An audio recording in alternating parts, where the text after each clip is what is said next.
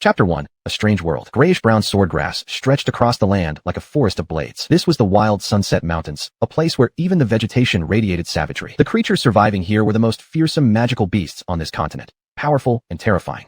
Some ancient breeds, born alongside heaven and earth itself, grew as large as the sun and moon. A single one could effortlessly obliterate a city or erase an entire empire. On a broad sword-shaped leaf amidst the undergrowth lay a plump, grub-like creature about the size of a soybean. This insect had a peculiar appearance, round and chubby all over, with no limbs, looking exactly like a fleshy ball. Its milky white skin was slightly translucent, and its pair of pitch-black, wide eyes carried an oddly human-like expression of melancholy. When will this dream finally end? If I don't wake up soon, I'm gonna be late for class. The fat little worm thought bitterly to itself. Yet within this tiny body resided a soul entirely human. His name was Gucci, once a student at a second-tier university back on Earth. Last night, after drinking with some classmates, he returned to his dorm and drifted into a daze. Then came a strange dream. Dreamt that he possessed a slime-like creature and ended up in a completely alien world. At first, Gucci found it fascinating. He'd been excited. After all, his dreams for years had either been about making money or chasing women, so utterly unoriginal. This imaginative dream was the first of its kind he'd ever experienced. But before long, he realized something was terribly wrong. The dream simply wouldn't end. He'd already spent 3 full days trapped inside this slimy creature. If this really were just a dream, how long had his real body been asleep?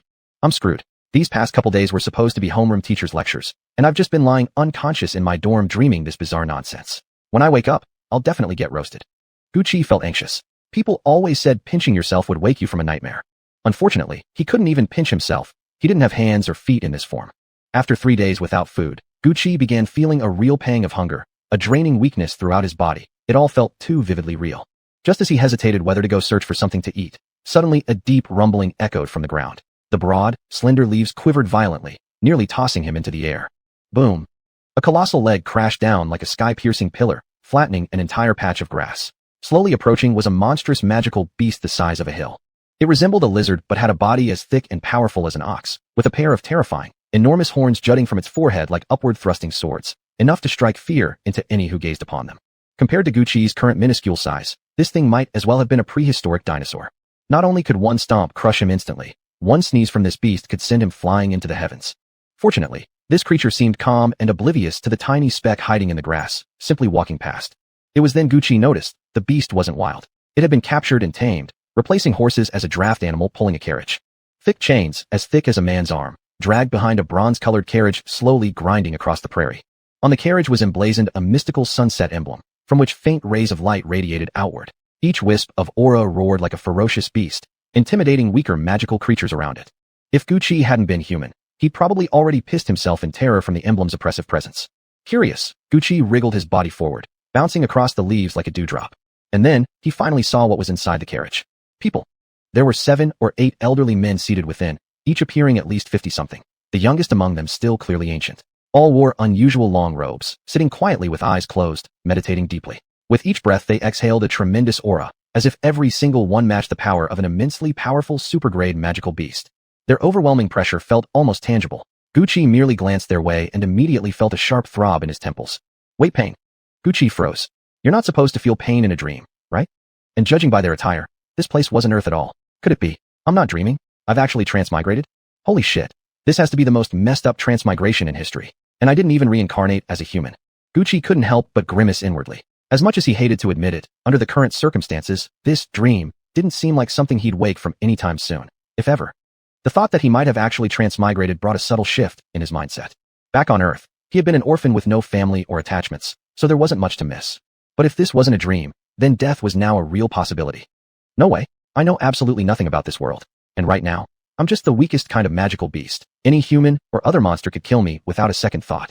Gucci furrowed his brow, mind racing. Then, as the carriage began to pull away, he gritted his teeth, leaped forward, and landed in a corner of the vehicle. Whoever these people were, following them secretly might give him some insight into this strange new world. Understanding this place was the first step toward survival. Each elder aboard this carriage was an immensely powerful being. Just their mere aura matched that of a ferocious jungle predator. Under normal circumstances, even the slightest disturbance would not escape their notice. Yet Gucci was so weak that his presence was probably no more noticeable than an ant's, and the elders seemed preoccupied with deep worries, leaving them oblivious to their tiny stowaway. He lay still in the corner of the carriage, hardly daring to breathe, terrified of attracting the elders' attention. Even a careless step could crush him dead. Throughout the journey, the elders spoke little, but Gucci still managed to catch a few scraps of useful information. Now he knew. The world he was in was called Tianhuan Continent, an endless expanse, only 1/10 of which had been explored by humanity. And even that 1/10 was vast beyond measure, dotted with cities, countless mighty empires, and numerous martial cultivation sects. Chapter 2, The Suicide Squad. Each of the elders riding in this carriage was an existence of formidable strength. The mere aura they emitted was comparable to that of ferocious beasts lurking deep within the jungle. Under normal circumstances, not even the slightest movement or sound could escape their notice. But Gucci was now far too weak. His faint presence was probably no stronger than that of a tiny ant, and it seemed all these elders were lost in deep thought, so none of them noticed his uninvited presence. Gucci lay flat against the corner of the carriage, hardly daring to breathe, terrified of drawing the attention of these seniors. Even a casual step from one of them could crush him into nothingness. Throughout the journey, the elders spoke very little, but Gucci still managed to overhear fragments of useful information. Now, he knew that the world he was in was called Tianhuan Continent, an immeasurably vast land where humanity had only explored a mere 1/10 of its total expanse. Yet even just that 1/10 was enormous, dotted with cities and thriving civilizations. Countless powerful empires and martial cultivation sects had been established across it. Here, people cultivated through various methods to strengthen their bodies and souls, enabling them to resist the terrifying magic beasts of the wildlands and survive other deadly dangers. Human cultivation began with 3 initial stages: awakening the spirit, summoning the law, and opening the wisdom. Afterward, cultivators mainly followed 2 paths. One path focused on refining spiritual power to unleash mighty spells. These were known as soul warriors. The other specialized in using arcane energy to temper the physical body and master martial techniques, achieving flesh and bone as strong as those of magic beasts. These were known as corporeal warriors. From the lowest rank of arcane scholar, progressing upward through arcane soldier, arcane master, arcane king, arcane sovereign, arcane emperor, and even beyond into legendary realms said to exist. As for magic beasts, there were countless varieties. Aside from rare, harmless types like Gucci himself, most were extremely aggressive and terrifyingly powerful. Some magic beasts carried ancient hybrid bloodlines capable of devouring the heavens and swallowing the sun. Unless countered by a human warrior of equal might, even an entire nation's army would be helpless against them. Along the way, Gucci also learned one crucial piece of information. Magic beasts, too, could cultivate and grow stronger, just like humans. They could eventually transform into humanoid forms and possess intelligence rivaling that of mankind. Every magic beast, upon birth, formed a core, the beast core, within its body, along with 2 innate talents. Using these 2 abilities, they gathered resources and arcane energy, refining their beast core to become more powerful over time. Magic beasts were naturally born at the beast soldier level, equivalent to a human arcane scholar. Unlike humans, they skipped the early cultivation stages entirely, but this also meant their growth was limited solely to strengthening their physical form. They had no alternative path. Natural talents? Excellent. What I need most right now is self-defense. I wonder what innate talent my slime will awaken. Gucci muttered quietly in his heart.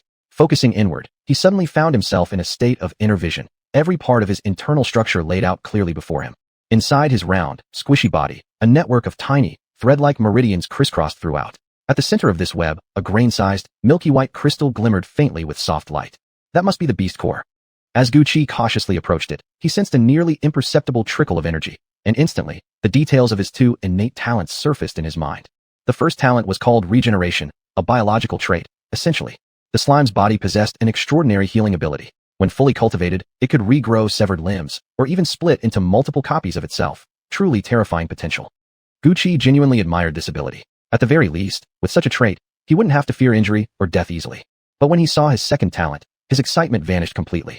This ability was called acidic breath, basically spitting acid-laced saliva. However, its power was weak. Given his current size and strength, he probably couldn't even corrode a blade of grass. This useless ability was his only offensive option. Strictly speaking, it wasn't even a real attack. Spitting? More like mockery. Was he really supposed to believe he could drown powerful magic beasts in drool? Gucci sighed bitterly in his heart.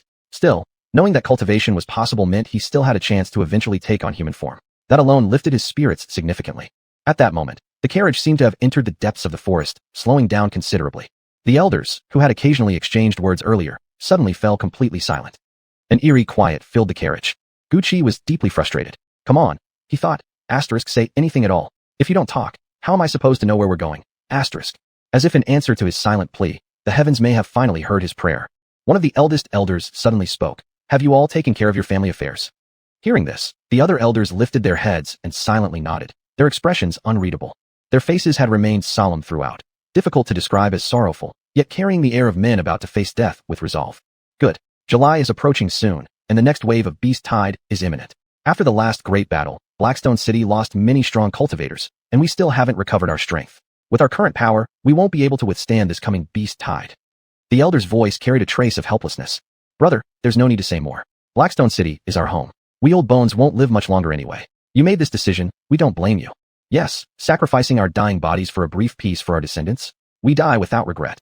Even if we can't kill that demon ape during this deep dive into Sunset Mountains, we can at least severely weaken them. They won't be able to organize another beast tied against Blackstone City in the short term. With that breathing room, perhaps, 1 or 2 true genius warriors will rise within our clans. Then, even in death, we could rest with smiles on our lips. Crouched in the corner, Gucci listened in silence, feeling a deep respect welling up inside him for these elders. From their words, it was clear they already knew a massive beast tide was approaching, and their city lacked the strength to defend itself. So they chose to strike first, embarking on a suicide mission to weaken the Bosog forces, delaying the beast tide and buying precious time for their descendants. Wait, that means these old fellows are heading deep into the monster dens in Sunset Mountains. They're going to their deaths? Then if I stay with them, won't I? The moment the thought struck, Gucci shuddered involuntarily, instinctively wanting to flee this death train as fast as possible. But before he could react, the carriage came to a halt, and terrifying roars of beasts erupted from all directions. Chapter 3, The Celestial Crimson Fruit. Shameless humans, daring to invade Sunset Mountains again? You truly don't know how to die. Kill, tear them apart. Fresh flesh and blood. The terrifying roars echoed into Gucci's ears, yet they transformed into human language in his mind. He froze for a moment before suddenly realizing he was now a Boisseau too. Of course he could understand the speech of Boisseau. What was so strange about that? Let's go. We'll confront this 9-armed demon ape. At the elder's command, the group of powerful experts responded in unison. Their surge of energy exploded outward, instantly shattering the carriage into fragments. The blast wave sent Gucci flying through the air like a leaf caught in a storm. If an ordinary lesser Rashog had been caught in such a torrent of power unleashed by so many high-level cultivators, it would have vaporized on the spot.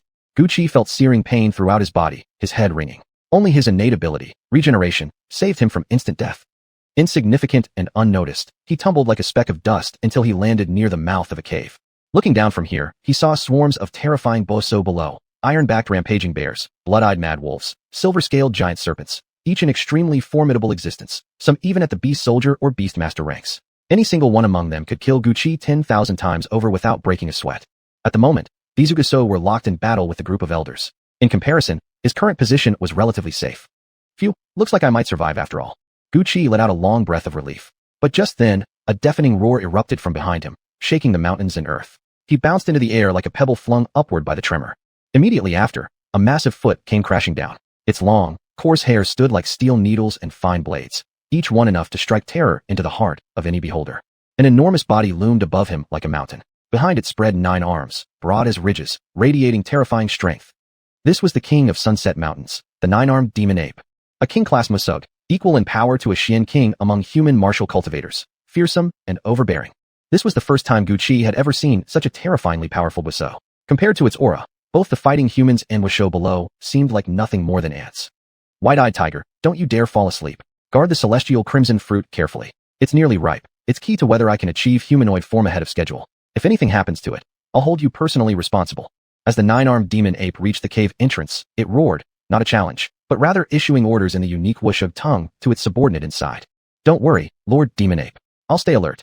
A tiger's growl came from within the cave. Then, in one leap, the 9-armed demon ape launched itself into the battlefield. At that moment, Gucci suddenly heard thunderous snoring coming from inside the cave. The wide-eyed tiger assigned to guard it was asleep. Perfect chance. If even the demon ape values this fruit so highly, it must be something extraordinary. And he mentioned shape-shifting. If I eat this fruit right now, could I turn into a human? The thought made Gucci's heart race. He had come to understand a bit about Boisseau cultivation. Normally, for a Boisseau to take human form without relying on rare treasures, it needed to reach the Xian beast realm, an even deeper level than Beast Emperor. There were barely any beings in the world who'd reached that stage. Given his current state, reaching the Xian beast realm would likely take lifetimes. Deep down, he still considered himself human. He didn't want to remain a lowly Boisseau forever. Nothing ventured, nothing gained. Let's gamble. With that resolve, Gucci hesitated no longer. He crept silently into the cave.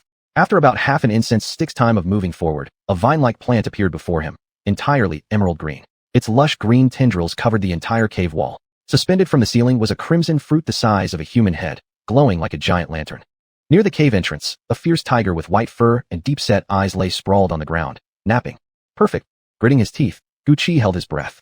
Relying on his tiny size and weak presence, he darted along the cave walls like a marble bouncing between surfaces, then in one swift motion, shot straight up and slammed into the fruit hanging from the ceiling. Acidic, corrosive breath. He spat out a glob of sticky, green saliva. It struck the surface of the fruit, melting a small hole into it. Unless examined closely, no one standing on the ground would notice the hole. Even if seen, it would likely be mistaken for a wormhole. Without hesitation, Gucci slipped through the opening. Instantly, he was surrounded by rich, fruity fragrance and thick spiritual energy. At the core of the fruit shimmered a golden light, dense and almost tangible. That was the core of the celestial crimson fruit, where the vast majority of its spiritual essence resided. I won't be polite then. His plump little body rolled straight toward that glowing cluster of essence. Drooling, Gucci opened his mouth wide. Chomp. Bite after bite of the rich, radiant flesh was gulped down into his belly. Powerful spiritual energy surged through every limb and bone. Gucci instantly felt as if he were being torn apart from within. A sharp pain shot through his head, and in the next moment, he collapsed unconscious, falling into a deep slumber inside the remains of the fruit. How long passed, he didn't know. Outside, the sounds of battle gradually faded into silence. Then, the massive form of the nine-armed demon ape entered the cave. TCH, those despicable humans, actually detonated their Shin cores. We killed them, yes, but our losses are heavy. This beast tide will likely have to be postponed. Bleeding all over, the nine-armed demon ape stepped in. Seeing the white-eyed tiger still asleep at the entrance, fury flared within him. Yet when he noticed the celestial crimson fruit seemingly undamaged, he let out a sigh of relief. You worthless fool. If anything had happened to the fruit, I'd.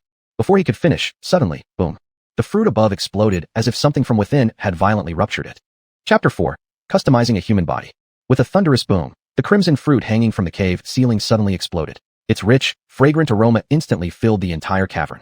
With a dull thud, a lump of fleshy sludge dropped down. It was soft, elastic, as if it were a massive chunk of rubber. What in the world is this? My crimson fruit, what happened? The nine-armed demon ape roared in fury. A terrifying surge of arcane energy rolled outward like a tangible tidal wave, shattering every green vine in an instant. Even the white-eyed tiger beside him let out a pained cry and was flung backward by the force. What exactly is going on here? The ape was beyond enraged. He had guarded this fated crimson fruit for over 100 years, waiting for its final days of ripening. Now, just when maturity was within reach, it had abruptly detonated. How could he possibly accept this? And the culprit behind it all was that shapeless pile of flesh. Damn you, I'll tear you apart. The demon ape bellowed, raising his iron-like fist high before smashing it down with crushing force. The entire cave trembled violently, as though quaking under the wrath of a beast king on the verge of collapse. Yet no matter how hard the nine-armed demon ape attacked, even reducing the cave to near ruins, that rubbery mass remained unbroken and indestructible. In fact, each impact only caused it to bounce and roll wildly, until finally, with a crashing sound, it slammed through the cave wall and tumbled down the mountain.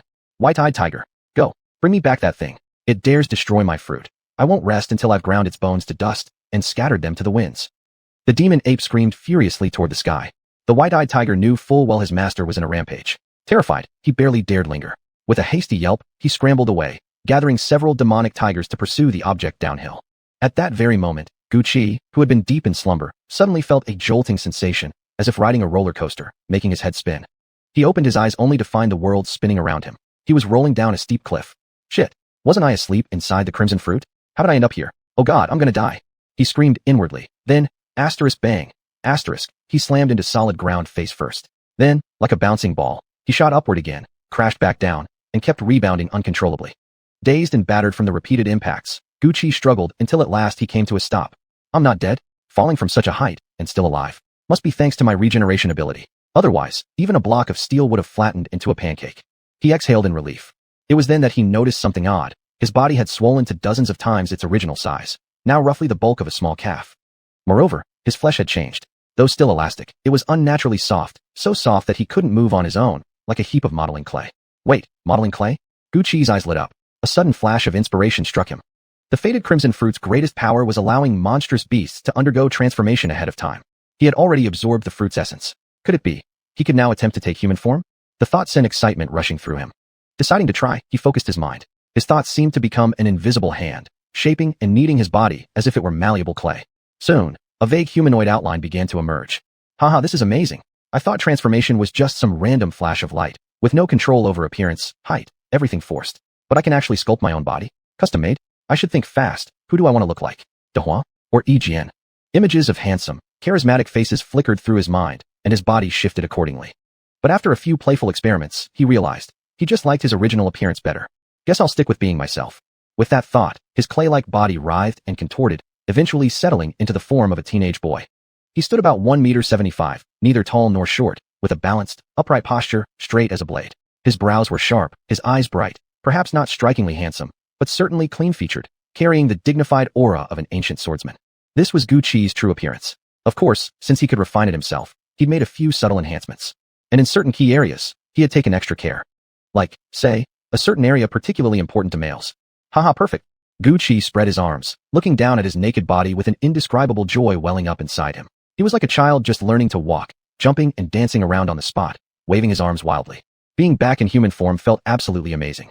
Yet, although he had taken on a human shape, Gu Qi's true physical essence remained that of a demonic beast, his demon core and innate abilities unchanged. Now that I can take human form, I can't stay here any longer. I need to find a way into a human city. After all, I'm a human at heart, can't exactly live like a beast, feeding on raw meat and blood. Only in human society will I truly belong. As he pondered this, Gu Qi casually plucked a broad leaf from the woods, wrapping it around his waist to cover his private parts, makeshift as a grass skirt. He didn't know much about human society, but the closest settlement to Sunset Mountains should be Blackstone City. Just as he was wondering how best to get there, suddenly, a sharp whistle cut through the air behind him, the sound of someone moving fast through the trees. Second miss, there's a person here. Chapter 5, Life and Death in Their Hands. The newcomer arrived at lightning speed, like a gust of wind. Before Gu Qi had even finished turning his head toward the sound, the figure was already right before him. Immediately after, whoosh whoosh whoosh, several more figures arrived in quick succession. This group consisted of 7 people, 4 men and 3 women, all appearing to be around 17 or 18 years old. Each of them radiated faint ripples of arcane energy, not as overwhelming as the elders Gu Qi had encountered earlier, but still nothing to take lightly. At the forefront of this group was a beautiful young woman. With bright eyes, flawless teeth, and skin as white as snow, her long, silky black hair flowed down like willow branches in the breeze. Truly a peerless beauty, undoubtedly deserving of such praise. With her looks and aura, she would have easily been a top-tier superstar in Gu Qi's former world. Thus, when Gu Qi saw her, he couldn't help but stare a bit longer. But that lingering gaze quickly provoked displeasure among the group. A man dressed in green stepped forward, glaring at Gu Qi with open disgust. Brat, what are you staring at? Do you dare look at our second miss so disrespectfully? Look again, and I'll gouge your eyes out. As he spoke, a sharp, needle-like pressure locked onto Gu Qi. How domineering. Gu Qi felt a surge of irritation. He glanced back coldly and said, Who I look at is none of your business. You start hurling insults the moment you open your mouth. Don't you have any manners? What did you say? The green-clad man clearly hadn't expected someone so seemingly insignificant to talk back. Enraged, he strode forward. So you're really asking for death? No sooner had the words left his mouth than a burst of arcane light shot from his fingertip, a deadly arrow of energy aimed straight at Gu Qi's forehead. The overwhelming killing intent turned Gu Qi pale. He never imagined that in this world, people were so unreasonable, ready to kill over mere words. Was it possible that after barely achieving a physical form, he was about to die here? Enough! Suddenly, a crisp, cold voice rang out. In an instant, sword light flashed through the air. The soaring arcane arrow was cleanly shattered. The green-clad man's expression shifted slightly as he turned to look at the second miss. Confusion etched across his face. Our Chen family has guarded Blackstone City for generations. We are a reputable clan, not some demonic cult. How can we go about murdering people on a whim? If you don't change this temper of yours, you'll surely fall into the path of evil. The second miss rebuked him sharply. Chen Yun's face darkened. Clenching his teeth, he snapped, Second miss, this brat isn't even properly clothed. He's clearly no good, and yet he dares to gawk at you so rudely. What's wrong with teaching him a lesson? To reprimand me in front of everyone for the sake of such a nobody, doesn't that feel just a little too heartless? Is that what you call a lesson? If I hadn't intervened, you'd have killed him. She shot him an annoyed glare, but then, remembering they had grown up together, her tone softened slightly. Step back. I have my reasons for keeping him. Father and the uncles went deep into the Sunset Mountains and haven't sent word since. Perhaps we can learn something from him. Hearing their exchange, Gu Qi let out a quiet sigh of relief, and a flicker of goodwill stirred within him toward the Chun family's second miss. It seemed the world wasn't entirely full of villains. As for Chen Yun, though, relying on his strength, ready to kill at the slightest provocation, treating such brutality as routine. Even among humans, it was the same law of the jungle. Might makes right, the strong devour the weak, pure survival of the fittest. How despicable. In this world, lacking strength is just like being penniless back on Earth. You'll be trampled upon, abused, and treated as though your life means nothing at all. Gu Qi clenched his fists tightly, shooting a cold glance toward Chen Yun nearby. Inwardly, he vowed, if ever he got the chance, he would make this man pay, in full. I won't strike unless provoked, but if someone harms me, I'll eradicate them completely. That had always been Gu Qi's creed. Chen Yun had tried to kill him without hesitation the moment they met. Gu Qi wasn't some saint who repaid hatred with kindness. You? At that moment, the Chun family's second miss stepped forward, about to speak, then paused, noticing Gu Qi's near-naked state. Her fair cheeks flushed slightly. She quickly turned and signaled one of the male disciples to approach, retrieving from a small spatial pouch a gray robe. Put this on first. Thank you. Gu Qi took the clothes and walked behind a large tree. Moments later, when he emerged again, he looked like a completely different person, a sharp, spirited young martial artist. They say clothes make the man, and the horse is judged by its saddle. Gucci's features were already above average, and now, dressed in the sleek gray martial garb, his entire demeanor radiated a new kind of presence. The two female disciples accompanying the group couldn't help but brighten at the sight of Gucci now. Even the Chun family's second miss found herself glancing at him an extra moment. Who are you? How did you end up in the Sunset Mountains, where monstrous beasts run rampant? The second miss asked. Gucci had already prepared his answer. During their earlier exchange, he'd learned these people were from Blackstone City, most likely descendants of the elders he'd encountered before. Without hesitation, he replied, "My name is Gucci. I'm an orphan who makes a living chopping firewood. A few days ago, I met several elderly men who paid me a sum of money to guide them through a shortcut into the depths of the Sunset Mountains." Chapter 6. The Xian Qi Sensing Technique. Gucci's lie wasn't made up on the spot. First, he positioned himself as a simple villager who knew nothing of the outside world. This would make him seem less suspicious. Second, he mentioned having seen those elderly men and even interacted with them. That way, they wouldn't kill him, at least not immediately. Just as Gucci had predicted, when Miss Chun and the others heard that he had encountered the old men, their expressions changed instantly. At that moment, one person suddenly stepped forward and produced several projection portraits formed from condensed Xian energy, lifelike and exquisitely detailed. Take a look. Are these them? Yes. Gucci glanced at the images. No doubt about it, they were the same old men. Then, shamelessly, he began fabricating an elaborate story. It was them. One of the elders was especially kind to me. He said I should wait here for them, and if he survived and returned, he'd take me to Blackstone City and teach me cultivation. But instead of them coming back, I ended up being chased by a pack of wild wolves. They tore my clothes to shreds. If I hadn't been clever enough to climb a tree, I'd probably be dead by now. TCH, kid, aren't you afraid your tall tales will blow your tongue off? Go take a look at yourself in the piss puddle. Do you really think old Chief would pick someone like you, even if he were blind? You're just a nobody from the backwoods, dreaming of entering our Chin family. Chen Yun sneered, clearly contemptuous. Shut up. Miss Chen shot him a fierce glare before turning back to Gucci, her eyes anxious. You said just now that my father and the others went deep into the Sunset Mountains? That's where the monsters gather. What could they possibly be planning to do there? Gucci looked at her with a touch of sympathy and sighed. To be honest, I don't know the details. I only overheard them saying something about the beast tide approaching and that they needed to find a way to stop it. I didn't really understand. At those words, Miss Chun turned deathly pale. The others accompanying her also showed looks of sorrow and fury. Though Gucci spoke vaguely, they understood perfectly. The clan chief and elders were sacrificing themselves to weaken the monster forces and delay the beast tide's assault on Blackstone City. No, I have to stop them. I can't let father throw his life away. Miss Chun abruptly turned around, determination flashing in her eyes, and prepared to rush deep into the Sunset Mountains. The others quickly moved to block her path. Chun Yun spoke directly. Deep in the Sunset Mountains, monsters lurk everywhere, along with countless beast soldiers, beast masters, and even a beast king. Among us, aside from you and me, the strongest is barely a 5th-star Xian Shi. Going there would be suicide. If you're scared of dying, then stay behind. Miss Chen whirled to face Chun Yun, glaring furiously. Aye. Chun Yun's eyes flickered with shame. That's not what I meant. Then keep your mouth shut. Let's go. With that, Miss Chun moved to lead the group forward. Gucci couldn't just stand by and watch them march to their deaths. Besides, if they died, he'd have no way out, or no way to reach Blackstone City. Miss Chun, there's something I'm not sure I should say. Gucci hesitated, feigning internal struggle. Miss Chun paused. Speak your mind. After a moment of silence, Gucci clenched his teeth and said, There's no need for you to go. The elder made a promise with me to meet here within 3 days. If they haven't returned by then, it means they're already dead, and I should either return home or go straight to Blackstone City myself. Well, today is already the 4th day. No, father can't be dead. You're lying.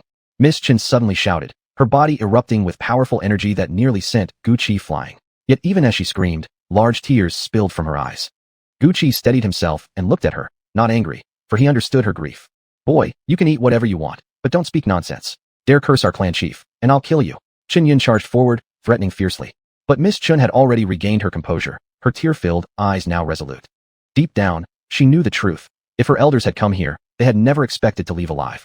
She silenced Chen Yun and gave Gucci an apologetic glance before saying, If father promised you this, then I trust his judgment. Come with me back to Blackstone City. This was exactly what Gucci had been waiting for. Of course, he didn't refuse, he agreed immediately. Chen Yun was visibly displeased, but Miss Chun was a direct heir of the main family line, while he was merely a branch clan disciple with some strength. He had no authority to challenge her decision. The group rested briefly on the spot, when second Miss Chun suddenly took out a palm-sized copper tablet and handed it to Gucci. You've never cultivated before. This is an introductory Xian Qi sensing technique. Study it carefully. When we return to Blackstone City, I'll find a way to awaken your spirit. If you truly possess even a trace of talent for cultivation, you should be able to invoke magic within half a year and open your mind within a year, officially becoming a warrior. Thank you, second Mississippi. Gucci expressed his gratitude and accepted the copper tablet, as if receiving a priceless treasure. So this was the cultivation method of this world? Chapter 7, A Peerless Genius. After reading through the Mystic Energy Gunying manual, Guqi realized that this method of cultivating mystic energy was conceptually similar to the Qigong practices on Earth. Both involved sensing the power existing in heaven and earth, then using mental focus to connect with it and gather it within the body. However, due to differences in how mystic energy was utilized, this gave rise to two distinct types of warriors, Pa warriors and Hun warriors. The vast majority of human cultivators were Pa warriors. Like magical beasts, they absorbed mystic energy into their bodies and stored it within their energy sea or magic core, gradually amassing power to strengthen their physical forms until they reached a level capable of challenging the heavens and shaking the earth. Hun warriors, on the other hand, absorbed energy slowly, but could use immense spiritual strength to borrow the boundless mystic energy from the world around them. In short bursts, they could unleash terrifying spells and incantations powerful enough to destroy heaven and earth. Having grasped the underlying principles, Guqi began attempting to circulate the Mystic Energy Gunying manual. To his surprise, he didn't have to exert any effort at all before clearly sensing the abundant mystic energy filling the air. Those energies floated and drifted like glowing fireflies scattered throughout space. This was chilling. Chilling? Was it really this simple? I didn't even break a sweat. Could it be? I'm truly a cultivation genius. Guqi was astonished.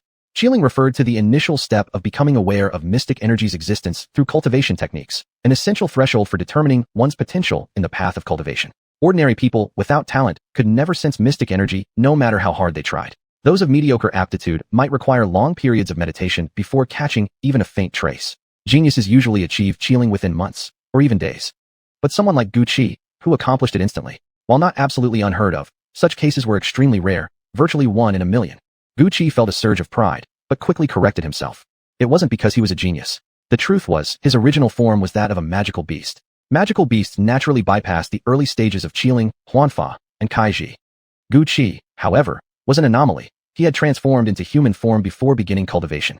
Therefore, compared to ordinary magical beasts, he had gained an additional foundational advantage. Compared to ordinary humans, he possessed innate magical beast talents. This explained his rapid progress in these initial stages. Once past this preliminary phase, though, his cultivation speed would inevitably slow down drastically. Understanding this reality, Guqi shed all traces of arrogance and focused intently on connecting with the surrounding mystic energy, carefully attempting to guide it into his body. A soft hum resonated. Guqi felt a slight tremor from the magic core within him as a thread of mystic energy flowed in. His core seemed to have expanded just a fraction. This meant he had barely succeeded in harnessing mystic energy for cultivation. He had stepped into the Huanfa stage. You've already succeeded in chilling and entered the Huanfa stage. Miss Chen beside him sensed the shift in Guqi's aura. Her beautiful eyes widened, and her delicate face revealed unmistakable shock. Her voice startled the other members of the Chen family. Upon hearing her words, they all stared as if seeing a ghost. How is this possible? This kid clearly had no prior training. How could he achieve chilling instantly and immediately advance to Huanfa? A monster? Our Chen family's top genius, Chen Qinglong, took 7 whole days just to achieve chilling and half a month to reach Huanfa. I heard the heavenly genius girl from Haoyue City took 3 days to achieve chilling, and she's already hailed as unparalleled in the empire. Is this guy even more talented than her? A peerless prodigy. He said earlier that old patriarch praised his talent. I thought he was exaggerating. Now it seems he isn't merely gifted, he's a once-in-a-generation genius. The crowd erupted into murmurs. Among them, Chen Yun's expression grew increasingly grim. He had disliked Guqi from the start and even intended to kill him. Their enmity was already set. If Guqi truly turned out to be a cultivation genius, what hope would Chen Yun have in the future? Humph. He's only just entered Qilin and Huanfa. Who knows if he'll ever reach Kaiji? Even if he does awaken wisdom, there's no guarantee he'll amount to much. This is still just the beginning stage. How many so-called geniuses shine brightly at first, only to fade into obscurity later? Chen Yun's words cooled the excited atmosphere slightly. At that moment, Miss Chen stood up and gazed at Guqi. Father's judgment is indeed exceptional. Guqi, your talent is truly remarkable. Don't worry, once we return to Blackstone City, I will report directly to the elders. The family will not treat you poorly. Many thanks, Second Mississippi. All right, now that things have come to this, let's head back to Blackstone City. Father and the others bought us time with their lives. We mustn't waste it. We need to train harder than ever. When the next beast tide comes, we'll make those wretched magical beasts pay. With that, the group set off, walking toward the outer reaches of the Luri Mountains. Guqi felt a quiet excitement welling inside him. He was finally leaving this deep mountain forest and entering the world of humans. What would that world be like? What wonders and marvels awaited him there? He couldn't wait. Yet, as fate would have it, misfortune struck swiftly. No sooner had they departed than they ran straight into a pack of magical beasts. And the strongest among them was none other than the white-eyed demon tiger, the very subordinate of the 9-armed devil ape. Well, talk about running into an old enemy. Guqi smiled bitterly in his heart. The Chen family disciples, seeing the magical beasts before them, immediately tensed up. Beams of arcane energy shot into the sky as Second Miss Chen drew the long sword at her waist. Human? Kill. The white-eyed demon tiger let out a bestial roar. one that only Gu Qi could understand. At once, the pack of demon tigers behind it lunged forward. Chapter 8. The Ugly Truth. This white-pupiled demon tiger was exceptionally powerful. Judging by its aura, it was at least at the peak of beast soldier level, just a step away from Beastmaster. No wonder the 9-armed demon ape had assigned it to guard the creation Crimson Fruit within the cave residence. In contrast, among the Chun family disciples, the strongest was Miss Chun, followed by Chen Yun, both barely reaching the Xian soldier realm. The others were even weaker, only at the Xian warrior level. They stood no chance against such a monstrous beast. Damn it. How could we be so unlucky to run into such a powerful Bosug? Second miss. Let's get out of here now. Someone said fearfully. Cowardly good for nothing. Chen Yun sneered coldly, striding forward with confidence. Finally, it was his moment to shine. All that talk about geniuses meant nothing. When push came to shove, strength was all that mattered. Just a mere white-pupiled demon tiger. Sure, it's a peak 9-star Bosug, but still nothing more than a beast. Second miss. If we join forces, we can definitely kill it. Miss Chen nodded in agreement. She then turned and instructed the other disciples. The 5 of you should have no problem handling these lesser beast soldiers. Gu Qi hasn't awakened his intelligence yet and is practically powerless. Make sure to protect him. Hearing this, Gu Qi felt a warm glow in his heart. This Miss Chun had a kind soul. She remembered him even in such a dire moment. Having spoken, Miss Chun raised her sword. With a flick of her snow-white wrist, Xian energy surged forth, forming a dazzling, visible radiance along the blade, like stardust itself. Its destructive power increased tenfold instantly. As for Chen Yun, he roared loudly and drew his saber. Upon the blade formed a dim black arc of energy. This was the hallmark of the Xian soldier realm. Xian energy concentrated on one's weapon, capable of immense destruction. At its peak, it could even manifest weapons purely from energy, cutting through metal and stone as if they were paper. Together, their sword and saber formed a deadly synergy, quickly locking into fierce combat with the white-pupiled demon tiger. Meanwhile, the lesser beast soldiers also charged forward, only to be held back by the rest of the Chun disciples outside the main battle. Gu Qi's attention was completely captivated by the intense fight before him. Miss Chun moved with grace, her long sleeves fluttering like a celestial maiden dancing in the wind. It was his first time witnessing real combat up close. Compared to the martial arts films he used to watch, this was far more thrilling. His blood boiled with excitement. Secretly, he dreamed of the day when he too could fight like this, against humans or beasts, with such awe-inspiring might. But just then, he suddenly heard the demon tiger roar furiously, its body blazing with radiant Xian light that coalesced mid-air into a massive war axe slicing down through space. Insects like you dare challenge old tiger? Dot. Seeing this, Gu Qi's face changed drastically. He shouted urgently, second miss, watch out. This beast is unleashing its ultimate move. Upon hearing this, Miss Chen's expression shifted slightly, but Chen Yun merely snorted disdainfully. Worthless trash. Stay back and don't interfere with our fight, he spat. Then, seemingly to prove his bravery, he charged straight forward instead of retreating, swinging his black saber fiercely at the tiger. A sharp clang rang out. Chen Yun's saber was shattered instantly by the colossal war axe. The rebounding force sent him flying backward, spitting blood. Miss Chun was caught in the shockwave too, but fortunately, due to the distance, she escaped serious injury. Idiot. I warned you, and you still rushed to your death. Didn't listen to me? Now look what happened. Gu Qi cursed inwardly. And then, something even more infuriating unfolded. The injured Chen Yun, clearly terrified beyond reason by the demon tiger's power, actually abandoned Miss Chun and fled back like a beaten dog. As he ran, he screamed, this beast is too strong. It's one step away from evolving into a beast master. We stand no chance. Run now, or we'll all die here. Hearing this, the few male disciples who were close to him hesitated, stopped fighting with full effort, and began retreating. Witnessing this, Miss Chun and the 2 female disciples couldn't help but scream curses at them. At a moment like this, unity was their only hope for survival. Yet Chen Yun not only abandoned his comrades mid-battle, he was destroying morale. If he led these people away, Miss Chun and Gu Qi would surely die. Chen Yun, are you even a man? Retreating at a time like this, you're going to get us all killed. His life on the line, Gu Qi didn't care anymore. He stepped forward, trying to block Chen Yun's escape. You little bastard, since when did you have the right to order me around? If you're so eager to play hero, fine, I'll make it happen. Go ahead and save the damsel. Chen Yun roared furiously, his face twisted with rage. He reached out, a surge of Xian energy enveloping Gu Qi, then hurled him straight toward the white-pupiled demon tiger. In the next moment, Chen Yun landed, his Xian soldier-level power erupting as he slashed down 2 beast soldier tigers. The other 3 male disciples quickly regrouped with him. Chen Yun turned his head, glancing at second Miss Chun in the midst of battle, and spat bitterly. Chen Qingwan, I grew up with you. We were childhood sweethearts, but you never gave me a single glance. Instead, you smile and chat freely with some newcomer. Fine. Today, you can all die here. Use your lives as bait to distract these monsters. Perfect for our escape. With those words, Chen Yun led the male disciples and fled without hesitation. In an instant, Gu Qi, second Miss Chun, and the only 2 remaining female disciples were left in a deadly predicament.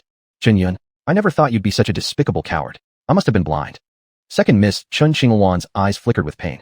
Her sword flashed upward, catching Gu Qi mid-air, Then she shoved him hard, pushing him out of the combat zone. I'm sorry. I may not be able to bring you back to Blackstone City after all. This has nothing to do with you. You and the others should run now. I can hold this beast off for a little while longer. She was willingly sacrificing herself to hold back the demon tiger, giving Gu Qi a chance to survive. They were all human, all family disciples, yet their characters and morals couldn't have been more different. Chapter 9. Frightening off the demon tiger. At the critical moment between life and death, Chen Yun chose self-preservation, even at the cost of sacrificing others. His character was utterly despicable. In stark contrast, Chen Qingwan was willing to give up her own chance to escape for someone she had just met. Honestly, Gu Qi was deeply moved. Moreover, he knew well that the reason the white-eyed demon tiger had appeared here was most likely because it had been sent by the nine-armed devil ape specifically to find him. The only reason it didn't recognize him now was because he had already transformed into human form. Ultimately, this entire mess stemmed from him. Although he feared death, he wasn't capable of turning tail and fleeing. Seeing the determined look of sacrifice on Chen Qingwan's face, Gu Qi suddenly recalled the fearless expressions of those elders who had died with dignity. A surge of boldness rose within his chest. Where exactly the courage came from, he didn't know, but Gu Qi abruptly reached out and grabbed her delicate hand, stopping her in her tracks. His deep, ocean-like eyes locked onto Chen Qingwan as he said seriously, "Don't worry. Leave this to me. We won't let either of us die." "Leave it to you? You may have good talent, but you've only just awakened your powers. You're not even a match for a 1-star Xian warrior, let alone this white-eyed demon tiger, a peak-level 9-star beast soldier. You aren't even worthy of being a snack for it." This thought surged through Chen Qingwan's mind, and she instinctively wanted to say it aloud. But for some unknown reason, the moment she met Gu Qi's gaze, those words froze at the edge of her lips and retreated back inside. That unwavering, confident stare made her feel as if she'd finally found shelter, as though even if the sky collapsed, this man would stand before her to shield her from it. For that brief moment, Chen Qingwan felt a faint fluttering in her heart, and while she was secretly blushing and trembling inside, Gu Qi had already turned around and was calmly striding toward the white-eyed demon tiger. As if oblivious to the danger ahead, he walked with ease, like strolling through a courtyard, yet an overwhelming aura naturally radiated from him. To the onlookers, his actions seemed like nothing short of suicide. Chen Qingwan's heart leapt into her throat, while the two female disciples couldn't help but feel anxious for him. Where did this little minnow come from, daring to block Tiger Grandfather's path? I'll tear you apart. The white-eyed demon tiger cared nothing for presence or demeanor. Though it couldn't understand why this human remained so calm, it could clearly sense how weak his energy was. Such an insignificant ant deserved to be crushed beneath a single paw. Why bother thinking about it? Whoosh. The white-eyed demon tiger became a blur, instantly lunging before Gu Qi. With a move known as Black Tiger Steals the Heart, it slashed down. The fabric of Gu Qi's robe tore apart, blood trickled steadily. The sharp tiger claw pierced straight through his chest, exiting from his back. He was impaled clean through, utterly skewered in a single strike. Witnessing this scene, Chen Qingwan and the two female disciples all turned deathly pale, their eyes filling with despair. Until this moment, they still held faint hope. Perhaps Gu Qi possessed some unique method to turn the tide. But reality proved cruel. His pretense failed to intimidate the demon tiger, instead resulting in an instant, fatal blow. Any ordinary person pierced through the chest like this would certainly die without exception. Humph, indeed just an insignificant ant, not even fit to be Tiger Grandfather's toothpick. With a cold snort, the white-eyed demon tiger withdrew its claw, no longer sparing Gu Qi a glance as it prepared to step past him and continue onward. Stop! A voice suddenly entered the white-eyed demon tiger's ears, clear and unmistakable. It recognized the language. It was the tongue of beasts.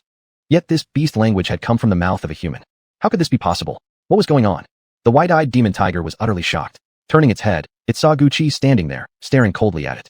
That gaze carried an air of superiority, making the tiger actually feel an urge to kneel and submit in worship.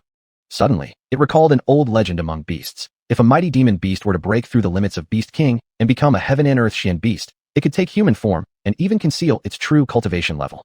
Could it be that this person before it was?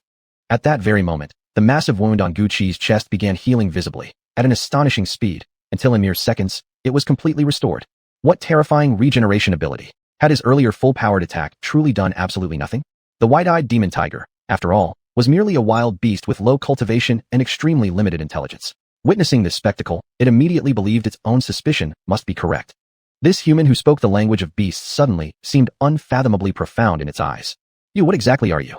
Gu Qi didn't answer directly. A fierce killing intent flashed in his eyes as he coldly said, "I took human form and followed these humans for an important purpose. If you dare ruin my plan and force me to reveal my cultivation level, then let that damn 9-armed devil ape come here himself with his head in hand."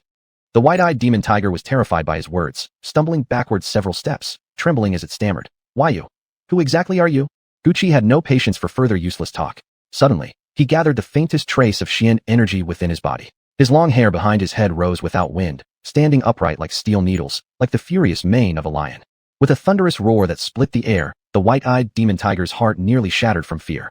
Get out, while I'm still not angry. At this moment, the white-eyed demon tiger was utterly convinced that Gu Qi was a terrifying expert who had reached the transformation realm. Not only was it no match, but even its master, the nine-armed devil ape, would be nothing more than an ant before this man.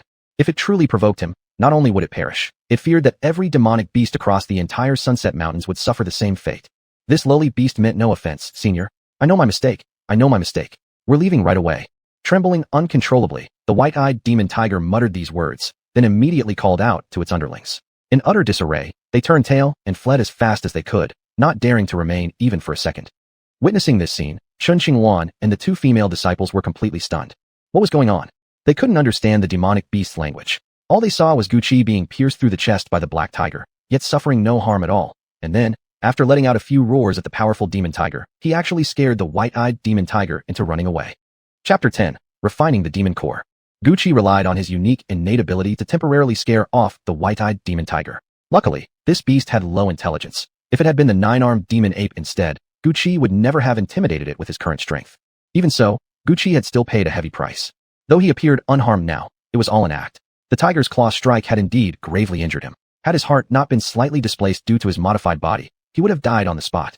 Hurry, the white-eyed tiger will soon realize I was just bluffing. If we don't leave now, we won't be able to escape at all. Gu Qi staggered, nearly collapsing. Chun Xingwan gasped and quickly rushed forward to support him, asking anxiously, "Are you all right?" "I'm fine, just weak. Hurry, we must go.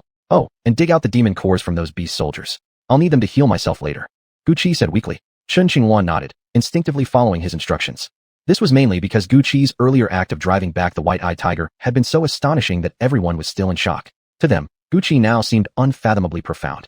The two female disciples retrieved the demon cores, and the group hurried away, running all the way to the edge of the Sunset Mountains. When they could faintly see the silhouette of a town ahead, they finally stopped to rest. The main reason was that Gu Qi could barely endure his injuries any longer. Otherwise, the safest option would have been to return directly to Blackstone City before resting. We're out of the beast's territory now. They won't dare pursue us here. Chun Xingwan helped Gu Qi sit beneath a large tree and asked, "Let me help you heal. Would that be okay?" At her words, Gu Qi's expression subtly shifted. He wasn't sure whether healing might expose his secret, so after some thought, he shook his head. "No need. With the demon cores, I can heal myself." "Is that so?" A flicker of suspicion crossed Chun Xingwan's eyes. By now, she had fully regained her composure and increasingly felt that Gu Qi was no ordinary man. He couldn't possibly be just a simple villager from the wilds. Could an ordinary villager instantly awaken spiritual awareness, even summon magical energy? Could such a commoner withstand a direct, heart-piercing strike from the white-eyed tiger, remain calm, and then drive the beast away with mere words? Could someone who'd never trained know how to use demon cores for healing? Who exactly are you? Seeing the look in Chun Xingwan's eyes, Gu Qi immediately understood. He had raised her suspicions with his series of extraordinary actions. She was a smart woman. But under the circumstances earlier, if he hadn't acted, his life would have been in serious danger too. Fortunately, Gu Qi wasn't completely unprepared for these doubts. He looked straight into Chun Xingwan's eyes and said seriously, "I'm just an ordinary person. Only because I've spent so long in the wilderness, I've picked up some knowledge of demonic beast languages. Just now, when the white-eyed tiger saw me in human form speaking the tongue of beasts, it naturally assumed I was some supreme, shape-shifting demon and fled in fear. As for my recovery ability, that's been my natural talent since childhood. That's why I can heal myself using demon cores. But this involves my personal privacy, so I must ask you to forgive me for not disclosing further details. I have absolutely no ill intentions toward you or your Chin family. Everything I told you earlier is true. If you don't trust me, I can leave right now." Though parts of Gu Qi's explanation weren't entirely truthful, one thing he wasn't lying about: his lack of any malicious intent toward Chun Xingwan or the Chin family. All he wanted was a place to settle and survive. When he spoke these words, his gaze was honest and pure, without a trace of evasion. Chun Xingwan studied him for a moment, then pondered silently. In the end, she reasoned that Gu Qi really had no reason to deceive her, especially since he had just saved them. Her excessive suspicion now seemed somewhat unreasonable. "I'm sorry. I overreacted. Go ahead and heal yourself. I'll stay nearby and guard for you." "Thank you." Gu Qi gave her a grateful look. He knew that only now had he truly gained Chun Xingwan's trust. Chun Xingwan led the two female disciples away, positioning themselves 10 zhang off, guarding from a distance. This distance was intentional, to ensure Gu Qi felt no unease. After all, he had already mentioned his privacy concerns and didn't want others watching. Though a woman, Chun Xingwan was straightforward and honorable, respecting others' boundaries and disdaining any act of intrusion. This trait made Gu Qi's regard for her rise even further. Demons are naturally stronger than humans, but precisely because of this, their cultivation speed is much slower compared to humans. To compensate for this shortcoming, demons can, in addition to regular cultivation, devour the demon cores of their own kind to directly absorb the arcane energy within and strengthen themselves. These 2 demon cores contain the refined power of third-rank demon soldiers. Once I consume and refine them, not only will I instantly awaken my spiritual consciousness, I might even break through to the first-star arcane scholar realm in one leap. With that thought, Gucci hesitated no longer. He tossed both demon cores into his mouth, where they were immediately corroded by the potent acidic fluid inside his body. In an instant, they dissolved into a thin stream of pure arcane energy. It was then that Gucci unexpectedly realized his second innate ability. Acidic breath, though lacking in offensive power, had its own unique uses.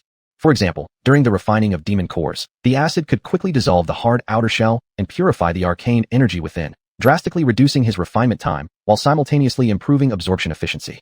Chapter 11. Cultivating soul and body together. The mysterious energy from the demon core surged into Gucci's body, and he couldn't help but let out a long, blissful sigh. Under the nourishment of this energy, his chest wound regenerated at maximum speed, healing completely in moments. Moreover, he noticed something astonishing. After absorbing the energy, the regenerated parts of his body had become slightly stronger. Though the enhancement was minimal, it was undeniably real. He couldn't help but marvel at how powerful his regeneration talent truly was. Not only did it grant him an almost immortal physique, but it also allowed him to grow stronger with every battle. If not for the pain involved, he might have actually considered cutting himself now and then just to regenerate and further strengthen his flesh and blood. Of course, such self-mutilation wasn't something Gucci would ever actually try. 4 3-star beast soldier cores were equivalent to the full cultivation power of 4 3-star Xian masters. Even after using a large portion of that energy to heal, the remaining power was more than enough to open his consciousness. With a thunderous roar, it felt as if a deafening explosion echoed inside his body, like an invisible gate being violently forced open and shattered. In that instant, Gucci felt himself stepping into an entirely new world. This world belonged exclusively to humans. Ordinary magical beasts, having naturally bypassed this initial stage, missed this opportunity entirely. Before him, he saw 2 distinctly different paths. One led deep into the physical body, the path of pole warriors, who sought sanctity through physical strength, shattering heavens with sheer force. The vast majority of humans and all magical beasts followed this route. The other path could be seen by only a rare few of extraordinary talent, and was completely inaccessible to magical beasts. This was the path of Hun warriors, leading directly to the Zi-Fu in the brain, where one's spirit became profound and could sense the essence of the world. Though Hun warriors were typically physically weak, once they unleashed their arcane spells and incantations, even stronger pole warriors would be ruthlessly destroyed. In truth, Hun warriors represented the most mysterious and ultimately supreme force among humankind. Gucci was both shocked and overjoyed. Honestly, he knew Hun warriors were powerful, but until now he'd never dared dream of becoming one. After all, wasn't he currently a magical beast? Yet he hadn't anticipated that his soul remained human, and his mental strength was already sufficient to qualify him for awakening as a Hun warrior. Hun warriors are indeed powerful, but my original form is that of a magical beast, and I've also practiced human cultivation techniques. Pursuing the path of the pole warrior gives me greater advantages and higher potential achievement. So which should I choose? An ordinary person, given the chance to become a Hun warrior, would have chosen without hesitation. But Gucci's situation was different. Choosing the Hun path meant abandoning all the natural advantages of his beastly body. After all, magical beasts far surpassed humans in physical growth. Sigh, if only I could cultivate both at the same time. Soul and body, aren't they supposed to be one? Why must they be separated? Gucci sighed regretfully, then chuckled at himself. He really was being too greedy. Most people never even got the chance to become Hun warriors, yet here he was, already qualified and still wishing for more. However, the moment this thought crossed his mind, a scene unfolded before him, one he would never forget. The 2 distinct paths began to move, slowly converging until they merged into a single radiant golden road stretching before him, leading toward an unknown horizon. Meanwhile, as Gucci absorbed the demon cores and cultivated within, several ragged figures burst out of the forest in the Luri Mountains, fleeing in disarray. They appeared to have encountered a powerful magical beast and fought a brutal battle. Each bore visible wounds, clear signs of serious injury. Damn it, we're so damn unlucky. What's wrong with these beasts along the way? They went berserk, attacking us on sight and refusing to back down. If it weren't for Brother Yun, we'd probably all be dead. The group spoke with lingering fear. Brother Yun, they referred to as none other than Qin Yun, the one who had abandoned Gucci and fled alone earlier, along with the 4 Chen family disciples who had followed him. Either way, we made it out alive, and we even gained a rare treasure by accident. You know what to say when we return, right? Humph. With the clan leader and several elders dead, only second elder and my father remain. Stay with me, and I'll make sure you're rewarded well in the future. Qin Yun glanced at the 4 men and said coldly. They immediately understood his meaning and nodded with forced smiles. Don't worry, Brother Yun. It was the second miss who insisted on rushing deep into the mountains to save her father. We tried to stop her, but she wouldn't listen. She was killed by beasts, and we barely escaped with our lives. Good. Qin Yun nodded in satisfaction, already envisioning the day he returned home and seized control of the clan alongside his father. Yet, Just as he was envisioning a glorious future, the people around him suddenly let out collective cries of shock, their faces turning pale as if they had seen a ghost in broad daylight. "You bunch of useless cowards. What's all the screaming for?" Chun Yun cursed angrily, then followed the direction of their gazes. Instantly, his body froze, and all the color drained from his face. There, standing before them in a green robe, was Chun Xingwan, sword in hand, her killing intent scorching the air. Chapter 12. Thinking I'm the soft one to squeeze. Chun Yun never imagined in his wildest dreams that Chun Xingwan and the others could actually escape from the hands of a peak 9-star beast soldier. It was simply impossible. Yet before him stood a figure, sword in hand, delicate face frozen in frost, so real and unmistakable. Feeling the palpable killing intent radiating from her, Chun Yun shivered involuntarily, fear creeping into his heart. But quickly, he reminded himself, Xingwan was only at the 3rd star of Xian soldier. He wasn't much weaker than her. And now, with the treasure he'd just obtained, he might not lose in a real fight. Since he was already in deep trouble, he might as well go all the way. If he didn't finish this now, once Xingwan returned to the clan and exposed everything, he'd be ruined beyond salvation. At that thought, the fear in Chun Yun's eyes vanished, replaced by a savage, merciless gleam. "All of you, stay sharp. Even if Chun Xingwan escaped the demon tiger, she must have paid a price. With our combined strength and the artifact we acquired, killing her won't be hard. It's either her death or ours. There's no turning back." His words ignited bloodshot fury in the previously hesitant disciples of the Qin family, clearly ready for a life or death struggle. "Move out. Let's close in first, then attack." Chun Yun ordered coldly, then walked toward Chun Xingwan, forcing a false smile onto his face. "Young miss, it's such a relief to see you unharmed." "Chun Yun, you despicable worm. How dare you show your face before me?" Chun Xingwan's expression remained icy. She would never forget what Chun Yun had done earlier. If it hadn't been for Gu Qi, she and her 2 companions would already be food for monsters. Hearing her words, Chun Yun paled slightly but forced a laugh and stepped closer. "Young miss, please hear me out. I had no choice under those circumstances." "No need to explain. Save your explanations for the clan's punishment hall when we return. What you've done is unforgivable. Your own father won't be able to save you this time." Chun Xingwan declared resolutely. "Oh, so the young miss is determined to make an enemy of me? Then fine. I can't allow you to leave here alive either." Chun Yun's expression twisted into vicious malice. With a roar, he slashed forward with a black blade of energy. The 4 behind him attacked simultaneously. Chun Xingwan wasn't entirely unprepared, but she hadn't expected Chun Yun to be this ruthless. Caught off guard, she was forced back 2 steps. The 2 female disciples beside her weren't so lucky. They were cleanly cut in half by Chun Yun's blade, blood spraying across the sky. "Bibi, Yunner!" Xingwan cried out in grief. Her sword flickered, unleashing dazzling arcana light that pierced the heavens. "Chun Yun, how dare you commit such a heinous act? Today, I'll take your wretched life." "Kill me? Chun Xingwan, do you really think I fear you? Kill her!" Chun Yun bellowed, his blade flashing wildly, slashing through dozens of zhang in every direction, cutting everything in its path to pieces. The 4 behind him joined the assault, not strong individually, being low-level Xian soldiers, but together they were enough to distract Xingwan. Xingwan's sword art, Phoenix dance across 9 heavens. With a crisp shout, arcana energies surged behind her, forming the colossal illusion of a green Xingwan bird. Wings flapping, it soared into the sky, dancing through the firmament. Its magnificent tail swept through the air, transforming into 7-colored sword energies that stretched across the horizon, intimidating all who witnessed it. Whoosh! The sword energy burned like fire. Every blade and arcana light was instantly annihilated. Chun Yun grunted in pain, struck as if by lightning. His 4 followers fared even worse. They were pierced clean through by the sword aura and died on the spot. Damn it! How is this woman so powerful? Even if I use that spirit artifact, I might still not be able to beat her. Panic gripped Chun Yun's heart. Just then, from the corner of his eye, he spotted Gu Qi nearby. If I can't kill Chun Xingwan, then killing this brat will at least satisfy my anger. Since she cares so much about him, she might let her guard down. A cruel, malicious glint flashed in Chun Yun's eyes. In the blink of a sword flash, his figure vanished from where he stood and reappeared hurtling toward Gu Qi, who was still absorbed in refining the demon core. "You bastard, how dare you!" Chun Xingwan's face changed dramatically. She snorted coldly and rushed after him with sword drawn, but she was too late. Chun Yun raised his palm and slashed downward midair. A blade of arcana energy screamed toward Gu Qi's head. At that moment, Gu Qi was immersed in overwhelming joy, his soul and Kolk cultivating simultaneously. He had never dreamed he possessed such a prodigious, heaven-defying talent. The body of a beast gave him a tremendous advantage on the path of Po warriors, far surpassing ordinary humans. Meanwhile, his human soul had awakened an exceedingly rare gift, the aptitude of a soul warrior, surpassing even all other beasts. Given time, as long as Gu Qi improved his strength, whether facing humans or beasts, there would be no one at the same cultivation realm who could match him.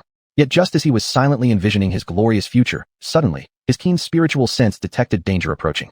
He opened his eyes and saw Chun Yun's twisted, savage face, along with a slashing arc of black blade energy hurtling toward him.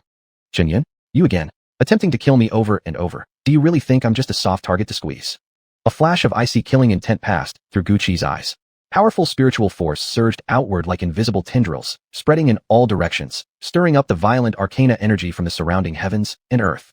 Chapter 13, Endless Aftermath. The moment Guqi opened his eyes, Qingyun suddenly felt a strange daze overcome him. For an instant, it was as if he saw something terrifying. Guqi's gaze, brimming with killing intent, gave him the illusion that he couldn't bear to look directly into it. That stare was like a cold blade piercing straight through his soul. Those eyes, shining like stars, were unfathomably deep, vast as an endless ocean. A surge of fear began to grow within him. How is this possible? This kid, no matter how gifted, at best has only just barely awakened his intellect. I, on the other hand, am a warrior nearly approaching the strength of a third-star mystic soldier. How could his gaze shake my spirit like this? It must be an illusion. Qingyun steadied his mind, and his slashing palm strike became even swifter and more ferocious, leaving no room for mercy or retreat. Little bastard, die. If the wide-eyed demon tiger couldn't kill me, what are you but trash? Guqi snorted coldly. The faint stream of mystic energy within his body erupted outward. His long hair behind his head rose as if blown by wind, his gray robe swelling like it had been inflated. His entire figure expanded, growing almost a full size larger. This was the power of his beast form, amplified when combined with mystic energy, granting him strength far beyond that of any human martial artist. With a thunderous boom, Guqi thrust forward a punch, like a massive iron hammer smashing directly into the blade's radiance. In an instant, it seemed as though space itself trembled around them. Most of the blade light shattered apart. That savage punch struck Qingyun's heart like a physical blow, freezing his movements momentarily. Even Qin Xinghuan, watching from a distance, was stunned by the scene. Could Guqi actually withstand Qingyun's slash? It was simply inconceivable. Yet Guqi's cultivation level remained far too low, despite wielding the strength of a monster's true form, even enlarged dozens of times over. Just how much force could a slime truly possess? Thus, shattering half the blade light represented the absolute limit of what Guqi could currently achieve. The remaining edge of the blade cut through his fist, nearly severing his entire arm at the shoulder, leaving it gushing blood. Ha, fool, spouting nonsense. So what if you have talent? Before me, you're still nothing but an ant. I decide whether you live or die. Qingyun threw back his head and laughed wildly. As he spoke, he slashed again, determined to cleave Guqi in two. But then, something happened that not even his wildest dreams could have conjured. That nearly crippled arm of Guqi's began to heal, right before their eyes, visibly regenerating in mere seconds. Then, once more, he launched a punch, shattering the blade light. Qingyun's attack had been blocked again. What the hell? What kind of monster is this? Qingyun stared wide-eyed. Such horrifying regeneration was beyond anything he'd ever heard of. Had he not seen it with his own eyes, he would never have believed such an insane physique existed. After a brief moment of shock, madness flared deeper in Qingyun's eyes. I don't know what demonic technique you cultivated, but all you've got is durability. Do you really think I can't kill you? Come out, crazy elephant demon fawn blade. Roaring, Qingyun reached into the air and seized it. Mystic energy exploded around him, and a strange long blade appeared in his grip, crystalline white, gleaming like polished ivory. This crazy elephant demon fawn blade had been his accidental prize from the Sunset Mountains. Only after combining forces with others and luring a wounded 5-star crazy elephant demon beast into a deadly trap had they managed to slay it and obtain the mystic weapon forged from its own fawn. Wielding this blade boosted his combat power by over 30%. Originally, it was meant to be his trump card against Qin Xinghuan, but her strength had terrified him, making victory uncertain. That's why he turned his attention toward Guqi instead. Now that the crazy elephant demon fawn blade was drawn, even Guqi's incredible regeneration would be useless. Because with one single strike, he could instantly obliterate Guqi. No matter how strong his healing, resurrection was impossible. This blade feels different.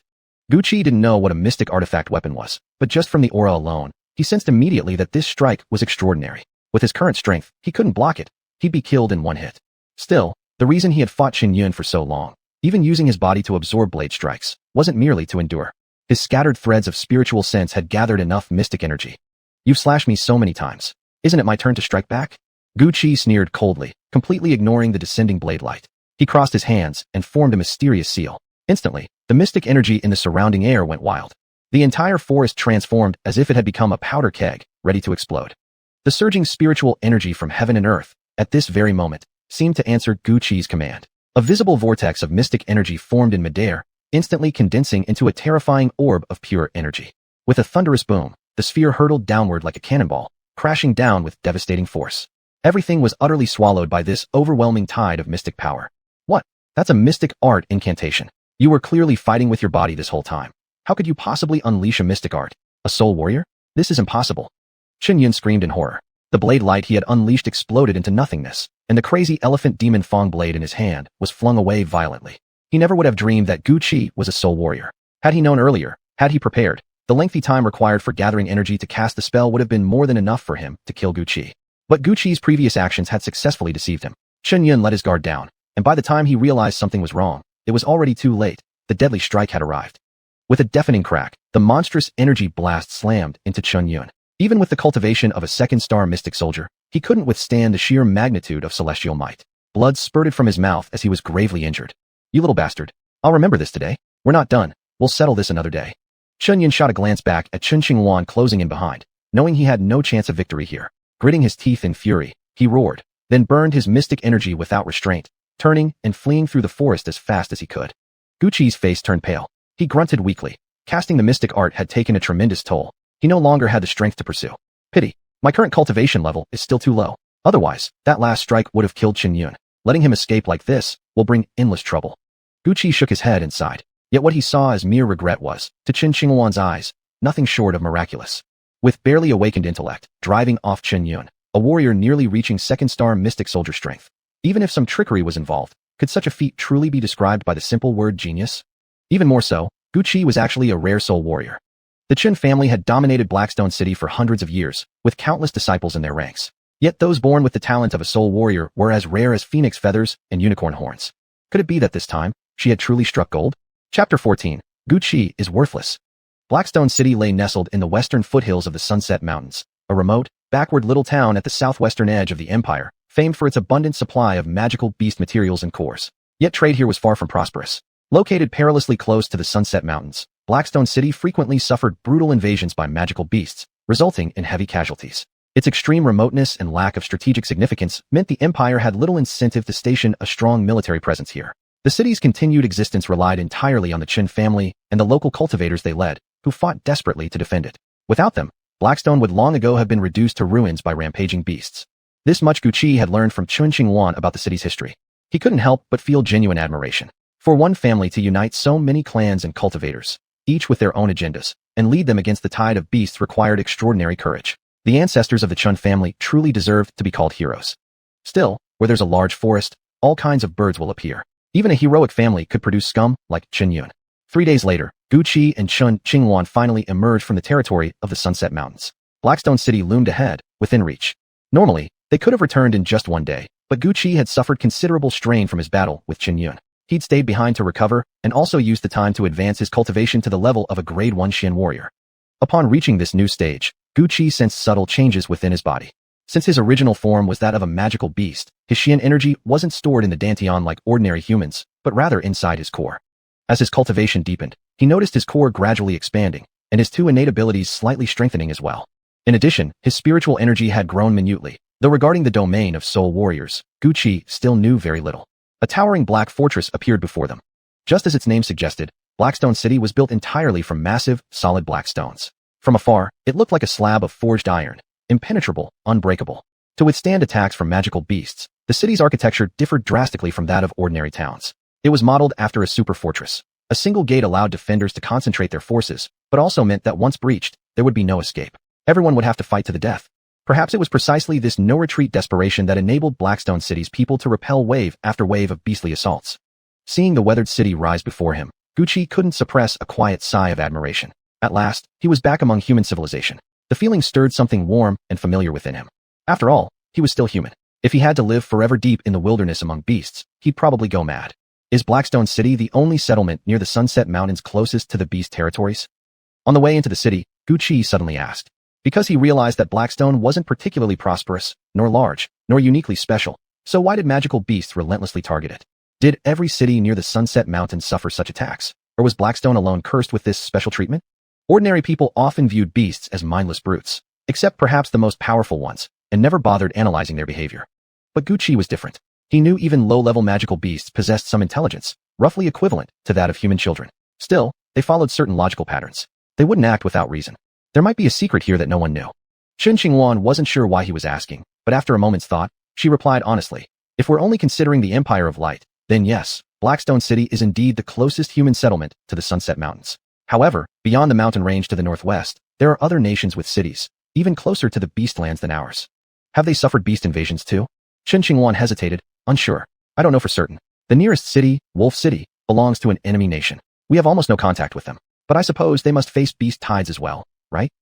Guqi grunted softly in response, then said nothing more. Soon, Qin Qinghuan led him back to the Qin estate. The Qin family ruled Blackstone City unchallenged. Their patriarch also served as city lord, so their compound was built directly over what had once been the official governor's mansion, grand and imposing. As Qin Qinghuan returned, numerous young members of the clan came out to greet her. Yet their expressions were odd, some casting furtive glances at Guqi, whispering among themselves. I heard the elders have already sacrificed their lives. The second miss, desperate to save her father, ignored Chun Yun's warnings and plunged deep into the Sunset Mountains, ultimately causing the deaths of several disciples who accompanied her. Don't talk nonsense. I believe the second miss wouldn't do something like that. But that Qin Yun, I bet he's the one spreading lies. Everyone else died. Only Qin Yun and the second miss made it back alive. Who knows which of them is telling the truth? This guy must be the good-for-nothing Qin Yun was talking about. Looks old enough, yet barely scraped past the threshold of a grade 1 Xian warrior. Truly worthless. Hearing the murmurs around them, both Guqi and Qin Qinghuan frowned deeply. It was clear that the despicable Qin Yun had returned to the clan first and beaten them to the punch with his false accusations. Anything coming from his mouth would naturally twist the truth, painting Qin Qinghuan as reckless and impulsive in her attempt to rescue her father, defying warnings and getting fellow clansmen killed, then stubbornly bringing back a suspicious outsider into the family. Guqi, who had awakened his spirit, invoked his magic, opened his mind, and ascended to a grade 1 Xian warrior, all within a single day, and even showed potential as a soul warrior, had been reduced by Qin Yun to nothing more than an untalented weakling with no future. And yet, there were still many who believed him. Qin Yun really has no shame. Lying through his teeth, twisting facts, that's bad enough. But calling you a useless waste? He's a Xian Bing level expert, yet was seriously wounded by you and fled in disgrace. If that's true, then isn't he even lower than a good-for-nothing? Qin Qinghuan snorted coldly, then turned to Guqi and said, Come, let's go to the clan's Hall of Punishment. Chapter 15, The Library. Qin Qinghuan was furious, dragging Guqi toward the Hall of Punishment to clear things up and expose Qin Yun's crimes against their clansmen. She also wanted to prove Guqi's talent, so he would be valued by the family and receive better cultivation resources. However, upon hearing this, Guqi shook his head and stared at her. It wouldn't do any good. Miss Chun, times have changed. With the old patriarch and many elders dead, who actually holds power in your family now? Qin Qinghuan hesitated. Before my father left, he passed the position of clan head to my elder sister, but she's currently at the Divine Martial Sect, and I haven't had time to send word to her yet. Which means for now, your Qin family has no official leader. You once told me that some elders, afraid for their lives, refused to follow the old patriarch into the Sunset Mountains and remain behind. One of them is the father of Qin Yun, isn't it? If we go now without solid evidence, who will believe us? Guqi's words paled Qin Qinghuan's face. Indeed, circumstances were different now. Without her father's protection, her status as second miss meant little compared to the authority of the elders. And with her sister absent and the clan leadership vacant, real power rested in the hands of those elders. Are we just supposed to swallow our anger then? Guqi glanced at her and said gently, Don't rush. We can deal with all this after your sister returns. Besides, I've only recently begun cultivating. My strength is still weak. It's best if I stay low-key, for if someone targets me, it could get dangerous. Though reluctant, Qin Qinghuan finally nodded in agreement. Guqi was undoubtedly a genius, but even geniuses needed time to grow. Of course, she didn't know that Guqi's desire to remain inconspicuous also stemmed from fear. Fear that his secret identity as a beast spirit might be exposed. At his current level of power, drawing attention from powerful elders could be disastrous if they sensed something amiss. Thus, Guqi settled into life within the Qin family. Qin Qinghuan made no move against Qin Yun, while Qin Yun, knowing he had something to hide, dared not provoke them either. After a few days, rumors about the incident gradually faded from memory. During this period, Guqi lived among the Qin family. Aside from daily cultivation, he spent most of his time buried in the family library, devouring its vast collection of texts and studying various martial techniques and cultivation methods. The Qin family library contains centuries' worth of accumulated martial knowledge, along with numerous historical records, ancient scriptures, strange tales, and rare lore. Its collection was immense, rich, and priceless. Ordinary disciples required formal application and approval just to enter. While Qin Qinghuan lacked significant authority to secure major resources or privileges for Guqi, she could still grant him special permission to access the library freely. Knowledge is power. This saying, a timeless truth on earth, held equal, or even greater, weight in this world. For Guqi, being able to read these books was far more valuable than receiving any number of spirit cores or elixirs from Qin Qinghuan. In just a few days, he had advanced directly to the 4th star Xian Scholar stage. His inner Xian energy multiplied many times over. Still, this rapid progress was largely due to his beginner status. Once reaching the 4th star, Guqi clearly felt his cultivation speed begin to slow. It wasn't because of poor talent, but rather because he knew too little about this world. His understanding of cultivation remained superficial. He knew what to do, but not why. With no clear direction ahead, confusion slowed his advancement. Therefore, the books in the library became essential, exactly what he needed most at this critical moment. Like a sponge, he absorbed everything greedily. His comprehension of this world deepened day by day, and his insights into cultivation slowly began to take shape. To put it frankly, his reservoir of knowledge already surpassed that of many natives. Moreover, having originated from another world entirely, with exposure to vastly different concepts and ideas, he often approached problems from unique angles, enabling him to grasp the essence of matters more easily. Take the difference between soul warriors and spirit warriors, for example. To ordinary people, soul warriors were seen as nobler and stronger. First, because they were rare. Second, because they could harness the power of heaven and earth. In early stages, once they successfully activated a Xian technique, they could instantly kill a spirit warrior of the same realm, or even defeat opponents far stronger than themselves.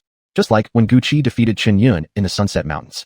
But few people knew that because soul warriors specialized in spiritual power, the immense external forces of heaven and earth they borrowed came at the cost of neglecting their physical bodies. Though invincible in the early stages, as their cultivation deepened, they would gradually be overtaken by spirit warriors. A spirit warrior who reached the pinnacle had accumulated a power within their body that was no less than, indeed, possibly even greater than, the forces of nature. At such a level, how could the borrowed power of a soul warrior possibly compete with the innate strength of a spirit warrior's own body? As for which path ultimately led to greater power, the way of the soul or the way of the spirit, Guqi himself did not yet know. Fortunately, he was capable of cultivating both soul and spirit simultaneously. There was no need for him to choose one over the other. He could benefit from the strengths of both paths, and his future achievements would inevitably surpass those of any ordinary soul warrior or spirit warrior. Throughout history, only a handful of individuals born with such a rare talent had ever appeared. Yet each of them had become an unrivaled powerhouse, figures so legendary their names alone defined entire eras. During this time, Guqi also studied countless cultivation techniques and martial skills, most of which were body-refining methods, training secrets, and powerful combat forms commonly used by spirit warriors. Due to their extreme rarity, records and arcane techniques related to soul warriors were priceless treasures.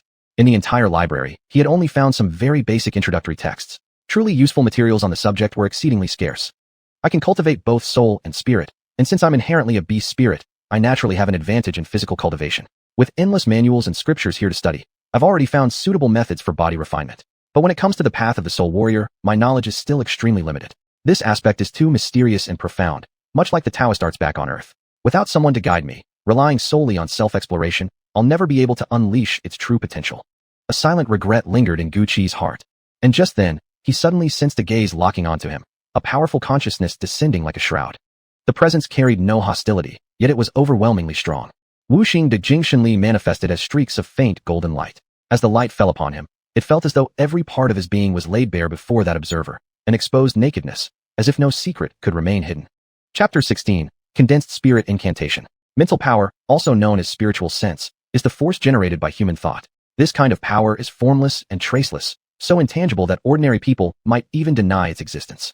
Soul warriors can harness the mystic energies of heaven and earth precisely because their mental power is strong. Their scattered spiritual tentacles can connect with ambient mystic forces, drawing them in to be used at will. But this particular surge of spiritual energy was different. It wasn't dispersed in the usual way. Instead, it was intensely condensed, as if countless threads of spiritual sense had fused into a single, powerful stream. So potent was this energy that golden light became visible around it. A single glance was enough to shake another's mind. How impressive! Does Qin family still have such a powerful soul warrior?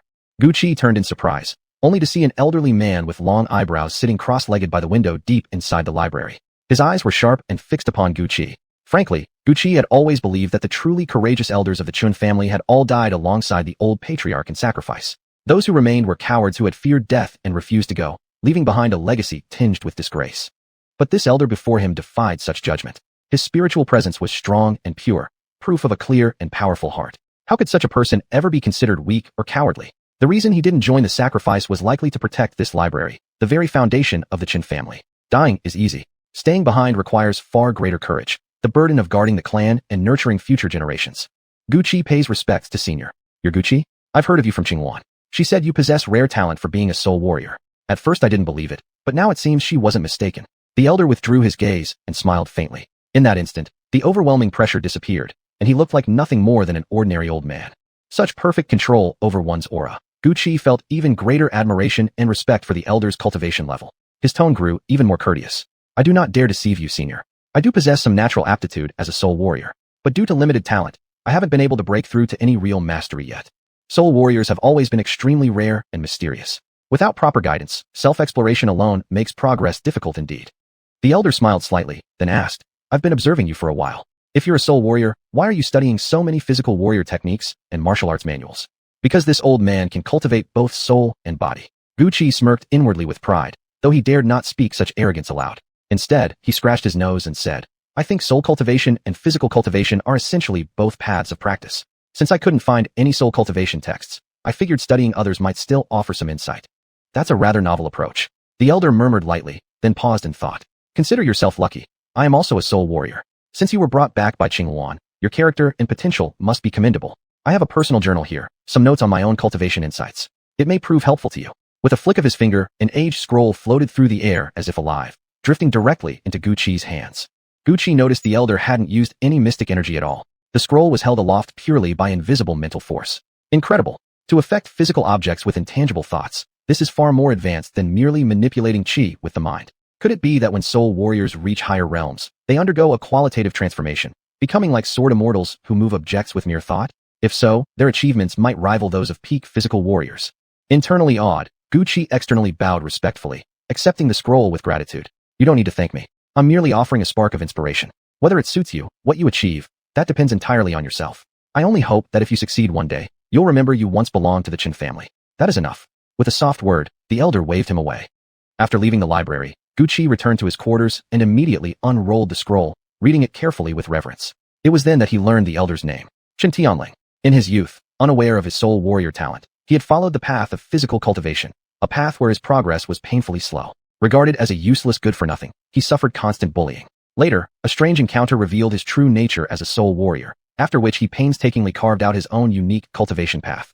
The mystic incantations and techniques he practiced differed somewhat from those of ordinary soul warriors. Most soul warriors split their spirit into multiple strands of thought, spreading them outward to absorb and utilize greater amounts of mystic energy, aiming to unleash stronger spells and cause massive destruction. Even Gu Qi had previously understood it this way. But Qin Tianlang went in the opposite direction. Instead of splitting his soul, he continuously condensed and compressed it, focusing not on quantity, but on quality. Thus, his spiritual sense remained a single, pure, and unified thread. Although it connected with less mystic energy than others, the power it produced was in no way inferior. Moreover, he discovered that once concentrated, his spiritual sense could influence the minds of others, delivering intense shocks and achieving victory through surprise, far swifter than ordinary mystic incantations and techniques. And when this condensed spiritual sense reached a certain level of cultivation, it could even affect physical matter. To many people, such a concept seemed absurd, heretical. But Gu Qi was never truly part of this world to begin with. His thinking was not bound by convention. Drawing upon his own knowledge, he felt that perhaps the path Qin Tianlang had taken was actually the truest way for a soul warrior. Relying purely on the forces of heaven and earth might simply be a deviation, a wrong turn taken by ordinary cultivators lured by power, seeking strength without understanding its essence. Condensed spirit incantation, excellent. From now on, I shall cultivate this. As for my physical cultivation, I've selected a unique body tempering technique from the library called the Great Wild Beast Body, perfect for my demon beast physique. Gu Qi smiled in satisfaction, then immediately stilled his mind and began cultivating both arts simultaneously, refining soul and body together to enhance his strength. Chapter 17, You Dare Kill Me.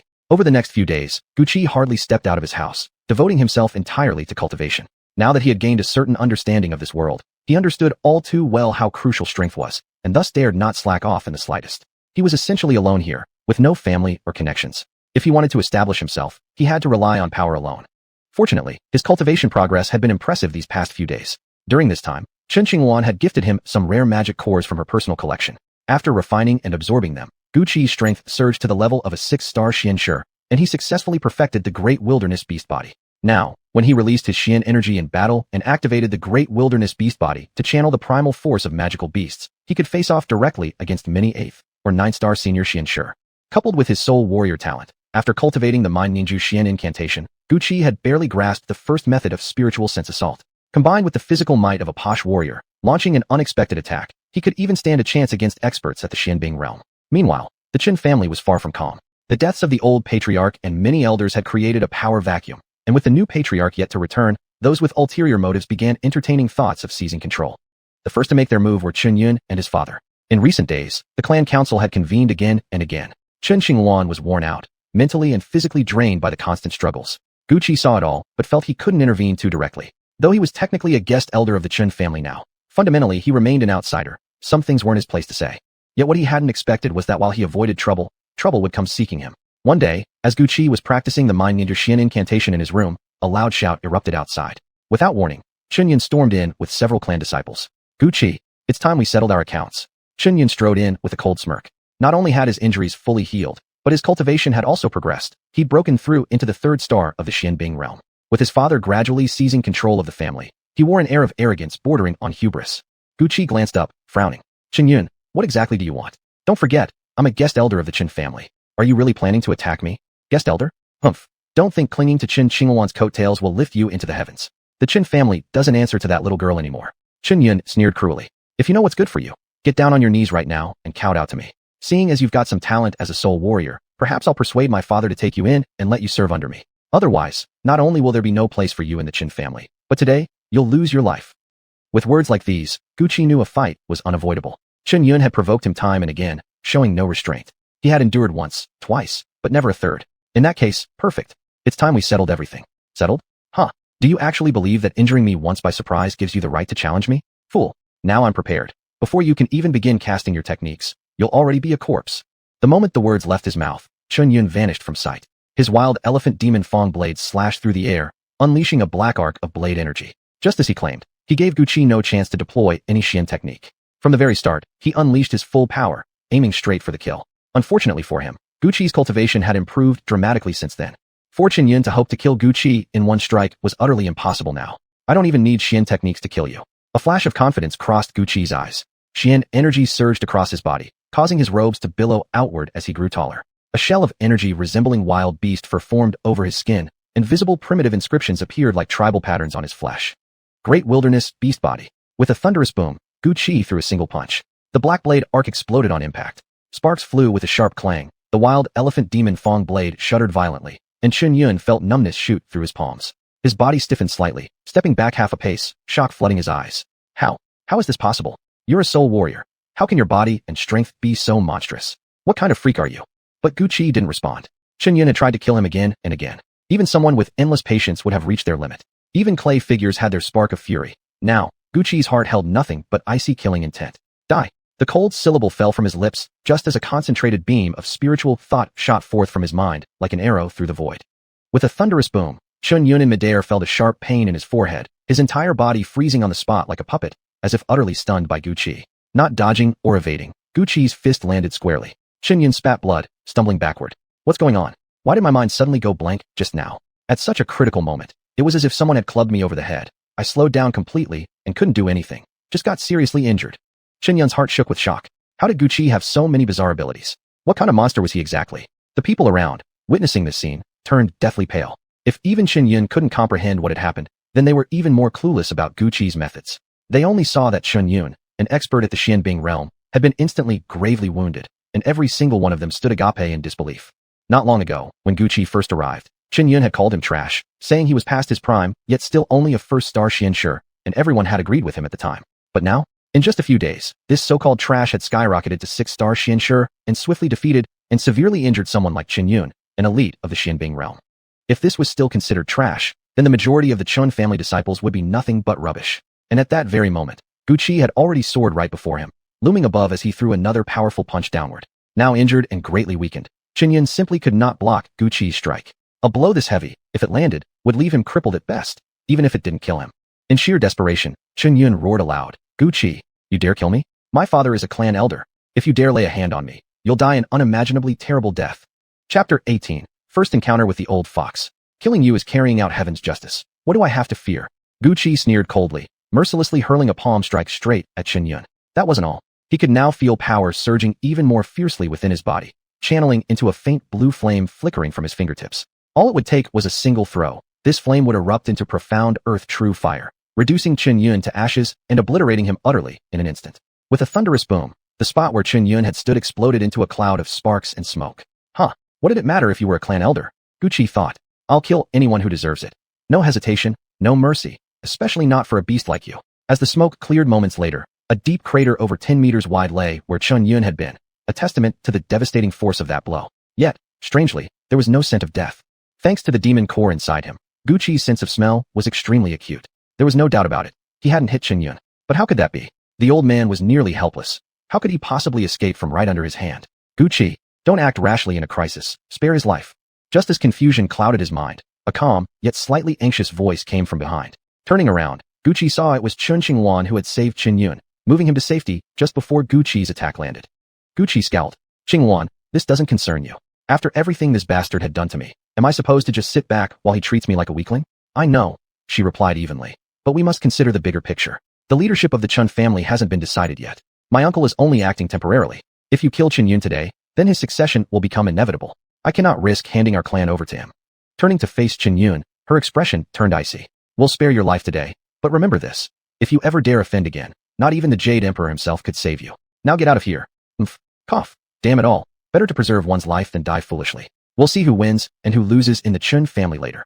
Qinyun spat bitterly as he stormed off. Yet he didn't dare look Gu Qi in the eye, not even once. Afraid that any provocation might reignite Gu Qi's murderous intent, he hastily ordered his subordinates to carry him away, retreating in disgrace. By the next day, the entire Qin household had heard what happened. No one was angrier than Qinyun's father, Qin Shanhai. Inside his son's room on the western wing, the old man raged, his beard trembling with fury. Disgraceful!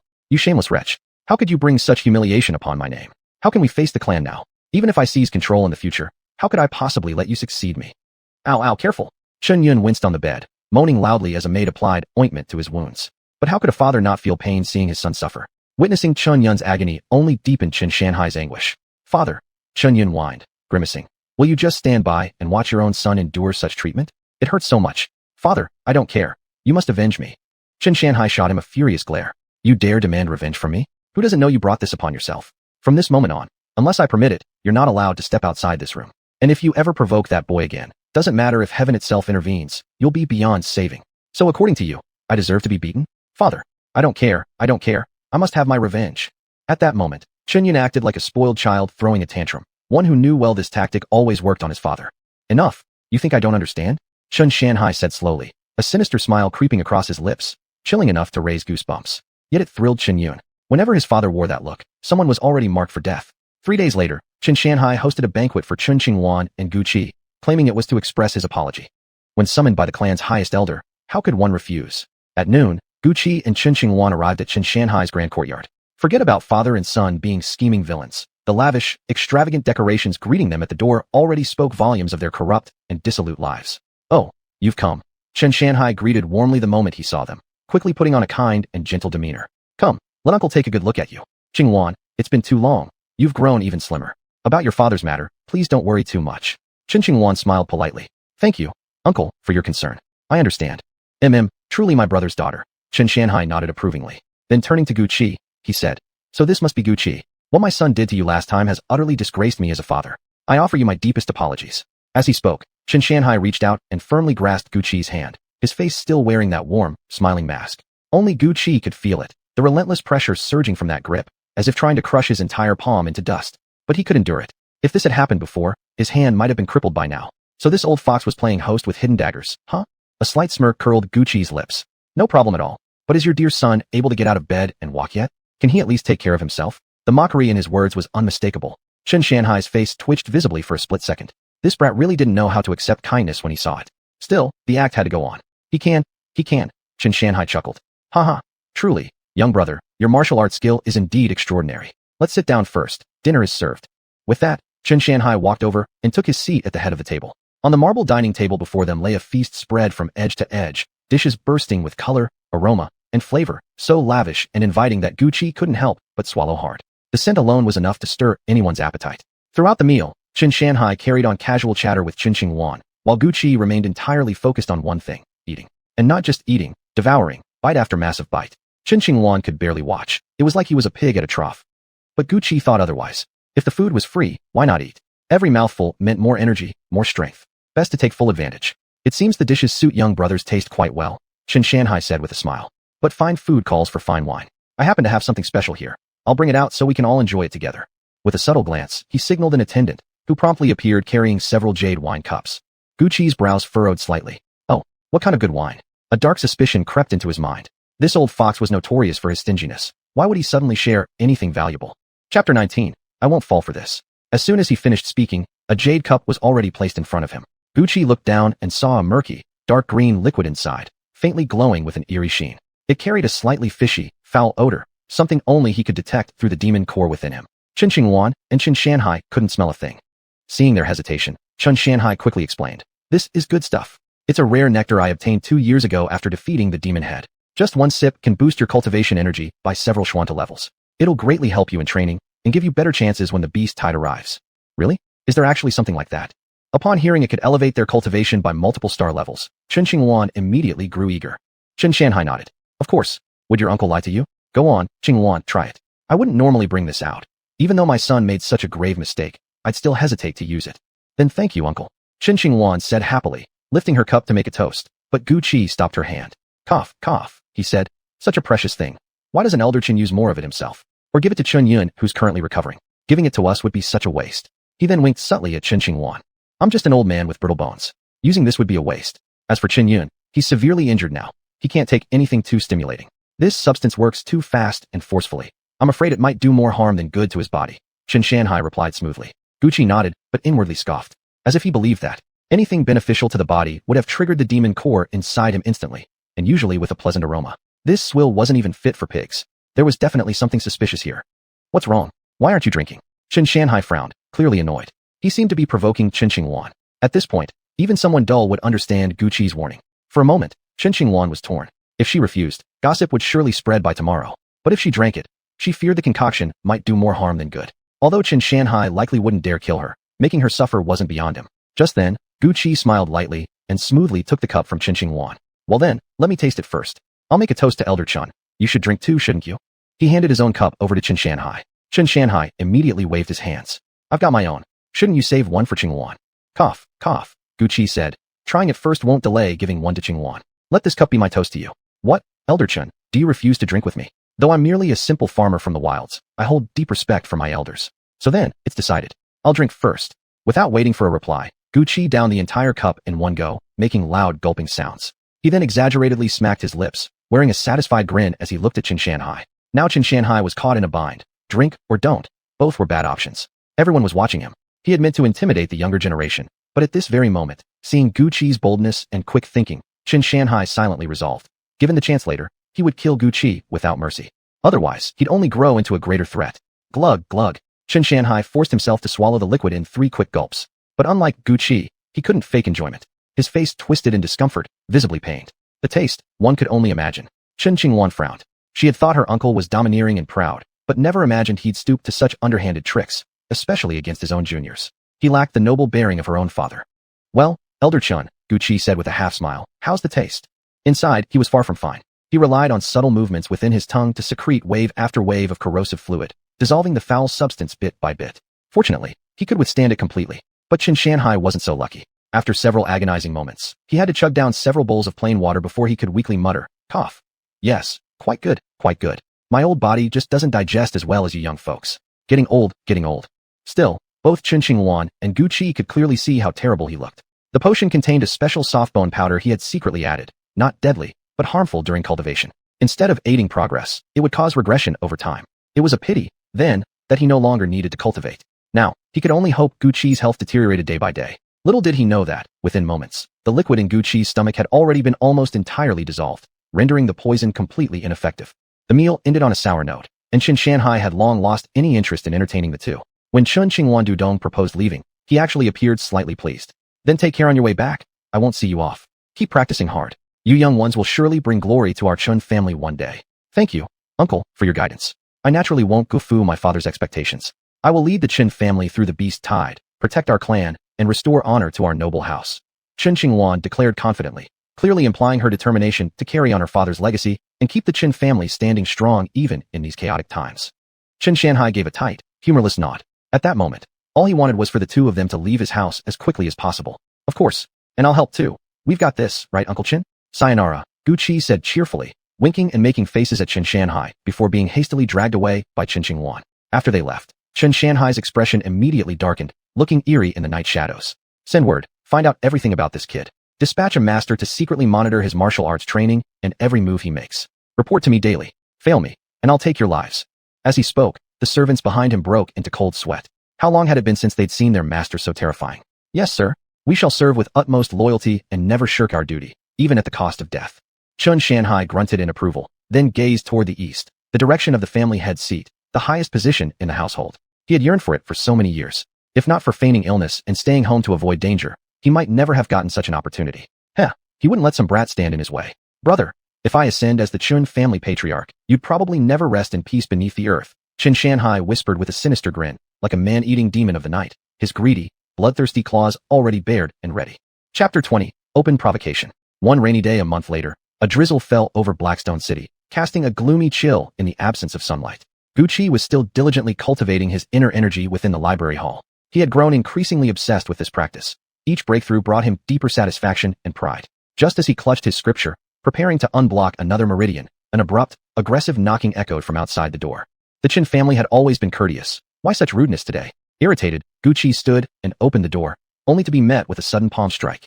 Before he could even see who it was, instinct made him leap aside, narrowly avoiding the blow. Once steadied, he saw clearly what a narrow path fate had taken. It was none other than Qin Yun. Well, your body's healed and you're back asking for a beating. Is that it? This time, Grandpa won't go easy. I'll cripple you for good. Gucci snapped. People like Qin Yun were exactly the type who slapped kindness in the face and looked for trouble. Yet Qin Yun didn't flinch. Instead, he grinned smugly. Caught you red-handed. Haha.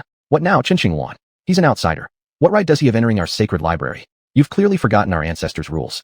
Who'd have thought a young lady like you would betray her own blood? Qin Xingwan shot Qin Yun a fierce glare. Shut up. Then she glanced at Gucci with troubled eyes.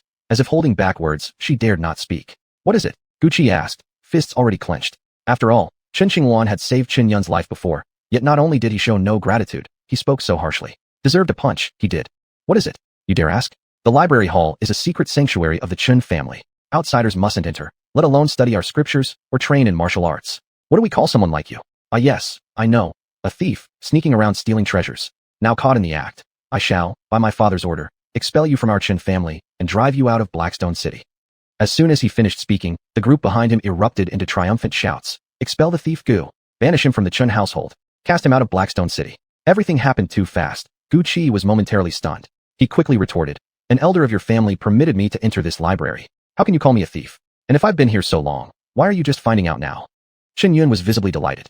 Exactly. I just discovered you. The little rat, stealing our sacred texts to train in our martial arts. With so many witnesses here, how will you possibly argue your way out now? They say a man turned shrew is more terrifying than any woman. Gucci was seeing it firsthand. He scanned the crowd desperately for the elder who'd allowed him entry, but not a single familiar face appeared. Looking for help? Hoping someone will save you. Qin Yun sneered. Let me tell you, this time you're finished. Not even the Heavenly King himself could overturn the Qin family's rules. Outsiders don't belong in our library hall. I've had enough. Qin Xingwan stepped forward, fury in her voice. Qin Yun, don't jump to conclusions. I've known all along about Gucci's presence here. And yes, it was arranged by our own elders. If you doubt me, wait until they return and ask them yourself. Don't take this chance to play dirty, exploiting their absence to force Gucci out. When the elders come back, you'll bear the consequences. Return? At those words, Gucci suddenly understood. Just 2 days ago, an elder had mentioned leaving Blackstone City on business. No wonder Qin Yun was acting now. Desperate and cornered, he'd resorted to this petty move. Qin Yun ignored Qin Xingwan completely, shrugging with mock helplessness. Sorry, but right now, my father holds the highest authority in the household. By his command, anyone violating this rule must be expelled from both the Qin family and Blackstone City. Once the elders return, my father will inform them accordingly. With that, Qin Yun marched arrogantly toward Gucci, though still careful not to touch him. Now then, please leave. Don't linger in our home. A man should have some shame. Under normal circumstances, someone else might buckle under the pressure of so many hostile eyes and quietly retreat, for now, at least. But who was Gucci? In this world, he was a monster among men, cunning beyond measure, his spirit unbreakable. He knew full well that once he stepped outside, a deadly trap awaited. He might never get back in, and he wasn't about to risk that. So he plopped down firmly, planting himself right at the entrance of the library hall. No need, he said coolly. This young master will wait right here for your elders to return. If they personally tell me to leave, I'll go on my own. But if they don't, I'll beat you so badly you'll be crawling through broken teeth and suffer 10 times worse than last time. One thing's certain, you're not the one who'll be escorting me out. No one expected Gucci to pull such a move, and it even left Qin Xingwan both laughing and exasperated. Still, she felt slightly relieved. Without Gucci around, her own position would only become more precarious. You, don't push your luck. If you refuse to leave, don't blame me for getting rough. Qin Yun fumed, issuing threats. Gucci ignored him completely, wearing that smug look saying, go ahead, make my day. Yet Qin Yun didn't dare provoke him too much. After all, last time, he'd been beaten half to death. Gucci, I'll wait with you. Qin Xingwan said sweetly, then sat down right beside him. The moment the young miss took her seat, everyone around instantly fell silent. Qin Yun was furious, the second young miss of the Qin family. How can you stoop so low for some outsider? If word gets out, your reputation in Blackstone City will be ruined. Compared to the reputation you and your father already have in this city, I'm certain mine is still far better. Qin Xingwan shot back sharply. The name of Qin Yun and his father in Blackstone City was anything but noble, brutal, arrogant, and despised by many. I'm going to die from anger. I'm going to die from rage. At that moment, Qin Yun's eyes looked ready to burst with blood. Suddenly, he roared loudly and shouted at Gu Qi. If you won't leave, I'll beat you out. Brothers, attack. Beat him to a pulp.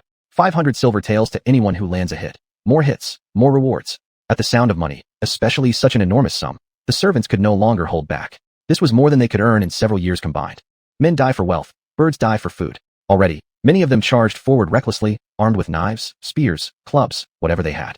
Among them were even some skilled fighters Qin Yun had brought specifically for such a confrontation. Get out of the way, I'll handle this.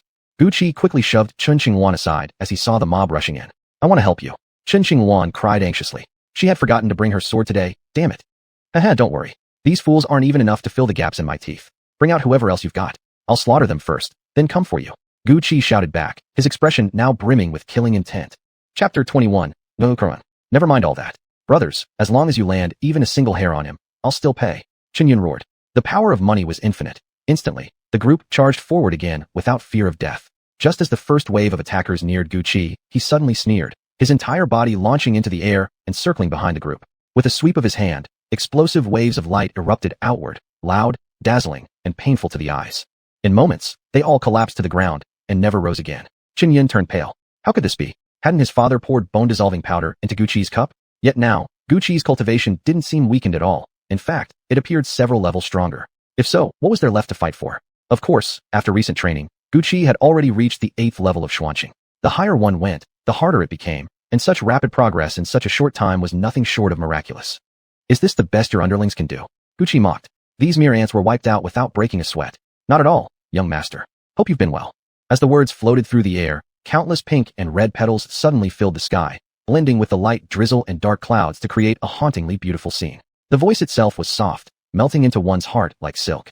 Gu Qi narrowed his eyes and saw before him 4 slender, graceful women, each holding a different instrument, Xiao flute, guqin, pipa, and eru.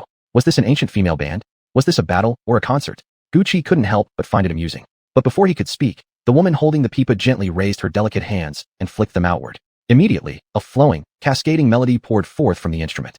At first, the tune carried a sorrowful, winding quality. But as her fingers moved faster, in moments, the pipa notes surged forward like the unstoppable floodwaters of the Yellow River. Gu Qi sensed danger. He tried to move, but found himself rooted to the spot. Only then did he notice thin strings flying from the pipa, wrapping tightly around his limbs. Nice trick, Gu Qi said. The girl's not bad to look at, and her martial arts aren't shabby either. What a shame you're working for trash like Qin Yun. Enough nonsense, snapped the woman holding the xiao, stepping forward. Clad in a flowing cyan robe, her hair loose and wild, she glared fiercely, truly a heroine of valor. Today, the 4 of us play our final song. When it ends, so does your life. Later, whenever Gu Qi recalled this scene, he would feel regret. If only these beauties hadn't been sent by Qin Yun, he might have spared them. But at this moment, with Jinsura harmonizing perfectly, the 4 women playing in unison seemed like fairies descending from heaven. The onlookers were already spellbound. Yet beneath the beauty lay deadly intent, making Gu Qi sweat coldly in dread. In an instant, the soaring melodies transformed into sharp silver needles hurtling toward him. Unable to move, Gu Qi felt like prey caught in a spider's web. The more he struggled, the faster he'd die. Just as Gu Qi seemed destined to be riddled with holes, Qin Yun below nearly cried out in joy. But fate had other plans. With a sudden, thunderous roar, Gu Qi used sheer brute strength to rip the restraining strings apart, sending them spiraling wildly through the air. And no, impossible. Those strings are made from Millennium Jade. How could you possibly break them? The pipa player stared in disbelief, terror spreading across her face. These strings could cut through trees thicker than 10 men hugging together. Even diamond couldn't shatter them. Yet this man, what was he, human or demon? Why you, what are you? The Guqin player trembled, speaking for the first time. For the first time, they felt true fear. Gu Qi laughed lightly, tossing the so-called jade strings to the ground. I am the god who will kill you. His words were soft, yet heavy with finality. Without another syllable, a surge of force shot from his palm, striking the pipa player directly in the forehead. She spat several mouthfuls of blood and fell dead. Still not done, Gu Qi dashed forward like a gust of wind, arriving beside the woman who had just issued her challenge. He clamped his hands around her neck and twisted sharply. A crisp crack echoed the snap of her throat. Dead, clean, efficient. Seeing this, the remaining 2 women turned to flee, but it was too late. Gu Qi lunged ahead. No mercy for beauty. His foot slammed down onto one woman's spine. Several sickening cracks followed. Then silence. Even Chen Xingwan, witnessing the scene, shuddered at how agonizing the death must have been. Clearly, Gu Qi had truly lost his temper this time, and soon, Qin Yun would face certain death. By now, Gu Qi had already caught up with the last woman, the one holding the arrow. Her body trembled violently from fear. Her once pretty face was now twisted with terror. Large, tearful eyes streamed down from the corners, unceasingly. Please, spare my life. I know we've done too much evil in this world, but I don't want to die such a terrible death. Her pitiful cries made Gu Qi frown slightly. He never could stand seeing girls cry. Then, he said after a pause, his voice still cold and emotionless. Do you choose to kill yourself, or shall I do it for you? From our earlier clash, it's clear countless innocent souls have died by your hands. Today, I'll settle the score for them. After all, this damn world isn't one where looks can buy mercy. I'll do it myself. The woman sobbed. With trembling hands, she took the string from her arrow and pressed it shakily against her neck. Summoning courage, she slashed hard and collapsed to the ground, blood spilling everywhere. Such a horrifying scene left no one daring to take even half a step forward, not even for 1,000 ounces of silver. Especially after seeing that none of them had so much as touched a single hair on Gu Qi. You, get up there. What am I paying you for? Charge now, Chen Yun shouted in desperation. But no matter how furious he became, no one moved. Better to live miserably than die. Money couldn't buy back a life. Do you still have anyone left? Gu Qi called out loudly, his murderous aura growing thicker with every word, his steps quickening toward Chen Yun. Then it's your turn. I've had enough of you. Today, I will kill you. Seeing this, Chen Yun was terrified beyond measure. He tried to run, but at that very moment, his legs gave way. Asterisk plop. Asterisk. He fell flat on the ground, face first, eating dirt like a dog. How pathetic. Gu Qi couldn't help himself. He strode forward and delivered a solid kick straight into Chen Yun's body. Chapter 22. The backing has arrived. Ouch. Gu Qi had used less than 1/10 of his strength, yet Chen Yun was already wailing in pain. Useless trash. Gu Qi cursed under his breath, abruptly lifting Chen Yun high into the air with both hands, his eyes fierce and merciless. Didn't you want to kill me? Didn't you want to drive me out of your Chen family?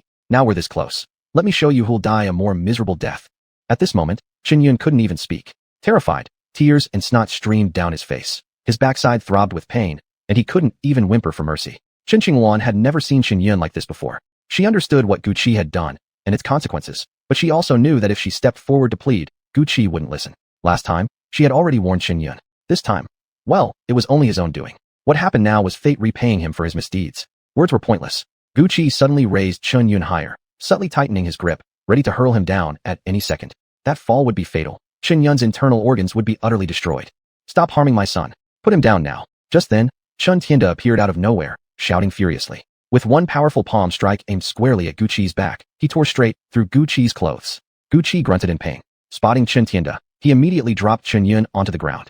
Still recovering from that last blow internally, it would take several minutes at minimum. Why did this old fox have to appear at such a critical moment?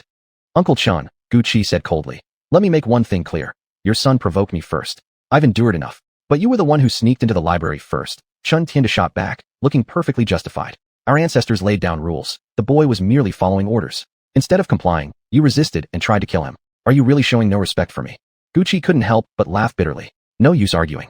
In the end, you two just want to get rid of me. And if I refuse to leave, then we won't give you a choice. Chen Tianda roared, launching a golden-lit palm strike straight toward Gu Qi's vital point. As the saying goes, an old ginger is spicier. That much was true. Though sly as a fox, Chen Tianda was currently the senior elder of the Qin family, far stronger than Chen Yun and others. Gu Qi could feel the pressure mounting. He narrowly dodged the first strike, but dodging once didn't mean he could keep evading forever.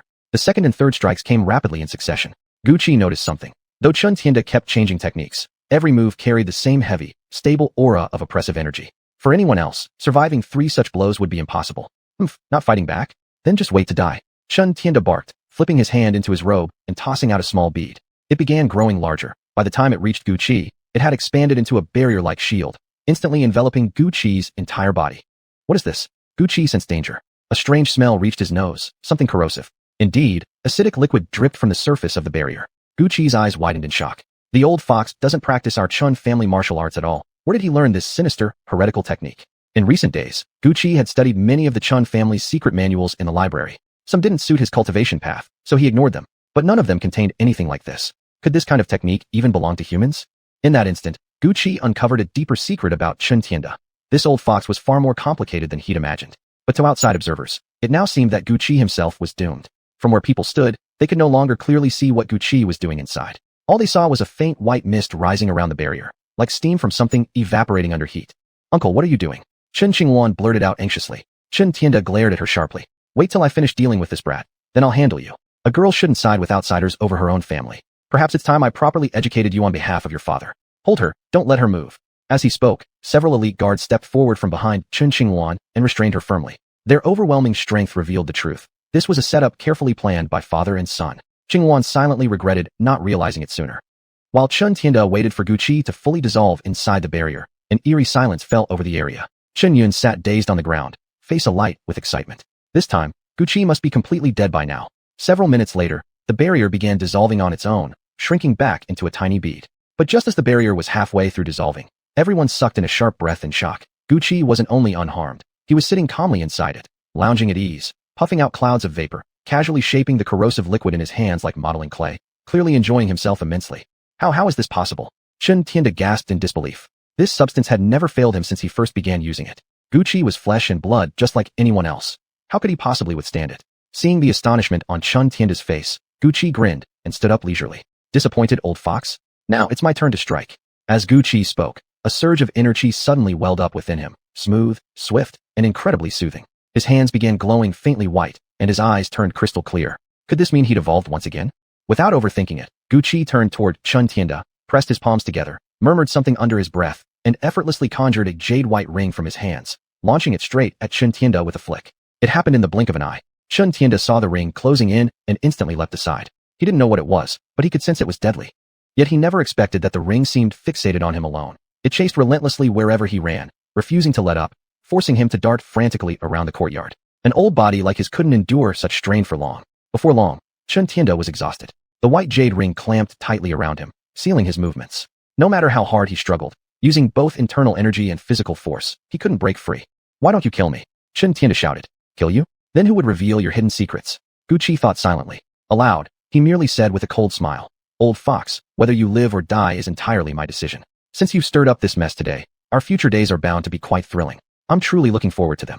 No sooner had he finished speaking than several servants came rushing over, panting heavily, reporting urgently to Chen Tianda. Master, terrible news. All the elders have returned. Chapter 23. He must stay. What? Weren't we supposed to meet tomorrow? Why are you back today? Chen Tianda sensed trouble immediately and quickly urged Guqi. Let me go at once. If the elders return and see me like this, what kind of example would that set? No can do. It's even better that the elders are back. I'll finally get some answers. I want to know whether I really needed their permission to enter the scripture pavilion, Guqi said coolly, pretending not to hear Chen Tianda as he casually strolled around. He deliberately walked over to Chen Qingwan. The few servants who had been restraining her scattered like ghosts had appeared, hastily untying her bonds. Just then, the remaining elders of the Chen family arrived, taking in the chaotic scene before them. They quickly demanded, what is going on here? We've only been gone a little over 3 days. How has it come to this? Elders, thank heavens you're back, wailed Qingyun. It's all because of that bastard Guqi. Not only did he steal from the scripture pavilion, but when I came with men to stop him, he slaughtered them all before my eyes. You see the blood everywhere. And worse, he tried to kill me too. If my father hadn't rushed in just in time, you wouldn't be seeing your nephew Qingyun right now, but my corpse. And even my father, Sob. Look at him. You must uphold justice for our family. If you don't, heaven itself will not allow it. His tirade, delivered so smoothly it seemed rehearsed, left both Chen Qingwan and Guqi utterly speechless. How could someone be so shameless, daring to play the victim while clearly being the villain? One elderly man, white-haired and sharp-eyed though not particularly imposing or gentle-looking, stepped forward. His presence carried an undeniable authority, and his words always held weight. The others instinctively deferred to him. So, you're the boy he's accusing? The elder asked Guqi, then turned to Qingwan. Is this true, Qingwan? Tell us what really happened. Shaking her head firmly, she replied, no, it's not. Qingyun attacked Guqi first. They accused him of entering the scripture pavilion without approval and practicing our clan's martial arts secretly, claiming they wanted to drive him out, or even kill him. Guqi fought back only because he was provoked. This is Elder by Mo Guqi, she whispered softly. Guqi bowed respectfully to Elder by Mo. What Qingwan says is true. Elder by Mo. All blame should fall on me. Do not punish her. As for the scripture pavilion, I had permission to enter, from this elder here. He gestured toward the nearby Chen elder. Yes, indeed. He had my permission, the older Chen elder spoke up. He was the same man who had tutored Guqi earlier, and had been away from Blackstone City with the other elders. They had never expected such chaos upon their return. In that case, said Elder by Mo calmly, he was allowed entry. Chen Tianda, however, was furious. How was I supposed to know that? I am also a senior elder of this family. No one informed me. Of course I acted to discipline him. But this boy, his hands are stained with blood. We cannot allow such a menace to remain in the Chen family. That's not fair. Chen Qingwan cried out, stepping forward. Guqi is incredibly talented. Yes, he may have been harsh, but he was driven to it by your actions. Since staying in the scripture pavilion, his cultivation has advanced rapidly. He's a genius. If we keep him with us, who needs to fear the next beast tide? Her voice rang with urgency. To her, Guqi was the only hope of saving the Chen family from ruin. Oh, murmured Elder by Mo. Without another word, he reached out and took Guqi's pulse. What he felt made his eyes widen in shock. The other elders, noticing by Mo's reaction, quickly followed suit, each checking Guqi's meridians and energy flow. Guqi squirmed slightly under their probing fingers. All right, you've got your answer. I owe much of this to Elder Chen's earlier guidance. Which cultivation method are you currently practicing? Elder Chen blurted out, unable to contain his astonishment. This progress was nothing short of miraculous. Guqi smiled sheepishly. Still in the soul refinement stage, but I've already achieved dual cultivation. There's still much to study though. What? The revelation sent shockwaves through the group. In less than 2 or 3 months, he had already reached dual cultivation, a level that normally took decades of relentless effort. Even Chen Xinghuan and Chen Yun were nowhere near this stage. Among the elders, including Chen Tianda himself, none had surpassed dual cultivation. If this youth continued down this path with even a fraction more diligence, he would leave them all far behind, light years ahead. Now it made sense why Chen Yun stood no chance against him. Even Chen Tianda's expression darkened. This boy would only grow harder to control from here on. A prodigy, truly a prodigy. To have you in our Chen family is a blessing of 3 lifetimes. Young man, there's no need for you to leave. Stay here, help us overcome the crisis of the beast tide, and I assure you, our Chen family will never forget your contributions. The entire Blackstone City will be proud to call you one of its own. Elder Bayamo could hardly contain his excitement. The other elders also whispered in admiration, all reaching a unanimous decision to keep Guqi. Don't worry, Elder, Guqi replied obediently. I'll definitely work twice as hard. I haven't agreed yet. Absolutely not. Chen Tianda roared in anger. Did these people just completely ignore his presence? Elder Bayamo shot him a glance. Is personal grudge more important than the survival of the family? There's no room for debate, Grand Elder. Our clan's future hangs in the balance. He must stay. Yes, the greater good must come first. At this moment, the Chen Yun and his father were utterly isolated. Everyone else insisted on keeping Guqi, leaving Chen Tianda with no choice. Fine. There would be time later to settle scores with this brat. He had plenty of ways. Once even Chen Tianda reluctantly gave in, the elders breathed a collective sigh of relief. Having just returned, they were exhausted from their journey and needed rest. Guqi and Chen Xinghuan also decided to quickly leave this chaotic place. Today, for some reason Guqi couldn't explain, his body felt an intense craving for battle. This farce of a scene hadn't been nearly enough to satisfy him. Hey, now that you're leaving, aren't you going to untie me, you rascally brat? Chen Tianda shouted in frustration. Guqi turned back, saying helplessly, Oh, sorry old fox, but there's nothing I can do. It'll only wear off when the time comes, probably take a whole night. I'm tired. I'll be off now, can't keep you company. A whole night? Are you kidding me? Can my father sit on the ground like this all night? Untie me right now. Just try me. Just try what? You want to hit me? Go ahead, come at me. Guqi taunted Chen Yun, who dared not take a step forward. Everyone suppressed their laughter, amused beyond words. Who would have thought the once arrogant father and son duo would end up like this? Chapter 24, Conspiracy. That day, Chen Shanhai waited the entire night until the jade ring finally vanished on its own. Humiliated and furious, but with nowhere to vent his anger, he left everyone around him trembling in fear, especially those serving father and son during the following days. Father, we absolutely cannot let this go like this. Chen Yun shouted, downing the entire cup of pu'er tea before him in one gulp.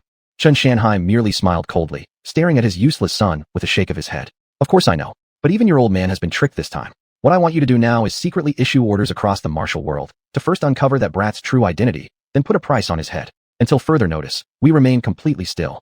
Besides, they had to wait for this storm to pass before making any move. After all, he was an elder. To be so publicly humiliated by a junior would bring nothing but shame if word spread. I understand, father. I'll leave right away to carry out your orders, Chen Yun said quickly, then hurried off with his subordinates. No sooner had he stepped out the door than another guard came stumbling in from outside, sweat pouring down his chubby face like raindrops. Master, it's terrible. Something dreadful has happened. One crisis barely over, another arose. Chen Shanhai's veins bulged suddenly on his temple. What is it? Speak. That head of divine martial sect. She's returning home. Miss Chen Fengchu has already set off. The guard stammered. This news struck Chen Shanhai like a bolt from the blue. What? Didn't I order a complete information blackout? Who leaked it? Chen Shanhai roared, enraged beyond measure. Around him, everyone held their breath, too terrified to make a sound. His head seemed wreathed in smoke, so terrifying was his fury. Finally, the guard quivered as he replied. Perhaps other elders sent word independently. Rumor says she's already en route back to the Chen family estate. Even traveling by fast horse, she'll arrive within about a month. We delivered the news here as quickly as possible. Fast horses, only 1 month. To Chen Shanhai, that felt like no time at all. Before long, Wan's father departed. He had passed the position of clan leader to his eldest daughter, Chen Fengchu. Since then, Chen Shanhai was merely a temporary acting head. Once she returned, what status would he hold? Not only that, but Chen Yun's future would grow uncertain too. Who knew what tales Long Wan might tell against them? And that wretched boy, just thinking about it gave Chen Shanhai a splitting headache. Master, should we not take action immediately? The trembling guard dared ask again. Seeing his fearful expression, Chen Shanhai suddenly surged with rage. Without a word, he strode forward and struck the guard hard on the forehead with his palm. Instantly, thick black blood poured from the man's eyes and mouth. He convulsed for 5 seconds before collapsing dead to the ground. This was the consequence of speaking out of turn. The others present saw it and dared utter not another word. After a long silence, Chen Yun finished giving his orders and rushed back, taking detours around places like the library pavilion, afraid that Gu Qi might suddenly appear and kill him. Truly, once bitten, 10 years afraid of ropes. Returning to the house and seeing the scene before him, Chunyun hurriedly asked, "Father, what happened? Who angered you? Tell me, and I'll make sure they die. You should worry more about not getting killed yourself. Worthless brat, have you completed what I told you?" Chun Shanhai demanded darkly, still unable to find a solution to the current mess. Chunyun nodded. "All arrangements have been made. On my way back, I heard a rather amusing story. Want to hear it?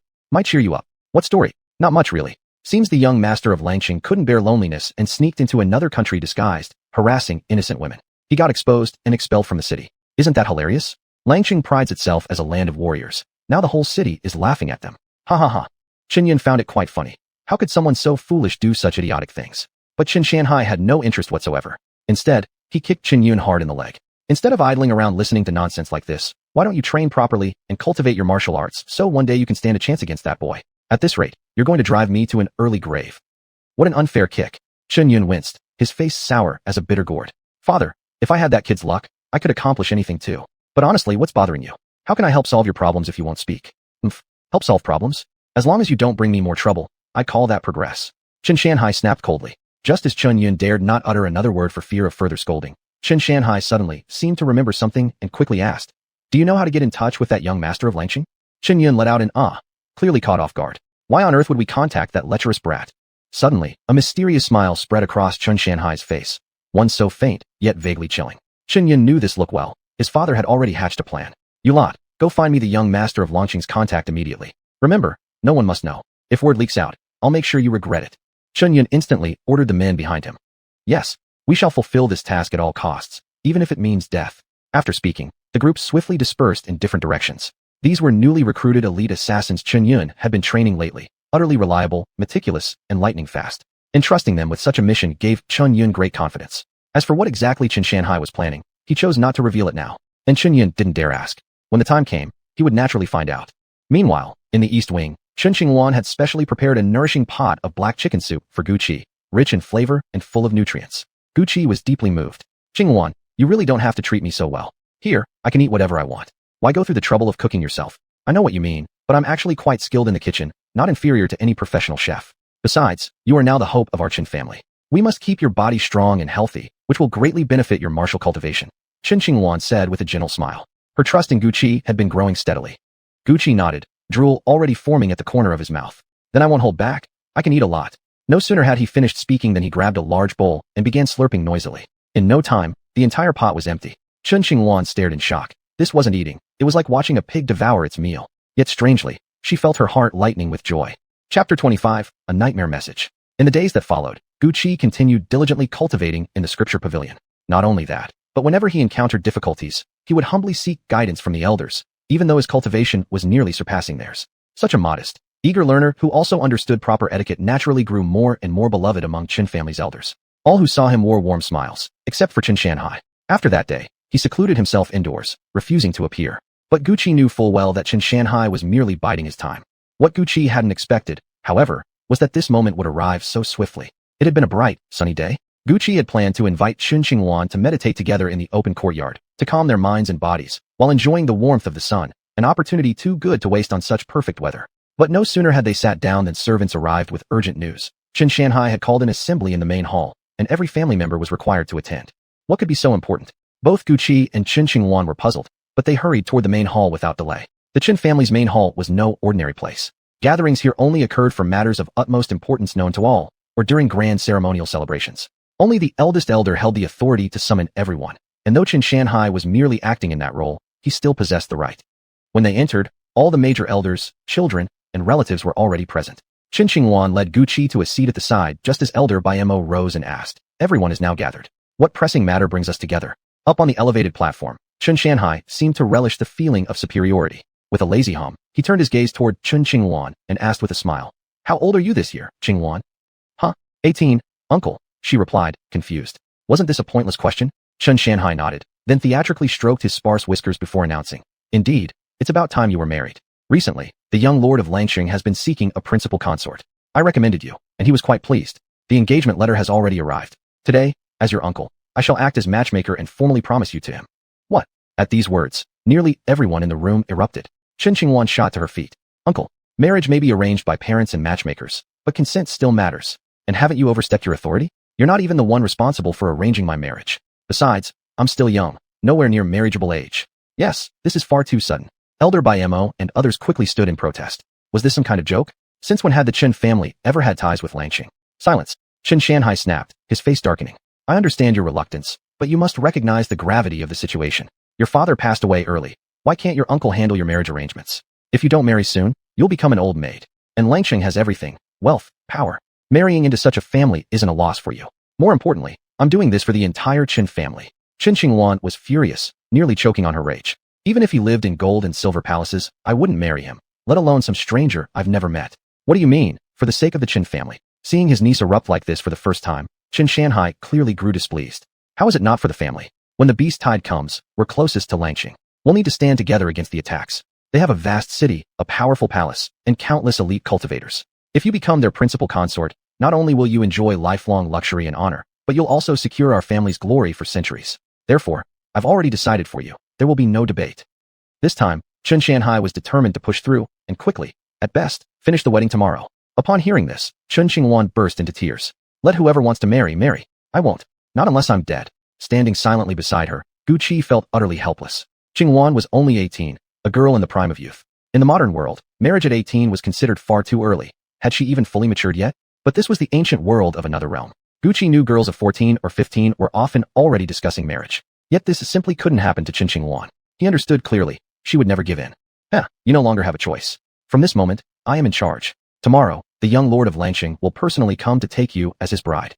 With a sweeping motion of his arm, Chen Shanhai declared his decision final. No dissent allowed. At that, Chen Qinghuan broke down further, tears streaming down her cheeks like heavy raindrops, each one piercing straight to the heart. Wait. Do you, Elder Chen, know about the incident a few days ago when the young lord of Langqing harassed an innocent woman in a foreign land? If you were an upright man, it might be acceptable. But what if Qinghuan ends up suffering at the hands of such a lecherous rogue? One of the elders spoke up.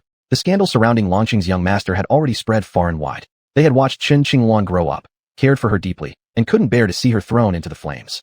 Gu Qi's anger flared at once. Of course someone knows. This was done deliberately. Their intentions are despicable. These few words struck Chen Shanhai so hard, he almost wanted to slap Gu Qi dead on the spot. Yet he had long prepared his response and quickly retorted without changing expression. I am aware of this matter. In fact, I've verified the truth. It was all a setup by ill-intentioned people. The young master hasn't even left Langqing, yet such rumors emerged. Qinghuan, rest assured, the young lord is handsome, courteous, and flawless in conduct. Marrying him will be your fortune. I don't want such a fortune, uncle. If you insist on this, I'd rather die. With that, Chen Qinghuan drew her long sword across her neck, pressing its edge against her pale throat. Qinghuan, don't do anything rash. Elder Byamo shot to his feet. Elder Chen, you must think carefully.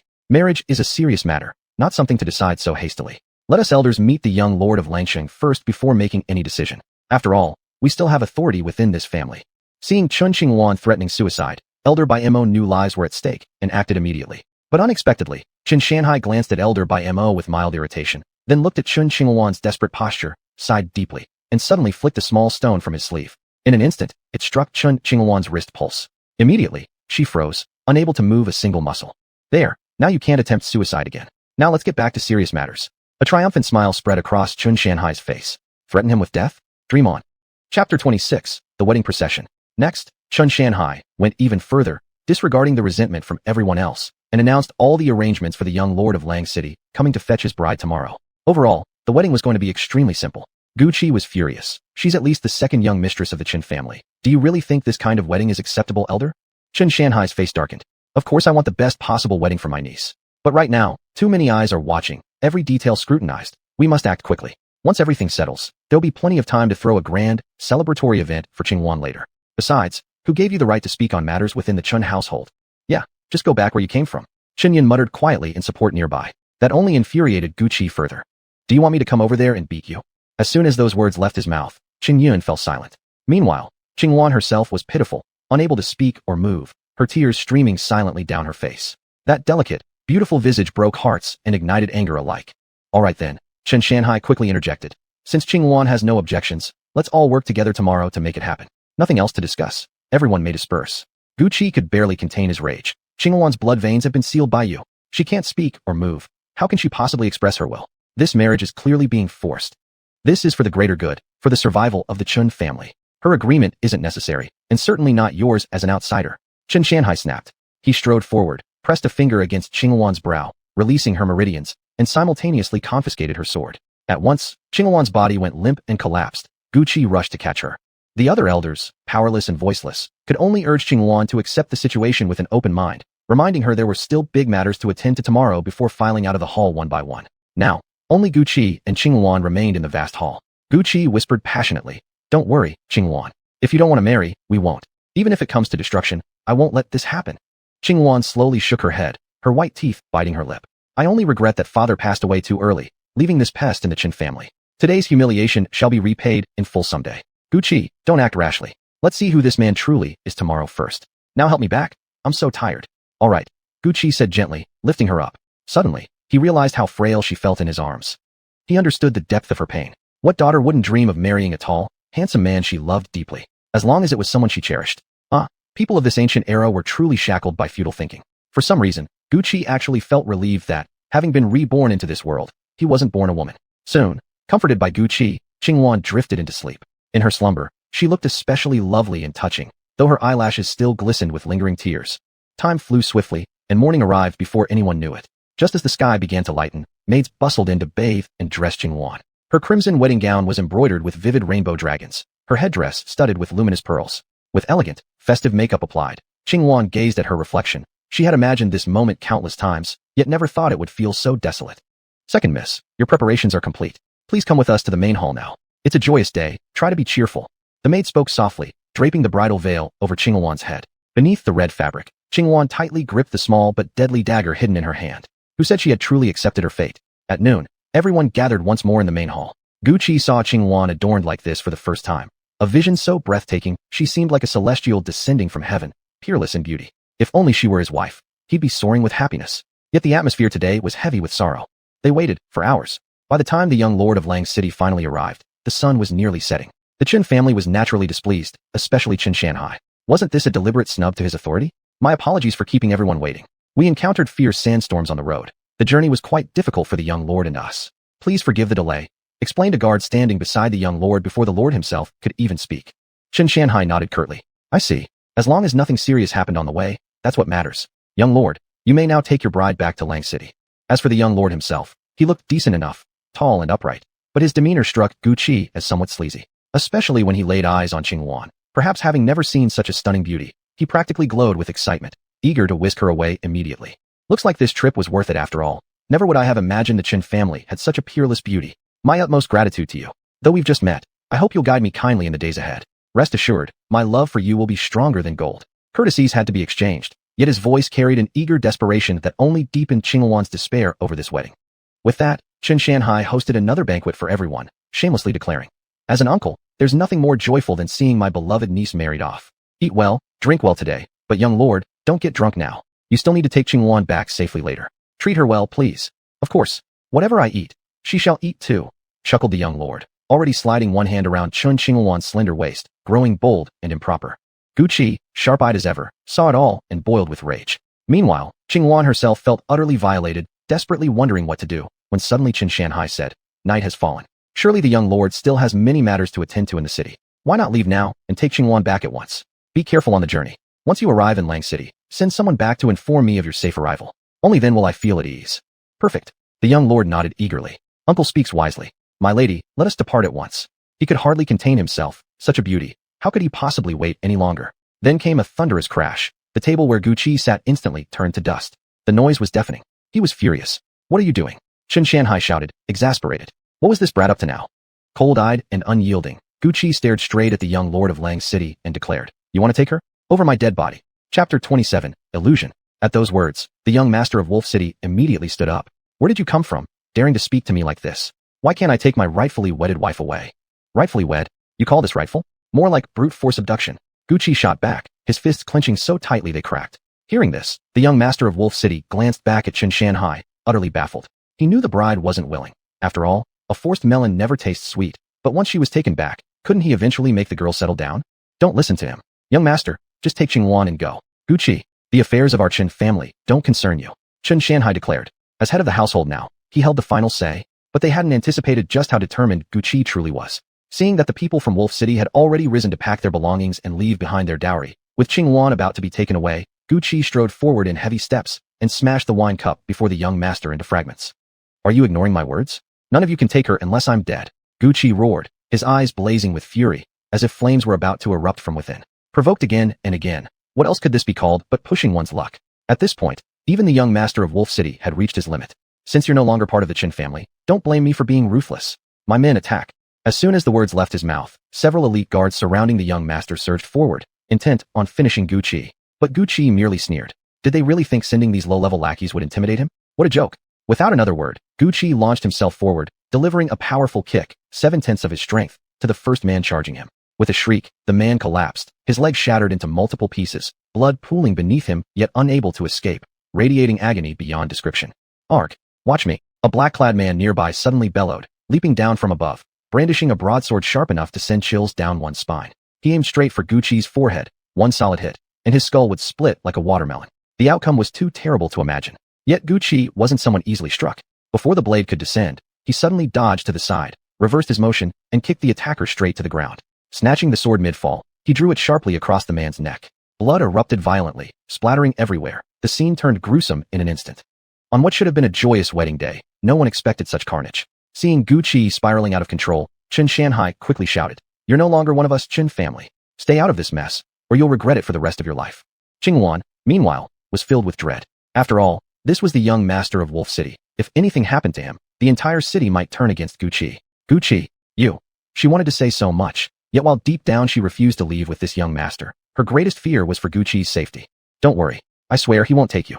Gucci vowed firmly. In swift succession, Gucci dispatched the young master's remaining underlings. One after another fell to the ground, some dead, others alive, but wishing they weren't. In moments, the once festive hall transformed into a scene of horror and bloodshed. Could the young master of Wolf City possibly swallow such humiliation? He'd come here to marry, only to face this nightmare. How could anyone accept this without rage boiling inside? You've gone too far. Today, I will kill you no matter what, the young master roared. He absolutely couldn't retreat now. Doing so would leave him disgraced forever. Gucci let out a cold laugh and made a mocking gesture, inviting him forward. He had no fear of this so-called master. Clearly a spoiled brat who spent his days in decadence. How skilled in martial arts could he possibly be? Still, the young master possessed one extraordinary ability, illusion magic. Without warning, Gucci's vision blurred. The surroundings began to shift. Slowly, he found himself standing in a dark forest, dim and eerie, with a strange melody creeping in from all directions. The sound was unbearable. Gucci covered his ears with both hands, trying desperately to distract himself. He realized immediately, this was some kind of sorcery, conjuring illusions before his very eyes. But it didn't end there. Soon, the temperature around him plummeted. He grew icy cold, yet aside from the barren, lifeless trees, there was nothing to warm himself with. And at that moment, he heard it, the distinct, chilling hiss weaving through the music. What was that? Gucci's ears pricked up, his scalp crawling with dread. At that moment, everyone in the hall saw the young master of Wolf City pull out a puppet from who knows where, its surface laced with countless silvery threads. Gucci's eyes were blank and lifeless. He didn't move or speak, though now and then, flashes of terror flickered across his face. Chen Qingwan wanted to rush to his aid, but the young master had already erected a barrier long before. Everyone could only watch helplessly, unable to intervene. Haha, ever since he began practicing this art as a child, he'd never once failed. The young master of Wolf City smirked proudly. Today would be the day this brat died, perishing alongside his men. The scene shifted back into Gucci's illusion. The hissing sound grew louder and louder, seemingly right beside him now, yet he still couldn't see a thing. What the hell was this? Just as Gucci puzzled over it, a sudden chill ran down his neck. Something was moving gently against his skin. Damn it, he realized in an instant. Wasn't this a snake? Immediately, fear seized his heart. Of all things, why a snake? Back in school, snakes had been his greatest fear. As a reckless kid visiting his grandfather's countryside home, he'd once been bitten, by a venomous one at that. He'd lain bedridden for months before finally recovering. Since then, even the sight of a snake or a mere picture of one sent chills down his spine. Apparently, the young master's technique wasn't simple at all. He'd managed to conjure up Gucci's deepest fear. What rotten luck. Now, Gucci dared not move a single muscle, terrified of startling the serpent coiled around his neck. If it bit him by accident, he'd die right here inside this illusion. Absolutely not. He had just arrived in this foreign world. He couldn't die so easily. He thought again of the snake winding slowly around his throat. It didn't seem in any hurry to strike, but kept emitting that piercing, relentless hiss, as if warning Gucci not to make any sudden moves. Seeing Gucci so utterly terrified, the young master of Wolf City laughed shamelessly, joined quickly by Qin Shanhai. For father and son, this was their first time witnessing Gucci in such a state. It was truly satisfying, a sight to relish. Chapter 28, Execution. At this moment, Gucci, trapped within the illusion, was in great danger. He hesitated to remove the snake wrapped around him, terrified that a single bite might poison him and end everything. Yet if he didn't take it off, What then? The damn snake wouldn't budge. The cold, slimy sensation was unbearable. Gu Qi frowned, tense, when suddenly, the snake seemed ready to strike. In the blink of an eye, Gu Qi reacted instantly. He twisted the snake's head sharply, yanked its entire body free, and slammed it violently against the ground. Asterisk bang, bang, bang asterisk, whirling it around until the creature was utterly disoriented, likely unable to tell which way was up. Try biting me now, Gu Qi muttered bitterly under his breath, then quickly began moving forward. He knew he had to find a way out of this illusion, no matter what. But at that moment, an overwhelming heat suddenly engulfed him. Sweat poured down his face and forehead in beads, thick and relentless. The earlier chill had vanished completely. If a person lived in such conditions, they'd surely die eventually. The drastic temperature shift was too rapid. It would easily lead to dehydration, fever, or even shock. So this Wolf City air couldn't instantly crush him with illusions. Instead, he could only delay, tormenting Gu Qi with fear, slowing his steps until terror itself killed him. In that instant, Gu Qi saw clearly. And he understood, such a death was pitiful, dying from one's own fear. Just the thought seemed absurd. With that realization, he quickened his pace and sprinted wildly into the dark woods. He didn't have time to examine the strange phenomena along the way. After running for what felt like half an age, he finally noticed a mountain ahead. But there were no caves, no rocky cliffs, everything sealed shut. No path forward. There must be some clue leading out. Calm down, Gu Qi told himself, then began carefully observing his surroundings. The forest was dim, filled with dead trees. Before him stood a massive mountain with no place to climb. The soil beneath his feet was damp, the air gloomy. As for sound, the eerie music had faded, replaced now by the faint trickle of flowing water. Only by straining his ears could he just barely make out the sound of water. What was that? Gu Qi followed the sound. Strangely, even within the illusion, he felt exhausted. He hadn't gone far before already gasping for breath. You don't need to search anymore. You're doomed. You have half a shurchen left. I'm just letting you know, boomed the air's voice, suddenly filling the entire forest, arrogant and confident. So he's finally showing himself. Typical of someone so proud, he can't even keep his cool. Gu Qi smirked inwardly. Is that so? Half a shurchen? You underestimate me. I might just walk right out and kill you. Ha ha ha. Delusional nonsense. No one has ever escaped my illusion. They all died inside it, and you'll meet the same fate. The air laughed wildly, brimming with certainty. Hearing this, Gu Qi stopped running altogether. Instead, he casually plopped himself down onto the damp earth. Then let's see exactly how you plan to kill me. The Wolf City air, seeing Gu Qi sitting there so carelessly, twisted his face into a grotesque mask of rage. As long as you die, does the method even matter? Let's see if you can still find a way out now. Oh, if this is all an illusion, why bother searching? I'm tired. I'll rest until your half shurchen is up, then look. Gu Qi said lazily, yawning. Why waste energy searching when it changed nothing? He wouldn't play along. Now, the air's voice carried a trace of anxiety. Then your death is certain. You've thrown away your only hope. Don't blame me when I resort to harsher measures. To his shock, Gu Qi remained utterly unmoved. Then go ahead. I'd love to see what harsh measures you've got. Upon hearing this, the air nearly choked on fury. Another 10 minutes passed. He could wait no longer. His illusion magic had already drained much of his strength. If he failed to eliminate Gu Qi now, he might suffer the first true defeat of his life. Meanwhile, though Gu Qi appeared outwardly calm within the illusion, he was silently watching, listening, absorbing every detail around him. And then, suddenly, from directly ahead, a figure came flying toward him. Upon closer look, it was the furious Wolf City heir himself, clutching a dagger, screaming as he charged at Gu Qi with terrifying speed, impossible to defend against. Gu Qi smirked coldly. Finally, so his guess had been right. Just as he thought this, Gu Qi, in the critical moment, moved with sudden speed, swiftly dodging aside and circling behind the young master. With a sharp slap to the forehead, just a light touch, yet imbued with 30% of his strength. It felt as if the Wolf City heir's skull were about to explode. In an instant, the dark forest around them shattered, and they were back inside the main hall. Everyone stared in shock, still unable to process what had just occurred. Gu Qi added another kick, slamming it hard into the heir's spine. Lack of composure. Otherwise, I might have actually been taken down by you. But now, you've angered me. I'm going to kill you. At that moment, Gu Qi's eyes were bloodshot, resembling a demon ready to devour flesh. Seeing himself at a disadvantage, the Wolf City heir quickly pleaded, spare me. Fine, I won't marry your second miss. Just let me go. The moment the words left his mouth, Gu Qi, already impatient, suddenly seized a nearby guard's broadsword. Gotcha! In one swift motion, he severed the young master's head clean off. It happened too fast for anyone to react. Immediately, the floor of the hall was drenched in blood. Gu Qi's face and hands were splattered with crimson droplets. Strangely, at this moment, his heart surged with wild exhilaration, as if dancing wildly inside him. You? How could you kill him? He was the heir of Wolf City. Oh heavens! Chen Shanhai was nearly breaking down. What had started as a joyous occasion had turned into utter disaster. How could this possibly be resolved? Chen Qingluan stood speechless, her mouth gaping wide enough to fit an egg. From the very beginning, she had known that Gu Qi would eventually lose control. One only needed to recall the incident with Chen Yun to see that. But this time, he had done it to protect her. Now that it's done, we can only send a swift message to Wolf City at once, said Elder Baimo calmly, glancing toward Gu Qi. This child could still be useful to the Chen family. yet such violent, bloodthirsty temperament. He couldn't tell whether keeping him would bring fortune or ruin. Chapter 29. The Prodigal Son of Heaven. It's for the sake of the entire Qin family. This letter must not be written. Otherwise, if Wolf City goes to war with our Qin family, we surely won't stand a chance. Just let this boy deal with it himself. Qin Shanhai shouted, never expecting things to escalate to this point. What should we do now? The other elders were even more anxious. Yet none dared speak against Gu Qi, for it was obvious he had already lost control. At that moment, Qin Qingwan stepped forward. Gu Qi acted only to help me. Frankly, I never wanted to marry into that family either, uncle. I've made up my mind. She raised the dagger she had been clutching so tightly that her palm ached.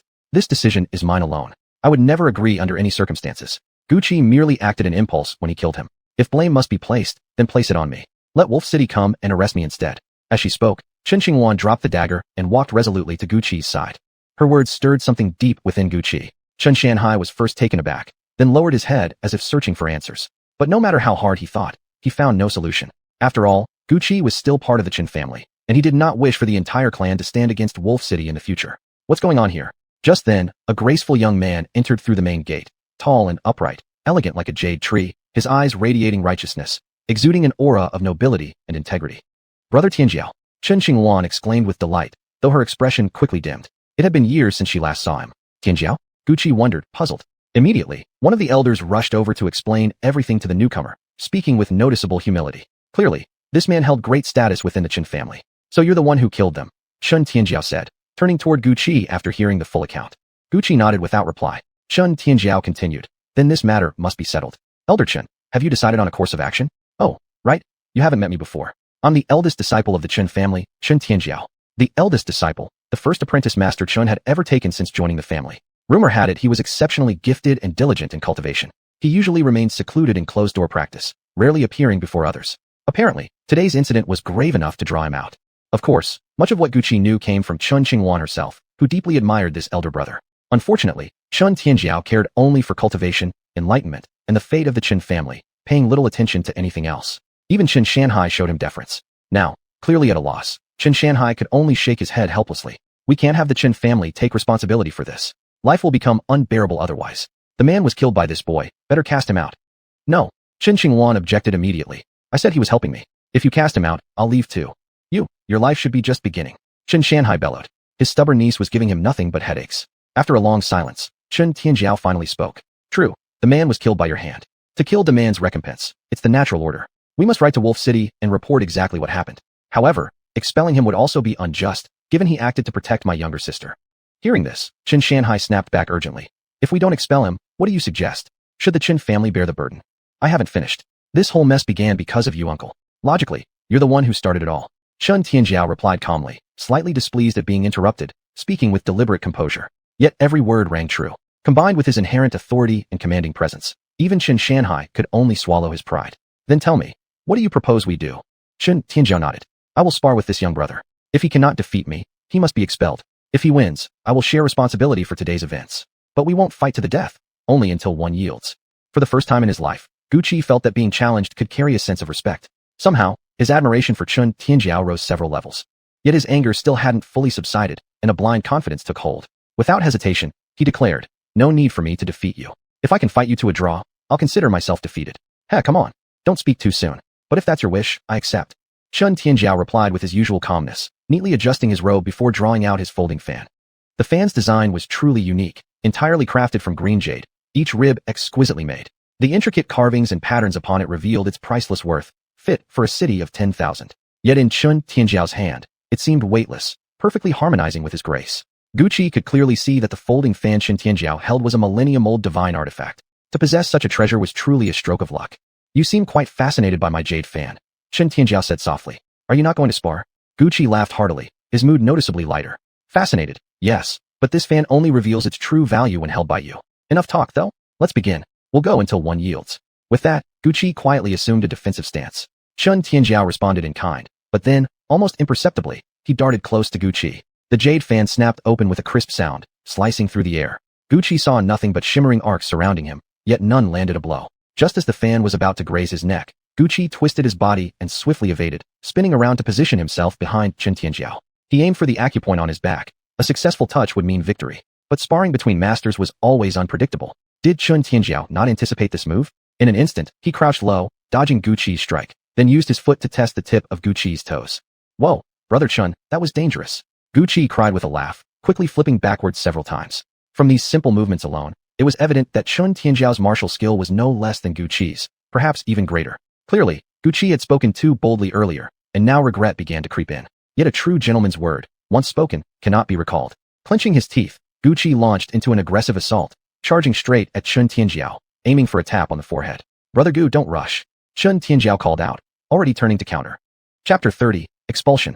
Guqi saw this and muttered a curse under his breath. He quickly retracted his hand from the middle, but accidentally struck the nearby pillar instead. It was supposed to be a light, controlled move, yet he ended up hitting his fingertip directly, causing sharp pain that made him twitch involuntarily. Seeing this scene, Chun Tianjiao couldn't help but find it amusing.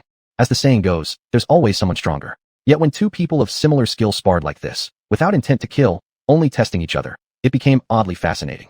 This mutual respect between masters was something special indeed. After Guqi rested for a while, Chun Tianjiao could have easily launched a sneak attack during that moment. But he didn't. Deep down, he was an honorable man. Brother Gu, feeling better now? Shall we continue? Chun Tianjiao asked, his lips still curled in an unrestrained smile. Guqi brushed dust off his clothes. I'm fine now, Brother Chun. Sorry to keep you waiting. Let's continue.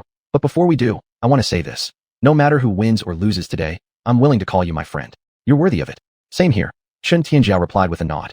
Without another word, he rushed straight at Guqi. This time, however, Guqi had a trick up his sleeve. He suddenly feigned pain in his finger, holding it with an exaggerated grimace. Chun Tianjiao frowned. Just as he was about to close in, he pulled back his strike. Exactly. Seizing the opening, Guqi lunged forward and swiftly placed his fingertip against Chun Tianjiao's neck. My apologies, Brother Chun. You lose, I win. After all, deception is allowed in battle. Brother Gu, I feel the same. Your victory is well earned. As soon as the words left Chun Tianjiao's mouth, Guqi sensed something was wrong. He realized too late that the jade fan was already pressed firmly against his waist, the very instant his own finger had touched Chun Tianjiao's throat. Indeed, war knows no deceit, and defense can never fully guard against cunning. At this moment, they stood evenly matched. Ha! Chun Tianjiao burst into laughter. That was truly the most enjoyable fight I've had in ages. Brother Gu, I concede, you bested me. And remember your words. For the first time, others saw Chun Tianjiao laugh so freely and heartily. Ah, forget it, Guqi thought with mild frustration, though not regretful. He waved his hand dismissively. Fine, fine. I admit defeat. If being expelled is what it takes, then so be it. I'll go pack my things and leave the Chin family. I wish you all well. Perhaps our paths will cross again someday. And thank you, esteemed elders, for your kindness. I've benefited greatly from the treasures within your library. I'm going with you. Just then, Chen Qinghuan came running over, her phoenix crown jingling with every step. Guqi was momentarily speechless. But Chun Tianjiao spoke first. Little sister, for the greater good, you must let Guqi go. We'll spread word that he was banished by us. Should fate allow, we shall meet again. Once you survive this storm, we'll be brothers and friends. Forgive me this time. I cannot risk our entire clan for one man. His words nearly brought tears to Chen Qinghuan's eyes. For the first time, she felt ashamed of being born into such a family. At times like these, everything revolved around the clan's interests. People like them were nothing more than pawns serving the glory of the Chun name. But, he'll be in danger out there. What if something happens to him? Chun Qinghuan wept, dreading the thought of never seeing the selfless youth who had helped her ever again. Guqi gently stroked her head, full of tenderness. Don't worry. I've got great fortune and strong luck. I won't die so easily. And I believe Brother Chen will find a way to weather this crisis, Chun Tianjiao added, an extremely rare show of reassurance from him. Meanwhile, Chen Shanhai had reached his limit. He had already written a letter and sent it urgently to Langqing. Now, driving Guqi away was the only option. Only by removing him could he feel any hope of securing his own position. Are you done with your sentimental nonsense? This is exactly what happens when brats refuse to listen. Now, throw this troublemaker out immediately. Chen Shanhai roared. Dozens of servants charged forward, determined to drag Guqi out through the main gate. Who dares lay a hand on me? Guqi shouted fiercely. Instantly, everyone froze where they stood, afraid to take another step. After a moment, he softly comforted Chun Qinghuan once more. Guqi knew well that all feasts must come to an end. It was time to say goodbye. He quickly returned to his room, packed all his belongings, taking only what was necessary, and headed for the mansion's main gate. Just as he was about to leave, Chen Qinghuan came stumbling after him, thrusting a large bundle of food and silver into his arms. Take these, they'll surely come in handy. Once you've survived this ordeal, contact me. I'll come find you. Looking at Chen Qinghuan's tear-streaked face as she spoke with such sincerity, Guqi was deeply moved. For the first time, he had met a girl who was so adorable and earnest, outwardly strong, yet inwardly gentle. All right then, I won't be modest and refuse, Guqi said softly. I'll take it. But you, stay cautious around that old fox while you remain in the Qin family. We'll meet again someday. He knew very well that Chen Shanhai would make his next move soon. Chen Qinghuan nodded. I will. Tianjiao Gagud has already made arrangements for me. Now I just need to wait for elder sister to return. I'll tell her everything. You should leave quickly now. Langchang is close. With a messenger pigeon, The news must be arriving any moment. Understanding this, Gucci quickly vanished around the corner.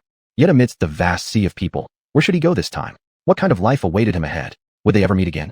All of it remained uncertain. Vaguely, Gucci felt as though everything had been predestined by fate. The transmigration, the foreign world, the demonic cores, and so on. Why was it someone as ordinary as him who had encountered all this? Back in the modern world, what were father and mother doing right now? Were they frantically searching everywhere because he had disappeared? For a moment, Gucci couldn't help but chuckle bitterly at how sentimental he had become. Forget it. Since I'm here, I'll make the best of it. Composing himself, Gucci soon arrived at an inn outside the city. He planned to stay there for one night. But by the next day, Gucci was astonished by how swiftly things unfolded in Langching. Within less than 2 days, the bounty notice on his head had spread through every street and alley. Everyone knew about the man who had killed Langching's young master. Numerous martial cultivators, lured by the substantial reward, began hunting for traces of Gucci day and night. Some even started closely monitoring every movement of the Qin family. No inn or guest house dared shelter him anymore. Pulling his straw hat lower, Gucci hurried into the depths of the forest. Chapter 31. Kill, kill, kill. Oh, poor guy. He hadn't enjoyed a peaceful life for long before falling back into this mess again. Fortunately, Qingwan had given him plenty of food before he left. So now, in the pitch-black forest, you could see Gucci sitting gloomily between the roots of a large tree, roasting a small fire and chewing on dry, tasteless strips of jerky, lost in silent thought. Whoosh, whoosh, whoosh. Just then, Gucci suddenly heard an unusual sound.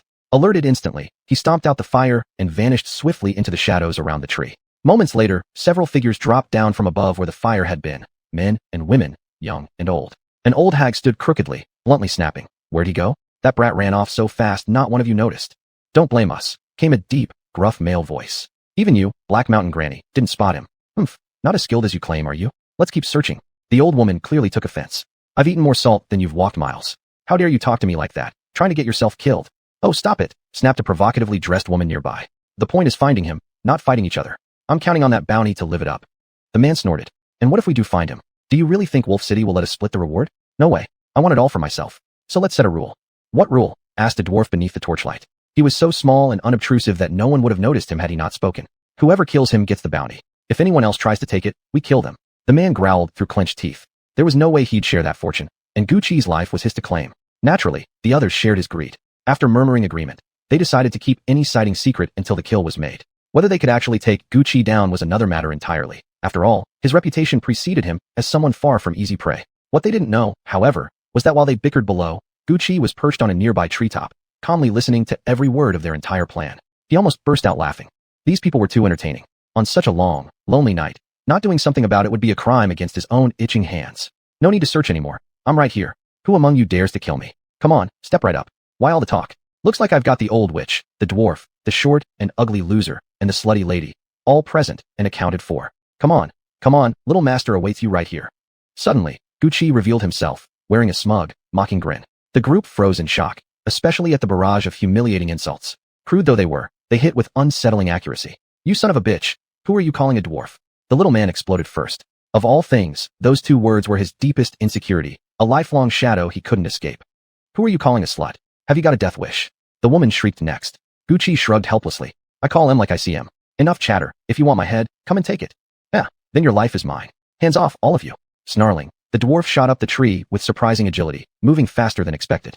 As he reached Gucci's level, he suddenly flung himself onto the ground, motionless. Then his body began twitching violently, his belly swelling in pulses. In seconds, his tongue shot out, long, grotesque, and dripping, making a guttural goo-goo-goo-goo sound. Gucci's eyes widened. He realized it at once. This guy practiced toad skill. Dangerous. The tongue's probably venomous. Time to move. In one fluid motion, Gucci leapt from the treetop to the ground. The others were already waiting below. Did they really expect to let the dwarf have Gucci all to himself? Of course not. Watch out, he's tough, shrieked the old hag. Attack together. Whoever lands the killing blow takes the money. Good, but he's mine. No, mine. Now Gucci felt like a piece of honeyed meat everyone wanted to devour alone, each desperate to claim the massive bounty for themselves. But would any of them succeed? Gucci's answer remained a firm no. In an instant, the hunters rushed forward from all sides, surrounding him. Their weapons varied wildly, fists and blades raised as they swung hard at Gucci's body. Just as the blows were about to land, he vanished, swift as the wind, slipping away in the blink of an eye. I think you all need a good lesson, said Gucci, his feet swift as wind. With a few sharp claps of sound, he circled around in a blur, delivering a fierce kick to each of their backs. The entire sequence lasted no more than a few seconds, but Gucci felt that with a little more training, he could go even faster. But these people weren't pushovers either. Once knocked down, they quickly unleashed their most powerful techniques. Faced with attacks from so many gauchos at once, Chi was somewhat overwhelmed. After all, each of them was a renowned master known throughout the Jianghu. In an instant, Chi erected a defensive barrier around himself. He sat within it, untouchable as the others rained blows upon the invisible shield. Yet the barrier would last only a few minutes before vanishing on its own. Within that brief window, he rapidly elevated himself to the Xiantu ninth star state.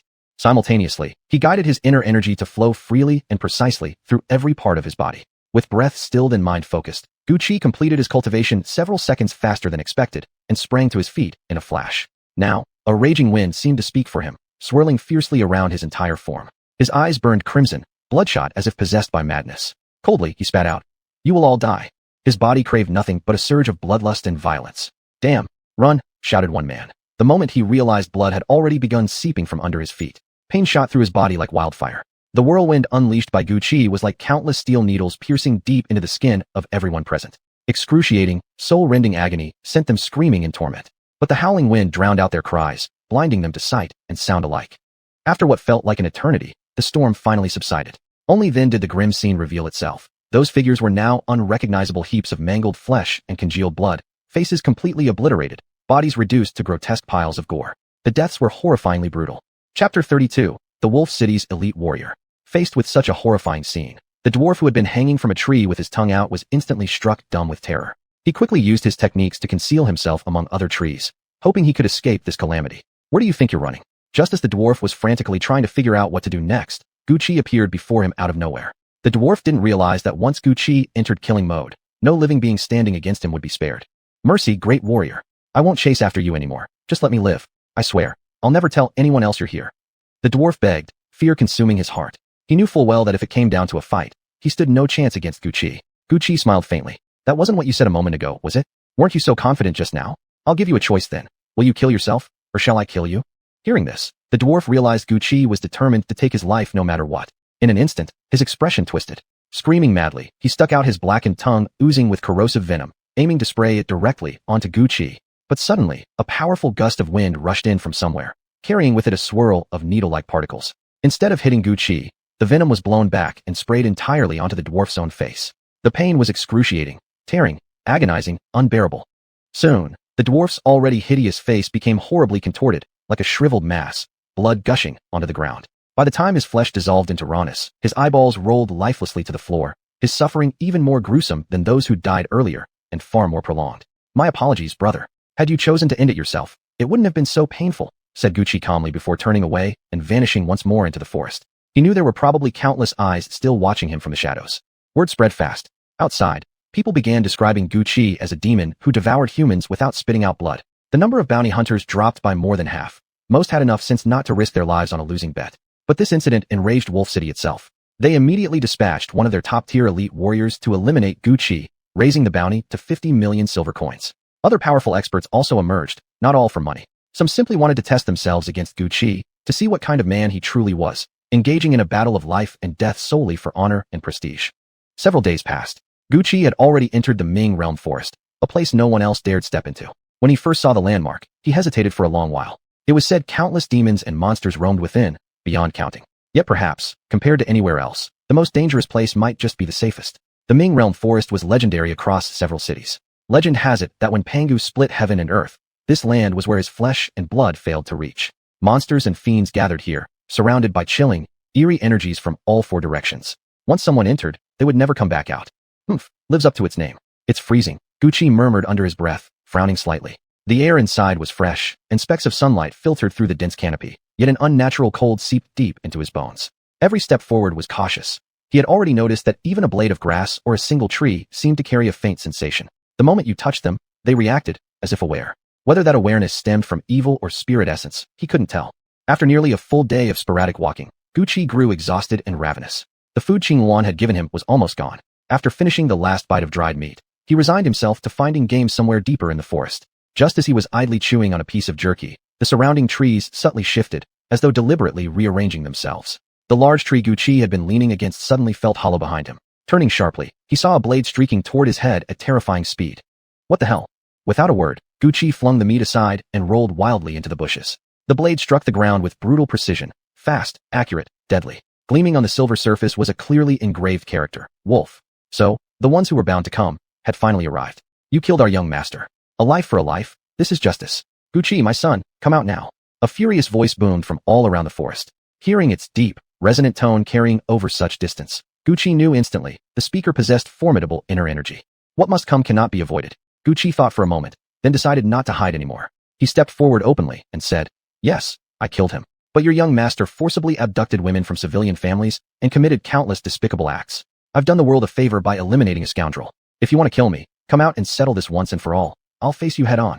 Heh, look at you, a mere youth, yet so full of yourself. At that moment, several figures descended from all directions, all dressed in identical black garments. Each carried the same blade that had just flown past Gucci's head earlier, wore half-faced masks as if unwilling to reveal their true identities, and strangely enough, they all gave Gucci a similar sense of stature and presence. It was clear this was a team packed with elite warriors. Without uttering another word, the Wolf City experts swiftly took their positions, forming a perfect circle around Gucci, sealing off every possible escape route, with a complete 360-degree formation before launching their attack. What surprised Gucci was how seamless the entire operation was. Perfect coordination, rapid movements, and not a single word spoken between them. Clearly, their unspoken mochi was the greatest strength of their team. This is troublesome, Gucci realized. He tried to break through upward, only to find that a barrier had already been set above. Attempting to force his way out would likely result in internal injuries from rebounding energy. These people were truly not easy to deal with. Die? Don't struggle. We'll take your head and claim our reward. The leader spoke again coldly. With that, he turned and drew a dagger from his waist, slashing his own arm. Blood instantly welled up, coating the blade. Then, with a sharp flick, he hurled it straight at Gucci. For the first time, Gucci felt genuine tension. He sensed that this man somehow knew his body wasn't ordinary flesh and blood. The bloody dagger flew toward him, and as it neared, the blood on its surface suddenly turned deep crimson, glowing with an intense, unnatural luster. Chapter 33, A Narrow Escape. Immediately, Gucci's body reacted as if in resonance. A sharp pain shot through his dantian. What kind of blood is this? How can it possess such power? Gucci thought rapidly while hastily leaping backward. Yet even so, he was still grazed slightly by that blood blade. At once, a hole tore open in his clothing, the fabric cleanly sliced away. The first slash was followed by a second and third. Gucci barely dodged each one with excruciating effort. After finally evading the onslaught, he realized various parts of his body had sustained wounds of differing severity, glistening red with blood. Damn it, Gucci cursed inwardly. What kind of demonic blood blade could actually hurt me? In an instant, Gucci channeled his inner energy into forming a phantom blade in his hand, entirely bronze, its tip carved with the fanged visage of a green demon. Even Gucci himself hadn't expected that a randomly conjured weapon would look so striking. I knew it. Just what the hell are you? The man suddenly spoke again. He had long suspected this youth wasn't human. How else could someone accumulate such formidable strength in such a short time? And how could anyone survive contact with his blood blade without dying instantly? Combined with the deaths of those people and the girl, everything now made sense. Gucci shot him a cold glance. Never mind what I am. You only need to know one thing. I'm going to kill every last one of you. At the word kill, Gucci's eyes reddened. It signaled the return of his slaughter-driven nature. Only bloodshed and brutality mattered now. Whoever dared cross him would be rooted out completely. We'll see if you have the ability, the man sneered. The moment he finished speaking, Gucci felt a thunderous thud against his back. Searing pain erupted across his entire spine. Something had exploded behind him. Damn it. He could feel the blood flowing. But at this critical moment, the demonic core within his body responded to its master's call, activating immediately. Before their astonished eyes, the wound that had been bleeding heavily began rapidly knitting itself back together, healing swiftly. Even the lacerations left by the blood blade disappeared as though they'd never existed. The Wolf City experts around him gasped in shock. This guy absolutely couldn't be human. How could any mortal possess such insane regenerative abilities? This was absurd. Feeling his strength surge anew, Gucci abruptly rose to his feet, taking up a full defensive stance within the inner circle. Gripping his great blade tightly, he spun rapidly in place. With each swift revolution of the blade, surrounding winds gathered intensely until they coalesced into something resembling a compact bomb. A cold, sinister smile crossed Gucci's lips as he hurled it outward. The gathered force detonated violently along the ground, sending explosive shockwaves that stunned everyone present. Very quickly, the combined Wolf City experts could no longer withstand the pressure. They scattered chaotically in all directions. Once dispersed, regrouping became nearly impossible. Gucci moved fast, beginning to pick them off one by one. And indeed, this green demon blade was terrifying. It needed but fall upon a person for their flesh and blood to split apart like rotting fruit. Its destructive power was beyond imagination, especially considering Gucci had merely conjured it spontaneously. Back and forth he went, one after another. 2 Wolf City experts fell. Still not satisfied, Gucci turned, scanning for the one opponent who truly mattered to him. But strangely, after such a fierce melee, he now had no idea where that Bloodblade man had vanished. At that exact moment, a surge of energy flared from behind.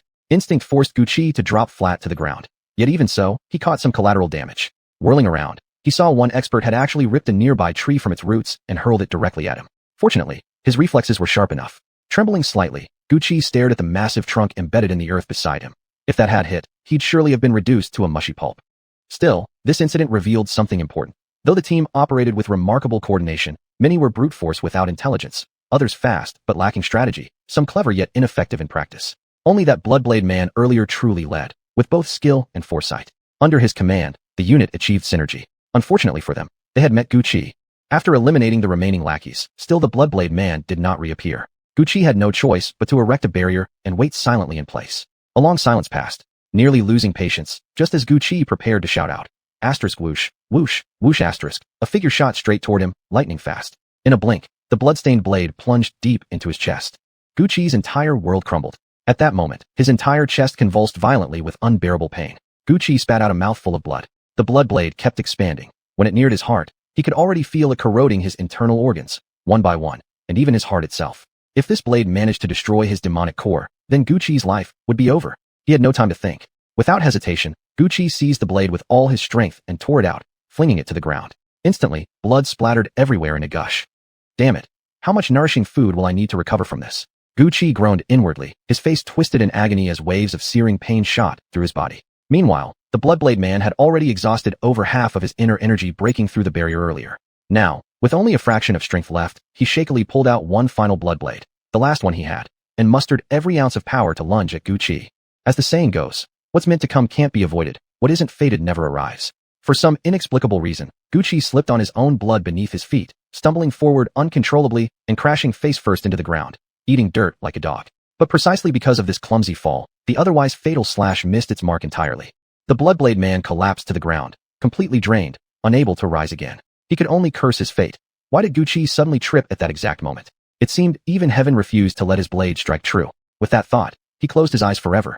And at the same time, Gucci lost consciousness. When he woke again, several hours had passed.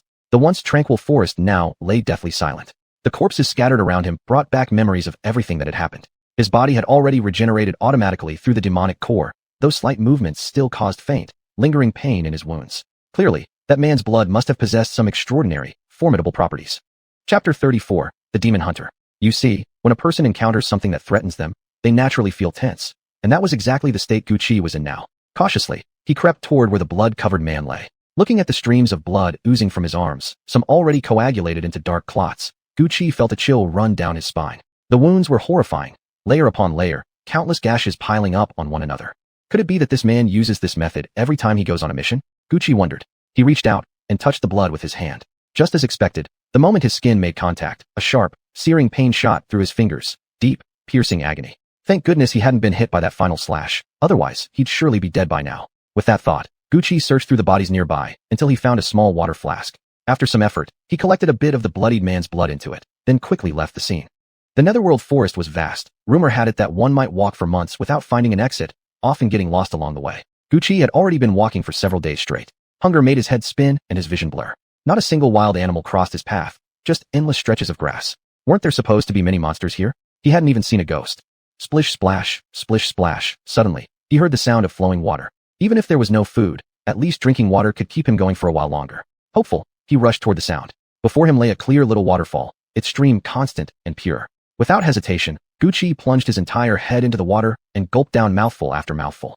But it was precisely this action that led to a new discovery. There were fish in the water. Catching fish was child's play for Gucci. Back during summer vacations at his grandfather's village, kids would either steal honey or catch wild fish and rabbits, sharing their spoils with friends. The happiest memories of his childhood were these carefree days. Not so fast, little guy. In no time, Gucci caught 2 or 3 fish. But the fish in the Netherworld forest looked different, more than twice the size of ordinary fish, with sharp fangs and bulging eyes. They wriggled fiercely too. It took Gucci some effort to subdue them, and in the end, he chopped off each of their heads. Honestly, they were just too ugly. If he saw those heads while eating, he wouldn't have any appetite at all. He quickly lit a fire and began roasting the fish. Over an hour passed before he finished eating. He dried the leftovers under the sun, then packed them into his bag, just in case he couldn't find food later. So where would he sleep tonight? For safety, Gucci decided to stay up in a tree. Looking up, he spotted a towering ancient tree nearby, thick with lush foliage, a perfect hiding place. It didn't take long for Gucci to locate the giant tree and climb up. He found a high yet comfortable spot, settled in, and soon drifted off into a deep sleep, only to have a very strange dream. In the dream, he was once again standing before the same massive tree. But strangely, this tree had a nose, eyes, and even a mouth, though it looked extremely old, like a wise elder. Gucci silently guessed this ancient tree grandfather must be thousands of years old. You're not wrong, said the tree. I'm 4,000 years old now, young one. Huh. Gucci's eyes widened like copper bells. Was he seeing a ghost? A tree that could talk? Seeing his shock, the old tree let out a hearty laugh. Don't be afraid. I'm merely responding to your thoughts. Gucci nodded. By now, he'd seen enough oddities that nothing truly surprised him anymore. Still, he sensed this old tree grandfather probably wasn't a bad spirit. Of course I'm not evil, the tree replied proudly. In fact, I'm a scholar who understands both heaven and earth. There's hardly anything in this world I don't know. Well, fair enough. A 4,000-year-old tree was practically becoming a spirit itself. But claiming to know everything under the heavens and across the earth? Gucci remained skeptical. After all, this tree only grew in one place. How could it possibly know what happened elsewhere? There had to be some exaggeration here. You're mistaken, young man, the old tree immediately said, sounding slightly offended. Though I cannot walk or move, others tell me things. I listen, just like someone enjoying stories. Birds passing by, ravens flying overhead, little rabbits hopping past. They all bring me different tidbits. Don't underestimate me. Gucci found the old tree kind of endearing. All right then, let me ask you one thing. Do you know whose blood is in this flask? He was dying to know the answer. If the old tree really knew everything, why not ask? Oh, let me see it. Let me smell it. The old tree spoke curiously. It was the first time anyone had ever brought him blood to examine. How interesting. Hearing this, Gucci obediently handed it over. The old tree sniffed once and immediately seemed to gag. Take it away, take it away.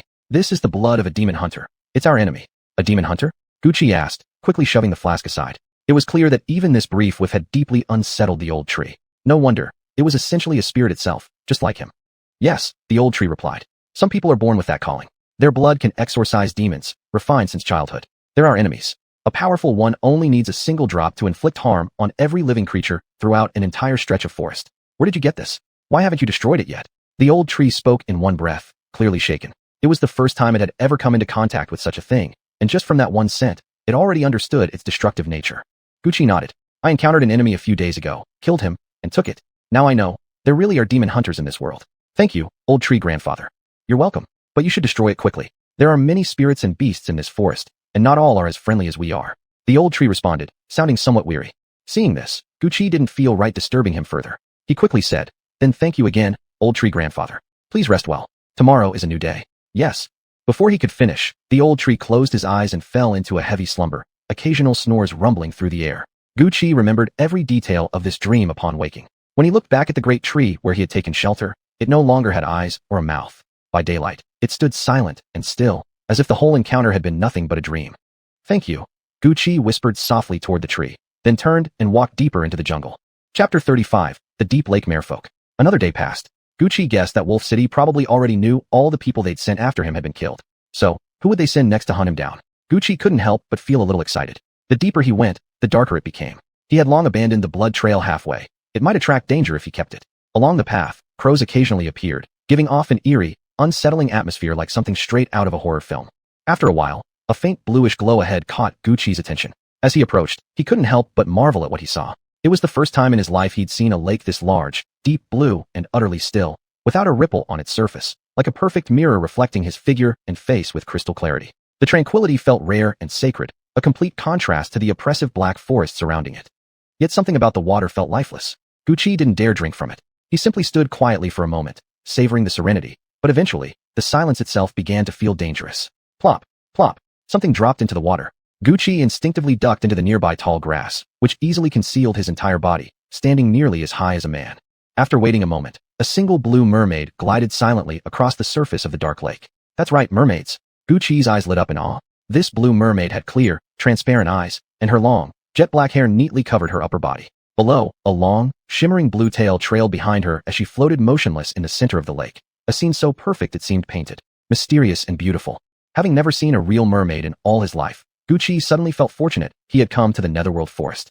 This journey wasn't wasted at all. Just as he thought this, several more mermaids swam past, whispering among themselves. Naturally, every one of them stunningly beautiful. Gucci stared, completely mesmerized. Both men and women are drawn to beauty, and Gucci was no exception. If only he had a camera, he'd take sweeping photographs of these mermaids, enough material to publish in magazines and live comfortably for years. But as tempting as it was, just as Gucci prepared to leave, one of the white-tailed mermaids spoke softly. Handsome boy on shore, how long do you plan to stare? Never seen a mermaid before. Handsome boy on shore? There was no one else around. She meant him. Slightly embarrassed, Gucci let out a sheepish smile and stepped forward. Sorry, lovely ladies. I was just passing by. Never expected to actually see mermaids. This is like the ninth wonder of the world. What are you talking about? We've always been here. Could it be you're new to the Netherworld forest? One wide-eyed mermaid asked, laughing as if it were the funniest thing. Only outsiders didn't know of their existence. Gucci nodded. Yeah, though I've been inside for a while now. Either way, I'm quite lucky he. Of course, said a red-tailed mermaid, drifting closer to him. Since we've met, it's fate. Won't you come down and play with us? She was extremely alluring, her natural peach blossom eyes crackling with charm. Gucci was certain that with just a glance, many men would instantly fall at her feet. Still, out of caution, Gucci politely declined. I don't think so, I can't swim. I'll just watch you have fun, he. Besides, night was falling, and he hadn't even decided where to spend the night. No way, you're lying to us. You just don't want to join because you're afraid we'll hurt you, right? The blue mermaid cut in sharply, huffing with dissatisfaction. It was clear she was proud, perhaps even a bit disdainful of Gucci. Gucci forced a bitter smile. No, really, you've got it wrong, beauties. Any man would jump at the chance to be with such breathtakingly beautiful women. But I suffer from thalassophobia, I really can't go in. You enjoy yourselves. I'll be on my way, so I don't disturb you. Though he liked girls, he wasn't the kind of man to abandon his mission for fleeting temptation. In his heart, Gucci knew he had just turned down an enormous lure. Seeing their bait had failed, the mermaids didn't press further. The blue one said coldly, then go on, leave already. Your presence is annoying. Sisters, let's go. With that, she led the others diving beneath the surface, likely vanishing into the depths below. The other mermaids followed suit, swimming after her one by one. So this blue-tailed one was indeed a leader among them, Gucci mused. That night, he found a large tree nearby and settled down to sleep. For some reason, though he didn't dream, Gucci kept feeling water droplets falling steadily onto his face throughout the night, making him deeply uncomfortable. Yet no matter how hard he tried, he couldn't seem to wake up. Not until the next day, when the sun had already warmed his backside, did Gucci finally stir groggily from sleep. He'd never had such an uneasy rest. Throughout the night, he'd felt as if someone were secretly watching him. After eating and preparing to leave, Gucci walked for 2 full hours straight, only to realize he still hadn't exited the vicinity of the deep lake. It seemed this body of water must be at the very heart of the Netherworld forest. To cross it, the quickest and most convenient way would undoubtedly be through the water itself. Continuing on this path might take who knows how long. As he hesitated, a burst of laughter suddenly broke through his thoughts. He turned around. The same group of mermaids from last night were frolicking in the water, casually snacking on strands of seaweed. So, Gucci wondered, that's what they normally eat? In daylight, they didn't appear as mysterious as they had at night. Instead, their beauty was more vibrant, almost bewitching, with striking colors and dazzling clarity, a visual spectacle few others could ever experience. Hey, isn't that the handsome young man from last night? Why are you still here? It was the red-tailed mermaid again, swiftly gliding up beside Gucci with ease. Gucci glanced at her. Yeah, still here. But I'm on my way now. You really think you can just walk out of here? At your pace, it'll take at least half a month to cross this vast lake. Why not just swim across directly? Wouldn't that be much easier?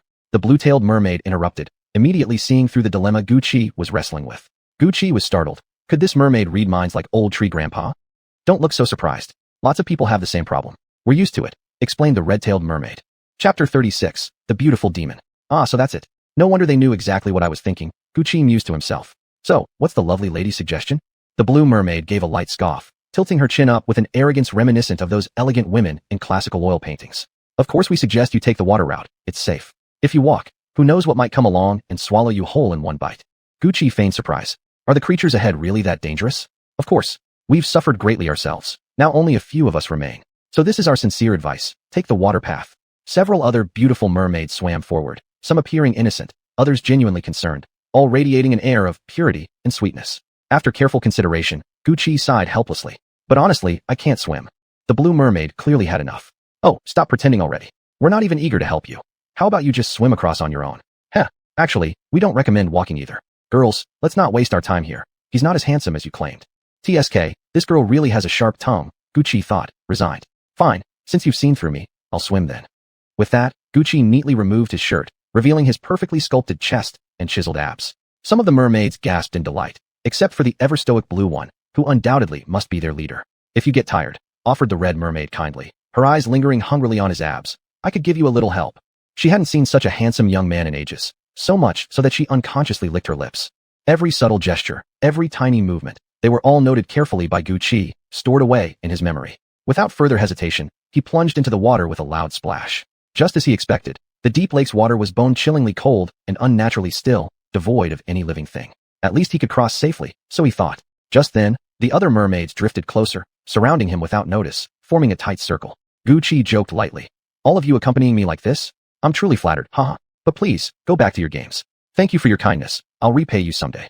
At that, the blue mermaid suddenly burst into laughter. Her smile was breathtaking, as if the sunlight itself parted just for her, capturing everyone's gaze.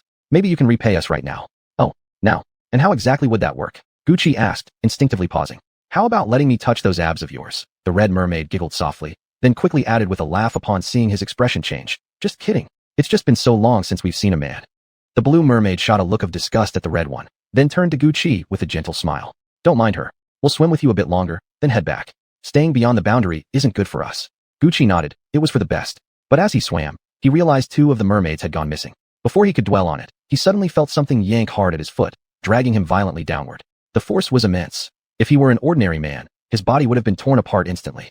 2 tails, he realized, each gripping one leg. He barely struggled before being pulled completely under.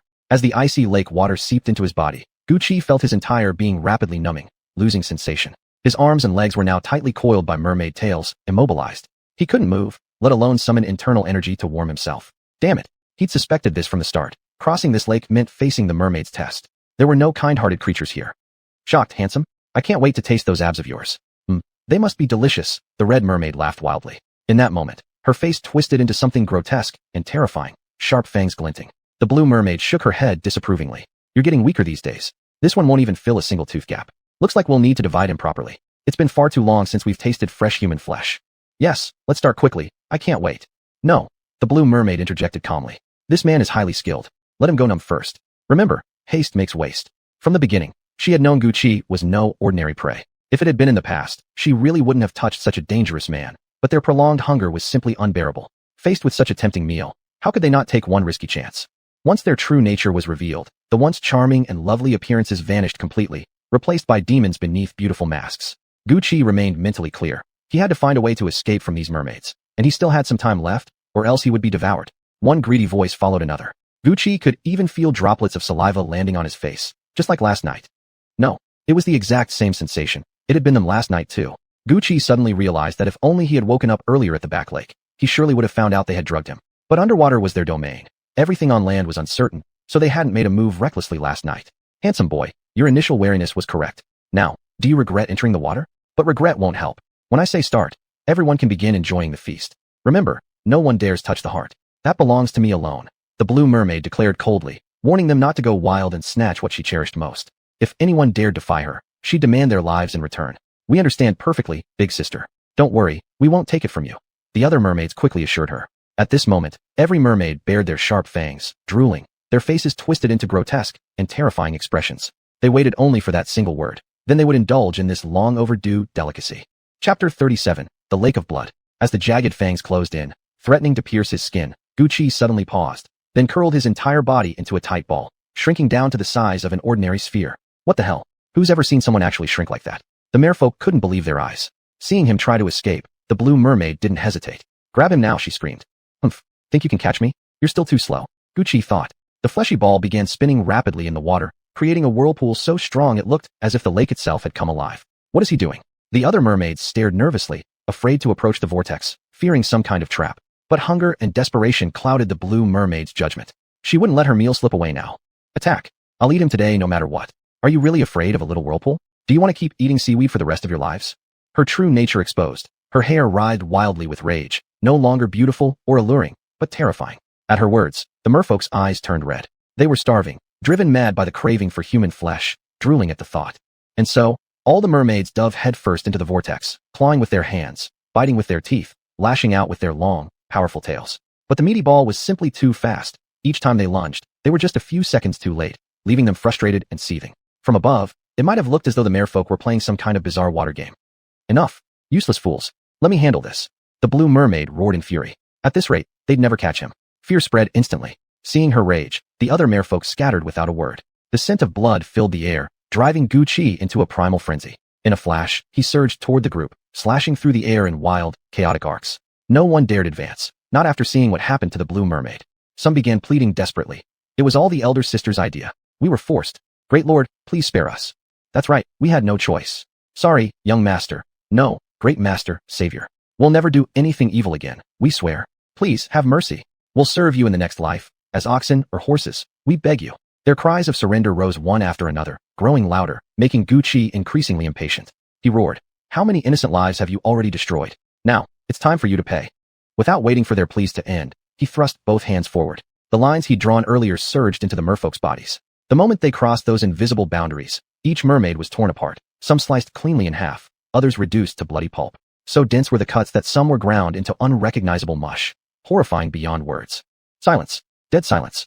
The forest lay as still as the crimson-stained lake. Nothing stirred except Gu Chi's soft sigh. If only you had known how this would end, why didn't you stop back then? With that thought, he shot swiftly across the dark lake.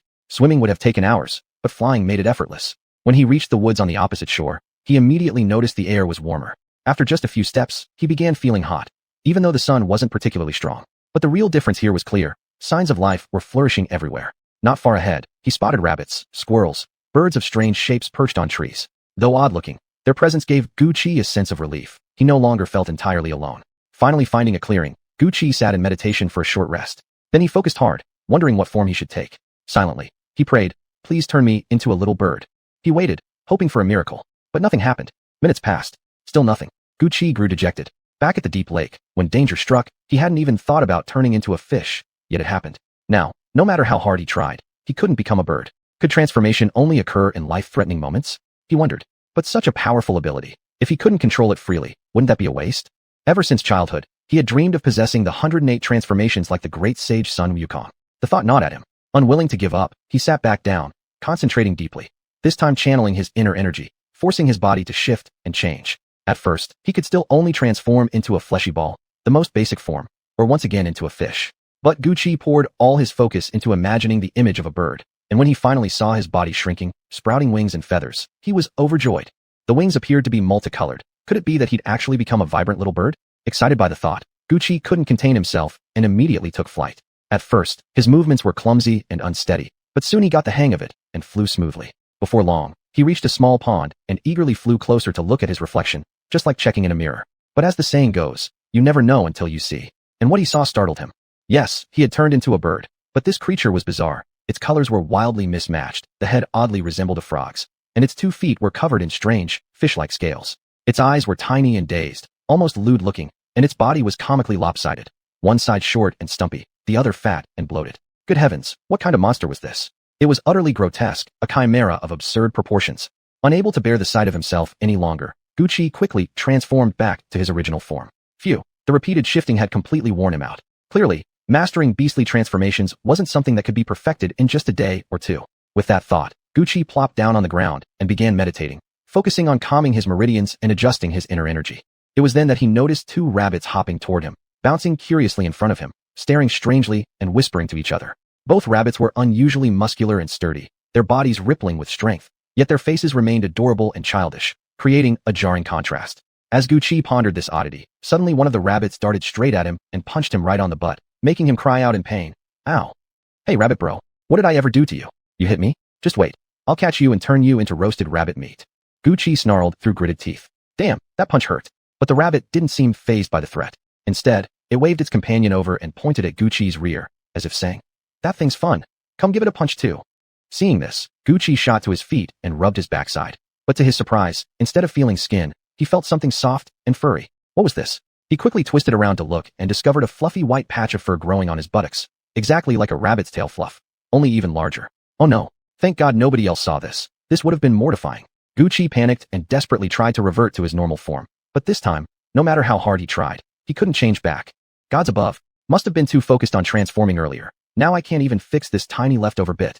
Meanwhile, the 2 rabbits continued staring at him, tilting their heads in apparent confusion. Gu Chi hastily declared, "I'm not one of you. I just haven't changed my butt back yet. Warning you now, if you dare hit me again, I'll catch you both and make slow-roasted rabbit stew." The moment he mentioned stew, his stomach actually growled. He was getting hungry. After all, wasn't fresh food hopping right before his eyes? His mouth began to water, and he swiftly lunged toward the pond to snatch the rabbits. But these animals were no ordinary beasts. They were cunning and sharp. The moment Gu Chi reached for them, they coordinated perfectly. One distracted him while the other kicked his furry behind. Then both bolted away in an instant, leaving Gu Chi utterly miserable. Chapter 38, Bounty Hunters. They say rabbits run faster than dogs, but these 2 were no ordinary rabbits. They were strong and powerful, vanishing in the blink of an eye. If I ever run into you 2 again, I'll skin you alive. Gu Chi snarled bitterly. Who would have thought he'd one day be so thoroughly humiliated by a pair of rabbits? As he stewed in frustration, Gu Chi suddenly felt utterly exhausted, his stomach growling loudly. Ever since that fierce battle at the deep lake, he hadn't brought out a single supply. With no choice, he searched nearby trees for wild fruits to eat. Though sour and bitter, they filled his belly well enough. He rested until the next morning. When he finally got up, He noticed with relief that the white fluffy tail on his rear had completely disappeared. Only then did he feel safe strutting confidently out into the open. But not long after setting off, he spotted a nearby campsite. Supplies were scattered on the ground, clearly set up just recently. Without hesitation, Gucci swiftly crouched and climbed onto a large tree nearby, quietly waiting. After a short while, several men and 2 women approached, each carrying water bottles or firewood. Judging from their wounds, they too must have been injured within the spirit realm forest. "Brother," spoke a younger-looking man, voice tinged with sorrow, "we've been here nearly half a month now, still haven't found that kid, and we've already lost several teammates. Let's just go back." His eyes were red, as if he'd just been crying, and his face was bruised and battered, an unexpectedly pitiful sight. For a moment, everyone fell silent. Then a girl stepped forward and gently patted the young man's shoulder. "Don't talk nonsense. This is our only hope." "You're right, brother," said another voice. A middle-aged man strode forward, tall, broad-shouldered, clearly their leader. "If we truly can't find that boy, I won't risk your lives any longer. If this bounty falls through, we'll just take on easier jobs instead. Killing is killing. Who does it matter whom we kill? Why bother chasing someone so troublesome? You've seen those things at the deep lake yourselves. Surely that boy is responsible." "Really? How can you tell he's so strong?" the girl asked, her face filled with surprise. The middle-aged man nodded solemnly. "Of course, he's incredibly powerful. I wouldn't have taken this contract unless I had no other choice." As he spoke, he pulled out a rolled cigarette from his pocket and lit it. Sensing his mood, the others stayed quiet, turning instead to preparing food and starting a fire. "So they're after me, huh?" Gucci mused. Considering his body still hadn't fully recovered, he decided it was better not to stir up trouble. One less conflict was always preferable. With that, he silently slipped away into the depths of the forest. He moved quickly, only stopping when he was sure they couldn't catch up. Finally, he sat down and took a breath. Oddly, when there was no fighting, he didn't want to fight. But once a fight began, his bloodthirsty nature wouldn't rest until every last opponent was wiped out. Was that a good thing or a bad one? With such thoughts drifting through his mind, Gucci nibbled a few more wild fruits before lying down aimlessly. Before he knew it, he'd fallen asleep.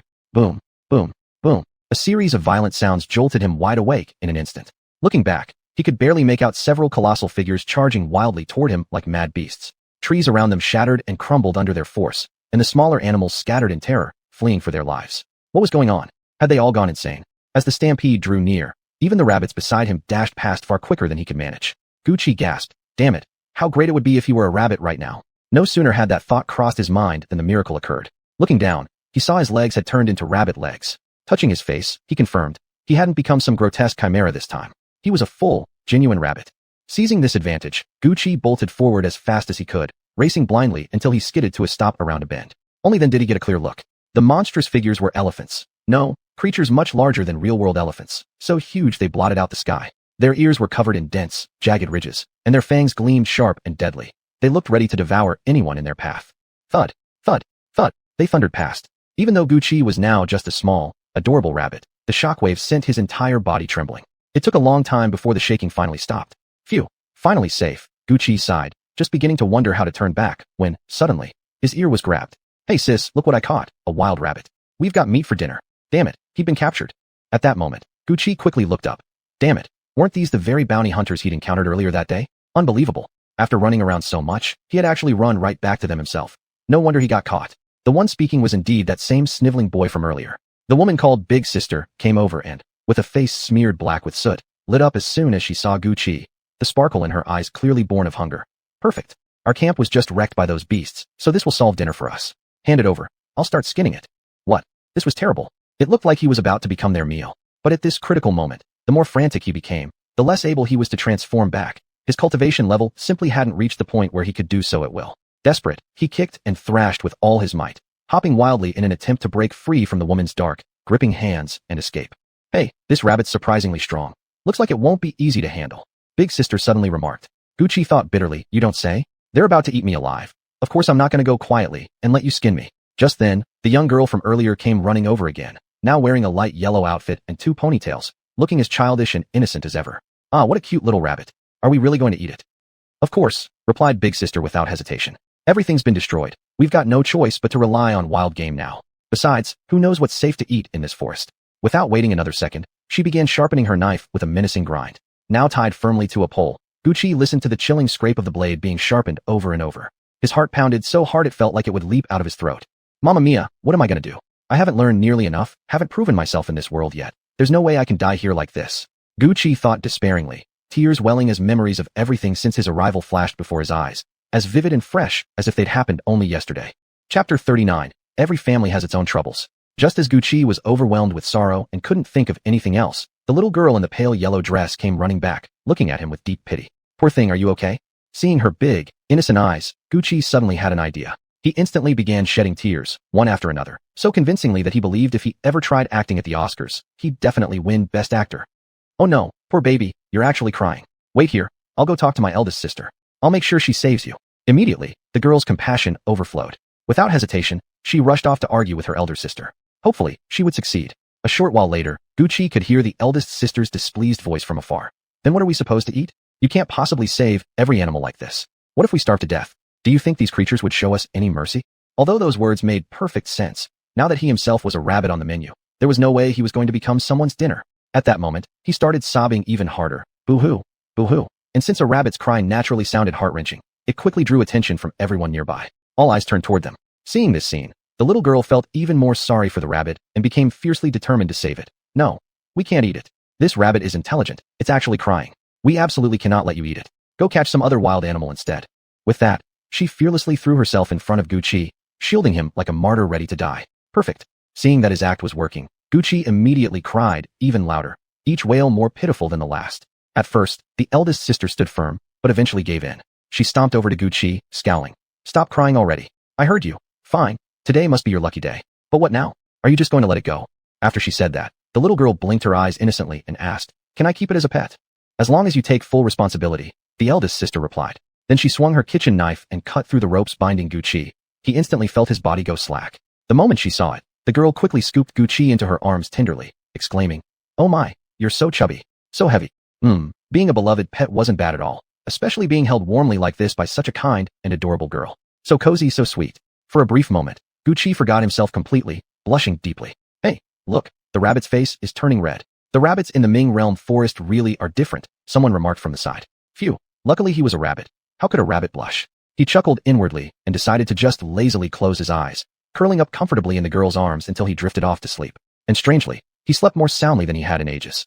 When he woke up, it was already night. The little girl was still holding him, and beside them burned a warm campfire. Everyone sat around it together, but their expressions were grave, as if they were making some monumental decision. Big brother, have you made up your mind yet? If we turn back now, it's still not too late. If we go deeper, I'm afraid none of us will make it out alive. The further in they went, the more dangerous things became. No one knew what awaited them. Even if they found that guy and killed him, survival wasn't guaranteed. The middle-aged man seemed about to speak, then hesitated. This was an enormous choice for all of them. Let me hear what eldest sister thinks. The eldest sister was startled and patted her chest. Well, I say we need money now more than ever, especially since our mother's illness hasn't been treated yet. But your concerns are valid too. How about this? Let Big Brother and I go ahead, find that guy, kill him. If you don't see us return within a certain time, just head back yourselves. So she was actually willing to sacrifice herself, Gucci mused. It seemed they truly needed money badly to have come here hunting for him, and there was also a gravely ill mother waiting at home. Sigh. Truly, every family has its own hard-to-read book. No way, said a plump, fair-skinned young man sitting nearby, whom Gucci glanced at. He looked unassuming, but clearly had hidden martial prowess. We've always said we live or die together. Besides, without Big Brother and eldest sister leading us, we'd never make it out of this forest alive. Don't forget how long it took just to get here. Indeed, every member of this family was remarkable, including the little girl, who had carried him all day without complaint, seeming completely unfazed. Clearly, they were all skilled cultivators. Yes, but that means if we retreat now, all the time we've spent and the lives we've lost so far will have been wasted, sighed another person gloomily. Maybe they shouldn't have come here at all. At that moment, Gucci desperately wanted to jump up and urge them to turn back immediately. If they truly encountered him, a bloody battle was inevitable. Not only would these people fight to the death for their families, but he himself couldn't afford to die either. So it would come down to either their deaths or his survival. He was confident about that. But he didn't want it to end that way. Yet now, as a rabbit, he couldn't even speak human language. How could he possibly communicate with them? Thinking this, Gucci suddenly felt frustrated. Besides, under no circumstances could he reveal his true identity. After a long silence, the eldest brother finally spoke, as if making an excruciating decision. Let's go back. Without money, we'll find another way. But if we lose our lives, there won't be a future at all. Aren't we still one family of noble bandits? This place is too dangerous. I can't bear to lose any of you anymore. Every word rang with sincerity, moving even Gucci to emotion. The little girl began sobbing. Wah. But what about Mama's illness? We'll find a way, little sister. Trust us. But if we're gone, we won't even have the chance to think of a solution, comforted the younger brother beside her. I'll follow everyone's decision. Since elder brother says we should return, then let's return. What about you, eldest sister? By then, the eldest sister had also sighed deeply. She dusted herself off and stood up. Then let's go back. Consider it a hard-learned lesson. Once we're out of this forest, we'll erect a memorial tablet for those few fellows inside the woods and come back every year to clean it. When I think about it, we really shouldn't have come here in the first place. As she spoke, her eyes welled up with tears. Clearly, those lost comrades had been deeply important to them. A heavy sorrow filled the air, suffocating and bleak. Then the youngest brother spoke up. Everything happens for a reason. All we can do now is keep looking forward. Let's push on together. As long as we stay united, no hardship is insurmountable. What a powerful sentiment. Asterisk, as long as we stay united, no hardship is insurmountable. Asterisk. In that instant, it was as if hope reignited in every heart. Moving forward was the only right choice. Chapter 40, The Language of Animals. Although the little girl really wanted to take Gucci, this cute little bunny, with her, Gucci absolutely refused. The moment he stepped out of the forest, he would jump around wildly, trying to escape. Let it go. This rabbit will never leave this place. If we take it outside, it'll just become an outsider. This is its home. Let it go, said the eldest sister. Even Gucci was a little surprised to hear her say that. With no choice, seeing that the little bunny stubbornly refused to follow her, the girl gave up and began to cry. Then promise me you'll survive while here, okay? Don't let anyone catch you again, or next time there might not be anyone to save you. As she spoke, she gently stroked Gucci's head. For the first time, Gucci actually felt a pang of sadness at parting. But he couldn't cry. All he could do was turn and dash far away, turning his back on them. After all, they were a loving family, always there for each other, no matter what. Thinking about it, Gucci suddenly felt a deep sense of envy. Just as the family was about to leave by water and began building a boat, Gucci somehow found a wildflower and scurried over to place it in the little girl's hand before quickly running off again. He knew. He must have blushed again. Hey, look at that. This little brat actually knows how to show gratitude. Not bad, not bad. Bye-bye now. Hope we meet again someday. The older brothers teased from the side. The girl was overjoyed and kept holding the little flower tightly without letting go. After they finished building the boat and sailed away, Gucci kept running forward nonstop for a full day and night before finally stopping. And he didn't even feel tired. By then, he had already traveled quite a distance. Gucci figured it was time to transform back into human form and stretch his body. Oh, I'm so sore. Right at that moment, Gucci's eyes were particularly sharp. He immediately spotted the two rabbits, the very same pair who had bullied him before. Soon enough, they clearly noticed him too. Look, it's that human from last time. Why is the white fur on its butt gone? Yeah, could it have evolved? Do you think if we cultivate enough, we can become like that too? The other rabbit scratched its head, puzzled. Don't even dream about it. We only live for a few decades. They want to cultivate. Gucci was astonished. But more importantly, how on earth could he understand rabbit language? This had to be a joke. Since when could he understand rabbits talking? Could it be that simply turning into a rabbit once allowed him to comprehend their speech? Gucci kept questioning himself inside, completely baffled. Hey, you think we should mess with him some more? Rabbits apparently love playing pranks. At the mere mention of tormenting someone, their eyes gleamed with malicious intent, making Gucci shiver inwardly. Yeah, sounds fun. I've been bored today. Should we smack his butt or kick his head? Like hell you are, you're gonna mess with me again. Seeing them approach, Gucci immediately plopped down on his rear and lay flat, pretending to sunbathe. How leisurely. Hey, he's lying down. Perfect chance. You go first, or should I? Of course we both go together, suggested the other rabbit, hopping excitedly toward him at high speed. Gucci narrowed his eyes. One sharp focus. And right as the two rabbits leapt to attack his eyes, he grabbed both of them firmly by their ears and yanked them into the air. Wanna mess with me? Sorry, but now it's my turn. Though he hadn't been a rabbit for long, Gucci already had a thorough understanding of their movements and physical details. Without hesitation, he swiftly tied both rabbits up tight and even theatrically lit a small campfire. Tonight, I get to eat roasted rabbit. True delicacy of the mortal world. At that, he heard the two rabbits nervously gulping. Could he actually be planning to eat us? He really seems like it. What do we do? I don't want to die. Gucci smirked proudly. Now do you see how powerful Grandpa is? Weren't you two acting tough earlier? Huh. He tapped their heads with a stick, knocking them dazed. Ow, that hurts. You bastard. Let me go? I don't want to be eaten. Hearing that, Gucci slammed the stick down hard again, leaving a big bump on one rabbit's head. Now you're swearing at me? Think I can't understand rabbit language. You bastard, stop hitting my brother, the other rabbit cried out. Gucci instantly responded with another sharp tap. Every time either rabbit cursed, Gucci whacked them hard, until both were black and blue and battered. Brother, I think he can actually understand what we're saying. I think so too. At that moment, the two rabbits began whispering to each other, wondering if Gucci could actually understand their conversation. Hearing this, Gucci immediately put on an even more smug expression. Of course I can. Grandpa here knows both heaven and earth. How could I not understand what you're saying? Let me tell you, your time is up. As he spoke, he started sharpening his knife with a loud scraping sound and stoked the campfire, deliberately mimicking the exact manner of the eldest sister from back then. The moment they heard the sound of the knife, the two rabbits must have nearly peed themselves in terror. Their faces turned ashen, tears welled up in their eyes, and though they dared not scream aloud, their entire bodies trembled uncontrollably. They were truly about to become someone's dinner. Have mercy, the older brother finally cried out. Gucci paused, narrowed his eyes at them, and slowly approached with the knife in hand. You little brats, still daring to bully Grandpa, huh?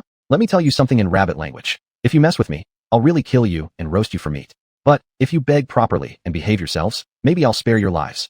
This new ability had just activated, and the fact that he could now freely switch languages was nothing short of amazing. The instant those words left his mouth, both rabbits froze in shock. Now they realized they weren't dealing with an ordinary opponent. They quickly began groveling, swearing on their ancestors that they'd never dare harm him again, even if they became oxen or horses in service to him. Gucci was extremely satisfied. He nodded and said, "Good. From now on, you two are my underlings. For the next few days, you won't leave my side, not even half a step. You'll guide me all the way to that mountain deep in the forest." Desperate to survive, how could the two rabbits possibly refuse? They immediately cried out, "We agree. We agree. From this day forward, you are our big brother. Whatever you say, we'll do." Chapter 41. Enjoying himself. After releasing the two rabbits, Gucci immediately felt a natural sense of superiority as their master. "You, go fetch me a pot of clear water. And you, come over here and give my back a good rub." Having just experienced what they did, the two rabbits dared not complain at all. They sprang into action right away. The elder brother rubbing his back even flattered. "Is this all right, boss? Should I press harder?" "No need. Once you're done with my back, come over and massage my legs too," Gucci ordered, feeling indescribably pleased. Even though these were just two rabbit lackeys, overall, it wasn't bad at all. Not long after, the younger rabbit brought over the water. Just as Gucci was about to drink, he noticed something odd about the smell. He shot it a sidelong glance and said deliberately, "Where did you get this water from? It has a faint fragrance. Quite impressive. Just ahead a bit, near the lake. The water's crystal clear. I even drank plenty myself." "Boss, you can drink without worry. If it's not enough, I'll go get more right away." The younger rabbit answered quickly, its eyes darting around nervously. Gucci nodded slowly, then abruptly handed the pot straight to the younger rabbit. "You drink it. Consider it your reward." Seeing this, the little rabbit immediately leapt sideways into the bushes. "Oh no, boss. This was specially fetched for you. I couldn't possibly drink it. Please, you have it. Will you drink or not? If you refuse, there's definitely something wrong." I suspect this water has been tampered with." There was no fooling Gucci. His demonic core reacted instantly to anything unusual with just a sniff. Hearing those words, the younger rabbit's expression froze. "I would never add anything, boss. How could I dare?" "Then drink." Without another word, Gucci grabbed it by the ears, lifted it up, and poured the entire pot down its throat until not a drop remained, though much of it came back up. Chugging so much at once left the young rabbit nearly seeing stars, dizzy and nauseous, its mouth filled with unbearable bitterness. Meanwhile, the elder brother stood wide-eyed. He knew exactly what had been mixed in. "You little bastard, pouring urine into my water, thinking I wouldn't notice? Next time, it won't end so easily. Your life? Heh, you know exactly how that ends." Gucci's eyes turned sharp and menacing, truly terrifying. "He won't do it again, we promise. We made a mistake, boss." The older rabbit quickly stepped forward to defend his brother. Clearly, they'd run into someone far from ordinary. Too bad they were unlucky enough to pick the wrong target. It took a while before the younger rabbit finally recovered, regaining some clarity. Its eyes were red-rimmed, looking like a child caught misbehaving. "I'll never dare again. I'm sorry, boss." They'd thought they could never be found out, hoping to play a nasty trick on him. Clearly, they'd miscalculated. Gucci huffed, then pulled a few dried fish strips from his bag, tossing them to the rabbits while keeping one for himself. "Eat up. You still need to lead the way. Once we reach the destination, I'll let you go. Who'd have thought you'd try to mess with me, eh?" Hearing this, the two rabbits exchanged glances, then looked down at the dried fish. Suddenly, they realized he'd given them far more than they had on themselves, more than half his rations. That he'd share so generously left both speechless. "Boss, don't worry. We'll guide you perfectly from now on. No tricks, ever," the younger rabbit vowed, already gobbling down the treat. "That's right. With a boss like you, no one will ever bully us again," added the elder rabbit hastily. The taste of dried fish was heavenly. They hadn't enjoyed such a delicacy in ages. Gucci chuckled. "Of course. And if you dare cross me again, I'll toss you both into the river for the fish to eat." Though his words were threatening, deep inside, he felt nothing but delight. Probably because he'd successfully recruited two loyal followers. Once well-rested, Gucci patted the two rabbits sleeping beside him. Apparently seeking warmth, they had cuddled up against his thighs, warm and fuzzy. "Hey, wake up. Time to lead the way. What's the fastest route out of this netherworld forest?" The elder rabbit sat up, rubbing his bleary eyes. At the mention of the quickest path, he replied urgently, "I know one, but we must not take it." Gucci frowned. "Why not? Anyone who ignored a shortcut was a fool." "I know too," piped up the younger rabbit. "But seriously, boss, we can't go that way. Rumor has it there's something inside that eats people, and it's terrifyingly powerful. Any creature with spiritual essence who enters never comes back out. That's why we can't take it." What kind of thing could be so fearsome? Gucci wondered. Strangely, instead of fear, an urge stirred within him, a strong desire to see it for himself. "How about this? You take me there, but you two don't have to go in." "I'll go myself," Gucci said firmly. He was determined to see it for himself. "It's really impossible, boss. We'd lose our lives. We can take another route. It won't make that much difference in time, and we'll still reach the edge of the netherworld forest, which would be much safer for you to leave from." Yeah. Let's just go the other way right now," the younger rabbit chimed in, already hopping toward the opposite direction to lead the way. Seeing this, Gucci immediately grabbed its ears, glaring fiercely. "Who's the boss here, you or me? Who do you listen to? We're taking the shortcut. No objections." Seeing their master truly angered, and knowing full well they weren't allowed to argue, The two rabbits could only sigh in resignation. If they died because of this, it definitely wouldn't be worth it. Are we going or not? If you don't move, I'll start beating rabbits. Gucci threatened. The rabbit brothers exchanged a desperate glance and quickly responded, We're going. Whatever the boss says goes. And with that, they reluctantly began leading the way forward. Gucci nodded in satisfaction as he followed behind, then added, We'll walk through the afternoon. One of you goes to fetch water, the other finds food. Try to get some wild game if you can. If you can't manage it, call me. And if absolutely necessary, pick some fruit to fill our stomachs. Don't try any tricks or lead us astray. I can tell, got it? Got it, boss. Whatever you say goes. The two rabbits answered hurriedly, exchanging another glance. This boss was no easy one to serve. The elder brother sighed deeply and focused intently on the path ahead. Yet something strange stirred in Gucci.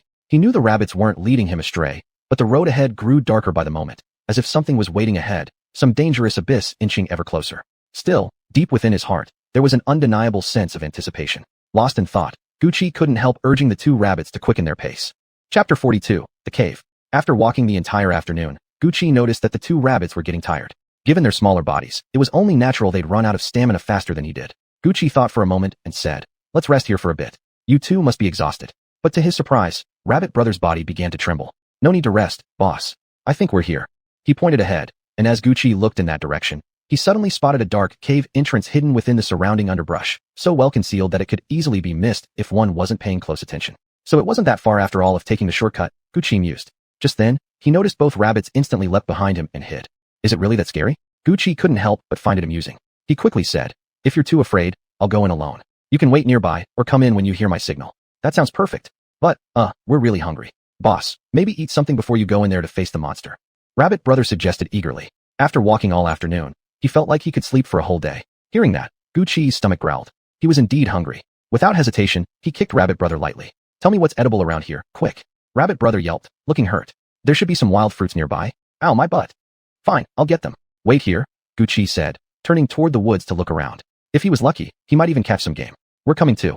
Don't leave us behind, boss. Both rabbits cried out, immediately hopping into Gucci's pockets, one in each. Now Gucci looked rather comical. Two plump rabbits stuffed in his trouser pockets, gripping their ears, peering out with wide, nervous eyes as if fearing something might snatch them at any second. Gucci didn't mind.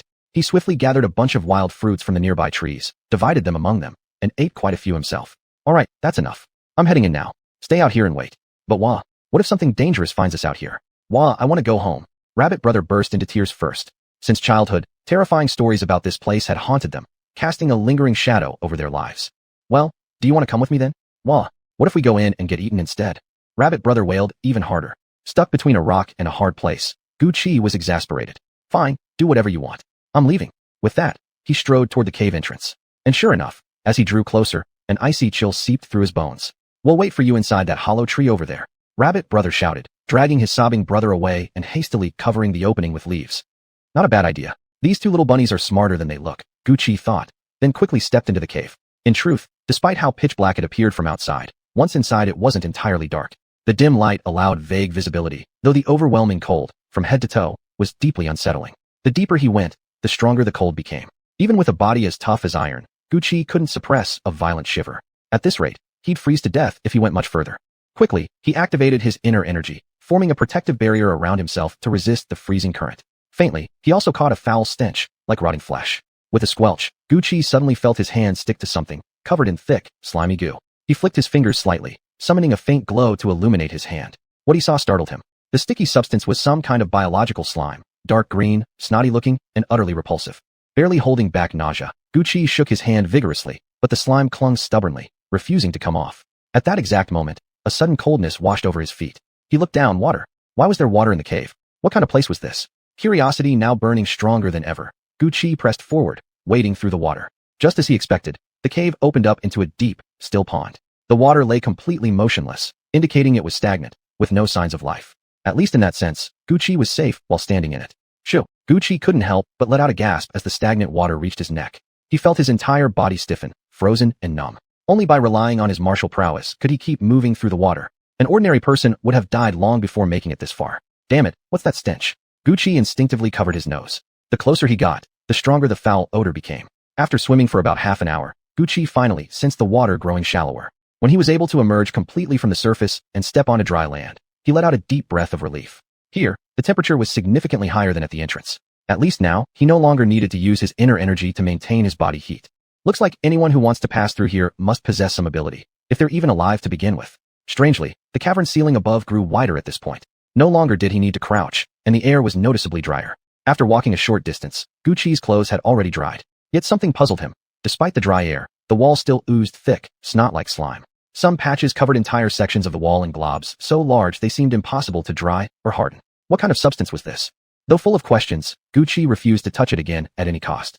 He kept close to the center of the path, avoiding the walls entirely, until finally, he reached the last stretch of wall and stopped. No slime here. Instead, a massive mural stretched across the surface. The figures painted upon it were bizarre, creatures with animal features, yet unlike any animal Gucci could identify. Their bodies resembled snakes, but longer and thicker. Their heads looked vaguely like horses, yet bore a resemblance to oxen. They appeared to be conducting some kind of ritual, solemn, yet deeply unsettling. In the center stood a giant cauldron, boiling over with blood-red liquid. On a nearby rack hung a human skin, something Gucci recognized all too well, sending chills prickling across his scalp. Could this place have once been used for sacrifices? Were the offerings people? Chapter 43, The Land of the Dead. As Gucci was about to look further ahead, he found nothing more. It seemed this was the last section of mural untouched by the mucus. Ugh, what a stench. Gucci couldn't help but cover his mouth and frown. That foul smell had drifted over again from somewhere, so unbearable that if he breathed it in a few more times, he'd probably vomit up all the wild fruit he'd just eaten. But after coming all this way with such effort, he still had to keep moving forward. With that thought, Gucci gritted his teeth and took several steps ahead, until he reached a corner. When he turned around it, the sight before him was, in modern terms, not only unbelievable, it was utterly shocking. He didn't even know how to describe the overwhelming scene unfolding in front of him. What lay ahead wasn't an end or some monster, but layers upon layers of skeletons piled high into darkness. He couldn't see the top. There were countless bones, tightly packed together, belonging to all kinds of creatures. Among them, the most common type, one Gucci could clearly recognize, was human skulls. Holy crap, could this be the sacrificial site depicted in the murals? Gucci swallowed hard. No wonder the place felt so unnaturally cold and sinister. Cold sweat broke out across his body. Gathering his courage, Gucci walked forward a little longer. By now, he'd already passed dozens of these bone heaps. Some seemed ancient, their remains scattered across the ground. With every step, he heard the cracking sound of bones breaking underfoot. Sorry, I stepped on you, Gucci muttered quietly. This kid's new here, fresh off the boat. Can't exactly get around without walking, can I? If anyone's to blame, it's these fragile bone piles for crumbling so easily. Really sorry about that. He even started murmuring, Namo Amit Ba. Muttering prayers while quickening his pace, Gucci hoped to escape this cursed place as fast as possible. But after walking for a long time, he suddenly noticed a broken bone ahead. Wasn't that the same spot he had just passed? Wasn't that fracture caused by his own footstep? Yet he had been walking straight forward the entire time, never turning. He was certain of that. How then had he circled back to the same place? Unwilling to believe it, Gucci tried again, deliberately smearing a bit of the sticky liquid from his hand onto the broken bone. After another long while, when he reached a bone pile and saw a faint glimmer of reflected light from the mucus far ahead, he realized the horrifying truth. There was no mistake. He really had been walking in circles. Damn it, could it be the legendary ghost wall? But there wasn't just one ghost here. There were hundreds, maybe thousands. If they were all trapping him like this, he'd die walking and never escape this accursed loop. Determined to break free, Gucci changed direction, heading diagonally forward to the right. As before, he marked his path carefully. This time, he walked for what felt like forever, and yet, when he looked ahead, he was right back where he started. All his efforts were wasted. By now, Gucci could feel his legs trembling, barely obeying him. If this kept up much longer, he'd collapse. And he hadn't had water or food in ages. Judging by time, he'd already been inside this cave for a full day. He had no idea how those two brats outside were doing. Feeling helpless, Gucci finally gave up. He plopped himself down on the ground, only to wince as bones dug painfully into his backside. But there was no choice. The whole place was covered, nowhere to sit without touching bones.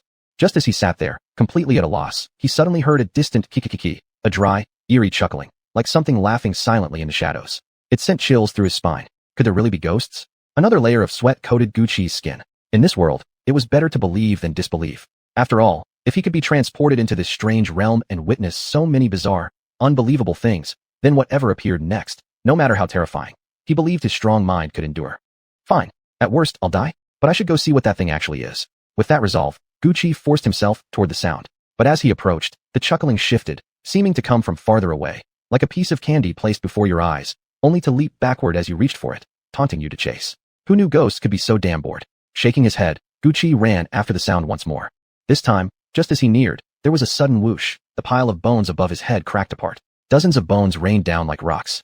Gucci reacted instantly, raising a barrier to shield his head, or he would have been crushed into paste in seconds. For a moment, all he heard was the rapid clatter of falling bones smashing against the ground. Though unharmed, the impact sent shockwaves through his body. His back throbbed with dull pain. And he was right at that spot.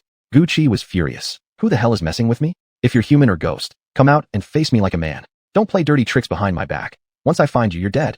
He had hoped for a response, but the bone pile remained unchanged, empty and silent, leaving only his own echo bouncing back. Damn it. Gucci couldn't have been more irritated. In a rage, he stomped hard on the bones beneath his feet. He didn't realize he'd used too much force. There was a sudden boom, and the ground gave way beneath him. In an instant, he plummeted downward along with the crumbling bones. What the hell is this?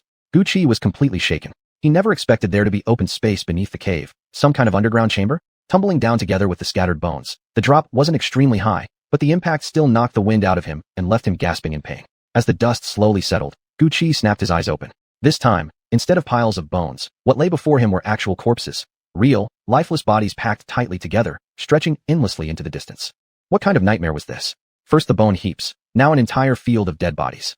Gucci felt as if he'd stepped straight into hell itself. No wonder those two rabbits outside were trembling in fear earlier. If they had followed him inside and seen this, they'd have fainted on the spot. To make matters worse, the air grew increasingly putrid, the stench so overwhelming that Gucci nearly passed out from nausea. He wanted to fly back up, but feared he'd fall into another ghost-walled loop. The corpse-filled chamber below didn't have the vast open space of the upper level. Instead, there was only a narrow, uneven path winding through the bodies, rough and grim, yet seemingly passable. Well, no choice now. Might as well try. Holding on to that faint hope, Gucci began stepping across the corpses, moving forward cautiously. The bodies themselves were strangely peculiar, seeming to span different eras, but most appeared to be cultivators and martial artists, judging by the swords, knives, staffs, and other weapons they still carried with them. Chapter 44. The Corpse Rose. After walking for less than half an hour, Gucci began to notice a clear decrease in the number of corpses beneath his feet. Looks like he was on the right path. By the time he reached a corner, Gucci caught a faint glimmer ahead. Had he already reached the end? Excited by the thought, he quickly rushed forward only to realize it was just a soft glow emanating from a single corpse. This body had been grotesquely disfigured, barely recognizable, though the character Hun could still be seen on its clothing, suggesting it belonged to a martial artist. The light was coming from inside that very garment. Curiosity surged within him. Gently, Gucci poked at the clothes with his foot. Instantly, a green jade stone rolled into view, perfectly round and smooth, truly a gem of luster and refinement. Still, this corpse must have lain here for over a decade, almost completely decayed. That jade had absorbed years upon years of dark, negative energy from the surroundings. Even now, the demon core within Gucci hesitated to absorb the stone, fearing it might bring unforeseen disaster. Leaving that aside, it was still a fine piece of jade. Who knew when it might come in handy? Thinking this, Gucci searched around and found a coin pouch on another corpse. He stuffed the jade inside, tucked it into his bag, and continued onward. It wasn't as if he wasn't regretting anything. He actually suspected that the time he'd spent in this cave might end up exceeding the detour they'd originally avoided. Naturally combative by nature, he'd hoped entering here would grant him some breakthrough or powerful encounter, even just fighting a worthy opponent. But so far, not a single living thing had crossed his path. Growl, growl, growl. Of all times, his stomach chose now to rumble. Gucci nearly burst into tears. In this stinking, filthy place filled with nothing but corpses, where the hell was he supposed to find food? Just then, he spotted ahead a pile of bodies stacked high like a crude tower, similar to the bone heaps above, though shorter and messier, with severed limbs scattered about. Any normal person would lose their appetite at such a sight. Gucci grimaced, determined to walk faster. Just keep moving forward, that's all that mattered. And then, something utterly unexpected happened. Atop that pile of corpses, directly above Gucci, sat a female corpse in tattered, crumpled white robes. Though long dead, her hair and nails had kept growing after death. Gucci glanced at her fingers. The nails were unnaturally long. Her hair stretched down nearly to her feet, wild and tangled like a traditional joncheur. But the ring on her finger stood out. It wasn't made of jade, platinum, or gold. It was purple, forming a band that shimmered with a dim, eerie luster, like a pool of sorrowful water pulling him into a trance. For a moment, Gucci found himself mesmerized. Some things, you need only glimpse once to be unable to look away. What kind of material was this ring made of? SLLK. Just as Gucci was transfixed, the corpse suddenly stiffened and sat upright. Her entire face now aligned perfectly with Gucci's. He was mere inches away. If he leaned forward even slightly, he'd kiss her. Holy **T. She resurrected. A joncheur. Realizing what happened, Gucci instantly staggered backward several steps. Truthfully, he was terrified. His breath faltered, his heart pounded. The woman's face was horrifying beyond words. Her eyes were gone, leaving only hollow sockets. Her mouth was rotted halfway off, revealing sharp teeth hanging below. Her hair flew chaotically in all directions, and now, a white, tail-like tendril wriggled out from her throat, writhing, as if alive. A zombie? Mutated? Before Gucci could react, the female corpse abruptly stood up with a violent lurch. The scene defied mere eeriness. It was pure horror. Her hair whipped wildly around her, lifting her entire body upward, as if something were propping her from beneath. She rose all the way to the ceiling, yet those empty sockets never left Gucci. Gucci wanted to run, immediately turned and bolted toward the cave entrance ahead. But fate betrayed him. Just as he tried to pass, Thick strands of her hair slashed through the air and seized both his ankles, yanking him back. Even after decades dead, her hair is still this tough. Gucci cursed inwardly, instantly summoning his bronze greatsword and hacking furiously at the hair binding his legs. Struck by the blade, the hair retracted rapidly, but its regenerative ability was astounding.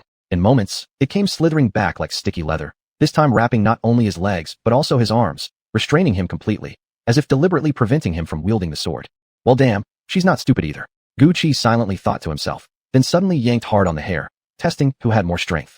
If he unleashed his inner energy fully, the entire cave might very well collapse. At this moment, Gucci was still confident. Using less than half of his power, he actually tore apart those steel-like strands of hair, ripping off the corpse's scalp along with them, and flinging it all the way to another side of the cave. Even in such a state, the female corpse remained stubbornly resilient, quietly hovering at the ceiling as she stared at Gucci, seemingly pondering her next move. 1,000 curses raced through Gucci's mind. Hey Granny, you've been dead for years. Why rise now just to block my path? I bear you no grudge. I only glanced at your ring.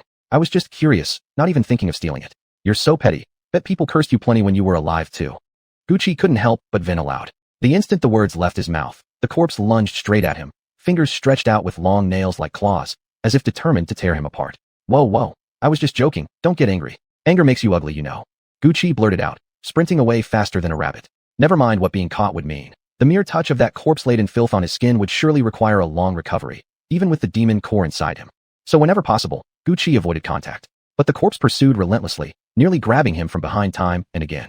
This can't go on, Gucci realized. I can't keep running in circles. In response, he hastily hurled a nearby corpse straight at her. The moment she caught it, she stopped chasing him and instead ripped the lifeless body clean in half. Gucci watched and gulped. He could tell the old hag was furious. Poor soul, forgive me, it wasn't personal. Don't haunt me in my next life. Gucci silently prayed before bolting forward once more. Chapter 45, The White Worm. After tearing apart that corpse, the female body rushed after Gucci without delay, its long fingernails nearly grazing the back of his neck. Gucci now felt his life was in grave danger. In a flash of courage he didn't know he possessed, he abruptly turned around, grabbed the female corpse's arms with both hands, and forcefully twisted backward in a full 360-degree spin. There came several sharp cracking sounds, clean snaps of breaking bones. Oomph, you've been dead for years, just an old bag of brittle bones. Let me send you straight to hell. Gucci shouted, delivering a brutal kick into the corpse's abdomen and then stomping down hard on its skull.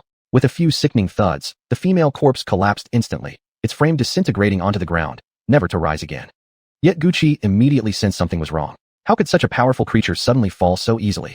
Then it struck him. He quickly glanced back and saw the true source. On top of that pile of corpses squatted a giant white worm. Its head was round and featureless, no eyes visible, yet some part of its body clearly perceived living beings like Gucci. Fat and bloated, it moved with eerie agility, now glaring at Gucci with predatory intent. So that was it.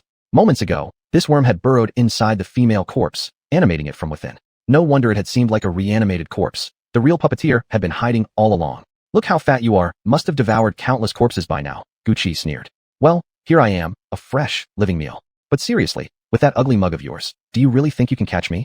Of course, the giant worm understood none of his words. Upon hearing Gucci's voice, it lunged forward eagerly, extending a long, grotesque, slimy tongue, attempting to whip it around him and drag him straight into its maw. The moment the tongue emerged, Gucci caught a whiff of putrid rot. The stench was overwhelming. Clearly, this thing had feasted on decay since birth. The sight of a living human was too tempting to resist. Thinking quickly, Gucci tore off a large piece of his clothes and wrapped it tightly over his nose and mouth. Then he dashed upward, scrambling onto the worm's own massive body, the one place its tongue couldn't reach. You want to eat? How about tasting this, you rotting maggot? Gucci growled, anger flaring as he threw a fierce punch straight into the worm's side. But the punch had no effect. The worm's entire body was soft and gelatinous, absorbing the blow like cotton. His fist sank in and rebounded not at all. Still, it wasn't entirely unresponsive. Sensing Gucci on its back, the worm suddenly whipped itself violently against the cave wall behind it. Gucci barely managed to leap clear in time, reacting swiftly to avoid being crushed. As soon as his feet hit the ground, he launched another kick into the worm's belly, the softest part of its whole body. But even that barely fazed it. The worm only winced slightly, then opened its gaping maw wide, trying to swallow Gucci whole. Mindless creatures like this probably thought that as long as they swallowed any living thing, it would be enough. Under different circumstances, Gucci might have considered diving into its stomach and wreaking havoc from within, tearing through its guts until nothing remained. But not this time. That insides were surely filled with corpse energy and rotting flesh. Entering would only pollute his cultivation base, an unacceptable price to pay. As the monster's jaws neared, threatening to engulf him, Gucci roared aloud. The power of Shin 2-8 stars surged, desperate to burst forth. Without hesitation, disregarding the disgust, he seized the worm's extended tongue and slashed down fiercely with his bronze blade. Eat this, you bastard. Gulp down your own blood, he snarled inwardly. This strike was devastating. The severed tongue oozed thick, sticky fluid. The worm let out a shriek like a slaughtered pig, somehow producing the sound despite lacking a visible mouth, and its colossal body convulsed wildly. Yellowish-white filth gushed across the floor, making Gucci's skin crawl. The larger the creature, the more destructive its rage when provoked, and this white worm was no exception. Now it screamed endlessly at Gucci, writhing its bloated form toward him in a frenzied charge, flattening its own injured tongue beneath its mass. It was giving everything it had. At that moment, Gucci could feel the corpses beneath his feet trembling faintly, surely due to the worm's violent movements.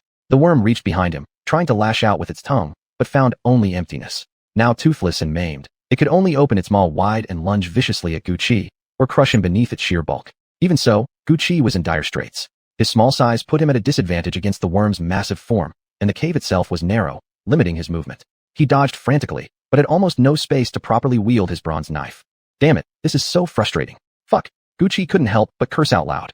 The white worm still wouldn't give up. On the contrary, it grew even more violent, as if it wouldn't be satisfied until it had Gucci in its mouth. With that, it charged again. At that moment, Gucci could feel dirt from the cave ceiling nearly slapping into his face. Shit. If he didn't run now, the whole cave would collapse. He'd be crushed to death right here. Does this damn white worm even have a brain? Wait, what if the cave did collapse? Suddenly, it hit Gucci, and he actually smirked on the spot. If the worm had eyes, it would have been stunned by that sinister grin. Scrambling up the wall rapidly, Gucci now found himself oddly grateful for the slimy surface. It gave him just enough traction to climb. When his hands reached the ceiling, he suddenly stabbed at it fiercely several times with his bronze blade, slashing deep gashes across the rock. Time was short. Gucci quickly scrambled back down. Seeing him darting around, the worm swung its massive body toward the wall, smashing into it, as if trying to pulverize the entire structure. Gucci immediately dropped flat to the ground, rolling onto a nearby corpse. No time to be picky now. He dragged the rotting body over himself, using it to mask his scent, then rolled rapidly across the floor, tumbling past the area where the worm lurked. It wasn't just stinky, it was unbearable. Gucci felt as if his entire being was decaying along with the corpse. By the time he reached the corner and tumbled into another tunnel entrance, his head was spinning wildly. He didn't need to look back to know what happened. The worm had thrown itself forward with insane force, and Gucci had weakened the ceiling with his blade. It didn't take much. The cave-in came instantly. A deafening scream rang out, then nothing. No more sound. By now, the worm was probably reduced to a shapeless pile of mush, completely and utterly dead. Served it right. After all those years of feasting on corpses, its time had finally come. Chapter 46. What the hell? The path behind him had already collapsed, meaning there was no turning back. All he could hope for now was that the road ahead would still lead him out. That was the helpless thought lingering in Gucci's mind. When he stepped into the next cave, he suddenly found it immeasurably smaller than the previous one. The air no longer carried that rotting, putrid stench. Instead, a faint, alluring fragrance drifted through the space, quietly drawing him forward. At that moment, the demonic core within his body began to react intensely, as if driven by a powerful craving, urging Gucci to quicken his pace toward the source of the scent.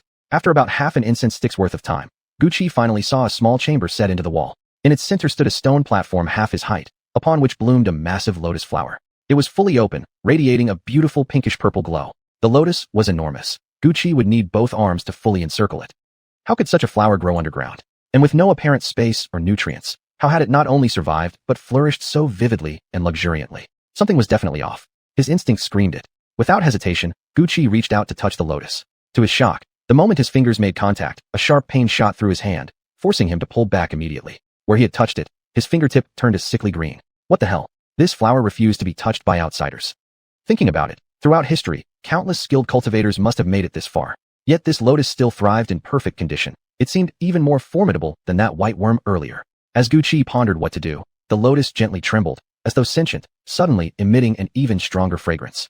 The instant he breathed it in, the demonic core inside him went nearly wild, as if desperate to devour every trace of that scent. An overwhelming hunger surged through Gucci's body. He could feel saliva gathering at the corners of his mouth.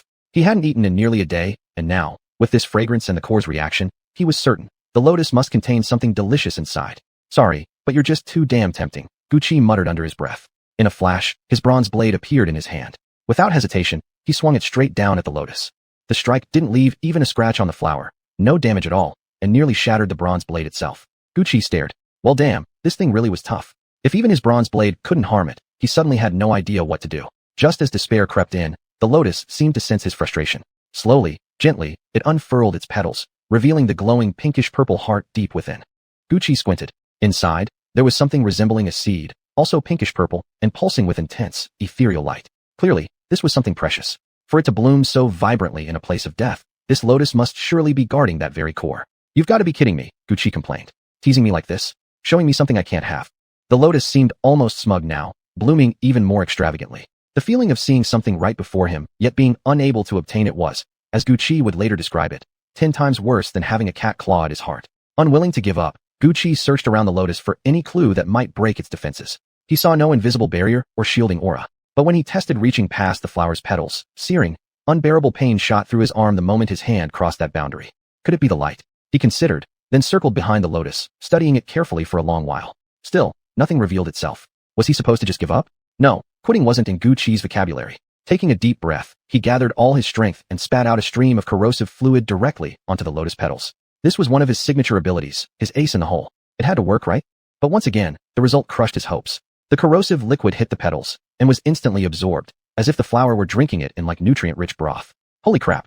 No wonder the surrounding corpse chi had been disappearing. So this lotus wasn't just surviving on decay, it was feeding on it. Who knew how foul it truly smelled beneath that beauty? The real treasure had to be that glowing purple core. That was the source of its power, the reason it could bloom here alone in the darkness. But where there's a will, there's a way. And this place felt safe enough, for now. Exhausted, Gucci didn't overthink it. He simply crawled underneath the lotus and curled up, drifting into a deep, comfortable sleep. After lazily dozing for a few hours, Gucci woke up even hungrier than before. Fortunately, the lotus didn't seem inclined to attack him. By now, the flower had retracted its bloom back into a bud, as if it had grown bored and finally decided to stop toying with Gucci. Ah, this base is just the same. The little hole in the middle still glows, Gucci muttered, feeling slightly frustrated. Wait a second. What exactly was that tiny opening? Gucci gestured with his finger. It looked just wide enough for one digit. Without thinking twice, he slid his finger inside. Surprisingly, there was no pain at all. In that instant, Gucci felt like he'd discovered a new world, excitement flooding through him. But then reality struck. He still couldn't reach the precious core, no matter what. He could only go so far. His mood dropped again. If only his fingers were longer. Then again, shorter or longer. Couldn't he just change himself? Right. How stupid was he? Hadn't he transformed into a rabbit not long ago? Gucci suddenly slapped himself mentally, scolding his own idiocy for forgetting he even had such an ability. What a joke. Without delay, he focused himself completely, concentrating on transforming into a mosquito, small enough to slip right through that hole. As if responding to his will, his body began to melt and shrink, reshaping gradually until finally, he became a mosquito the size of a fingertip. He patted his nose instinctively. Why did it still feel so pig-like? This part never turned out right. Ah, whatever. No time to care. Gucci cautiously approached the tiny opening.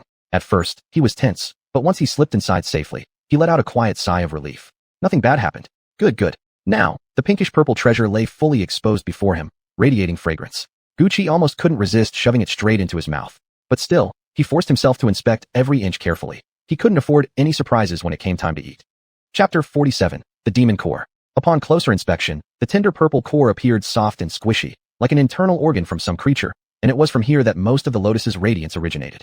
There were also intricate patterns on its surface, flower-like, intermittent, and entwined. By now, Gucci could hardly contain himself. Although his mosquito mouth was tiny, once he took a bite, he couldn't stop. It was as if he had tasted the heavenly peaches from the celestial palace, fragrant, intoxicating, and elevating his spirit to a whole new level. The lotus sensed this disturbance almost immediately. Something was gnawing at its purple core, and in an instant, it grew furious. Its entire body trembled, petals quivering in evasion, but years of stillness left it utterly defenseless. In truth, this precious core was the sole source of the lotus's nourishment. Without it, death was inevitable. Gucci didn't hesitate. A flower surviving this long and becoming sentient, if allowed to remain, it would surely bring dire consequences. He fed for about 10 minutes. The mosquito-shaped Gucci's belly swelled larger and larger until all one could see was his distended stomach, eyes and limbs completely obscured. Having such a small body meant limited capacity. Gucci thought to himself that he was lucky to still have his wings. Otherwise, even crawling out slowly would have been impossible. Deprived of its vital core, the lotus shrank like a woman seized by terror, its entire form writhing, convulsing. The once lustrous petals withered and fell within moments, a sight too tragic to bear. The passing of a life is just like this, filled with dread and helplessness, grasping desperately at the final fragments of time. If the lotus had thoughts, it must have loathed itself bitterly. Gucci paid no mind. As the lotus shriveled into death, a sudden, overwhelming stench erupted, decades of accumulated corpse energy bursting forth at once. Gucci dashed forward immediately, sealing his breath and mouth shut.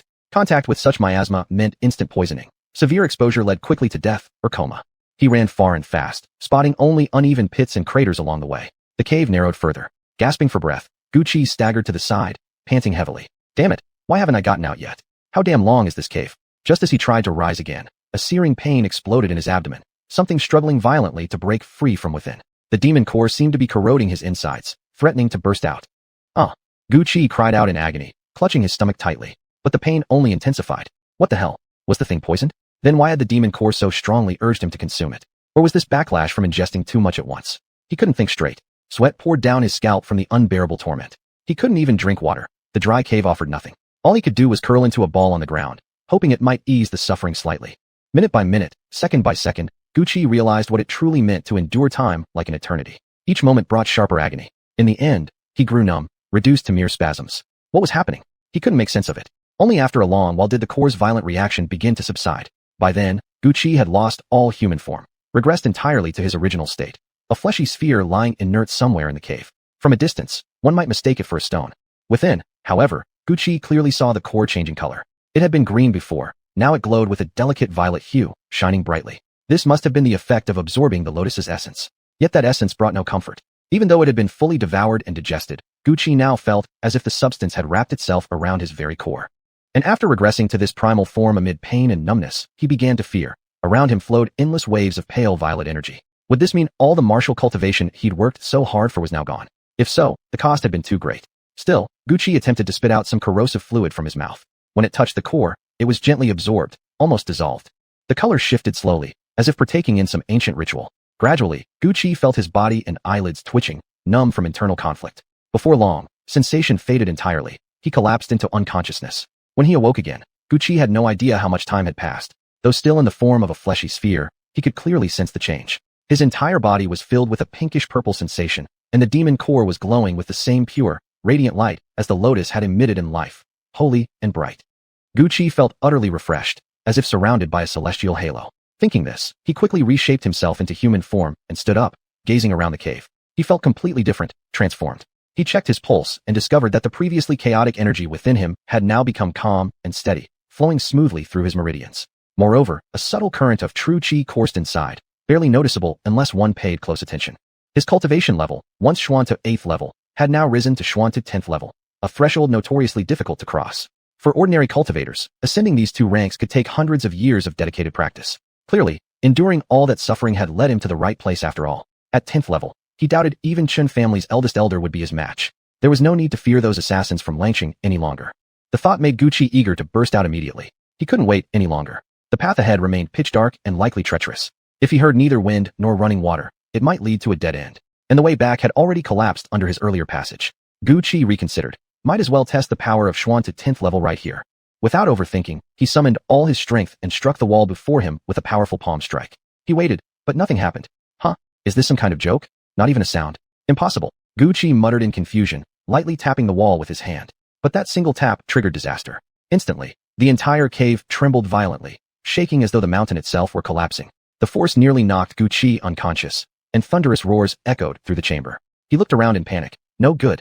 The whole mountain was coming down. Chapter 48, The Disturbance. Without time to think, Gucci shot forward dozens of meters in an instant before stopping again on the other side of the woods. Boom, boom, thump, thump. At that moment, the entire mountain seemed to have been brutally struck by some immense force. In the blink of an eye, it collapsed into the ground, crumbling into countless fine powders and flying rock fragments, while the surrounding trees were completely destroyed. This energy, it was simply terrifying. Gucci thought, still shaken. Oh no, the two rabbits were still outside. At once, Gucci rushed toward their hiding spot. But when he arrived, the tree they had sheltered under had already been crushed into nothing but mud. For some reason, Gucci felt a pang of sorrow in his heart. They'd only just met, and yet those two had waited for him patiently outside, only to die like this. Boss, was that explosion caused by you? Just then, a nervous voice suddenly came from behind. Overjoyed, Gucci turned around. There stood the two rabbits, completely unharmed. Gucci vigorously nodded his head. Where did you two go? I thought you'd been blown into rabbit crackers. Well, Rabbit Brother said it wasn't safe here, so he took me to the edge of the forest. When we saw such a huge commotion, we thought something must have happened to you, so we quickly hopped back to check. Rabbit Deer looked shocked as he spoke, then glanced at the collapsed mountain and swallowed hard. Their boss really wasn't ordinary. Hearing this, Gucci instantly felt much more at ease. See, not only am I alive, but look how powerful I am now. Pretty great, right? Absolutely incredible. Rabbit Gur added with admiration. Just then, Gucci noticed that animals from deep within the forest, where they'd come from no one knew, had gathered silently in front of him, all staring. Their eyes held awe, fear, and bewilderment. Confused, Gucci hesitated, but then Rabbit Gur tugged gently at his sleeve. Boss, that mountain was the largest in the Mingjia forest, marking its very border. With what you've done, creatures beyond the forest must have sensed it too. From now on, peace might vanish. We could all be in danger. So what? As long as I'm here, who dares harm any of you? Gucci replied confidently, brimming with self-assurance in his newfound strength. Oh, so you believe yourself truly capable?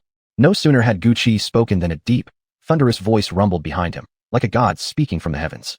The small animals scattered in terror, and even the two rabbits immediately turned tail and fled, shouting as they ran, "Boss, a monster's here, we're out. You better survive and find us later." And just like that, those little cowards vanished in a flash. What a bunch of scaredy rabbits, Gucci muttered inwardly. But when he turned around, even he froze in shock. Before him loomed a colossal black dragon, easily over 10 meters taller than himself, its breath coming in heavy, hostile snorts, its eyes flickering with anger. Forget anything else. Even the dragon's horns were thick, prominent, and wildly jagged. Every slight movement sent nearby trees swaying violently and the ground trembling beneath them. Ahem, Senior Black Dragon, Gucci stammered quickly. I didn't mean it like that. I was just making a point. What brings you over anyway? Better avoid a fight if possible. He suspected the earlier blast had drawn this beast here. If a few more creatures like this showed up, he wouldn't stand a chance. The dragon snorted. You've shattered the Black Mountain. Where am I supposed to live now? I've resided behind that mountain for over a century. This is the first time I've awakened. Normally, my continued slumber ensures peace throughout the Mingjia forest. Now tell me, do you realize what you've done? Holy crap. No wonder I couldn't leave. The damn dragon was the back wall of Black Mountain. And that mountain was massive already. Gucci gulped nervously. Looks like he'd started this mess himself. Sorry about that. I didn't mean to destroy it. You're a big guy. Surely you can let it slide? You could find another place to live. Or hey, I could help you find one. Haha. Gucci smiled awkwardly, trying to smooth things over. But upon seeing Gucci's fawning expression, the dragon's contempt became evident in his eyes. I thought you were a man of courage and spirit. Never expected a coward. Fine, I'll let you go. Just hand over the Zedong energy. Zedong energy? What's that? Gucci asked, genuinely confused. At this, the dragon sneered, as if saying, still pretending. Then, with a furious roar, a blazing fireball erupted from its enormous maw, engulfing Gucci entirely, turning his whole body bright red. Damn it, it was serious this time.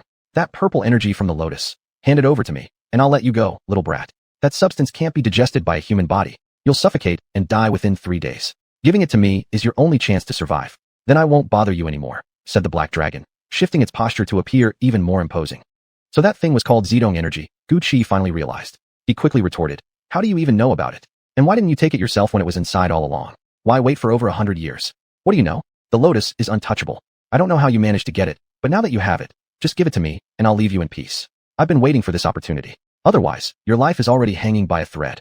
The dragon snorted heavily, its voice rough and impatient, clearly eager to end this tiresome conversation. Naturally, it hoped Gucci would be sensible enough to hand over the energy right away. But as Gucci remained silent for a long time, deep in thought, the dragon grew annoyed. Listen here, brat. You'd better not think of pulling any underhanded tricks. Against me, nothing will work. The dragon looked supremely confident. In over a century, no one had ever defeated it. Oh, but that thing's already been eaten by yours truly, and fully digested at that. Stop calling me little brat. I'm well into my 20s, you know. Gucci snapped back seriously, though secretly his hands began to clench with force. The moment it heard the words, already digested, the black dragon could hardly believe its ears. It roared furiously, impossible. How could you, mere human flesh and blood, possibly digest my Zedong energy? Hand it over right now if you value your life. Chapter 49, A Fierce Battle 1. Gucci found those words particularly grating. For some reason, courage welled up inside him, and he spat a mouthful of saliva. If I hadn't been digested, I'd have died long ago. So why would I still be standing here, calm as can be, talking to you? Besides, that precious thing's already been swallowed clean by me. Not even a crumb was left for you. Want it? It's gone. Want my life? Fine, take it, if you've got the strength. No one had ever dared to be so brazen in front of the black dragon before. Now, the beast roared flames from its mouth. Fine then, I'll devour you too. Let the Zedong energy melt inside me, along with your miserable body. Little brat, heaven offered you a path, yet you refused to walk it. Hell had no door, but you insisted on breaking in. Gucci rolled his eyes skyward. How many times had he said he wasn't a little kid? Though, granted, the black dragon was probably several thousand years older than him. Stop wasting words. If you want something, little master is right here waiting. With that, Gucci shot straight up into the nearby large tree. Seeing this, the black dragon charged forward without hesitation, its massive body crashing through trees, flattening them like matchsticks. In moments, it reached the foot of Gucci's tree. It unleashed a blast of fire, reducing the trunk to charred ruin, burning until nothing remained but dry ash and erupting flames. Hey, little master's over here. Why are you blasting fire at a log? Gucci mocked, having already circled behind the creature. The black dragon whirled around and, seeing him, instantly lunged again in fury. This little bastard was clever. He'd managed to reposition himself in an instant. Though bold in words, Gucci couldn't help but stare in shock at the fire. This wasn't ordinary flame. It resembled the true Samadhi fire from his childhood memories of Journey to the West, the kind spewed by Red Boy. The tree continued crackling and burning on its own, and Gucci shuddered to imagine what it would do to a human body. The black dragon was also incredibly fast. Soon it was upon Gucci again, breathing fire and swiping its enormous claws wildly at the surrounding trees, eliminating every chance Gucci had to hide or escape. In short order, the area became a wasteland of broken trunks and open ground. The black dragon now loomed fully revealed before him, and Gucci felt his breath catch. He had no doubt this was the true boss of the Netherworld forest. Its body rose like Black Mountain itself, huge, towering, with a long tail, massive claws, and skin tougher than tempered steel. Just as Gucci considered whether to attack head-on, the dragon suddenly thrust its head forward. Its enormous eye loomed before him, filling his entire field of vision. Now it scanned the surroundings, searching relentlessly for Gucci, who didn't dare draw breath.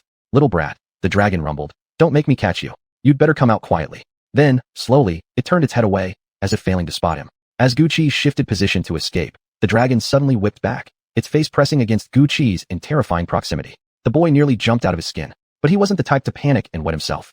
In that instant, Gucci reacted with lightning speed, plunging his bronze blade deep into the dragon's colossal eye. The impact was devastating. Blood instantly poured from the wound, and the dragon let out a roar of agonizing fury. Gucci quickly scrambled aside, hiding beneath tall grass that concealed his body. The black dragon, writhing in pain, bled profusely from its injured eye. Everyone knew the eye was among the most sensitive organs. Once wounded, recovery was near impossible. For the first time in thousands of years, the black dragon had been harmed. Now, it silently withdrew, its enormous form seamlessly blending into the jungle behind it. Gucci could no longer tell where it was. After all, the black dragon had lived within the Netherworld forest for centuries. Every plant, every rock, it knew them all. Camouflage came effortlessly, regardless of its massive size. Silence stretched on. Eventually, Gucci stepped out once more, gripping his bronze greatsword tightly. He erected a barrier to shield himself completely, then let the demonic core follow the dragon's scent. Today, it would end. One of them would die. Gucci understood that clearly. Not a single rustle, not a flicker of movement escaped his attention. Yet despite his vigilance, the dragon proved smarter than expected. After circling half the clearing, Gucci still couldn't find it. And such a huge creature, where could it possibly hide? Gucci grew increasingly frustrated, until he stopped before a certain tree. Before him stood a lush, green tree, but water dripped steadily from its leaves. The area was dry. Where had this water come from? The moment he thought of it, Gucci realized something was terribly wrong. This wasn't water. It was the dragon's eye fluid. As soon as he figured it out, Gucci wanted to run for his life. Damn it, this black dragon was just like a chameleon, able to perfectly blend in with trees and dirt, seamlessly disappearing into the forest. No wonder it had survived for so long. Even a snake couldn't live this long without some serious abilities, could it? But it was already too late. The moment the beast sensed Gucci moving, its enormous gaping maw lunged forward and swallowed him whole in one snap. No chewing, just straight down the throat. It happened in an instant, faster than a flash. "You little brat," the black dragon boomed from within, its voice echoing from all directions inside its body, sounding even louder and more oppressive. "I warned you from the start. You injured my eye. I will have your life as recompense. I swear it." Inside, Gucci hadn't died, yet despite being swallowed into the stomach, everything around him was pitch black. He reached out and felt thick slime coating the inner walls, the dragon's digestive mucus. Thankfully, there wasn't much stench. After all, the beast had been dormant for centuries and hadn't consumed anything in ages. Still, could a creature really survive that long without eating? Gucci found himself strangely amused now, no longer panicking about his own fate. He was actually worried about what the damn dragon ate to stay alive. Amused, he slashed at the slimy wall with his bronze blade. A loud clanging rang out, like metal scraping against metal. The dragon must have sensed it, because it burst into manic laughter. "Foolish boy, my skin has endured 1,000 years of cultivation. It's impervious to blades and spears. Do you honestly think you can cut your way out? Within 2 hours, my gastric juices will dissolve you completely. All of this is your own doing." Ha ha ha. Chapter 50, A Fierce Battle 2. The black dragon's arrogant laughter kept echoing, making Gucci increasingly annoyed. At this moment, he slashed fiercely again with his bronze knife, but still in vain. Thinking for a moment, Gucci simply sat down inside the black dragon's stomach, deactivated the protective barrier, and used the purple chi to illuminate the surroundings. Only then could he clearly see the interior structure of the black dragon. It had to be said, the creature was truly favored by heaven. The dragon's stomach was enormous, yet there was no sign of any digestive secretions, and it always felt full. This meant it could survive for a very long time without eating, unless attacked. Moreover, it possessed true fire of 3 flavors, could easily turn invisible, speak, and even devise cunning schemes, making it nothing short of a grim reaper within the animal kingdom. After pondering for a while and walking around, Gucci suddenly noticed that the black dragon's stomach acid had begun to secrete. Touching it lightly brought a slight stinging sensation, but since Gucci's physical form was naturally corrosive, it caused him no real harm. "Hee, you didn't expect this, did you?" Gucci thought to himself with hidden delight, then pretended to be corroded. "Ouch. It hurts. Let me out. I'll give you whatever you want. Ouch. I can't take it anymore. My hand." He acted as though he were suffering excruciating pain, letting the black dragon believe he was truly hurt. Outside, upon hearing this, the black dragon grew even more smug. I told you, brat, from the start, but you wouldn't listen. Now your only path is death. It's been so long since I've eaten. I'd better find something to fill my belly, or else I won't be able to digest that Zedong energy. With that, the black dragon began moving to search for food, devouring everything it came across without discrimination. Even Gucci, inside its body, got hit on the head by trees being swallowed. Eating this much, don't you fear bursting? Gucci cursed silently. At once, Gucci transformed into a compact meatball and squeezed toward the black dragon's heart. As he approached, he saw just how abnormally large the heart was. Its thunderous thump, thump, thump, thump reverberated so violently that Gucci felt his eardrums might rupture. Phew, this is the spot, Gucci thought inwardly, quickly spitting out a mouthful of highly acidic, corrosive liquid and smearing it onto the massive heart. In the past, such tricks would only fool children, but now things were different. Almost immediately, a tiny but precise opening appeared before him. That's it, Gucci thought excitedly. Unable to contain his joy, he immediately channeled his inner energy and slammed his palm hard against the wound. That wasn't enough. He followed up with a furious barrage of punches and kicks, each strike filled with full force. In just a short while, the colossal heart began oozing blood like fluid. Even the black dragon outside, still feeding indiscriminately, felt the pain. Wave after wave of agony struck its chest, so intense it could barely endure. It collapsed to the ground, writhing slightly in convulsions. Of course, it was that brat causing all this. The black dragon flew into a rage. Yet now that Gucci was deep inside its body, the dragon found itself powerless, unsure what to do. Seeing the dragon in pain, Gucci didn't stop. Instead, his assault intensified. He pulled out his bronze knife and hacked relentlessly, tearing the black dragon's heart until it was riddled with holes. Nothing could be more agonizing than this. Yet as the thought crossed his mind, Gucci pushed himself harder. For some reason, his desire for slaughter only grew stronger. Realizing its heart was being destroyed, the black dragon roared furiously in Bugan. You dare pull this move? Then let me tell you, even if I die, I won't let you succeed. We shall perish together. Brave beyond reason, the black dragon instantly directed its three-flavor true fire back at its own chest. This flame was immensely powerful. Even iron walls or solid bronze would be helpless against it. Seeing this, Gucci cursed immediately. Are you damn crazy? Without waiting, he shrank back into a tight meatball, wrapping himself completely. The final burst of true fire burned intensely. Gucci felt his outer layer nearly charred to ash, until finally, the black dragon ceased. Heh, the dragon sneered. Once I die, my vital energy will be released and revive you. I won't truly die, you'll become even stronger. And when you emerge, you'll destroy this world. Still deluded by arrogance, it foolishly clung to dreams of the purple chi. This attitude filled Gucci with utter contempt. Suddenly, he broke into a sinister smile. Then let me give you a taste of what's coming. The black dragon froze. This man was still alive? But there was no time for the dragon to think. Gucci suddenly gathered all his strength and began drilling his way out from inside the beast's belly. At that moment, he was like a motorized drill, buzzing forward with unstoppable momentum. It had to be said, the black dragon's skin was like a wall of bronze, impervious and strong. But after being scorched by the three-flavor true fire, and due to its stubborn belief that swallowing Gucci whole would solve everything, it now faced utter ruin. Now was the time for Gucci to prove it wrong. At this moment, the black dragon felt unbearable agony tearing through its stomach, heart, and abdomen, wave after wave of searing pain, as if being sliced by 1,000 blades. It was no longer just gasping for breath. Its entire massive body began shaking violently. Its tail thrashed about wildly in agony, destroying every tree and plant around it. Even more terrifying, the earth itself seemed to resonate with the dragon's suffering, trembling violently as if struck by an earthquake. All across the netherworld forest, animals instantly awakened in terror, staring wide-eyed toward the chaos. From afar, they could only see the black dragon's tail flailing uncontrollably and hear its agonized howls splitting the night. Now, Gucci roared inwardly. Gripping his bronze knife tightly, he delivered one final devastating strike. That single blow was enough to rupture through the black dragon's once impenetrable hide, and in an instant, he burst out from within, flying into the air before landing hard on the ground. Even so, he looked utterly exhausted. After all, this black dragon had been relentless. By now, the dragon's belly was completely torn apart, blood pooling across the earth. A gaping hole gaped open in the center of its bloated stomach, its once proud scales now filthy, mangled, and hanging in tatters. Heh, let's see who the real winner is now, Gucci suddenly said, a faint smirk appearing at the corner of his lips. The black dragon was down to its last breath. Its eyes, filled with utter shock, stared at Gucci, eyes that now flickered with a trace of fear. You actually are. What am I? Gucci asked curiously, but the dragon never finished. Its voice choked off mid-sentence, frozen in a final expression of horror. Gucci frowned, puzzled. What exactly had it been trying to tell him? Chapter 51, Winner Takes All. The moment the black dragon died, it was as if every creature in the netherworld forest had suddenly emerged. To them, Gucci now stood like a god among mortals. The two rabbit brothers were especially proud, leaping forward and exclaiming, "Big brother, you're incredible. You have no idea how long the black dragon has ruled over the netherworld forest. Over 100 years. Now we're finally free." You're our new leader." At that, the small animals around actually began clapping. Gucci knew word of this would spread quickly, 10 telling 10, then 100, and soon reach beyond the forest itself. I'm not interested in being any kind of leader. Now that the trouble's dealt with, I should be on my way. Take good care of yourselves, Gucci said, turning to leave, though his mind kept circling back to the dragon's final words. It said, "So you are." What did it mean? I am what? Wasn't he simply Gucci? But when the surrounding creatures heard he intended to leave, they reacted with shock. The two rabbits immediately protested. "Big brother, why do you want to go? Isn't the Netherworld forest good enough? Since you've already defeated the Black Dragon, why not stay and become our chief?" Gucci smiled gently and reached back to pat Rabbit elder brother on the head. "You guys lead instead. If anyone dares bully you, I'll come back. But right now, I can't stay. By the way, did the Black Dragon have any history? Like where it came from?"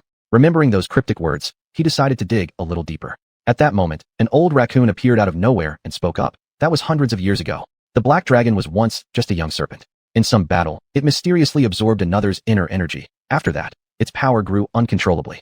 It came here, claimed the mountain as its domain, but for the most part remained quiet, mostly sleeping, never causing much trouble.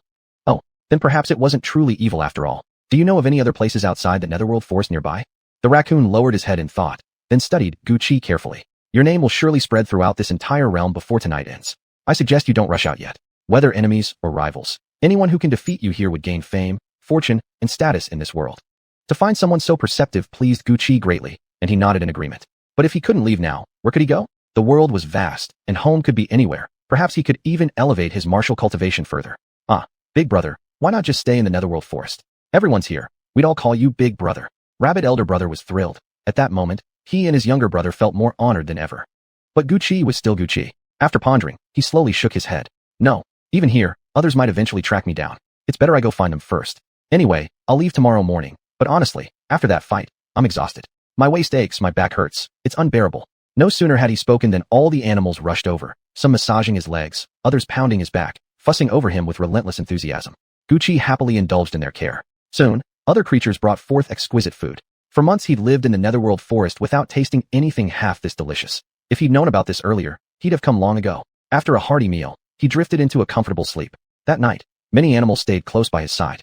When he woke in the morning, they were still sound asleep, peaceful and content. To them, Gucci was nothing less than their guardian deity. Big brother, where are you going? Rabbit elder brother suddenly stirred, blinking drowsily at Gucci. Gucci froze, putting a finger to his lips. Don't wake the others. I'm leaving. Take good care of your brother. Goodbye, he said calmly, quickly gathering his things and slipping out of the woods. Seeing this, Rabbit elder brother jumped up and scrambled after him, eyes instantly welling with tears, looking utterly pitiful. Don't go, big brother. Who will I follow if you leave? Why not lead alongside your brother? We'll meet again if fate wills it, understand? Gucci chuckled. Those two mischievous bunnies really were just children at heart. Rabbit elder brother pouted. But I really want to follow you. Why not take us both with you? Gucci frowned slightly. You two fools wouldn't last a day outside. Someone would fry you up into rabbit bits before you even realized what happened. Go back. When I make it big, I'll come back for you myself. Really? But when will that be? Rabbit elder brother asked, eyes wide with childish hope. Gucci grew a bit impatient and lightly kicked Rabbit elder brother on the rear with his foot. Not hard though. A few years maybe. Before you know it. By then, I'll have you eating fine food and living large. Now scram back. Tell my words to your younger brother. For now, just boss around others here on my behalf. After saying that, Rabbit elder brother suddenly broke into a wide grin, ugly as it was. Got it, boss. Take care on your journey. You absolutely must come back for us, alright? We'll be waiting. As he spoke, he kept turning back again and again, reluctant to leave, before finally dashing off the way he came. Gucci remained standing there. Damn Rabbit. He'd been in the Netherworld forest for quite some time now, and the only companions he'd ever made were these two ugly bunnies. Cowardly, afraid of death, always pulling pranks. Yet Gucci had treated them like real little brothers, looking after them in his own way. Thinking about it now, parting with them brought a slight tinge of sadness. But in a few years, Gucci would surely fulfill his promise. Taking these two rabbits out into the world now would only invite disaster, and they might even be seen as threats. With that in mind, Gucci quickly left the Netherworld forest, wandering continuously along its fringes. Along the way, he'd already heard numerous accounts of his defeat of the Black Dragon. Some called him a hero, others a fool. There were countless versions of the tale. And each day, Gucci enjoyed hearing them all. Until today, after a long stretch of walking, he arrived at a barangay. He had now reached the edge of the desert. Deciding to make do for the night on the wasteland, he took a few more steps forward and spotted a small, dilapidated and nestled within. Asterisk who'd open an inn here. Probably gets one guest every few years. Asterisk, Gucci mused. Still, unwilling to sleep under the open sky and endure wind and cold, he quickly ducked inside. Oh ho, traveler. Are you here for a meal or a room? At that moment, a young woman emerged from a side room, graceful in figure, her makeup gaudy and heavy, and she kept flashing seductive glances toward Gucci. Chapter 52. A terrifying figure. Landlady, give me a single room. Gucci glanced at the seductive woman before him, but he was too exhausted now to engage in any idle talk. Of course, sir, the landlady murmured softly, bowing slightly before leading Gucci with the key to the door of a guest room. Gucci took the key, fished out a handful of scattered silver coins from his pocket, handed them to the woman, then opened the door, stepped inside without another word, locked it behind him, and threw himself onto the bed, ready to sleep. The landlady seemed stunned by his cold dismissal, standing frozen for a moment before finally snapping back to reality. She glared furiously at the closed door, then stormed off in anger, though as she left, a muttered phrase still reached his ears. Such an unromantic brute. Ah, so comfortable.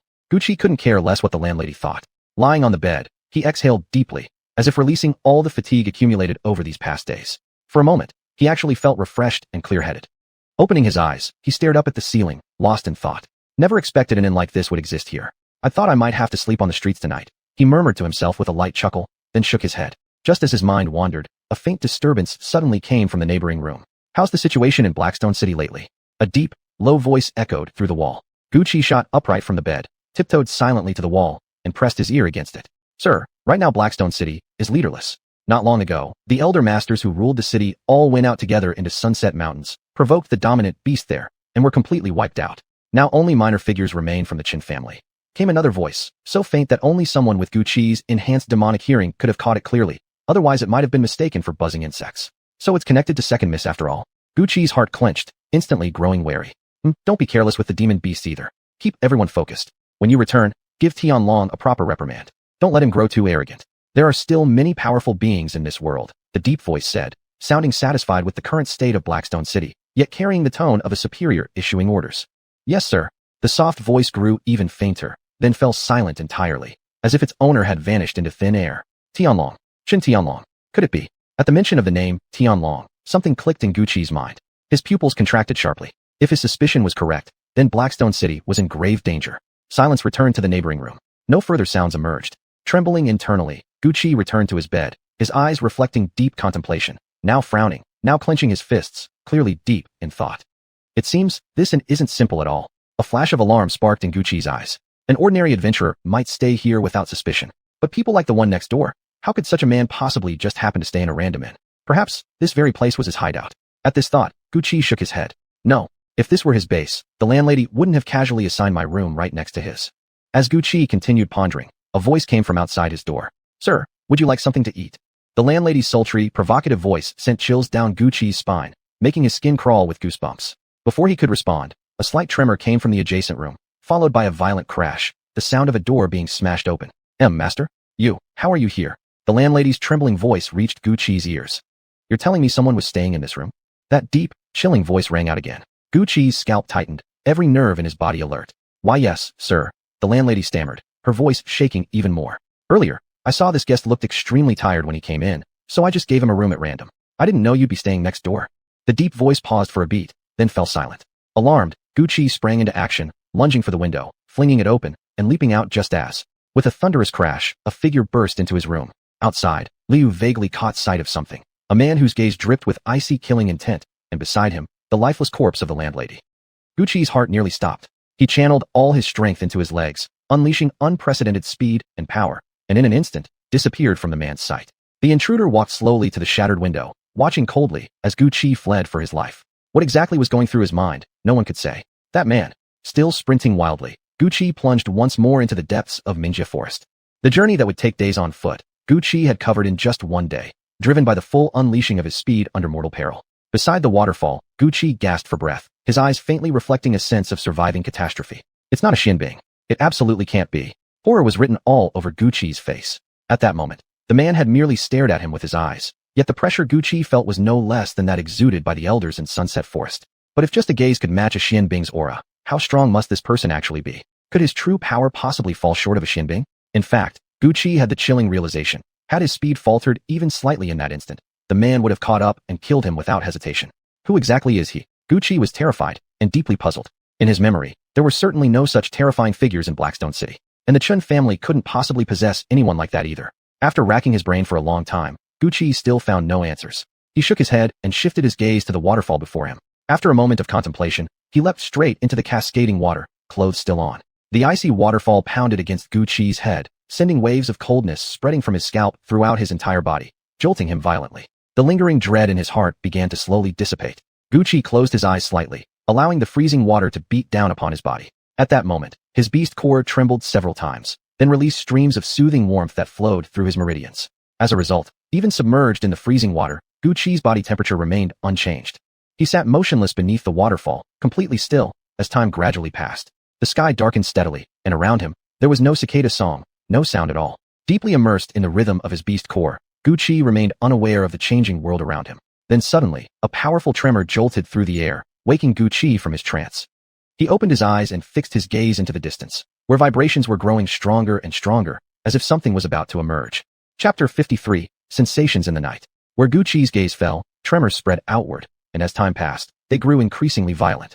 Then, before Gucci could even react, a small figure shot out from deep within the forest, dashing straight toward him, who now stood in human form. Before he knew it, the figure had already darted into his arms. He looked down and found, to his astonishment, a tiny, dog-like magical beast, emaciated and weak, trembling in his embrace. His surprise only deepened. Yet in the little dog's eyes was an unmistakable look of relief, of narrowly escaping death. Then, a new wave of tremors, far more intense than before, erupted from the direction the dog had come. Gucci shifted his gaze just in time to see towering trees collapsing one after another, clearing a path for a monstrous creature several meters tall, looming like a mountain itself into view. Terrified beyond words, Gucci didn't hesitate. He turned and fled as fast as he could. Seriously? This giant beast, judging by the sheer aura of arcane energy radiating from its body, was on par with the demon ape he'd encountered that day in Sunset Forest. But something this massive couldn't possibly be fast. There was no way it could catch up to him. A faint sense of relief flickered in Gucci's heart. Didn't expect the netherworld forest to harbor such terrifying beasts, he muttered under his breath, then glanced back at the mountain-sized monster. That single glance nearly made his soul flee his body. He gathered every ounce of strength into his legs, flooding them with arcane energy. Shit, how is this damn thing so fast? The colossal beast was now right behind him, only dozens of meters away. Roar! The giant roared, its beastly eyes now bloodshot, glaring at Gucci with ferocious hatred, as if Gucci had stolen something invaluable from it. Turning back, Gucci noticed the beast's strange demeanor. When did I ever offend it? Wait. In sudden realization, he raised the small, trembling form cradled in his arms. The little dog weakly lifted its head, stretched out its tongue, and licked Gucci's cheek, its expression utterly innocent. No way. Gucci's doubts melted away at the dog's affectionate gesture. He couldn't believe such a tiny creature could have stolen anything from a beast this fearsome. For now, his top priority was simply to shake off this giant monster. Gucci sighed inwardly. Recalling the places he'd traveled through in the netherworld forest these past few days, a plan began to form, one that might allow him to escape. Let's try it. Having decided, he maintained his speed, sprinting toward a place buried deep in memory. He certainly wouldn't dare transform again to scare it off, not with a beast this close to the rank of Beast King. Such a powerful entity could easily see through any illusion. One misstep, and even escape would become impossible. The sun gradually dipped below the horizon. A crimson glow seeped in from the west, painting the sky red. By now, Gucci was utterly exhausted, but still, he couldn't stop. Behind him loomed that terrifying pursuer. Stop! Return what's mine! The beast bellowed furiously, its enraged shouts echoing into Gucci's ears. An odd glint flashed in Gucci's eyes.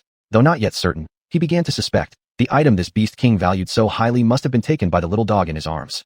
At the thought, he glanced down again at the small creature, peacefully asleep, completely carefree, and couldn't help but smile bitterly. Just then, he lifted his head. Finally, before him stretched an endless river, the same one where he'd first encountered that group of vicious mermaids upon entering the netherworld forest. The banks were miles apart, the depths of the water unknown. He knew one thing for sure. If the beast followed him here, he could swim across. But the beast would stand helpless on the shore, unable to cross. Seeing the distant waterline, Gucci sped up even more. The giant beast behind him only grew more furious, yet its massive frame began to tremble as it ran. Damn it! Why did this bastard come here?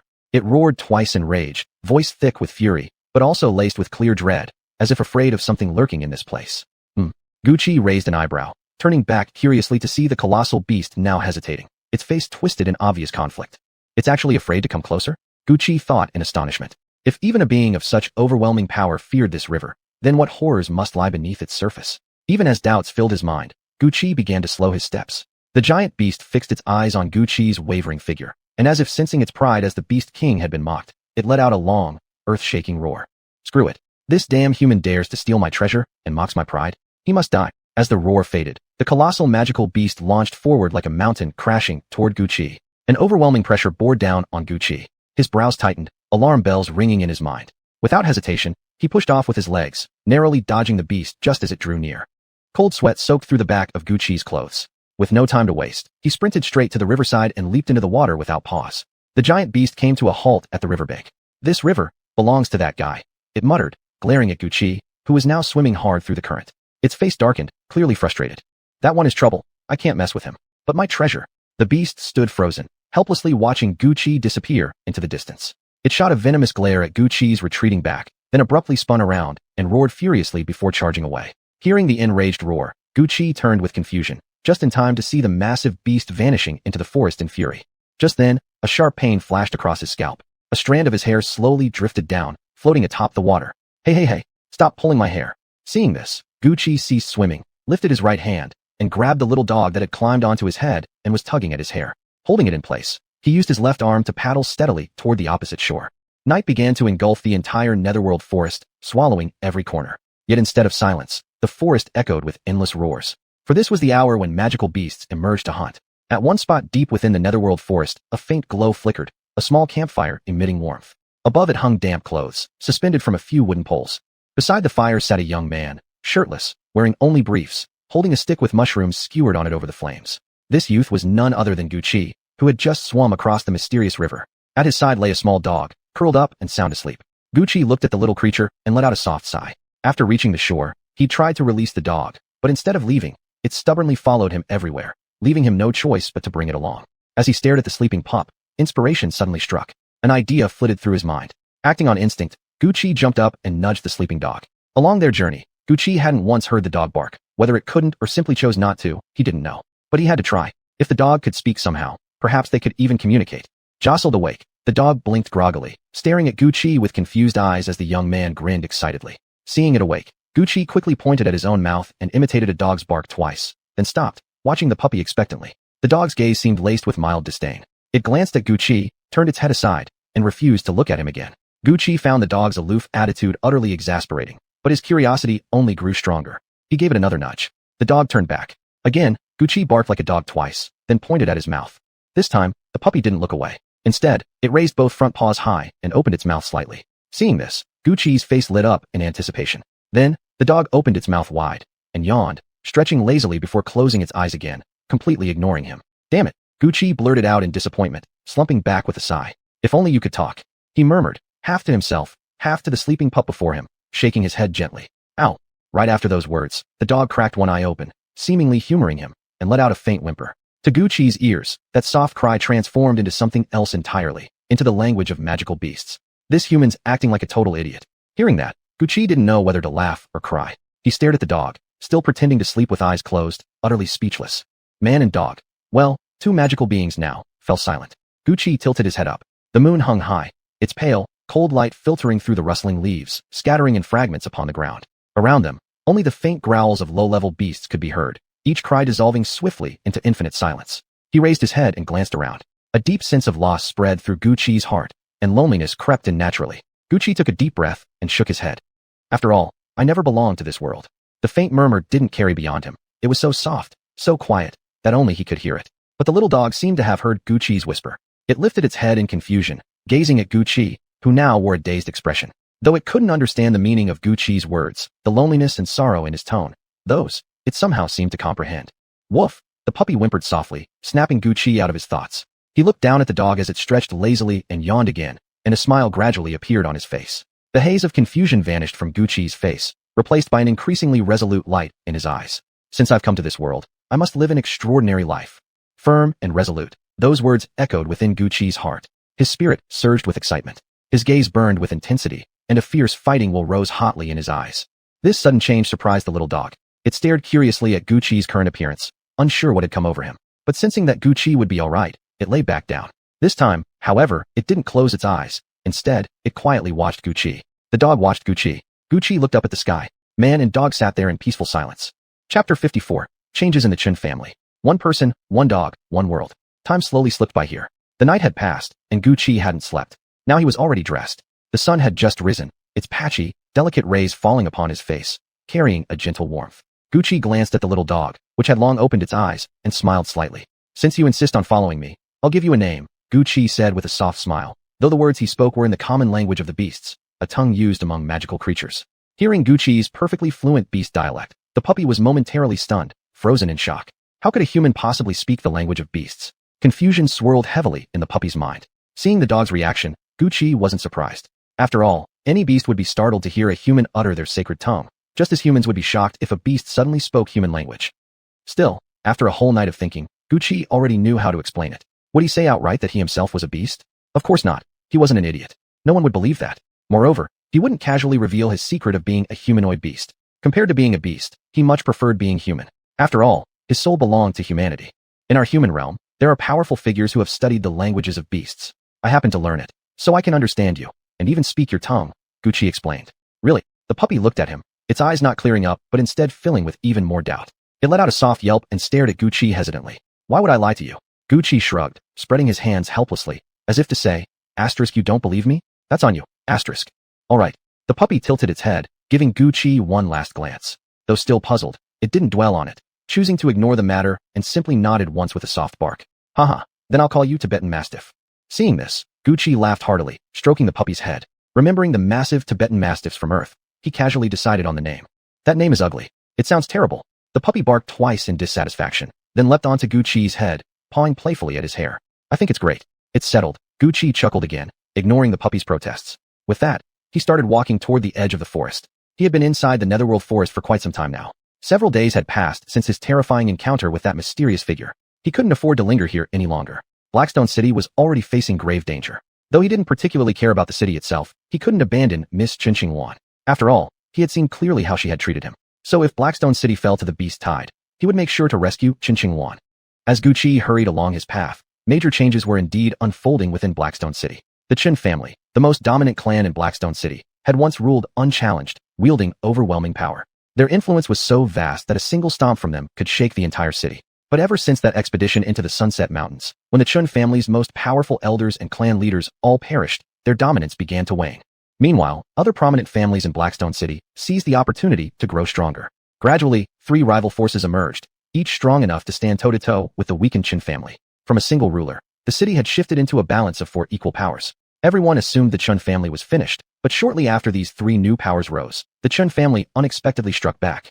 The previous balance of 4 powers shattered overnight. Aside from the Wu family, which barely managed to hold its ground, the other 2 great families vanished into silence, too terrified to oppose the Chen family any further. Even the Wu family, though still standing, now regarded the Chens with extreme caution, no longer daring to defy their will in the slightest. On the surface, it seemed as if the Chen family had regained its former dominance.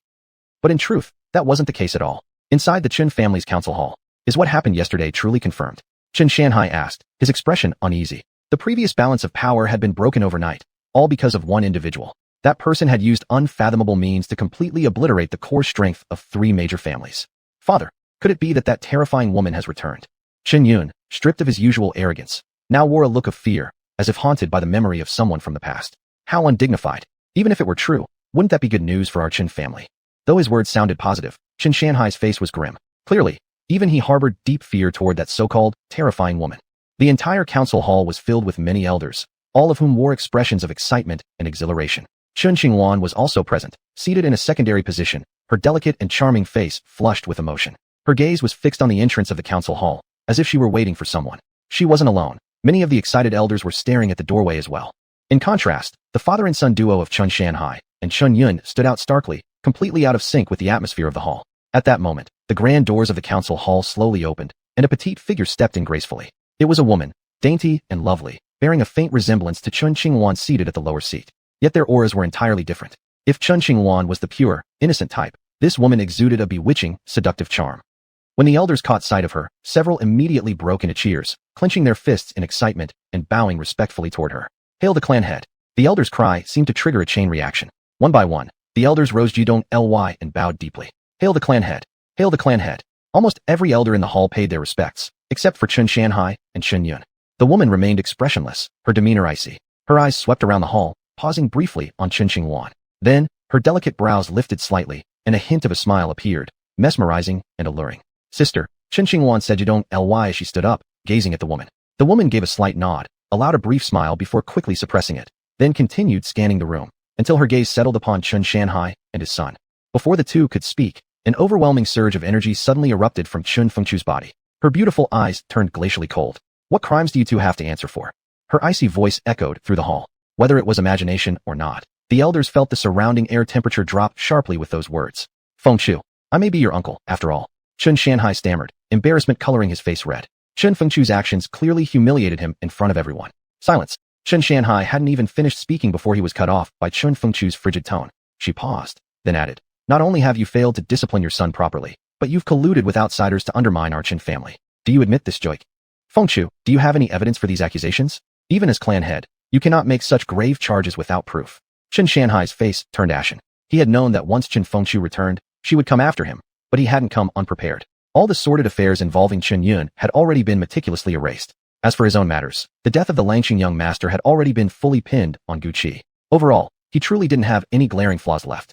Is that so? A cold smirk crept onto Chen Fengchu's face. In the next instant, a slender, elegant sword materialized in her hand. What are you planning?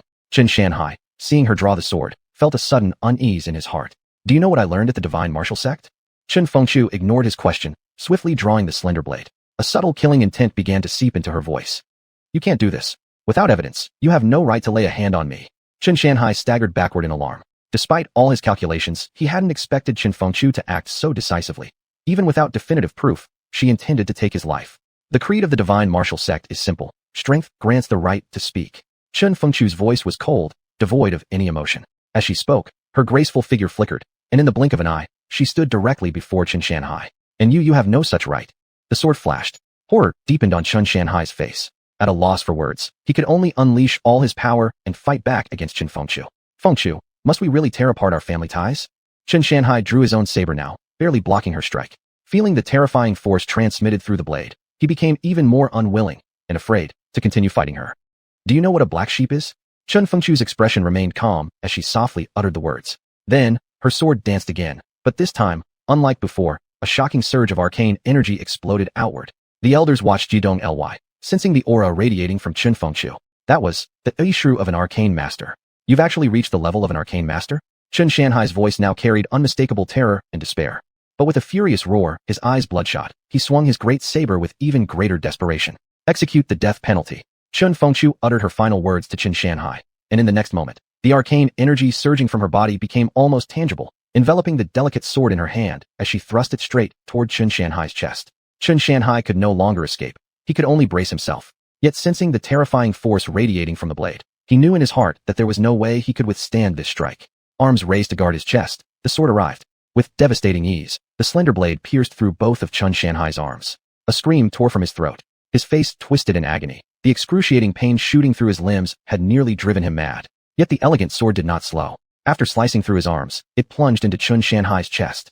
Blood erupted into the air like a blooming crimson lotus, and Chen Shanhai's breath began to fade. His face contorted with rage and bugan, his mouth still shrieking, though his voice grew weaker and weaker.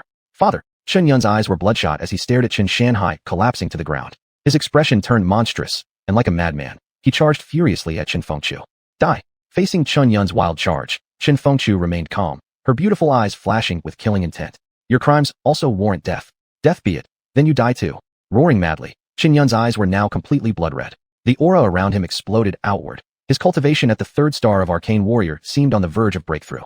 But Chen Fengchu, an arcane master, stood leagues above him. With a mere surge of arcane energy, she condensed a sword of pure force before her. Without the slightest resistance, this energy blade pierced straight through Chen Yun's chest, in the exact same spot as his father. Yet Chen Yun seemed unfazed by the pain. He kept charging forward at full speed, undeterred even as the blade tore through his heart, even as blood spilled across the floor, staining it red.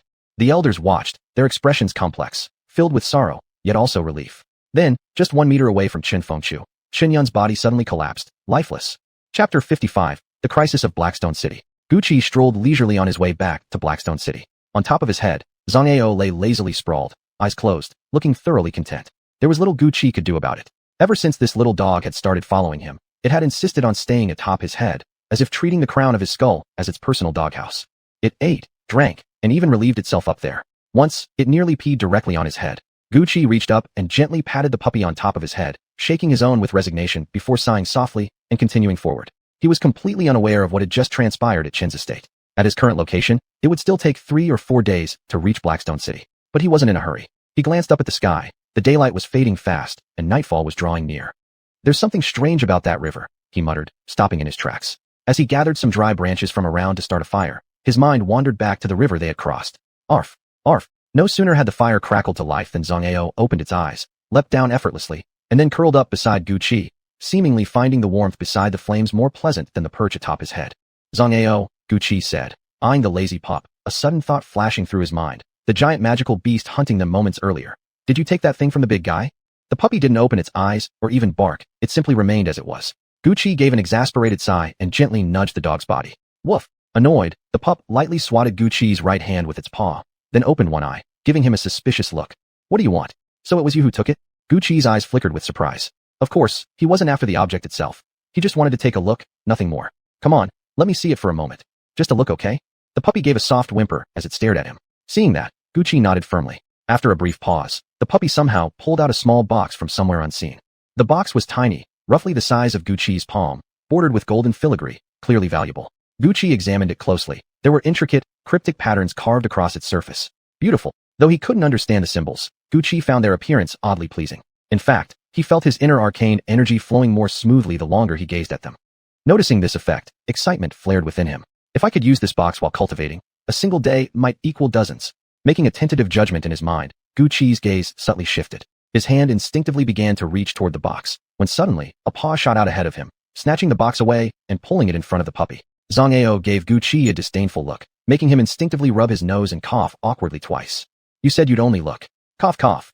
Gu Qi's face reddened slightly, his hands now unsure where to rest. So, what's inside? He knew he couldn't possess the object, but his curiosity burned stronger than ever. If merely the box produced such wondrous effects, how extraordinary must its contents be? Not telling you.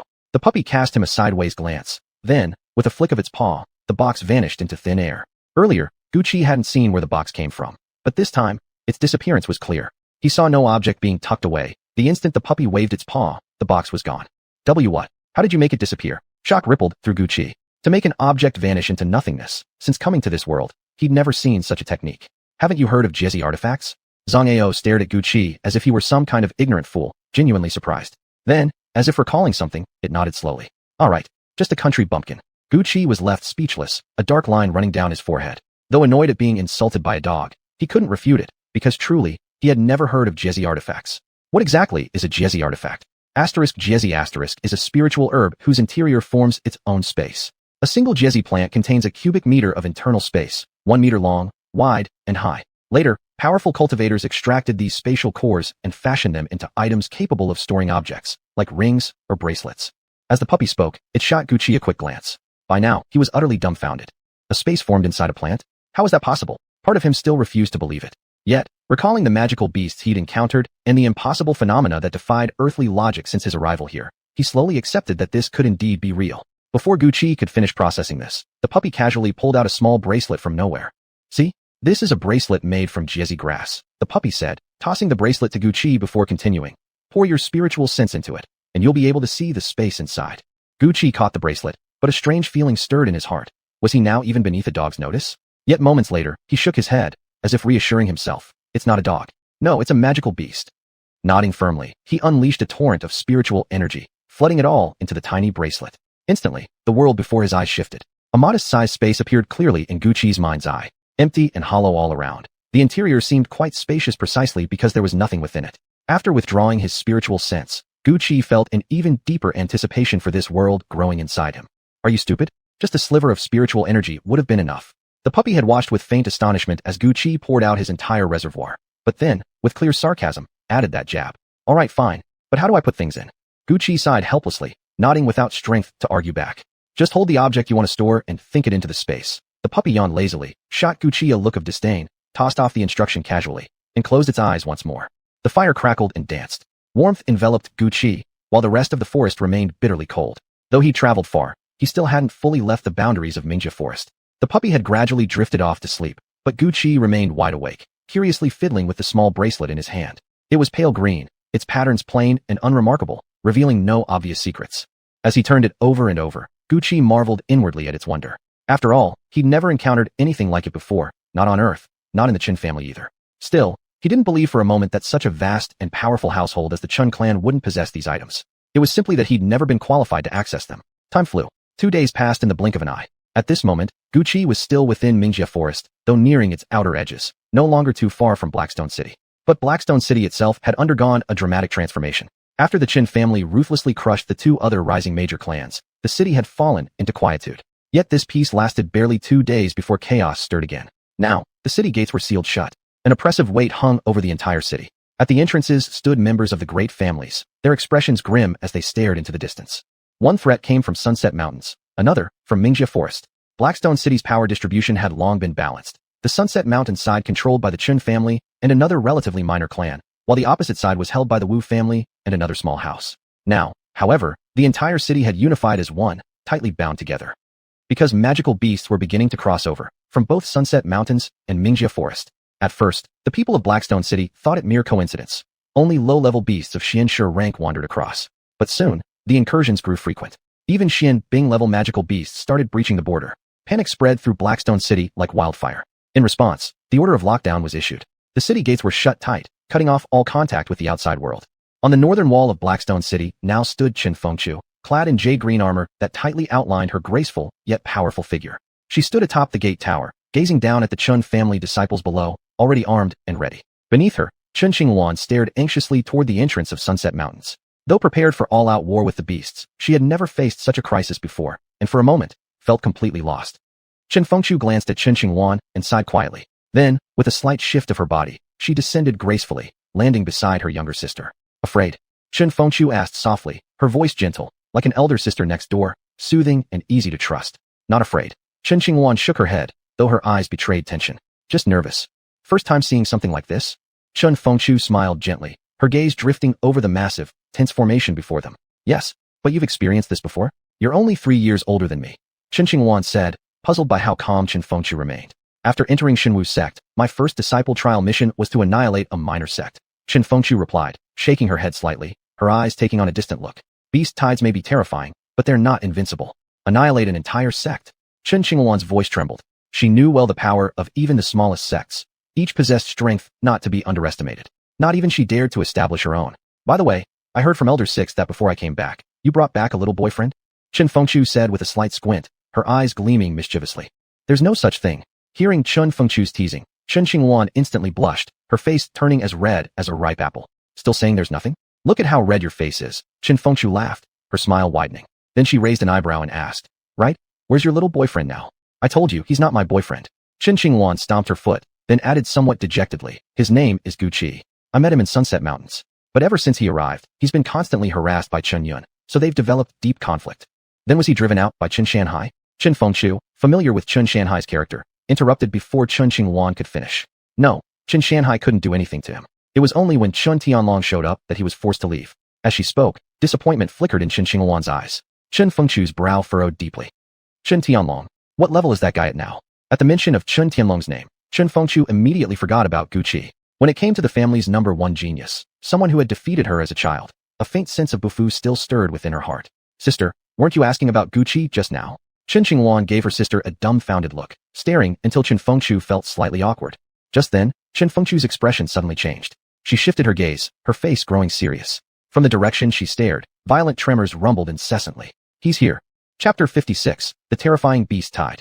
A terrifying rumbling sound continued to spread outward, making the surrounding crowd nearly unbearable. It was clear just how immense the noise was. Before the eyes of the onlookers, the entrance to the Sunset Mountains now seemed as if it were about to release some monstrous force, trembling ceaselessly. Qin Fengqiu and Chen Qinghuan were staring at the entrance with solemn expressions, their faces frozen. The earlier playful mirth had completely vanished. It seems the beast tide is about to erupt here. I wonder how things are going over there. Qin Fengqiu murmured, her gaze fixed on the entrance. Her voice carried wariness, heaviness, yet also a hint of anticipation. Though she had witnessed many grand spectacles in the divine martial sect, a beast tide, truthfully, was something she was encountering for the very first time. At this moment, at the southern city gate bordering the Netherworld forest, a faint tremor could also be felt from the forest's edge. Though not as intense as the northern vibrations, those on the city walls had already turned pale with shock. Because only one Uwa beast had come, just a single colossal figure slowly advancing toward them. This eco beast possessed an enormous body, even larger than the giant beast Gu Qi had encountered last time. Like a moving mountain, it began to advance steadily toward the southern city. And while it appeared slow, its actual pace was far from sluggish. That's the Bajin beast at peak beast king level. An elderly man in green robes stared, his face suddenly filled with horror as he cried out. Hearing the elder's words, everyone sucked in a sharp breath. Perhaps the younger generation didn't understand the terror of the Bajin beast, but merely hearing the term peak beast king was enough to send chills down their spines. At this moment, young men and middle-aged youths alike gazed in horror at the approaching Bajin beast. Yet among the elders who were well-versed in history, knowledge of the Bajin beast ran deep. They clearly understood the monster's horrors. Recalling historical records of past Bajin beast invasions, they turned deathly pale, visibly at a loss. Among these elders stood a white-robed man with snowy hair and a youthful complexion. His face remained calm as he observed the Bajin beast, showing no trace of fear or alarm. Master Wu, please lead us in stopping this Bajin beast. The sharp-eyed elder in green, though his own face was ashen, did not cower like the others. Instead, he respectfully bowed toward the white-robed elder. This elder was none other than Master Wu of the newly risen Wu family, the only family powerful enough to stand alongside the Qin clan and the sole one whose core strength the Qins hadn't eliminated. Thus, Wu Yuntian naturally assumed leadership at this moment. Wu Yuntian remained calm, his gaze upon the Bajin beast indifferent, as if the creature held no significance to him. Seeing Wu Yuntian's composed demeanor and glancing again at the fearful elders, the green-robed elder sighed inwardly, realizing that the prestige of a patriarch capable of rivaling the Qin family truly was incomparable. As Patriarch Lin may know from historical accounts, our ancestors once faced attacks by the Bajin beast, Wu Yuntian said calmly, his voice imbued with deep tung-sung, instantly giving others the sense of his extraordinary nature. And indeed, that was exactly who he was. Patriarch Lin nodded slowly and said, Blackstone City has encountered the Bajin beast twice in history, the first time 1,000 years ago, the second time 100 years back. Both times, Blackstone City stood as a dominant power, filled with countless strong cultivators, so naturally we destroyed the Bajin beast without difficulty. But now such mighty soul warriors are no longer around. As he spoke, Patriarch Lin revealed a deep sorrow. The history of their city unfolded clearly before him. He recalled when he himself was merely a 3- or 4-year-old child, his elders had already been as strong as the current generation. Yet over time, each generation grew weaker than the last. Now, even reaching the Xin Master level, only the Qin family could produce one per generation. Thinking of this, Patriarch Lin felt profound shame. You're right. But perhaps our ancestors foresaw this day and left behind a method to deal with the Bajin beast, Wu Yuntian replied with a nod. He was highly knowledgeable about Blackstone City's history, back when the city was so powerful even the divine martial sect dared not provoke it lightly. But that was the past. A method left by our ancestors? Patriarch Lin clearly looked surprised. He had never heard of any ancestor leaving behind a way to combat the Bajin beast. It was my Wu family's ancestor, Wu Yuntian explained, seemingly reading Patriarch Lin's doubts. As he spoke, Wu Yuntian flipped his palm, and a scroll made of beast hide appeared in his hand. It radiated a powerful aura, one strikingly similar to that of the Bajin beast, which was now drawing ever closer to Blackstone City. This is the skin of the Bajin beast. Patriarch Lin frowned as he looked at the beast hide scroll, and upon sensing the powerful aura emanating from it, immediately exclaimed in astonishment. Exactly. This scroll contains the method to defeat the Bajin beast, Wu Yuntian said, handing the scroll over to Patriarch Lin. Patriarch Lin carefully took it, slowly unrolled it, and began to read. Moments later, a flash of shock sparkled in Patriarch Lin's eyes, followed by an overwhelming surge of joy. His hands, holding the scroll, trembled slightly with excitement. Excellent. Truly excellent. Heaven has not abandoned Blackstone City after all. A faint moisture glistened in Patriarch Lin's eyes. He let out a deep breath, and the fear in his gaze toward the approaching Bajin beast had completely vanished. Wu Yuntian gave a faint smile, oddly strained, but no one around noticed his peculiar expression at that moment. While Patriarch Lin studied the scroll, everyone else stared in horror at the Bajin beast, which had now reached the base of the city walls. Fellow cultivators, do not panic. I have here the means to deal with this Bajin beast. Seeing the beast's position, Patriarch Lin realized there was no more time to delay and shouted loudly. His voice boomed across the wall, enhanced with a trace of arcane energy so that all could hear. Upon hearing him, the crowd turned back to face Patriarch Lin. Some looked puzzled, others hopeful, while a few watched with mild curiosity. Without hesitation, Patriarch Lin raised the scroll high and declared, "This was left behind by Master Wu's ancestor. It records the exact weakness of the Bajin beast. If we unite and strike precisely at this weak point, we will defeat this peak beast king-level Bajin beast." His voice rang out passionately, igniting a surge of determination among the people. Wu Yuntian stood silently, observing Patriarch Lin's actions with apparent indifference. Yet deep within his eyes flickered an indescribable gleam of delight, as if what Patriarch Lin was doing somehow greatly benefited him. No one paid attention to Wu Yuntian. All were quietly listening as Patriarch Lin explained the Bajin beast's vulnerability and laid out their battle plan. Soon, the Bajin beast began ramming into the city walls, and by then, their discussion had concluded. The crowd now stood fired with resolve, utterly unlike the terrified masses they had been moments before. The Bajin beast's weakness was actually quite simple. Among boa beasts, the Bajin beast was considered unique. Its massive body naturally sacrificed speed, making it inherently sluggish. Yet its strength was immense, granting it terrifying destructive power. Its body was known among boa beasts as the Bajin body, a term used to describe its extreme durability. While indeed its physique was nearly unbreakable, it harbored one fatal flaw. It could not withstand fire. The Bajin body referred to a physical hardness comparable to gold, metaphorically speaking, but unquestionably, this formidable defense was precisely vulnerable to fire. Small flames would hardly affect it, causing no pain or harm. But arcane fire, whether from a Xian weapon or generated directly by a Xian master's energy, would inflict catastrophic damage upon the Bajin beast. Now, everyone began preparing themselves, erupting with aura as their inner arcane energy surged outward, gathering in the sky above to form a colossal, blazing fireball. The ball radiated intense heat. If used against soul warriors alone, it might prove ineffective. After all, warriors were agile and unpredictable, and though the fireball carried overwhelming pressure, its slow movement might miss its target. But against the Bajin beast, it was perfect. The fireball grew steadily larger. By now, the heat was so intense that even those standing beneath it began to sweat. Clear evidence that the concentration of energy had reached a horrifying level. Wu Yuntian looked up at the blazing orb, his expression oddly complex. The power truly isn't bad at all. Feeling the temperature rising rapidly around him, Wu Yuntian's face shifted slightly. Then, glancing at the group pouring their energy into the fireball with all their might, a faint sneer curled his lips. Just wait, the real despair comes later. With a cold smirk aimed at the equally hard-working Patriarch Lin, he shook his head slightly, and then began pretending to exert himself just as earnestly. The fireball continued expanding until it filled the entire space above the city wall. Only then did the cultivators finally cease, panting heavily from exhaustion. Patriarch Lin's face was slightly pale, but as he looked down at the Bajin beast relentlessly smashing the wall, a cruel smile formed on his lips. As arcane energy surged once more, the enormous fireball in the sky slowly drifted into position, directly above the Bajin beast. The terrifying force caused the Bajin beast, which was still ramming the city wall, to freeze mid-motion. Then it slowly raised its head, staring up at the enormous fireball above. To everyone's surprise, its expression turned horrified. Didn't you say these humans had no means to fight back? In shock and panic, the Bajin beast ceased its assault on the wall and began to retreat. But the moment it lifted its head, the colossal fireball had already begun its descent. Though it now backed away, its massive body was too large and too slow. After what felt like an eternity, the fireball descended within a single meter of the Bajin beast. Are those creatures in the forest really sending me to my death? The Bajin beast roared toward the entrance of the netherworld forest. That roar carried profound despair and deep hatred toward whatever beings lurked within the forest's depths. Finally, the fireball struck the Bajin beast. Its body, durable enough to withstand a blow from a beast king, instantly began to melt. Before this immense inferno, the Bajin beast's legendary Bajin body proved as fragile and powerless as a sheet of white paper. Wu Yuntian watched coldly as the Bajin beast melted away, letting out only a faint, icy laugh. Then his gaze turned toward the entrance of the netherworld forest. Now, he murmured, comes the true despair. Chapter 57. Crushing the Withered and Rotten.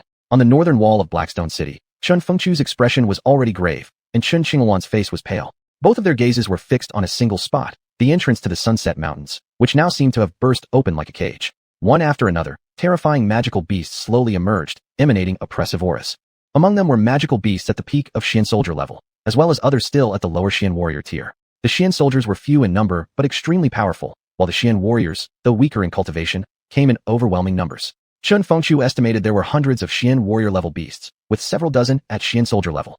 She herself was a Xian master, yet even so, facing such a massive horde, she knew it would be impossible to eliminate them all, even for her. And worse, her expression darkened further as her eyes remained locked onto the entrance, where an incredibly powerful aura was gradually approaching Blackstone City. It was a beast king, the very same terrifying ape that Gu Qi had first encountered.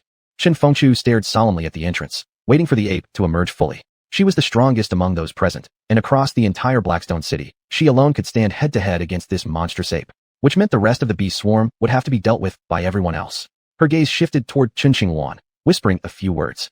Around them, people stood with pale faces, silently staring down at the densely packed mass of beasts below. Chun Qingluan nodded, her face still pale, yet determination flickered in her eyes. Why is there not a single person around? Gu Qi walked along the main road, the only path leading into Blackstone City, and also the sole route bypassing the netherworld forest. Under normal circumstances, this road should have been bustling with travelers. After all, Blackstone City still held considerable influence in its dealings with the outside world. Yet now, as Gu Qi looked around, not a single soul was in sight. Worse still, the surroundings were utterly silent, so silent that even animal roars were absent. When something defies normalcy, there's always a hidden danger. Gu Qi firmly believed in this. After scanning his surroundings without spotting anything amiss, his heart suddenly skipped a beat, an ominous feeling rising within him. He tightened his leg muscles and sprinted toward Blackstone City with all his might. The little dog perched atop Gu Qi's head startled awake, then leapt down and began running beside him. The violent jolting made it impossible for the pup to stay on top anymore. It glanced at Gu Qi with confusion, but seeing the urgency in his changing expression and frantic pace, it stayed silent. Man and dog raced down the road at astonishing speed. As they ran, Gu Qi suddenly realized no matter how hard he pushed himself, the little dog kept up effortlessly, and judging from its relaxed appearance, it wasn't even using its full strength. Noticing this, Gucci couldn't help but let out a bitter smile. Yet soon, he began suspecting that the pup was no ordinary creature. An ordinary magical beast puppy simply couldn't possess such terrifying speed, nor could it possibly have stolen something from a beast king. Still, he didn't dwell on it. After all, the dog hadn't shown any intention of harming him, so he felt safe enough.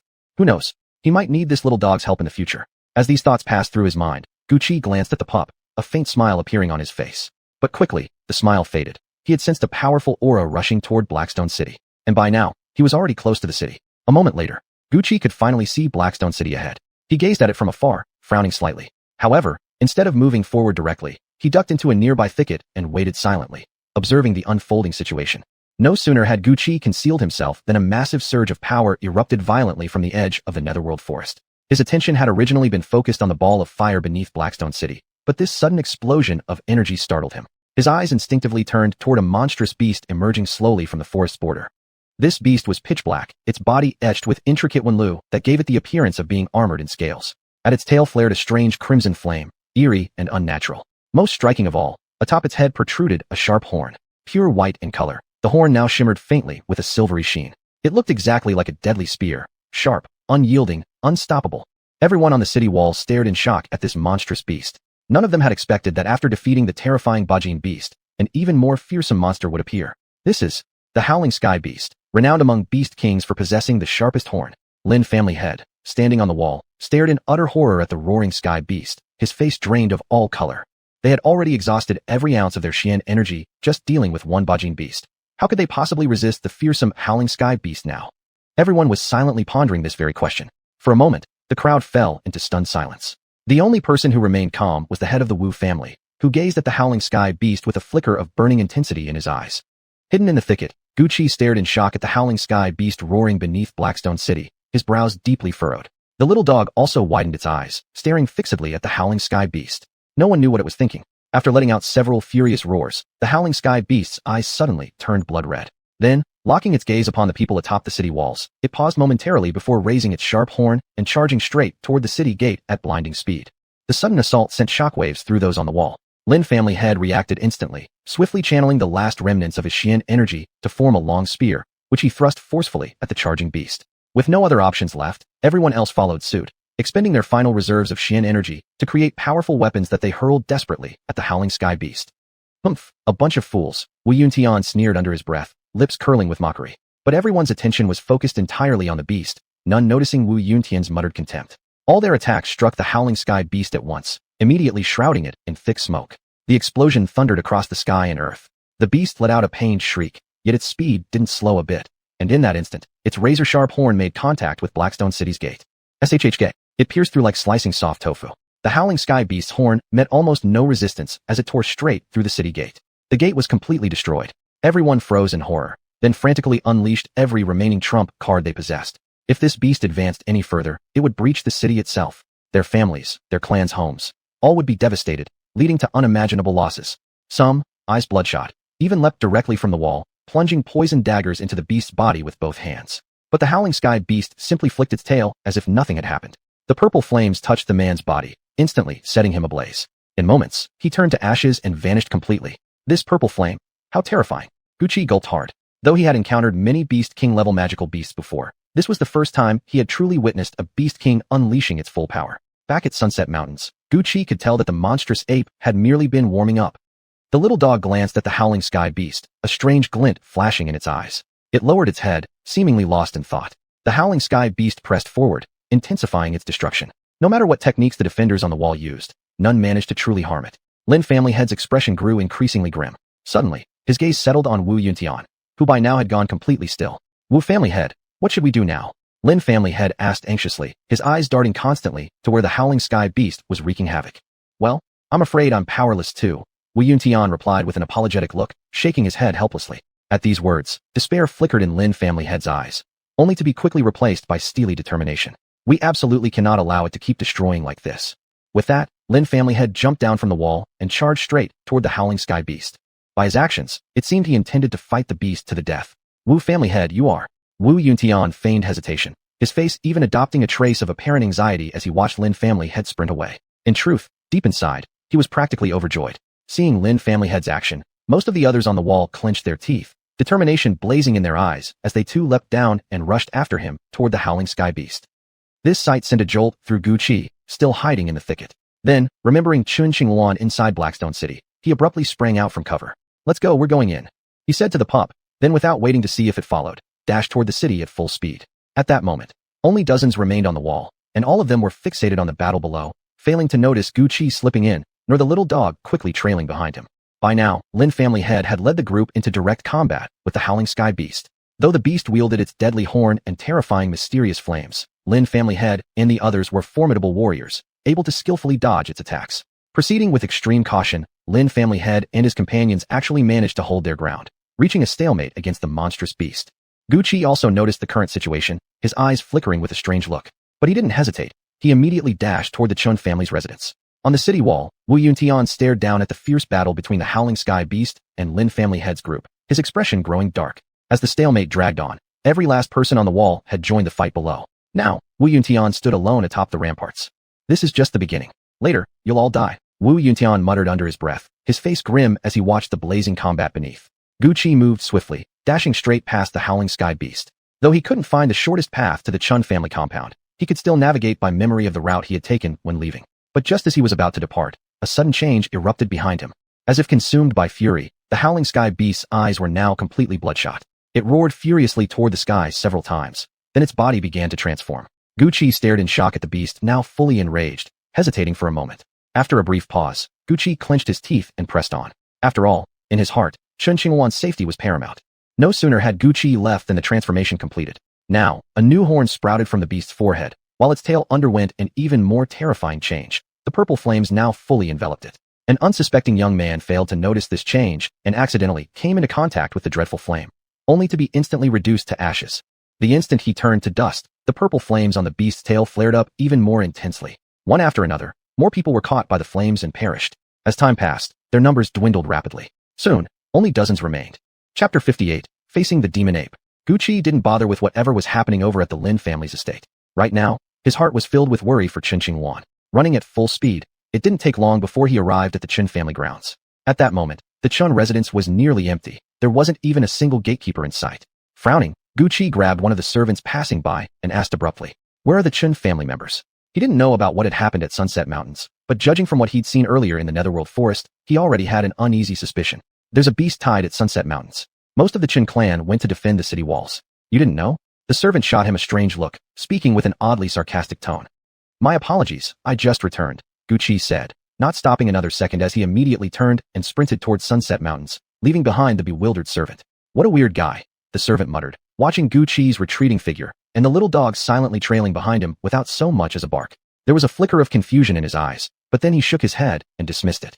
On the battlements of Sunset Mountains, the terrifying demon ape had already emerged from the mountain range. As soon as it stepped out, Chen Fengqiu leapt down from the wall, dashed through the swarm of ferocious beasts, and engaged it in battle. Due to the previous clash, when a powerful expert from Blackstone City had self-destructed their core, heavily injuring this 9-armed demon ape, its current combat ability was only equivalent to that of a peak master.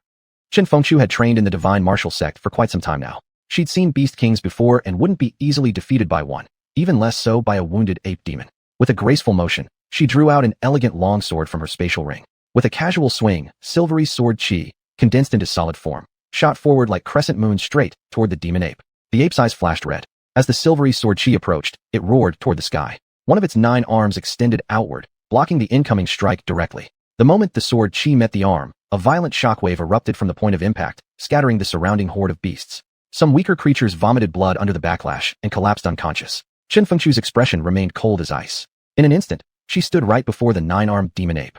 Her slender blade split into 9 afterimages, each targeting one of the monster's monstrous arms with pinpoint precision. The giant ape's body shuddered violently. Letting out another frenzied roar, it lashed out with its right hand, aiming to snatch up the heroic figure of Chen Fengqiu. Her face calm, Chen Fengqiu simply leapt up, landing lightly on a tall tree. Then, her elegant sword suddenly shot forth, streaking toward the demon ape's forehead like a blazing comet.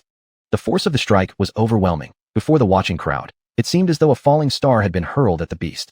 The demon ape's bloodshot eyes locked onto Chen Fengqiu as it unleashed a furious roar. But this time, the roar was different. A tangible tidal wave of sound erupted from the beast, rushing straight toward Chen Fengqiu. Sound-based attack. Her expression shifted instantly. Alarmed, she quickly leapt aside, narrowly evading the surge. For now, Neither side could gain the upper hand. Their confrontation had reached a stalemate. Meanwhile, Chen Qingwan was far from having an easy time either. An enormous swarm of monstrous beasts relentlessly pounded the city walls and gates. With no other choice, those defending atop the ramparts were forced to leap down and engage the beasts in close combat. Chen Qingwan did the same, sword in hand, her plain white robes fluttering in the wind. Every swing carried a sharp burst of arcane power. The energy clung to her blade as she pierced straight through a low-rank beast soldier. Without pausing, her sleeves swirling mid-motion, she danced forward and claimed another foe, a beast at the Xianbing realm. Her fearless advance stirred the morale of those around her. In no time, Blackstone City began crushing the beast tide with overwhelming force, cutting down nearly 100 of them. Though their spirits soared, even as they felled beast after beast, their gazes kept drifting toward the distant deadlock between Qin Fengchu and the nine-armed demon ape.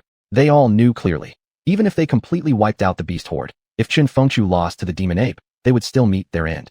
So the looks they cast toward Qin Fengchu were filled with both hope and dread. Hope for victory, fear of death. Just as they had fully suppressed the beast swarm, as if to plunge them into despair, a terrifying presence suddenly surged from deep within Sunset Mountains once more. Qin Fengchu, still locked in fierce combat with the demon ape, paled abruptly. Without hesitation, she retreated swiftly back to the city walls, and everyone else followed suit, not daring to linger.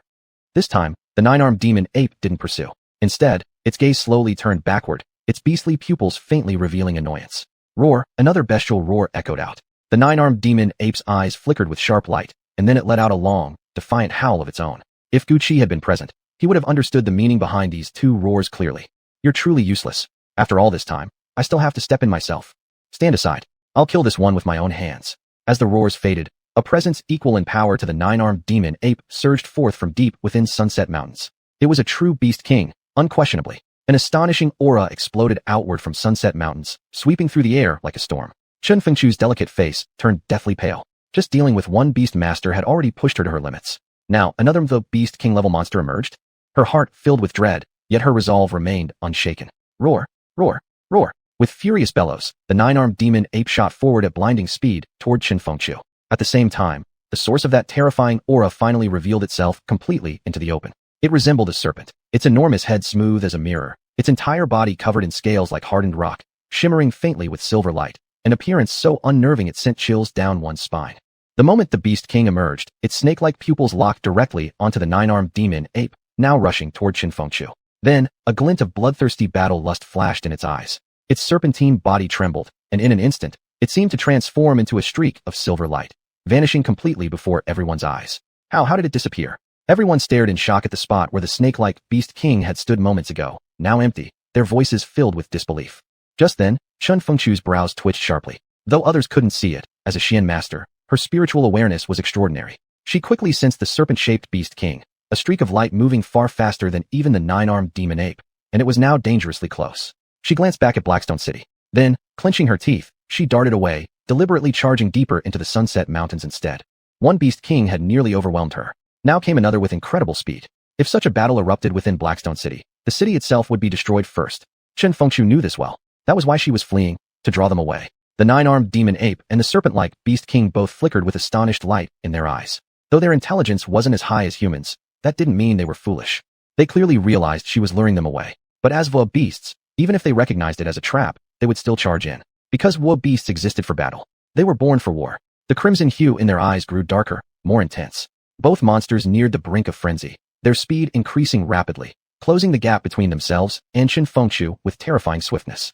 Gritting her silver teeth, Qin Fengchu kept glancing back at the approaching beasts, a growing sense of unease gnawing at her heart. I guess I can't hold back any longer. Her sprinting form abruptly halted. Slowly, she turned around. In her hand, without anyone noticing when it appeared, was an azure scroll. Seeing this, both beasts felt a surge of excitement. They surged forward, swiftly closing in until they stood right before Qin Fengchu. Thunder Taming Seal, Possession. The azure scroll snapped open at once. Ancient, arcane runes spilled out from within, rising slowly into the air. At that moment, the nine-armed demon ape and the serpent-like Beast King seemed frozen in place, expressions fixed, bodies motionless. As the runes ascended, the sky darkened instantly. Within moments, heavy thunder rumbled above with divine wrath. Though now some distance from Blackstone City, the people inside could still feel the oppressive presence of this thunder. One by one, they looked up curiously, gazing toward the origin of the tempest. Above, the sky had turned ashen gray. Jagged bolts of emerald lightning writhed within the storm clouds like roaring thunder dragons, bellowing down at the mortal world below. After a few more moments, changes began to manifest within the two Beast Kings. They no longer remained paralyzed. The nine-armed demon ape resumed moving forward, but suddenly paused, its gaze locking onto Qin Fengqiu, whose body was now slowly lifting into midair. The serpent-like beast king stared, dumbfounded, at Qin Fengqiu, who now looked like a celestial descending from heaven. Indeed, at this very moment, Qin Fengqiu appeared as a goddess fallen from the heavens. Divine thunder crackled along her form, flowing across her body like living currents. A crown forged of pure lightning faintly materialized above her head, radiating overwhelming power. Qin Fengqiu arched a delicate brow. Feeling the torrent of arcane energy infused with threads of thunder surging through her veins, she hesitated slightly, overwhelmed by the sensation of absolute power. This was the first time she had ever used the life-saving scroll her master had given her, so her reaction, at this moment, was perfectly natural. For a brief moment, Qin Fengqiu stiffened, but quickly regained her composure. A glint of killing intent quietly surfaced in her beautiful eyes, and her thunder-charged gaze fell directly upon the nine-armed demon ape and the serpent-like beast king, both trembling faintly under the oppressive weight of heavenly might. Roar, roar, roar. Unable to bear the divine pressure any longer, the nine-armed demon ape abruptly turned its head, actually attempting to flee. Qin Fengqiu noticed instantly, with a delicate flick of her slender jade finger toward where the beast stood. A bolt of azure lightning struck with unimaginable speed, crashing precisely onto the demon ape. Boom. The thunderbolt slammed into the creature's broad shoulder, and immediately, the stench of burning flesh began to spread from its body. Roar, roar, roar. A shriek of agony erupted from the demon ape's mouth, filled with pain and unmistakable fear. Enduring the searing torment, the beast brutally severed the very arm that had been struck by lightning. Now, the nine-armed demon ape was left with only 8 arms. Roar! The serpent-like beast king stared fearfully at the thunder-laden clouds above, which faintly pulsed with celestial authority. Its snake-like pupils flickered with sudden insight, letting out a fierce hiss. Its massive body twisted with unexpected agility as it lunged straight toward Qin Fengqiu. By its actions, it clearly did not believe that Qin Fengqiu could still command this divine power. And it was right. At her Xian Master cultivation level, Qin Fengqiu couldn't sustain the scroll's power for long. Her face had already paled. That single finger point had drained every ounce of her inner Xian energy. Now, she was nothing more than a paper tiger, easily broken. As the serpent-like beast king closed in, Qin Fengqiu's expression turned grim. She never imagined that such a small place as Blackstone City would harbor so many beast king-level threats. Letting out a bitter smile, she met the monster now mere inches away without fear in her eyes. She didn't even close them, as if the beast about to strike wasn't targeting her at all. Sensing her weakened state, the serpent beast king's eyes gleamed with startling brightness. It had guessed correctly.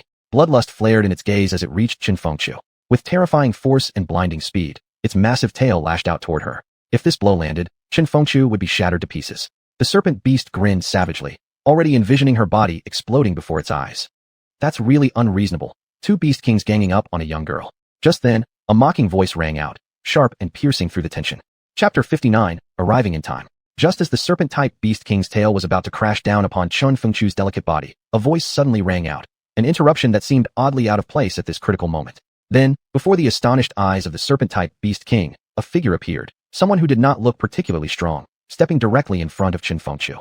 The figure reached out a hand and met the beast king's lashing tail with a direct collision. Qin Fengqiu gazed at the slim silhouette shielding her, confusion flickering in her beautiful eyes.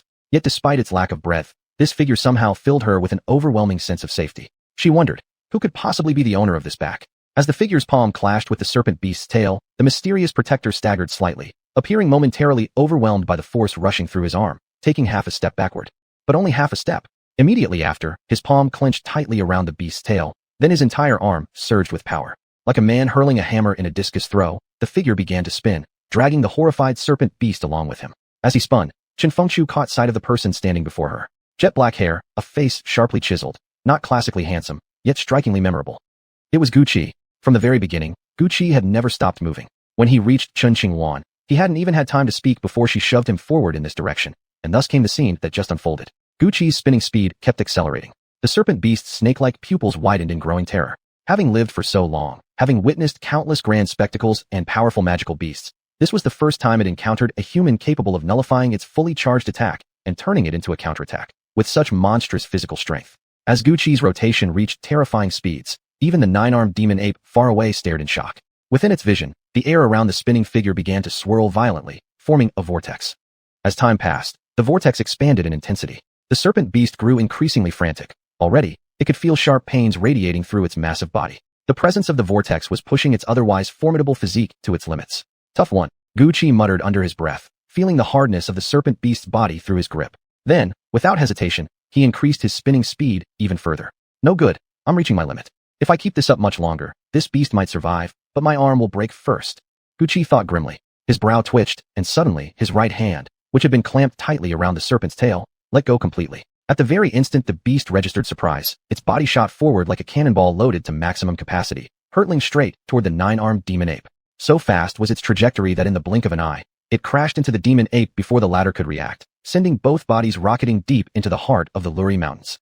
Only when the tremendous impact struck its chest, followed by waves of searing pain, did the nine-armed demon ape finally snap back to reality. But by then, its body was already flying through the air alongside the serpent beast.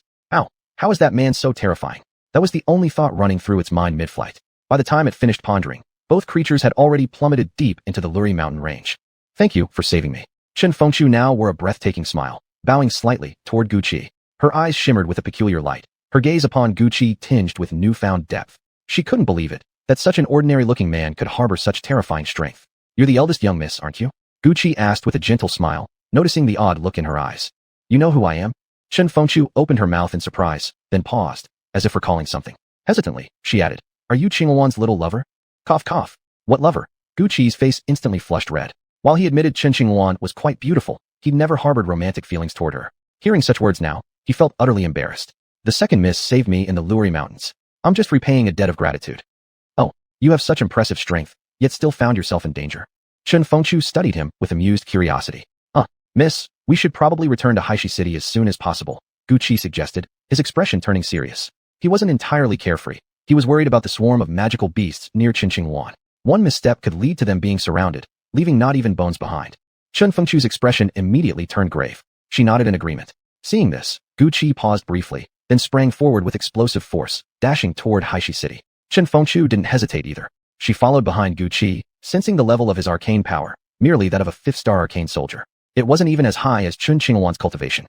Yet he had single-handedly forced back 2 beast kings. At this thought, Chen Fengchu's curiosity deepened. As an inner disciple of the divine martial sect, she had seen countless geniuses in her life, but never before had she witnessed someone at the arcane soldier realm accomplish such a shocking feat as driving back beast kings.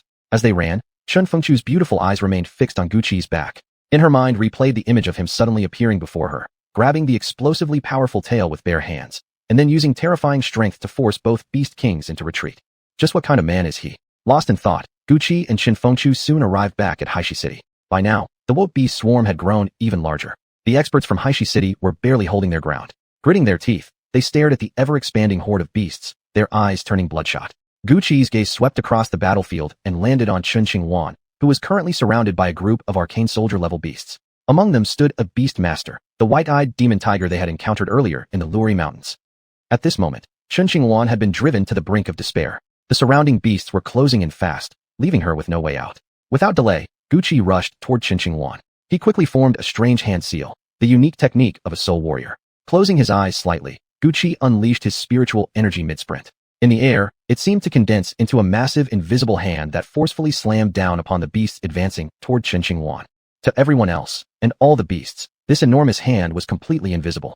Only Gu Qi could see it, for it was composed entirely of his own spiritual power. From Haishi City to the Netherworld Forest, he had never ceased cultivating his spiritual energy. After so many days of relentless practice, his spiritual power had grown to a terrifying level. The hand formed from spiritual energy struck the group of beasts directly in Gu Qi's vision. Instantly, the entire horde froze, their bodies stiffening. Roar, roar, roar, roar, roar, roar. Suddenly, screams of agony burst from their throats. Everyone present turned in astonishment, watching as the beasts inexplicably spewed blood from their mouths and collapsed lifelessly onto the ground. Chen Qingluan, standing right in the middle of it all, was stunned into silence, staring in confusion at the fallen beasts that looked as though they had suffered grievous internal injuries. Still, she let out a deep breath of relief, too exhausted to remain standing. She slowly sat down, her mind fatigued. Having fought so many beasts for such an extended period, even an arcane master like her couldn't hold on much longer. After all, arcane energy was finite. Gu Qi opened his eyes. The immense spiritual energy that had condensed in midair returned entirely into his body. With a flicker of movement, he landed beside Chen Qingluan, who was now seated on the ground. Second miss, are you alright? Gu Qi asked, concern evident in his voice. Seeing that she was only pale-faced and otherwise unharmed, he finally exhaled in relief. Gu Qi, how's my sister? Chen Qingluan panted heavily, looking up at him with worry. Don't you worry about that, Chen Fengchu chimed in before Gu Qi could respond, her graceful figure suddenly appearing in front of Chen Qingluan as she teased with a playful smile. Thank goodness. Chen Qingluan smiled weakly at Chen Fengchu, then closed her eyes, sitting upright as she began to steady her breathing and recover her energy. Let's go. First, we need to deal with this beast horde, Chen Fengchu said coolly, her beautiful eyes shifting toward the still massive swarm, murder flashing within them. Of course the beast horde must be cleared. But do you really think these beasts would attack Haishi City without any reason? Gucci paused, then decided it was time to share the information he had overheard in the netherworld forest with this elegant head of the Qin family. What do you mean? Chun Fengchu's delicate brows furrowed slightly as she looked at Gucci in confusion. These past few days in the netherworld forest, I overheard some information, eavesdropped from a high-level expert, one who might even be an arcane king, Gucci said calmly, his gaze sweeping over the beasts and lingering on the dense red haze clouding their eyes. Oh, and what did you hear? Though surprised that Gucci could eavesdrop on someone as powerful as an arcane king, her immediate priority was learning what that information might be. This beast tide may have someone behind it, Gucci said with a faint smile as he turned to meet Chun Fengchu's gaze. Their sudden eye contact caused a faint blush to rise on Chun Fengchu's delicate face, but she quickly turned away, gazing into the distance. Inside, however, her heart was churning with shock. You mean these beast hordes are being controlled by some powerful expert? Then who is this person, and why would they do this? Chun Fengchu's delicate brows tightened as she voiced all her doubts. How would I know the deeper reasons? I'm not even from Haishi City.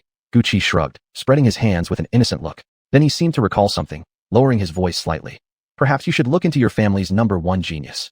You mean Qin Tianlong? Seeing Gucci's cautious demeanor, Chun Fengchu also lowered her voice, her eyes suddenly blazing with sharp light.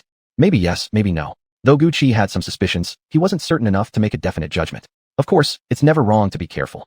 Chun Fengchu gave a slight nod, a flicker of concern stirring within her heart for Qin Tianlong. Although Gucci wasn't certain, she felt deep down that it was almost certainly connected. This beast tide had Qin Tianlong's shadow behind it. She knew Qin Tianlong's character well. Back when she was still in the Qin family, he had already been the prodigy, the top young master of their generation. Yet despite his talents, he had never joined any sect or cultivation faction, choosing instead to remain within the family.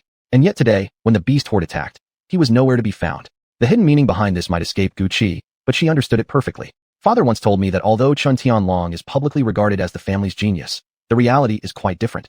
Chun Fengchu murmured, her eyes flashing with coldness as she recalled the words of her father, the previous head of the family. A chill crept into her heart.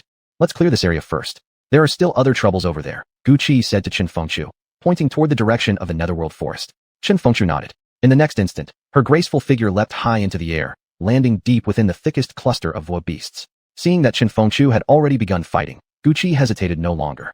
His form flickered, and in a flash, he shot toward the northern city gate. Chapter 60, The Terrifying Howling Beast. Gucci moved quickly. In just a brief moment, he had already returned to the northern part of the city. At this point, North City was in utter ruins. The howling beast was completely surrounded by violet flames, resembling a demon beast. The remaining few dozen people no longer dared to advance rashly, for after such prolonged combat, they harbored an intense fear of those purple flames. Anyone who came into contact with even a trace would suffer as if cursed by a tenacious parasite, enduring its torment until death. Now standing at the center of the crowd, though the howling beast radiated overwhelming power, in terms of agility, every single survivor far surpassed it. Thus, the howling beast felt extremely frustrated. Despite possessing the might of a beast king, it couldn't even brush against the hem of their clothes. On the city wall, unnoticed by others, Wu Yuntian glared darkly at Lin family head, who stood foremost among the group. A shocking aura of killing intent flashed through his eyes. Then, he drew out a small whistle and placed it to his lips. He blew, yet no sound emerged. At least, none that could be heard by Lin family head or the others. But to Gucci, a distinct sound rang clearly in his ears. Looking up, Gucci followed the source of the sound, and there, on the wall, was Wu Yuntian holding the whistle. As if sensing it, Wu Yuntian's gaze shifted slightly, meeting Gucci's eyes directly. At the instant he saw Gucci, murderous thoughts surged within Wu Yuntian. Since Gucci was looking right at him, everything he had done earlier must have been witnessed. But it doesn't matter, Wu Yuntian thought, a hint of excitement flickering across his face. After all this is over, Blackstone City will vanish into history. He broke eye contact with Gucci and turned his attention back toward Lin family head. Though somewhat puzzled, Gucci didn't immediately suspect anything. In his view, since the howling beast was so terrifying, it wasn't surprising that some people would act cowardly. He withdrew his gaze and in a flash of movement, landed beside Lin family head. Who are you? Lin family head asked in surprise, staring at Gucci, who had suddenly appeared beside him without any prior detection. Instantly wary, he grew cautious. Hello, Chief Lin. I'm from the Qin family. The beast tide in South City has been dealt with. I've come to assist in resolving the crisis here in North City, Gucci said calmly. Noticing the suspicion and alertness in Lin family head's eyes, he pulled out the Chun family token given to him earlier by Qin Xingluan. Only then did Lin family head break into a smile. No wonder the Qin family, the top clan in Blackstone City, managed to quell the beast tide so swiftly. This howling beast, however, is quite troublesome. It's hard to deal with, Lin family head remarked, shifting his gaze back to the howling beast. Yes, those violet flames covering it seem strange, Gucci said gravely. realizing that the situation here in North City was somehow different from what he'd encountered in the South. This is exactly what I wanted to warn you about. Under no circumstances should you touch or get near those violet flames. If you do, you'll be burned to nothing, Lin family head said solemnly, watching the flame-enshrouded howling beast. Yet strangely, the beast has quieted down. I wonder what's going on. Lin family head subtly furrowed his brows, uneasy at how the creature had stopped attacking and remained rooted in place, as though waiting for something. Gucci nodded, studying the beast standing silently now, head lifted and eyes closed. He fell into brief contemplation. Judging from its appearance, it seemed like the howling beast was listening to something. As Gucci pondered, his eyes scanned the surroundings repeatedly, accidentally landing again upon Wu Yuntian, whose expression remained dark and ominous. Then he remembered Wu Yuntian blowing that silent whistle earlier. Could it be? Gucci's heart jolted. His gaze snapped to the howling beast. Now wreathed in surging violet flames, the creature's form was becoming increasingly indistinct. No good, the howling beast is about to transform. Gucci stared at the beast, horror dawning on his face. Though unfamiliar with the specific traits of magical beasts, he himself had once possessed a beast body and could sense the profound changes occurring within the howling beast. This was unmistakably the sign of transformation, an ascension in cultivation. Gucci didn't know how powerful the howling beast would become after evolving, but he was certain of one thing. Once the transformation completed, everyone currently present wouldn't even be enough to fill the beast's teeth. Transform. Lin family head was startled by Gucci's alarmed reaction, his heart pounding as he stared at the howling beast, whose body was growing hazier and more obscured beneath the intensifying violet flames. Could it be? Lin family head suddenly looked horrified. With a swift shift of his sword, he launched himself straight toward the flaming mass engulfing the howling beast. Clang! The sound of metal clashing rang out. Lin family head withdrew his sword and returned to his original position, his face now dark. Clearly, Gucci's words had been correct. It really is transforming. I can feel it. Right now, the howling beast has entered a state of dormancy. Otherwise, my sword would have turned into a pool of molten iron by now. Lin family head raised the sword in his hand. It remained unscathed, but after battling the beast for so long, he had already gone through dozens of swords, all melted by the violet flames covering the howling beast's body. Yet this time, nothing had happened. Therefore, Lin family head was certain. Gucci's warning was true. With confirmation from Lin family head, Gucci's eyes filled with coldness. His gaze shot back up toward the city wall, but now, no one was there. Family head Lin, may I ask who else was on the wall after you all came down? Gucci's expression darkened. He was now certain that the howling beast's transformation had been triggered by the figure on the wall. The city wall. Lin family head frowned, then thought carefully before replying. It was probably Wu Yuntian, head of the Wu family. The Wu family? Gucci narrowed his brows. He had never heard of this family name before. Young friend, could it be that you've only just returned to Blackstone City? Lin family head looked at Gucci in surprise, then explained, right now, the Wu family stands alongside the Chen family as one of the two greatest clans in Blackstone City. I have indeed just returned. Gucci nodded, his heart growing colder by the second. The Wu family, a top clan? It seems the waters of Blackstone City have grown much deeper, Gucci mused inwardly. Family head Lin, I suspect this howling beast transformation might be connected to that Wu Yuntian. Gucci voiced his suspicion. Since he knew little about Wu Yuntian or his methods, he had to rely on Lin family head's judgment. What? Impossible. We only managed to defeat the Bajin beast thanks to Wu family head's assistance. Lin family head was shocked at first, then immediately dismissed the idea, pointing toward the puddle of molten metal outside. Gucci stared at the molten pool, recalling how earlier, while hiding in the bushes, he had seen a massive fireball melt the Bajin beast entirely. Now, linking that event to the howling beast's current transformation. Perhaps everything he did was leading to this moment, the howling beast's evolution. Gucci watched Lin family head's expression closely and could tell that even Lin harbored some doubts about Wu Yuntian. Why? Lin family head didn't argue, but instead asked for reasoning. First, the howling beast only appeared after the Bajin beast emerged and you unleashed your ultimate technique. If it had appeared earlier, or if you had used that fireball later, wouldn't you have wiped out both the beasts in one stroke? As he spoke, Gucci pointed to the molten remains outside and the lingering heat, then gestured toward the howling beast currently undergoing transformation. Lin family head nodded slowly, finding the logic sound. He gazed at Gucci, waiting for him to continue. My first question is this. Why did you release that fireball at the time? Gucci posed his first query. At the time, Wu Yuntian voluntarily showed us an ancestral scroll from his family, explaining how to cast that fireball, Lin family head said, a strange glint appearing in his eyes. As the leader of a major clan, Lin family head was naturally shrewd. Now, connecting the dots with what had unfolded, he began forming silent suspicions of his own. And second, immediately after the howling beast appeared, you moved to confront it. Did Wu Yuntian intervene then? Did he offer any strategy to ensure your victory? Or did he simply stand in silence and watch? Gucci asked his second question, his eyes now sharp and piercing. He didn't say a word, Lin family head replied slowly. Then he raised his hand, stopping Gucci mid-sentence, and continued, I understand now. Gucci fell silent. For now, the most urgent matter was stopping the howling beast's transformation and eliminating it. I can't believe the Wu family would betray us like this, colluding with Wu beasts to undermine Blackstone City. They're nothing but ungrateful wolves. Lin family head growled in fury, already resolving to wipe out the so-called Wu family once this beast tide was over. There's no need to be so hasty, family head Lin. The Wu family may not be the only one involved with the beast tide in Blackstone City, Guqi said, delivering a statement that sent even greater alarm through Lin family head. Lin family head stared at Guqi in shock. Guqi gave a slight nod, then continued. But regardless, our immediate priority should be stopping the howling beast's transformation and then destroying it. You're right, Lin family head said firmly, nodding with determination. His gaze, now dripping with killing intent, locked onto the spot where the howling beast's form had nearly vanished within the swirling violet flames. But how can we interrupt the howling beast's transformation? Lin family head stared at the beast, his brows knitted tightly. Throughout history, Blackstone City had faced countless beast tides, large and small, but none as fierce as this one. For the first time, he found himself at a loss. What if you and your brothers used that fireball technique again right now? Would that work? Guqi recalled the immense power of the fireball he'd seen earlier and immediately spoke up. It's possible, but now we only have a few dozen people. Even counting you, there are just 11. The combined fireball might only reach 1% of its original power, Lin family head said after a moment of calculation, frowning deeply. 1%? We're not trying to kill it, just stop its transformation. Maybe 1% is enough.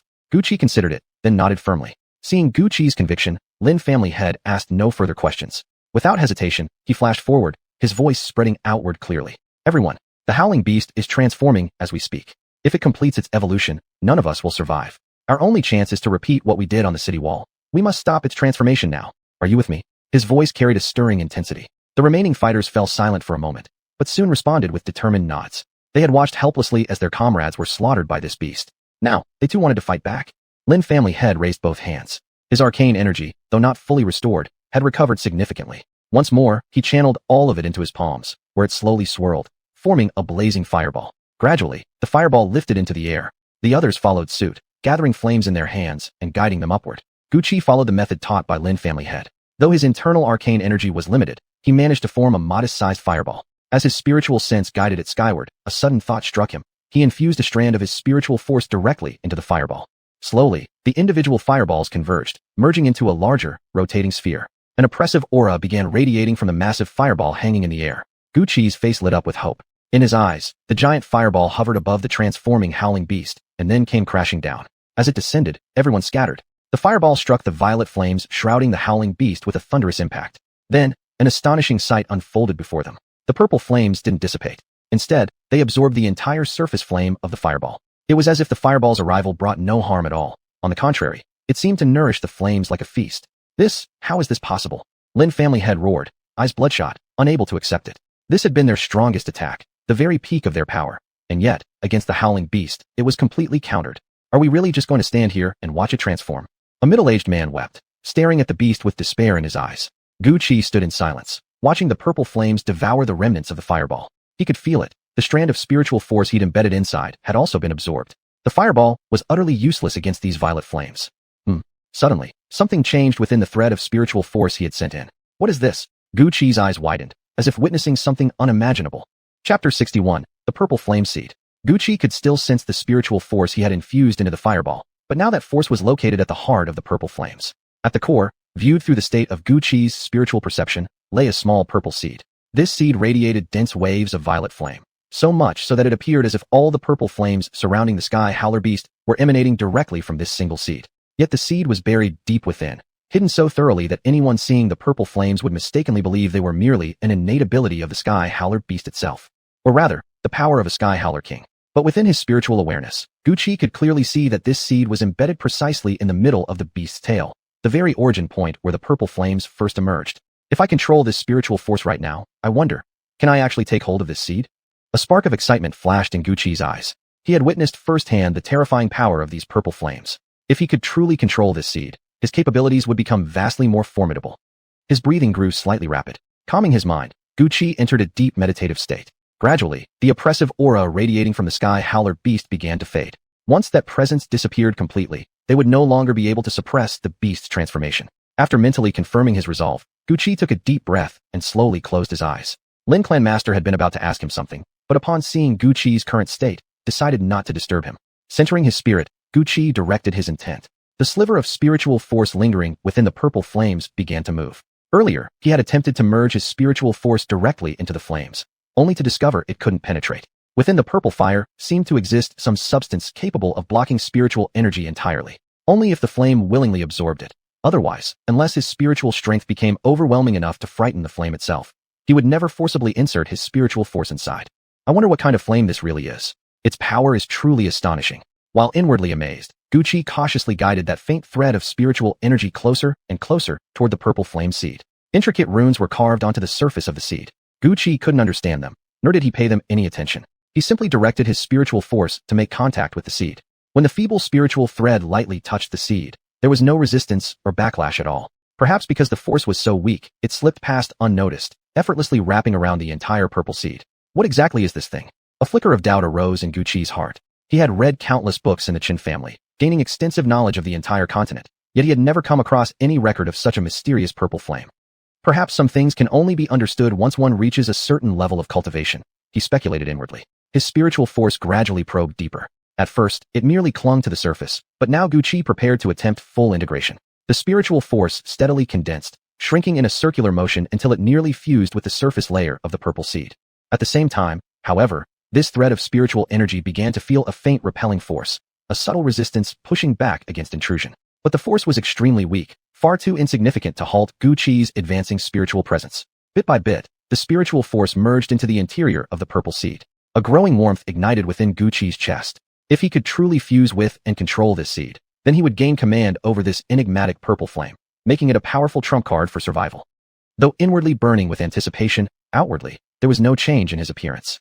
To onlookers, he simply seemed to be sitting cross-legged, recovering his inner arcane energy. In truth, however, Gucci had focused every ounce of his consciousness on that delicate thread of spiritual force merging with the seed. That faint spiritual strand delved even deeper, already penetrating nearly 1/3 of the seed's interior, when suddenly, a much stronger wave of rejection surged forth from within the seed itself.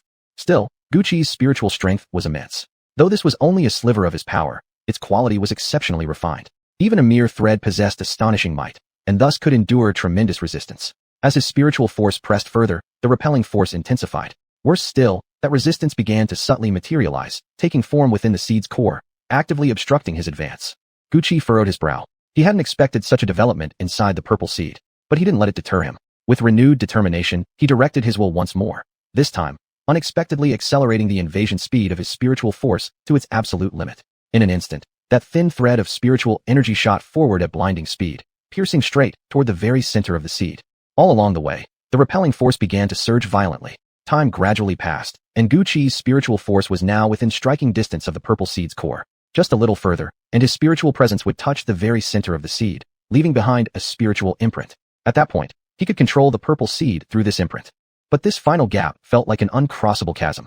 Gucci sensed the immense resistance pressing against his thread of spiritual force, advanced just a bit more, and this sliver of consciousness would be utterly annihilated.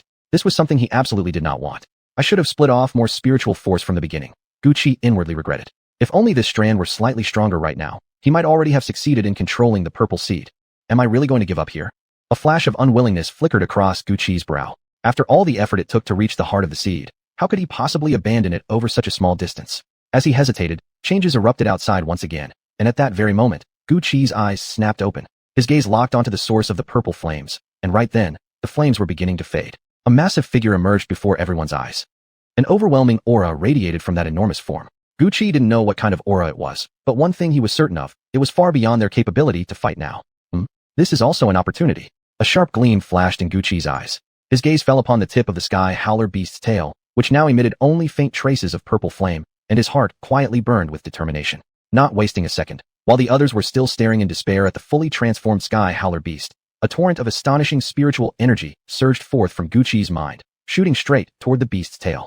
Perhaps because the sky howler beast had just mutated, Gucci's spiritual force encountered no resistance as it pierced into the purple flames. Guided by the thread of spiritual energy already inside the seed, his vast spiritual power quickly located the seed itself and didn't hesitate.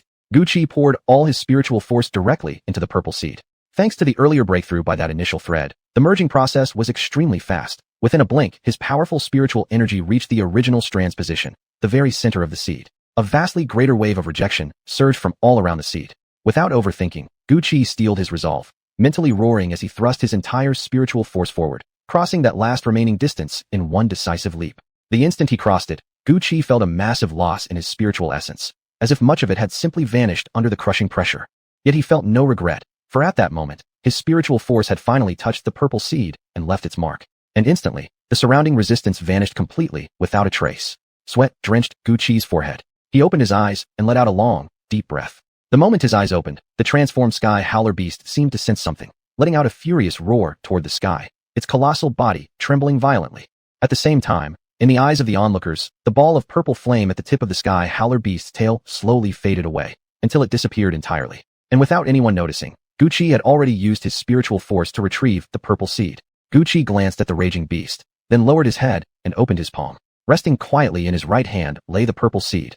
Seeing it, excitement flared in Gucci's eyes. But he had no time to dwell on the seed now. The transformed sky howler beast was no longer comparable to its former self. Though it had lost the terrifying purple flames that had terrified them earlier, its overall power had grown tremendously. Even more so, in terms of speed, the beast was no longer clumsy or sluggish as it once was. With this kind of aura, even if the 9-armed demon ape and the serpentine beast king teamed up, they probably couldn't withstand even a single move from this sky howler beast. Gucci stared at the beast, now seemingly devoid of reason, sensing the shocking might rising from its body, silently amazed. Everyone else was also busy, constantly coordinating with their comrades and unleashing their most powerful techniques. If this sky howler beast were still its old self, perhaps it could only endure their coordinated assault and suffer heavy blows. But now, things were completely different.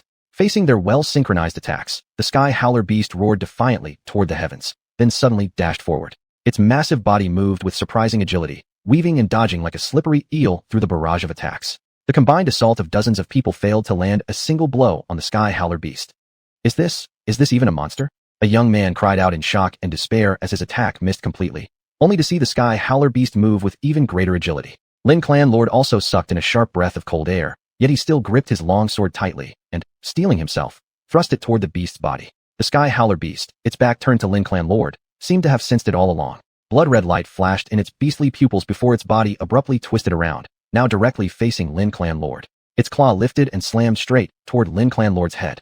At this moment, Lin Clan Lord was already airborne. Up in the air, there was nothing for him to push off from. Facing this strike, he could only endure it head-on. But he felt the terrifying power behind the beast's claw. If it landed, his skull might be shattered like a watermelon smashed under a heavy blow. Floating in midair with no way to dodge, Lin Clan Lord clenched his teeth and raised his sword horizontally above his head, hoping to block the incoming claw. But the beast's claw never descended as expected. Gucci had somehow appeared beside the sky howler beast. Just as he had grabbed the serpentine beast king's tail earlier, he now seized the sky howler beast's tail with one large hand. With a sudden surge of strength, he swung his arm and flung the massive beast away. Lin Clan Lord's eyes widened in astonishment. His gaze fixed upon Gucci, who now stood like a battle god, mouth agape, and face overcome with utter disbelief. This man actually threw the enormous body of the demonic beast into the air. How was that even possible? Suspended in midair, all Lin Clan Lord could think about was this one overwhelming question. Chapter 62, Hand-to-Hand Combat. Under the stunned gazes of everyone present, Gucci directly grabbed the massive body of the Xiaodian beast and hurled it through the air. The entire northern city fell into instant silence. All eyes turned to Gucci as if staring at a monster. Their expressions held disbelief, incredulity, and above all, deep terror. Gucci had actually flung the Xiaodian beast's enormous body with sheer physical strength alone. How strong must his body be then? At this moment, they dared not think further, because the thought was too terrifying, utterly beyond their understanding of what even the strongest humans could achieve. In their eyes, Aoujuro possessed eerie and formidable offensive abilities, while Pouju wielded overwhelming spiritual energy, capable of manifesting energy forms around their bodies like war gods. But now, Gucci's immense physical power forced them to reconsider. Could body cultivation alone make one a true powerhouse? Gucci had no time to consider their thoughts. The Xiaodian beast had already risen and was charging toward him once again. The Xiaodian beast's body hardness far exceeded that of the 9-armed demon ape and the serpentine beast king. Gucci didn't dare underestimate it. He stared at the beast rushing toward him like a demon god, his expression grave, yet his eyes burned with fierce battle intent. His original form was itself that of a Vuosog, so facing other beasts did not frighten him. On the contrary, he wanted to prove that even among Vuosog, he would fear none, neither in physical might nor innate talent. Every Vuosho awakened two innate talents upon birth. Gucci's original gifts were regeneration and acidic breath, but since he began cultivating spiritual energy and mental power in human form, his Tho had started changing. At first, the transformation was so subtle he hadn't noticed it. Now, it had become too significant to ignore. His Tho had completely altered in appearance, no longer smooth and round, but riddled with countless pits and grooves. Gucci didn't know why this had happened, but upon examining it, he discovered that both of his original talents seemed to have evolved. His regeneration ability, his healing power, appeared to have strengthened significantly. This was precisely why his physical strength was now so tremendous. In fact, his current body might not even be completely destroyable by a beast sovereign. His acidic breath had also undergone major changes. While its fundamental nature remained mostly unchanged, Its destructive power had increased beyond measure. I wonder, Guqi mused suddenly, if I spat my acidic breath at the Xiaodian beast, could I corrode it? But with so many people watching, he couldn't afford to reveal his Mosug talents. Though the idea crossed his mind, in reality, he wouldn't act on it. Just then, the Xiaodian beast's colossal form loomed before him, its long, sharp silver claws slashing straight for Guqi's chest. Guqi's eyes narrowed sharply. His body swiftly shifted, narrowly dodging the claw swipe. Then, with his right hand, he seized the beast's tail, poured every ounce of his physical strength into his muscles, lifted the Xiaodian beast once more, and hurled it out of the city gates. Boom! The Xiaodian beast crashed heavily onto the ground outside the gate, sending dust flying several meters into the air. Roar! Roar! Roar! Enraged, the beast roared fiercely, instantly springing back up. Its eyes locked onto Guqi, now blood-red with uncontrollable fury. Let's see whose body is stronger, yours or mine. Guqi murmured under his breath, a fierce fighting spirit blazing across his face as he charged straight at the Xiaodian beast. Seeing Guqi take the initiative, Lin Clan Master and the others stood frozen in shock. Is that really a human body? One middle-aged man stared at Guqi's figure, a dazed look on his face. Never imagined Chen family possesses such a terrifying figure, Lin Clan Master muttered in amazement, his fear of the Chen family deepening even further. The Xiaodian beast, seeing Guqi charge forward, seemed to feel its pride challenged. It let out a furious roar, its body trembling as a faint glow began forming in its mouth. Young friend, beware. That light is this beast's innate skill, don't let it touch you. Seeing the glow emerge, Lin Clan Master's heart jolted, shouting a warning in urgency. Guqi nodded, swiftly darting left and right in unpredictable movements. For a moment, the Xiaodian beast couldn't determine where to strike. Truly magnificent. Lin Clan Master exclaimed sincerely, watching Guqi's agile form. It seems these past few decades were lived in vain. Recalling how many of their members had fallen just moments ago to that very light, a bitter smile flickered across Lin Clan Master's lips. Guqi had no time to spare for Lin Clan Master and the others' astonishment. He had already reached the Xiaodian beast's side. Seeing this, the beast had no time to aim properly. The light in its mouth shot out in a random direction. Quick dodge. Lin Clan Master noticed the beam wasn't aimed at Guqi, but rushing straight toward a young man. His heart lurched with urgency, shouting out the warning. The youth saw the light too. His face turned deathly pale, his lips twisting into a bitter grimace. Yet in that life or death moment, he unleashed every ounce of strength he possessed, barely evading the blast, though it still grazed him. Ah! The young man screamed in agony. His calf had been touched by the light, and instantly, as if severed clean off, it vanished without a trace. My leg! My leg! Lin Clan Master's expression darkened. In an instant, he landed beside the youth, producing an ointment from his hand. Without a word, he smeared it onto the stump of the young man's severed limb. A cool sensation spread through the wound. The youth ceased screaming, only staring at Lin Clan Master with silent gratitude. Having done what he could, Lin Clan Master didn't speak again. His gaze returned immediately to Guqi's direction. By now, Guqi was fully engaged in battle with the Xiaodian beast. Engaging a Mozho in brute strength combat? Not long ago, they would have dismissed such an idea as absurd, even ridiculed anyone who claimed it possible. But now, reality stood before them. They had no choice but to believe. Guqi drove a punch straight into the Xiaodian beast's chest. Almost simultaneously, the beast curled its claws into a fist and slammed it into Guqi's torso. Two heavy thuds echoed out. Guqi's expression flickered slightly, blood trickling from the corner of his mouth as he stepped back a few paces. The Xiaodian beast wasn't unscathed either. Its chest, struck by Guqi's fist, was now visibly indented. Yet Guqi's self-healing ability was exceptionally powerful. In the blink of an eye, his injuries were completely gone. Damn, this big guy hits hard. Guqi's eyes burned with even fiercer combat fervor. Wiping away the last trace of blood from his lips, he flashed forward once more, leaping into the air and launching a powerful kick toward the Xiaodian beast. The beast roared again, claws splayed wide, slashing directly for Guqi's chest. SHSS. A large chunk of flesh was ripped straight from Guqi's torso by the beast's claw, while at the same moment, Guqi's kick landed squarely on the beast's left arm. Excruciating pain shot through the beast's left arm, so intense it nearly blinded it with rage, its eyes blazing crimson. Of course, Guqi wasn't unharmed either. Across his chest now gaped a horrific wound spanning much of his body, hot blood streaming from it, draining the color from his face. This back-and-forth exchange left the onlookers tense and shaken. When Guqi and the beast had exchanged punches earlier, the deep, muffled impacts alone had made their hearts leap into their throats. Yet Guqi fought on as if untouched, continuing to trade life-threatening blows with the beast. That flesh! Lin Clan Master stared at the bloody chunk clutched in the Xiaodian beast's right claw, his mind stunned beyond words. If it were me, I'd likely be dead by now. How is that body even possible? Watching Guqi, who still looked vigorous despite everything, Lin Clan Master silently compared himself to the young man, and then shook his head, unwilling to go any further down that thought. Uffed, damn it, Guqi spat out the blood in his mouth. Then, before their very eyes, the terrible wound across his body began visibly healing, already scabbing over, the bleeding stopping in seconds. Lin Clan Master didn't see this. None of the onlookers did. Only the Xiaodian beast, standing directly before Guqi, witnessed it clearly. Shock and confusion flashed in its eyes as it stared at Gu Qi, momentarily hesitating, unwilling to attack again. Its demeanor grew wary. It fixed its gaze on Gu Qi, no longer bothering with its shattered left arm. Though its eyes remained streaked with red, the crimson tint slowly faded, gradually vanishing altogether. The Xiaotian beast had lost all desire to fight. Seeing the beast's current state, Gu Qi bared his teeth in a grin, one that held cruelty and also absolute resolve. His body shot forward. In the blink of an eye, he closed the distance and stood right before the beast. Before its roar could fully escape its throat, Gu Qi seized it, lifting it up entirely with just one hand. Then, leaping high into the air, Gu Qi turned his gaze toward the depths of the Ming realm forest, threw back his arm with full force, and hurled the beast exactly where he was looking. Furious roars erupted from the Xiaotian beast's mouth as it flew helplessly through the air, flung so far it eventually vanished from sight, gone from everyone's view, gone from before Gu Qi.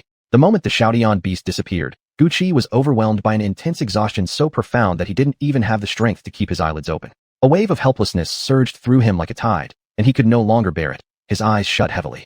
His body, still high in the air, suddenly lost all support and began to fall freely. Seeing this, Lin Clan Master's heart tightened with urgency. He swiftly darted upward, leaping to catch Gu Qi before he hit the ground, gently laying him down on the earth. Huff! Luckily, it's just physical collapse, Lin Clan Master murmured after checking Gu Qi's condition, finally releasing a long, weary breath. After all, Gu Qi was the savior of their Blackstone city. He should be fine now. You all go back first, Lin Clan Master said, glancing toward the depths of the Ming realm forest. There were no more strange disturbances, only calmness now. After dispersing the crowd and sending them home, he carefully supported Gu Qi and began walking slowly toward the Chun residence. After all, Gu Qi had said he was sent by the Chun family. To the south, Chen Fengchu had already eliminated the entire swarm of beasts and returned to the Chun family grounds. Now, they all stood anxiously at the entrance of the Chun estate, waiting with worried expressions for someone's return. At that moment, Lin Clan Master appeared within the Chun territory, carrying Gu Qi's unconscious form on his back. Chapter 63, The Origin of the Flame Seed. With the arrival of Lin, the head of the Lin family, Chen Fengchu and Chun Qingwan happily greeted him, escorting Gu Qi to a unique small room. After thanking Master Lin, Chen Qingwan sat down inside the room where Gu Qi lay unconscious. Back then, you couldn't even do anything. I never expected that in the blink of an eye, you've become so powerful enough to drive back even a beast king. A trace of nostalgia flashed in Chun Qingwan's eyes as she recalled encountering the demonic tiger in the Luri Mountains, the way Gu Qi had bravely resisted it and frightened the beast away. Back then, Gu Qi had only just awakened his spirit. From that day on, I knew you would never stay in a small place like Haishi City forever. Though I sent you away, the family didn't truly share my view. Because of Chun Shanhai, those things happened. Facing the unconscious Gu Qi, a hint of sorrow clouded her beautiful eyes. Clearly, guilt over that incident still lingered within her heart. That feeling, it really hurts, she whispered, her voice tinged with tears as a faint moisture slowly welled up in her eyes. But none of this did Gu Qi know. At this moment, he felt as if all strength within his body had vanished, his potent spiritual energy included. Suddenly, his eyes snapped open, yet what he saw was an entirely different world. Everything around him was blindingly white, making it impossible to see clearly. As soon as Gu Qi opened his eyes, the sharp brightness forced him to squint.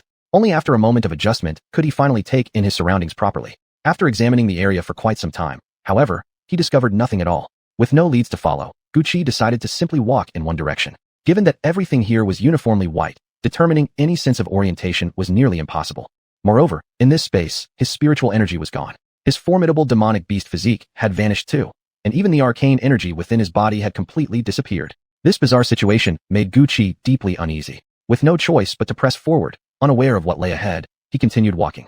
Every 3 steps, Gu Qi would stop, carefully scanning his surroundings before attempting to sense the ambient arcane energy. To his astonishment, not a trace of such energy existed here. In fact, he began to suspect there wasn't even a single living being present. This realization heightened his vigilance. Looking himself over, he formed another hypothesis. Perhaps this is merely a virtual space.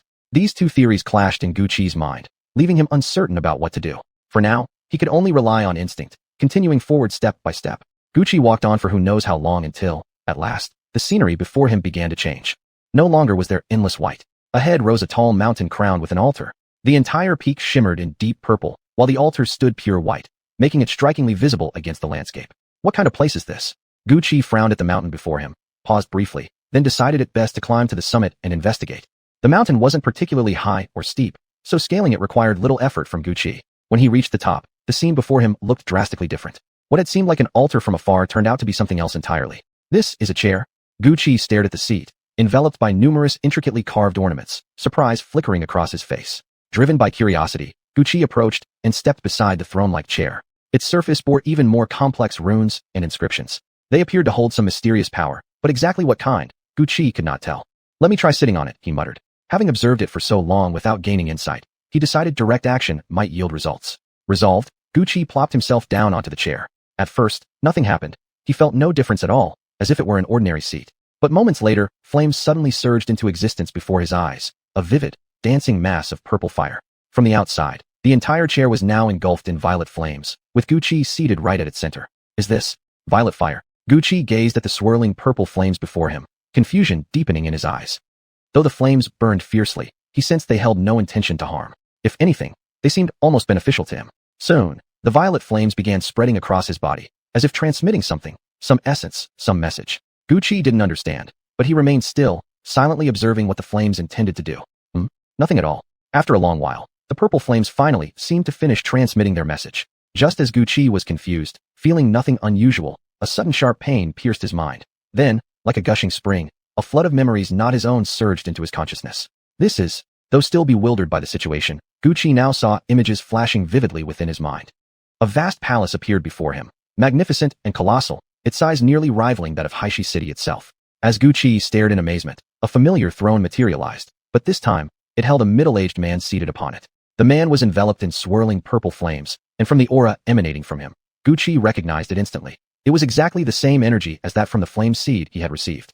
The man's expression was stern, his eyes deep and piercing, like those of an eagle capable of seeing through every hidden truth. Then, with a simple motion of his hand, a single seed appeared in his palm. The moment Guqi saw it, his heart skipped a beat. It was the purple flame seed he had obtained. The man gazed at the seed, a faint sigh escaping his lips, his eyes flickering with complex emotion. Suddenly, the memory stopped and shifted abruptly to another scene. This time, it was a desolate mountain range. A young man suddenly appeared, radiating only a faint trace of aura, seeming like an ordinary person, yet clearly anything but. His gaze swept across the surroundings for a moment, then locked onto a specific spot. In one swift movement, he leapt forward, diving into the earth as if drilling beneath the surface. A flash of light emerged from his palm, revealing a massive pit gaping open before him. Without hesitation, he jumped straight into the hole. As the memory shifted again, the scene changed to show him deep underground. Here, molten lava filled the cavern, waves of scorching heat rolling outward. Any ordinary person who reached this place would have been killed instantly by the oppressive temperature. Yet the young man remained utterly calm, as if the intense heat meant nothing to him. He glanced indifferently around before fixing his eyes on something directly ahead, an exquisite lotus of fire blooming beautifully at the center of the magma. Inside that flaming lotus lay a single purple seed, resting quietly. Subtle currents of energy pulsed around it, giving it an eerie and otherworldly appearance. I found it. The young man's eyes lit up with delight. Then, without warning, his body lifted into the air, levitating freely above the ground. A martial cultivator no lower than Xian King level. Guqi had read countless books in Haishi City and knew that flight was possible, but only for experts at the Xian King stage or higher. And this man looks barely over 20, certainly no more than 25. The thought made Guqi instinctively shiver in awe. Then the scene in his mind shifted once more. The young man hovered in midair, darting straight toward the purple flame seed spinning slowly at the heart of the fire lotus. Number 57 on the heavenly treasure ranks, the Tianhua seed. It's mine. As if to answer Guqi's unspoken questions about the seed, the young man licked his dry lips, muttering under his breath as he reached out one hand to snatch the spinning Tianhua seed. The instant he moved, the seed seemed to awaken in fury, its entire form exploding with shocking energy. The surrounding magma erupted violently, and thick clusters of dense purple flames surged from all directions, immediately enveloping the young man. Tianhua. The young man's eyes flickered slightly as he surveyed the intensifying flames around him, a rare look of seriousness crossing his face. Then, reaching into his spatial ring, he pulled out something. A pill unlike any normal medicinal pellet, bizarrely shaped, and clearly not meant for swallowing. Indeed, he didn't intend to consume it. Instead, he raised the pill and hurled it directly toward the Tianhua seed nestled within the fiery lotus. At that very moment, the vision abruptly cut off. Never would I have imagined such a small seed carried such a powerful origin. Even an expert at the Xian King level coveted it.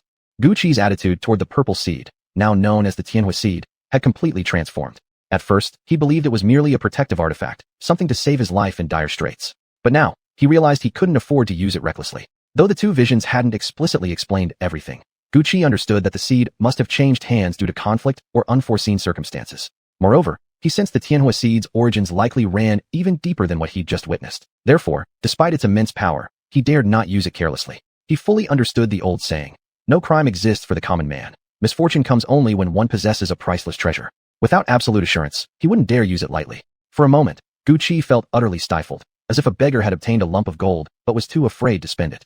While Guqi was still deep in thought, his mind trembled again briefly, and then, a purple seed appeared within his consciousness. Seeing it, Guqi startled. Wasn't this Tianhua seed on his body? How had it ended up in his mind? Before he could make sense of it, a sudden sharp pain shot through his head. His consciousness blurred instantly, and he was forcefully ejected from this inner space. Inside Qin Manor, in an elegant small room, Gu Qi lay quietly asleep, alone. Outside the room, however, numerous guards stood watch. Clearly, after the beast-tied incident, the Chun family's attitude toward Gu Qi had shifted. Gu Qi lay on the bed as his awareness gradually returned. He slowly opened his eyes, staring at the ceiling. Just as he tried to rise, a searing pain shot through his chest, forcing him back down heavily. Damn, it hurts. I didn't realize my injuries were this severe. Gu Qi grimaced, his expression twisted with pain. It took him a long while to recover enough to assess his physical condition, only to furrow his brow deeply. His wounds were far more serious than he had imagined. So severe that even with his like rapid regeneration, his body hadn't healed yet. Chapter 64, After the Beast Tied.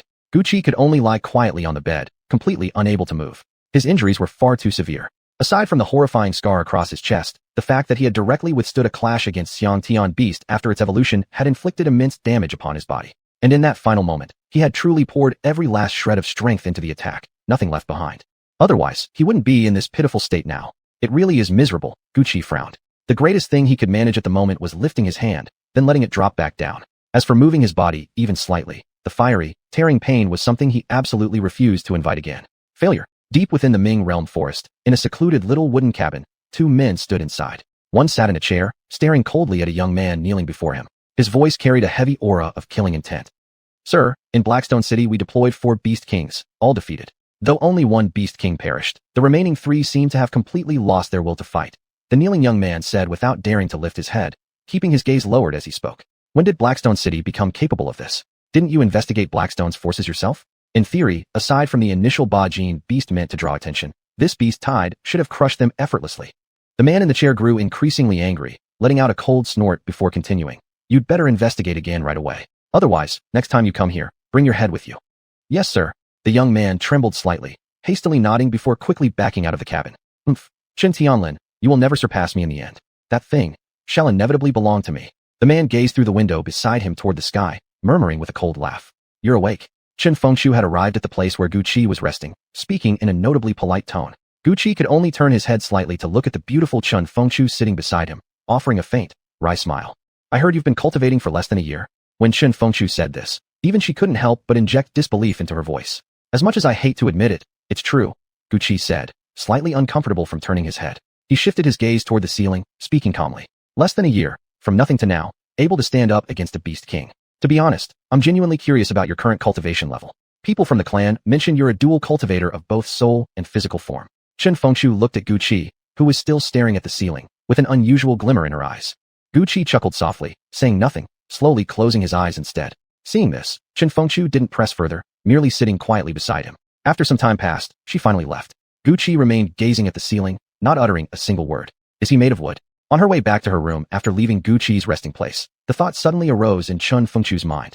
Back in her room, Qin Fengshu couldn't help but look at herself in the mirror. Flawless jade-like skin, delicate features, undeniably a stunning beauty. Within divine martial sect, countless people pursued her. Why then, before Gu Qi, did she feel like mere air? Perhaps our aspirations are simply different. Qin Fengshu sneered lightly. She wasn't saying she wanted Gu Qi to like her, nor that she liked Gu Qi herself. But the fact that such a renowned beauty would speak to him and receive barely any response. It felt strange, especially if not for their connection through Qin Xingwan. He might not have acknowledged her at all. Still, she didn't care much about it. After all, she was an inner disciple of divine martial sect. Inside his room, Gu Qi lay with closed eyes. Of course, he wasn't sleeping. With such grave injuries, he couldn't just wait passively for natural recovery. It would be far too slow. The original talent of the Mo beast can now be cultivated. Though my talent mutated during that incident, thankfully, the self-healing ability hasn't changed significantly. Gu Qi inwardly examined his core, mentally touching the beast core within. Feeling a considerable force pulsing from it, he took a deep breath, guiding that robust energy with his spiritual sense. At that moment, Gu Qi's beast core began emitting light, spinning rapidly on its own. As it spun, a stream of milky white radiance emerged from the core, transforming into currents that flowed slowly along the intricate network of Gu Qi's meridians. During this flow, the milky white energy seeped into the walls of the meridians, reaching deep into his muscles and flesh. On the surface of Gu Qi's body, his wounds began healing visibly, mending themselves at an astonishing rate. Outside, Gu Qi's body seemed enveloped in a milky white radiance, emitting a refreshing aura that felt soothing to anyone nearby. Bathed in this soft, luminous glow, Gu Qi felt extremely comfortable. Everything around him felt warm, and his injuries were healing at an astonishing rate. This talent is seriously incredible, Gucci silently marveled at his original ability, thrilled deep inside. With such severe wounds, they're healing this fast already. Gucci opened his eyes and examined the terrible scar across his chest. Under the influence of the milky white light, it gradually grew thinner and smaller, until finally vanishing completely, as if it had never existed. His heart burned with excitement, and he began to take the cultivation of his talent far more seriously. If I can cultivate my self-healing ability to its ultimate level, maybe I could even become immortal. Imagining himself fighting everywhere, limbs being severed only to regenerate instantly, he couldn't help but laugh out loud. Then I'd truly be a monster. Gucci, may I come in?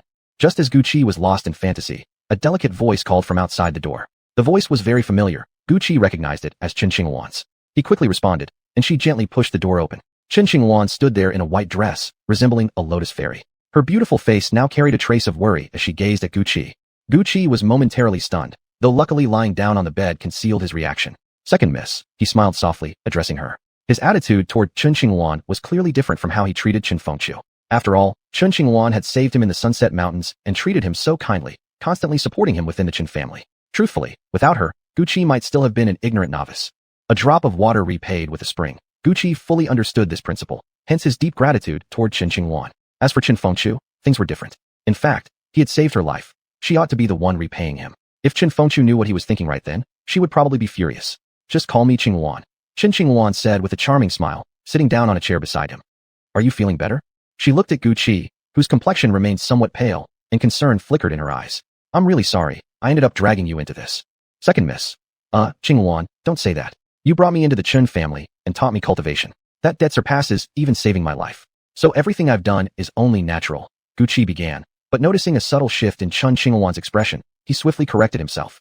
Even so, I only did it casually. Chen Qinghuan tried to protest, but Gucci interrupted before she could finish. Your casual act might have saved someone's entire life. Isn't that meaningful enough? Just like how I stepped in during the beast tide, it can also be seen as my own casual deed. Gucci continued smiling, and in that moment, he appeared unusually mature to Chen Qinghuan. Seeing his indifferent expression, Chen Qinghuan sighed lightly and shook her head slightly. All right, I give up. I can't win against you. By the way, Gucci, with your extraordinary talent, I asked my elder sister to get you a chance to take the trial disciple exam at the Lingjian sect. Are you interested? Chen Qinghuan suddenly remembered something and pulled out an envelope from her storage pouch, handing it to Gucci. Lingjian sect. Gucci sat up, took the envelope, and asked curiously. The Lingjian sect is a powerful sect located in Xuanhuang City, on the other side of the Sunset Mountains. It holds a status equal to my sister's Divine Martial Sect. Originally, my sister wanted to arrange for you to join the Divine Martial Sect, but her master refused for some unknown reason. So we had to rely on connections to secure a trial disciple spot for you at Lingjian sect, Chen Qinghuan explained, her beautiful eyes fixed on Gucci, worried he might be dissatisfied. That's certainly great. When does the examination begin? Gucci asked casually. He was genuinely interested in major sects. After all, though the Chen family dominated Blackstone City, they were far inferior compared to the great clans. The resources available here for Gucci were simply too limited. The trial disciple exam at Lingjian sect happens once every 3 years. The last one was 2 years ago, so you still have 1 year. Chen Qinghuan patiently clarified. 1 more year. Gucci exhaled with relief. If the test were now, he'd definitely run into problems. Yes, even if you start as just a trial disciple, with your talent, you'll surely rise quickly to become an inner disciple of Lingjian sect. Chen Qinghuan clenched her delicate fist, speaking to Gucci with unwavering confidence. Gucci smiled without speaking. Although he was only at the 5-star Xianbing level of the Po Warrior realm, his true combat strength was such that even Chen Fengqiu wouldn't be his match. They continued chatting casually until it grew late, at which point Chen Qinghuan bid Gucci farewell and left his room. Shortly afterward, another Chen family servant arrived, bringing him a delicious meal. By now, Gucci's body had mostly recovered. Though many of his injuries still required time to heal gradually, they no longer posed any real hindrance. In fact, after battling the Xiaotian beast, his physical body had subtly grown even stronger. Clenching his fist, Gucci felt as though a single punch might instantly destroy the wall of his room. But he wouldn't, and couldn't, test it. He was simply too hungry. The Chen family seemed to have anticipated this, as the food they sent was enough to feed 3 or 4 ordinary people. Looking at the aromatic dishes filling the room, Gucci gave a faint, wry smile. Though he was indeed starving, he couldn't possibly eat all of this. Despite being a beast warrior, he wasn't exactly known for having an enormous appetite. Chapter 65, The Wu Family. Night fell, but Gucci, having just recovered from a serious illness, felt no trace of sleepiness. He wandered alone around the estate. The interior of the Chun family compound was beautifully maintained. Trees stood tall, ponds shimmered, and the whole scene radiated serenity. When did this place become so beautiful at night? Gucci murmured to himself as he sat in a pavilion beside a lotus pond. Though no flowers bloomed yet, broad lotus leaves spread across the water's surface, their glossy surfaces reflecting soft moonlight like scattered diamonds, calming the soul. Oh no, I almost forgot about the hound. Gucci suddenly slapped his forehead, remembering the dog he'd left behind earlier. Immediately, he rushed toward the city outskirts. Earlier, to avoid suspicion, he hadn't brought the dog with him, instead instructing it to wait among the bushes for his return. Due to his injury-induced absence, only now did he recall, and a quiet anxiety stirred within him. I wonder if it's already gone. Soon, under the bewildered gazes of Chun family guards, Gucci arrived at the shrubbery outside the southern gate, but the dog was nowhere to be found. Has it left? Gucci stared at the empty thicket, a flicker of disappointment crossing his eyes. Though aloof, the Tibetan Mastiff had kept him company through some tough days. That it might have vanished without a trace made Gucci feel deeply guilty. Just as he stood there lost in thought, a familiar bark reached his ears. Turning in surprise, Gucci saw the dog gnawing on the raw flesh of some unknown magical beast. Judging by its appearance, it had clearly gone hunting out of sheer hunger. Sorry, I came too late, Gucci said remorsefully, gently stroking the Mastiff's head with guilt-filled eyes. You bet you're sorry. The dog barked several times, seemingly complaining, before leaping onto Gucci's head and dropping a chunk of meat directly atop it. Meat still dripping with fresh blood. In an instant, Gucci looked as if his head had been split open, blood pouring down his face. Seeing this, he could only sigh helplessly. Without further comment, he carried the dog back through the compound, once again drawing odd stares from the Chun guards until they reached his room. Stay here a moment. I'll go wash my head, Gucci said in beast tongue language, lowering his head carefully to prevent the blood from running down his neck, or else he'd have to take a full bath. The Mastiff didn't even glance at him, resuming its meal of half-eaten magical beast meat with apparent delight.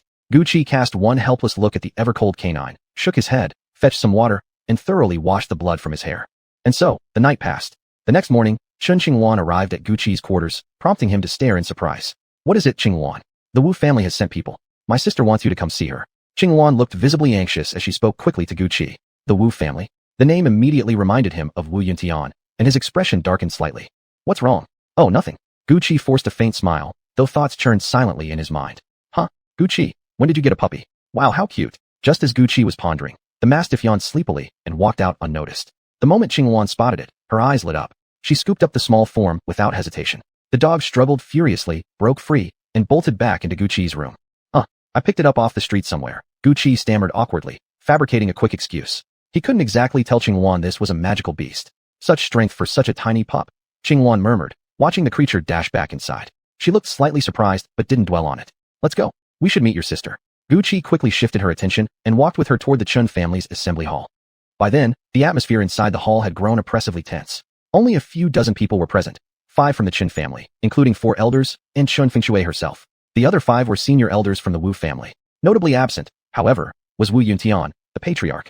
Chun clan leader, began one elder, the clear spokesperson for the Wu delegation. We've heard your annual sacrificial ceremony is about to begin. Might we be so bold as to send a few of our younger generation to observe the event? His words shattered the heavy silence in the hall. Senior elder Wu Ling, aren't you being a bit presumptuous? What business does the Wu family have with our Chun family's sacrificial ceremony? Do you truly believe your Wu family can now stand equal to ours? Upon hearing the arrogant words of the Wu family's senior elder, Chun Fengshui's expression darkened. She remained silent, but the second elder beside her could no longer hold back and spoke up in rebuttal. Just letting a few young ones observe. Can the Chun family really be so stingy? Senior elder Wu Ling sneered coldly. The Wu family had always been at odds with the Chun family, and Gucci had already informed Chun Qingwan about Wu Yuntian's affair. Naturally, Chun Fengshui was aware as well. Thus, the elders harbored deep resentment toward the Wu family, seeing them as traitors at heart. However, without sufficient evidence, they couldn't afford an outright confrontation.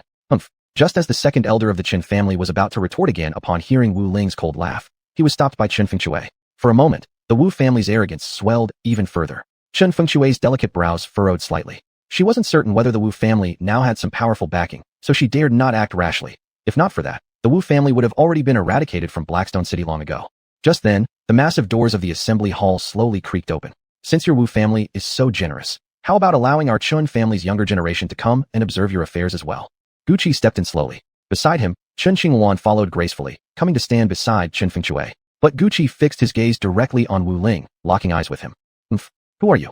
Do you have the right to speak here? Clan leader Chun, is this how you discipline your disciples? Wu Ling's face turned grim as he coldly snorted. He isn't one of our disciples, he's a senior elder. Chun Fengshui said lightly, a faint smile playing on her lips. You old fool, I'm a senior elder of the Chun family. If I don't have the right to speak here, what gives you the audacity to stand in this hall? How exactly did your parents raise you? Gucci shot back, his tone sharp and mocking as soon as he caught on, staring contemptuously at Wu Ling. Hearing such humiliating words, Wu Ling's face turned livid. He glared fiercely at Gucci, momentarily speechless, his chest heaving rapidly, clearly pushed to the brink of fury. What are you glaring at? Gucci narrowed his eyes again, a faint aura of killing intent radiating from his body. Chun Xingluan beside him couldn't help but cover her mouth in quiet laughter, while Chun Fengshui smiled softly at the sight of Gu Qi treating Wu Ling with utter disdain. The Chun elders all felt a deep sense of satisfaction, smirking coldly at Wu Ling and the other Wu family elders. The Chun family sure is mighty, truly worthy of being Blackstone City's #1 clan. Well then, it seems this matter won't go any further. But clan leader Chun, you'll regret this. We're leaving. Unable to best Gu Qi in words, Wu Ling had no choice but to retreat, shifting his gaze to Chun Fengshui while still speaking arrogantly. Do you take the Chun family for public grounds? Coming and going as you please. Just as Wu Ling and the others were about to leave, Chun Fengshui's icy voice rang through the hall. In the blink of an eye, her figure appeared before them, her jade-like hand sharply jabbing toward Wu Ling's chest. Seeing Chun Fengshui actually strike first, Wu Ling and the others turned deathly pale. They had only come to intimidate. The idea of actual combat never crossed their minds. They knew full well that the Chun family had Chun Fengshui, so their actions were limited to provocation. They were certain she wouldn't dare attack either, not with the powerful force backing them. One even Chun Fengshui would have to think twice about. This turn of events was completely unexpected. Panicking, Wu Ling and the senior elders instantly unleashed every life-preserving technique they had in a desperate attempt to block Chun Fengshui's finger. That single finger carried terrifying arcane energy. Pong! Her fingertip struck each of the 5 elders squarely on the shoulder. Immediately, several streams of blood burst from their mouths. Faces twisted in terror, they fled wildly out of the assembly hall, scrambling away from the Chun estate like madmen. Chun Fengshui made no move to pursue. This was merely a lesson for the Wu family, not an all-out war. You recovered quite fast, Chun Fengshui murmured, turning her gaze toward Gu Qi with an odd expression. Not bad. I've always been strong, Gu Qi replied with a dry cough, feigning nonchalance. Then, as if just remembering something, he asked curiously, so, what exactly is this sacrificial ceremony? Our Chun family possesses an ancient site left behind by our ancestors, which we call the sacrificial grounds. Every year, we select the most outstanding disciples from our clan to enter this sacred place, because within the ruins, there are special items to be obtained. Some even possess spirit treasures. Chun Fengshui did not conceal anything. This matter was widely known throughout Blackstone City, so there was no need for her to hide it. It is precisely because of this ancient site that our Chun family has maintained its dominant position in Blackstone City, unchallenged and unshaken. So there are actually spirit treasures? Gu Qi knew of spirit treasures only because he had seen them mentioned in the Chun family's archive library. Spirit treasures came in 2 types, offensive and defensive, both used to enhance a soul warrior's combat strength. Typically, a grade 1 Xianbing warrior wielding a spirit treasure could defeat a grade 3 Xianbing warrior, if the latter had no special techniques. This was the power of spirit treasures. They could directly boost a soul warrior's fighting capability by 30 to 40%. With higher grade spirit treasures, one could even challenge opponents an entire cultivation rank above. For instance, a Xianbing warrior wielding a high-level spirit treasure could fight a Xian master to a standstill. The immense power of spirit treasures made them irresistibly attractive to soul warriors, which was why countless people desired to seize the Chun family's ancient site. However, due to a unique feature of the ruins, all invaders had ultimately given up. The site contained a restriction, a barrier that was as harmless as air to members of the Qin family, yet acted like an insurmountable chasm for outsiders. Even a powerful Xian king once flew into the ruins and attempted to break through, but seemingly learned something, or received some kind of warning, and fled Blackstone City with terror written across his face. After that precedent, no outsider dared attempt to enter the ruins again, for this ancient site truly belonged to the Chun family alone. If that's the case, then why does the Wu family still come under the pretense of observing? Gu Qi was genuinely puzzled by this point. What else could it be? Whatever treasures our family's disciples obtain inside, they can see too. And if the rewards are valuable enough, they wouldn't hesitate to snatch them, even engage us in direct conflict. Chen Fengshui shrugged. She saw through the Wu family's intentions clearly, but the force backing the Wu family was indeed terrifying, and she simply didn't wish to provoke them. Chapter 66, Ancient Ruins. It seems the Wu family isn't simple either. Gu Qi rubbed his temples, feeling mentally drained. He never expected that ever since arriving in this world, everything he encountered required so much mental effort. Back on Earth, he had always disliked using his brain and hated complications. Yet even after transmigration, his life remained just as troublesome. Thinking about it only made his headache worse. How long until the sacrificial ceremony? Gu Qi asked, still massaging his brow. Chen Fengchu paused to think, then murmured after a moment's contemplation, about 10 days or so. I reckon the Wu family will come again. The value of the ancient ruins is simply too great. Even Shinvu sect wouldn't ignore it, Gu Qi said, fixing his gaze on Chen Fengchu, trying to read her expression. Yes, every year, I have to offer one treasure retrieved from the ruins to the Shinvu sect, Chen Fengchu replied with a helpless shake of her head. She deeply resented this practice, but there was nothing she could do. It was a decision made by the sect's upper echelons, and she, as merely a minor disciple, had no choice but to comply. Damn, that's outrageous, Gu Qi cursed. One treasure per year, and the Chun family only sent a handful of outstanding disciples into the ruins annually. For the Shinvu sect to claim 1/5 of their total yield was beyond exploitative. It was corrupt to an unfathomable degree. There's nothing we can do. If the items taken from the ruins weren't extremely valuable, perhaps the Shinvu sect wouldn't bother. But the relics inside are genuinely priceless. They've grown greedy, though they dare not directly interfere with the operation of the ruins, Chen Fengchu said, shaking her head with a bitter smile. In the face of such overwhelming power, her weakness left her with no choice but to accept her fate. This world truly is brutal. Strength rules all. No matter how much you resist, if you lack power, you must obey or face death, Guqi thought, a chill creeping through him at the ruthlessness of it all. Still, he didn't dwell on it too much. After all, he'd seen similar injustices on Earth. Not much different, really, except there, the strong were replaced by those in power. I wonder if I can enter these ruins? Guqi shook his head, dismissing the earlier thoughts and turning his curiosity toward the ruins. He turned to ask, no, there's a restriction at the entrance. Only those with Chen family blood may pass. Chen Fengchu replied, shaking her head. Truthfully, she herself wished Guqi could enter. Given his contributions, he deserved the chance. But the ruins were beyond her control. Let me try anyway. Maybe things have changed, Guqi said, unconvinced. Without having tested it himself, he refused to give up. Entering the ruins might bring significant benefits. He couldn't afford to ignore that possibility. You're welcome to try. The ruins are public knowledge, after all. Chen Fengchu nodded. Since Guqi was so insistent, she saw no reason to refuse. Then let's not waste time. Take me there now, Guqi said, eyes gleaming with anticipation as he looked at her. Chen Fengchu nodded and led Guqi out of the assembly hall. Chen Xinghuan stayed behind, occupied with other matters. Inside a secret passage belonging to the Chen family, Chen Fengchu walked ahead, explaining bits about the ruins as they went. Gaining entry past the barrier only grants eligibility to enter. To actually open the ruins, we must wait for the sacrificial ceremony. That's an ancestral rule. The gates won't open on any other day. Guqi nodded. He wasn't expecting to enter the ruins right away. He still had cultivation hurdles to overcome, his heavenly fire seed, his current weak realm, but he wanted to test whether he could even cross the threshold. If he could, then entering the ruins would add another layer to his hidden advantages, increasing his chances of survival. As they conversed, they traveled deep into the tunnel. Soon, a massive iron gate loomed before Guqi. Before it stood two grotesque, ferocious skulls, resembling those of monstrous beasts, exuding a tangible aura of cold, murderous energy that lowered the surrounding temperature. Unfazed, Chen Fengchu approached the gate and retrieved a bronze key from her spatial bracelet, inserting it into the single narrow slot on the iron door. A click echoed as she turned the key. Then, with a gentle push, the iron gate swung open. Without hesitation, Guqi followed Chen Fengchu through. Beyond the gate, the scenery transformed completely. Behind that iron door lay a vast primordial jungle. The area outside the gate was an entirely separate world. Guqi stood frozen, stunned by the sight before him. When I first came here, I wore the exact same expression, Chen Fengchu teased, watching Guqi's wide-eyed astonishment with a slight parting of her crimson lips. Hearing Chen Fengchu's voice, Guqi finally snapped back to reality. His eyes still brimmed with astonishment as he stared at her, waiting for an explanation. Don't look at me like that. I don't know why this place is the way it is either. It's all due to the methods of our ancestors, Chen Fengchu said, shrugging helplessly. Then she pointed her delicate finger toward a massive gate deep within the primordial jungle. That, she said, is where the entrance to the ancient ruins lies, and also where the barrier is located. Guqi followed the direction of Chen Fengchu's fingertip. Staring at that gate, disbelief still lingered in his heart. There stood a great gate. From a distance, Guqi couldn't make out many details, but without hesitation, he and Chen Fengchu began walking toward it. As they advanced, the appearance of the gate grew increasingly clear.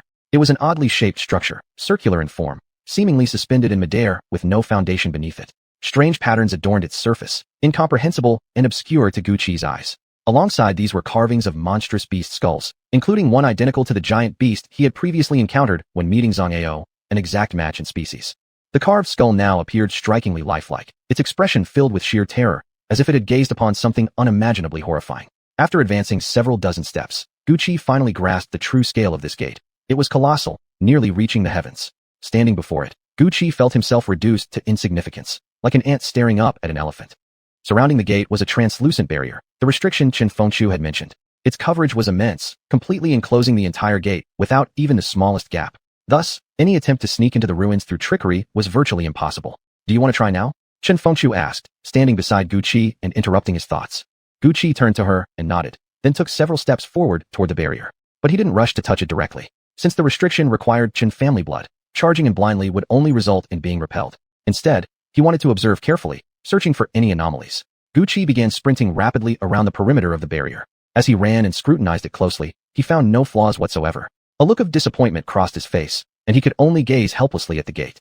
If observation wouldn't work, then force was the only option left. He looked up at the near-perfect barrier towering before him and shook his head with resignation. But soon after, confidence blazed in his star-like eyes. In one sudden motion, he leapt high into the air, hurling himself straight into the barrier guarding the ancient ruins.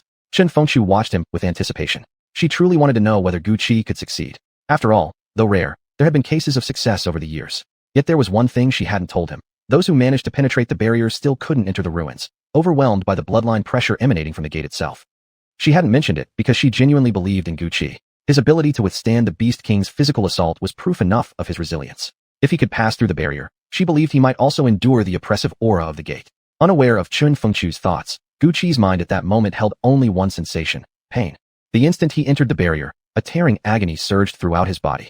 At the same time, his spiritual sense within his mind began to scatter faintly. Yet thanks to the heavenly fire seed, his spiritual force did not dissipate entirely, at least not yet. But the intensifying pain racking every part of his body contorted his expression. He could distinctly feel it now, murderous intent pouring from the barrier. Yes, murderous intent. The suffering in his body grew more unbearable by the second. Unable to bear it any longer, Guqi let out a roar. Hearing his agonized cry, Chun Fengchu's beautiful face changed instantly. She sprang forward urgently, leaping toward Guqi. How is this possible? The barrier, it's actually attacking Guqi, Chun Fengchu exclaimed, her expression now pale with shock. Over the years, she had seen countless individuals attempt to breach the restriction, yet never once had the barrier actively attacked anyone, let alone attacking with full force. This was unprecedented. What exactly is happening? Chun Fengchu stared at Guqi, frozen in midair, his face twisted in agony. For a moment, she could do nothing but stand there, helpless and watching. You dare try to kill me? What are you even supposed to be? Just a mere restriction. The pressure surging from the barrier grew heavier and heavier. Guqi now realized clearly that the barrier was actually attempting to annihilate him on the spot. His fury erupted in an instant, and he roared aloud in rage. Activating the Ning Shun Xianzhu immediately, along with channeling the Da Huang beast body, Guqi steeled his heart and delivered a powerful punch straight into the barrier. Sensing Guqi's resistance, the murderous intent of the barrier seemed to intensify even further. Guqi's eyes burned red. Excruciating pain coursed through every inch of his body, yet he endured it, his inner ferocity deepening.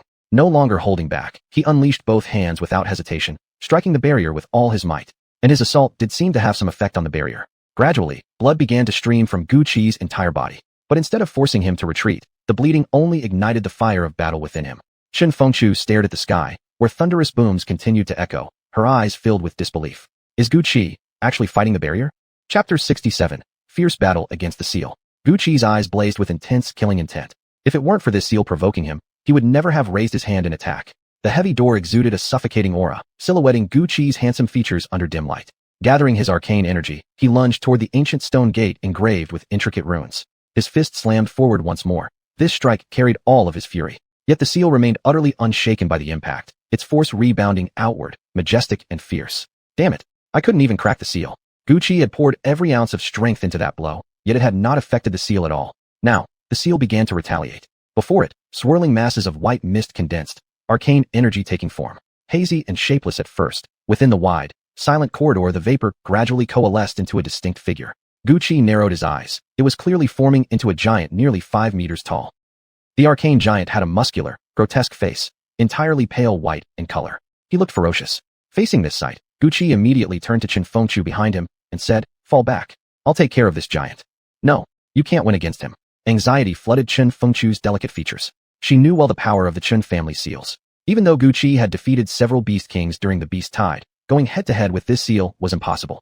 Her slender fingers gently tugged at Guqi's sleeve as she pleaded, "Let's retreat for now. We can come back after we figure out what's happening." No, Guqi flatly refused. Proud by nature, his immense pride forbade surrender, not to a mere seal, intelligent or not.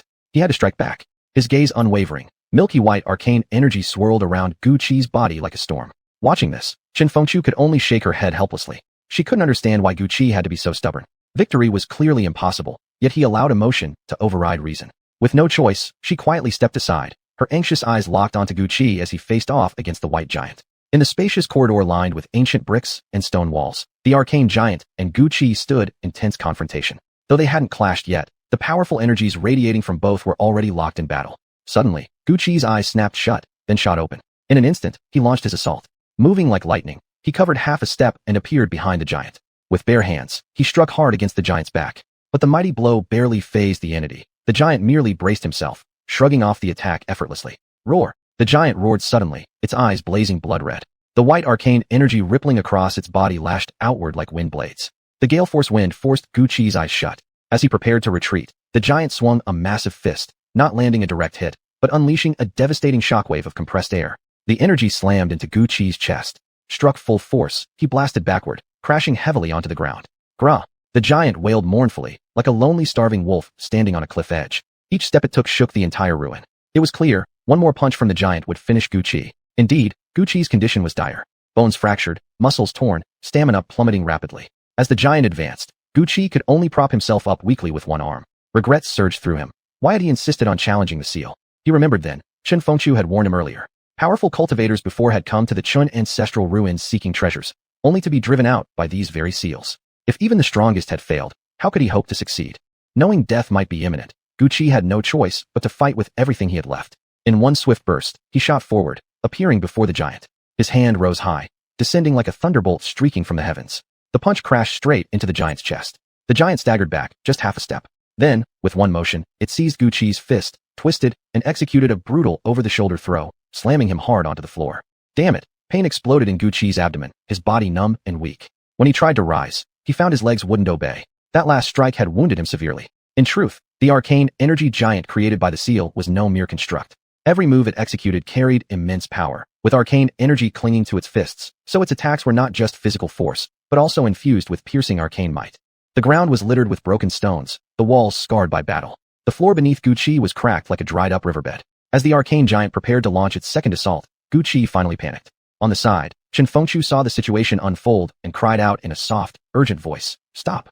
But no matter how desperately Chen Fengchu shouted, it made no difference. The arcane energy giant was merely a virtual entity controlled by the seal, its sole purpose to slaughter all intruders. Raising one hand high, it prepared to crush Gu Qi into pulp with a single blow. At that very moment, however, a surge of searing energy erupted from Gu Qi's meridians like a volcanic explosion. Suddenly, brilliant blue flames burst forth across his skin, spreading rapidly. The blazing fire roared and surged, illuminating the entire ruin. The temperature within the corridor rose rapidly.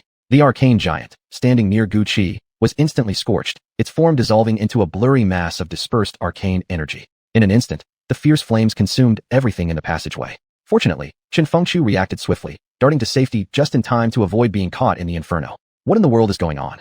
Chen Fengchu whispered, her eyes filled with worry. Just moments ago, Gu Qi had been facing certain death at the hands of the arcane giant. Then inexplicably, his body erupted with massive flames. She had no idea whether he was safe now. With both hands clasped in prayer before her chest, Chen Fengchu stood gracefully in the flickering light, her slender silhouette appearing lonely and fragile. If anything happened to Gu Qi, she didn't know how she would face her younger sister.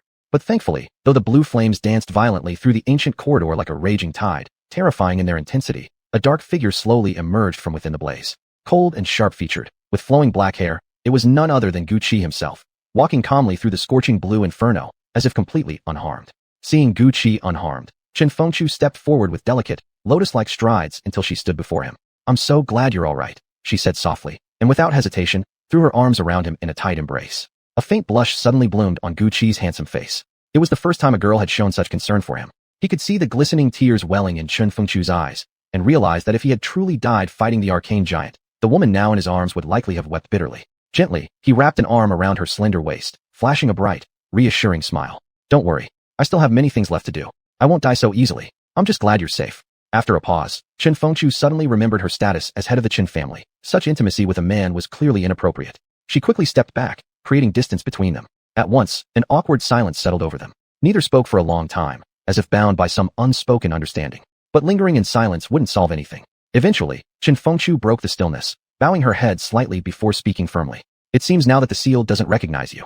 Although you defeated the arcane giant with that strange flame just now, the seal's power still remains intact." Her pale, delicate finger pointed toward a yellow and red talismanic sigil inscribed upon the ancient gate. That mark radiated overwhelming power and authority, the very source, it seemed, of the ruin's protection. And because she herself was no longer considered part of the Chen family, she could not enter either. Having witnessed firsthand the seal's deadly strength, Gu Qi knew better than to act recklessly again. Had it not been for the sudden eruption of power from his heavenly flame seed, he would surely have been killed by the arcane giant. Now, reflecting on it, the might of the heavenly flame seed was indeed extraordinary. He would have to thoroughly explore its potential later. But right now, his focus was on finding a way inside the ruin. The Chun ancestral ruin was said to hold countless treasures, ones even the martial god sect coveted fiercely. Gu Qi had no intention of letting such an opportunity slip away. Yet, if he couldn't get past the seal, what options did he have? It was as if the seal held a personal grudge against him, unleashing relentless attacks the moment he crossed even the slightest boundary. Now, both Gu Qi and Chen Fengchu stood outside the heavy stone gate, cautious and restrained under the seal's oppressive presence, afraid to take even half a step forward. With no other choice, Gu Qi turned to Chen Fengchu beside him and asked, "Miss Chun, has there never been any precedent of someone outside your Chen family entering the ruins before?" "Of course there is. Becoming a member of our Chun family naturally allows entry.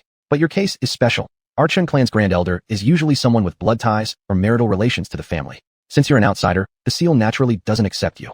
Then you're saying that as long as I become a member of your Chun family, I'll be accepted?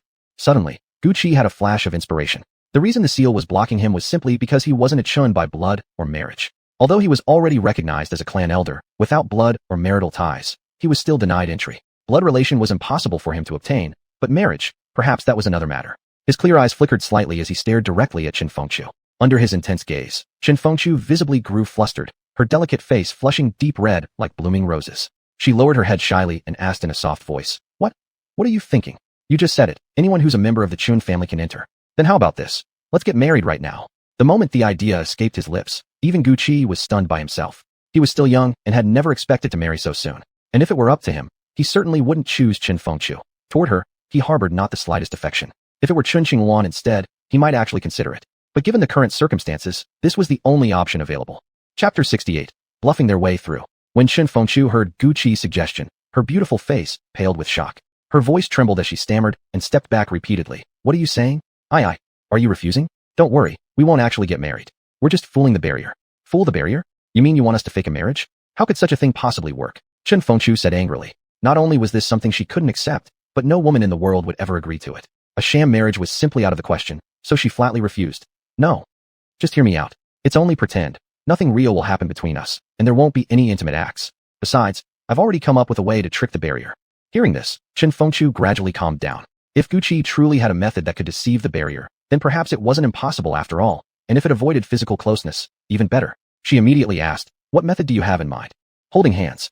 I think this might work, tricking the barrier into believing we're lovers. Are you sure that will work? Chen Fengqiu couldn't help but look skeptical. This barrier seemed unusually particular toward Gucci. Normally, it didn't attack people unless they were outsiders to the Chen family, serving primarily as a defense mechanism. Yet even a slight approach by Gucci triggered an active assault. Given this, she naturally doubted his plan. Are you certain you want to try this? Chen Fengqiu asked again. I'm certain. Even if something goes wrong, you won't be harmed. The barrier was designed to repel outsiders from the Chen family. Any danger would fall on Gucci alone. Having made up his mind, he extended his hand and took Chen Fengqiu's. Just as he prepared to lead her forward, he was momentarily stunned by how soft and cool her hand felt. Behind him, Chen Fengqiu called out sharply, Well, what are you waiting for? Let's go. There was a faint hint of embarrassment in her tone. Clearly, she was flustered. Of course, what proper young lady wouldn't feel awkward being held like this by a man? As head of the Chen family, Chen Fengqiu had shouldered heavy responsibilities since youth. From childhood onward, she'd lived independently, consumed entirely by clan affairs, rarely spending time alone with men. Now, being so close to Gucci felt slightly unnatural. Yet despite the awkwardness, deep inside her heart, she felt a quiet joy, a fluttering excitement rising like gentle waves. Sometimes she couldn't quite name the feeling, but upon reflection, it must be what her younger sister often described as love. Sweetness hung in the air, woven through with subtle tension. Their eyes met, as though sparkling currents passed between them. After a long moment, Gucci snapped back to himself, taking a step forward as if nothing had happened, pretending nonchalance. Only then did the thick atmosphere begin to ease. The stone gate under the barrier grew closer. Its overwhelming power thrummed like lightning during a storm, oppressive enough to make one gasp for breath. Treading carefully, Gucci finally crossed the threshold. At the same instant, every nerve in his body tensed, bracing for impact. He readied himself to counter the barrier's attack at any second. But to his astonishment, when entering hand in hand with Chen Fengqiu, the barrier passively accepted his presence. We did it, Gucci said with delight. He hadn't expected it to go so smoothly. Because he and Chen Fengqiu were holding hands, the barrier recognized him as her husband and accepted his legitimacy. Thus, Gucci had successfully passed through. Beyond the gate lay a dark, shadowy corridor. The cold stone walls echoed with the footsteps of Gucci and Chen Fengqiu. As they delved deeper, a bright light appeared ahead. Their vision blurred at first, but after a moment, Gucci could make out the scene before him, a primeval forest. He never imagined the ancient site would contain not one, but two forests. Earlier, when passing through the first passage, they had encountered a forest where the warded stone gate stood. Now, having passed through a second stone gate, they had arrived at another forest. Clearly, this ruin was full of hidden wonders and profound mysteries. Dense thickets, towering green trees, and lush grass blanketed the ground. The rich scent of earth and nature filled the air. Gucci was amazed that such a place existed within the Chun family's ancestral ruins. Beside him, Chen Fengqiu explained, This is the true location of the ancient site, known as Chen's Sacred Grove. At its very center lies the most crucial place for our clan. The legend says it holds a divine artifact capable of defying heaven itself. Divine artifact. Gucci was so excited upon hearing the words that he could hardly speak. Normally, even an ordinary spiritual treasure would send cultivators scrambling to obtain it, let alone a divine artifact, something rarely seen in 100 years. Could it be that such a thing was hidden within this seemingly modest Qin family ruin? In that moment, Guqi finally understood why so many powerful cultivators had fought fiercely over this place. It must have been for the sake of that divine artifact. Still, setting aside whether they could actually acquire the divine artifact, even obtaining a regular spiritual treasure would already leave Guqi more than satisfied. Just as he prepared to step forward into the ancient forest, Qin Fengchu suddenly grabbed his arm and said, "What do you think you're doing? Didn't I tell you that entering the ruins is only allowed during the sacrificial ceremony?" "I know, but now that we're already here, why not take a look around?" Guqi calculated whether he could venture deeper into the forest to see what treasures lay hidden inside. To simply turn back now would be unbearable. Yet Qin Fengchu insisted, "No, this is a rule established by my Qin family. If you insist on forcing your way in, there will be severe consequences." Severe consequences? What kind of consequences? Guqi had never feared anything in his life. No matter how serious the outcome, he was ready to bear it. Without further thought, he shrugged off Qin Fengchu's hand and strode forward. But no sooner had he taken one step than a ferocious giant serpent suddenly descended from a towering tree. The trunk swayed violently, leaves rained down, and before Guqi stood a monstrous python covered in black scales, with a dark horn atop its head and eyes as large as fists. Qin Fengchu quickly yanked Guqi down, her face filled with urgency. "It's the blood-devouring ancient python." "Blood-devouring ancient python? What is that?" "It's the guardian beast of this ancient forest. But why has it appeared here?" Qin Fengchu's expression turned panicked, her heart pounding. The overwhelming pressure radiating from the creature made her breath catch. Under normal circumstances, the blood-devouring ancient python should be lingering deep within the Qin family grove. Why had it come to the outer regions? After a brief moment of thought, Qin Fengchu realized the only possible explanation. Neither she nor Guqi had entered during the designated time of the sacrificial ceremony. According to clan rules, access to the ruins was permitted only during that period. Because they had violated the entry regulations, the guardian beast had been triggered to attack. "This is all your fault, Guqi. The blood-devouring ancient python is the protector of the ancient forest. Now that we've provoked it, we must flee," Qin Fengchu said, half blaming, half frantic. Though they hadn't engaged yet, she immediately judged that even if the two of them combined their strength, they wouldn't stand a chance against the python. Qin Fengchu was right. The aura emanating from the blood-devouring ancient python was clearly several cultivation levels above both Guqi and herself. The oppressive force it exuded made their hearts race with terror, as though death's scythe hovered at their throats. Guqi, usually stubborn and defiant, had no choice but to heed Qin Fengchu this time. A quick assessment led him to conclude he couldn't win, and he instantly sought to escape.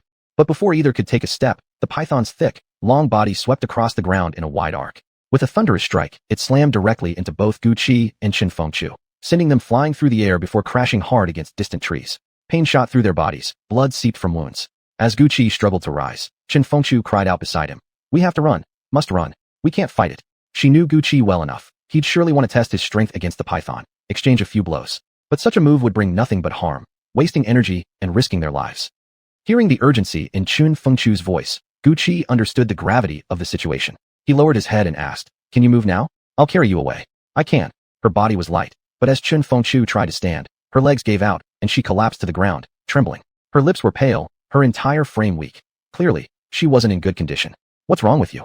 Guqi asked anxiously. Although both had been struck by the python's attack, the blow hadn't been fatal. Given Qin Fengchu's cultivation level, she shouldn't be this badly injured. "It's poison," Qin Fengchu said slowly. "The tail of the blood-devouring ancient python carries a deadly venom. I've been poisoned. I can't move." After hearing Qin Fengchu's explanation, Guqi finally noticed that on the tail of the blood-devouring ancient python there was indeed a tiny protrusion, no bigger than a silver needle. Surely that was its venomous stinger.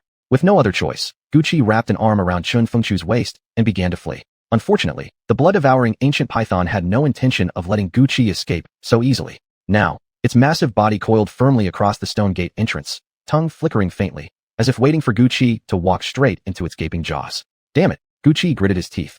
At this moment, he realized why the python hadn't attacked earlier. It was waiting for him to make a move. Since Guqi and Qin Fengchu needed to leave, all the beast had to do was block the exit of the forbidden grounds. That way, they would have nowhere else to run. Indeed, the blood-devouring ancient python was remarkably intelligent. The more powerful a demonic beast, the sharper its mind often was. "What should we do?" "The exit is blocked," Guqi asked Qin Fengchu over his shoulder, only to receive silence in return. Puzzled, he glanced back and discovered that Qin Fengchu had somehow fallen unconscious without his noticing. He nearly panicked. "Hey, Qin Fengchu, don't you dare die on me." Guqi thought she was dead and instinctively bounced his shoulders, jolting her body until she stirred awake.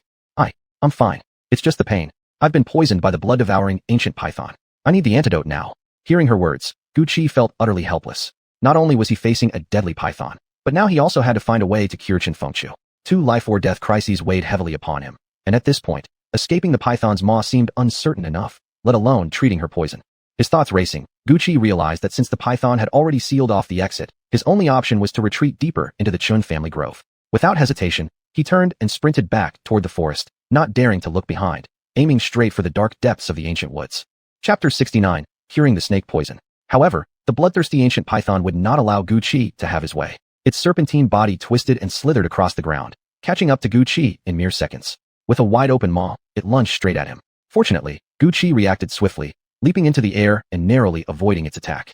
Seeing its first strike fail, the python launched a second assault immediately. Its jaws snapped open and shut rapidly, dripping with corrosive venom from its sharp fangs. Gu Qi moved like a darting fish, evading blow after blow, but his clothes couldn't escape unscathed. Where the venom splashed onto his black robe, holes were burned clean through the fabric. One could only imagine how terrifying this bloodthirsty ancient python truly was. Not only did it possess overwhelming offensive power, but its venom was deadly as well. If Gu Qi had been bitten, he likely would have perished on the spot.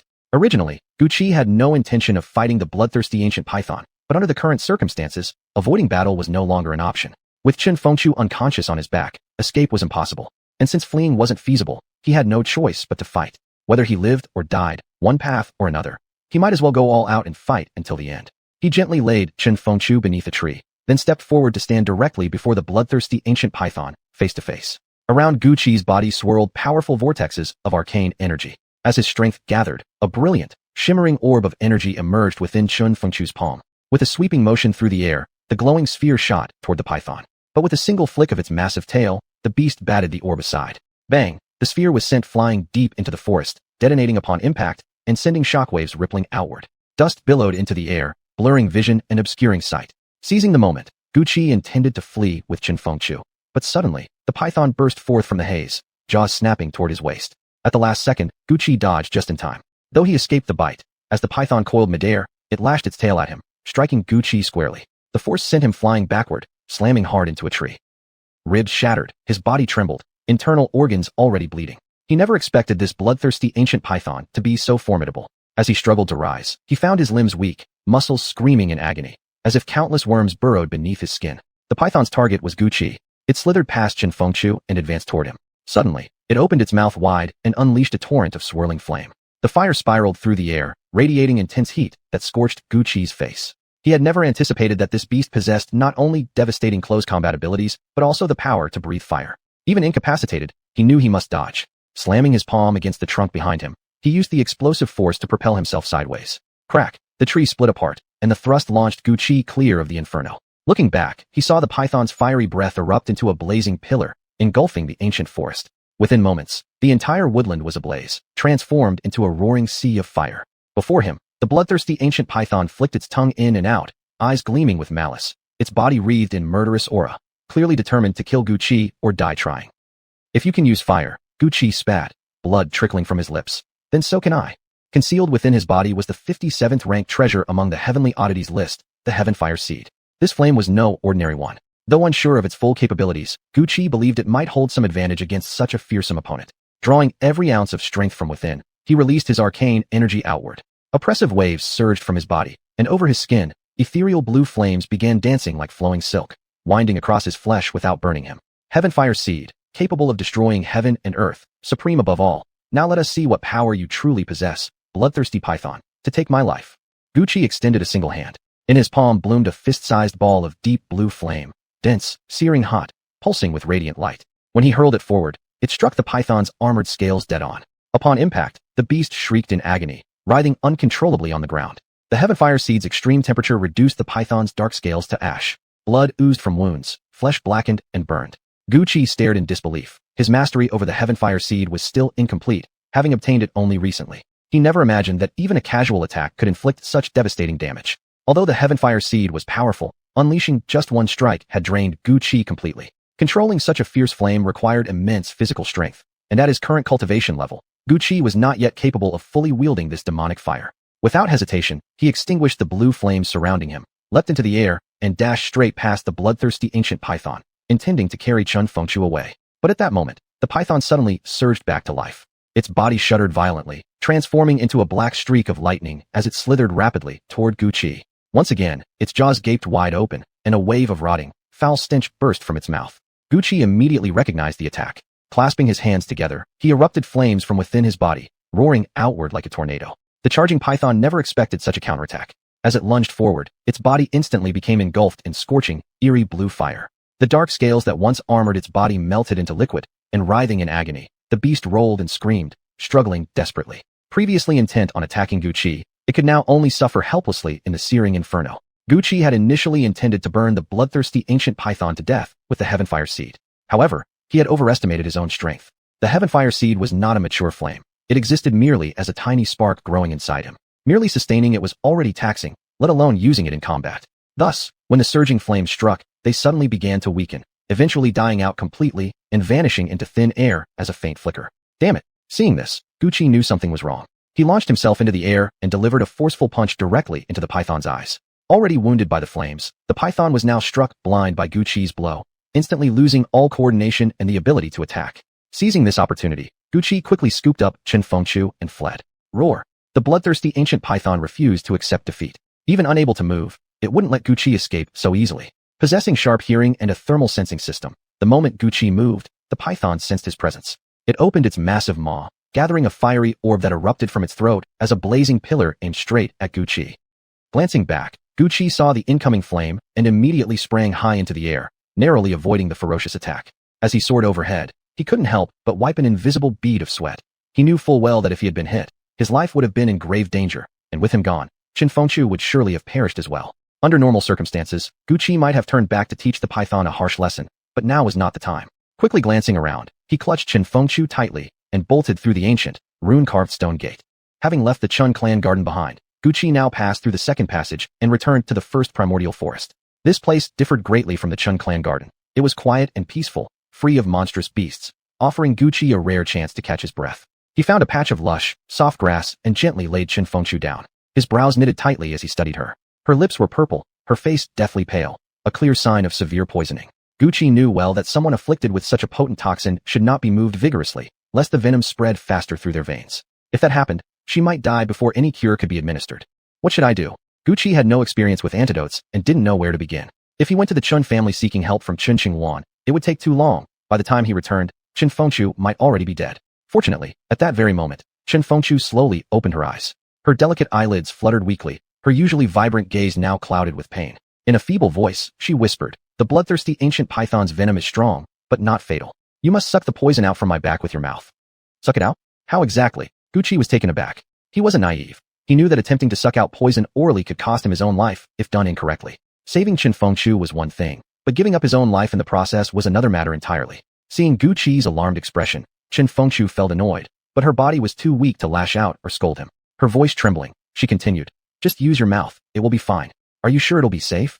Gucci eyed her skeptically, wondering if the girl might be trying to kill him deliberately. Yet, considering he was technically a benefactor of the Chen family and even held the status of an elder, despite any past grievances, it seemed unlikely she would resort to such a method to murder him. Chen Fengchu naturally wouldn't harm Gucci. Besides their connection to the Chen family, deep down, she harbored strong feelings for him and would never let him put himself in mortal danger. She had a solution in mind. "Gucci, you can control that strange flame, right? Extract the flame into your mouth. When the venom passes through the fire, it will lose its potency and become harmless." "I see." Gucci immediately understood what Chen Fengchu meant. Some venoms were heat sensitive. Exposure to fire could neutralize them instantly. Using the Heavenfire seed might actually work. Lives were at stake, and he couldn't afford to only think about his own safety while ignoring Chen Fengchu's. After all, it was partly his doing that had brought her to this state. If he hadn't revived her in the first place, Chen Qingwan would never have forgiven him. The antidote procedure began. Yet at this moment, Chen Fengchu felt somewhat embarrassed. The wound was on her back, and to treat it, she needed to take off her clothes. Hesitantly, she ordered, "Gucci, turn around. I need to undress." All right. Gucci's mind went blank, not daring to entertain any stray thoughts. He obediently turned away, fixing his gaze on the distant forest scenery. Only after Chen Fengchu called out did he slowly turn back.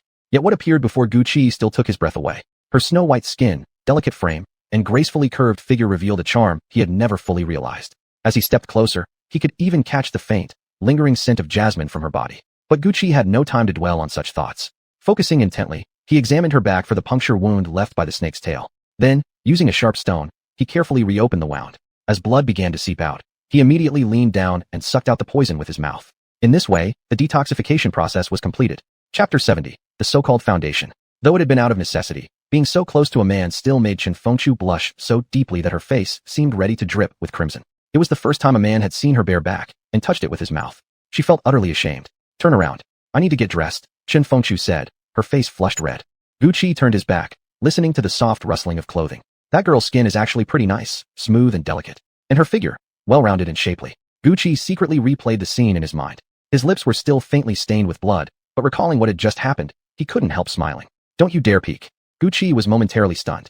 Am I that kind of person? Besides, I've already seen almost everything. Does one more glance really matter? A moment later, Chun Fengchu's voice, clear as celestial music, rang out again. I'm done. You can turn around now. Gucci turned and saw Chun Fengchu standing before him, fully dressed. Her beautiful face was flushed like blooming petals, her eyes shimmering like autumn waters filled with emotion. In her demure posture, shy and flustered, she fidgeted nervously with her hands. For a moment, Gucci was entranced, staring at her without blinking. Truthfully, she was incredibly beautiful. Bright eyes, pearly teeth, elegant brow, flawless complexion, delicate skin. Dressed in a simple green robe, her long black hair cascading down to her waist, she resembled a transcendent fairy, ethereal and refined. Especially now, with her cheeks blushing so vividly. Gucci could confidently say that even the school beauty he'd secretly admired through countless days and nights in college, the girl pursued by so many, couldn't compare to even a tenth of Chun Fengchu's charm. Being stared at so intently for the first time, Chun Fengchu grew even more embarrassed, slightly annoyed as she snapped. Shameless man. If you keep looking, I'll gouge your eyes out. Gucci snapped back to reality, suddenly aware of his rudeness. Flustered, he quickly said, I didn't mean to stare. It's just, you're truly too beautiful. I got lost in the moment.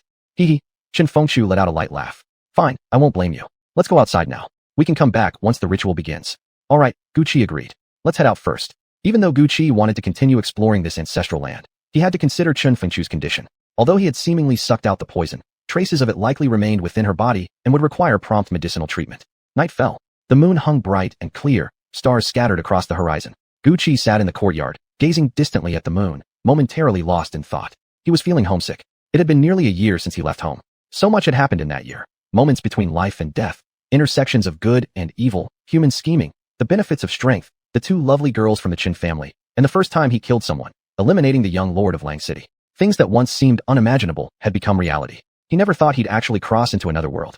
Did his parents miss him? Would his teachers and family search for him? Could he ever return one day? He missed his parents, his friends, even that annoying homeroom teacher. He missed every glass of alcohol he'd ever drunk, the bustling city streets, the neon lights shining brightly in the dead of night. Gucci shook his head, sighing quietly. In the end, there was no going back. The most important thing now was simply to stay alive, to live freely, not letting anyone else control his fate. Under the moonlight, in the southeastern part of Hainan City, an elderly man with white hair wore a black robe. He appeared vigorous and alert, his eyes bright, his posture straight, showing no sign of old age. Moments later, a shadow silently emerged behind him, making no sound. You're here, the elder said slowly. The other man paused briefly, then replied, yes. Coming out wasn't easy, sorry to keep you waiting. Though his words were calm, he was internally astonished. His stealth technique wasn't perfect, but ordinary mystics couldn't detect him. Could this old man possibly be? The elder looked at the middle-aged man before him and asked, speak. What do you want in return? I only need you to eliminate that girl, so I can secure the position of clan head. Everything else can be negotiated. Fine, I'll help you get rid of her and take the clan leadership. But what do I gain from this? 10 days from now, the Qin family will hold its ritual. I can secure 3 minghua for you. Upon hearing this, the elder slowly shook his head. 3 is too few. Besides, only members of the Qin family are allowed into the ancestral land. How can you possibly get my people inside? The middle-aged man remained expressionless, yet seethed inwardly. Old bastard, so greedy, demands 3 spots right off the bat. Our Qin family only gets 10 entries each year, and you want a third of them. But thinking of the clan leader position, he clenched his teeth and held up 5 fingers. 5. No more than that. Good. Deal. A strange, indescribable smile flickered across the elder's face. But tell me, what method do you have to get my people inside? 5 people should be enough to find that object. Once I have it, I can advance another stage, and then the entire Heishan city will be mine. The middle-aged man snorted. Don't think I don't know you've already contacted the Shinwu sect. With their experts' abilities, temporarily opening the barrier won't be a problem. Hearing this, the elder broke into loud laughter. I didn't expect your information to be so accurate. Very well, we'll proceed as agreed. 10 days from now, I'll help you ascend to clan head. You. Good. The moment the middle-aged man finished speaking, his figure flickered and vanished, reappearing over 100 meters away in an instant. Only after the man had completely disappeared did a white-robed youth step out from behind the wall beside the black-clothed elder. The boy looked about 13 or 14, with a face as delicate as jade and a posture as graceful as a swaying tree, exuding the refined air of a noble young gentleman, every movement elegant and poised. Grandfather, why not just wipe out the Qin family now? Why wait until after you've advanced? The old bastard from the Qin family is already dead. Why go through all this trouble? The elder slowly shook his head and said, you don't understand. Every family has hidden depths. When a family faces extinction, those reserves emerge. The Qin family's foundation runs deep, unfathomably deep. Their former clan leader and former head of the punishment hall might still be alive. Even if they haven't become Xian kings, they must be close. This small city isn't as simple as you imagine, nor as weak as it appears on the surface. Its history is beyond your understanding. You're still too young to grasp certain things. Standing behind the elder, the youth asked with slight confusion, if the Chun family has such hidden strength, does our clan not have any? Can't we simply call upon our own foundation to destroy them directly? Let's go back first. With that, the elder moved with swift, effortless strides, lifting the boy into the air as they began to fly slowly across the sky. Our clan also had a foundation, but years ago, it perished. Our ancestor encountered disaster during his cultivation breakthrough. His Xian energy reversed, causing his meridians to rupture. In desperation, he transferred all his power into me, which is why your grandfather surpasses other clan leaders in strength. But since then, our clan's foundation vanished. That's why we must wait for me to reach the next stage before we can confidently eliminate the Qin family. At the northern Qin family ancestral hall, Qin Fengchu sat alone, her expression weary. Father, the Qin family's catastrophe is approaching fast. All I hope is that your spirit up there will protect our family through this disaster. Qin Fengchu was exhausted. Having just dealt with the beast tide, she now faced the threat of annihilation. She was intelligent enough to know that Lin family and Wu family had long been eyeing them hungrily, waiting only for the right moment to strike. If that happened, the Qin family would be utterly destroyed, wiped out without trace. All she could hope for was unity among her clanspeople to survive this calamity. After murmuring before her father's memorial tablet for a long time, the weary Qin Fengchu leaned against the ancestral altar and gradually fell asleep. Meanwhile, in a courtyard within the Chun residence, Gu Qi had also been meditating throughout the night. At dawn, Gu Qi opened his eyes, stretched his arms, and then turned his awareness inward, inspecting the demonic core within him. His Xian energy had filled most of it. In just 2 or 3 days, he would reach the 6th level of Xian soldier. Chapter 71. Chun Yun is crippled. Gu Qi couldn't help but admire the humans of Tianhuan continent. Not only had they unlocked infinite potential within their bodies and developed a structured cultivation system to combat powerful beasts, they'd even managed to invent tools like toothbrushes, something that belonged in modern society. Though slightly different in design, their practical functions were essentially the same. After washing up, Gu Qi stepped out of the courtyard gate, intending to wander through the streets. After all, he'd been here for quite some time now, mostly living in deep mountains and wilderness or confined within the Qin family estate, rarely stepping outside. He'd never actually seen the alleyways and markets of this ancient, otherworldly town. Gu Qi, where are you off to? The moment Gu Qi stepped out the gate, he saw Chun Qingluan approaching from afar. I want to take a walk through the streets. I've spent my whole life in the wilds. I've never even seen human neighborhoods before. Gu Qi replied honestly. Chun Qingluan giggled playfully. Then I'll come with you. She skipped over and linked her arm into his, the two of them looking like a perfect couple strolling together. You shameless adulterers. Disgusting. How dare you act so intimately? It brings disgrace upon the Chun family's honor. I'll report this to the elders and have you both. Gu Qi glanced over and saw none other than the ever-persistent cockroach. Qin Yun, back again. Impossible to crush no matter how many times you stomped. What were you saying? Were you going to ask the elders to order me to beat you half dead again? Gu Qi mocked. Qin Yun recalled his previous thrashings and involuntarily shivered. This time he hadn't brought a single ally. If he provoked this man again, he might really be finished. Still, he refused to show weakness. Just you try laying a hand on me. The elders of the Qin family aren't ones to trifle with. Qin Yun lifted his chin, wearing an expression of arrogant pride. Whoosh! Gu Qi instantly teleported forward, leaving behind only afterimages, appearing right before Qin Yun. Without a word, he thrust out a palm. Qin Yun went flying backward with a cry. With a loud thud, Qin Yun crashed several meters away, kicking up dust in every direction. The sound of cracking bones was unmistakable. A mere third-rank Xian warrior like Qin Yun stood no chance against Gu Qi, a freak capable of fighting Xian masters. Twisting in agony, Qin Yun screamed, "You'll pay for this. My father won't let you get away with it." Noisy, Gu Qi frowned. With a few quick hand movements, he condensed flame using Xian energy and casually flung it. Its trajectory was perfectly precise, straight toward Qin Yun's most sensitive area. It's burnt useless? Oh, Qin Yun howled, face contorted in horror, blood trickling from the corner of his mouth. You're dead. The Qin elders will kill you. I'll make sure you suffer until you beg for death. And you, Qin Qingluan, that filthy slut, I'll sell you into a brothel and make you get raped every single night. Gu Qi had lived many years, but never encountered anyone as ridiculously resilient as Qin Yun. Beaten near death repeatedly, yet still not dead, each time recovering in just a few days, bouncing back full force. Being born with a wealthy and powerful father truly had its perks. Qin Yun's screams attracted a crowd, gathering around but too afraid to step closer. Qin Shanhai's residence wasn't far.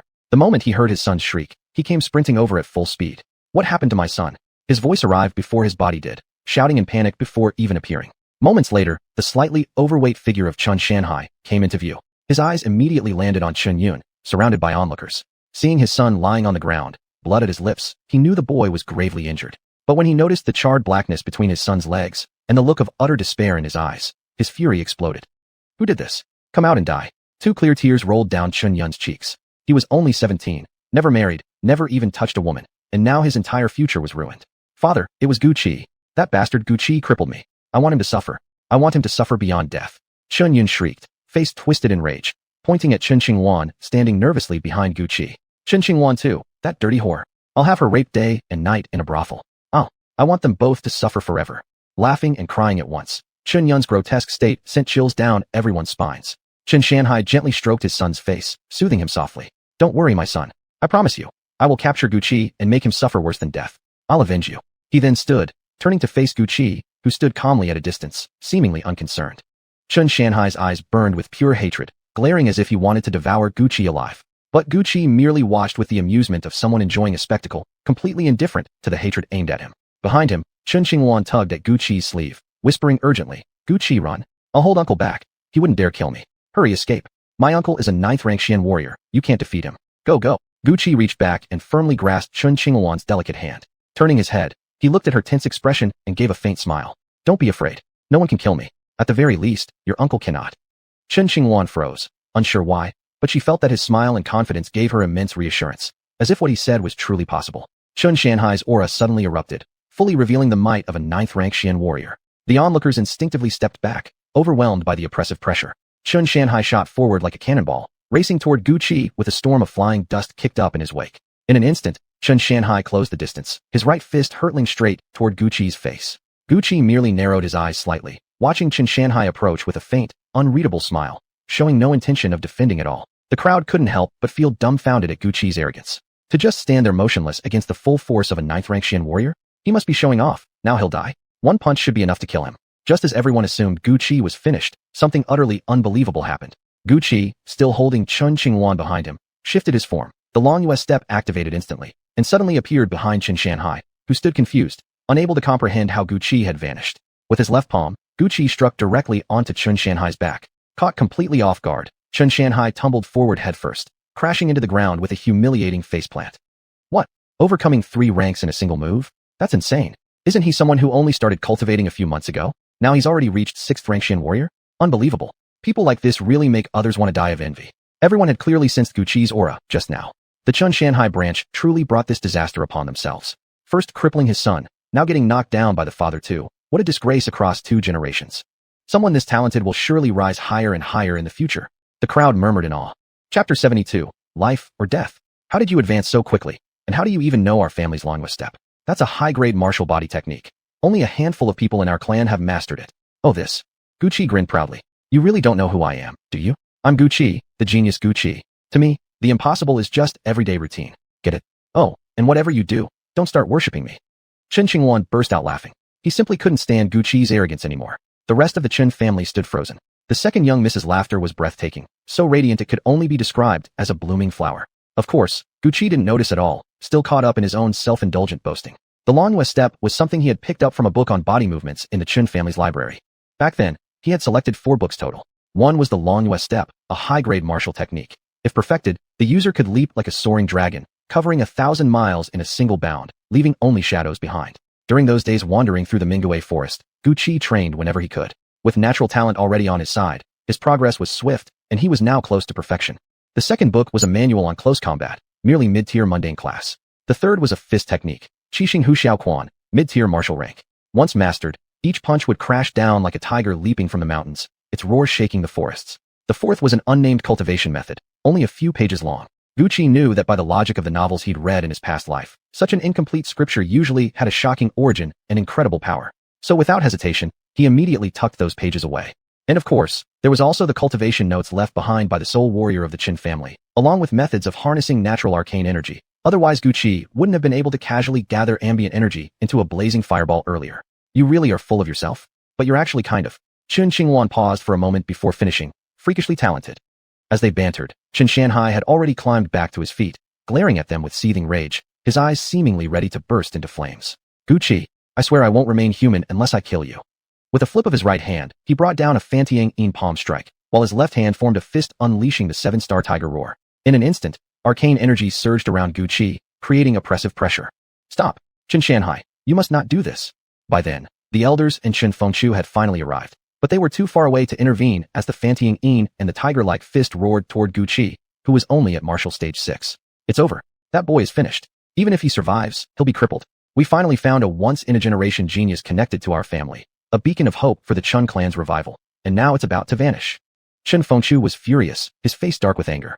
For a martial stage 9 powerhouse like Chun Shanhai to attack a mere stage 6 youth at full strength, everyone knew how this would end. Gu Qi might not die, but he'd come awfully close. Chun Shanhai, if Gu Qi is harmed in any way, even though you're my elder uncle, you won't escape our clan laws. The eldest daughter of the Chun family shouted in fury, calling Chun Shanhai by name. But Gu Qi, the one at the center of it all, simply smiled. He gently released his right arm from around Chun Qingwan, quickly forming hand seals. Arcane energy from heaven and earth swirled around him. A visible wave of water elements gathered around his body, effortlessly blocking both the Fantiang Yin and the 7-star Tiger Roar Fist. The elders and younger generation of the Chun family were stunned. Even Chun Shanhai, the attacker, stared in shock. Is this the power of a soul warrior? Can they truly fight beyond their level? Gu Qi shook his hands casually. Being a soul warrior isn't bad. Defense is really convenient. Thank goodness I'm a genius. Otherwise, I couldn't have learned it this fast. He continued praising himself, prompting Chun Qingwan beside him to roll her eyes. So full of yourself. What exactly happened here? The great elder asked Chun Shanhai. Chun Shanhai brushed dust off his clothes and explained everything, including the fact that he had been completely overpowered by a mere martial stage 6 youth, without any sign of shame or embarrassment. Meanwhile, Chen Fengchu had already rushed to Gu Qi's side, anxiously checking his condition over and over again. Finally, he sighed. At least you're unharmed. No one noticed the melancholy look in Chun Qingwan's eyes, clearly jealous and pouting behind them. Great elder, you must uphold justice for your grandson. That brat crippled me. I'll suffer for the rest of my life. Chun Yun cried while speaking, drawing everyone's attention only now to where he lay, injured and untreated. Quick, find a doctor. Bring the best physician in the city. Buy the finest herbs available. Don't worry about the cost. You must heal my son completely. After barking orders, Chun Shanhai turned to the great elder. He bowed slightly, voice trembling, yet pleading. Great elder, please take charge. Our clan leader favors outsiders. I beg you for justice. Hand over this little beast to me for punishment, or expel him from the Chin family. As he complained, he subtly signaled to the other elders standing behind the great elder. Many of these elders had already been bribed by Chun Shanhai and naturally followed his orders, immediately chiming in. That's right, great elder. What Shanhai says makes sense. We can't let our own family members feel betrayed. Hearing their complaints, the great elder's expression darkened. He remained silent, but the second elder behind him barked angrily. Enough. All of you shut up. Don't you know he is the hope for our Chun family's revival? The best chance we have to restore our former glory. Chun Shanhai's face twitched slightly. Letting an outsider become the family's hope? Just a bunch of senile old fools. But we still have Chun Tianlong, a true prodigy. His talent isn't inferior to this boy's, nor is his diligence. Why must we place our hopes on an outsider? Finally, the great elder spoke. Tianlong isn't his equal. I believe more in this young man. But he's not even of the Chun bloodline. He can marry Fengchu. Then he'll be one of us. When Chen Fengchu heard the great elder's words, she turned to glance at Gu Qi, assuming he must have heard too. Her face flushed with embarrassment. What about my son then? Chen Shanhai growled, clearly displeased. He can't just suffer like this without justice. Someone has to stand up for him. From a distance, Chen Fengchu shot back. We all know what your son is like. Everyone here knows his true nature. Stop pretending to be pitiful. Let's go, the great elder said, leading everyone away. Gu Qi accompanied Chun Qingwan and Chen Fengchu as they headed out for a stroll through the market streets. Only Chen Shanhai remained behind, frozen in place. You old bastards. And you, Chen Fengchu, Gu Qi, when I become the head of the Chen family, I'll make every last one of you pay with your lives. My son's vengeance will be repaid in blood. Back in his courtyard, Chen Shanhai stared at his son lying half dead, his heart writhing with agony. His once healthy son, now utterly ruined. This was Gu Qi's first time walking through the bustling streets of this ancient world. Many things were unfamiliar, yet surprisingly, some items were identical to those from 21st century Earth. When he saw candied hawthorn skewers, Gu Qi was stunned. They actually existed here too. He ended up buying 3, one for each of them, and found the taste exactly the same as back on Earth. Gu Qi bought many pieces of jewelry for the two sisters, though of course, it was Chun Qingwan who paid. The 3 spent the entire day wandering, only returning reluctantly as the sun dipped below the horizon. That night, Gu Qi resumed his usual routine, relentless cultivation, striving to grow stronger so that no one could ever control his life again. Lately, Gu Qi had been gripped by a foreboding feeling, an impending danger that threatened his very survival. He didn't know when it would strike, so all he could do was keep pushing forward.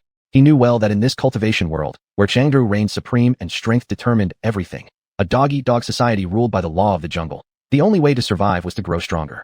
Only through relentless strength could one avoid being dominated and stay alive. Chapter 73, Inspection of the Chun family shop. At dawn, as the first light spilled across the ground, Chen Fengchu stood in the Chen family hall, dressed in a simple green robe, her long black hair cascading like silk, her eyes bright and teeth gleaming, exuding an elegant and refined aura. Surrounded by numerous junior clan members and several elders, she stepped out. Blackstone City was divided into 4 parts. held respectively by the Wu family, the Lin family, the Qin family, and one other family, which had already been absorbed by the Wu family several days earlier. Thus, the current power balance in Blackstone City was this. The old dominant force, the Qin family, controlled 4 portions, the Lin family held 2, while the Wu family, after swallowing the Hou family, had expanded from 2 to 4 portions. The Qin family's share covered the northern quarter of the city, closer to the Sunset Mountains, making it the first line of defense against beast tides. This was the first time Qin Fengchu was inspecting the streets and shops under the Chun family's control as the official head, without her father at her side. The Green Moon Pavilion was their shop specializing in selling pills and weapons, the largest outlet for such goods in Blackstone City. Weapons, pills, and other supplies sold here constituted the Chun family's primary source of income, and the pavilion alone monopolized 3/5 of the entire city's trade. Mississippi. This came from the manager of the Green Moon Pavilion. He had noticed Qin Fengchu the moment she entered and quickly waved his hand, leading over a dozen servants in a hurried welcome. Miss, greetings. Behind the manager stood more than a dozen servants, shouting in unison. Uncle Tian, you've worked hard, said Qin Fengchu, reaching out to support Qin Xingtian, who had slightly bowed in respect. Afterward, Qin Xingtian led Qin Fengchu and the others toward the backyard. The Green Moon Pavilion consisted of 3 floors plus a rear courtyard. The first 2 floors sold ordinary pills, basic weapons, and beast hides. The third floor was reserved for VIP customers who purchased large quantities or rare items. The courtyard at the back served as the accounting office and rest area for workers. Under the guidance of the shopkeeper, Qin Fengchu and the elders proceeded to the courtyard's accounting room. The shopkeeper, Qin Xingtian, pulled a ledger from a drawer and handed it to her. Miss, this is the account statement for the past 3 months. Qin Fengchu took the ledger with a slight nod. She flipped through a few pages absently. Uncle Tian, just tell me about recent business conditions directly. She already knew their business couldn't be doing well. How could the Wu family, having just swallowed the Hou family, not pressure her own? From the moment she walked in and saw how few people were around, she'd already guessed much of the situation. This. Qin Xingtian stammered, unsure where to begin. Don't hesitate. Say what's on your mind. Yes, Mississippi. Qin Xingtian spoke truthfully. Ever since the Wu family in the southern part of the city absorbed the Hou family, our business has become increasingly difficult. Not only here at the Green Moon Pavilion, but all commerce in the northern district has suffered heavy losses. They've continuously lowered their prices. Many hunters coming from or heading into the Sunset Forest, as well as bounty hunters, have started buying pills and weapons from the southern part of the city instead. If things continue like this, within a month, our Green Moon Pavilion will start operating at a loss. Qin Fengchu had never imagined their business would be suppressed so severely. It hadn't been like this when her father was in charge. If it weren't for the beast tide, perhaps her father would still be alive. She would still be cultivating at the divine martial sect, and the family business wouldn't have fallen into such a state. Fury surged within her. A chilling aura suddenly burst forth from her body. Her left hand surged with arcane energy, and with one palm strike, she shattered the table behind her, sending splinters flying. They're simply going too far. Uncle Tian, issue the order. We'll lower our prices too. What's the game? Trying to lure away customers? Let us lose money. My Qin family can afford it. Qin Xingtian looked distressed. Miss, if we cut prices, the losses would be enormous. It doesn't matter. After all these years of operation, a little financial strain won't cripple us.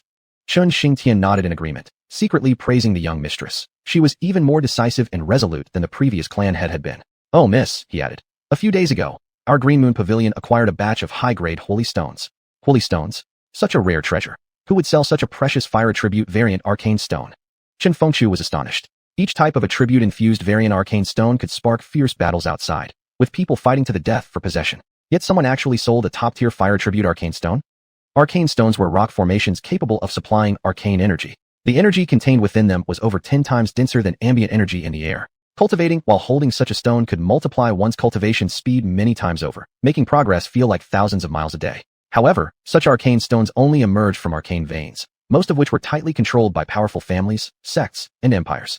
For a borderland clan like the Qin family, possessing even a small low-grade arcane stone vein was already considered fortunate. Even so, this single vein had allowed the Qin family to produce numerous arcane warriors each year, further solidifying their dominance in Blackstone City. As for arcane veins containing attribute-infused stones, surely there weren't many of those throughout the entire empire. The terrifying advantage of fire attribute arcane stones lay in the fact that cultivators practicing fire-based techniques could increase their cultivation speed dozens of times over when using such stones. Moreover, the arcane energy they cultivated would be far stronger and denser than ordinary cultivators. In comparison, the amplification effects offered by water attribute, thunder attribute, and other elemental arcane stones were equally astonishing. How many were there in total? Qin Xingtian flipped through the ledger and replied. A total of 63 fire attribute arcane stones were exchanged for 3,610 medium-grade arcane stones, 100 high-grade arcane stones, 1 star veil grass, 3 flaming sun stones, 1 soul's ever wood, and various other strange items. On the market, a single attribute-infused arcane stone could fetch up to 100 high-grade arcane stones, and 1 high-grade stone could be exchanged for 100 medium-grade ones. Those 63 fire tribute stones alone should have been worth 6,300 high-grade arcane stones, equivalent to 630,000 medium-grade ones. Yet they had only been traded for these few items? Could it be that the person was out of his mind? The more Chen Fengchu thought about it, the less sense it made. Uncle Tian, please go outside and call second elder in. Chun Xingtian acknowledged and left, soon returning with second elder Chen Yunfeng. Though his hair had turned white, the elder still appeared energetic, with sharp, well-defined features that must have charmed countless young women in his youth. Uncle Tian, please recount everything that happened to second grandfather, Chen Fengchu instructed. Chen Xingtian bowed slightly and began again, repeating every detail he had just shared. After hearing the account, Chen Yunfeng fell into deep silence.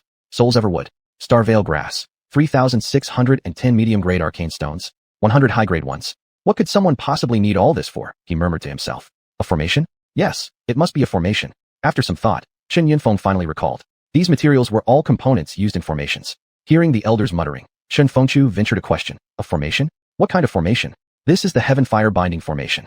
3 fire tribute arcane stones serve as the formation's core nodes, while 100 high-grade arcane stones and 3,610 medium-grade ones form the surrounding points. The Souls Everwood and Starvale Grass act as barriers to isolate arcane energy. It's specifically designed to trap people, making escape extremely difficult. Once caught inside, the target cannot absorb any external arcane energy from the world around them. Over time, their combat power will drastically decline. Chen Fengchu was filled with confusion. How could someone in this place know about such an obscure formation? What did they intend to use it for? Eventually, she dismissed the matter and continued her inspection of the other shops, not returning to the Chun Manor until evening. She remained completely unaware that the sale of these very items would ultimately lead to the destruction of the Chen family. Chapter 74. The White-Robed Prodigy Commands All. Time flew swiftly, and in the blink of 10 days, the Wu family's ancestral ceremony was about to take place.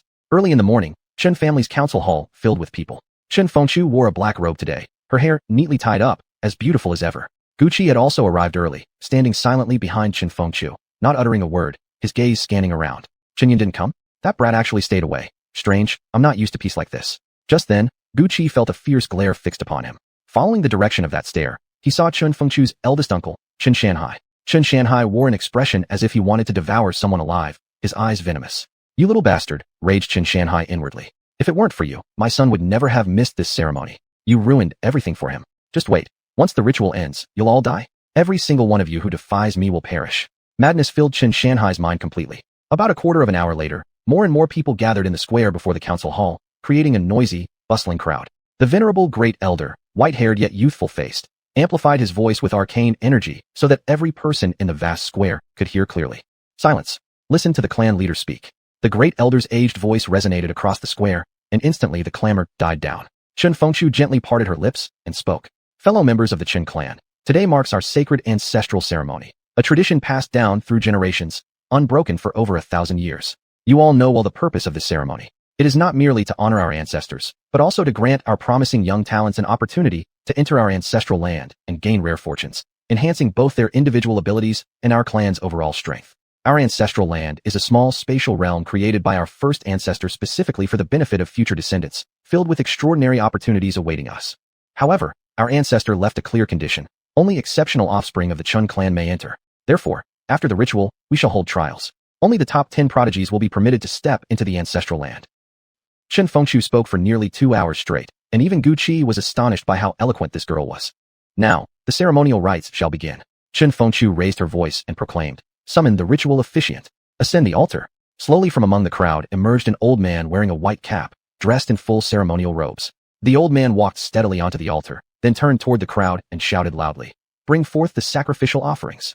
As soon as the words fell, several burly men carried 3-skinned demonic beasts onto the stage, placing them solemnly before the sacrificial table before stepping back down. The elder continued with a loud cry, "Pour the sacrificial wine." Clear liquor spilled onto the ground, and white banners fluttered in the wind. "Now, kneel and pay respects to our ancestors." Tens of thousands knelt in perfect unison, a magnificent and awe-inspiring sight that deeply King Ed Gucci. First kowtow, to honor the heroic spirits of our ancestors. As the elder's words echoed, 10,000 heads bowed as one. Second kowtow, to pay homage to the departed souls of our forebears. Third kowtow, may our Chun lineage prosper for 10,000 generations. After the ceremony concluded, Chen Fengchu stepped onto the altar and announced, "Now, the trial shall begin. All Chen clan members under the age of 18 are eligible to participate. The arena has been prepared. Fighting is allowed, but no serious injuries, only point touches count. I'll go first." A young Chen clansman leapt gracefully onto the stage. He had clear, refined features and a dignified bearing. Bowing respectfully to those below and toward Chen Fengchu, he introduced himself, Chen Jiuhu, 17 years old, at the 3rd level of Xianbing Cultivation. Please guide me. Several elders on the platform nodded slightly. This youth isn't old, yet his cultivation level is already quite high. His talent isn't bad either. He's worth nurturing. One elder praised. Indeed, this young man shows promise. Make note of his name. The great elder instructed. I'll go next. Another Qin youth vaulted directly onto the stage. Bowing, he declared, Chen Gaoyang, 18 years old, at the 2nd level of Xianbing Cultivation. Hearing this youth announce his status, murmurs rippled through the crowd. 18 years old at the 2nd layer of Xianbing, daring to challenge a 17-year-old at the 3rd layer? Is he trying to leap levels and achieve instant fame? I doubt he'll rise to fame. Might just end up as someone else's stepping stone. Exactly. Aside from the genius Chen Tianlong, who else can challenge beyond their level? Someone else added, don't forget that freak Gu Qi. Remember how he, with only 6 stars of Xianbing power, brutally defeated the 9th layer cultivator Chen Lada? Brutally, I say. Enough arguing. Let's just watch how they fight, whether he rises or falls flat. Chen Jiuhu returned the bow, signaling readiness. Please. Chen Jiuhu said calmly. Chen Gaoyang snorted angrily. Then I won't hold back. Watch this. With a fierce shout, he thrust a punch straight toward his opponent's face. Swift and powerful, the force of his fist sending ripples through the air. But the punch missed entirely. Chen Jiuhu stepped back, caught Chen Gaoyang's fist with one hand, subtly shifted his body, and flicked his wrist, deflecting most of the force. Xieshan Shou, you've actually mastered it? Chen Gaoyang was utterly shocked. This boy, younger than himself, didn't seem easy to deal with at all. Still, Chen Gaoyang reacted immediately, pulling back his fist, swinging his left leg into a spinning kick that cut through the air with a sharp whistle, aimed straight for his opponent's face. Chen Jiuhu moved, motionless as a pine when still, swift as a hare when striking. Chen Jiuhu's hands formed palms and slashed sideways directly at Chen Gaoyang's kicking leg, causing him to wince in pain and hastily retract it. But Chen Jiuhu gave him no chance. With a sweeping low kick, he struck Chen Gaoyang just as he lost balance. Chen Gaoyang collapsed to the ground with a thud. Chen Jiuhu swiftly closed in, stepping forward until he stood over him, clenching his fist as he said calmly, "You've lost." Only then did Chen Gaoyang rise reluctantly and walk off the stage. He had hoped to gain fame by defeating an opponent, but instead had been taken down in a single move. Never thought this youth would not only be strong in cultivation, but also so ferocious in actual combat. Even if he doesn't enter the ancestral land, he'll surely be noticed by the elders. What incredible luck. Many young clansmen below murmured in admiration. Up on the distant viewing platform, several elders, along with Chen Fengchu, stared in stunned silence. Only Gu Qi remained completely unmoved, for he was cultivating both soul and body simultaneously, making him invincible among peers of the same realm. His high cultivation level could be explained, but why is his combat prowess equally unmatched? Why had we never noticed this before? If not for this competition, we might still be unaware. Mark his name down, focus on nurturing him. The great elder instructed the elder behind him. Yet on the viewing stand, only Chen Fengchu and Chen Qingwan remained unaffected. One had no interest in cultivation, while the other possessed astonishing talent. Already at the 3rd level of Xian Master at merely 22 years old, becoming a key disciple cultivated by the sect. How could they possibly care about some mere Xianbing youngster? Of course, Gu Qi was the exception. On the arena stage, Chen Jiuhu stood silently, waiting for his next challenger. He's so strong, who would dare go up now? Even at 3 stars of Xianbing, the highest level here today is only 4th tier. Chen Fengchu hadn't anticipated this situation either. She tested the crowd with a question, is there no one else? After a moment of silence with no one ascending, Chen Fengchu had no choice but to declare the first spot awarded to Chen Jiuhu. Chen Jiuhu bowed respectfully to the assembled elders and then stepped down from the stage. Next contestant. Chen Fengchu's clear, melodious voice rang out once more. At that very moment, the crowd naturally parted, forming a path as a figure appeared, dressed in white robes, jet black hair flowing, face as flawless as jade, features exquisitely handsome, radiating an elegant aura, a folding fan in hand, slowly swaying. It was truly a picture-perfect, graceful young noble. Chapter 75, There's Something on Your Face. The newcomer was none other than Chen Tianlong, the prodigy of the Chen family who had been in seclusion for years.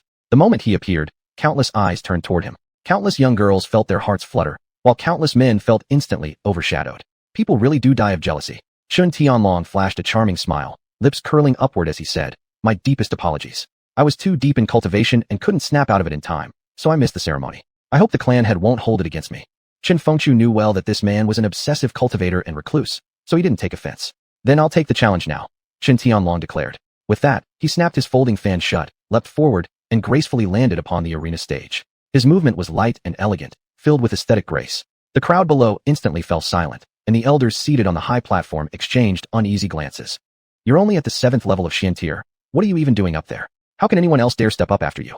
Holding his painted fan, Chen Tianlong stood confidently with a smile on his face. He knew no one would dare challenge him, unless they were suicidal. Gu Qi watched Chen Tianlong's smug expression and leaned close to whisper into Chen Fengchu's ear, "Why don't I go up there and teach that guy a lesson? Save us all from watching him show off like that." Chen Fengchu silently shook his head in refusal.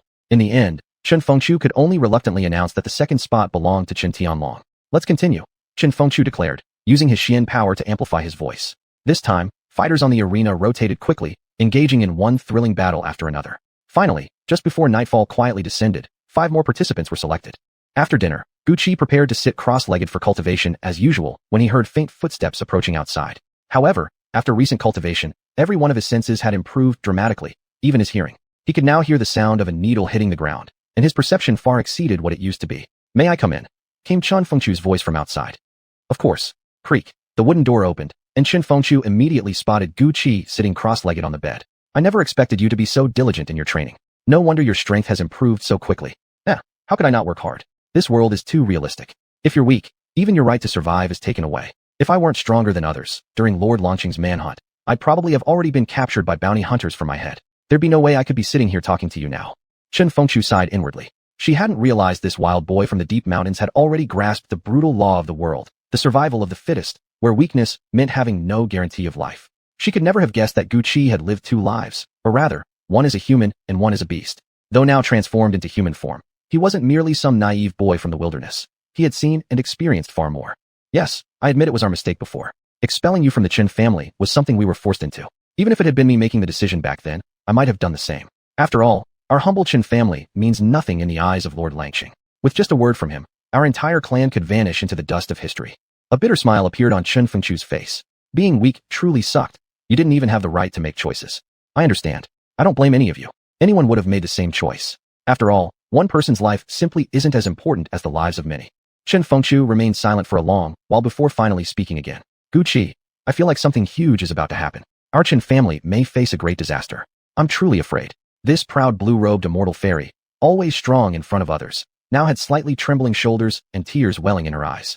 "Our clan's 1,000-year legacy might vanish into nothingness. Guqi, I beg you, if that day comes, please take Qingwan and leave. Oh, and also that young boy from earlier today. He shows great potential." Unable to bear seeing her in pain, Guqi nodded gently in agreement and comforted her. "Don't worry. As long as I'm here, I'll do everything I can to stop that from happening." "By the way," Guqi suddenly asked, "I wanted to ask you something about cultivation. Why do I feel like my soul warrior realm hasn't progressed at all? It feels exactly the same as before, no stronger. Do you know any methods that could help me advance?" Chen Fengchu wiped away her tears. "Cultivating as a soul warrior is actually very difficult. You need to constantly train your spiritual power. At this stage, increasing spiritual power is extremely hard. Only during breakthroughs does it grow slightly stronger. Otherwise, the only way is through practicing spiritual cultivation techniques, and those kinds of manuals are held only by major sects or imperial families. Families like ours simply don't possess them. Strictly speaking, soul warriors actually have cultivation stages just like corpse warriors, but the criteria are different. Soul warriors focus on enhancing spiritual power. Advancement is only possible by generating additional strands of spiritual power. 1 strand equals a soldier rank, and each additional strand elevates you 1 stage higher. After 9 strands, you must refine all 9 into a single, thicker strand of spiritual power. This cycle repeats. 1 strand becomes a soldier, 9 strands refined into 1 become a master.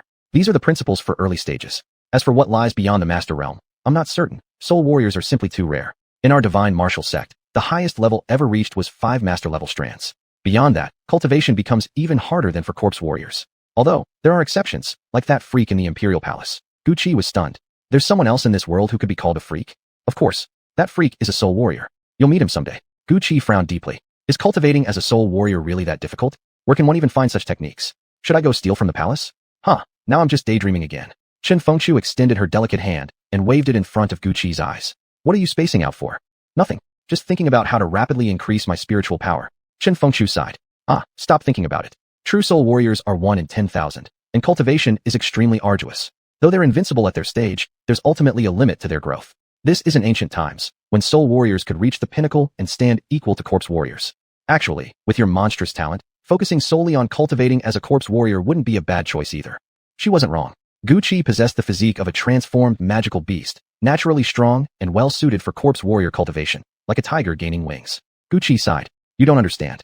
The cool, stylish movements a soul warrior makes while casting spells are beyond your imagination. It's just so damn cool. He flipped his long hair dramatically. Chen Fengchu burst into laughter, poking Guqi's forehead with her finger. Go die. You want me to die? Guqi leaned closer, his face nearly touching hers. Really, his face was just an inch away. Guqi could clearly smell Chen Fengchu's pure, maidenly fragrance. With Guqi's face so close, his eyes burning with unmistakable desire, and the raw, masculine aura radiating from him. Chen Fengchu's cheeks instantly flushed red. She lightly spat and scolded with a laugh. "You're so shameless." Gu Qi laughed heartily. "If you say I'm shameless, then I might as well truly be shameless." Staring at her beautiful face before him, Gu Qi leaned forward, just a breath away from kissing her. Chen Fengchu, slightly dazed and breathless, closed her eyes. Just then, unexpectedly, "Hey, there's something on your face," Gu Qi said. "Ah, this bastard. How embarrassing. I already closed my eyes, and he dares to say something like that?" Her face blazing red, Chen Fengchu abruptly stood up and pointed at Gu Qi angrily. You despicable brat. I'm leaving. Goodbye." Leaving behind a completely bewildered Gu Qi, frozen in confusion. What did I do wrong? Chapter 76, Sudden Catastrophe. Chapter 77, Wu Qingfeng, the prodigy of the Wu clan. Chapter 78, First Clash. It was said that the ancestral land of the Chen family was a space sealed by the first ancestor of the Chen clan using immense power. Inside lay all his treasures accumulated throughout his life, countless spiritual artifacts, pills, cultivation insights, and even 2 items listed on the Celestial Oddities chart. Deepest within was the final resting place of the Chen ancestor himself. If one gained his recognition, they would surely rise to great heights overnight. After all, the old ancestor had been so powerful that even a fraction of his legacy would drive people mad with desire. This treasure trove existed solely because the Chen ancestor had been unmatched in strength, a being capable of destroying heaven and earth with a mere gesture, revered by countless cultivators. However, only those with Chen blood could enter the ancestral land.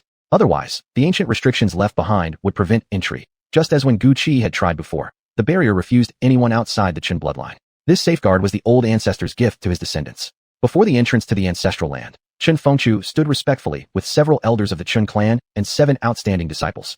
"Great Elder, open the ancestral land," Chen Fengchu ordered. The great elder of the Chen family waved his hand, leading several other elders forward. They joined hands and formed seals, preparing to lift the restriction.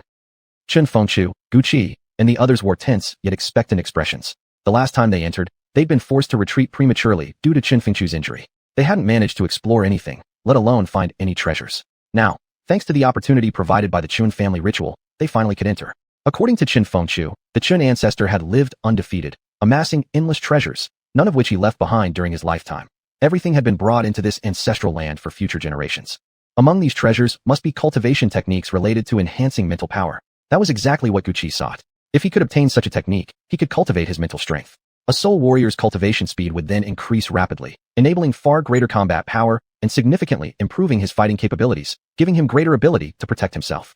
Just as everyone waited in anticipation, one young clansman rushed over and whispered something into the ear of an elder. The elder's face instantly darkened. He waved the young man away, then walked through the crowd toward Chen Fengchu and said respectfully, "Clan Master, a disciple has just reported. The head of the Wu family, Wu Tiansheng, is arriving together with the head of the Lin family. It appears they're coming for the ancestral land." Chen Fengchu snorted coldly. "They actually think they can enter our ancestral grounds. Let them come. If they wish to cause trouble, we'll stand firm. At worst, we fight until neither side survives." "Yes, Clan Master," the elder replied. But no one noticed Chen Shanhai standing at the edge of the group, wearing a sly smile. "Little girl, you're still too naive. The position of Clan Master suits your uncle much better. Once I take control, I'll make sure to treat you all very well indeed." Chen Shanhai gloated silently, his eyes darting restlessly toward the outside, eagerly awaiting the arrival of the Wu family. "Ha!" A loud laugh echoed before its owner appeared. Even before arriving, the chief of the Wu family announced his presence with a hearty chuckle. "Clan Master Chun, we are honored guests arriving from afar. Surely you don't mean to make us come down here to meet you personally?" The Wu family chief was an elderly man whom Gu Qi had seen once before. Though aged, he had the rosy complexion of youth, bright eyes, and a robust frame showing no signs of frailty. Hearing the voice, Chen Fengchu stepped forward. "Well now, what an unexpected guest. What brings the head of the Wu family here today?" "Of course, I heard that your family is opening the ancestral land today. I came hoping to observe the event, and also to request one small favor from Clan Master Chun."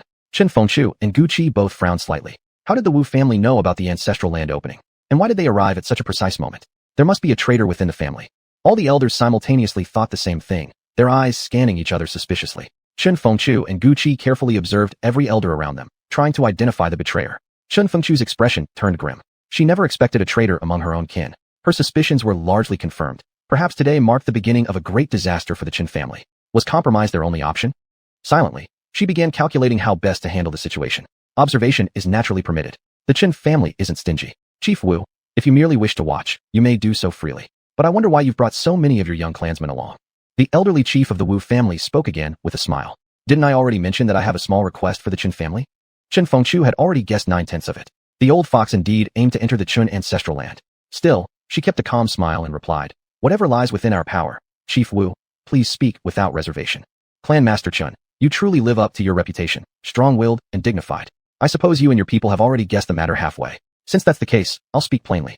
Everyone in Blackstone City knows the Chun family possesses a sacred ancestral land filled with boundless opportunities. Every year, outstanding disciples are sent inside to gain fortune and insight. The Wu family has long admired this ancestral ground. That is why I've come today, setting aside my pride, to humbly request that Clan Master Chun fulfill this wish of mine. The young ones behind me are all talented youths of exceptional potential from our Wu clan. I sincerely hope you will grant them the honor of entering the revered Chun ancestral land they've dreamed of for so long. Inwardly, Chen Fengchu cursed every generation of the Wu family chief. Outwardly, however, he kept smiling. Chief Wu, your request isn't difficult in itself. But as everyone knows, only those bearing the Chun bloodline can enter our ancestral land. Outsiders are naturally repelled by ancient restrictions. It's not that I'm refusing to give you face, but these ancestral prohibitions left behind by our forebears cannot be altered by someone as ordinary as myself. The Wu family chief didn't appear angry at all. Instead, he chuckled warmly. Clan Master Chun, nothing in this world is absolute. There are always exceptions, aren't there? After all, before overwhelming power, even the most daunting obstacles become insignificant. These restrictions aren't unbreakable. All it takes is your agreement. Chen Fengchu grew angrier with each passing moment. How could a traitor operate under his very nose, brazenly defying him like this? He hesitated. If he agreed, they would surely demand the same every year from now on. But if he refused, judging by the force they brought with them, open conflict might be inevitable, and his Chen family simply wasn't their match. One Wu family chief was already hard enough to handle, let alone the other experts standing behind him. Chen Fengchu turned his eyes toward Gu Qi for counsel. After a moment's thought, Gu Qi spoke quietly. Agree to it. I'll go in too. They won't gain any benefit. In fact, I'll make sure they pay dearly. Chen Fengchu nodded in acceptance, then turned back to the Wu family chief. If Chief Wu can personally break through this restriction, the Chen family will raise no objections. However, only 2 of your people may enter. Chen Fengchu raised 2 fingers to emphasize his words. Are you really so stingy, Clan Master? Only 2 spots. Our Wu family offers 3 million low-grade profound stones, for just 3 additional bia. Chen Fengchu was about to reject without hesitation, but as he opened his mouth, no sound came out. He felt Gu Qi suddenly grab his arm. Agree, Gu Qi said firmly. Chen Fengchu froze for a second, then nodded. Very well. 3 million profound stones for 3 additional spots, but only on the condition that you can actually enter. If you fail, don't blame us. And once it's clear you can't get in, you must leave immediately. The Wu family chief's face lit up with joy, his wrinkled smile broadening. Excellent. Now that Clan Master Chen agrees, the Wu family certainly has ways to deal with the restriction. I only hope you won't regret this decision later. Meanwhile, on the edge of the crowd, Chen Shanhai was utterly displeased. He never expected Chen Fengchu would agree so easily to the Wu family's demands. It was all because of Gu Qi. Chen Shanhai had seen clearly. Gu Qi whispered something to Chen Fengchu, who instantly changed his mind. Once again, everything was ruined because of Gu Qi. Because of him, all the careful plans he had laid through the night were collapsing into nothingness. He had secretly met with the Wu family chief, betraying the interests of the Chen family, all for the chance to seize the position of clan master. Finally, the Wu family chief agreed to help him claim power. He thought every detail was perfect. He knew his niece's temperament. She would absolutely refuse, and events would unfold exactly as he planned, leading inevitably to him ascending as clan master. But he never imagined that Chen Fengchu would listen to Gu Qi so obediently. A sharp screeching sound rang out as the iron gate slowly opened, and the ancestral land's barrier dissipated. Chen Fengchu turned around with a faint smile. Chief Wu, you may test it with your people. As for us, we'll take our leave first. Chen Tianlong, lead them in ahead. Chen Tianlong, the one dressed in white robes with flowing black hair, holding a folding fan like a celestial immortal, waved to the 6 behind him. Come, let's go inside. Then he led the group forward into the ancestral land. Chief Wu, you may send your people in now. Just watch out for backlash from the restrictions. If anyone gets injured, the Chen family won't be responsible. Though, seeing as we're fellow city dwellers, we might still offer a bit of medicine. Chen Fengchu said, every word laced with veiled mockery. Yet the elderly Wu family chief remained calm and smiling, not the least bit offended. Qingfeng, you go first. Wuling, accompany Qingfeng and shield him from the backlash. From behind the elder, a boy of about 13 or 14 stepped forward. Handsome as jade, elegant and refined, his delicate features and graceful demeanor marked him as extraordinary. Chen Fengchu was shocked when he saw the youth. The Wu family actually has such a monstrous genius? Only 13 or 14 years old, yet already reached the profound master realm? He rivals heirs of noble clans and imperial sections. When Gu Qi first laid eyes on the boy, an indescribable sensation welled up from deep within him. It was an odd feeling, as if he somehow knew this youth well. Watching his actions, Gu Qi felt not awe like others, but rather a subtle disgust, something inexplicable, almost like facing a long-time nemesis. Wu Qingfeng, the 7th-generation prodigy of the Wu family, wore white robes and had a delicate, handsome face that radiated elegance. A gentle smile always lingered on his lips, drawing involuntary glances from those around him. The youth approached the barrier gate with serene composure, bowed politely to the elders present, then stepped across into the ancestral land. This young man will go far, surely destined for greatness. Becoming a profound master at just 13 or 14. What astonishing talent. The Wu family is bound to rise because of him. The Wu family's hiding their strength deep. This boy's potential far surpasses Chen Tianlong's, perhaps even rivals Gu Qi's. The Chen family elders watched in silent amazement, shaken by the display. At a distance, the Wu family chief and elders beamed with pride, delighted by the Chen clan's praise. Gu Qi couldn't help but grimace inwardly. So many geniuses in this world. Already a profound master at 13? Probably started cultivating inside the womb. As soon as the boy crossed the threshold, the guardian construct formed by the restriction moved to stop him, just as it had with Gu Qi before. Last time, Gu Qi had barely fought through after fierce combat. But this youth remained utterly calm, effortlessly dodging every attack from the barrier entity. Great Elder, assist Qing Feng by holding back the restriction so he may enter, ordered the Wu family chief, observing the scene. Immediately, Wu Ling stomped forward into the barrier field, engaging the guardian directly. The construct abandoned its pursuit of the youth and turned to clash with Wu Ling, the Wu family's great elder. Gu Qi stared in disbelief, turning to Chen Fengchu with questioning eyes. Can your ancestral land's restrictions really be bypassed like this? Chen Fengchu's expression turned grave. He knew only Chen bloodline members could enter. Last time, it was Gu Qi who devised a clever trick to fool the restriction. As for this method, one person entering while another draws the barrier's attention, he'd never heard of it. Only someone high-ranking or very senior within the Chen family could possibly know such a secret. This meant someone had truly betrayed the Chen family, someone powerful and well-informed enough to reveal forbidden knowledge. I don't know, Chen Fengchu admitted. I've never heard of this method either. Clearly, someone within our family has betrayed us, and not just anyone. Someone of great standing. Gu Qi pinched his nose, a sly, mischievous grin spreading across his face. Doesn't matter. Let them all go in. I'll beat them so badly they won't know which way is north, won't even recognize their own mothers. Haven't had a good fight in ages anyway. Chen Fengchu shot him a dumbfounded look. That freak. Recently he's been getting more violent by the day. With Wu Ling holding off the guardian, Wu Qingfeng calmly entered the ancestral land, leaving the elder to continue battling the restriction alone. The Chen elders' faces darkened. None had expected the Wu family to know the substitution method, a technique that should have been sealed within their clan's deepest secrets. It confirmed a traitor existed among them. Everyone assumed that even if Chen Fengchu allowed entry, the Wu family wouldn't possess the means to breach the ancestral land. Yet reality proved otherwise. 5 people, 5 would now enter at once, meaning 5 shares of opportunity, perhaps even more, would fall into the hands of the Wu family. The legacies left behind by their ancestors were being handed over to outsiders. In its prime, the Chen family had numerous experts, easily dominating the Wu family. Even if the Wu clan obtained benefits, the Chens could simply seize them by force. But now, including Chen Fengchu, their clan master and heir, the Chen family had only 6 profound masters. Most of the elders were above the 8th level of profound soldier. In contrast, the Wu family had 20 profound masters and over 100 cultivators above the 8th level of profound soldier, easily visible at a glance. But what could they do? They had agreed to the Wu family chief's request. Now they could only swallow their bitterness in silence. Seeing the Chen elders' ashen faces, the Wu family chief smiled even wider. He beckoned another youth and an elder from behind him, signaling them to step forward and enter the ancestral land. The Chen family's great elder, sitting cross-legged while recovering his profound energy, sighed inwardly upon hearing the 4th elder's words. Since ancient times, which empire has been immortal? Which imperial capital has never fallen? Which power has endured forever? Even the mighty Tianxue Empire, which existed for tens of thousands of years, was ultimately destroyed. How much more so a mere Qin family? Prosperity leads inevitably to decline. Each generation surpasses the last. Our Qin family should also relinquish its position as the dominant force in Blackstone City. The great elder's voice carried deep sorrow, infecting everyone present and drawing them into a heavy silence. Gu Qi also felt helpless. Dynasties rise and fall, empires change hands, noble families fade while new aristocrats emerge. Prosperity always breeds decline. This was an unchanging law, the natural order of the world, something no one could defy. Back on Earth in his previous life, every dynasty had risen by trampling over the corpses of the old. Tang, Song, Yuan, Ming. Not one had escaped the cycle of glory and ruin. The strong survived, the weak were eliminated. No one could alter this truth. Even here on the Tianhuan continent, wasn't there once an empire that stood tall for tens of thousands of years? Yet it too eventually declined. How overwhelmingly powerful the Tianxue Empire had once been. Only cultivators at the Xian Master Realm could serve as soldiers. Xian kings barely qualified as gatekeepers. Xian sovereigns walked the streets like commoners, and experts beyond the Xian sovereign level emerged one after another.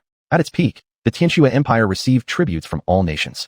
Immortal sects lasting thousands of years bowed before it. Fierce beast tribes dared not step into human territories, and countless barren wastelands were carved out and cultivated. Yet in the end, even it crumbled. No dynasty lasts forever. Gu Qi gently patted Chen Fengchu's shoulder, offering comfort. Don't worry. As long as I'm here, I'll protect the Chen family. Trust me, the Chen family won't fall. What we've lost will be reclaimed. Chen Fengchu's heart swelled with emotion. She nodded quietly. Soon, the Wu family sent in their second youth, repeating the earlier method, one entering while an elder distracted the restriction. 3 times they did this, until all 5 youths had entered. Chen Fengchu then took Gu Qi's hand, and approached the ancestral land barrier. She called over the Great Elder, instructing him to keep watch over the Wu family members and ensure they didn't cause trouble during their absence. Then, still holding Gu Qi's hand, she stepped into the ancestral land. The Chun elders watched in stunned silence as Chen Fengchu led Gu Qi across the threshold, without any resistance from the ancestral land. Left behind were the dumbfounded elders of both the Wu and Qin families. Just held hands and walked in? Could it really be that simple? Has the ancestral land's restriction become useless? Does holding hands make the barrier believe he's the Chun family's son-in-law? Inside the self-contained space of the ancestral land, Gu Qi and Chen Fengchu couldn't see the shocked expressions outside. This was Gu Qi's first time properly observing the ancestral land. Last time, when he came with Chen Fengchu, he'd fought fiercely against the barrier construct immediately. After barely making it through, he was chased non-stop by monstrous beasts within and had no choice but to retreat early. The interior resembled the outside world, but the Xian energy in the air was several times denser, covering an area equivalent to half of Blackstone City. There was only one mountain, though many beasts roamed inside, all mostly low-level Xian soldiers, posing no real threat. To Gu Qi, everything seemed perfectly normal, except for that single, strikingly prominent mountain standing alone in the distance. Let's go. Don't just stand there. We should move deeper and see if we can find anything valuable, Chen Fengchu said. Gu Qi numbly nodded in agreement. As they walked, they scanned their surroundings carefully. Where are the people who came in earlier? Gu Qi asked. Why haven't we seen a single one? Chen Fengchu shook her head. Maybe they all headed straight for that mountain. Let's hurry there too. They sprinted without pause, and along the way, Chen Fengchu shared tips with Gu Qi, where treasures might be found, which beasts guarded rare medicinal herbs. Wait, Gu Qi said, tugging at Chen Fengchu's hand. Look at that. What is it? He pointed toward a tree. Chen Fengchu gasped in surprise. That's a Tian Sui fruit, used to cleanse the marrow and enhance one's cultivation foundation. Hurry, let's pick it. She started counting. 1, 2, 3, 4. Her face lit up with joy. Gu Qi, 8 fruits in total, and they all look over 300 years old. We've hit the jackpot. All right, grab them quickly, Gu Qi urged. Hom. Chen Fengchu replied, beaming with delight. After collecting the marrow-washing fruits, they swiftly moved away. Knowing each spirit tree was sure to have a beast guardian, they didn't linger. After walking several miles, Chen Fengchu suddenly gripped Gu Qi's hand tightly. Stop. There's a fight ahead. Sounds like someone battling a beast. Not sure if it's one of ours or from the Wu family. Let's check it out. By now, Chen Fengchu pulling Gu Qi's hand had become second nature. She followed the sound of battle without hesitation. Stop. The fight is just ahead. Chen Fengchu signaled to Gu Qi to crouch down. It's Wu Qingfeng, that genius youth from the Wu family, actually fighting a Yeren demon. There must be some treasure nearby. Otherwise Wu Qingfeng wouldn't waste time provoking a beast like this. What if we sneak around and head straight for the beast's lair? Chen Fengchu asked. Gu Qi naturally agreed. This kind of situation, someone else doing the hard work while he reaped the benefits, was exactly what he liked. He immediately gestured. Let's go. Outside, Wu Qingfeng was still locked in battle with the Yeren, completely unaware that someone had slipped behind to steal from his hard-earned gains. Gu Qi and Chen Fengchu crept forward slowly and quietly, arriving at the Yeren's den. Meanwhile, the battle outside was nearing its end. Wu Qingfeng truly was strong. After a brief struggle, he landed a powerful punch that killed the Yeren instantly, then turned to search for the treasure it had guarded. That was when he spotted Gu Qi and Chen Fengchu sneaking around. Chapter 78. First Clash. You're Wu Qingfeng, the genius from the Wu family? Gu Qi studied him closely. Wu Qingfeng indeed had striking features, handsomer than most women, and radiated an innate charm. Not only was he good-looking, but he also carried himself with grace and courtesy. Wu Qingfeng smiled lightly. Yes, I'm Wu Qingfeng. You're Gu Qi, aren't you? Gu Qi was puzzled. Why would this young boy know him? He had never seen him before, nor did they have any connection. Seeing Gu Qi's confusion, Wu Qingfeng continued. I heard earlier about how Uncle Chun intended to marry off Qingwan Senior's sister to that depraved Lang City young master, who'd been causing trouble all over town, seducing innocent girls. Then someone named Gu Qi stepped in, killed the Lang City young master with his bare hands, and saved senior sister Qingwan. Later, he was expelled by the Qin family and put under bounty by the Lang City young master. Yet still, out of loyalty to the Qin family, he returned to help them survive the beast tide. That's right, Gu Qi said, nodding slightly. But I'll say this clearly. I'm taking this fragment. I'm pointing at the scroll fragment we just found with Chen Fengchu. Wu Qingfeng shook his head, still smiling gently. No, I can't let you have it. Standing beside him, Chen Fengchu couldn't hold back her anger. Why shouldn't it be ours? We were the first to find it. But I'm the one who killed the demon guarding this scroll fragment. It rightfully belongs to me. 14-year-old Wu Qingfeng replied calmly, without fear or arrogance.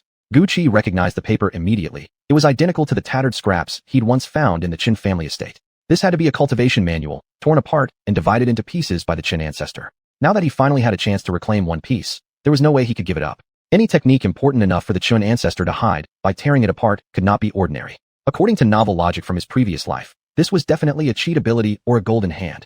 After all, he had come here without a mighty master, a noble lineage, or divine pills and treasures. This manual must be his cheat code, the key to reaching the pinnacle of power. He absolutely could not let it go. With unwavering determination, Gu Qi responded, I won't give it to you. These few sheets of paper are mine. Wu Qingfeng stood tall, his long robes fluttering, his small frame slender but dignified.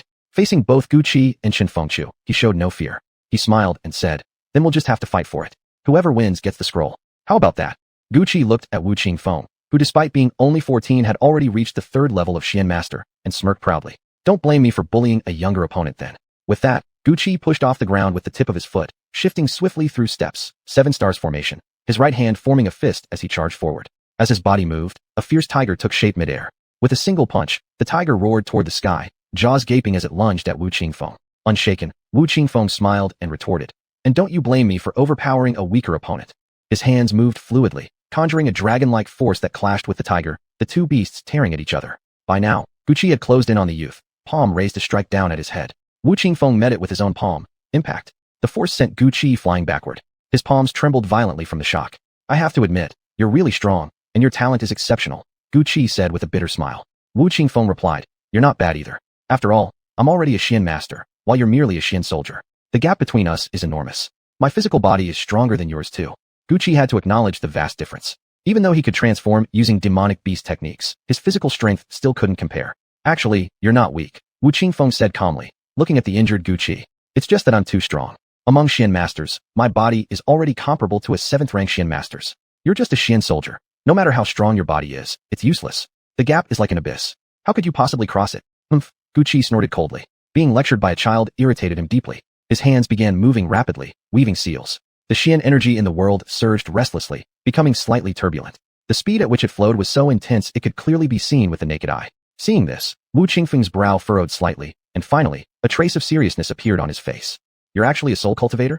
Gu Qi didn't respond, fully focused on gathering the natural Xian energy, his hand seals shifting too rapidly for the eye to follow. Wu Qingfeng well understood that before reaching the level of Wu Zun, soul cultivators were stronger than corporeal cultivators. Indeed, every soul cultivator could fight beyond their rank, even against higher-ranked corporeal cultivators, because prior to the rank of Wu Zun, only soul cultivators could quickly connect with and gather celestial Xian energy. Only after reaching Wu Zun could one freely wield heavenly Xian power as effortlessly as breathing, using willpower to harness ambient energy in battle, rather than relying solely on physical strength. And now, Gu Qi wasn't just a corporeal cultivator, he was also a soul cultivator, training in both paths simultaneously, and neither path weak either. This made him far more formidable than even a promising soul or corporeal cultivator alone.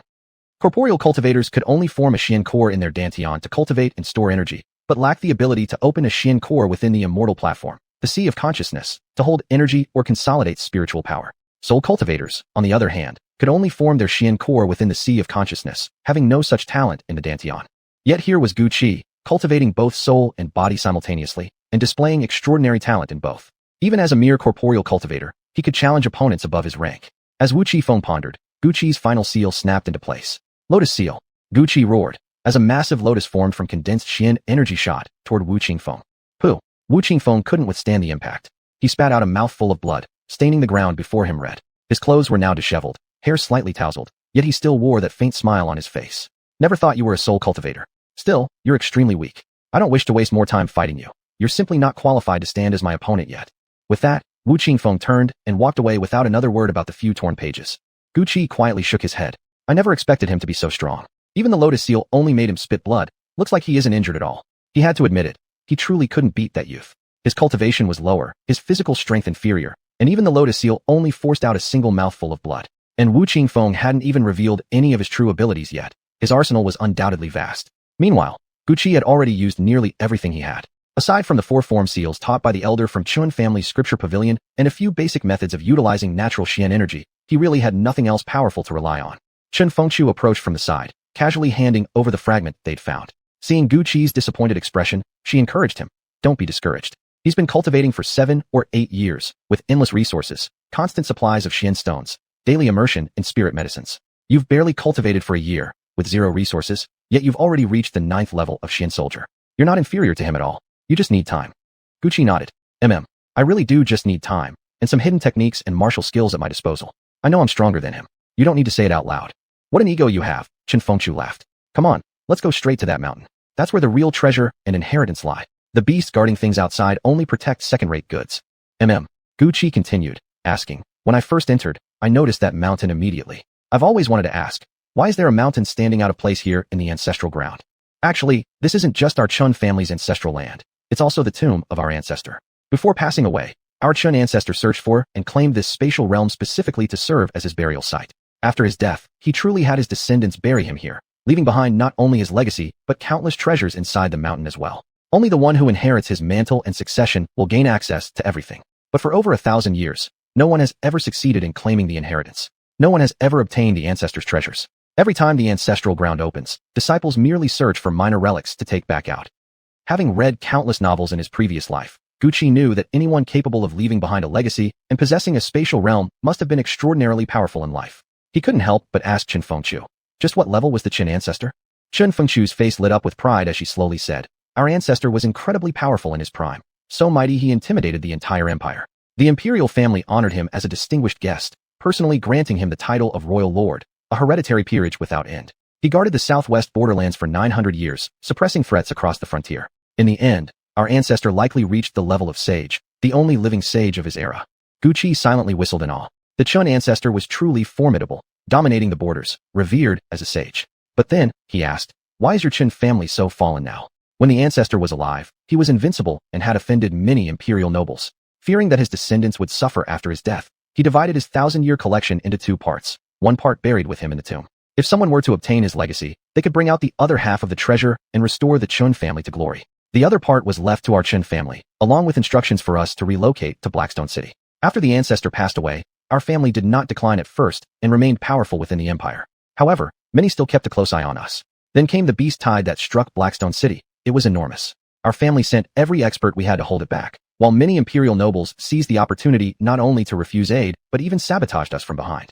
That was when the Chun family truly began its downfall. Countless cultivation techniques, pills, and Xian stones were looted. Our clan grew weaker and weaker, until it reached the state you see today. At one point, they even attempted to break through the restrictions and claim the ancestors' inheritance. But only someone bearing Chun blood could activate it. When they failed, they prepared to retreat and abandon our family entirely. Yet what our Chun family never anticipated was that there was a traitor among us, one who agreed to enter the tomb and seize the inheritance for them, promising to hand over the treasures. That person was exceptionally gifted and nearly succeeded in obtaining the ancestors' legacy. Who was that person? Gucci asked. Chapter 79. Young lady, wait until I become powerful. Chen Haoshuan, the Purple Xian King, formerly appointed by the imperial family, a mere 300 years old and already an emperor of Xian. Never before in the past 10,000 years has there been such a young emperor. He's hailed as the most promising Xian emperor in nearly 10 millennia, with potential to reach the realm of sages, just like our Chun family's ancestor, or even higher. Chen Fengchu spoke each word slowly and deliberately. Gucci didn't know what the sage realm was. All he understood was that above Xuanzuan came Xianhuang, and beyond Xianhuang stood Xuandi. As for the sage realm, it was a level far beyond his reach, one he didn't bother trying to comprehend. But he believed that one day, he would get there. Because he was no ordinary being. He was a ferocious beast with the rare gift of rebirth, something common cultivators could never possess. Even if he was born a monster, he would become an unparalleled one, towering over the world.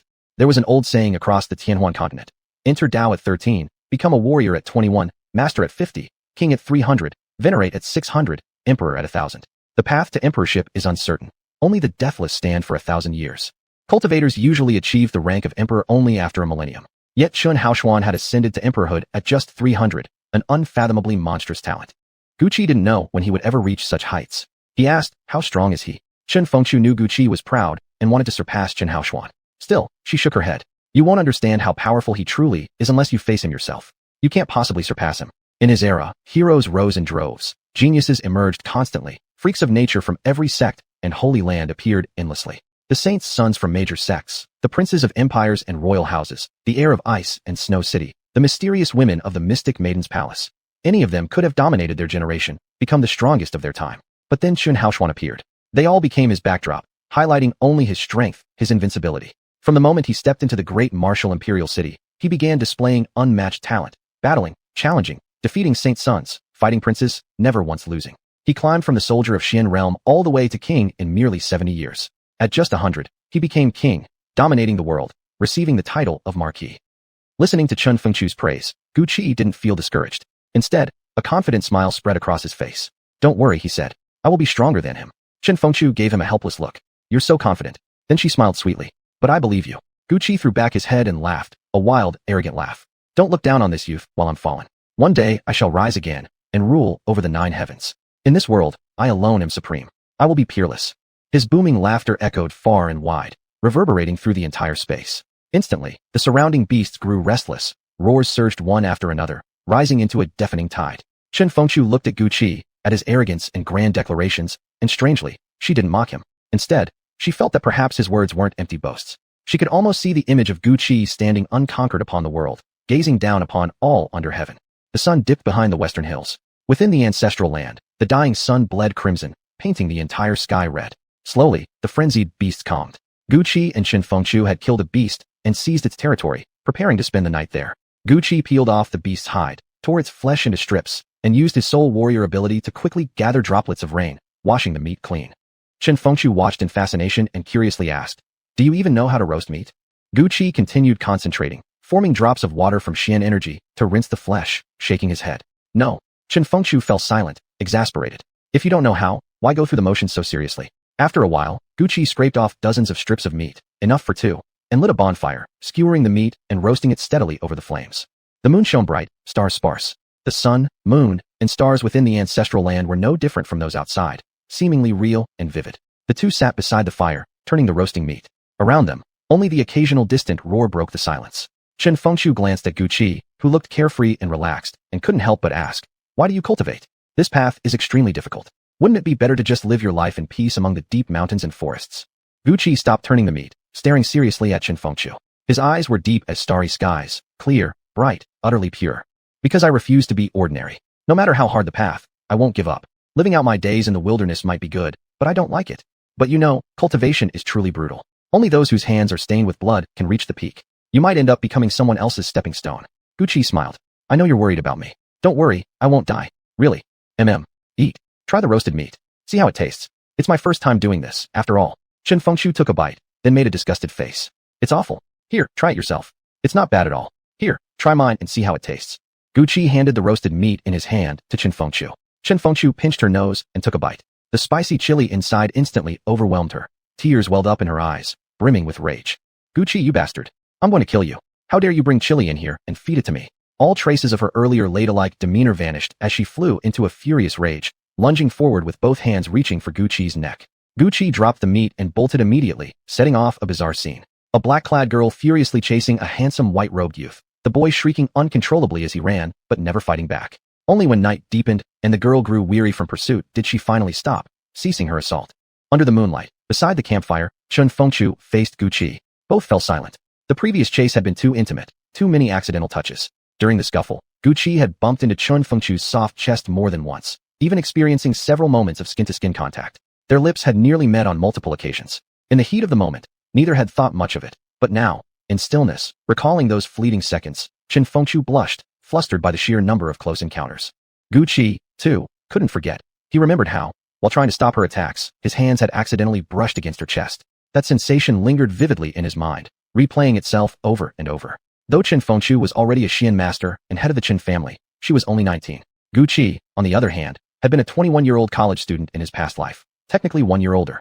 Though reborn into a beast that had taken human form and appeared as a mere 17 or 18-year-old youth, his inner self carried the maturity of someone far older. Their age difference, combined with the physical intimacy of the moment, created an awkward silence between them. Neither knew how to break it. Chen Fengqiu hesitated, bound by the dignity of a young noblewoman. Gu Qi simply didn't know how to face this girl whose heart seemed to beat closer to his own. From the moment he returned as a wanderer and first saw her, fiercely stepping in to help repel the beast tide, her lovable, beautiful appearance and gentle nature had made her someone he didn't dislike at all. In fact, there was a flicker of affection. As they continued traveling together, entering the ancestral land, confronting restrictions, battling guardian beasts, when Chen Fengqiu was injured and poisoned, and he sucked the venom from her mouth with his own, seeing her face flush crimson, her peerless beauty, elegant brows, graceful figure, and ethereal aura rivaling celestial fairies, he truly felt his heart stir. He remembered when she suggested, "Let's pretend we're husband and wife. Maybe the restriction will be fooled." When his hand clasped hers, he could feel the warmth of her palm, the delicate fragrance rising from her body. He didn't know how to face her now. Every intimate gesture they'd shared, holding hands, laughing together, their recent playful chase, things couples usually do, they had unknowingly lived through. After a long silence, Gu Qi finally spoke. I. Chen Fengqiu, who had also remained quiet, suddenly tried to speak at the same time. "You go first," Gu Qi gestured. Chen Fengqiu, unsure what to say, replied. "No, you go first." "All right." Gu Qi seemed to summon all his courage before finally saying, "Fengqiu, I think I've fallen for you." Chen Fengqiu's face filled with shock, disbelief written across her features. "Are you sure you mean that?" she asked cautiously. Gu Qi nodded firmly. "Yes, I liked you from the very beginning, and now I like you even more. What were you going to say just now? He countered. Chen Fengchu fidgeted slightly, then murmured, actually, I wanted to say I like you too. I just didn't know how you felt. The moment she said it, Gu Qi's face lit up with pure joy, barely containing the urge to pull Chen Fengchu into his arms. After a brief pause, Gu Qi turned solemn. Young lady, wait until I become powerful. One day, I will give you a wedding so magnificent, the entire world will envy it.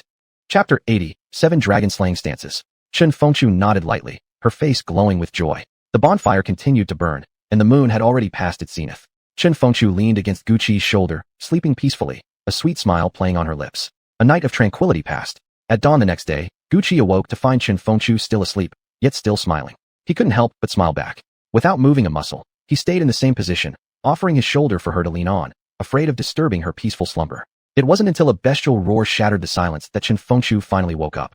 She gave Gu Qi an apologetic smile, clearly aware that she'd been using his shoulder as a pillow all night, knowing full well he had stayed perfectly still just so as not to wake her. Affectionately, Gu Qi tucked a strand of loose hair from her forehead behind her ear, then said, let's go. We need to reach that mountain today. We can't afford any more delays. Something might be happening out there. Chen Fengchu nodded seriously, her expression troubled. I feel it too. Once we leave, something is bound to happen. It's better if we get out quickly. They packed up their belongings and continued onward toward the mountain. Gu Qi led Chen Fengchu deeper into ancestral territory, toward that mountain. Along the way, they searched for spirit fruits, but whether due to bad luck or because someone had beaten them to it, they only found a few fruits that had barely reached 100 years in age. In the end, they chose not to pick them. The older a spirit fruit, the greater its value. Fruits barely over a century old were practically useless. So they left this opportunity for future generations. They walked slowly, stopping frequently, so a journey that should have taken just 2 hours ended up consuming most of the morning. It was nearly noon by the time they finally arrived at the mountain deep within ancestral lands. Gu Qi looked at the mountain before them. It wasn't very tall, no more than 200 meters high, and stretched only dozens of miles. It was neither imposing nor steep. Chen Fengchu pointed ahead. This is where the ancestors' tomb lies, and also the place of inheritance. Every year during the ceremony, everyone's ultimate destination is here, because this place holds the greatest opportunity. We arrived rather late. Most likely they've already gone inside. Let's go in too. Have you been here before? Gu Qi asked. Chen Fengchu shook her head. No, this is my first time. I went to the Divine Martial Sect when I was 13. If father hadn't died trying to stop the beast tide, I probably wouldn't have returned. Though I've never entered before, many who have come back speak of what's inside. That was her reply. The path through the mountain was rugged.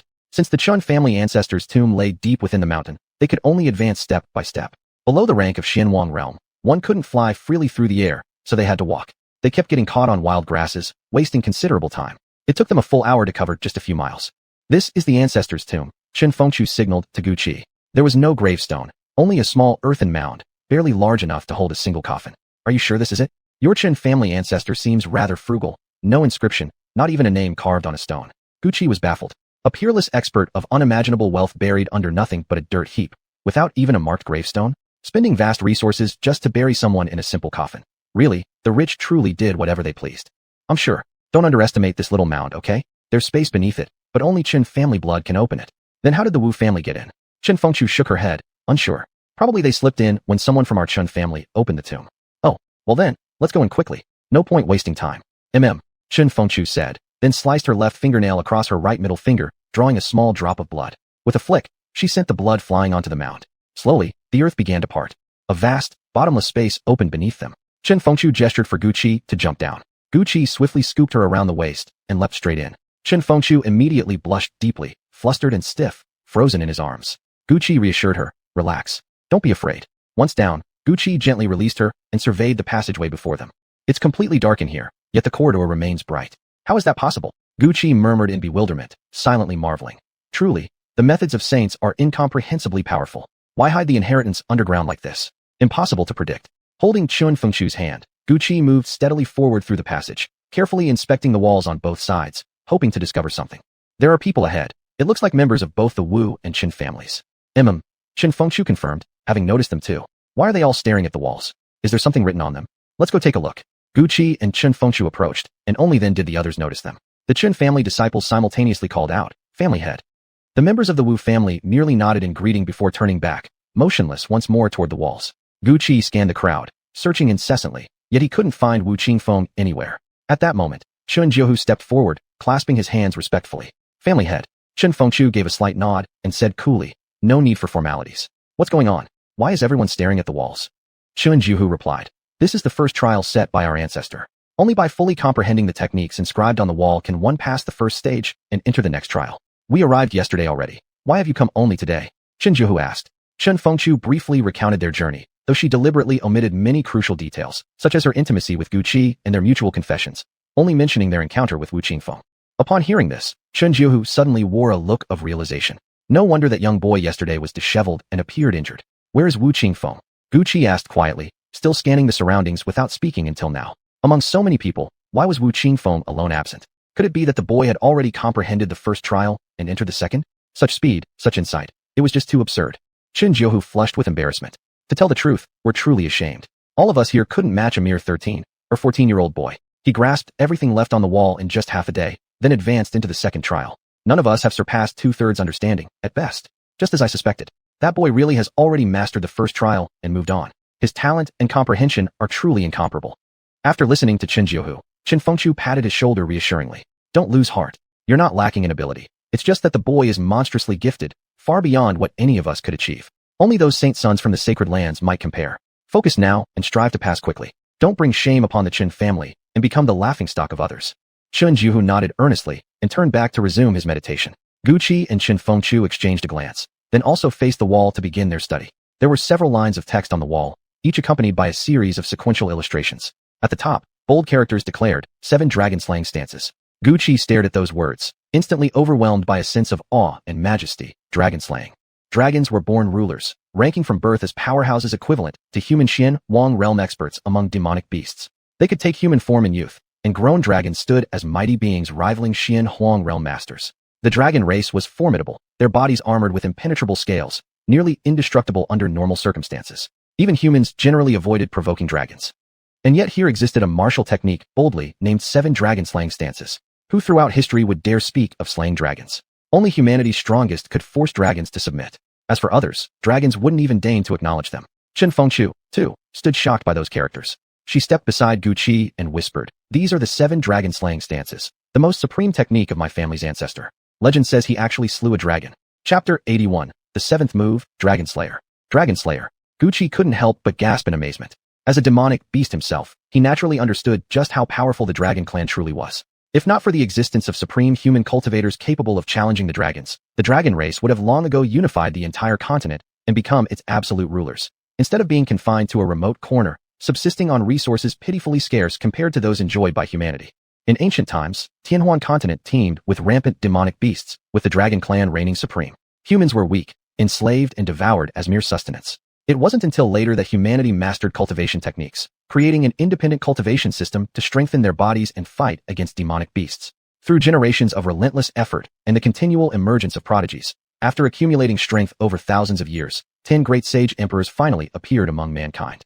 They led humanity out from the wild frontier, drove away the demonic beasts, claimed dominion over Tianhuan continent, ended the ancient era, and ushered in a new age. 7 forms of Dragon Slayer was a martial technique created by one of those 10 legendary sage emperors specifically to combat the dragon race. Chen Fengqiu stared at the illustrations and inscriptions carved upon the wall, never expecting this technique would be engraved here by the ancestral founder as the first trial of inheritance. Hearing Chen Fengqiu's words, Gu Qi frowned slightly. If what Chen said was true, that the 7 forms of Dragon Slayer were indeed so difficult to comprehend, then how had Wu Qingfeng managed to grasp them so quickly? Could his talent really be that monstrously high? Enough, don't worry so much, Chen Fengqiu said, gripping Gu Qi's hand reassuringly. Did you forget what Chen Jiuhai said earlier? When they first entered, a voice informed them that mastering merely 3 forms would suffice to pass this trial. So Wu Qingfeng isn't really that extraordinary. You can do it too, right? He could see the subtle concern behind Gu Qi's furrowed brow, knowing full well he was troubled by Wu Qingfeng's seemingly abnormal genius. Only 3 forms required? Gu Qi exhaled in relief. If that was the case, it wasn't excessively difficult. It made sense now that Wu Qingfeng could grasp them within half a day. Perhaps even he himself could achieve the same. Reassuring himself, Gu Qi turned to give Chen Fengqiu a comforting glance indicating not to worry, then refocused entirely on comprehending the Dragon Slayer techniques. Simply understanding the movements posed no real challenge. After all, every martial form looked straightforward enough. The true difficulty lay in grasping the spirit hidden within the technique. Merely perceiving the external shape was far from sufficient. A martial art possessing only form was nothing more than empty flourish, utterly powerless. Only when imbued with spirit could it unleash earth-shaking power. One must master the inner essence, the soul concealed within, and see beyond mere appearance before a technique could truly be considered mastered. Once achieved, no matter how the moves were executed, their might would be extraordinary. Take Gu Qi's own 7 stars Tiger Roar Fist, for example. Stepping through the 7 stars, shifting body positions, changing stances, All these were merely outward manifestations. True power emerged only when one grasped the spirit within, enabling each strike to resonate like a fierce tiger roaring toward the heavens, charging forward with unstoppable ferocity. Gucci became completely absorbed in the carvings etched into the stone wall, shutting out all external distractions, his eyes fixed solely on the first illustration. From left to right, the wall displayed all 7 forms. Of the 14 who had entered, Wu Qingfeng had already mastered 3 forms and passed into the second trial. The remaining 13 were still immersed in comprehension. Yet only Gucci and Qin Fengchu remained focused on the first carving. 3 others, likely limited in insight, lingered at the second image. The rest, including Chun Jiohai, had already begun studying the third. Gucci studied the carving intently. After a moment, he sat cross-legged on the ground and began deep contemplation. The scene from the carving appeared vividly within his mind. First form of the 7 forms of Dragon Slayer, fighting the dragon. Gucci repeatedly recalled the engravings, mentally practicing and experiencing the spirit hidden within. The dragon, the sovereign of all beasts, was born at the dawn of creation, formed from primordial energy of heaven and earth, thus possessing an incredibly resilient physical form. At the beginning of time, myriad energies arose. The dragon race absorbed these celestial forces, manifesting as ice, fire, silver, and gold dragons, each ruling over the cosmos. Dragons battle across the wilderness. Humans struggle beneath the heavens. Again and again, the image of battling the dragon replayed itself in his mind. Gucci savored every nuance, feeling deeply the underlying spirit embedded within. Time slipped by minute after minute. Half an hour later, a delighted smile spread across Gucci's face. Rising to his feet, he prepared to move toward the next carving, just as Qin Fengchu, who had been sitting in meditation, finally achieved enlightenment. Their eyes met. A mutual understanding passed between them, expressed in silent smiles, as they walked together toward the second carving. Like before, Gucci studied the carving for a few moments, then sat down cross-legged once more, ready to delve into the second form. Second form of the 7 forms of Dragon Slayer, controlling the dragon. Gucci revisited the images in his mind, rehearsing them within his consciousness, absorbing the essence hidden deep within. Though favored by heaven, dragons are mighty yet rare. The golden dragon does not rely primarily on arcane energy, but instead emphasizes physical cultivation. Thus, fighting the golden dragon is unwise. Control, not combat, is key. The dragon may be king, but I shall stand above it. The art of controlling dragons lies not in battle, but in mastery. Where the heart wills, the hands follow. Command the dragon as your thoughts command your limbs. Guide it freely through the sky. Gucci carefully savored the meaning conveyed by the words inscribed on the stone carving, mentally simulating and practicing the dragon controlling form within his consciousness. With each repetition, his proficiency deepened, and his comprehension of the underlying spirit grew stronger. Again, after half an hour, Gucci rose to proceed toward the next carving, just as 2 of the 3 people who had been standing before the second carving finally awakened. Seeing Gucci standing awake before the second carving, they assumed he was preparing to begin studying the second technique, the dragon control art. They glanced at Qin Fengchu, who was still deeply immersed in meditation, then exchanged a knowing look, their thoughts unspoken but identical. Even among geniuses, the Chun family's young miss truly stands out. She started at the same time, yet has already reached the second carving, while this fellow has barely arrived here. His talent must be terribly poor. Compared to the young miss, he's clearly inferior. I wonder why she even brought him in. It's such a waste. Internally, the 2 belittled Gucci, convinced of his inferior aptitude. But in the next moment, they froze in shock. Without sparing them a glance, Gucci walked straight past the second carving and headed directly for the third. Just as before, he stared intently at the third carving for a moment, then sat cross-legged on the ground, preparing to comprehend its essence. The 2 exchanged glances once more. One whispered, "This guy actually grasped the first 2 carvings in just 2 hours, same as Wu Qingfeng. We thought he was untalented, far beneath the young miss, but turns out he's a monster like Wu Qingfeng, or even more terrifying than him. Enough complaining. Let's hurry up and cultivate. There's still a chance to make it to the second and third trials." So saying, the 2 stepped before the third carving, studied the images for a while, committed them to memory, then sat down cross-legged to grasp the technique spirit. At that moment, Qin Fengchu also awoke. Glancing behind her, seeing only one person remaining, while Gucci had long since moved ahead to the third carving, a proud smile graced her lips, proud of Gucci's talent. Qin Fengchu approached the third carving, studied it briefly, then sat down to begin cultivation. Third form of the 7 forms of Dragon Slayer, locking the dragon. This carving bore no additional text beyond locking the dragon and 7 small characters. The key lies in sealing. Gucci calmed his mind and focused, meticulously experiencing the form of locking the dragon, repeatedly practicing it within his consciousness, slowly unraveling its spirit. Borrow the power of heaven and earth, seal the dragon's form, fix the dragon's body. Gucci stood up. After exactly 3 hours, he had finally comprehended the spirit hidden within the third carving. First carving, half an hour. Second, 1 hour. Third, 3 hours. Gucci had taken the same total time as Wu Qingfeng to master 3 forms, fulfilling the requirement to pass into the second trial. Yet Gucci had no intention of proceeding. To face Wu Qingfeng, a youth with countless hidden trump cards and powerful martial skills, Gucci possessed only the heavenly fire seed, a treasure ranked 56th on the list of celestial rarities, and the advantage of being a soul warrior. Beyond these, he had no formidable techniques. Even his most advanced fighting style was merely a mid-tier soldier rank fist method. Martial arts were ranked in 7 tiers: mortal, soldier, king, emperor, god, heaven, saint. Guqi's highest skill did not exceed soldier rank. Against Wu Qingfeng, he had absolutely no chance of victory. But this Dragon Slayer art before him, at the very least, it must be an emperor rank technique. It could serve as another trump card, giving him a sliver of hope in battle. Thus, Guqi had no intention of entering the second trial. Instead, he wanted to fully comprehend all 7 forms of Dragon Slayer, gaining another means of survival. Still, considering Qin Fengqiu, he decided not to dive straight into cultivation. He would wait for her to awaken, inform her of his plan, then continue, so she wouldn't waste time staying behind with him. An hour passed. During this time, Guqi silently cultivated.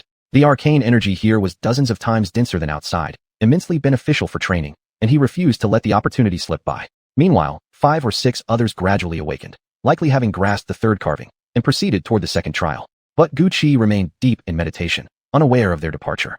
Another hour passed. Guqi emerged from cultivation just as Qin Fengqiu finished comprehending the third form. "You're fast," Qin Fengqiu said. Guqi smiled. "You're not slow either." Qin Fengqiu linked her arm through his. "Then let's head to the second trial. Don't waste any more time." Guqi shook his head, gently removing her hand. "You go ahead. I want to keep studying the remaining 4 forms of Dragon Slayer. It'll give me another trump card." In the end, Qin Fengqiu simply reminded him to abandon the effort if it became too difficult, then departed for the second trial. Guqi turned, buried himself in the 4th carving, settled into deep meditation, and began comprehending the 4th form with full concentration. By now, others were beginning to awaken one after another, having completed their understanding of the 3rd carving. They cast a brief, slightly puzzled glance at Guqi, who was already immersed in the 4th carving, then promptly entered the second trial. The 4th form of the 7 forms of Dragon Slayer, seizing the dragon. Guqi spent 3 more hours comprehending it before turning to the 5th carving. For hours later, he completed his understanding. By now, the entire first trial chamber held only Guqi. Unhurried, he carefully studied the 6th carving. In truth, starting from the 4th form, the techniques had surpassed what Guqi could physically execute with his current cultivation. Yet, he refused to abandon this opportunity. Chapter 82, Refining Bones and Forging Muscles. Guqi continuously practiced the form of the 6th move of Dragon Slash in his mind, but with his current strength, he could not grasp its essence. Understanding the spirit of any martial technique required not only insight, but also sufficient cultivation level. When one's power was too low, it was impossible to comprehend the deeper meaning behind advanced techniques. Exactly Guqi's situation now. Thus, all Guqi could do was repeatedly practice the physical motions of the 6th move and memorize them thoroughly, waiting until his cultivation improved before attempting to master its true essence. 5 hours later, Guqi arrived at the final engraved image, the 7th move of Dragon Slash, slaying the dragon. There were only 2 large characters, dragon slaying, and beneath them, an image depicted a young man wielding a great sword, splitting a colossal dragon apart. Nothing else. Guqi stared blankly. "Not giving me anything, just a picture of some guy cutting down a dragon? Where's the form? How am I supposed to grasp the spirit without knowing the form? I thought this technique would be something incredible. Instead, all I get is this broken piece of art. How am I supposed to understand it?" Guqi grumbled, clearly frustrated. Still, in the end, he chose to enter the second trial. Upon stepping into the second trial, Guqi saw a blood pool spanning several hundred meters in diameter. Its vivid crimson surface blocked the path forward completely. Dragon Pool. Beside the small lake stood a stone tablet inscribed with just 2 words, Long Qi, Dragon Pool. Is this pool formed entirely from dragon blood? Guqi gazed at the massive expanse of blood lake before him, utterly shocked. Such an enormous quantity of dragon blood. How many dragons must the Chun family ancestor have slaughtered to gather this much? It was practically a small lake. Standing quietly before the lake of dragon blood, Guqi could feel the endless oppressive force emanating from it. Because Guqi had spent slightly longer contemplating the 6 previous carvings, others, including Qin Fengqiu, had already reached the second trial ahead of him. Yet no matter where he looked, Guqi couldn't find a trace of them. The space here wasn't that large. Had they already passed the second trial? That shouldn't be possible. They'd only arrived slightly earlier than him. How could they have advanced so quickly? Guqi felt puzzled. He sensed the pulsing waves coming from within the blood lake, and the overwhelming pressure made his heart race. Was he really expected to swim across? He doubted he'd make it halfway. He'd likely be crushed into bone dust by the sheer pressure embedded in the dragon's blood. I really don't understand why the Chun family ancestor set up such a test. Is this just testing our swimming skills? Guqi muttered under his breath. It was only when he attempted to walk forward that he realized this blood pool directly obstructed his path. To proceed, there was no choice but to cross through it. The oppressive aura radiating from the dragon pool frightened Guqi deeply, and he hesitated for a long time before finally steeling himself. Fine. If I die, then I die. Guqi gritted his teeth and made his decision. Though the pressure from the dragon blood pool was immense, it paled in comparison to the temptation awaiting beyond. If he obtained the Chun family ancestor's legacy, his cultivation speed would accelerate dramatically, and his strength would grow rapidly. This would significantly increase his chances of survival. freeing him from being controlled by others, escaping helplessness, and bringing him closer to the peak. He probably wouldn't die, right? Gucci harbored doubts about his slime-born regeneration ability. If his rebirth power couldn't withstand the pressure of the blood lake, then he was finished, dead, with no chance left to become an invincible expert. Moments later, summoning courage, Gucci leapt into the dragon pool. Instantly, a sensation like being compressed by space itself struck him, a feeling of bones being crushed. The dragon blood churned violently around him, burning hot, scalding his skin as if it were about to split open.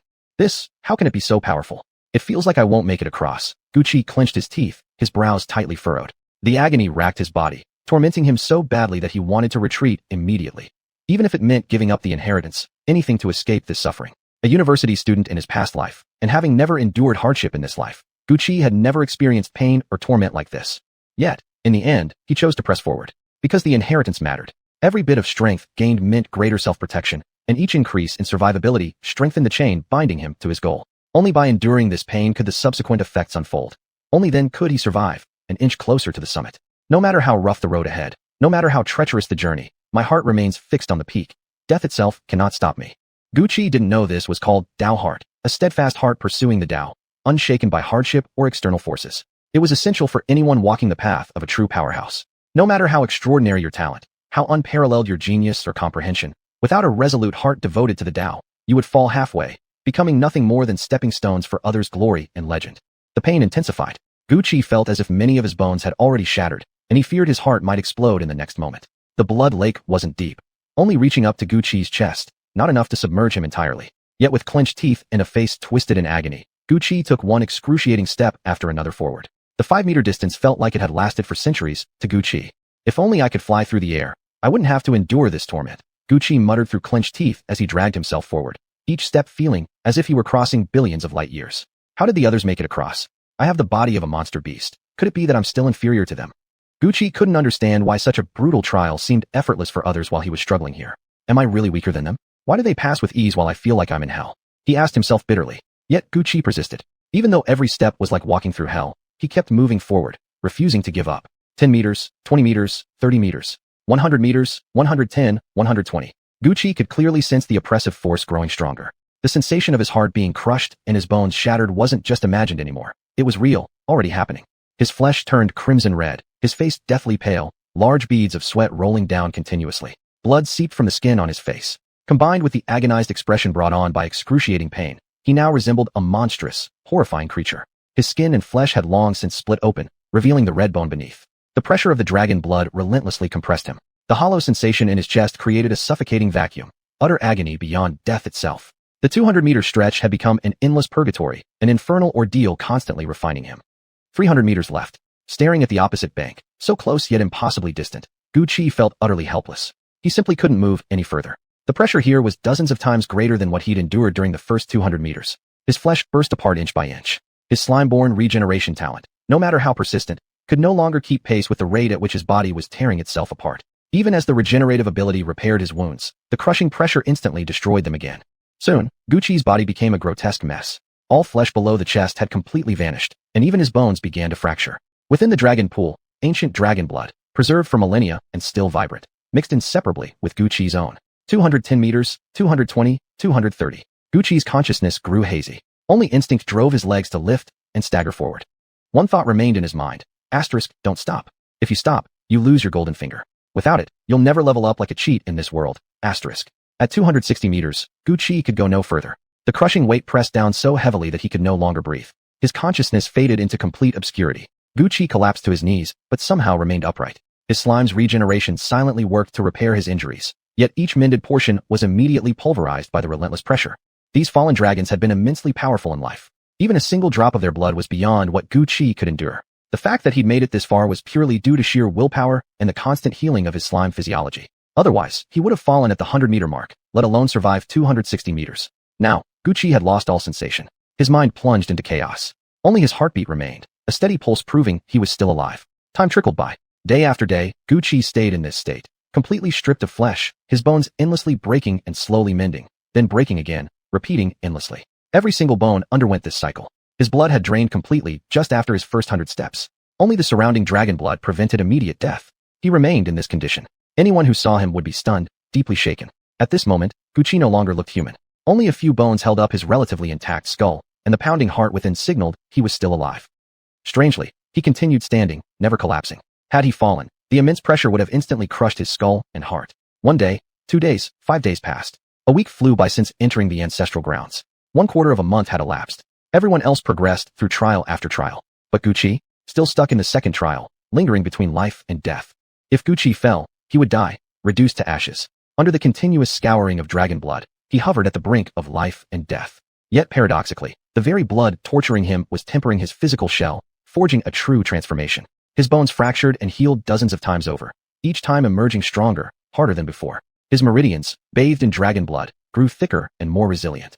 The heavenly fire seed, ranked 56th on the heaven's rare treasures list, floated quietly before Gucci, darting around like a tiny spirit curiously observing him. Gucci was being remade. His tendons and bones reforged anew. Each cycle of destruction and recovery made him stronger.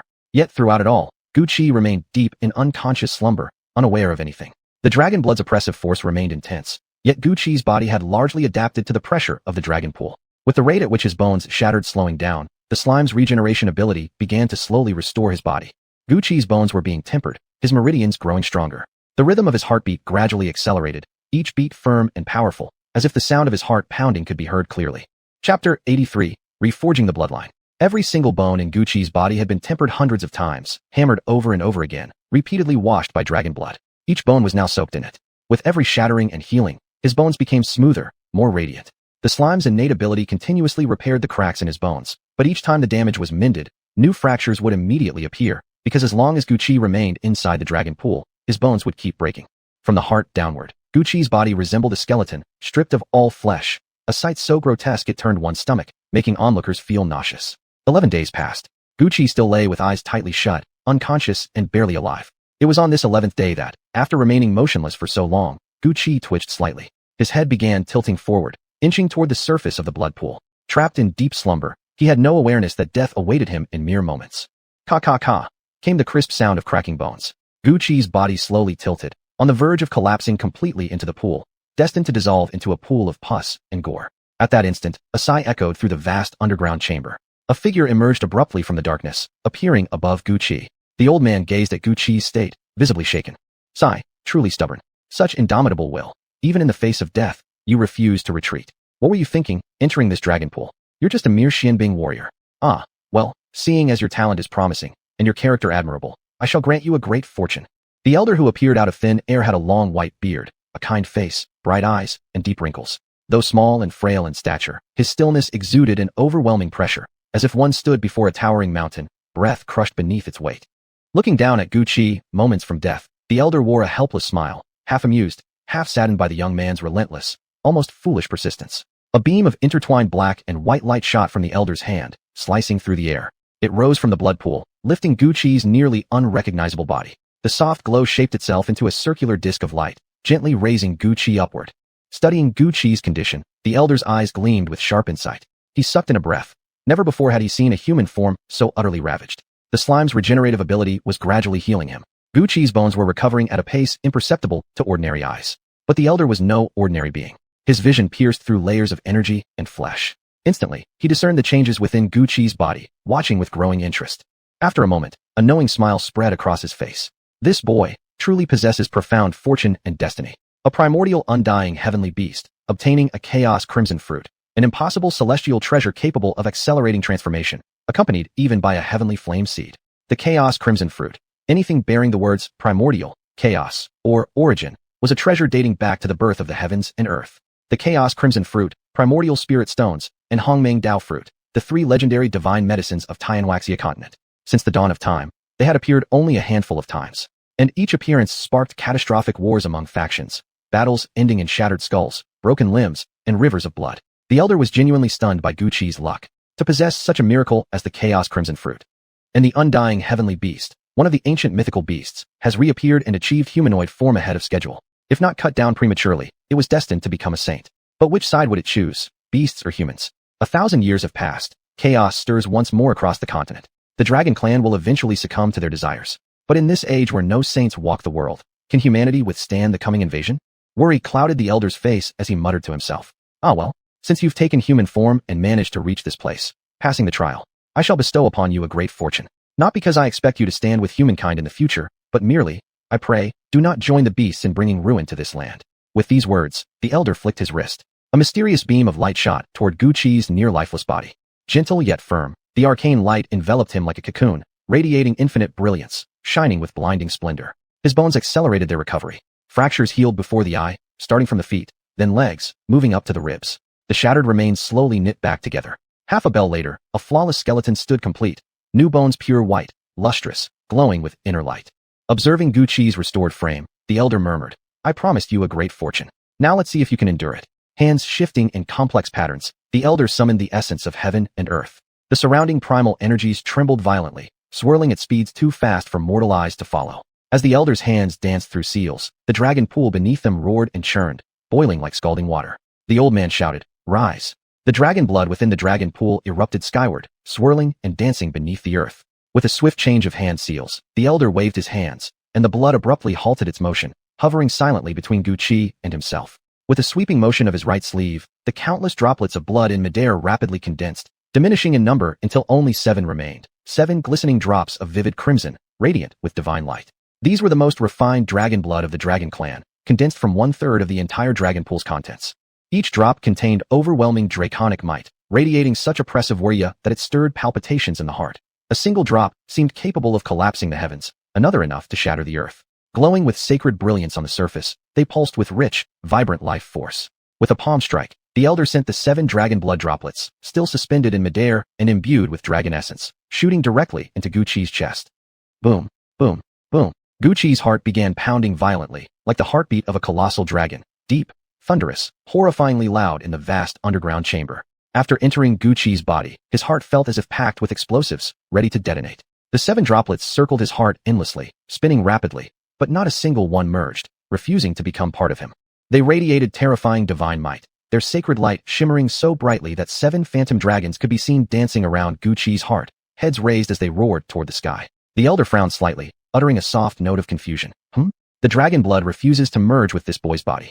He clearly carries the bloodline of an undying heavenly beast, one that stands on equal footing with the dragon clan. It should have fused effortlessly. What's going on? The blood seems to be rejecting him. After pondering for a long while, sudden realization struck the elder. Staring intently at Guqi, he murmured, "Could it be? This youngster has slaughtered members of the dragon clan before? That would explain why the blood resists him, refusing to integrate willingly." Meanwhile, the slime, essentially the reincarnated ability of the undying heavenly beast, had already begun slowly repairing Guqi's shattered meridians. One by one, the ruptured channels caused by the violent surge of dragon blood were visibly mending themselves, restoring order with methodical precision. After some thought, the elder considered how best to forcibly integrate the dragon blood into Guqi's body to help him reforge his bloodline. Then he suddenly remembered, Guqi had consumed the Chaos Crimson fruit. Its medicinal power should still linger within his veins. Just as he prepared to use divine technique to neutralize the overbearing nature of the dragon blood with the residual potency of the Chaos Crimson fruit and force integration, he realized something shocking. There wasn't even a trace of Guqi's original blood left. His entire bloodstream had completely drained away, thoroughly mixed with the dragon blood of the pool. Even the elder was momentarily stumped, staring helplessly at the situation, utterly without recourse. Chapter 84, Demon Ape. Guqi's breath grew faint, as if he were on the verge of death. Never mind. It seems this boy's fate was destined to be so. Even if I wish to help, I am powerless. Wait, what? The old man cried out in shock. Although Guqi's aura was now extremely weak and his blood completely drained, the dragon pool behind him had suddenly begun to boil, as though being corroded and forcibly absorbed by something. The elder's expression turned grave as he stared at Guqi inside the pool. With hands forming seals, he forced the dragon blood into Guqi's body over and over again. Instead of flowing into his veins, the blood sank directly into his marrow, merging with his very bones. So this kid is using the lingering essence of the Zhaohua Jigua within his body to transform himself. Even with all my knowledge, I could only determine his original form was some unknown, insignificant insect. Yet he managed to absorb dragon blood without bursting apart. I can't even discern what his true origin truly is. Fine then. Since he belongs to the Chen family, old man, I shall grant you one more chance at destiny. Saying this, the elder pointed a finger into the void, sending a golden mark flying into Guqi's mind. As soon as it was done, the elder vanished without a trace. At that moment, Guqi was enduring torment like ice and fire tearing through his body. His bones felt shattered and rebuilt, piece by agonizing piece. Though his body had gone numb, his consciousness remained clear. The Skyfire seed had moved to his heart, forcing it to keep beating. That blue flame scorched through his meridians. His blood had long dried up, and the walls of his channels cracked like spiderwebs under the searing heat. Just as suffering consumed him beyond endurance, and he gritted his teeth in desperation, a flash of golden light burst in his mind. Once again, The final diagram of the 7 dragon-slaying techniques appeared. Only this time, the figure within began to move. A fierce dragon roared wildly, yet in the end, still met its inevitable beheading. In that instant, Gucci understood.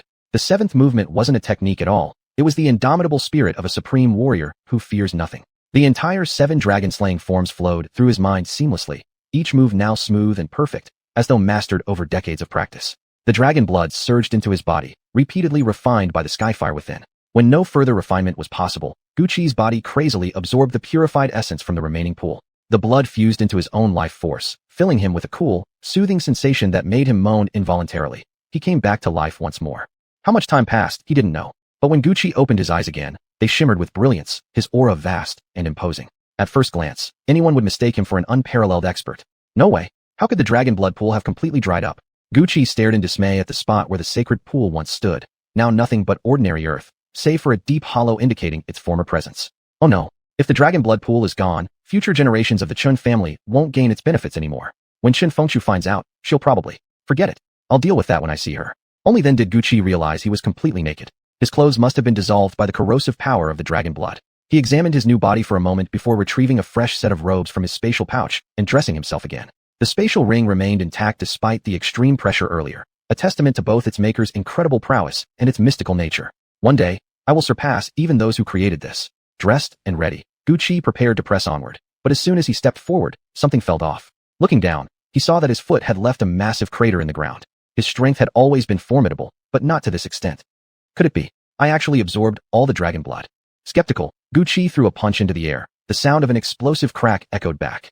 No way. Is this what they call fist wind? He struck the ground with another punch, leaving a hole nearly a foot deep. Overflowing power thrilled through his veins. My body has been completely transformed by the dragon blood. My strength now is incomparable to before. Even facing Wu Qingfeng again, I won't end up like last time. I wonder how Qin Fengshu is doing. I need to find her quickly. Gucci continued forward. Not long after, the scenery around him changed dramatically. This isn't the place I just entered. Did I get teleported back to the entrance? Staring at the familiar surroundings, Gucci stayed alert. Everything seemed too quiet. Suddenly, he felt a chill run down his spine. He whirled around, just in time to catch a black shadow hurtling toward him. In his hand lay nothing more than a common low-grade beast, the Bailing. Though such creatures possessed cores, their attacks were limited and their bodies fragile, truly among the weakest of spirit beasts. Logically speaking, even without intelligence, this creature should have cowered under Gucci's oppressive aura rather than attack. With a pinch of 2 fingers, the snake disintegrated in his grip, vanishing as if it had never existed.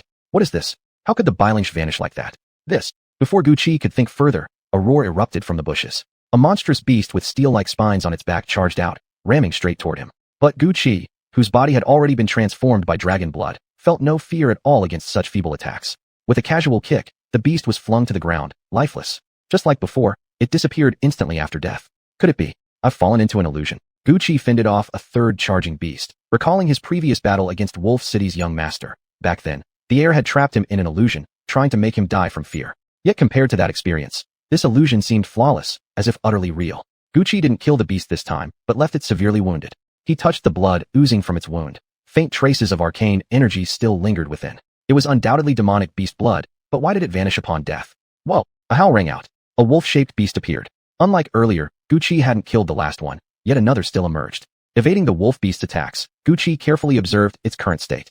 The creature behaved just like any ordinary demonic beast, except for its eyes, filled with pure savagery, showing no sign of exhaustion. An ordinary beast would have long depleted its demonic energy through such relentless assault. Not every beast was as monstrous as Gucci. Though physically strong, most relied on demonic energy to unleash techniques far more powerful than brute strength. Yet this beast had used its strongest attack right from the start, and its energy showed no signs of running dry. Could it be that here, demonic energy had no limits? Gucci gathered his inner demonic energy and unleashed the first move of the 7 dragon-slaying techniques. The beast let out a pitiful cry before vanishing into thin air, but Gucci clearly felt the drain in his own energy reserves. Damn it, when will this ever end? How do I get out? Having slain countless beasts, Gucci was now certain he had fallen into an illusion. If this were reality, someone else should have been teleported in by now after so much time. Moreover, these beasts kept multiplying endlessly. The more he killed, the more appeared. The demonic beasts before him had now reached the Beastmaster level. While Gucci wasn't afraid, following the illusion's rule of escalating threats, sooner or later a beast would appear that he couldn't defeat. If he didn't break through this illusion soon, he might actually die here. Desperately pondering a way to shatter the illusion, Gucci never ceased his movements. But no matter what method he tried, he couldn't dispel the illusion. All he could do was continue fighting, one beast after another. Not good. A claw materialized out of nowhere, striking Gu Qi squarely. Even with his dragon blood-enhanced body, he was sent flying by the impact.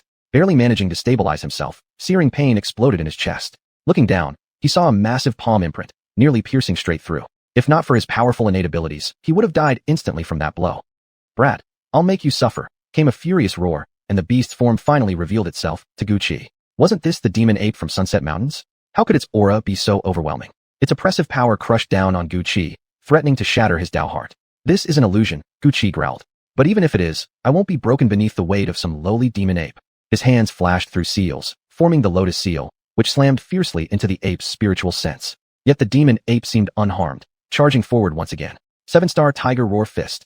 Gu Qi stepped in the 7 stars formation, his figure shifting as his fist morphed into a ferocious tiger lunging at the ape, locking into a fierce struggle. But the demon ape simply swiped a hand and tore the illusory tiger apart. Its fist swung toward Gu Qi, forcing him to dodge frantically, each strike capable of ending his life. Damn, how can this demon ape be so strong? It hasn't even used its ultimate technique yet. If it really unleashes that move, I might truly die here. Gu Qi's face twisted with fury. The fighting dragon form burst forth from his hands, managing only to stagger the ape slightly, causing no actual harm. Locking dragon form, Gu Qi unleashed the 4th stance. The 7 dragon-slaying techniques were indeed powerful, so much so that even the demon ape was momentarily immobilized. Watching the beast struggle fiercely, Gu Qi knew he had to finish it now. If he failed this time, restraining it again would be far more difficult. There was only one move left. Gu Qi closed his eyes, adjusting his body and mind to their peak state. The final stance of the 7 dragon-slaying techniques, which he had glimpsed within the dragon pool, continuously flashed through his mind. Gradually, Gu Qi began to feel as if he were no longer himself, but rather merging into the image of the dragon slayer depicted in ancient murals. Had there been an onlooker at that moment, they would have seen Gu Qi execute the 7 dragon-slaying techniques with flawless precision, just like the figure painted upon the temple walls.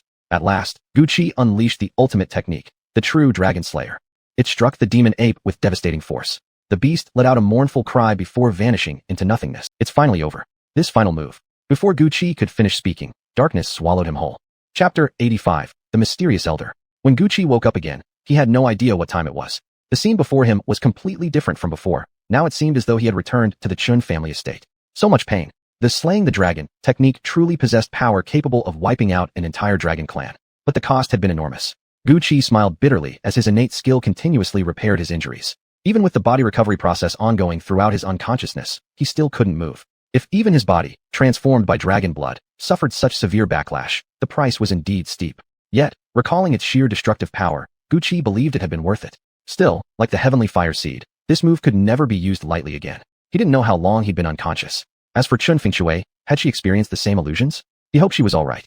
Closing his eyes, Gu Qi saw Fengshui's smiling face in his mind. Lately, he felt himself growing fonder and fonder of her. If he survived this ordeal, he would give her a wedding that would astonish the world. A proud daughter of heaven like her deserved nothing less than perfection. For some reason, Chun Xingluan's elegant, ethereal face also drifted into his thoughts, her white robes fluttering, so beautiful he couldn't help but stare. Second Miss had done so much for him.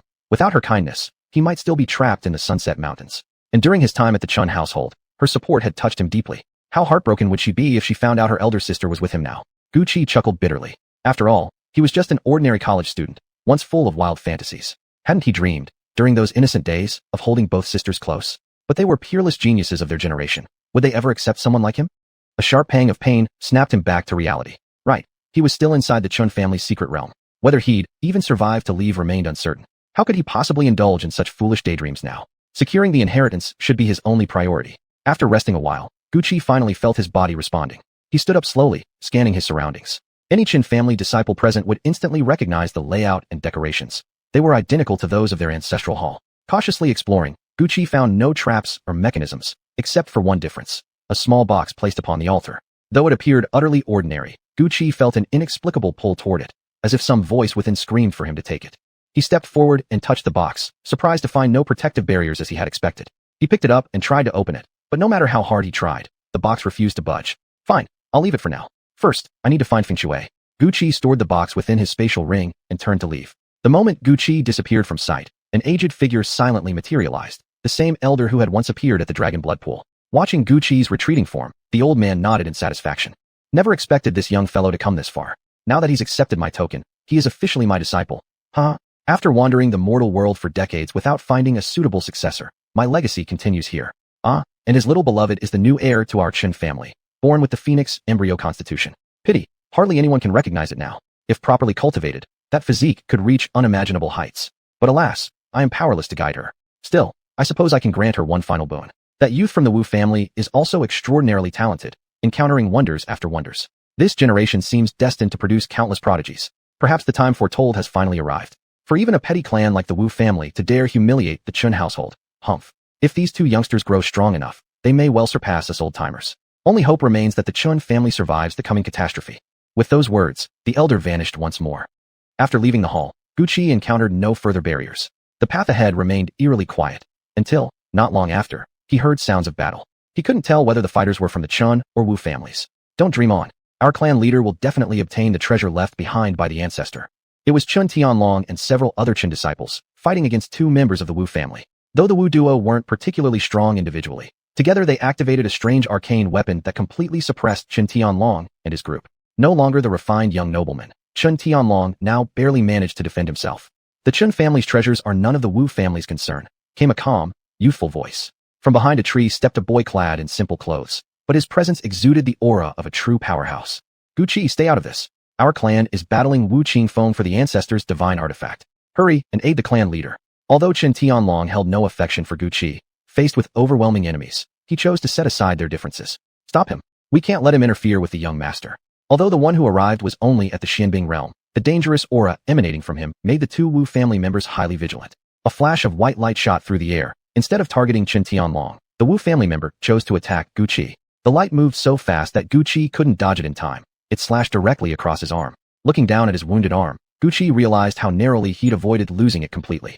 Indeed, the Wu family could not be underestimated. Just as the Wu family member launched his attack on Guqi, Chen Tianlong seized the opportunity and struck at the two Wu fighters with the slaying the dragon 7 forms. As expected of the most talented disciple of his generation in the Chen family, his execution of the first form already carried the true essence and spirit of the slaying the dragon technique. Not good. The two Wu family members spat blood onto their previous arcane weapon. After absorbing their lifeblood, the weapon grew significantly stronger and more sinister. The Wu family is using their essence blood to empower their weapon. They won't last long. Everyone, attack now. If that weapon fully absorbs their blood, we're finished. True to his reputation as a genius of the Chun family, Chen Tianlong had quickly grasped the situation. At his words, the two Wu family members turned deathly pale. Their hand seals moved faster and faster, and the weapon emitted a loud humming sound, but it did not strike again. The other Chun disciples launched attacks at the weapon, but no matter what they did, it merely trembled slightly, completely unharmed. Haha, give it up, Chen Tianlong. Our young master will definitely obtain. Before the Wu family member could finish, the arcane weapon was suddenly knocked violently aside. No way, this can't be. The Wu family cultivators stared in terror at the figure standing before them. Guqi, the very person whose arm had just been severed. Yet the severed limb was already restored. Having undergone physical transformation through dragon blood, and with his innate skill growing ever stronger, injuries like this could heal within moments. If this progression continued, he might soon become invincible, perhaps even immortal. You Wu family deserve death. The dragon fighting form erupted from Guqi's hands. The two Wu family members didn't even have time to react before they were sent to the netherworld. Chen Tianlong gazed at Guqi, who had just slain the two powerful opponents. He had used the first move of the slaying the dragon 7 forms. All along, Chen Tianlong had prided himself on his talent, yet the version Guqi had executed was immeasurably refined and precise, far beyond anything he could achieve. And Guqi had killed such formidable enemies so effortlessly, he was truly not someone to be taken lightly. Brother Guqi, I humbly ask you to proceed deep into the secret realm and assist the clan leader, Chen Tianlong said, clasping his fists with sincere expression. Guqi looked at him in surprise, not expecting such a request. I was already injured during my earlier fight with those two Wu family members. Going further would only burden the team. That's why I'm entrusting this to you, Brother Gu. Guqi nodded. His wariness toward Chen Tianlong increased even more. To be able to make such a decisive judgment under temptation, one he himself might not have been capable of, this Chen Tianlong. Feng Shui was currently battling Wu Qingfeng. He needed to hurry and help her. Guqi collected the items from the bodies of the two Wu disciples, stored the strange arcane weapon in his spatial ring, gave a brief nod to Chen Tianlong, and then turned and walked away. Brother Tianlong, why did you let that kid go? You're the true elite of our Chen family, the most gifted among our generation. And he took all the spoils from the Wu family corpses. It's outrageous disrespect. Chen Tianlong waved his hand calmly. He was the one who killed them. Of course, the spoils belonged to him. As for me, I stayed behind for the sake of our clan. If the clan leader secures the treasure left by the ancestor, our Chen family will no longer fear the Wu family, or even the coercion of the divine martial sect. I'm already injured. If I went, I'd only slow them down. But that Guqi has already proven he can kill two strong Wu cultivators. He's better suited to assist the clan leader. I cannot let personal ambition harm our family. Chen Tianlong spoke so nobly and selflessly that everyone present felt reassured. Everyone, focus on healing your injuries, Chen Tianlong said gracefully, still the picture of elegance. Yet no one knew what truly lay beneath that calm exterior. Even if they obtained that treasure, would the Chen family really survive afterward? In that case, it would be better not to get involved at all. With his own abilities, he could secure a decent artifact for himself. And if he found one before the others, there would be no need to hand it over. Whether Chen Fengshui or Wu Qingfeng ended up with the main treasure, either outcome would ultimately benefit him. Even the Wu family wouldn't be able to withstand pressure from the divine martial sect forever. As for that kid, let him go die trying. Thinking this, Chen Tianlong's smile became even gentler. The deeper Guqi walked, the more desolate the surroundings became. The once lush forest now appeared withered and dead. The air grew increasingly hot, as if it were trying to roast him alive. The broken sword on the ground caught Guqi's attention. This was Chen Fengshui's sword, now snapped into 2 pieces. Blood stained the earth, already dried and blackened with time. It must have happened quite some time ago. Wu Qingfeng, if anything has happened to Fengshui, I swear I'll kill you. Guqi carefully picked up the shattered blade, his heart twisting as if cut by a knife. Fengshui, where are you? He called out loudly, hoping against hope to see her figure once more, but only wild beasts answered his cry. Wu Qingfeng, I will kill you. Memories of their sweet moments together surged through his mind, deepening his anguish. If she truly perished in a place like this, Chen Fengshui might not even leave behind a corpse. But there was blood here. Perhaps she wasn't dead yet. Chapter 86, Meeting the Beauty Again. Guqi followed the bloodstains on the ground, hoping to find a trace of the woman he sought. The trail vanished at the bank of a river, yet there was still no sign of Feng Chu anywhere. Just as Guqi was analyzing the composition of the blood, a long, dragon-like roar echoed through the air, and a Zhao Long lunged at him. Guqi swung his fists, transforming their momentum into a fierce tiger that clashed with the Zhao Long. Wu Qingfeng. Guqi stared at the young boy before him, hatred boiling in his heart. It was him, the one who left those bloodstains. And Feng Chu? Where was Feng Chu? Wu Qingfeng, where's Feng Chu? Where is she? That woman is completely insane. She actually tried to take me down with her. Ruined my chance to obtain that treasure. But she's also severely wounded. She's probably already dead by now.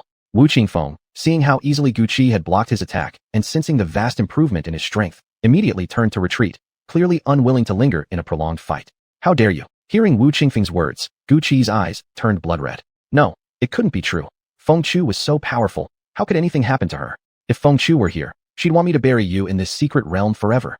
With fury blazing in his eyes, Guqi shifted his hand seals rapidly. One after another, ferocious tigers leapt from his palms, while lotus imprints surged toward Wu Qingfeng like thunderbolts. Bury me here forever? That's laughable, retorted Wu Qingfeng. You may be strong, but even Chen Fengchu couldn't keep me trapped. What makes you, just a mere Xian warrior, think you can? I don't wish to fight now, but if you insist, then we have no choice but to clash. Having learned from their previous encounter, Wu Qingfeng was well prepared for Guqi's lotus seal. This surprise attack only made him spit a mouthful of blood. His expression showed no real pain, barely injured at all. Dragon prison. Guqi unleashed the dragon imprisonment form. If it could trap even the mighty 9-armed demonic ape within the environment earlier, how much easier would it be to confine someone like Wu Qingfeng? Wu Qingfeng's body froze midair, unable to escape the shrinking space around him. Staring at the motionless Guqi, Wu Qingfeng felt danger surge to its peak. Gritting his teeth, he pulled out a scroll from his robe and held it before him, shielding his entire body. Slay the dragon. The final move of the 7 forms of dragon slaying struck Wu Qingfeng head on. The barrier before him flared with blinding light, resisting the impact. For a moment, it held firm, even breaking through the dragon prison seal. Guqi hadn't expected this outcome, nor had he anticipated Wu Qingfeng possessing such a powerful defense. Only because Wu Qingfeng used the life-saving talisman scroll given to him by his father did he survive. Otherwise, he would have surely perished in Guqi's hands. Gradually, cracks spread across the barrier. It wouldn't last much longer. Wu Qingfeng's face twisted in rage. He reached into his spatial ring, pulled out a jade pendant, crushed it, and instantly disappeared. Yet the final slash of Slay the Dragon still cut deep into his back. As for what happened to Wu Qingfeng afterward, Guqi no longer had the strength to care. Darkness clouded his vision. He collapsed straight backward, falling into the river. Heavenly fire danced across his body, protecting the injured Guqi from drowning. Though enveloped in eerie blue flames, he was still swept away by the current. Once again, the old figure appeared, but compared to before, his form was even more translucent and frail. This brat acted recklessly without considering the consequences. Now even a single emerald spirit snake could kill him. But, raging for the sake of love, this old man approves. Since you've come this far, I'll give you one more push, so you may reunite with your little lover. The elder suddenly released an overwhelming aura. Within 100 miles, all void beasts trembled at his presence and fled into their dens, too terrified to emerge. After completing this act, the elder turned his solemn gaze toward the direction Wu Qingfeng had escaped. How much time had passed, Guqi didn't know. When he finally awoke, everything around him was bathed in crimson fire. Even the trees and soil burned with flame. Guqi could feel the heaven fire seed inside him vibrating with excitement, clearly delighted by this environment. Another time paralyzed, Gu Qi chuckled bitterly at himself, then suddenly stopped breathing altogether. Overwhelming joy drowned every other sensation. Wasn't that woman standing at the center of the formation? Chen Fengqiu. Thank the heavens. She was alive. Gu Qi trembled with emotion, not even feeling the pain in his body anymore. Fengqiu seemed to be receiving some kind of inheritance. So long as she was safe, that was all that mattered. Gu Qi, swear, I will become strong. Never again will I allow my woman to suffer harm. The fire energy here was incredibly pure, yet Gu Qi dared not absorb even a fraction, fearing it might disturb Fengqiu. A phoenix cry rang out. A long sword appeared in Fengqiu's hand. Her exquisite swordplay flowed like a dance, breathtakingly beautiful. Gu Qi gazed at her, spellbound. Crimson robes fluttering, skin pale as snow, her face focused and serene. He closed his eyes, wishing to etch this image deep into his soul, forever. How did you end up lying here? Chen Fengqiu's voice rang softly in Gu Qi's ear. He opened his eyes, gazing at her with deep affection. Feeling the intensity of his emotion, Chen Fengqiu's face turned red, her hands fidgeting as she turned away, too shy to look at him again. Seeing his beloved in such a flustered state, Gu Qi's heart swelled with sweetness. What could compare to regaining someone once thought lost? Fengqiu, you're safe. That's all that matters. Of course I'm fine. But look at you. How did you get into such a state? Chen Fengqiu examined Gu Qi's body, her expression turning deathly pale. His body was riddled with wounds. Even with his powerful recovery abilities, surviving such severe injuries seemed nearly impossible. I'm fine, Gu Qi said with a smile, the kind so bright and radiant that Chen Fengqiu momentarily lost herself in it. I ran into Wu Qingfeng earlier. I almost trapped him here forever, but he still managed to escape. You actually fought Wu Qingfeng head on. Never do that again when you see him. One day I'll kill him myself. For now, let me heal your wounds. I'm your man. How can I let my woman risk her life for me? Wu Qingfeng will die by my hand. And don't worry, I've learned a special cultivation technique that allows rapid recovery. These are just minor injuries. Hearing his words, Chen Fengqiu blushed again, though inside she was overjoyed. You're asking for a beating. She lightly punched his chest, only to be met with Gu Qi's violent coughing. Are you okay? Chen Fengqiu instantly regretted her action. He was already in such terrible condition, and she had just made it worse. Seeing the remorse on her face, Gu Qi was secretly delighted. Without hesitation, he grabbed her and pulled her tightly into his arms. You. Chen Fengqiu could feel the heat radiating from Gu Qi's chest, threatening to consume her entirely. She struggled to get up, but the arm pinning her down grew heavier, rendering her helpless. Don't move. You're pulling at my wounds, Gu Qi groaned in pain. Chen Fengqiu immediately stilled, resigned to lying quietly in his embrace. Gu Qi savored the softness in his arms, inhaling the delicate fragrance of Chen Fengqiu. It was intoxicating. The two lay there silently, their hearts beating together in perfect harmony, immersed in indescribable warmth. After passing the third trial, I arrived at a hall I'd never heard of before. Then I found Wu Qingfeng attempting to break through a forbidden formation. There was no way I could let him succeed. Just as I prepared to attack, he suddenly unlocked the seal, and a great saber appeared. The overwhelming pressure emanating from that blade. It could very well be a treasure left behind by our ancestor. That's when I clashed with Wu Qingfeng. I couldn't believe it. He's only 13 or 14 years old, yet stronger than me. In desperation, I used a self-destructive technique, ensuring he wouldn't steal our Chun family's treasure and bring disaster upon us. But what about you? Gu Qi looked at Chen Fengqiu with aching concern. He knew how dangerous Wu Qingfeng was, that she had resorted to a mutual destruction technique tore at his heart. As a man, having allowed his woman to place herself in such peril filled him with unbearable guilt and sorrow. I'm fine, she reassured him. In fact, I gained fortune from misfortune. I met our ancestor. He said I possessed the rare Fengqiu body, a once-in-a-thousand-years constitution, though it hasn't fully awakened yet. While I wasn't suited to inherit his direct legacy, he gifted me an ancient cultivation scripture. It said that if perfected, its achievements might surpass even his own. Not only did he heal all my injuries, but he also bestowed upon me a divine weapon, the Fengming sword. As she spoke, Chen Fengqiu drew the sword she had wielded earlier. Gu Qi took the blade into his hands. Though its appearance was exquisite, its aura felt utterly ordinary. Sensing his confusion, Chen Fengqiu smiled. The ancestor understood the danger of possessing something valuable, so he sealed the Fengming sword's true power. Only as I advance in cultivation can I gradually unseal it, until one day, it will reveal its full glory. Gu Qi gazed at the radiant Chen Fengqiu, unable to suppress a silent sigh of gratitude. Perhaps being reincarnated was the best thing that ever happened to him. How else could he have encountered such a peerless beauty, and hold her in his arms like this? If he were to die now, he would truly have no regrets in life. What about you? How did you end up here? I saw your broken sword, and feared something terrible had happened to you. Later, I ran into Wu Qingfeng. I didn't manage to kill him, but ended up gravely wounded instead, falling into the river. When I woke up, I saw you. Chen Fengqiu listened to Gu Qi's calm account, but her sharp mind had already pieced together what must have happened. Overwhelmed with emotion, she could only tighten her embrace around him, afraid to let go, afraid he might disappear again. By the way, I found a box earlier, but no matter what I tried, I couldn't open it. You've seen many things in your travels. Can you take a look? Chen Fengqiu shot Gu Qi a glare before slowly getting off him. Gu Qi gazed at the ravishing Chen Fengqiu, who for a moment wore an expression as coquettish as a young maiden. That single glance was so enchanting that Gu Qi was completely mesmerized, staring dumbly at her and forgetting everything else. Hand it over already. Qin Fengchu snapped, shooting him another glare. Her raised hand, meant to swat him, froze in midair. Gu Qi seized her delicate hand, savoring its smooth, silken texture with unwillingness to let go. Only when Qin Fengchu was on the verge of losing her temper did he finally, languidly, produce the box. Qin Fengchu huffed, snatched the box from him, and immediately began examining it intently. Chapter 87 Accepting the Legacy. Qin Fengchu studied it for a long time, finally concluding that this box might be like the secret realm. Only someone of Qin family blood could open it. He immediately slashed his hand with the Fengming sword and poured his blood onto the box. A strange scene unfolded. The box absorbed all of Qin Fengchu's blood, then began to glow. The light grew brighter and brighter until neither of them could keep their eyes open. When Gu Qi opened his eyes again, he found the box in the hands of a white-bearded elder.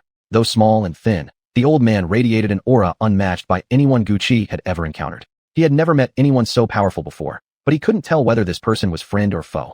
Fengchu pays respects to ancestor. Qin Fengchu said as soon as he recognized the figure before him, immediately kneeling down with utmost reverence, behaving meekly. So this was the Qin family's ancestor? Gu Qi froze for a moment, then followed suit and knelt as well. Yet, for some reason, he felt oddly familiar with the Qin ancestor, as if he'd seen him before. No need for such formalities. I've been dead for many years now. Worldly courtesies mean nothing to me. The elder didn't move, yet both Gu Qi and Qin Fengchu felt an invisible force lifting them up, preventing them from kneeling further. Just as Gu Qi rose, the elder's voice resounded directly inside his mind, sending chills down his spine. This old man knows your true form is a demonic beast who consumed a Zhaohua Jigu and transformed prematurely. I do not know why you came into the human world, nor what your purpose is. Qin Fengchu cannot hear our conversation. Speak the truth freely. Gu Qi looked at the elder. His gaze was profoundly deep, as if piercing through every layer of Gu Qi's being. Before this elder, Gu Qi couldn't even hide his thoughts. Actually, I was once a human. One day, I don't know how or why, I suddenly turned into an insect. But I refused to remain a weak little bug. At that time, I happened to encounter the Qin clan's elders going to the Sunset Mountains to stop a beast tide, so I followed them, hoping to return to the human world. Unexpectedly, they brought me straight to the lair of the nine-armed demon ape, the overlord of the Sunset Mountains. A fierce battle broke out among them, and fearing I'd be caught in the crossfire, I hid myself inside the ape's den. There, I found a ripe Zhaohua Jigu.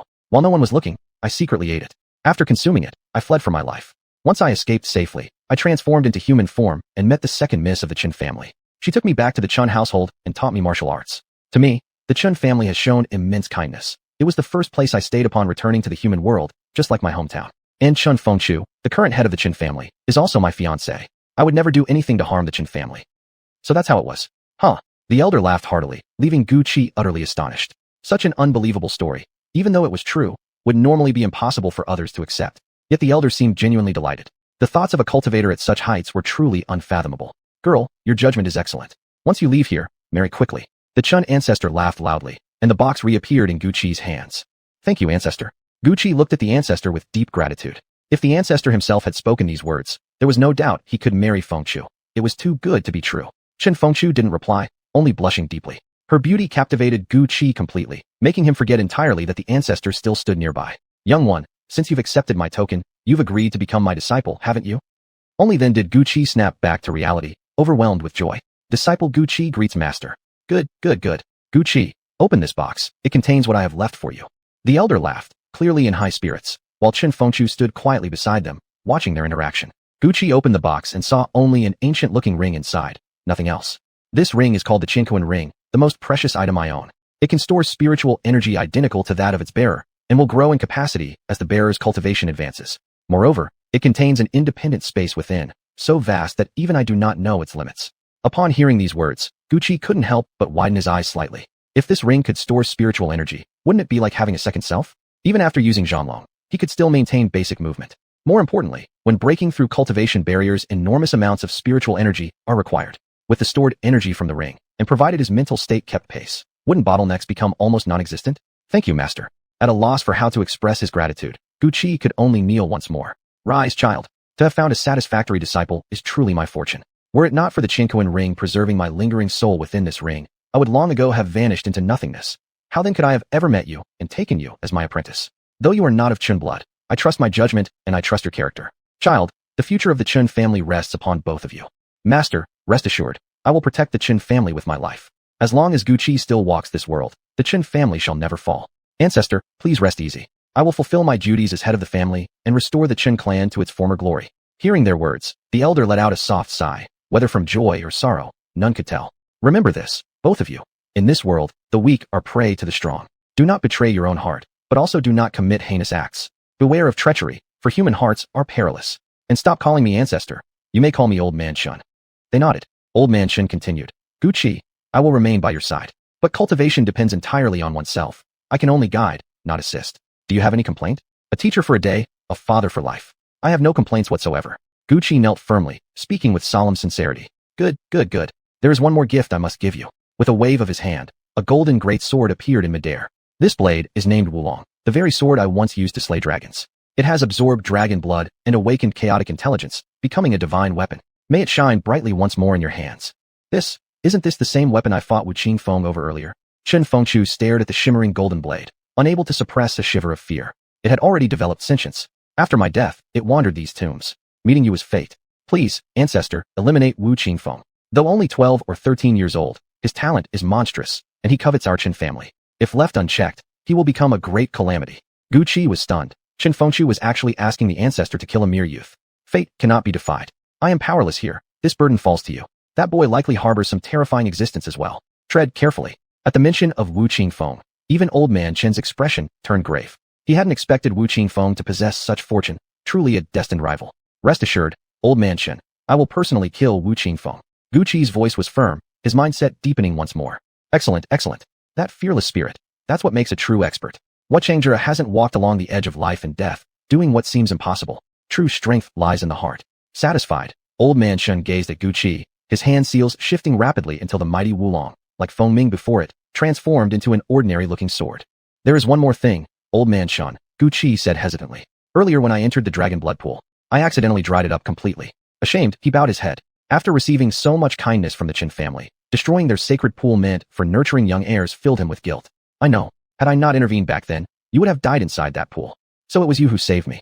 No wonder Gu Qi felt such familiarity. The one who helped him in the dragon blood pool was Old Man Shen. Those diagrams of 7 forms of slaying the dragon must have been left by him too.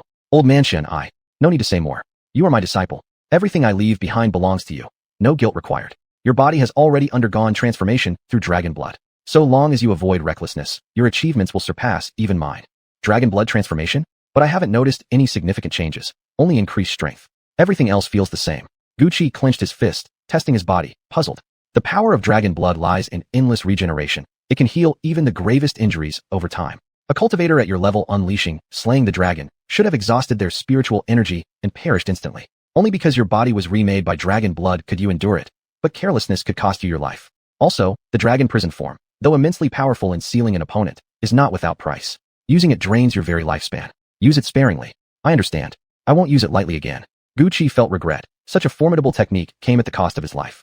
No wonder after using it, even with severe damage like a nearly severed arm, he recovered within breaths. He was drawing closer to immortality. In that case, I shall rest now. The secret realm will forcibly close in 1 hour. From here on, it's up to you. With those words, Old Man Shen's figure faded away once more. Fengchu, after we leave here, let's get married, Gu Qi said, taking Chun Fengchu's hand in his eyes brimming with deep affection. Okay. The word was so soft it was almost inaudible, but Gu Qi still caught it. Overcome with joy, he pulled Chen Fengchu tightly into his arms. Stop that. The secret realm is about to close. We should focus on what we'll do once we're out. Chen Fengchu said, struggling gently out of Gu Qi's embrace, her face flushed red with shy maidenly embarrassment. Gu Qi didn't say anything more, only continued gazing at her lovingly, until she huffed and shot him an irritated glare. Chapter 88. Visitors from the Shenwu sect. After we leave, I'll mobilize my family's full power to eliminate Wu Qingfeng, Chen Fengxue said firmly. Gu Qi knew that this time, no amount of persuasion would change his mind. Old Master Chen told me that there's something terrifying within Wu Qingfeng as well. Our clan might pay a huge price and still fail to kill him. But don't worry, I will definitely kill Wu Qingfeng. It just won't be now. By the way, I've also killed the other 2 disciples from the Wu family. From them, I obtained a very strange arcane weapon. Help me take a look at it.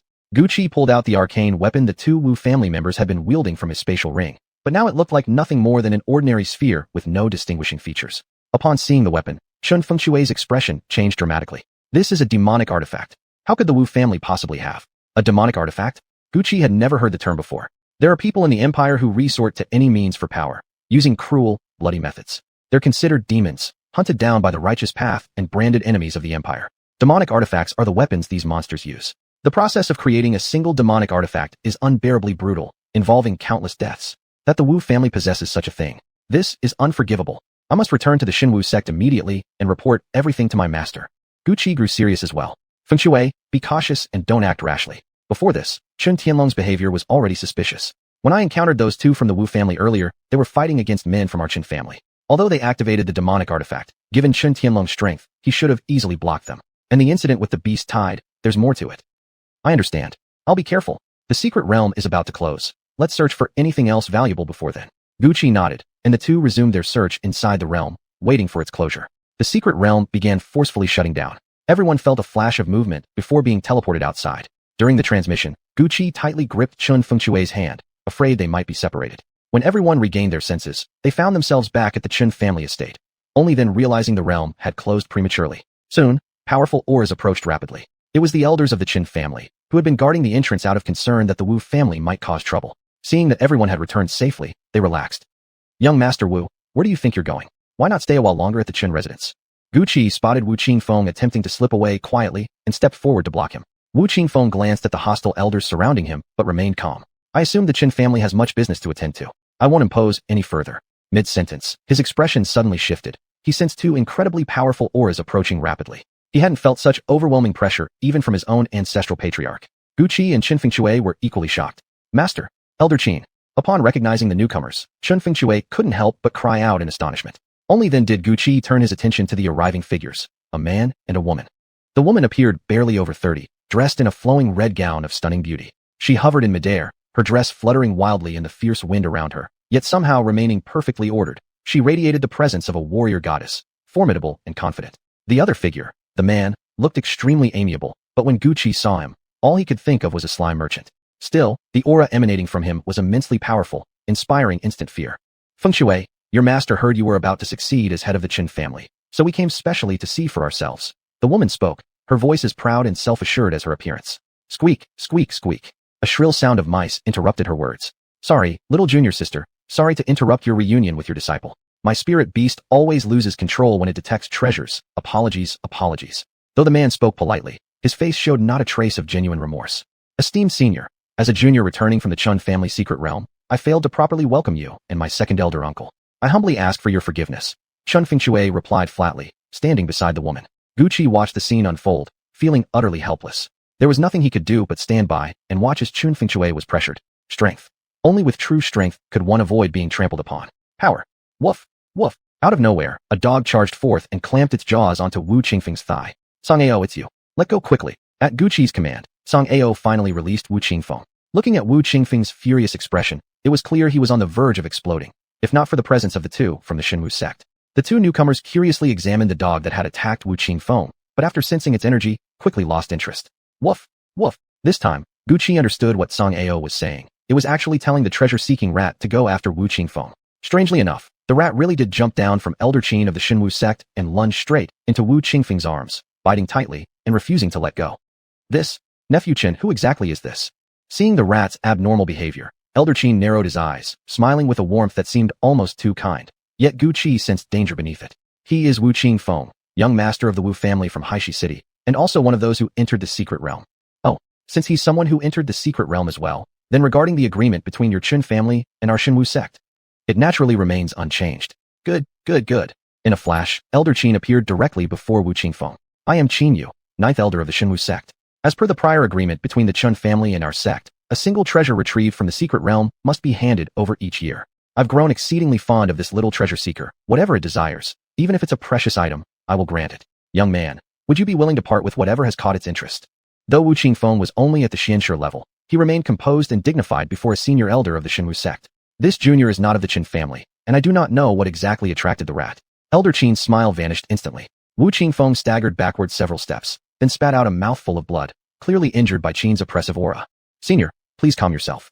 A figure darted forward, shielding Wu Qingfeng from the crushing pressure. It was the head of the Wu family. I don't know what my nephew may have done to offend you, but I offer my apologies on his behalf. Why trouble a mere junior such as him? Elder Qin snorted coldly. The treasure-seeking rat, still clinging to Wu Qingfeng, squealed with even greater urgency. Senior, the ability to enter the Chun family's secret realm was purchased by our Wu family for 3 million Xian stones. Would such actions not tarnish your reputation? Return. Elder Qin waved his hand, but the rat continued gnawing at Wu Qingfeng's robe, refusing to release its grip. Head Wu, you see for yourself, it won't come back. Besides, the agreement was made by our sect master. Even if I wished otherwise, I have no authority to change it. Humph. The master of Qin Fengshui let out a cold snort, clearly filled with impatience. And who might this be? The Wu family had asked, his expression growing even more wary. I am Fengshui's master, Qiu Aoshuang of the Shenwu sect. Right now, my disciple and I have matters to discuss. Handle the rest here. With a flick of her sleeve, a fierce wind rose around Qiu Aoshuang, her overwhelming power quelling any thought of defiance among those present. If the agreement was indeed set by the sect master of the Shenwu sect, and since members of our Wu family have also entered the secret realm, we naturally must abide by the rules. Qingfeng, quickly hand over whatever the rat desires to the elder. Upon hearing his father's words, Wu Qingfeng had no choice but to retrieve an object from his spatial ring. The moment he produced it, even the two elders from the Shenwu sect were stunned. This is a Bailan fruit, one that increases a Xian king's chances of breaking through to Xian monarch. Elder Qin's expression turned grave. The spiritual fruit flew from Wu Qingfeng's hand and landed in Qin Yu's palm. He recalled the treasure-seeking rat. See if there's anything else you like. Though the Wu family deeply regretted losing a Bailan fruit, they couldn't help but feel a bit smug, until the rat shook its head, appearing utterly disinterested. In that case, everyone may disperse. I shall remain at the Chun estate for a while to investigate the cause of the beast tide. Do not disturb me unless necessary. With a calm, indifferent tone, Qiu Aoshuang spoke, leaving the Wu family no choice but to depart. Once all had left, Gu Qi finally pinched Song Ao's ear. How did you even get here? Yo! The dog struggled to shake off that irritating hand, glaring at Gu Qi with nothing short of utter disdain. What kind of breed are you anyway? You look like an ordinary dog, but maybe it's just my imagination. Still, thank you for today. Gu Qi gently patted Song Ao's head, earning only a contemptuous huff in return before the dog vanished once more. Qin Fengshui went off to attend to the two elders from the Shenwu sect, leaving Gu Qi with nothing to do, so he returned to his quarters. Walking alone down the path, the carefree stroll after the struggles within the secret realm felt incredibly relaxing. His Xinjing seemed to have improved yet again. As he approached his room, a graceful figure stood waiting by the door, causing him to instinctively pause. Second Mississippi, you're finally back. Are you hurt? The moment Qin Xinghuan heard Gu Qi's voice, she rushed straight to him, her face filled with worry, so focused on him that she didn't even realize how close they were standing. One small step forward, and Gu Qi could have kissed that beautiful face. Seeing her concern, Gu Qi couldn't help but stare, entranced. Realizing his gaze, Qin Xinghuan suddenly noticed their proximity and hastily took 2 steps back, her cheeks burning red. I'm fine, Second Mississippi. Thank you for your concern. Qin Xinghuan was the person Gu Qi had known the longest in this world, and toward her, Gu Qi always felt something special. Whenever he saw her, it was as if he could forget everything else. Here's some golden wound ointment. It will heal your injuries. Qin Xinghuan took Gu Qi's hand, placed a small bottle into his palm, then quickly let go and turned away, dashing off. Gu Qi watched as Qin Xinghuan grew smaller in the distance, still feeling the warmth left on his hand and catching the faint trace of her unique fragrance. His heart fluttered uneasily, like it was being gently scratched by soft paws. Qin Xinghuan. What should he even do about her? Chapter 89. On the eve of departure. The night passed, and Gu Qi had spent it all cultivating. He stored every bit of his arcane energy into the Qinkuan ring. When his internal reserves were completely drained, he resumed cultivation and found that his cultivation level had become somewhat loose. Unexpected progress indeed. It wasn't until a knock sounded at the door that Gu Qi finally ended his practice. Come in. The person who entered was actually Qin Xinghuan, holding a tray of food. Her radiant smile captivated Gu Qi instantly. Gu Qi, I've heard everything from them. If not for you, the Qin family would have suffered terribly this time. This chicken soup is specially made by me. Try it. Gu Qi took the bowl, gazing at Xinghuan before him, suddenly at a loss for words. What if she knew about his relationship with her elder sister? Gu Qi. A familiar voice rang out as the door opened again. Qin Fenghuan stepped in. Gu Qi looked awkwardly between the two women in the room, utterly unsure of what to say. Sister, why are you here? Xinghuan asked in surprise, clearly not expecting Fenghuan to come. I spoke with Master about Gu Qi. She's agreed to let him travel with us to Divine Martial Sect, Fenghuan said calmly, showing no sign of discomfort. That's wonderful. Then Gu Qi can stay with you, sister. That must be better, right? Hearing these words, Gu Qi stared at Xinghuan in astonishment. Was she really unbothered by the fact that he was with her sister? Though Gu Qi had fantasized about winning over both sisters, as a man from the 21st century, such dreams of having 2 lovers remained nothing more than fantasy. Yet seeing Xinghuan's expression now, a faint bitterness still welled up inside him. Fenghuan gently held Xinghuan's hand. So you already know about our engagement, little sister? The Elder Council just approved it yesterday. I didn't expect you'd find out so quickly. What? Xinghuan's face turned pale with shock. Without another word, she spun around and ran out the door, knocking over the table and spilling the meal without even noticing. Second miss. Gu Qi wanted to chase after her, but hesitated, glancing helplessly at Fenghuan still standing there. Why aren't you going after her? Fenghuan snapped. I've long known how my sister feels about you. I just never expected I'd fall for you too. She gave a self-mocking smile, then raised her fist playfully in front of Gu Qi. You're getting off easy. If you ever dare mistreat either of us, I'll be the first to break you. Gu Qi looked at Fenghuan, deeply moved. Never would he have imagined that someone so proud would choose to share a husband with her own sister. Fenghuan. Hurry up and go. If you can't calm my sister down, I'll hold you accountable. Gucci nodded and rushed out, but no matter where he searched, he couldn't find Qingwan.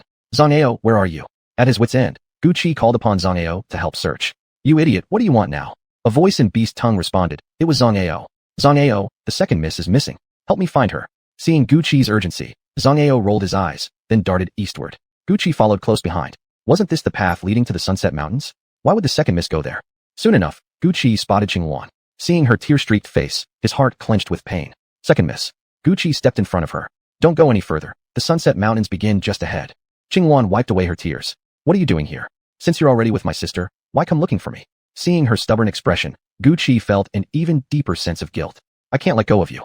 Just can't let go? Gucci, do you love me? He hadn't expected her to ask such a direct question. Looking at her delicate, tear-stained face, so vulnerable and tender, a fiery warmth surged in his chest, an overwhelming desire to pull her into his arms. You've always been so perfect in my heart. I kept thinking I wasn't good enough for you, so I ran away. But in truth, I've loved you all along. I was just lying to myself. Today, when I saw you run out like that, I finally understood how deeply I care for you. Qingwan, don't leave me, please. Qingwan stared at Gucci, then burst into laughter. Does this mean you forgive me? She nodded, then reached out and took his hand. Feeling the soft warmth in his palm, Gucci's heart soared with joy. Woof woof. An untimely bark shattered the sweet moment. Zhang Ao stood with his back turned, pretending not to see anything. Yet Gucci clearly understood his meaning. That dog actually called him shameless. Clearly, he was asking for a beating. Qingwan glanced at Zhang Ao, flustered and blushing furiously, yet she didn't loosen her grip on Gucci's hand. Let's go back. Feng Shui is really worried about you. Qingwan nodded. Zhang Ao had long vanished who knows where. The two walked hand in hand, savoring the tranquility of the moment. Back already? As they returned to the Chun residence, they saw Chun Fengwan waiting at the door. Seeing her sister, Qingwan quickly let go of Gucci's hand and dared not meet Fengwan's eyes. Fengwan took Qingwan's hand gently. Do you think I don't know what's in your heart? It's just that he's the one who got lucky. With that, she shot a sharp glance at Gucci, who could only smile sheepishly. Master wants you to come see her. Go quickly. Having said this, she led Qingwan away. Gucci watched their retreating figures, his heart brimming with contentment. Never had he imagined that the dream of being cherished by both sisters would actually come true, especially with beauties like them. He had to grow stronger. Only then could he protect them, protect his women. Only after their figures disappeared from sight did Gucci head toward the dwelling of the divine martial sect elder. As soon as he stepped inside, he saw the two elders seated before the hall. Xiao Aoshuang's overwhelming aura of a peak Xian king pressed down upon Gucci like a mountain, making him feel as if he were about to collapse. I can't kneel. Gucci gritted his teeth. His muscles creaked under the crushing pressure, just like they had in the dragon blood pool. Xiao Aoshuang watched the standing youth with satisfaction. Even under such intense pressure, he still managed to endure. Impressive. I've heard everything from Fengwan. Now tell me, would you be willing to join our divine martial sect? As Xiao Aoshuang spoke, the pressure on Gucci vanished. But the lingering pain left him gasping for breath, drawing air in deep, ragged gulps. His true form was a beast, which old Chun had already discovered. Perhaps the divine martial sect could see through it too. Yet fortune and misfortune walked hand in hand. Only by stepping forward could he access a larger world and grow stronger. And joining the divine martial sect was clearly the best path. I am willing to join the divine martial sect. Qin Yu looked satisfied as she observed Gucci. Though the boy appeared battered and worn, his eyes remained clear, resolute, and full of the spirit of a future powerhouse. Fengwan told me you've only been cultivating for less than a year? Gucci nodded. In the blink of an eye, he suddenly lost consciousness. When he came to again, he had no idea what had just happened. Good. Once we settle the beast tide crisis, you'll return with us to the divine martial sect. For some reason, Gucci felt their gaze had changed. He now felt like a priceless treasure in their eyes.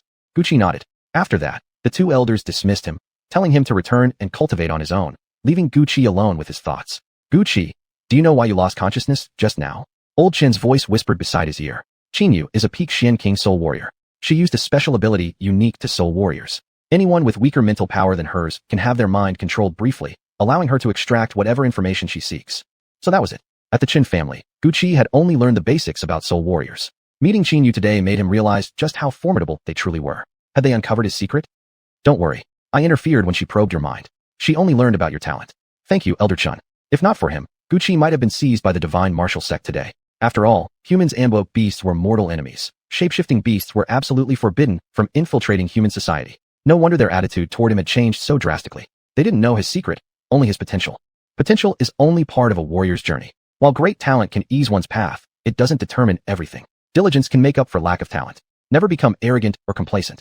Gucci nodded. Indeed, the old saying held true. Reading 10,000 books isn't equal to traveling 10,000 miles. Traveling 10,000 miles isn't equal to meeting countless people. Meeting countless people isn't equal to having a master guide your way. Only now did Gucci truly understand that final phrase. Gucci. At the sound of the familiar voice, Gucci stopped walking and turned to see Chun Fengwan approaching. Feng Luan, how is Qing Luan? Feng Luan gave him an exasperated glare. She's fine. Is that all you care about? Here, this is from Master and Senior Uncle Qin. Guqi took the items she handed him, 3 scrolls and a porcelain vial. These 3 scrolls each seal a powerful technique. The red one contains Inferno 10,000 miles, a potent offensive spell. The blue one is Xuanwu Shield, and the cyan one is Wings of Wind, allowing you to manifest Qi wings and reach the speed of a Xian King for the duration of a tea session. As for the vial, it holds pills. Your master truly treats you well. Pills. Guqi toyed with the bottle in his hand, tipping one perfectly round pill into his palm. The rich, aromatic scent invigorated his spirit instantly, filling him with a refreshing sense of ease. So this is a cultivation pill. Yes, each pill is extremely precious, refined from dozens of rare herbs and natural treasures. Even within the divine martial sect, they're highly valued, let alone here in our Qin family. Only when an elder reaches a bottleneck in cultivation would we spend a fortune to acquire just one. Chen Fengxue seemed to notice Guqi's confusion and promptly offered an explanation. Chapter 90. The 3 Professions. What's the difference between this pill and the previous spirit pill I took? The difference is huge. Although spirit pills can enhance our cultivation, after taking them, their residual medicinal energy remains in the meridians, affecting the speed at which we absorb arcane energy. Though the effect is extremely slight, over time it accumulates into something terrifying. Pills, however, are completely different. They leave no side effects behind. The only drawback is that if you keep taking the same type of pill repeatedly, its effectiveness will gradually weaken until it becomes useless. No wonder all those spirit pills could boost one's cultivation. Guqi hadn't seen anyone from the Qin family relying on them to break through realms. So are pills refined by alchemists? Yes. Besides alchemists, there are 2 other types of people equally esteemed: inscribers and artifact smiths. Artifact smiths craft arcane weapons, while inscribers create scrolls capable of sealing techniques within them, as well as various talismans that enhance abilities. Listening to Chen Fengque's explanation, Guqi felt a surge of excitement. Though this world wasn't exactly like those described in modern novels, some elements were surprisingly similar. Could this mean he could leverage his knowledge from the modern era? How does one become one of these 3? The requirements are extremely strict. First and foremost, you must be a soul warrior. Only a soul warrior possesses the powerful mental strength necessary to control the fusion of materials. There are even more conditions beyond that, though I don't fully understand them myself. But you can ask Senior Uncle Qin. He's an engraver. Chen Fengqu paused thoughtfully, then added, the old ancestor was also an artifact smith when alive. I wonder how he is doing now. Guqi nodded. Elder Chun is resting right now, but he's already able to talk with me. That's good. Once things with the Chun family settle down, you should return to divine martial sect with your master. Qing Luan will go with you too. Chen Fengqu turned away as she spoke, leaving Guqi unable to see her expression. Guqi gazed at Chen Fengqu's retreating figure. He had long suspected this. She wouldn't abandon her family. Though they had known each other only briefly, her image had already been etched deeply into his heart, irreplaceable. Fengqu, take these scrolls. Chen Fengqu looked at the boy standing before her, smiling brightly. These scrolls are life-saving treasures. Just like that, you're giving them to me. My body has been transformed by dragon blood, so my recovery ability is strong. I can protect myself. Please take them. She accepted the scrolls from Guqi's hands and turned to leave. I'm tired. I'll go rest now. You should return and rest early too. Guqi watched her departure until her figure vanished completely before returning to his room. Elder Chen, are you still here? Guqi, you want to know about the 3 great professions, don't you? Elder Chen's form materialized. You've already become a soul warrior, which means you've met the basic requirement to pursue any of the 3 paths. The reason soul warriors are so powerful isn't just because they can unleash formidable spells, but also because they can merge more harmoniously with the heavens and earth. While soulbound cultivators can also cast ordinary spells, they can only forcibly absorb ambient spiritual energy. Only a few of them can distinguish the true nature of elemental energies. That essence is what we call primal energy, the foundation of all arcane power. Arcane energy isn't limited to a single attribute, but soulbound cultivators absorb it coarsely, using it merely to temper their physical bodies without discernment. Soul warriors, on the other hand, can sense different attributes and cultivate according to their affinities, thereby amplifying the power of their techniques. Take Xiao Aoshuang for example. She is a master of wind affinity. Guqi, I will now impart to you the technique for sensing primal energy. Let's see which elements you can perceive. Elder Chen touched Guqi's forehead lightly. Instantly, a flood of text surged into Guqi's mind, as though it had always been there, buried deep within. The sudden influx brought a throbbing headache, making him slightly dizzy. After absorbing the information, Guqi sat cross-legged and began meditating, reaching out to sense the arcane energy around him. An hour passed before Guqi finally sensed a subtle change in the world. It was as if he could now see faint specks of light shimmering in the air. Were these the elements Elder Chen mentioned? Focusing intently, he circulated the technique. Slowly, the twinkling lights drew closer, drifting toward him, and one by one merged into his body. Well, how was it? Guqi opened his eyes to find Elder Chen watching him with concern. I saw tiny colored glimmers. They were drawn to me and flowed into my body. Is that primal energy? Exactly. I didn't expect you to sense it so quickly. Tell me, what colors did you see? 3 colors, green, red, and gold. Guqi replied after a moment of thought. There are actually 3. Old Chen stared at Guqi, his expression strange. Now I'm going to tell you about another requirement for becoming one of the 3 great professions. Alchemists must deal with various spirit herbs and fruits. Only those who can sense what arcane energy can observe the reactions of spirit plants and thus fuse them properly. An alchemist needs not only wood but also fire elemental energy. Both are indispensable. Generally, soul warriors can sense only one type of heavenly primal energy, and only a rare few can perceive 2 types of elemental forces. This is precisely one of the reasons why the 3 great professions are so scarce. Artifact smiths are similar to alchemists, except they don't need to sense wood energy. They only need to perceive fire and metal energies. As for inscribers, they're different. They require immense spiritual power. Typically, an inscriber's mental strength is several times greater than that of an ordinary soul warrior, and only such powerful spiritual force allows them to seal turbulent techniques into scrolls. The energies you just sensed were wood, fire, and metal. So, does that mean I qualify to become either an alchemist or an artifact smith? Old Chen nodded. But these are merely the prerequisites. To become a truly skilled alchemist or artifact smith, it also depends on how well you can merge with primal energy. The higher your fusion level, the greater the realm you can achieve. However, no matter the profession, endless practice is inevitable, and the materials required are all rare treasures from heaven and earth. Only major sects or powerful families can afford to nurture an alchemist or artifact smith. Likewise, even the 3 great professions require profound arcane energy as support, meaning one must possess exceptional martial talent. How can I know my exact fusion level? Gucci was confident in his martial talent, so now the only remaining factor was his compatibility with primal energy. You can test it using Yuanling crystals. Unfortunately, I don't have any here. But Divine Martial Sect certainly will, and they also have dedicated facilities for training the 3 great professions. Since you've absorbed the Heavenly Flame Seed, your fusion level with fire energy is definitely high. It remains to be seen how you fare with the other 2 elements. Understood. Even so, Gucci's heart burned with excitement. Even without knowing his precise fusion levels, he had already met 2 crucial conditions to become an alchemist or artifact smith. Just this knowledge alone filled him with exhilaration. Gucci, regardless of your aptitude, I will pass on to you all my experience and insights in artifact forging. Although Old Chun could arrange many things for Gucci, he knew full well that no true expert had ever walked a smooth path. All he could do was help Gucci as much as possible. There's one more thing. The cultivation technique currently available from the Chen family no longer meets your needs. After careful consideration, I've decided to pass on to you the Blazing Heaven Consumption Manual. It's a fire tribute cultivation technique. Given that you carry the Heavenly Flame Seed within you, this manual will help you better control it. It also includes methods of flame manipulation that will greatly benefit your future work in artifact forging. Thank you, Elder Chun. Gucci gazed at the ethereal form of the old man and recalled the novels he'd read before. Could there possibly be a way to bring Elder Chun back to life? Elder Chun, is there any method by which you could be revived? Old Chun froze, clearly taken aback by the question. Child, everything follows fate. The fact that my residual soul still lingers in this world is already an extraordinary blessing. Revival? Impossible. Throughout history, countless powerful cultivators have sought immortality, yet who among them still walks today? They've all vanished into legend. Only by becoming a saint, shattering the void, and entering another eternal world might one achieve everlasting life. But in this world, the highest known rank is Arcane Emperor. Sages are mere myths. When my spiritual energy is completely exhausted, I too will dissipate into nothingness. However, having passed my legacy to a disciple like you, I can die without regrets. Seeing the contented smile on Old Chen's face, Gucci's heart could no longer remain calm. Though cultivators lived far longer than ordinary people, even up to 300 years at the Arcane King stage, death still awaited them all. Once reborn into the cycle of reincarnation, who could say whether they'd ever become a cultivator again? To perish like that would be unbearable. Only by becoming a saint could one exist forever. He must become a saint. The only way to repay Elder Chen's kindness was to protect the Chen family with his life. Gucci, are you there? A voice came from outside the door. It was Chen Qingwan. Why had she come? Second miss, why are you here? The 2 elders from Divine Martial Sect have gone deep into Sunset Mountains to investigate the cause of the frequent beast tides. They've asked members of the Chun family to search the outer regions while they head into the deeper parts. Gucci, can you help us search together? The Sunset Mountains. Gucci had been born into this world right within the Sunset Mountains. If not for all he'd experienced there, he would probably still be a weak and insignificant insect. Likewise, the mountains were filled with countless opportunities and treasures.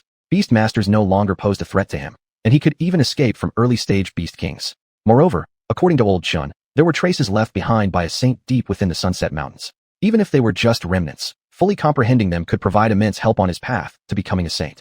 After joining Divine Martial Sect, he wouldn't know how long it might take before he could return. The Sunset Mountains were absolutely not something he could afford to miss. Chapter 91. Re-entering the Sunset Mountains. Gucci didn't wait for the Chun family to act. Instead, he slipped into the Sunset Mountains in the middle of the night with the Tibetan Mastiff.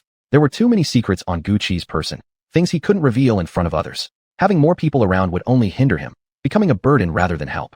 Through the depths of the Sunset Mountains, a dark figure flashed swiftly by, leaving only afterimages behind. This was none other than Gucci. The Tibetan Mastiff followed closely behind, keeping pace effortlessly no matter how fast Gucci moved, moving with calm ease.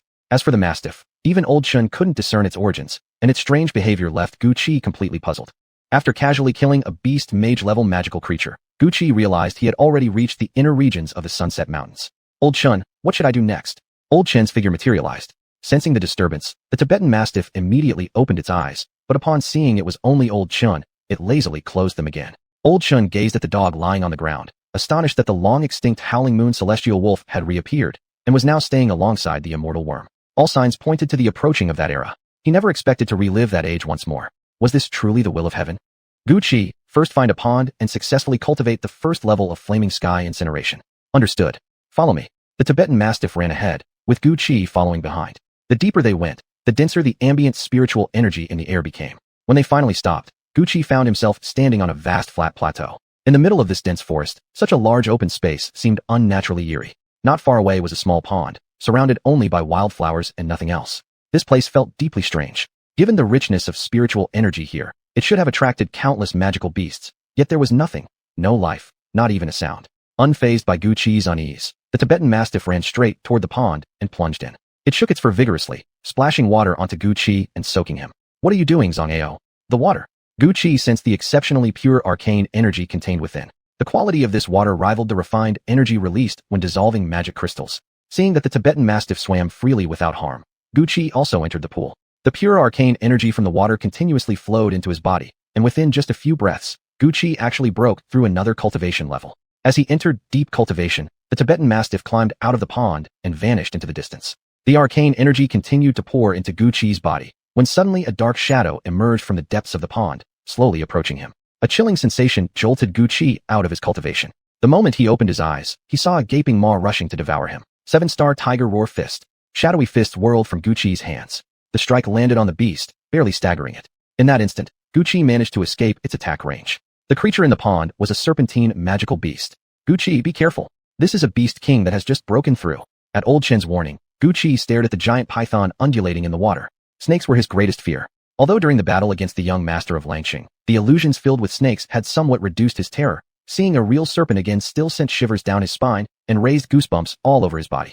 Lots of seal. The seal crashed hard into the giant serpent's consciousness, but the beast merely shook its head, quickly recovering. Far from being injured, it grew enraged. The snake's tail lashed toward Gucci, who narrowly dodged with a swift shift of his body. When he looked back, he saw that the spot where the tail had struck was now a deep crater.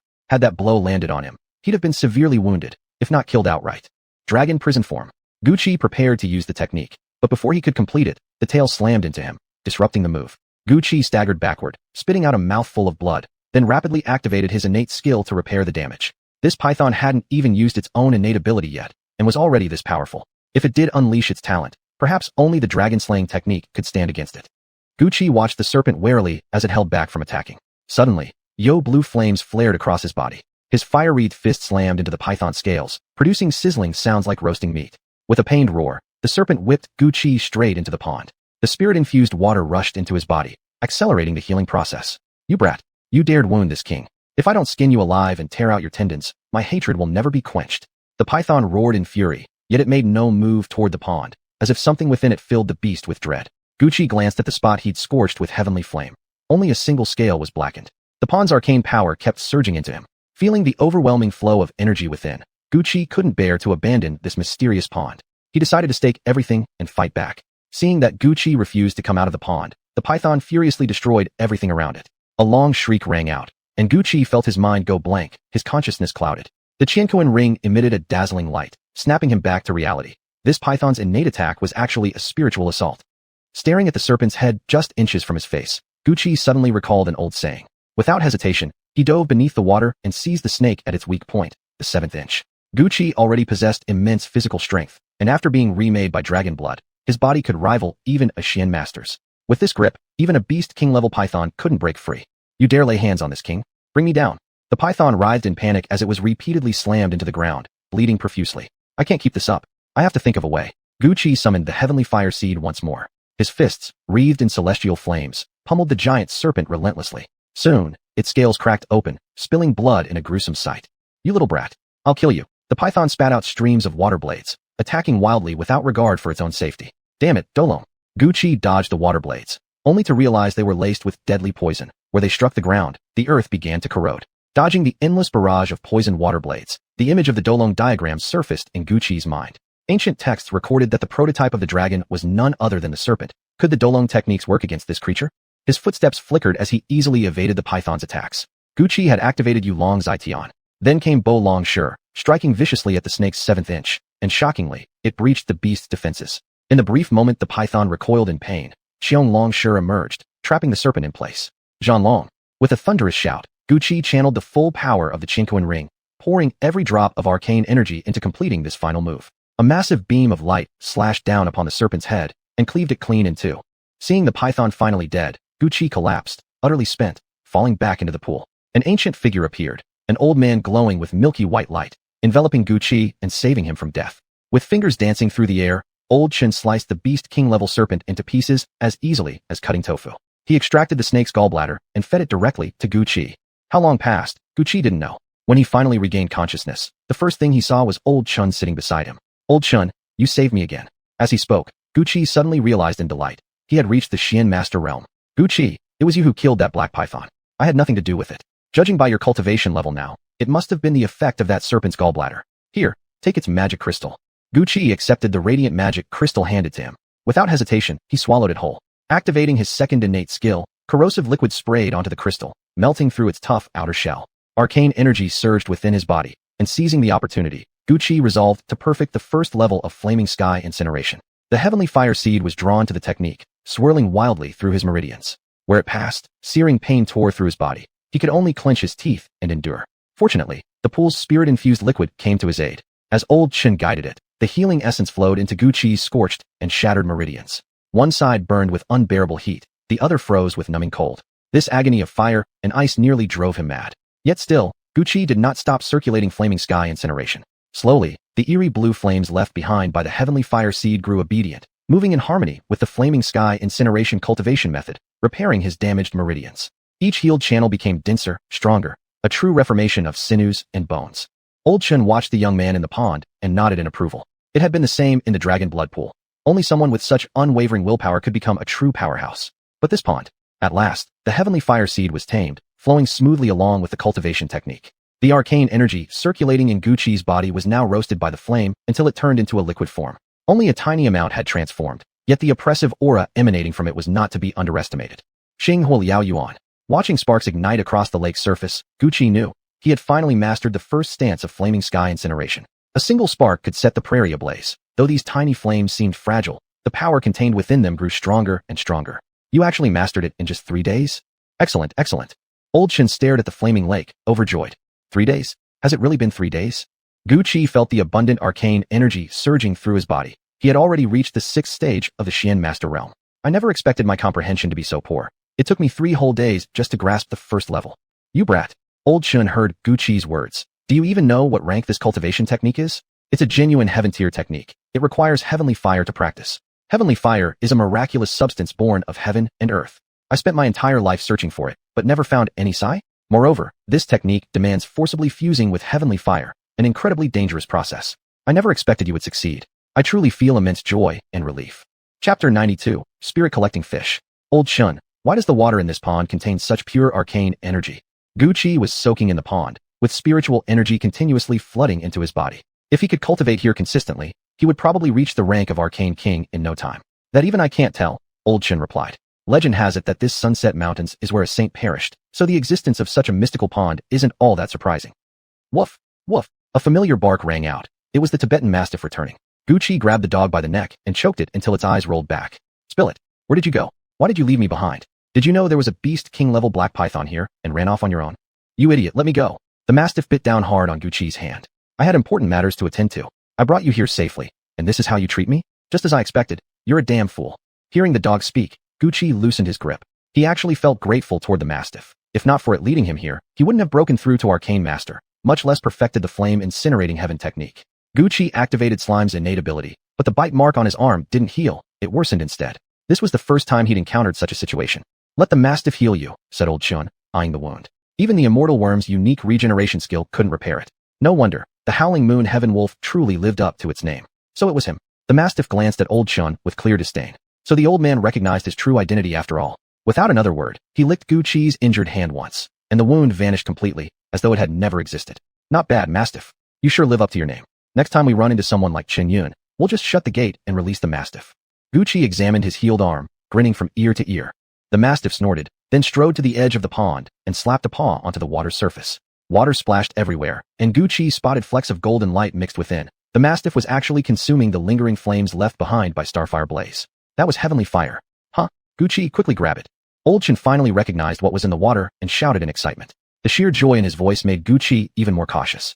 The Mastiff leapt into the pond a moment before Gucci followed. The flames only burned on the surface, so diving beneath rendered them harmless. Inside the pond, a streak of golden light darted past, moving so fast it left Gucci stunned. Despite being a dog, the Mastiff remained swift underwater, chasing after the golden streak. Gucci joined in the pursuit, but the little fish seemed to toy with them, drifting slowly just ahead of the two, letting them almost touch it, only to vanish at the last moment, leaving nothing but an afterimage. Its speed was terrifying. Gucci, let's get back ashore. I have a plan. Unable to catch the elusive flash of gold, Gucci looked to the Mastiff. They climbed out and returned to land. The Mastiff assumed a fighting stance, and suddenly, Gucci sensed a change. Its aura had shifted entirely. Arcane energy from across the surroundings began swirling inward, gathering at the Mastiff's mouth. Watching the growing sphere of condensed energy forming there, Gucci felt genuine danger. If that hit him, even his incredible regeneration wouldn't save his life. Yet the charging process took too long. He could easily interrupt it before completion. For such a devastating attack to come from the Mastiff was utterly unbelievable. The massive, fearsome energy orb slammed into the pond. Water exploded upward in every direction, yet the pond itself remained intact. Amid the splash, the golden figure was flung into midair, allowing Gucci to finally see it clearly. It was a tiny fish, glowing golden from head to tail. So it really is a spirit-collecting fish. No wonder the arcane energy here is so thick. This entire pool of spiritual water must be liquid form of condensed arcane energy. Old Chun gazed at the fish hovering in the air, filled with awe. Spirit-collecting fish? What's that? I always thought they were just mythical creatures. Never imagined I'd see one in person. Though gentle by nature and lacking any offensive ability, the spirit-collecting fish possesses two unbelievably powerful innate skills. Its spirit-gathering ability allows it to continuously attract ambient spiritual energy from the environment. Even in a spiritually barren wasteland, a single spirit-collecting fish could turn it into a supreme cultivation haven. This entire pool of spiritual water exists because the fish attracted so much arcane energy that it naturally liquefied. Gucci, no matter what, you must capture this fish. Your Chinquan ring has a separate space inside where it can live. But the problem is the fish's second ability, teleportation. Catching it will be extremely difficult. It's hard, but I still have to try. Gucci stared at the spirit-collecting fish floating on the water's surface, his heart burning with determination. Imprisoning dragon form. Without hesitation, Gucci unleashed the technique. It indeed locked the fish in place. But when Gucci tried to pull it into his Chinquan ring, he realized he had only captured a lingering afterimage. Spiritual water splashed onto Gucci and the Mastiff's faces. The spirit-collecting fish had spat water right at them. I refuse to believe I can't catch you. The Mastiff shook the water off its face, eyes blazing with fury. Arcane energy surged into its body once more, but this time, unlike before, the black fur on its body transformed into shimmering silver white, radiating an aura of noble majesty. Before Gucci could even process what he was seeing, the Mastiff shot forward like a streak of white lightning, diving back into the pond to clash with the fish once again. Gucci didn't go to help. Both were magical beasts, so why was there such a vast difference between them? The fish's innate talent was astonishingly powerful, while his own abilities seemed utterly useless. As Gucci sighed inwardly, a figure suddenly flew out of the water. It was the Mastiff, being driven back by the spirit-collecting fish. Damn it, that stinking fish can actually manipulate arcane energy. If I ever catch you, I'll eat you whole. Gucci grabbed the furious Mastiff, watching as it reverted to its usual form. But how exactly was he supposed to capture that damn fish? Gucci eyed the spirit-collecting fish, still floating on the surface, peacefully devouring the remnants of Starfire Blaze. Could it be that it enjoyed consuming heavenly flames? Suddenly, a flame burst from Gucci's palm. Do you like eating heavenly fire? If you come with me, I'll make sure you get to devour it every single day. The fish paused mid-consumption, glanced sideways at Gucci, then silently swam deeper into the pond. Are you stupid? The spirit-collecting fish feeds on arcane energy, not heavenly fire. You really think you can tempt it like that? Hearing the Mastiff's scornful words, Gucci pretended not to hear. Still, he was stuck. How the hell was he supposed to catch it? Old Chun, what should I do to catch it? I don't know either, Gucci, but I believe you'll find a way. Old Chun looked at the frustrated youth. He couldn't help but feel amused. Gucci was actually envious of the fish. If only he knew the true identity of that creature, the immortal worm. Well, better wait until Gucci discovered that truth himself. Gucci racked his brain for a solution. Then suddenly, inspiration struck. He walked to the edge of the pond and deliberately spat into the water. To his surprise, the spirit-collecting fish immediately rose to the surface and spoke in a voice only Gucci could understand. You're corrupting the arcane energy. Stop it at once. It actually worked. Though admittedly, the method wasn't very dignified. This was Guqi's other skill, corrosion. While it looked like nothing more than spitting, it could dissolve the tough outer shell of Wuhe cores, melt the legendary Zhaohua Zhugua fruit, even corrode deadly poisons. So naturally, it could affect arcane energy too. If he could degrade the spiritual essence here, the spirit-collecting fish would have no choice but to come out. Come with me, Guqi declared firmly, and I'll give you a comfortable home. Otherwise, I'll corrode you along with the rest. After a moment of hesitation, the fish finally gave in. The Qianquan ring flickered, and the spirit-collecting fish vanished without a trace. Where'd the spirit-collecting fish go? The mastiff, seeing the fish disappear into thin air, rushed straight into the pond to search. Congratulations, Guqi. You did it. Old Chin's voice emerged from within the Qianquan ring. He had retreated inside earlier, fearing any mishap during the capture. Old Chun, how is the fish? It's already settled into its new space. Old Chun reappeared, his entire being glowing with vitality and delight. Quickly gather some spiritual liquid. Although the fish will continue producing more, it takes time. Now that it's gone, the concentration of arcane energy here won't remain as dense as before. In no time, this pond will turn into ordinary water. But if you store it in the ring, it'll stay pure. Guqi nodded, about to collect the liquid, only to notice the pond shrinking before his very eyes.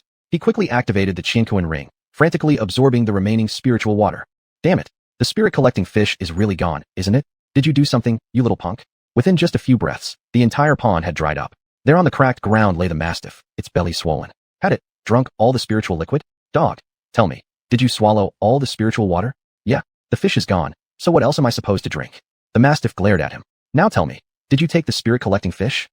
Guqi stared strangely at the mastiff, then slowly nodded. For some reason, despite its terrible temper, he simply had the feeling it would never betray him. Seeing Guqi nod, the mastiff closed its eyes contentedly. I need to digest.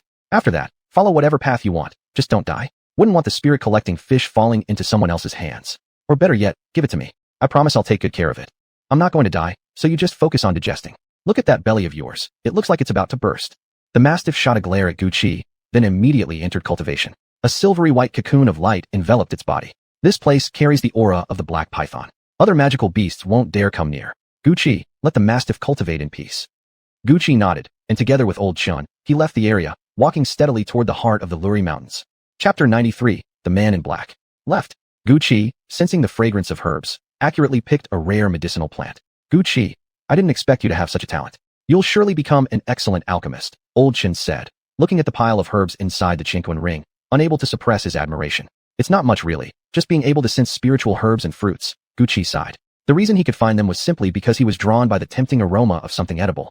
Guqi, have you really turned into some kind of bug? Even your taste has gotten so bizarre. Huh? Old Chin seemed to notice Guqi's embarrassment and burst into laughter. Old Chun, don't laugh at me. We've traveled this far and haven't even encountered a single magical beast. Don't you think something strange is going on here? High-grade magical beasts have very strong territorial instincts. They won't allow other beasts in their domain. Still, this silence along the way is unnatural. Be cautious, Guqi. Guqi nodded, then swiftly transformed into a low-level magical beast, the red-eyed rabbit. This form makes it easier to move.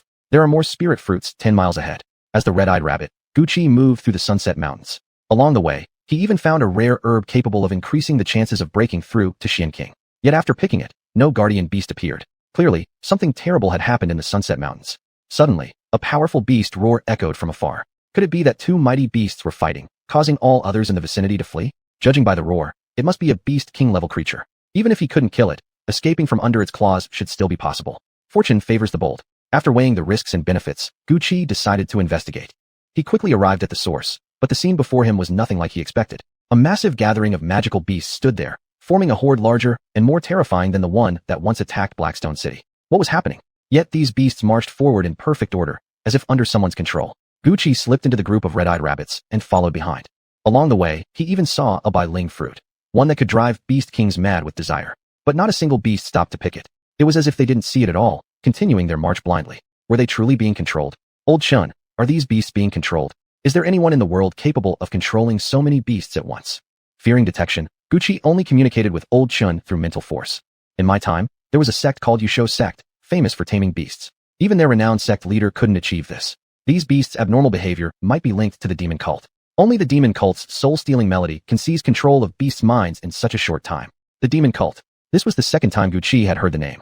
First, members of the Wu family used demon artifacts, and now the demon cult appears again. Could the beast tide in Blackstone City have been caused by them? After traveling a short distance, 5 beast kings appeared ahead.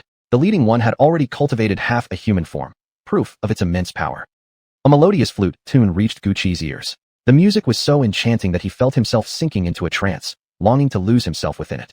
A flash of white light emanated from the Qinquan ring, shielding him from the invasive melody. Old Chun, what was that just now? Even with Old Chin's help, Guqi still struggled to resist the urge to obey the flute's command. That was the demon cult's soul-stealing melody. I never thought it would appear in the Sunset Mountains, let alone control so many beasts. Their intentions remain unknown. Guqi, stay alert. Don't let them discover your true nature. Guqi nodded, watching as the eyes of the surrounding beasts turned blood red, their actions growing frenzied.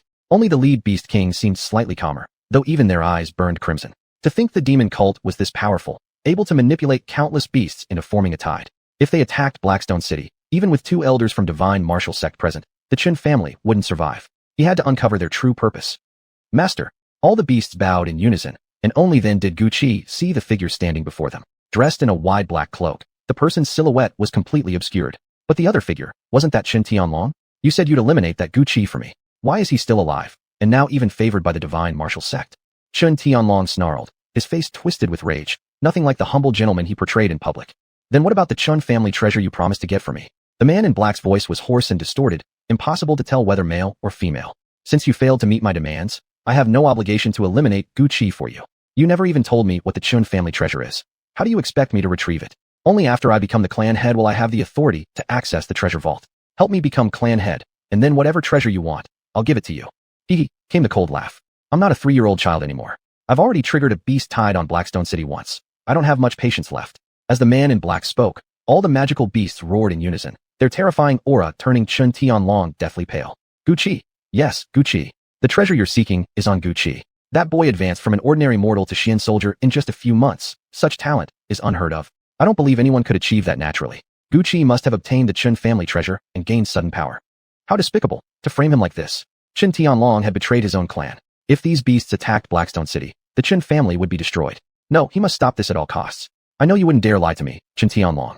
But if I don't find what I seek on Guqi, then you'll become food for these spiritual beasts. How could Tianlong ever deceive you, master? The Qin family members will come to investigate the Sunset Mountains. I humbly beg you to spare them. Once I become clan head, the entire Qin family will serve you as our master. I only hope you preserve some of our strength so we may better serve you in the future. The man in black laughed, a chilling sound that sent shivers down the spine. I understand. Leave now. Qin Tianlong bowed respectfully and turned to depart. Wu clan head, what are your thoughts? The man in black spoke again, and from behind a tree emerged the head of the Wu clan. Master, how dare Qin Tianlong scheme against you? He has no sense of fear. Still, according to your orders, we allowed Qingfeng and others to infiltrate the Chun family's secret realm. However, that brat Guqi ruined Qingfeng's mission. From what Qingfeng reported, Guqi likely obtained the legacy of the Chun family's ancestor. But with 2 elders from Divine Martial Sect guarding the Qin family, I couldn't act directly. The Wu clan head actually served the man in black. Who else but him could have given the Wu disciples those demonic artifacts? Old Chun, do you know what they're after? I don't know either. The secrets of the Qinquan ring are known only to me. What they truly seek, even I cannot say. Just stay vigilant. Guqi, be careful. Qin Tianlong had betrayed the Qin family, and the Wu clan had become puppets of the man in black. Qin Tianlong was pitiful, blindly becoming someone else's pawn. I'll see exactly what they're planning. A powerful presence rushed toward them. The man in black waved the Wu clan head away and waited for the arrival of this approaching force. Guqi felt that presence, so familiar. It was Qiu Aoshuang. She was here. I didn't expect Hua Zhao remnants to appear here, coming all the way to the Sunset Mountains to control magical beasts. Now that I've discovered you, I suggest you end your life quickly. Save yourself the suffering. The arrival was indeed Qiu Aoshuang. On her back formed a pair of ethereal wings, a sign of reaching the Xian sovereign level, while violent winds swirled around her, forcing the surrounding beasts to retreat. Foolishness. With so many beasts under my command, do you really think I fear a mere false Xian lord like you? The man in black drew a black flute from within his robe, raising it before him, the battle about to ignite. Is that so? I only need to kill these low-level beasts, and the backlash will make you wish for death. Demon cult scum, today you face Qiu Aoshuang. Prepare to die. With a graceful turn of her wrist, a long sword appeared in her hand. Sword chi surged, slicing through countless low-tier beasts. Guqi slipped to the corner and transformed back into his true form, the slime, to avoid getting caught in the crossfire. You. The man in black spat out a mouthful of blood, clearly enraged. He lifted the flute to his lips and began to play, commanding the 5 beast kings to attack Qiu Aoshuang. Facing the 5 beast kings, Qiu Aoshuang showed no panic. She tore open a green scroll. Wind god descends. Violent gales erupted, forming countless razor-sharp wind blades that slashed in all directions. Not good. Guqi had dived underground the instant he saw Qiu Aoshuang tear the scroll, while the Qinquan ring emitted a milky white light, shielding him. Fortunately, his slime form was small enough to go unnoticed. When Guqi opened his eyes again, he was stunned by the scene before him. Countless magical beasts lay dead.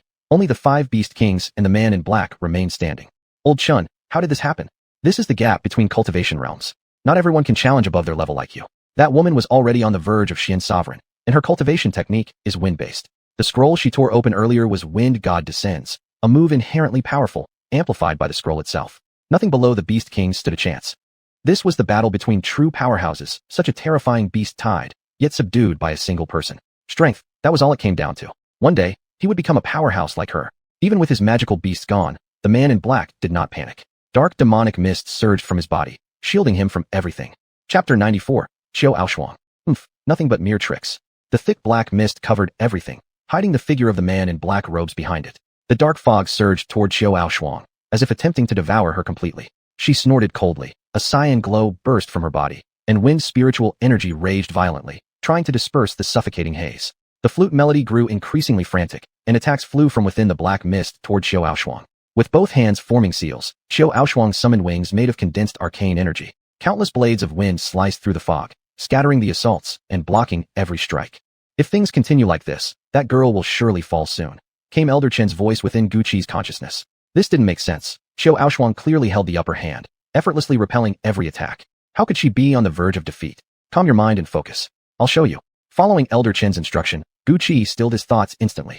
In that moment, he felt his spiritual awareness surge. He could now see through the black mist to the man hidden behind it, and even Xiao Aoshuang's movements appeared slowed to an extreme degree, as if time itself had frozen. Elder Chun, what is going on? The sight before him filled Guqi with dread. This was no ordinary mist. Those were countless tiny insects swarming together, consuming her attacks, and even gnawing at her arcane wings. The creatures were so minute that without Elder Chen's help, Guqi would never have noticed them. It's a kind of flying mosquito. The fact that this person possesses such a swarm means his status within the demon sect must be very high indeed.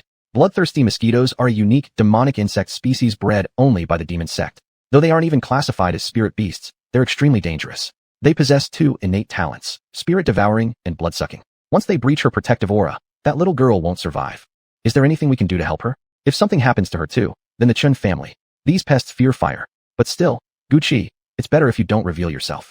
If you insist on appearing, transform into one of the legendary insects, the Shurxian bug. Even a Xian Sovereign's defense can be easily pierced by it. Appear as a Shurxian bug, use your corrosive ability, and the man in black will undoubtedly mistake you for the real thing. Understood. Just as Guqi prepared to transform, Xiao Aoshuang suddenly flashed upward into the sky. Flames rained down from above, striking the black mist and sizzling loudly upon contact. Curse! Under the scorching flames, the black mist rapidly shrank. The man in black reappeared, swiftly recalling the remaining insects. Surrender now. Xiao Aoshuang descended gracefully from the heights, the firelight casting a fiery glow across her face, enhancing her beauty until it became almost mesmerizing. TSK, you destroyed so many of my spirit insects. I'll make you pay with your life.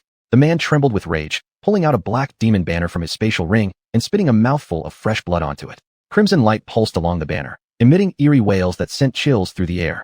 Xiao Aoshuang flipped her wrist, producing a longsword. With a flick of the blade, she slashed at the dark banner, but the banner morphed into a gaping maw and swallowed her attack whole. The ghostly cries intensified, and countless tormented souls emerged from within the banner, some human, some beast, each with twisted, horrifying faces. Guqi stared at the scene unfolding before him, more terrifying than any horror tale, unable to suppress his shock. So this was the demon sect, truly. These are souls sealed inside that black banner. Once imprisoned, they cannot enter reincarnation. They suffer endlessly each day, preserving their resentment and amplifying their power. Most practitioners in the demon sect prefer soul tempering, inflicting torture while the victim is still alive, then forcibly extracting the soul after 49 days and sealing it into a demon banner. Their methods are bloody, cruel beyond imagination. Listening to Elder Chen's explanation, Guqi felt a deep chill run down his spine. Indeed, the evil deeds of the demon sect were unforgivable. The vengeful spirits lunged at Xiao Aoshuang. Though they couldn't reach her directly, the black chi spewed from their mouths corroded her sword until it crumbled into scrap metal. Let's see what moves you have left. Surrender quietly, and let me kill you. Your soul shall be sealed within my banner and serve as one of my greatest generals. Refuse, and I'll let them devour your soul entirely, trapping you in eternal damnation. The man in black laughed coldly, a sound so sinister it made one's hair stand on end. I think today, it's you who will die. Struggling under the relentless assault of the ghosts, Xiao Aoshuang finally clenched her teeth and drew forth a red orb from her spatial ring, her expression resolute. Not good. Guqi, run quickly. Before Elder Chun could finish speaking, Xiao Aoshuang had already hurled the orb in her hand. A powerful surge of arcane energy erupted, knocking Guqi unconscious. Chunlao. Guqi slowly came to after who knew how long. He saw Qiu Aoshuang lying not far away, but the man in black robes was nowhere to be seen. Guqi, Elder Qin's voice echoed, yet it was extremely weak. I never expected that girl would throw the Liang Pearl, attempting to take the demon sect cultivator with her in death. When the explosion happened, I shielded your vital organs, but my soul has suffered severe damage. Guqi, I must enter a deep slumber now. You must take care of yourself. Seeing Elder Qin's nearly transparent form, Guqi was overwhelmed with guilt. Chun Lao, is there any way to heal you? Guqi asked, but received no answer. Elder Chun had already dissipated.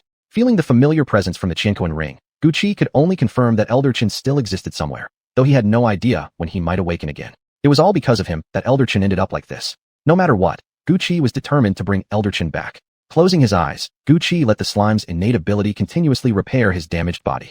Looking at his own riddled form, he finally grasped the sheer power of the Liang Pearl.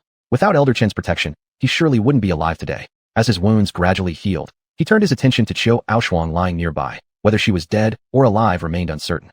Guqi approached her. Her hair was disheveled, her clothes torn, stripped of that proud and imposing aura she once carried. Now, fragile and vulnerable, she appeared strangely enchanting. So much so that Guqi couldn't help but glance at her more than once. Good, she wasn't dead, only gravely injured. Guqi retrieved a spirit pill from his storage space and fed it to Qiu Aoshuang, then gently helped her to lie down elsewhere. This place still bears traces of two great experts and the Beast King's aura. Leaving her here should be safe enough. I wonder what happened to the man in black. No, I need to go check.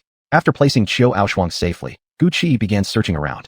Wasn't that black demon banner on the ground belonging to the black-robed man? But now it lay broken into two pieces, its spiritual energy completely drained, reduced to an ordinary object.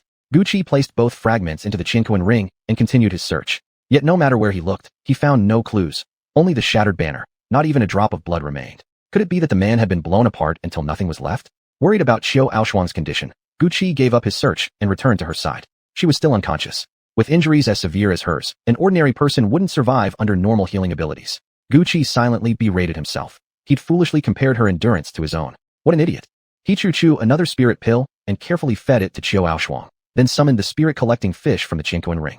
Spirit-collecting fish, can you turn this cup of water into spirit liquid? The spirit-collecting fish shivered at the sight of Guqi grinning like a fool, but quickly gathered ambient spiritual energy. The ordinary water in the cup gradually turned milky white, brimming with spiritual energy. Once finished, Guqi returned the fish to the ring. He then poured the spirit liquid into Qiu Aoshuang's mouth.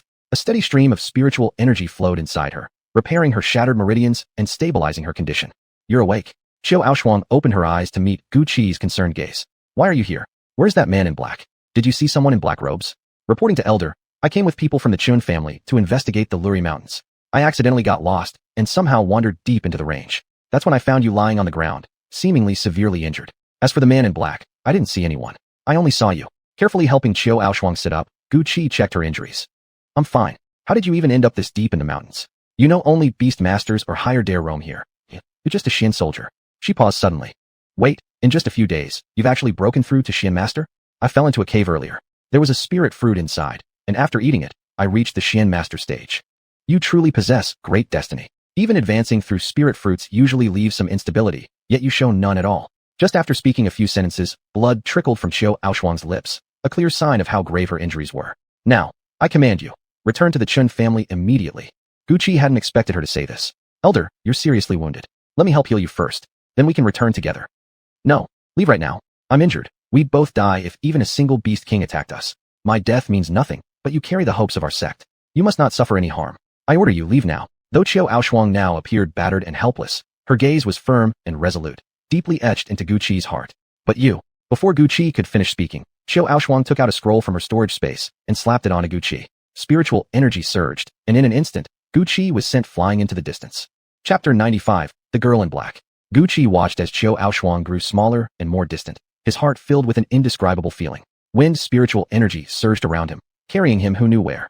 When the arcane power on the scroll finally exhausted itself, Guqi realized he had been sent to a place not marked on any map. Surrounded by towering ancient trees that blotted out the sky, he could only press forward, one step at a time.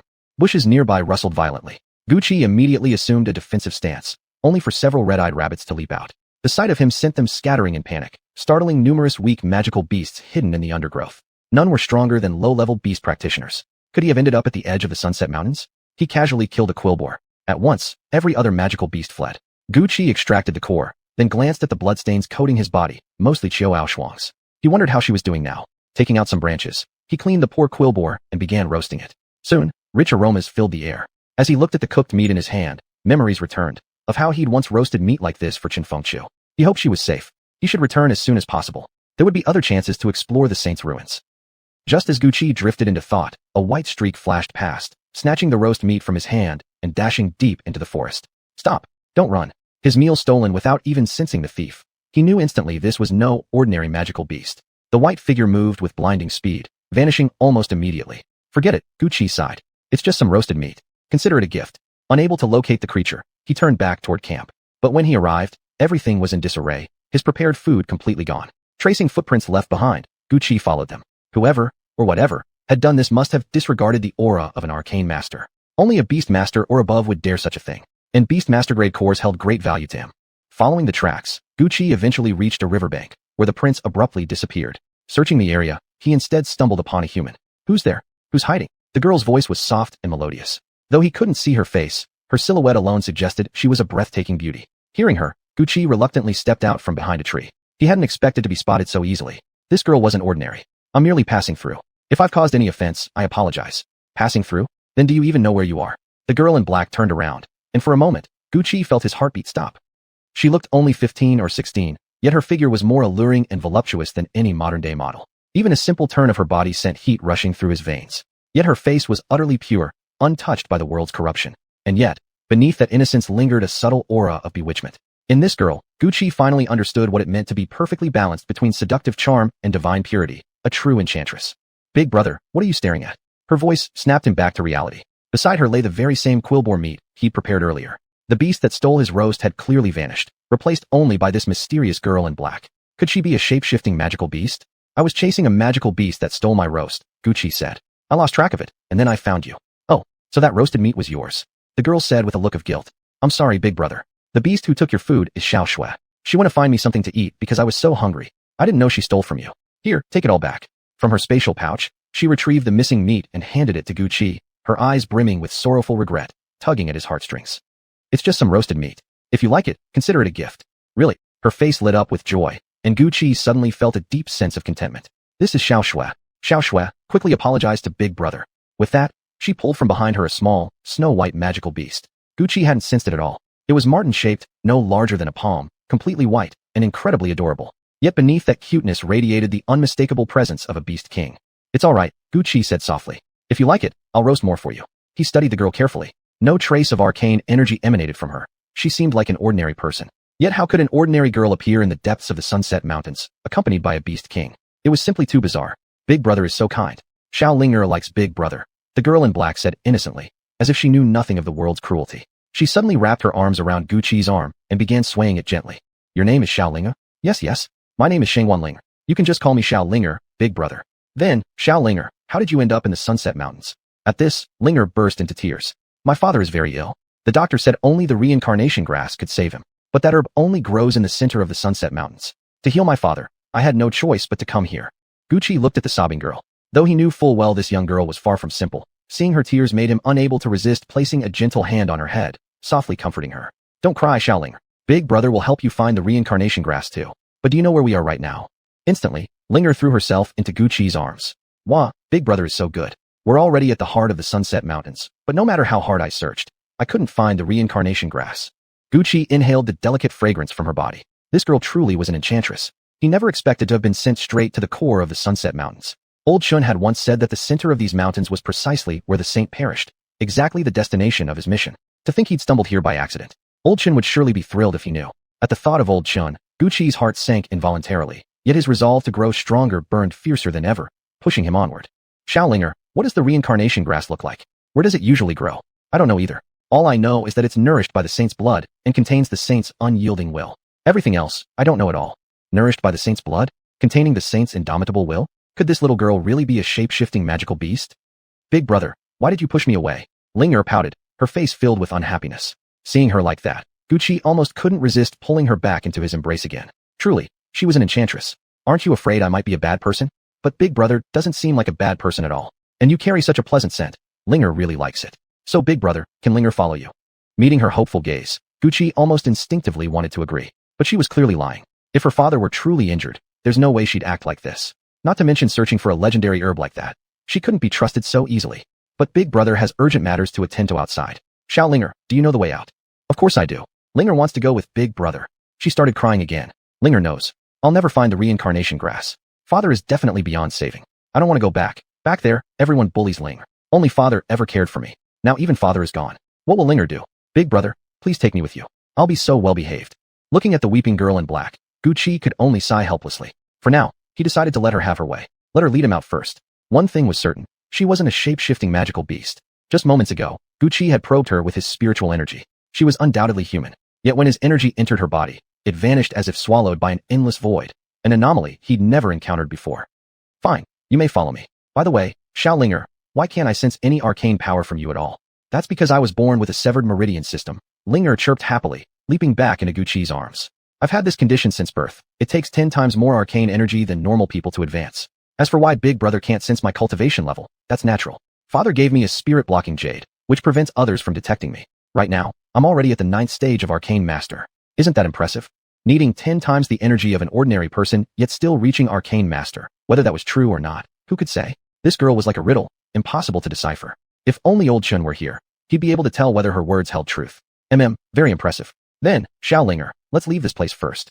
Linger nodded eagerly, grabbed Gucci's hand, cradled Xiao Shui, and began walking. Big Brother, what's your name? My name is Gucci.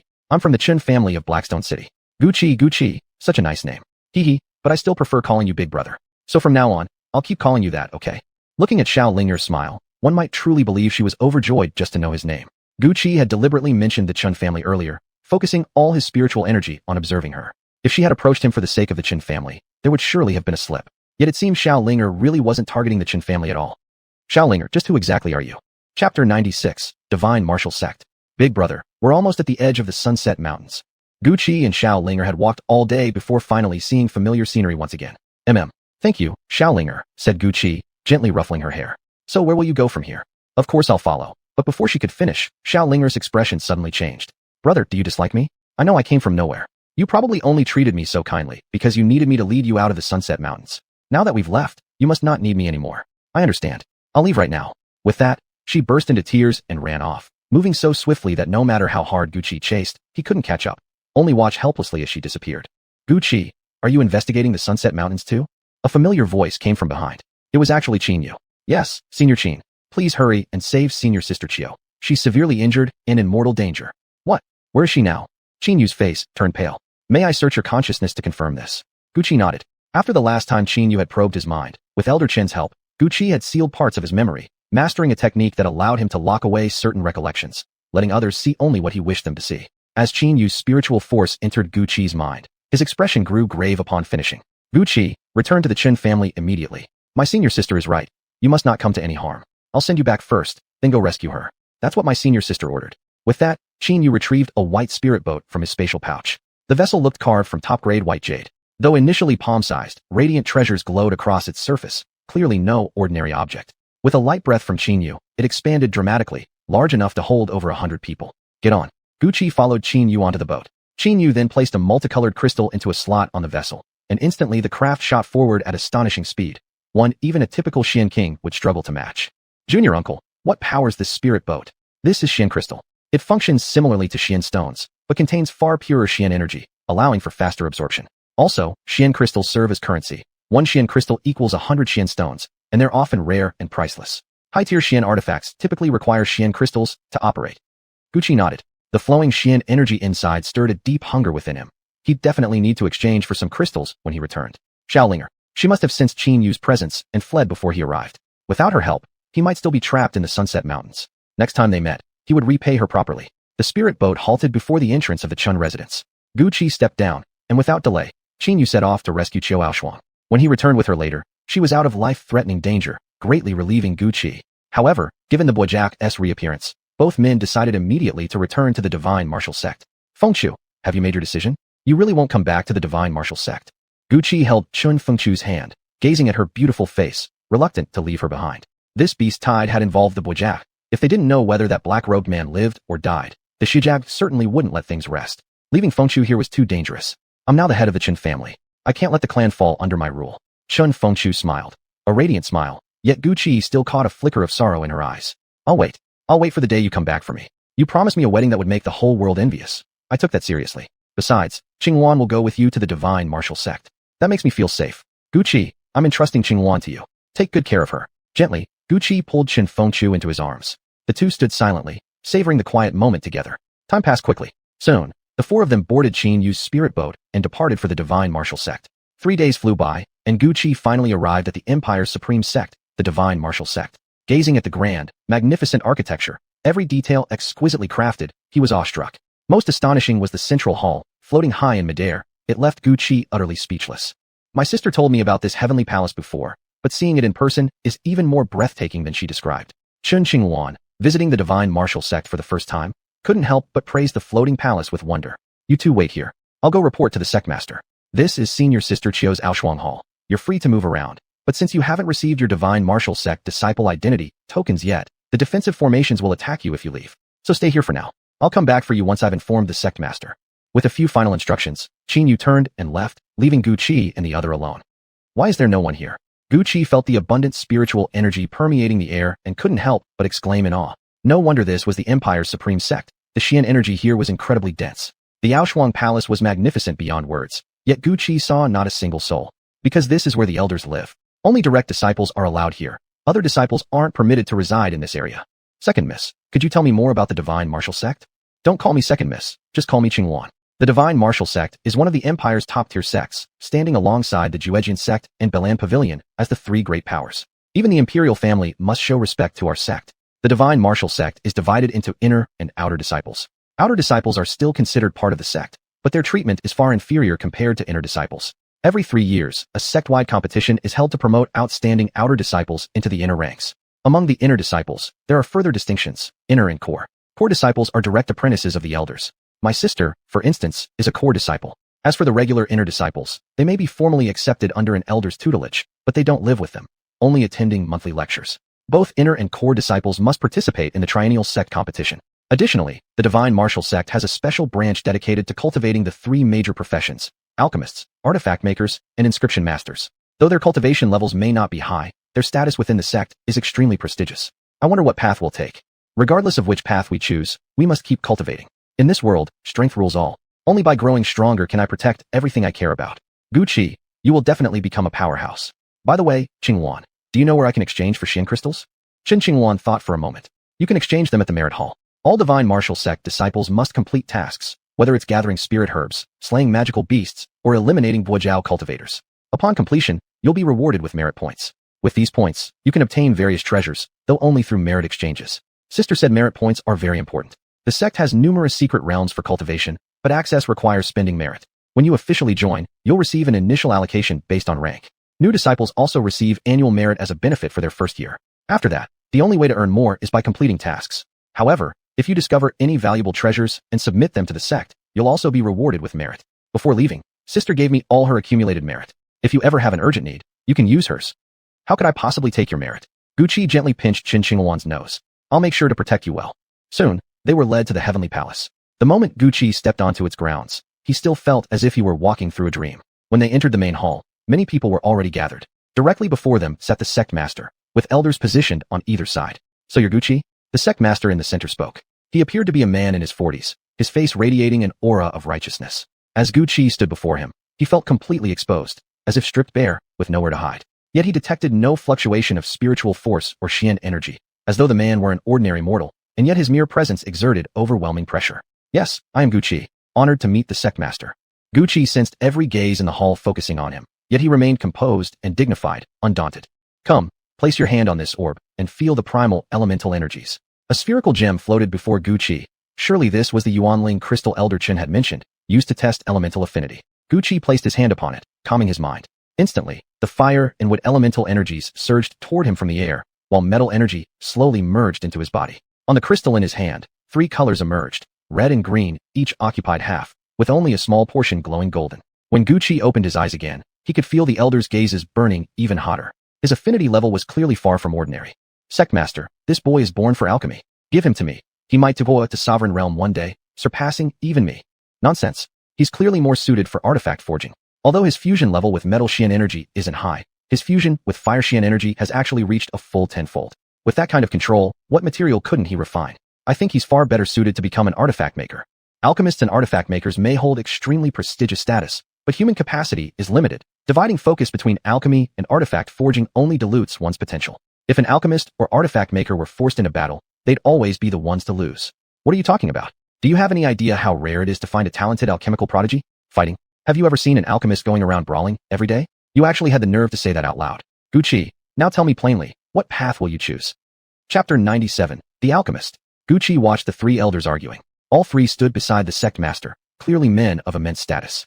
The elder on the left was the alchemist. His robes radiated a medicinal fragrance so potent that merely inhaling it invigorated the spirit and brought instant comfort. The other tall elder was the head of artifact forging. Just by looking at him, one could tell he had a fiery temper, not to mention the scorching aura emanating from his body, which made others instinctively tremble in awe. The third elder who spoke was kind-faced and gentle-eyed, instantly inspiring warmth and goodwill. Gucci, my name is Quan Pao. The moment I saw you, I felt destined to meet. If you join my lineage, the little girl by your side may follow as well. What say you? The man wore a long gray robe and a flowing beard, resembling a celestial immortal from legends, exuding an ethereal aura. You old fox, Quan Pao. How dare you poach disciples under my nose? Don't you know how rare a talent like this is for our forging and refining sects? Even if we let him go to the alchemy branch, fine, but why must you interfere? Do you want to give up your mystic artifacts now? Gucci, yes, I can take your companion too, but more importantly, I guarantee she'll become a direct disciple of a senior elder. Her future cultivation resources will never be an issue. Don't trust that old fox Quan Pao. He already has hundreds of disciples. How could he possibly devote full attention to training you? But in our lineage, it's different. As long as you're willing to learn, I'll pass on everything I know. Come with me. Gucci, the third elder said calmly. Remember, human energy is limited. I don't oppose learning alchemy or artifact forging, but if you pledge yourself to either of their branches, all your focus will be consumed by them. How then can you pursue the great Daul, the pinnacle of martial cultivation? I shall teach you the carefree manual. Remember, pills and mystic weapons are but external aids. Only inner cultivation is the true path. You old sly dog, do you want to fight? I'll gladly accept. Enough. Is this how you conduct yourselves? The sect master spoke slowly, and instantly the hall fell silent once more. Child, come here. Though you're a soul warrior, even exceptional soul warriors can still sense the world's primal energies. Try this. A source spirit crystal floated before Qinqing Wan. She placed her hand upon it and closed her eyes, feeling deeply. A flash of azure and crimson light flickered across the crystal. Faint, not as intense as Gucci's, but present nonetheless. Wind and fire elemental affinities, both with a fusion rate of 6, a promising talent indeed. Senior apprentice sister Ao Shuang also cultivates wind and fire energies. Unfortunately, she's absent today. As sect master, I shall ask on her behalf. Would you care to become her disciple? Qing Wan is willing. At the sect master's words, Qing Wan immediately knelt down. She had only hoped to become an inner sect disciple, yet now she was being personally taken in by a high elder. How could she not be overjoyed? Very well. And as for you, Gucci, this sect master will not interfere. Choose freely. I choose the alchemy branch. The sect master nodded, as if expecting this outcome. Then it is settled. Dismissed. Gucci and Qinqing Wan were led out of the grand hall by Qin Yu. After receiving their identity tokens, Gucci was escorted away by a member of the alchemy pavilion. Following the disciple, Gucci arrived at the imposing entrance of a magnificent palace. Above the gate hung a plaque inscribed with Alchemy Pavilion. The three characters seemed imbued with profound martial truths, mesmerizing Gucci so completely that he lost himself in contemplation. When he finally came to, he realized the guide beside him hadn't left, but was smiling at him. Sorry, senior brother, I got lost in thought. No matter. I was exactly the same when I first came here. But for you to snap out of it so quickly, truly extraordinary talent. The young man patted Gucci's shoulder warmly, treating him like a close brother. Who wrote that plaque? It holds such power. Our master, of course. Speaking of which, I haven't even introduced myself properly. Little junior brother, I'm master's third disciple. You may call me third senior brother. My name is Baichuan. Here, this is a welcome gift from me. The young man looked dashing and elegant, yet his expression carried a carefree, almost reckless arrogance, the air of a spoiled nobleman indulging in life's pleasures. Gucci accepted the porcelain vial he offered. It's regeneration pill, self-made by me. As for its effect, just go by the name. Now, let's hurry inside, or master will punish me again. Gucci glanced at the person yanking his sleeve into a sprint. This third senior brother really had the heart of a child. Upon entering the hall, the interior resembled a common apothecary shop. Disciples inside stopped their work and bowed respectfully as they saw Baichuan and Gucci enter, but Baichuan didn't pause. He dragged Gucci straight through without a glance back. Third senior brother, there's no path ahead. Little junior brother, you don't know. Our alchemy lineage relies entirely on spirit herbs. The alchemy pavilion oversees both pill refining and herb cultivation for the entire divine martial sect. Alchemists hate nothing more than being disturbed during cultivation, so we've set up restrictions here. Only disciples of the alchemy pavilion can enter this inner sanctum. Anyone else attempting to force their way in will be attacked by the formation. Baichuan pressed his identity token against the wall, and waves of arcane energy spread outward, revealing the true form of the alchemy pavilion. Gucci followed closely behind by Ichuan. No wonder this was a top-tier sect. The air within the pavilion shimmered with pure arcane energy, rare spirit plants grew everywhere, and even sentient medicinal herbs scurried past Gucci. You finally arrived. In a flash, someone appeared before him. The elder from the alchemy pavilion he had seen in the heavenly hall. Disciple Gucci greets the elder, Gucci said, beginning to bow, but an invisible force stopped him, freezing him in place. We alchemists despise such formalities. That boy by Ichuan does well. He doesn't bother with all that respecting teachers nonsense anymore. Gucci, since you've chosen the alchemy path, would you be willing to become my disciple? What? He's not even my junior brother yet. Bai Ichuan shouted, his casual outrage making Gucci certain he'd made the right choice. Disciple is willing. I greet my master. Good, very good. From now on, you are my apprentice, my dear disciple. Rest assured, I shall pass on everything I've learned to you. Gucci, I see you already possess a powerful fire tribute cultivation technique. Therefore, I shall impart upon you a wood attribute manual. This skill is called Withered Wood Revival. Study it diligently. Now that you're part of our alchemical lineage, learning alchemy is mandatory. Do not bring shame upon me. This book contains information on the effects of various spirit herbs. Take it back and study it thoroughly. Gucci accepted the two manuals. Then, Zhu Mingxi handed him a spatial ring, before allowing him to return to his quarters. After bidding farewell to his master, Gucci discovered the ring already contained a pile of arcane weapons, pills, and even dozens of talisman scrolls. This teacher truly was extravagantly generous. When Gucci reached his residence, Chun Qingwan was already waiting for him. Gucci, you're back. Seeing Chun Qingwan there, Gucci felt puzzled. Sensing his confusion, she explained, within the divine martial sect, living quarters are earned through strength. The stronger you are, the better your dwelling. Except for the three major professions, since they aren't combat-focused, the sect provides them housing. Still, once one becomes an inner sect disciple, they gain the right to a private spirit plot instead of sharing space. Most disciples form teams and live together. Though I am a core disciple, based on my current strength, I could only obtain a very poor cave residence. This place was arranged for you by Elder Zhu Mingxi. It's first rate in both spiritual energy density and environment. So, I've come to seek refuge with you. Will you let me stay? As long as the second miss likes it. She may stay however long she wishes. Gucci hadn't finished speaking when he was interrupted. Third senior brother, why are you here? Gucci looked at Bai Ichuan's expression. He clearly looked humiliated. Don't say anything, little brother, it's outrageous. That old fox Quan Pao is furious you didn't join his lineage, so he's demanded you participate in the initiation trial. You're already my junior brother. How dare he do this? He's deliberately trying to embarrass us. Our master has gone to argue with the sect master, but the sect master actually approved it. Who knows what he's thinking? In that case, I'll just take the trial. No need for senior brother to get angry. Gucci merely smiled, brushing off the unfair treatment. Little brother, I'm truly sorry. You're suffering because of me. Here, these were entrusted to me by master for your protection. They're all different kinds of talisman scrolls. If you encounter any strong opponents during the trial, just throw them. Let's overwhelm them if we have to. Looking at Bai Ichuan's enraged face, though they hadn't known each other long, Gucci could feel the genuine care beneath his anger. Holding the weight in his hand, warmth filled his heart. With so many talismans, plus the arcane weapon master gave me, I'll definitely be safe. Don't worry, senior brother. Little brother, the initiation trial starts in 3 days. Until then, don't leave. Just wait for the trial. But even if you stay put, you won't be bored. Look at this. Your fortune is quite enviable. Bai Ichuan glanced at Chun Qingwan, eyes holding no lust, only appreciation. Many thanks, senior brother. Could you possibly exchange a few arcane crystals for me? I have an important use for them. You need arcane crystals? Here. Gucci took the ring Bai Ichuan handed over and swept his spiritual sense across it, only to find inside a sizable pile of arcane crystals. Chapter 98, The Initiation Tournament. No, senior brother, this is too precious. I can't accept it, Gucci said, returning the ring to Bai Ichuan and refusing to take it again. Just take it. As the eldest son of the Bai family, the very Bai family that founded the All Merchants Alliance, what we lack most certainly isn't Xian stones or Xian crystals. Even if you wanted a Xian spirit, I could get one for you. Since junior brother needs Xian crystals, just accept them. Consider it a small gift from me. Looking at Bai Ichuan, Gucci finally took the ring. Senior brother, then I will accept it. And if there's ever anything you need help with in the future, please don't hesitate to find me. I'll do everything within my power to assist you. Uft, we're all fellow disciples. Don't be so formal. If you really feel you must repay me, then just achieve an outstanding result in the initiation tournament and make old Quan Pao furious. Oh, by the way, junior brother, let me tell you about some of the people participating this time. Try your best not to engage them directly. First is Yang Zhou from the Yang family. He's a swordsman specializing in challenging opponents above his realm. Then there's Cui Song. Whatever you do, don't fight him. He's insane. Once he locks onto someone, he won't stop until one of you is dead. I've also heard that my little sister, Bai Qiming, has entered this tournament. If she truly did come, I hope that if you happen to face her, you'll look after her a bit. She's far too mischievous. Sneaking out like this, she never makes things easy. I understand. Thank you, senior brother. I'll keep an eye out for your sister. Gucci memorized the 3 names.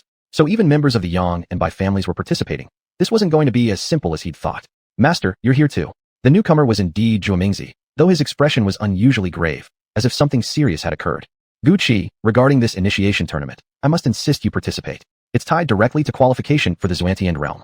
The Xuantian realm is the place where the Frost Heaven Xian Emperor passed away. Yet to this day, no true heir to his legacy has emerged. Countless treasures lie within, many so valuable they could tempt even Xian sovereigns. But entry is restricted to those below the rank of Xian King and under 30 years of age and bone age. Those who soak within the cleansing spirit pool inside will definitely break through to Xian King. Unexpectedly, the Xuantian realm has opened early this year. The entry slots belong to the three great sects, but to ease pressure, the Xinwu sect has decided to award its 3 entries to the top 3 finishers of the initiation trial. That means this trial will be packed with hidden tigers and crouching dragons, and extremely dangerous. Though you are already a disciple of the Xinwu sect, only the elders and a select few disciples know you've become my apprentice. Since you've chosen alchemy, remember that alchemy still requires immense Xian power. Neglecting your martial cultivation while focusing solely on refining pills is a common misconception among ordinary cultivators. This tournament is your chance, but you'll be facing many exceptional experts and scions of powerful clans. Even so, I hope you secure a spot in the top 3. I will give it my all, master. Please rest assured. With the Xuantian realm opening, opportunities and deadly rivals alike would emerge. No matter what, he had to earn one of those entry spots. I've discussed it with the sect leader. We both agree this situation is unfair to you. Should you claim a top 3 position, the sect will grant you an additional royal grade Xian weapon as compensation. Now then, we won't disturb you further. Prepare yourself and await the initiation trial in 3 days. After seeing Zhuo Mingzi off, Chen Xingwan didn't bother Gu Qi and returned to her room to cultivate. Only 3 days remained until the initiation tournament. Gu Qi decided to spend the time refining his mastery of rebirth of withered wood and selecting an appropriate Xian weapon. The 3 days passed swiftly. During that time, Gu Qi successfully mastered the first layer of rebirth of withered wood. To his surprise, the technique's main feature was drastically enhancing the user's self-healing ability, while also allowing them to heal others. It was a supreme support cultivation art. With this skill now under his belt, he could easily mask the innate abilities granted by the slime. Gu Qi arrived at the front gate of the Xinwu sect, only to find it already flooded with people. He hadn't expected the Xuantian realm to draw such a massive crowd. The 2 figures standing prominently at the center must be the ones his 3rd senior brother mentioned, Yang Zhou and Cui Song. Yang Zhou, the only son of the Yang family, was the heir of an imperial marquis. He'd inherited his father's true techniques, especially the elusive drifting willow sword art, unpredictable and deadly. Yet the man's temperament was notoriously erratic. If angered, he would kill without hesitation. That was why, despite the dense crowd, a clear space surrounded him. Standing beside Yang Zhou was Cui Song, a lone cultivator unaffiliated with any faction. Known for his brutality, he was exactly the kind of person Bai Yichuan had warned about. Why are there so many people here? A clear, tinkling bell sound rang out, and suddenly not a single person in the entire courtyard spoke. The newcomer was a woman, and the first thing anyone noticed were her rainbow-colored long dress and the numerous bells adorning her body, giving off an impression of gaudiness. But as she drew closer, everyone present involuntarily sucked in a breath. Though her appearance could only be described as modestly pretty, the ethereal aura around her made people instantly fond of her, evoking a desire to protect her. That vulgar, multicolored gown now appeared incredibly graceful and brimming with celestial charm on her. It's actually Bai Qiming. She's actually here too? She possesses the Rainbow Li body. She's definitely going to make it into the top 3 this time. Hearing the whispers around him, Gu Qi realized the woman before him was none other than Bai Yichuan's younger sister, Bai Qiming, the second young miss of the Bai family. But what exactly was this Rainbow Li body?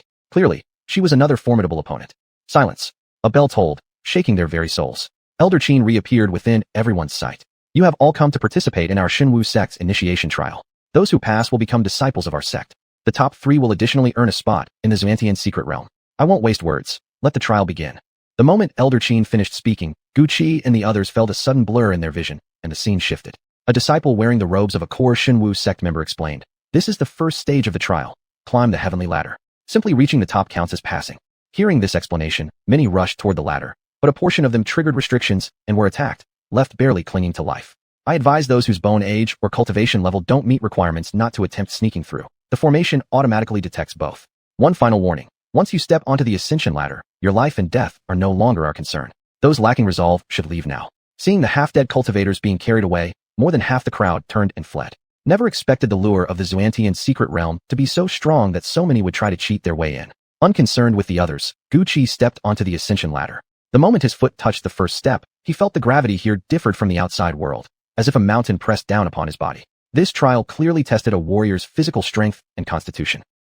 What's wrong with you guys? Why is everyone lying on the ground? The clear voice rang again. It was Bai Qiming, who had also stepped onto the heavenly ladder. Yet the crushing pressure seemed non-existent to her. She skipped and hopped forward cheerfully, leaving most of the other participants shocked and uneasy. No wonder she has the Rainbow Li body. The pressure doesn't affect her at all. Watching Bai Qiming's effortless progress, Gu Qi couldn't help but marvel. Although the pressure here was several times greater than normal, for Gucci, who cultivated both soul and body, it posed no real burden. Within just a few breaths, he adjusted his stance and moved forward swiftly. As they progressed, the pressure weighing down on each person grew heavier. At the front was Chui Song, with Yang Zhou trailing him by just a few steps. In third place was an unremarkable-looking youth, whose position surprised many. Fourth was by families by Qimeng, and fifth was Gucci. The pressure intensified further, now tenfold its original weight. Yet Gucci and the leaders did not slow. Under such immense force, Gucci felt his body being tempered like metal forged in fire, growing stronger with every step. Gucci noticed Bai Qimeng ahead had suddenly stopped. Why did you stop? Your brother Bai Yichuan asked me to look after you, but I suppose you don't really need my protection, do you? So you're the one brother sent. Bai Qimeng's voice was suddenly serious, unlike her previous playful tone. Something's wrong here. We seem to be walking in circles. But the ascension ladder has only one straight path. We've been moving forward the whole time, and the pressure keeps increasing. How could we be going in circles? Look, this bell I dropped earlier has reappeared. Bai Qimeng jingled the silver bell in her hand and placed it on the ground. I'm leaving it here now. Let's keep moving forward. Gucci nodded and followed behind her. They continued onward, but soon enough, they saw that very same bell again. We really are walking in circles. Gucci picked up the bell and handed it back to Bai Qimeng. We must have fallen into some kind of illusion. We've been inside an illusion from the start. The entire heavenly ladder was conjured by a great master of the Xinwu sect. Hearing Bai Qimeng's words, Gucci couldn't help but draw in a sharp breath. To trap so many people unaware within an illusion required cultivation, so profound it was almost unfathomable. I have the Rainbow Li body. It's innate talent for illusions. But right now, I can only tell that we've been trapped. As for how to get out, I don't know either. Bai Qimeng waved her hand, and the silver bell on her wrist let out a crisp chime that calmed Gucci's mind, bringing it to its clearest state. We'll find a way somehow. Your bell is really special. Well, of course. This bell was given to me by my sister. I love it dearly. A way out. A way out. Ah, wait. I've got it. Chapter 99, Ascending the Heaven Ladder. The silver bells on Bai Qimeng's wrist jingled softly, and before them appeared a woman identical to Qimeng. Same appearance, same fluctuation of arcane energy. If there was any difference at all, it lay in temperament. This clone lacked the vivaciousness that made the real Qimeng so radiant. This is my illusionary projection. I'll send her ahead to test the path while we hide aside and observe how this barrier truly works. With that, she pulled a white silk scarf from her ring, tossed it into the air, and instantly their figures vanished as if they had never existed. The illusory Qimeng began ascending the steps. After only a few paces, she was blocked. Though she continued stepping forward, the stairs beneath her feet kept moving, making no progress. So there is a hidden ward here. Qimeng retracted the scarf, rang her bell again, and the illusion disappeared without a trace. Gucci reached out toward the barrier, but his hand passed right through, as if nothing were there. I'm not skilled in offense. I specialize in illusions. Oh, come to think of it, I still don't even know your name. My name is Gucci, and I'm a disciple of Xinwu sect. Qimeng interrupted before he could finish. My brother sent word 3 days ago that Master Zhuomingzi had taken another apprentice, and now he has a new junior brother. That must be you. Do you really think the Xinwu sect would casually give away 3 spots? Gucci, you're clearly one of their secret trump cards. I'm merely a pill cultivator. I came for this entrance trial simply for cultivation experience, not for the reasons you suggest. Underestimating pill cultivators is asking for trouble. Who says a pill master must lack offensive power? It's the mediocre ones who tarnished our reputation. Truly exceptional alchemists control spiritual energy with supernatural precision, not to be taken lightly. And me? I possess the 7-color lily body, which makes me extremely sensitive to arcane energy. The purity of your aura is astonishingly high. It defies expectations.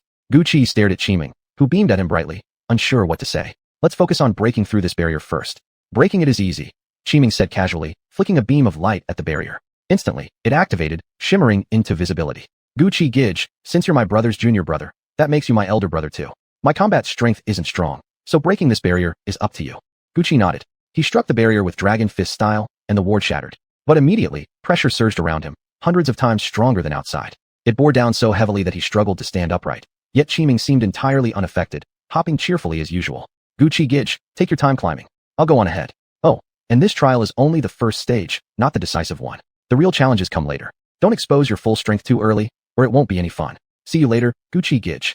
Watching Qimeng grow smaller in the distance, Gucci made no move to follow. Instead, he sat cross-legged on the ground.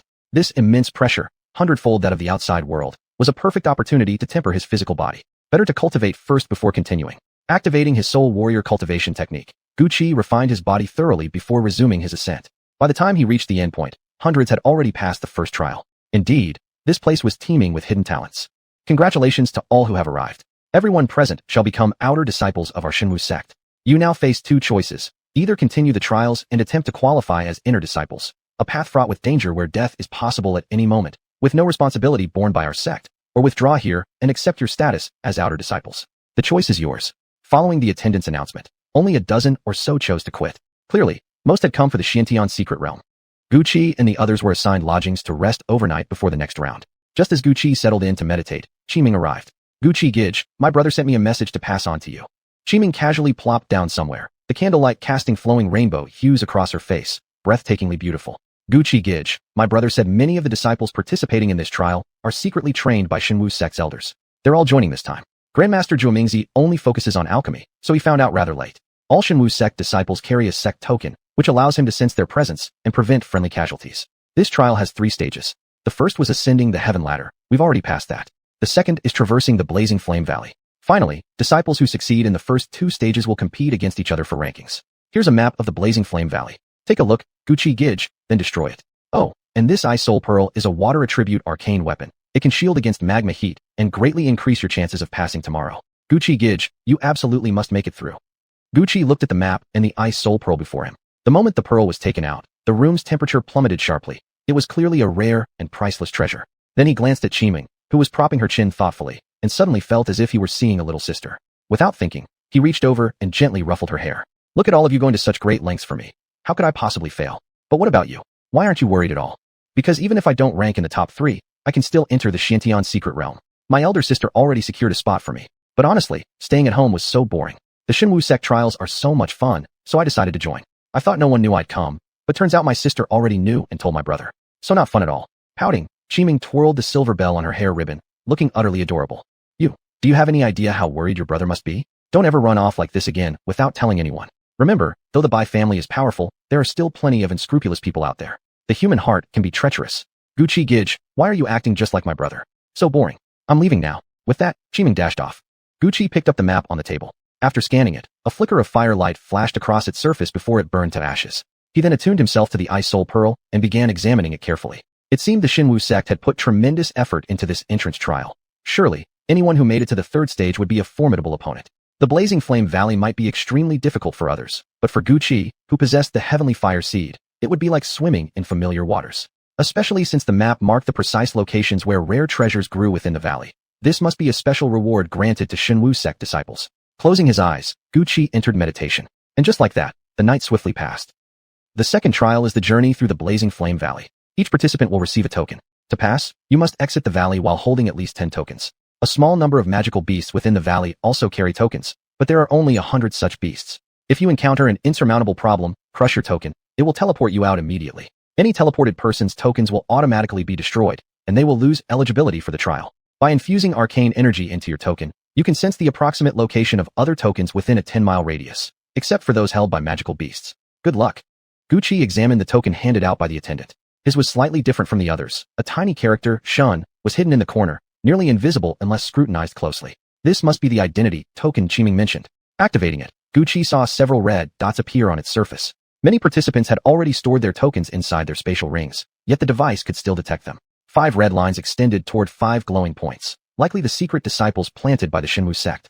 Following the signal, one of them was clearly Qiming, who waved cheerfully at him. Guqi nodded back and continued observing. The other 4 were a cold and striking woman, a youth, a burly man, and a well-dressed young nobleman. The 4 were cautiously sizing each other up. The nobleman and the burly man stood side by side, clearly acquaintances. When they noticed Guqi, they each gave friendly nods. All 4 were peak-level mystics, while Guqi appeared the weakest among them. Calmly adjusting his mindset, Guqi waited to be teleported in.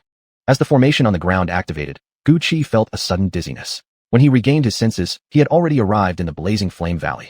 No wonder it was called the Blazing Flame Valley. Guqi could feel the dense firelink sheet permeating the air, so intense it seemed capable of burning a person alive. But for Guqi, this place was nothing short of a cultivation paradise. The heavenly fire seed within his body surged outward, voraciously absorbing the surrounding spiritual energy. Guqi surveyed his surroundings and took out his identity token, scanning the area. He detected no one within 10 miles. Satisfied, he pulled out the Ice Soul Pearl and hung it around his neck. True to its reputation as a king-tier arcane weapon, the Ice Soul Pearl could autonomously protect its wielder. In this scorching valley, it would undoubtedly prove invaluable. All around were scattered boulders. Consulting his memory of the map, Guqi realized he had been teleported to the Shattered Stone Beach. This area harbored a particularly troublesome magical beast. Though individually only at the beast scholar level, they lived in swarms, and killing one would provoke relentless retaliation from the entire group. Guqi had no intention of getting entangled with them. He extended his spiritual awareness to scout the vicinity, only to discover that even divine sense was suppressed here. His perception limited to just 10 meters. The shattered stone beach was nothing but exposed rocks across a flat plain, offering no places to hide. Over 50 miles away lay the Flame Forest Mountains, filled with fiery trees, far better suited for concealment. Gucci decided to make for the Flame Forest without delay.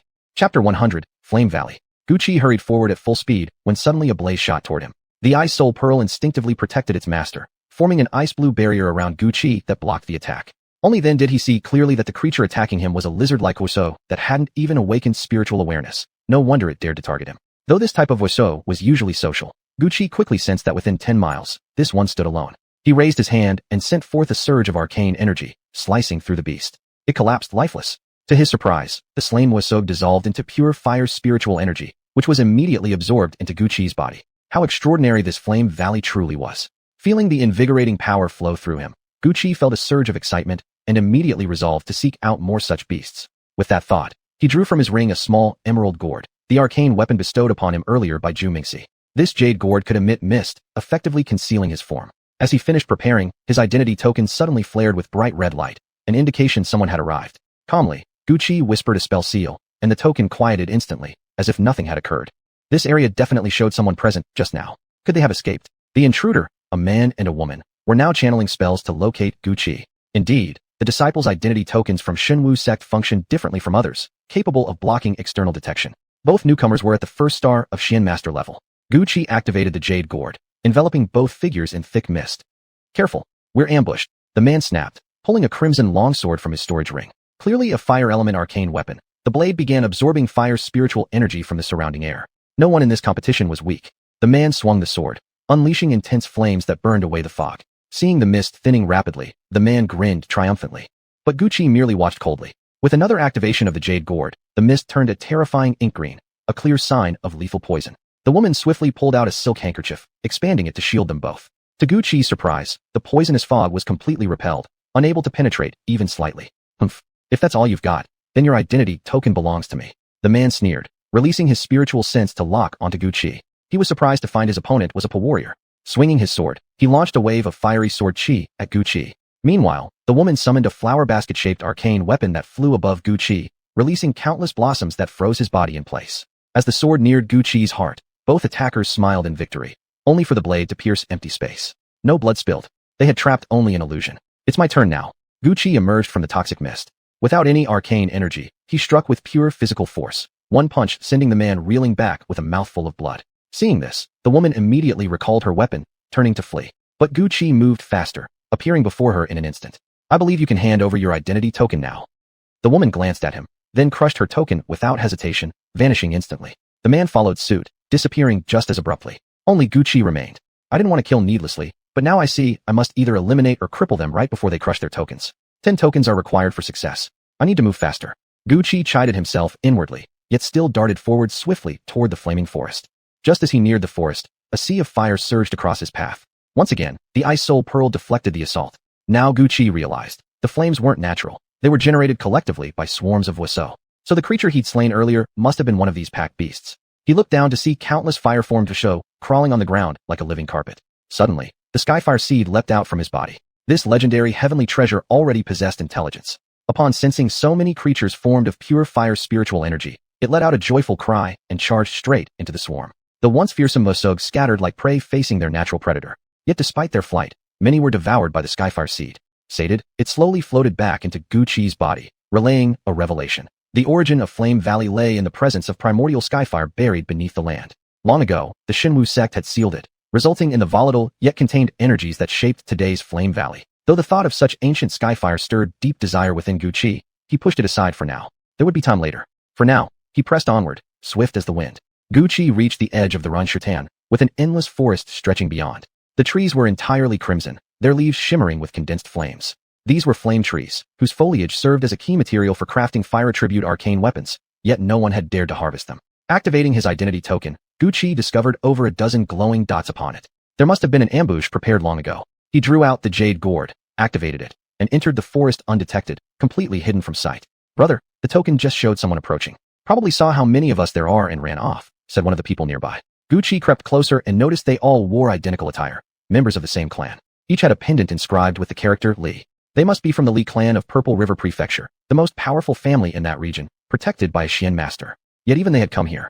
Gucci scanned their cultivation levels and found all 13 were at the Shin Master level. After a moment's consideration, he decided to retreat, but suddenly, a massive broadsword dropped from the sky, cleaving a Li clan disciple straight down the head, splitting him in two. A man stepped out from behind a tree. It was Chui Song, the same person Gucci had seen earlier. "It's you, Chui Song. Our Li clan has no intention of fighting you. Let bygones be bygones. We'll go our separate ways."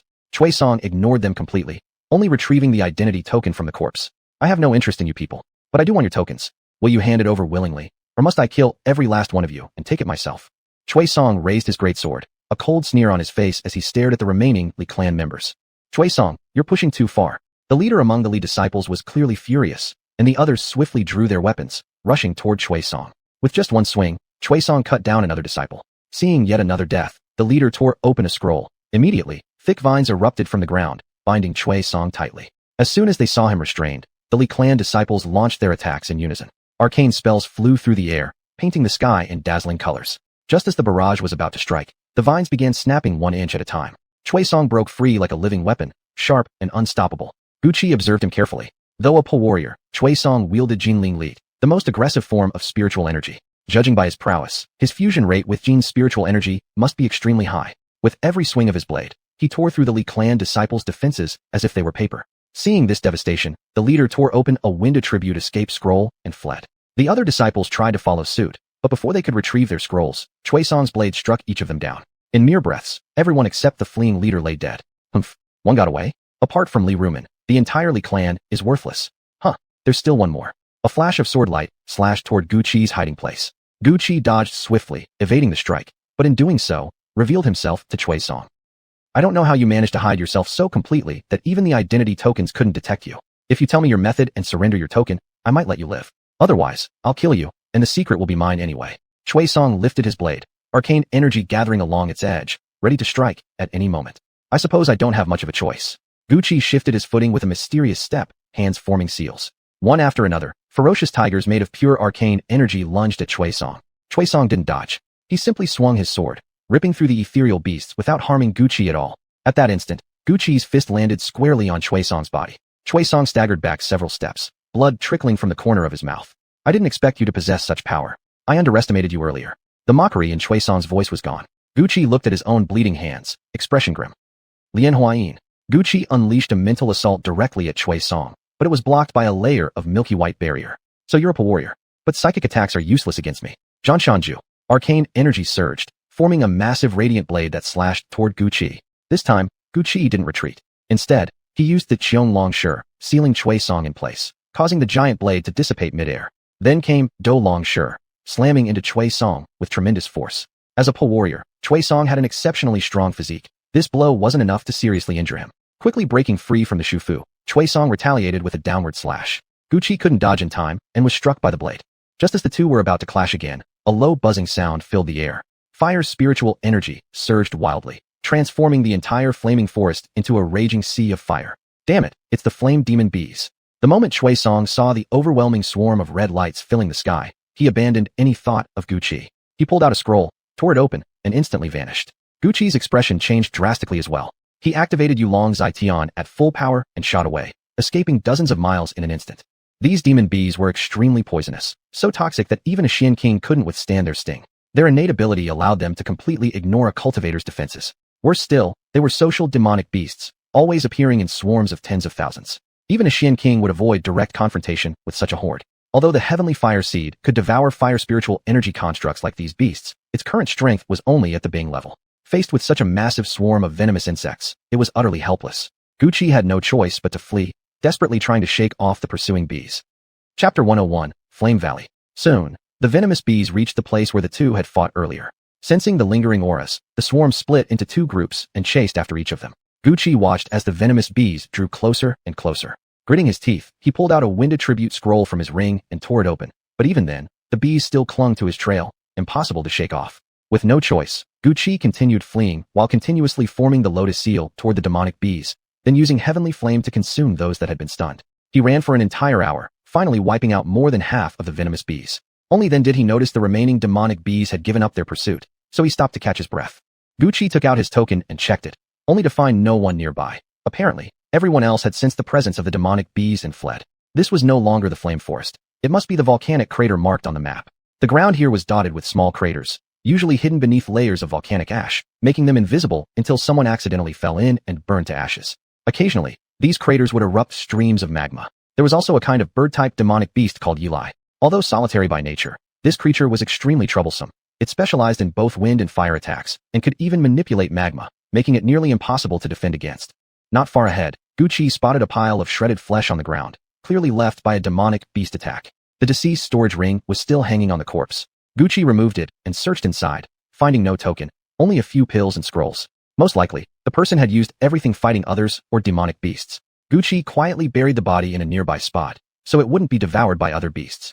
Just as he finished and prepared to leave, a sudden gust carried a sharp wind blade straight toward him. Gucci dodged swiftly, only to see a Yi lie perched nearby. Clearly, this beast had killed the unfortunate cultivator earlier. Instantly, azure flames erupted from Gucci's body, forming a translucent protective barrier. No matter how fiercely the Yi lie attacked with fire, its assaults were absorbed. Even the magma spurting from the ground became nourishment for Gucci's heavenly flame. Realizing its fire attacks were useless, the Yi lie flapped its wings violently, creating two small tornadoes and hurling them at Gucci. Instead of evading, Gucci leapt forward, rushing straight at the beast. Countless wind blades slashed across his body, leaving deep gashes, but each wound quickly healed thanks to the slime's innate regeneration ability. Gucci seized the Yi lie by the neck, not using any technique, just punching it again and again with raw strength, until it was beaten to death. The creature dissolved into a ball of fire spirit energy, and a token fell alongside it. Gucci picked it up, then found a volcanic vent and jumped into the molten magma below. The area brimmed with abundant fire energy, perfect for breaking through to the first layer of blazing sky inferno. He immersed himself in cultivation within the lava for 3 full days. On the 3rd day, all the surrounding volcanoes erupted simultaneously, and Gucci emerged from the magma, having successfully mastered the 2nd layer of blazing sky inferno. Seeing his heavenly flame seed evolve into a king-tier existence, excitement surged within him. In this flame valley, aside from the original heavenly flame itself, nothing else should be able to harm him now. Activating his token, Gucci detected 2 nearby life signs. Yet when he extended his spiritual awareness, he saw no one. Only 2 storage rings floating in the magma. He retrieved them and realized the previous owners must have been caught off guard by the eruption caused by his breakthrough, unable to escape in time before being consumed by the lava. Fortunately, their storage rings remained intact. Combined with the tokens he already had, Gucci now possessed 4 tokens. Only 6 more were needed to pass the trial. Gucci remembered there was supposed to be a fire lotus plant not far from here, marked on the map earlier. But when he arrived, the lotus had already been picked, and even its guardian demonic beast was dead. With no choice, he moved on to the next location. Suddenly, his token flared red, an indication that other disciples from Xinwu sect had arrived. The newcomer turned out to be the same burly man he'd seen before. I am Gucci, a disciple under Elder Zhuomingzi of the Alchemy Pavilion. And you are? Upon hearing Gucci was from the Alchemy Pavilion, the burly man showed no sign of disdain. In fact, his expression grew warmer. Brother, we're practically family. I'm Xing Imo, disciple of Elder Kaiyang from the Artifact Forging Hall. Just call me Old Xing. So he was from the Artifact Forging Hall, one of the few unexpected turns. Among the 6 representatives of Xinwu sect, 2 came from alchemy and artifact forging. That hadn't crossed Gucci's mind. Old Xing, Gucci asked, do you know who the other disciples from Xinwu sect are? That woman is Master's personal disciple, Liang Qiufeng. Her frost sword technique is peerless, and her personality is cold as ice. The guy who looks like a young nobleman is Ji Tianza, disciple of Elder Quanpao. He's actually from the Imperial clan. As for the youngest looking one, he's from the Inscription Master lineage. I forgot his name. Just recently joined, so I don't know much about him. Probably someone like you, brother. I'm also a newly joined disciple of Xinwu sect. I came here earlier to gather the fire lotus, but someone beat me to it, Gucci said with a smile. He was always polite to those who treated him with respect. Xing Imo slapped Gucci hard on the shoulder, and Gucci felt an overwhelming force shatter his shoulder bones. Gucci, are you alright? Sorry, I've always had too much strength and never know my own power. Here, take this healing pill quickly. Seeing Gucci's deformed shoulder, Xing Imo finally realized he'd messed up again and hurriedly pulled out some medicinal pills. Looking at the pile of identical pills Xing Imo produced, Gucci figured he must have accidentally injured people so often that he now carried endless supplies of the same remedy. Activating the slime's innate regeneration ability, Gucci's shoulder healed back to normal in moments. It's fine. I practiced the withered tree meets spring technique. Minor injuries like this aren't a problem. What? You actually cultivate withered tree meets spring? Xing Imo stared in shock, clearly disbelieving. That's a supportive cultivation method. How can you dare to wander alone? No way. I must protect you. Gucci looked into Xing Mo's eyes and saw genuine sincerity. This man was truly something. Don't worry. Besides that, I've also cultivated an offensive fire tribute technique. I can defend myself. That makes it even worse. This is Flame Forest. Weaker demonic beasts here are formed from condensed fire energy. Fire-based techniques are useless against them. Alchemy, artifact forging, and inscription arts go hand in hand. I can't just leave you behind. I'll protect you. Gucci didn't reply. Instead, he raised his fist and swung at Xing Imo, seeing that Gu Qi used only physical force without any spiritual energy. Xing Imo simply raised his arm to block, but was shocked backward several steps by the sheer strength. His eyes lit up, and he immediately threw a punch back. The two began brawling barehanded inside the cave. Despite Xing Mo's Tin Sheng Li, Gu Qi held his ground effortlessly. Their fight was intense and exhilarating. Not bad, brother. I was born strong. Yet you, a pill cultivator, have such insane strength. Anyone would mistake you for one of us artifact forgers. Xing Imo stopped attacking and let Gu Qi's fists land on him, his face glowing with excitement. I cultivate both soul and body simultaneously, so my physical strength is naturally powerful, Gu Qi replied, ceasing his attacks as well and gazing steadily at Xing Imo. Now I believe you can protect yourself. Brother, we're fellow disciples, and we get along great. Why don't we team up? What do you say? I'd prefer to train alone for a while. Thanks for the offer, brother Xing. Hearing this, Xing Imo could only sigh in regret. In that case, I won't hold you back. Brother, farewell. If you ever need any divine artifacts forged, just come find me at the artifact forging hall. Gu Qi nodded, bid Xing Imo goodbye, then left the cave and headed into the distance. His current destination was Misty Forest. Thick fog blanketed the entire area, making vision impossible. But Gu Qi possessed immense spiritual power. Within the forest, he could still clearly sense his surroundings. The demonic beasts here weren't particularly troublesome, making it an ideal location for snatching tokens. As Gu Qi entered the Misty Forest, he sensed a thread of spiritual awareness locking onto him. Checking his token, he found another cultivator nearby, clearly a Poyu cultivator attempting to exploit the forest's unique conditions to seize tokens. Gu Qi pretended ignorance and continued walking. Suddenly, a fierce spiritual attack slammed directly into his consciousness. But Gu Qi was prepared. Having tempered his soul with heavenly flame, his spiritual perception surpassed that of ordinary cultivators. Rather than being harmed, the attacker suffered backlash and fell from a tree. Gu Qi glanced at the unconscious figure, took the storage ring, then proceeded deeper into the Misty Forest. Whether the man would survive or fall prey to other beasts depended entirely on luck.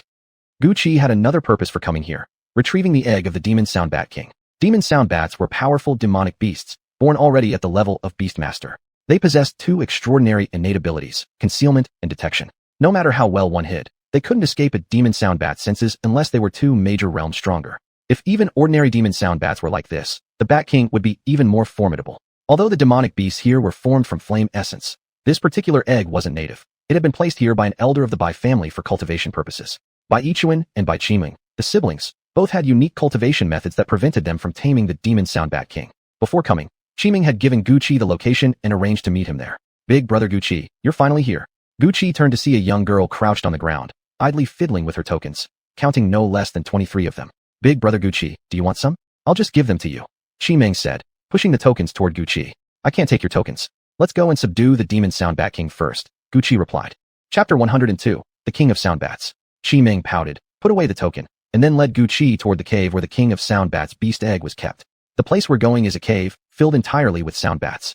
But don't worry, when we get there, I'll use sound waves to disrupt their senses. Besides, soundbats are extremely afraid of fire, and since you have heavenly flame on you, getting the King of Soundbats' egg will be no problem. Gu Qi looked at Qiming and stopped walking. How do you know I have heavenly flame? Because I have it too, she replied. A wisp of colorful flame flickered from her fingertip, but unlike ordinary fire, this flame seemed purely decorative, emitting no heat at all. What is this? Lihua Heavenly Flame. A purified form of divine fire ranked 11th on the Heavenly Flame list. It can refine arcane energy, but has no offensive power, nor can it be used in alchemy or pill refining. So handling those soundbats? That's all on you, brother Gu Qi. Lihua Heavenly Flame. Though non-combative, it could purify one's inner arcane energy, accelerating cultivation speed dramatically. Even more terrifying, it didn't just boost its owner. It could also aid other martial cultivators in advancing their cultivation. Emperors and royalty had long coveted such a treasure. Who would have imagined it appearing here? Won't you fear that I might kill you for your treasure? Bai Qiming studied Gu Qi curiously for a moment before bursting into laughter. You kill me? You're not that kind of person. And even if you wanted to, you couldn't. Anyway, do you still want the King of Soundbat's egg or not? Gu Qi stared at her. She was the second young miss of the Bai family, yet her hidden trump cards kept surfacing one after another. She wasn't nearly as simple as she appeared. In fact, facing her made him feel deeply wary, more so than when he faced Chui Song. It was almost as if she could end his life anytime she wished. Of course I do. Then follow me. Qiming took out a compass from her storage ring. After channeling energy into it, the needle spun rapidly before finally settling on one direction. She started walking in that direction. This is it. After 3 hours of walking, they came to a stop. Qiming pulled out several formation flags and tossed them into the air. Instantly, the scenery shifted. The thick mist dispersed, revealing a dark, gaping cave entrance before them. Just like that, Gu Qi watched as Qiming strolled boldly forward, unable to resist grabbing her arm. Yes, we can't escape the detection ability of soundbats anyway, so why hide? Let's just walk right in. Without hesitation, Qiming continued straight into the depths of the cave. Gucci drew a scroll from his storage ring and held it tightly as he followed behind her. The deeper they went, the darker the cave became. Qiming took out 2 luminous pearls and handed them to Gucci. The soft glow illuminated the entire cavern, and only then did Gucci realize. Every inch of the cave was covered in sound bats. Stimulated by the sudden light, the sound bats took flight like a swarm of black clouds. They opened their mouths wide, launching waves of sonic attacks toward the two. Qiming shook the small bells hanging on her body, deflecting the assault. Brother Gucci, attack already. At her urging, Gucci activated Blazing Sky, sending heavenly flames bursting from his body. As the fire struck the sound bats, they shrieked and dropped from the air, burning corpses falling to the ground, not dissolving into fire essence, but remaining real, physical bodies. Working together, they advanced effortlessly into the cave. Along the way, however, Qiming kept digging out the demonic cores of fallen bats. When asked, she simply said it was merchant instinct. Bringing these cores to her older sister would make her happy, and left Gucci both amused and exasperated. The deeper they went, the stronger the sound bats became. Then, suddenly, the ones with awakened intelligence halted their attacks upon seeing Qiming. Second young miss, you've arrived. Please, follow me. Qiming nodded and trailed behind a beast stage sound bat into a hidden chamber. Inside, piles of arcane stones and arcane crystals were stacked like small mountains, all feeding energy to a beast egg resting upon an altar. This is a mutated king of Soundbat. The ambient arcane energy of heaven and earth isn't enough to satisfy its needs. To hatch this egg, vast amounts of arcane stones and crystals are required. Well then, Brother Gucci, go ahead and establish ownership now. Is that also part of your merchant instinct? Gucci walked to the altar, bit his finger, and let a drop of blood fall onto the beast egg. Red, mystical runes flared up across the altar. In that instant, Gucci felt a deep connection form between himself and the Bat King within the egg, an unbreakable bond forged between man and beast. Congratulations, Brother Gucci. By the way, spirit beasts must be placed in a beast taming pouch. It's like a storage ring, having its own independent space. But while storage rings can only hold lifeless objects, beast taming pouches are designed specifically for spirit beasts. I don't have one on me, but you can exchange contribution points for one at the Merit Hall of Divine Martial Sect. After seeing Gucci successfully establish a blood contract, Qiming smiled and handed a pill to the sound bat that had guided them. Thank you, Mississippi. From here, please leave on your own. The sound bats outside won't attack you anymore. Gucci placed the beast egg against his chest. He'd have to wait until he returned to the Divine Martial Sect to acquire a proper beast taming pouch. The two exited the cave. Qiming activated her formation flags, causing the entrance to vanish once more as they stepped back into the misty forest. Brother Gucci, I know you prefer traveling alone, so let's part ways here. This flaming valley was established by the founding ancestor of the Divine Martial Sect, sealing within it the 6th-ranked flame on the Heavenly Flame list, the Forest-Consuming Flame. The spirit beasts here are formed entirely from pure fire spiritual energy. When slain, they dissolve into pure spiritual energy that martial cultivators can absorb directly. To think that the Divine Martial Sect has turned this Flaming Valley trial into an initiation test for the Xiantian secret realm, even encouraging disciples to kill each other. Yet none of the great clans can complain. There's also a sacred site deep within the valley. 10 cultivation slots will open there 10 days from now, allowing access to comprehend the ancestral techniques left behind by the sect's founder. I know you won't miss that opportunity, Brother Gucci. Gucci took the scroll she offered, then disappeared into the depths of the forest. After parting with Qiming, Gucci casually dealt with someone who tried to ambush him. Realizing the inheritance site was still nearly 3 days away, he paused to consider. With inevitable chaos when the inheritance opened, there was no rush to obtain a token yet. He found a secluded spot and pulled out his previous spoils. After several prior battles, Gucci realized he lacked both a body cultivation technique and a stealth cultivation art. Among the seized storage rings, he found one called Bolt Step Scripture, a bodily cultivation manual that, when perfected, allowed movement as swift as lightning. Unfortunately, he found no technique for concealing one's aura. Still, obtaining Bolt Step Scripture was fortunate enough. It was a fragmented royal rank cultivation art. Though only the first 3 layers remained, it would suffice for surviving this trial. It took Gucci a full 5 days to perfect the first layer of Bolt Step Scripture, after which he finally set off toward the inheritance site. When he brought out his token, he noticed 2 people were already near him. Gucci concealed his presence and slowly approached the signal light, only to find familiar faces. One was the man who had escaped from the Li family earlier, and the other was a woman. Her figure was graceful, a pristine white veil obscuring her face, leaving only her tender, alluring eyes visible. This must be Li Mingyue, the strongest young cultivator of the current Li family generation. I wonder which friend has arrived? Watching from the shadows for so long, don't you think it's time to step forward? Li Mingyue's fingers flickered through the air, dispelling the mist emitted by the jade gourd. I was merely passing by. I hope Lady Li can forgive my intrusion. Gucci idly twirled the jade gourd in his hand, wearing a slightly wicked smile, resembling nothing less than a young master from a noble house. A token appeared in his palm, marked only with a flowing, calligraphic, Bai character. So you're from the Bai family. I am Li Mingyue. I wonder. She gave Gucci a graceful bow, instantly making one feel fondness toward her. Please, Miss Li, no need for such formalities. I'm merely a distant branch of the Bai family. Even if I told you my name, you wouldn't recognize it. The inheritance of Flaming Valley is about to begin. What are you doing lingering in the misty forest? Gucci pocketed the token and leaned lazily against a tree, eyeing the two. What kind of attitude is that? Even though you're from the Bai family, our miss is the true heir of the Leaf family. You're just some minor offshoot. Even the second miss of the Bai family treats our miss with respect. Who do you think you are? The Leaf family disciple drew his weapon and pointed it at Gucci, his face burning with anger. Li Ping, stop.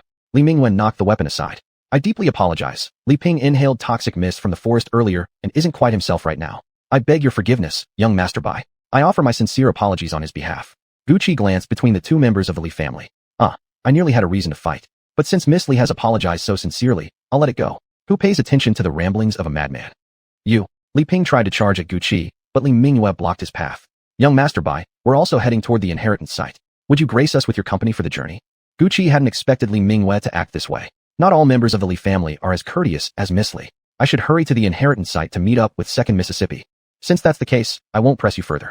May I wish you success in obtaining the inheritance, Brother Bai. Gucci waved casually and left with a hearty laugh. Miss, why were you so polite to that man? He's just a minor disciple from the Bai family side branch. Li Ping glared at Gucci's retreating figure, unable to contain his fury any longer. This person is not simple. Chapter 103, The Inheritance of Flame Valley. It was as if she could see through his secrets, a voice deep within him screaming to leave quickly. That was why Gucci had taken out the token given by Bai Yichuan. And surprisingly, it actually worked. Ever since arriving in this world, Gucci had remained in Blackstone City. His understanding of this realm was but a tiny fraction of the whole. Li Mingyue, on the other hand, was born with divine eyes capable of perceiving things invisible to ordinary people. After calming his breath, Gucci pressed onward.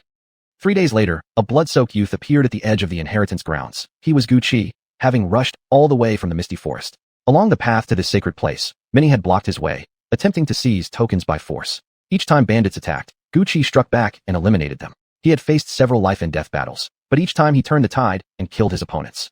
By now, the number of tokens on his person had already exceeded 60. Inside the inheritance grounds, unlike the chaotic violence outside, there was an eerie calm. Everyone sat cross-legged on the ground, cultivating in silence. No one dared to fight. They had even formed small groups. Only Cui Song occupied a spot alone, refusing to join any faction. Others included Yang Zhou leading the Yang family, Bai Qiming leading her own Bai clan, Xing Mo, Liang Qiufeng, and that young engraver youth. Gucci walked over to where the Bai family was seated and quietly joined them. Bro, you made it. Let me introduce you. This is Liang Qiufeng, and the other one is Yu Yang, Xing Mo said, immediately rushing over when he saw Gucci. Qiufeng, Yu Yang, this is Gucci. He's a pill cultivator. Hello. Yu Yang greeted warmly with a sweet, innocent smile. Gucci nodded in return and exchanged greetings. Before he could speak, Qiming cut in sharply. It's starting. Everyone followed Qiming's gaze. The members of the Yang family stood up simultaneously, drawing their weapons. Yang Zhou stepped forward and spoke slowly. Everyone here knows only 10 can receive the inheritance. Yet right now, this place is far too crowded. I suggest those lacking true strength recognize their limits and step aside willingly. Otherwise, I'll have to remove you myself. With that, Yang Zhou unsheathed his longsword, pointing it directly at the area where the unaffiliated cultivators were gathered. Yang Zhou, don't push us too hard. The unaffiliated cultivators who'd made it this far were all veterans walking the blade's edge. Hearing Yang Zhou's ultimatum, not a single one moved. Let's just watch the show, Qiming said coolly, pulling out a formation disc and placing her by family members and the divine martial sect disciples within its protective array, ready to sit back and observe. Aren't you afraid of becoming the target? Gucci asked, watching in disbelief as Qiming pulled snacks from her storage ring, acting as though none of this concerned her. This is just the beginning. No one's foolish enough to attack the Bai family yet. But Gucci Ji, haven't you gotten stronger in just a few days? This time, only you, Xing Mo, and Yu Yang will participate in the inheritance struggle. Feeling much less pressure now, Gucci looked at Qiming, munching away at her treats, shocked she had chosen to give up this opportunity. What about the rest of your family? They're not participating. Liang Jijia sensed her mutation is ice-based spiritual energy. It clashes with the inheritance here. And not a single member of our Bai family practices fire tribute cultivation techniques. Besides, there are only 10 spots. If the Bai family took most of them right away, we'd instantly become everyone's enemy. Gucci fell silent. Outside the formation, the conflict began. The Liu family allied with Cui Song to take down several minor clans and lone cultivators. In the end, the Liu family lost nearly half their people, while every unaffiliated cultivator present was driven out. The inheritance grounds were now reduced to only a few dozen individuals. Qiming didn't dismantle the formation. A full day passed like this, with 2 days still remaining until the inheritance ceremony. Inside the array, Qiming focused solely on eating snacks. Yu Yang was soon lured into joining her, and the two happily munched together. Liang Qiufeng, whose demeanor matched her icy spiritual energy, spent the entire day silently polishing her sword. Xing Mo pulled out fine wine and insisted Gucci drink with him. The most sensible ones were the other Bai family disciples, all calmly meditating. Seeing Xing Mo getting increasingly drunk, Gucci had no choice but to keep drinking with him, cup after cup. As the inheritance drew near, Qiming finally deactivated the formation. Just then, a war chariot drawn by 9-headed Zhao Longs descended onto the ground. Everyone stood up, even the Bai family. Each dragon pulling the chariot was at the Beast King level, and the oppressive aura emanating from the vehicle identified it as a royal-grade mystic weapon. The ancient energy radiating from its surface suggested it was likely an antique treasure. Gu Qi stared at the chariot. Should its owner activate it in combat, he would have no chance but to flee. He wondered whose carriage this could possibly be. 3 figures stepped down from the vehicle, 2 of whom Gu Qi recognized. But what was Li Mingwei doing there? The royal family's people are still the same as ever, arrogant and domineering. It makes me sick just looking at them. Chui Song stepped in front of the 3. If it weren't for your status, you probably wouldn't even qualify to stand here. And if you didn't have Red Demon Ancestor backing you, would you even have the right to be here? Qiming shook the little bell in her hand and walked straight up to Chui Song. Chui Song glared at Qiming, but in the end didn't attack. He simply stormed off and found a spot nearby to sit down. Brother Gu Qi, let me introduce them. This is Ji Tianze, the 9th prince of the empire. The girl beside him is Princess Ji Lingfeng, the 13th princess favored most by his majesty. And this young lady is Li Mingwei, daughter of the Li family head. After watching Chui Song leave, Qiming pulled Gu Qi along and approached the trio. Though Xing Mo had mentioned before that Ji Tianze was from the imperial family, Gu Qi never expected him to be the current 9th prince. The other girl wore a fiery red martial outfit and looked no older than 12 or 13, yet she had already reached the peak of Xian Master 9th level, an extraordinary talent bordering on unnatural. To think that even the emperor's most beloved princess would take part in this trial. There must be more behind this. It seems I've arrived late. A massive flying beast blocked out the sky, revealing itself as a beast king, nearly at the level of a Xian sovereign. Standing atop its back was a woman clad entirely in white, her hair tied simply with a single ribbon. She appeared ethereal, as if floating between realms, not belonging to this mortal world at all. It's Nangong Haoyue from Bright Moon City.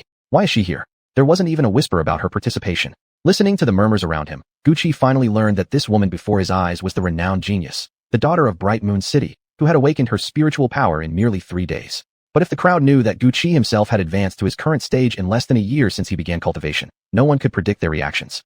Brother Gu Qi, did you know? Nangong Haoyue is actually engaged to Ji Tianze. Things are going to get interesting now. Qiming quietly dragged Gu Qi aside and whispered details about these people's identities and backgrounds. Just then, Li Mingwei began walking toward Gu Qi. Master Bai, I didn't expect you to arrive so quickly. Li Mingwei greeted him warmly. Qiming was still engrossed in her storytelling and hadn't noticed Li Mingwei's approach. At that moment, she was still clinging onto Gu Qi's arm, her expression brimming with excitement. All attention in the area instantly turned toward Gu Qi and Qiming. Little sister Qiming, won't you introduce me?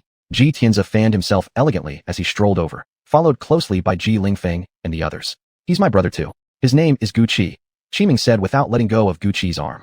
The secret realm is about to open. Why are you all bothering me now?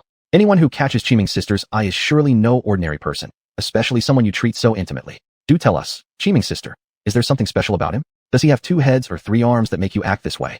Gu Qi looked at the curious Ji Lingfeng and couldn't help but feel both amused and exasperated. Suddenly, the spiritual energy within Flame Valley erupted violently. The inheritance ceremony was clearly beginning.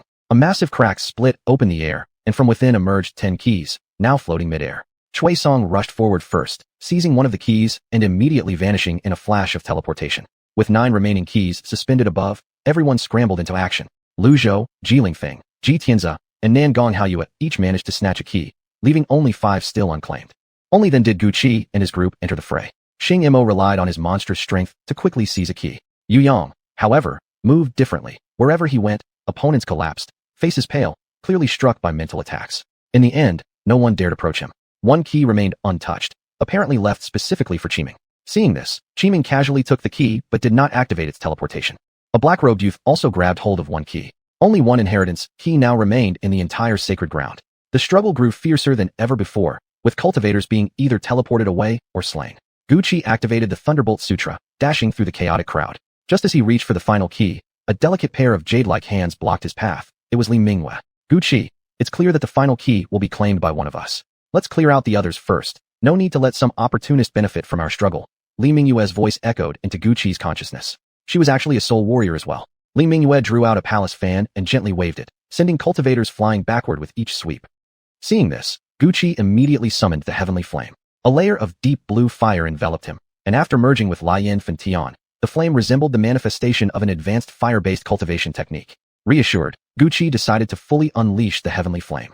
Tiny sparks drifted onto the surrounding cultivators. No matter what methods they used, they couldn't extinguish the flames. These seemingly weak flickers terrified half of them into retreating. Watching this unfold, Li Mingyue's beautiful eyes sparkled with growing admiration.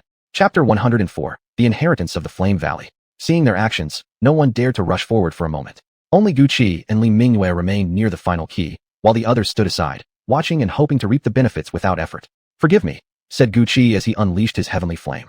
But the jade pendant on Li Mingyue's body emitted a watery blue glow, forming a protective barrier that blocked Guqi's flames. Li Mingyue's hands shifted fluidly, her hand seals blooming like lotus flowers as she struck toward Guqi. Her palm techniques grew increasingly fierce. If not for Guqi's strong spiritual power, he would have been defeated long ago. Guqi pushed the lightning rush art to its limit, dashing behind Li Mingyue and unleashing the dragon combat form, only to strike at her afterimage. This woman seemed to anticipate everything. Guqi noticed Li Mingyue staring intently at him, her eyes glinting with an unusual light. "Brother Guqi, she possesses the divine eye. It allows her to see your next move. Hang in there." Guqi heard Qiming shout and finally understood why none of his attacks could land. He stopped going on the offensive and focused solely on evading Li Mingyue's relentless assault. He didn't dare use the dragon prison technique. If she could escape even that, his trump card would be exposed. Channeling the lightning rush art wildly, Guqi threw punches chaotically, without any thought or pattern. Li Mingyue frowned slightly and dodged his erratic strikes. Then she pulled a hairpin from her hair. Surprisingly, it released countless sword beams, launching a swift attack at Guqi. Guqi activated his jade gourd, which released a thick, rolling mist, enveloping both of them. Immediately after, he took out a scroll, an extremely rare teleportation talisman. As soon as he tore it open, he grabbed the key and triggered the Jithingjun. When the teleportation ended, Guqi found himself standing before a grand hall, upon which hung a plaque inscribed with Scripture Pavilion. Others were already waiting at the entrance, and upon seeing it was Guqi, each wore a different expression. Xing Imo and Cui Song broke into smiles when they saw him. "I knew you'd make it," Xing Imo laughed. "The pavilion only opens once everyone has obtained their key. Once we enter, we'll be randomly teleported to different sections of the library. What secret manuals we obtain will depend entirely on luck. Though remember, we can only take one. Attempt to take more, and you'll be instantly expelled. I wonder who got the last key." The teleportation array before the hall suddenly flared with brilliant light, and the final person to arrive was Li Mingyue. She must have used Qiming's key. Though puzzled by her appearance, no one voiced their doubts. The 10 keys floated up from their holders and converged midair, merging into a single massive key that unlocked the gates of the Scripture Pavilion. A new wave of teleportation took hold. When Guqi opened his eyes, he found himself floating in what appeared to be a vast starry sky. There were no scrolls or books in sight. Had he been so unlucky as to be expelled immediately? Just then, a shooting star streaked past him. Instinctively, he reached out and grabbed it. And to his surprise, it transformed into a manual right in his hand. Flame Palm, a mid-tier military-grade cultivation technique. After reading the introduction on the manual, Guqi released it, allowing it to transform back into a shooting star and vanish into the starry expanse. Guqi waited for more meteors, and after several attempts, he realized that the faster a meteor moved, the higher the grade of the technique it carried. With this knowledge, his search became much more efficient. A meteor streaked past at incredible speed. Before entering, Guqi had asked Qiming for a formation array, and now that meteor landed precisely within the array's range, allowing him to capture it. This was the fastest meteor he had caught so far. However, upon inspection, he found it contained only a low-tier king-grade manual describing how to shape flames. To Guqi, it seemed useless. He also noticed an important rule. Once a technique was rejected, it would never appear again. If he passed this chance, he might never encounter anything similar again. Though he'd obtained several high-tier king-grade manuals before, none had arrived with such speed. Despite being low-tier king-grade, this manual must have something extraordinary about it. Guqi decided to keep it. As soon as he made his decision, the scene shifted again. This time, Guqi found himself in a purification chamber thick with spiritual energy, clearly designed for disciples to cultivate their newly acquired techniques. Guqi took out the manual and studied it carefully, gradually uncovering its uniqueness. While it focused solely on flame manipulation and shaping, it allowed the formed flame constructs to possess both the innate attack abilities and intelligence of the mythical beasts they mimicked, an astonishing feature. The only limitation was that the manifested beast couldn't exceed the cultivator's own level and strength. Even so, Guqi felt this journey had been worth it. He remained in the chamber for 5 full days. When he finally emerged, a small flame bird perched proudly on his shoulder, the successful result of mastering the first layer, capable of forming unintelligent beast-shaped flames from fire. As Guqi sensed a strange ripple within his body, he realized the demon soundbat king's egg was about to hatch. The dense spiritual energy here had fueled constant absorption by the egg during these 5 days, accelerating its development far beyond normal growth rates. Guqi quickly set up a formation around the trembling egg and placed a pile of Xian stones nearby for it to absorb. Then, he spat a mouthful of vital blood onto the eggshell. A flash of red light erupted, and the demon soundbat king broke free. Unlike ordinary black demon soundbats, this one was pure white, like freshly fallen snow. After devouring its shell, the tiny bat wobbled unsteadily into flight and landed on Guqi's shoulder. From birth, it was already at the 8th stage of Beast Master, a true mutated monster. Beasts hatched through the master's lifeblood formed an unbreakable bond with their owner, one even the strongest mind control techniques couldn't sever. Guqi could feel their hearts beating in perfect harmony, filling him with indescribable joy. The little bat king was no bigger than a palm, but Gucci decided to let it stay close to his chest for now. Once back at Divine Martial Sect, he would exchange for a proper beast-taming pouch to give it a better home. At the stroke of midnight on the 6th day, Gucci was teleported once more, but this time, not back to the inheritance chamber. Instead, he arrived at the edge of the Flame Valley. Taking out his token, he noticed a line of text inscribed upon it. The trial shall end 10 days from now. Any who remain within the Flame Valley after that shall be deemed failures. Comparing it with his map, Gucci realized the exit was less than a day's travel away. With time still remaining, he decided to head toward locations marked on the map where rare treasures were said to grow. Perhaps there would be one final gain. From his storage ring, Gucci summoned a spirit boat. Though merely a military-grade artifact, flying artifacts were incredibly complex to craft and rarely seen outside auctions, often reserved as grand finale items. Looking at his storage ring, Gucci couldn't help but sigh. Indeed, killing and looting brought the greatest rewards. Yet deep down, he still held the values of a 21st century man. He wouldn't slaughter needlessly just for treasure. Ruthless when necessary, but never senseless. The spirit boat sped forward. Along the way, Gucci encountered a swarm of flying magical beasts. They all ended up as food for Tianhua. He also discovered that the little bat king consumed enormous amounts of energy, constantly absorbing Xian energy from the stones. Watching his reserves dwindle pained him deeply. Clearly, he needed to learn alchemy as soon as possible, or he simply wouldn't be able to afford raising this creature. Brother Gucci, a familiar voice called out. She was here too? Gucci halted the boat and turned to see Qiming, riding her own flying treasure. He shook his head in mild exasperation. How did you find me? I came specially to look for you. Qiming said cheerfully, stowing her flying artifact into her storage ring before leaping onto Gucci's boat. Brother Gucci, are you wondering why I gave my key to Li Mingwei? You must have your own reasons. Even if I ask, it would only bring unnecessary distress. So why bother? Is there something you need from me? Can it just be that I missed you? Qiming pouted, looking utterly adorable. Fine, let's get serious. Brother Gucci, would you be interested in exploring the center of the Flame Valley with me? The heart of the Flame Valley? You're thinking of going after the forest scorching flame. Gucci stared at Qiming, who was still smiling cheerfully. He hadn't expected her to be so bold. Qiming hugged Gucci's arm and gave it a vigorous shake. Brother Gucci, how could I possibly set my sights on the forest scorching flame? It's been around for over 10,000 years. It's probably reached the Xianzhen level by now, maybe even close to Xianut. I just want to go to the central area to collect some fire spirit stones. Fire spirit stones. Spirit stones are naturally formed in the world, just like Xian stones, Xian crystals, and Xian spirits. But instead of storing Xian power, they contain fragments of natural laws. Even an ordinary person who absorbs a spirit stone can sense the corresponding elemental energy and become a martial cultivator. And for someone who already senses the world's energies, absorbing a fragment from a spirit stone enhances their affinity with that element. The improvement might not be huge, but countless people crave them anyway. Spirit stones are priceless treasures. Aren't you tempted, Brother Gucci? Looking at Qiming's mischievous expression, Gucci admitted he was indeed intrigued. So according to you, if one gathers spirit stones of all elements and absorbs them, wouldn't that turn them into someone with full elemental affinity? Qiming laughed. Theoretically, yes. But Brother Gucci, do you really think the heavenly Dao would allow such a freakish existence? People like you, cultivating both soul and body simultaneously, are already 1 in 10,000. If this were actually possible, then everyone could become an all-element cultivator. No one would need to worry about sensing elemental energy anymore. Everyone would be powerful, and the world would fall into chaos. So even with spirit stones, you can only gain 1 additional elemental affinity at most. Chapter 105, The Forest Burning Flame. Gucci nodded, his desire to obtain spirit stones growing even stronger. Something as miraculous as a spirit stone can only form in extreme environments. A place where only one type of spiritual energy exists. Such extreme regions are the only ones where spirit stones might appear. And even that condition alone isn't enough. There must also be a heaven and earth treasure of Qianquan or Zhaohua rank present for a spirit stone to possibly emerge. In this blazing flame valley, there is solely fire's spiritual energy, and with the presence of the forest burning flame, spirit stones should indeed exist here. If we really find one, we'll split it evenly. Qiming waved a finger in the air, her expression incredibly adorable. So much so that Gucci momentarily lost himself staring at her. Big Brother Gucci, I've also prepared fixed location scrolls that can instantly teleport us back to the exit of Blazing Flame Valley. That way, we won't have to worry about time at all. Why did you seek me out? The center of Blazing Flame Valley is marked as forbidden territory on maps. With our current cultivation levels, entering might mean we'd never return, Gucci said, looking directly at Qiming. His reason subdued his desires. The Bai family wasn't as simple as they seemed. Merchants, after all, were always merchants. Oofed. Big Brother Gucci actually doesn't trust me? How heartbroken. Qiming wiped away tears that weren't there. Others who enter the valley center would likely never come back, but someone like you, whose fusion level with fire spiritual energy has reached its peak, will absolutely be fine. The concentration of fire energy there is beyond your imagination. The heavenly flame within you is merely a heavenly flame seed, not the true heavenly flame itself.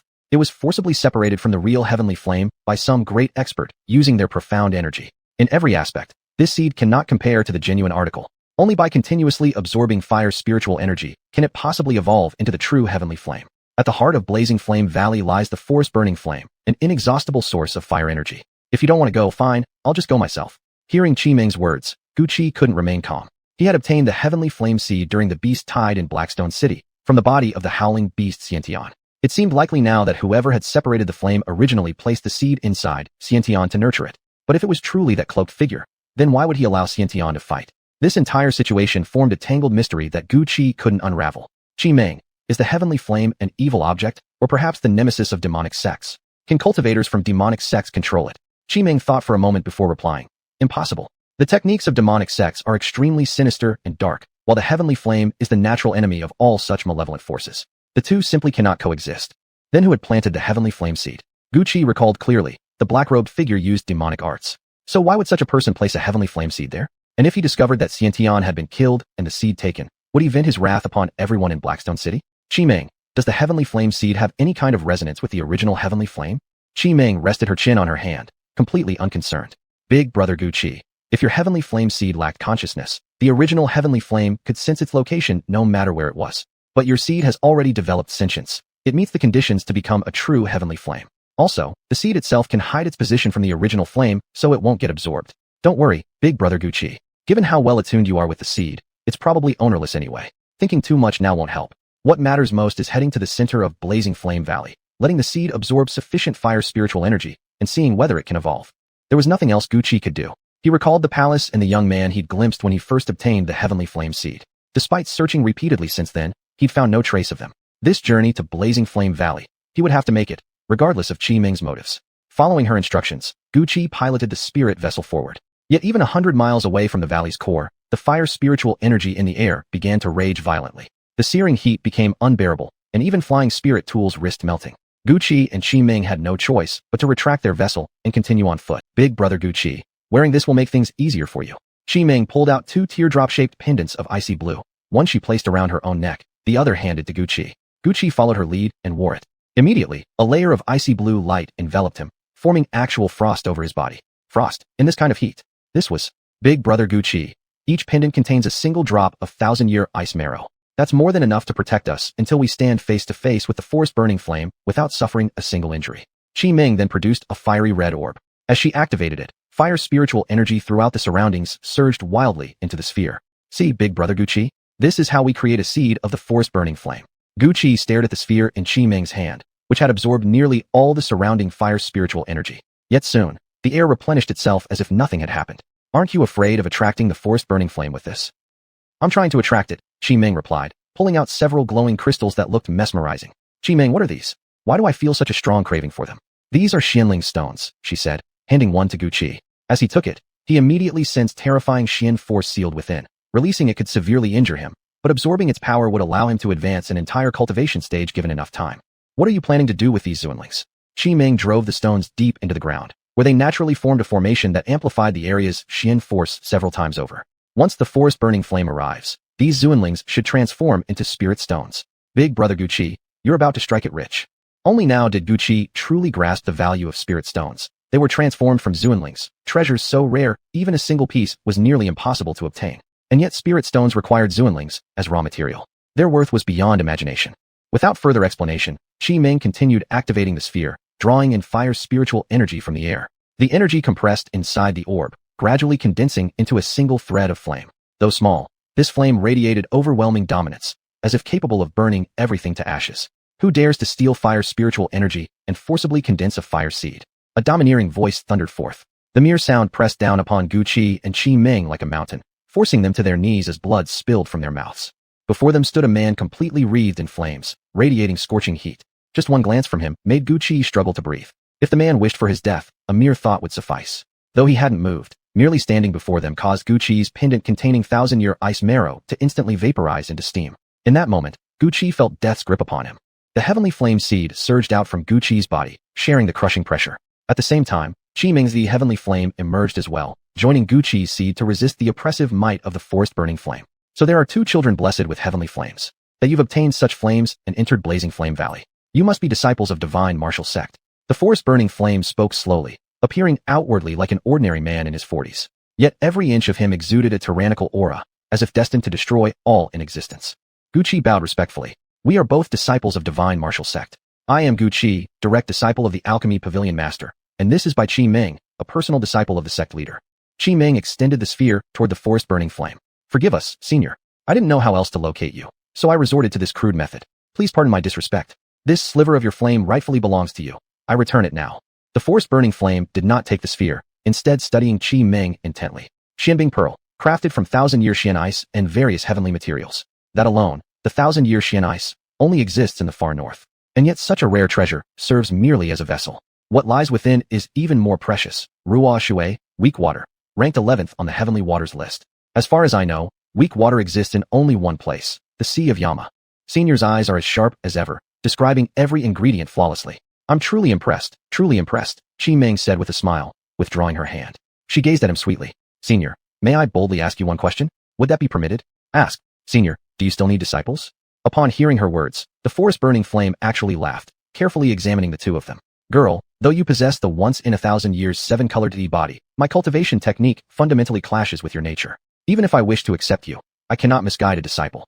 Qi Ming instinctively reached to hug his arm, but the moment she touched him, her flesh sizzled and burned away. She quickly sprinkled healing medicine onto her charred wound, pouting pitifully. I know that already, which is why I brought you a disciple instead. The forest burning flame glanced at Gu Qi and suddenly flew into a rage. Girl, leave now before I lose my temper. Even if you're disciples of divine martial sect, I won't show mercy. Senior, don't be like that. Look at big brother Gu Qi, what's wrong with him? He cultivates both soul and body simultaneously. His fusion level with fire spiritual energy has reached its peak, and his character is upright and pure. He's favored by the Tao itself. Why can't you accept him? Humph. With a single flick of his sleeve, the forest-burning flame summoned countless flames erupting from beneath the ground, scorching them so fiercely they nearly lost consciousness. Had Qi Ming not quickly chew another drop of wan, year ice marrow, they would surely have perished on the spot. Those who are not of my kind will always harbor different intentions. Do you think I don't see through your schemes? You've set up a spirit-gathering formation here. Your real goal is fire spirit stones. You're begging for death. With a sweeping motion of his hands, the forest-burning flame transformed the surrounding fire spiritual energy into swarms of flaming beasts that lunged toward them. Chapter 106, the final round. Just as the flames were about to engulf the two of them, a streak of blue light blocked the fire beast's attack. A graceful figure stepped in front of them, weaving streams of pure water spiritual energy that formed a protective barrier around the two, completely keeping the blazing fire energy at bay. Sister. Qi Ming couldn't help but cry out upon seeing the silhouette before her. Due to the angle, Gu Qi could only see her back. From behind, he could make out her long, flowing gown of deep aquamarine, and a matching forehead ornament, nothing more. This was Qi Ming's elder sister, the head of the Bai family, and the sole owner of the All-Commerce Alliance. A woman shrouded in legend. Even under these circumstances, Gu Qi longed to see her face. Humph, you're merely a projection, not even your true self. Only if you came in person would this be worth my attention, said Fanlin Jiyan, though he made no further move, instead eyeing her warily. My apologies. My younger sister is rather mischievous at times. I come on her behalf to offer my regrets, and humbly ask for your forgiveness toward Qi Ming. Who exactly are you? I am Bai Xianyue, a mere woman of little consequence. Whereas you, Fanlin Jiyan of the divine martial sect, are renowned throughout the entire continent. You needn't feign humility. Your strength. I sense a familiar aura from you. That young girl possessing a dark ice sphere crafted from weak water. I suspect that is due to your influence. Fanlin Jiyan studied Bai Xuanyue's form with growing caution. This junior was fortunate enough to obtain a trace of weak water. But may I ask how my sister has offended you, elder, to provoke such anger? Why resort to killing? Sister, I only wanted him to accept Gu Qi as a disciple. When he refused, he tried to kill us both to silence us. If not for the mark you placed upon me, I would have perished by now. Qi Ming reached to grasp Bai Xuanyue's sleeve, but it was just a phantom image. Her hand passed through. Only then did Bai Xianyue turn to look at Gu Qi. What kind of woman was she? If one had to describe Bai Xianyue with a single phrase, it would be gentle as water. She was beautiful, so beautiful that words failed to do her justice. Yet hers was not the cold beauty of unreachable perfection. Rather, it flowed like clear water, soothing and serene, as if cleansing the soul with its very presence, bringing unparalleled comfort. Everything follows its destined course. Why cling so tightly to your will? Qi Ming is still a child. She knows nothing of the greater truths. Her actions stemmed only from kindness. Please spare these children. The future of this world depends on them. Bai Xianyue gazed at Gu Qi, sighing softly, leaving both Qi Ming and Gu Qi bewildered. Very well. At least they are disciples of the divine martial sect. As long as they remain loyal, that is enough. Take these spirit stones and this wisp of flame. If you ever face something beyond your power, use this flame to find me. I will aid you once, but knowing you, you likely won't call upon me. Fanlin Jiyan stared into the distance, as if watching some far-off event. Farewell. With a slight nod toward Bai Xianyue, he vanished. You never change, always getting into trouble. I told you not to come to the divine martial sect. Yet you insisted, sneaking out like this. When will you ever grow up? Bai Xuanyue's ethereal form gently smoothed Qiming's hair. A storm is coming. You must protect yourself well. Discuss everything with your brother.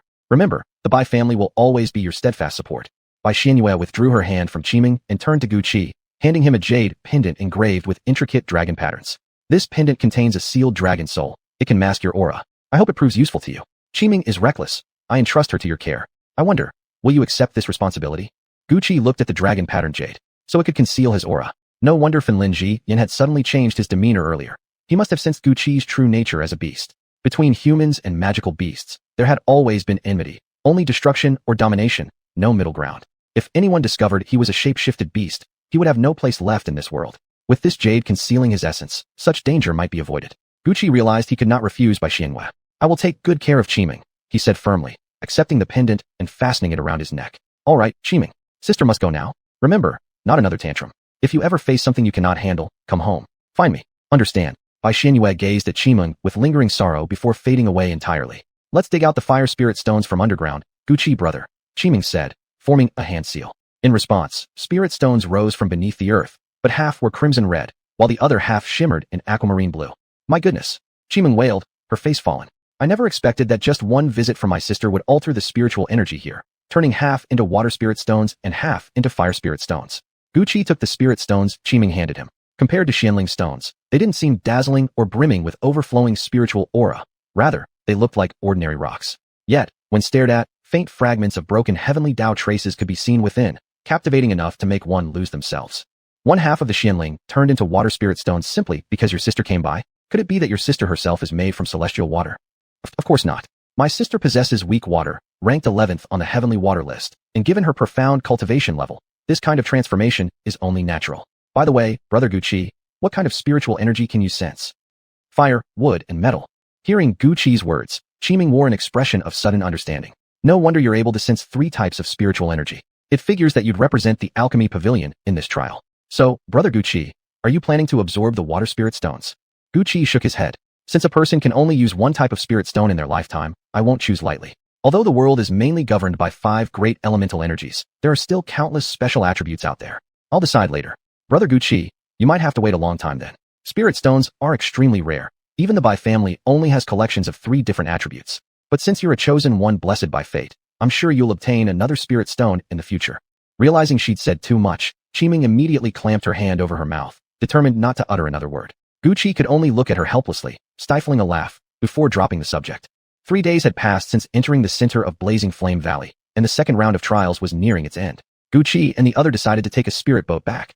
Qiming handed Gu Qi a scroll that marked the exit of the valley, and only on the final day did they finally arrive. The Divine Martial Sect's attendants collected the tokens obtained by participants, and results were quickly announced. The top 10 rankings, in order, were Chui Song, Ji Tianze, Yang Zhou, Gu Qi, Li Mingyue, Ji Lingfeng, Liang Xiufeng, Yu Yang, Xing Mo, and Bai Qiming. Several dozen others had also completed the task. After a day of rest, the third trial would begin immediately. Early the next morning, the Divine Martial Sect gathered all disciples at the competition arena and distributed numbered tokens. Gu Qi's token bore the number 4, likely assigned according to his ranking from the second round. The attendants placed all the numbered tokens into a box, then drew 2 at random for each match. Only 1 match would be held per day. In his first bout, Gu Qi faced a disciple from the Liu family and defeated him effortlessly. With that, only about 20 contestants remained. True competition would begin tomorrow. The first match, Gu Qi versus Ji Lingfeng. Gu Qi hadn't expected to face Ji Lingfeng so soon, right at the start of the next day. Ji Lingfeng was the beloved princess of the current emperor, already reaching the mystical master realm at just 13 years old, an opponent not to be underestimated. Just as Gu Qi prepared to step onto the stage, Qiming grabbed his arm. Brother Gu Qi, Ji Lingfeng cultivates the royal family's supreme technique, the Overlord God Fist, a top-tier golden attribute art. But facing someone like you, whose affinity with fire energy has reached its peak, this should be quite a show. Just be careful. Afterwards, our little princess might end up clinging to you. Gu Qi nodded, then leapt onto the martial platform, noticing Ji Lingfeng studying him closely. I don't know what your relationship with Ninth Brother is, but he told me to go easy on you. Since Ninth Brother said so, I'll listen and hold back a little, Ji Lingfeng said, removing her gloves and playfully waving them toward Ji Tianze's direction, signaling that she was going easy. Watching her childish gesture, Gu Qi couldn't help but curl the corner of his lips. I don't need you to hold back. Do your best. Then that's what you asked for. I won't hold back anymore. But if Ninth Brother blames me later, you better speak up for me. Ji Lingfeng put her gloves back on and threw a punch straight at Gu Qi. No ripple of arcane energy surrounded her body. This punch relied purely on physical strength to test Gu Qi. yet it moved like lightning, making her form nearly invisible. Gu Qi released nearly half of his mental power just to track Ji Lingfeng's movements. Activating the rushing thunder step beneath his feet, he narrowly evaded the strike. Not bad, you actually dodged. But that was just the beginning. Brace yourself for the next one. Even as she spoke, her movements didn't stop. She pushed off the ground and charged forward, her terrifying speed creating intense friction against the air, producing sharp hissing sounds. Gu Qi grew serious, continuously using the rushing thunder step to dart around the battlefield. Ji Lingfeng, watching Gu Qi keep dodging her attacks without even catching a whiff of his sleeve, growled, "Are you some kind of rat? If you're a man, stop running and fight me like one." Gu Qi turned to face Ji Lingfeng and finally stopped moving. "Whether I'm a man or not isn't for a little girl like you to decide. Since you're in such a hurry to leave the stage, I'll oblige you. Just don't go crying to Brother Ji later that I bullied you." Chapter 107. Facing a formidable foe. "Humph, how dare you speak so boldly? Just watch me teach you a lesson. Even if ninth brother scolds me later, I'll make sure you can't get out of bed." Ji Lingfeng glared at Gu Qi, who stood motionless without dodging, her hands radiating golden light as she gathered the ambient metal spiritual energy into her palms. The terrifying pressure emanating from her fists forced Gu Qi to finally take things seriously. Ji Lingfeng's technique was complete. Her punch came forth with earth-shattering force toward Gu Qi. Gu Qi's palms moved rapidly, forming a lotus seal that struck directly at Ji Lingfeng's consciousness, slowing her advance only slightly. Yet her fist still rushed forward with devastating power. Just when everyone thought Gu Qi would either lose or retreat, Ji Lingfeng's punch landed squarely on him, triggering a terrifying explosion. Red and golden spiritual energies surged outward, blocking everyone's view and obscuring what had truly happened atop the stage. Now Gu Qi is surely defeated. What a pity. He simply drew the short straw by facing my little sister. Otherwise, he'd undoubtedly have secured a spot in the top 10. "I wouldn't be so sure," Qimeng said, gently tinkling the bell tied to her hair ribbon. Its crisp sound carried an almost magical tension. "Ninth Prince, shall we make a wager? Let's bet on that wind element spirit stone you recently acquired. If I lose, I'll give you one each of my family's fire and water element stones. How about that?" "Oh, you certainly have faith in him." Ji Tianze closed his folding fan with a snap. "But why do you want a spirit stone? Your 7-colored elite body doesn't require them." "You flatter me, Prince. Even if I don't need them, such treasures are incredibly rare. I've long coveted the spirit stone you obtained. Will you not risk a small gamble? You never make a losing bet, but this time, I believe you truly will." Lingfeng's overlord divine fist was personally taught by father. In fact, she surpasses even father during his youth. As for Gu Qi, he's merely a pill cultivator. Even though fire counters metal, he cannot possibly defeat Lingfeng. It seems second miss by will suffer quite a loss this time. Qimeng merely smiled lightly, as if she hadn't heard a word. "Then let us wait and see." The spiritual energy gradually dissipated, revealing the scene upon the platform. Gu Qi's entire shoulder had been pierced through, but he still stood firm, his wound visibly regenerating at an astonishing rate. Meanwhile, Ji Lingfeng clutched her chest, her hair disheveled, clearly suffering severe internal injuries. In truth, just as Ji Lingfeng neared Gu Qi, he activated the dragon prison formation, trapping her momentarily. However, her overlord divine fist continued its deadly trajectory. Gu Qi immediately summoned heavenly flame to envelop his body and launched starfire sweeping the plains, clashing head-on with Ji Lingfeng's strike. Still, he failed to fully block the blow, his scapula completely shattered, leaving him looking utterly ravaged. Yet, starfire had also struck Ji Lingfeng, injecting violent fire-based spiritual energy into her body, inflicting grave internal damage. He actually endured it. Ji Tianze dropped his fan, disbelief etched across his face. How could his recovery ability be so strong? You forget whose disciple he is. Though reviving dead what is classified as a peak king rank cultivation technique, its effects rival those of ordinary emperor rank methods. Ninth Prince, don't forget to deliver that spirit stone when the time comes. Qimeng picked up the fallen fan and placed it back into Ji Tianze's hand, her smile radiant. The outcome isn't decided until the final moment. Who knows how this will end? I still believe Lingfeng won't lose. Ji Tianze regained his composure and took back his fan with a faint smile. Ji Lingfeng stared at Gu Qi. Any prior contempt now vanished from her expression. I take back what I said earlier. I admit, you're a worthy opponent, but I absolutely will not lose. Biting her finger, she smeared blood onto her beast control bracelet. A thunderous roar echoed through the arena as a monstrous beast appeared before all, a creature with a dragon-like head, horse-like form, deer-like shape, ox-like tail, 5-colored fur patterns along its back, yellow belly fur, and antlers growing from its head. It's actually the auspicious beast Qilin. What extravagance! This must be a descendant of the nation-protecting divine beast. It seems the 13th princess is indeed exceptionally favored, Qimeng observed, gazing at the young Qilin. Though still juvenile, such a creature was far beyond what Gu Qi could hope to withstand. This battle, Lingfeng has always been deeply cherished by father, and given her extraordinary talent, she earned the Qilin's favor. It appears second miss by will indeed have cause for sorrow. But I've already instructed Lingfeng not to seriously injure brother Gu, so she knows her limits. Ji Tianze looked at Ji Lingfeng, his smile deepening. Then I thank you in advance, Ninth Prince. But until the final moment arrives, who can really say for sure? Qimeng kept her eyes fixed on the stage, afraid to miss a single detail. Qi never expected Ji Lingfeng to possess a qilin. The qilin was a mythical divine beast, comparable only to the celestial dragon. Yet even so, Qi had no choice but to fight with everything he had. Young one, why do you carry the scent of a dragon on your body? The qilin suddenly spoke in human language, not the guttural tongue of ordinary Vo beasts. Qi pulled out the dragon soul jade pendant given to him by Qi Ming. As soon as it neared the qilin, the pendant flared with brilliant light. A long, mournful dragon's cry echoed through the air, and within the pendant, a dragon appeared. Though merely a dragon's soul, its aura remained as overbearing and majestic as it had been in life, striking fear into all who sensed it, extinguishing any thought of defiance. So it's actually a dragon-embossed jade. What extravagance! The Bai family truly spares no expense. Still, it's just a dead soul. How could a lifeless remnant compare to a living being? You'll see soon enough, Prince. Rather than bicker here, let us watch and see who ultimately wins this match. Qi Ming turned slightly, her jet-black tresses sweeping across her face, concealing her expression and thoughts. Ji Lingfeng stared at the coiling dragon soul above, yet her face remained utterly calm. I didn't expect you to harbor a dragon soul. No doubt it emerged due to stimulation from the qilin's aura, dead and sealed within a jade pendant. What more can you hope to achieve? Xiao Jin, as a descendant of the nation-protecting divine beast, you once devoured dragons. Now you face a dragon soul. That is your chance. Go, show them the might of the qilin. At Ji Lingfeng's command, the qilin lunged at the airborne dragon soul. Two divine creatures clashed fiercely, entwining in a storm of elemental power. Meanwhile, Ji Lingfeng drew forth a chainsword and lashed it at Qi. The weapon danced like a serpent, sealing off every possible escape route, seeking to ensnare and crush him. Qi retrieved a golden greatsword from his storage ring, the Wulong blade obtained earlier in Chun family's secret realm. He had never learned swordsmanship or blade techniques, so he'd left it stored away until now, forced into using it at last. The golden blade crashed against the chainsword, sparks flying. The two weapons met with equal force, neither gaining an advantage. Ji Lingfeng whirled, the chainsword writhing like a venomous snake darting toward Qi.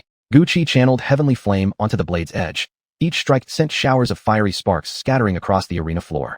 Soon, Ji Lingfeng noticed that Qi's swordsmanship was chaotic and unrefined, clearly the work of someone inexperienced. She shifted tactics, relying on swift, agile movements to press him into pure defense. It seems Qi will lose soon. Qi Ming did not reply, but after a moment, she smiled. Above, the battle between the qilin and the dragon soul reached a fever pitch, two spiritual beasts evenly matched, locked in relentless combat. On the ground, Ji Lingfeng's chainsword forced Qi to continuously employ the lightning step art to evade, slowly draining her spiritual energy. Ji Lingfeng watched Qi dodge effortlessly, sensing her own reserves depleting rapidly. If this continued, she would collapse from exhaustion and lose. Qi, what kind of cowardice is this? Both our energies are fading. Why not face me head on and finish this fairly? Let us decide victory or defeat outright.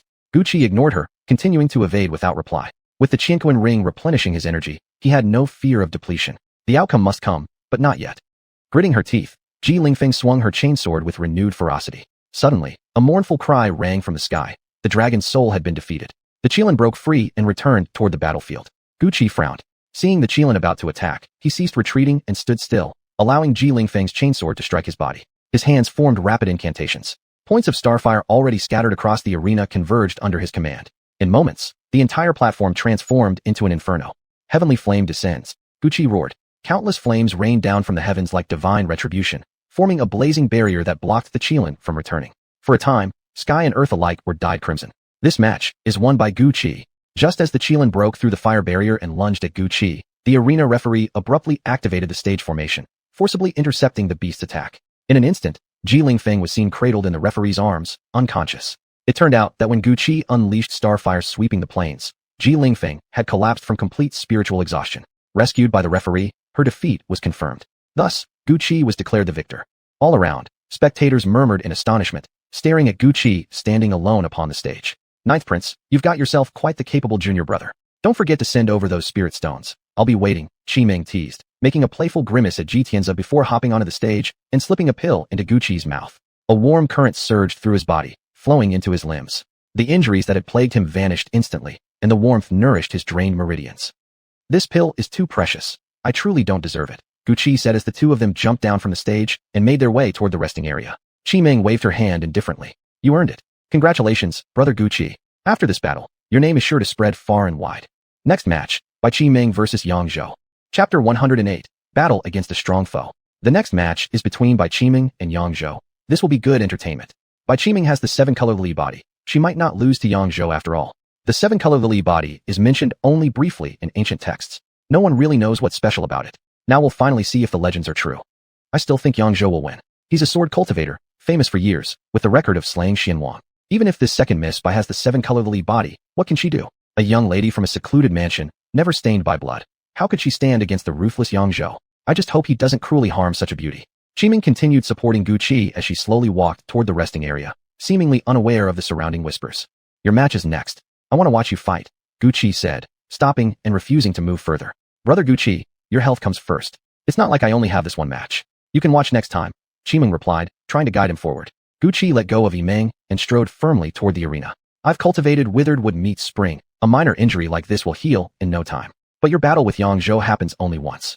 How could I miss it? Besides, I'm curious to see just how miraculous this famed 7-color Li body truly is. In that case, I won't stop you. Brother Gu Qi, I'm off now. With that, Qiming lightly tapped her toes and soared gracefully onto the stage. Did she just fly? Gu Qi replayed the moment in his mind. She had indeed flown onto the platform, not with mundane martial arts lightness technique, but real flight. Only Xianwang level experts could fly. Could it be that she? The two stood on the stage, neither making a move. Lu Zhou grew impatient. Miss Bai, my techniques are deadly. I either kill or seriously wound. You'd better concede now, so I don't accidentally injure you and ruin the friendship between our families. Qiming laughed, the tiny bells on her person ringing sweetly with her mirth. Since Senior Lu speaks so harshly, this humble girl is quite frightened. I hope Senior Lu will show mercy and allow me to return home safely. You? Since you're so insolent, don't blame me then. On the battleground, life and death are fated. The Bai family won't dare retaliate. Enraged, Lu Zhou drew his long sword. In an instant, fierce winds erupted across the stage, blinding everyone. Lu Zhou danced like a willow in the wind, his movements strange, ethereal, unpredictable. Qiming shook the bells in her hand, sending out rippling sound waves that dispersed the stormy gusts. Lu Zhou's sword pierced straight into Qiming's chest, yet not a single drop of blood appeared. Before he could react, Qiming suddenly reappeared behind him, delivering a light, floating palm strike to his back. He flew out of the arena like a broken kite. Bai Qiming wins. As the referee declared the result, most spectators were still stunned. Lu Zhou's strength was unquestionable, yet Qiming had defeated him effortlessly, without even revealing her full abilities. Though part of Lu Zhou's defeat stemmed from facing his rival, the fact remained that his sword had clearly struck Qiming, yet she emerged unharmed from behind him. Such a tactic was nearly impossible to guard against. Only Gu Qi understood. What Lu Zhou had stabbed was merely an illusion. He'd seen this technique before during the ascent of the sky ladder. If he himself faced Qiming, the outcome would be uncertain. Third match, Li Mingyue versus Nangong Haoyue. This time, two beauties would clash. The crowd immediately buzzed with excitement. Li Mingyue and Nangong Haoyue both leapt onto the stage and immediately attacked each other without a word, their moves lethal, as if harboring deep hatred. See? The rumors are true after all. Li Mingyue actually seduced our 9th prince. Nangong Haoyue has been childhood sweethearts with the prince since they were young. If His Majesty hadn't already promised Nangong Haoyue to the crown prince, they'd probably be together by now. This will be entertaining. Yeah, rumor says Li Mingyue was seen leaving the 9th prince's carriage in Flame Valley. Between the two of them, well, you know. Qiming also edged closer to listen to the gossip, nodding along now and then. Gu Qi quickly lost interest and instead focused intently on the deadly duel unfolding before him. Gu Qi had already fought Li Mingyue before. She possessed the divine eye, allowing her to anticipate incoming attacks, making her extremely difficult to handle. If not for Gu Qi using a scroll back then, it wouldn't have been easy to defeat her. As for Nangong Haoyue, living up to her reputation as a monstrous genius, she had actually frozen the entire arena. The ice on the stage was now 3 feet thick. Even using lightness techniques would be extremely difficult without exceptional control. Li Mingyue drew out a hairpin-shaped Xian weapon, from which streams of sword qi erupted, blocking Nangong Haoyue's advances. The artifact emitted an aura of great antiquity, so ancient that even Gu Qi couldn't identify its origin. Li Mingyue's hairpin is quite impressive. It's an ancient treasure, a relic passed down from the primordial era, commonly known as a gu bao. Without such a priceless heirloom in her hands, she probably would have lost long ago. Still, Nangong Haoyue hasn't truly begun fighting yet, Qiming remarked, seemingly growing tired of idle gossip. She sat beside Gu Qi and began commenting on the battle. If Nangong Haoyue releases her beast spirit, only Ji Lingfeng's Qilin, Ji Tianzi's war chariot, or the dragon soul within you could possibly stand against her. Gu Qi nodded. That phoenix bird possessed cultivation at the peak of the Beast King realm. Although Ji Lingfeng's Qilin was a divine beast, it was still immature. Against a creature bearing a trace of true phoenix bloodline, the outcome would be uncertain. Nangong Haoyue, renowned as a peerless prodigy, was incredibly powerful in her own right. During her previous fight with Ji Lingfeng, she hadn't summoned her war chariot, likely because it was being used by Ji Tianzi. This trial brought together only the most outstanding geniuses, individuals raised since childhood under the full support of their clans. Even Cui Song, born a lone cultivator, had been trained by old ancestor Hong Ma. Gu Qi, however, had only entered this world a year ago. Compared to these young elites, he still needed more time. Brother Gu Qi, look, this is Li Mingyue's divine ability, similar to the innate skills possessed by magical beasts. Her divine eye comes with 2 abilities. One is prediction, the other is divine gaze. Watch, this is divine gaze. Trapped on the stage with no room to retreat, Li Mingyue activated her eye technique. Two beams of light shot from her pupils, enveloping Nangong Haoyue completely. Instantly, Nangong Haoyue froze in place, unable to move. It resembled Gu Qi's dragon sealing posture. The only difference being hers was an innate talent while his was a sovereign-level cultivation art that required the expenditure of lifespan to activate. Li Mingyue hadn't used this skill in prior battles either, clearly indicating a cost, just like Gu Qi's. However, what that cost entailed remained unknown. Seizing the opportunity while Nangong Haoyue was immobilized, Li Mingyue transformed her hairpin into a longsword and thrust straight toward her opponent. But a sudden flash of icy blue light radiated from Nangong Haoyue's chest, effortlessly deflecting Li Mingyue's strike. Ice Soul Pearl. Li Mingyue cried out upon seeing the blue glow, then suddenly screamed in pain, blood gushing from both eyes. At the same time, Nangong Haoyue broke free from the paralysis and casually knocked Li Mingyue off the stage. Nangong Haoyue wins. Qi Ming nudged Gu Qi. Brother Gu Qi, look, Li Mingyue got injured. Why don't you go comfort her? Maybe the beauty will fall into your arms all on her own. They say beneath her veil lies a face so stunning it steals the breath. Aren't you the least bit tempted? Gu Qi watched as Li Mingyue was carried away, then slowly shook his head. Even the most beautiful venomous snake remains venomous. And personally, I think you're far more beautiful. Really? Qi Ming wrapped her arm around his. Brother Gu Qi, what about the two sisters from Chun family of Blackstone City? Are they beautiful or not? Hearing this, Gu Qi chose not to respond further. Qi Ming was a smart woman, but between them, there seemed to be an unbridgeable distance. The man who belongs to me, by Qi Ming, doesn't need to be strong, doesn't need to be handsome, doesn't need to possess anything at all. But one thing I demand is eternity, one life, one love, one partner. Otherwise, I'll kill him myself. Upon hearing those words, Gu Qi could only sigh quietly. One life, one love. He knew he couldn't fulfill that promise. Let alone giving up Qing Wan and Feng Chu. He didn't want to abandon them. He could only bury these emotions deep within his heart and focus silently on the ongoing matches. Next match, Xing Imo versus Cui Song. It's actually Xing Imo and Cui Song. I wonder. Gu Qi frowned involuntarily upon hearing the names, turning to ask Qi Ming. You seem very close to brother Xing Imo, Qi Ming observed, watching the two walk onto the stage. He's been at Shinwu sect for 12 years now, discovered in his youth by Elder Kaiyong and brought back to join the sect. Brother Xing Mo's background is somewhat special, but I'm certain he won't die at Cui Song's hands. Whether he can win, though, that I cannot say. Gu Qi studied Cui Song, sensing that he had grown significantly stronger since their last encounter. Meanwhile, Xing Imo was 2 minor realms below him. Victory would indeed be difficult. I've fought Cui Song before.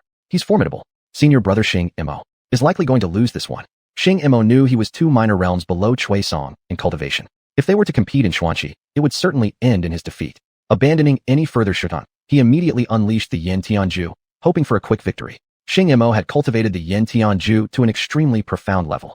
The moment he released it, the entire arena turned into a sea of flames, sealing off Cui Song's movements. When Cui Song found his path blocked, he showed no panic at all. He raised his great saber and actually split the raging inferno open, carving a passage through. Seeing this, Xing Imo gave up on continuing with the Yen Tianju. He charged straight at Cui Song and engaged him in close combat. His fist slammed into Cui Song's body, the terrifying force sending Cui Song reeling backward several steps, blood gushing from his mouth. Cui Song had nearly been knocked off the stage. Staring at the edge of the arena, he wiped the blood from the corner of his mouth, his face dark with fury. Very well. You've truly angered me. Now wait for death. Chapter 109, Facing a Powerful Foe. Damn it, that's Honma Ancestor's signature technique, Soul Annihilating Curse. That guy named Xing Imo is probably going to lose his life now, someone nearby muttered. Gu Qi couldn't help but worry for Xing Imo, yet Qi Ming remained completely calm. Don't worry, Gu Qi brother. Although this move is extremely vicious and treacherous, Xing Imo brother is a disciple of Kaiyong sect. Even if he can't fully block it, he won't be in mortal danger. Cui Song had indeed successfully activated the Soul Annihilating Curse. A strange talisman floated in the air, shooting out countless streaks of gray lightning, each crackle carrying the oppressive aura of a Xian king. Hundreds of these bolts surged toward Xing Imo, intent on killing him. But no one expected a protective barrier to suddenly appear around Xing Imo, stubbornly withstanding the entire onslaught. Then, a flash of red light shot through, piercing straight through Cui Song's chest. I surrender. Xing Imo shouted immediately after landing the strike, then quickly leapt off the arena. Though the sneak attack hadn't killed Cui Song, it had left him severely wounded. Glaring hatefully at Xing Imo as he stood there defeated, Cui Song looked as though he could kill with his eyes alone. If such a thing were possible, Xing Imo would have died 100 times over by now. Brother, are you alright? Gu Qi handed Xing Imo a spirit pill, helping him swallow it. Brother, could you give me a pill that restores spiritual energy instead? Qi Ming offered another pill. At that moment, a senior official from Shinwu sect approached Gu Qi and said, the sect master has issued an order. No matter the cost, you must stop Cui Song. If you manage to halt his progress, you will receive 1,000 points of contribution. I have other matters to attend to. I'll take my leave now. 1,000 contribution points?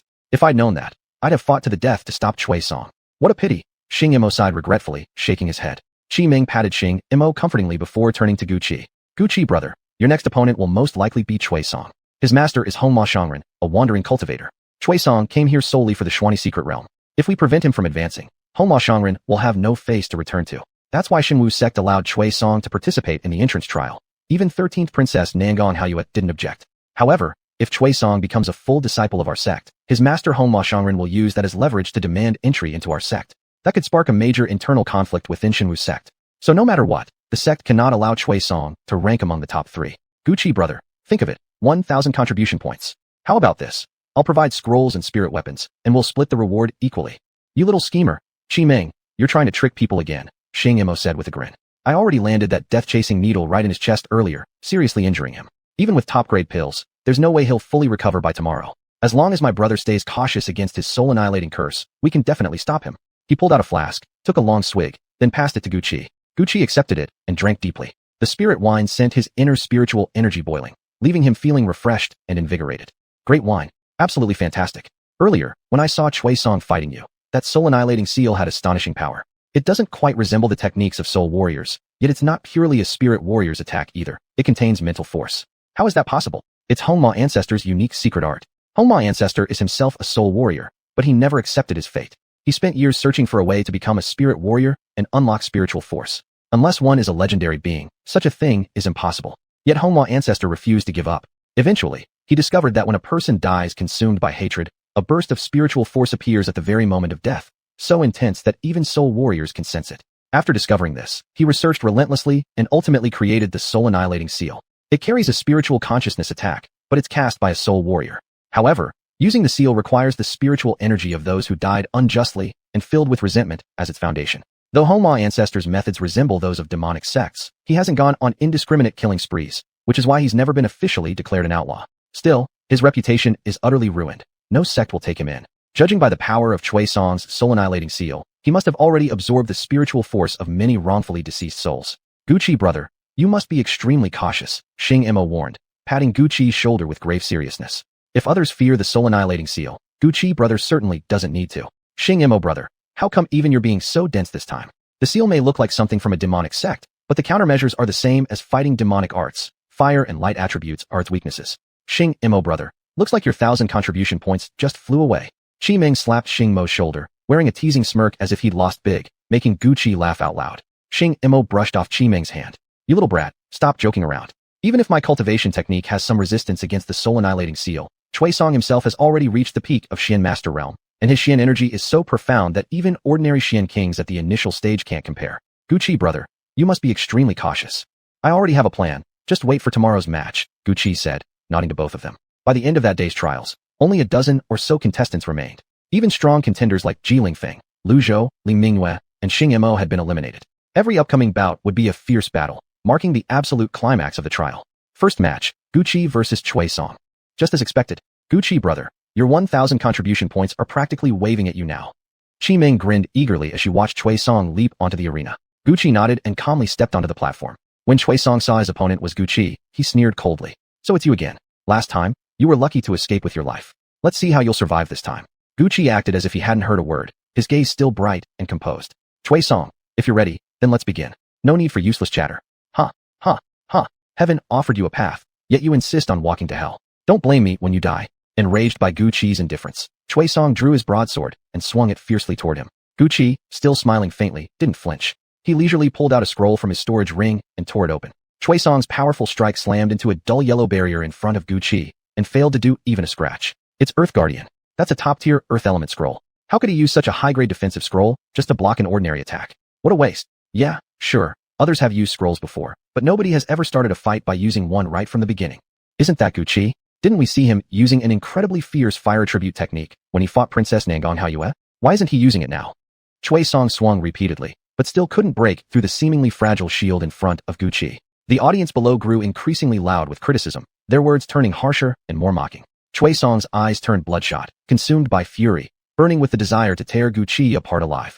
Gu Qi, once the Xian energy in that scroll runs out, I'll strip the flesh from your bones and use your corpse to light the sky lanterns. Is that so? Then I'm afraid you're going to be disappointed. Gu Qi smiled brightly, a look so cheerful it sent a deep chill down Cui Song's spine. He reached once more into his storage ring, slowly pulling out another scroll and tearing it open.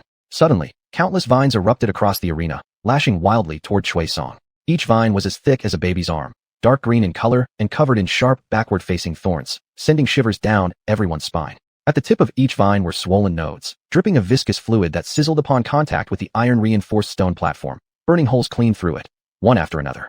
The sight was horrifying. Chui Song paled at the sight of the writhing vines. Quickly, he also retrieved a scroll from his storage ring. After activating it, he lifted into the air, floating like a Xian King cultivator. Seeing the vines unable to reach him, he finally exhaled in relief. But his expression darkened the next moment, glaring at Gu Qi as if he wanted to devour him whole. Gu Qi, this ends here. No matter how many scrolls you have left, none of them will save your life. I will kill you with my own hands. Chui Song's face turned grim as he formed rapid hand seals, once again invoking the soul-annihilating seal. A massive talisman hovered above, but Chui Song wasn't finished. He spat a mouthful of refined blood onto the sigil. As the crimson droplets were absorbed, the originally grayish seal twisted into something far more sinister. Blood-red lightning, thick as an adult's arm, crackled through the air. When the bolts struck the vines, they instantly disintegrated into ashes. Soon, nothing remained on the battlefield except the terrifying red lightning. Gu Qi, I was planning to torment you a little before killing you, but now I just want to crush you dead, rip your soul out by force, and turn it into a soul lamp, condemning you to eternal suffering.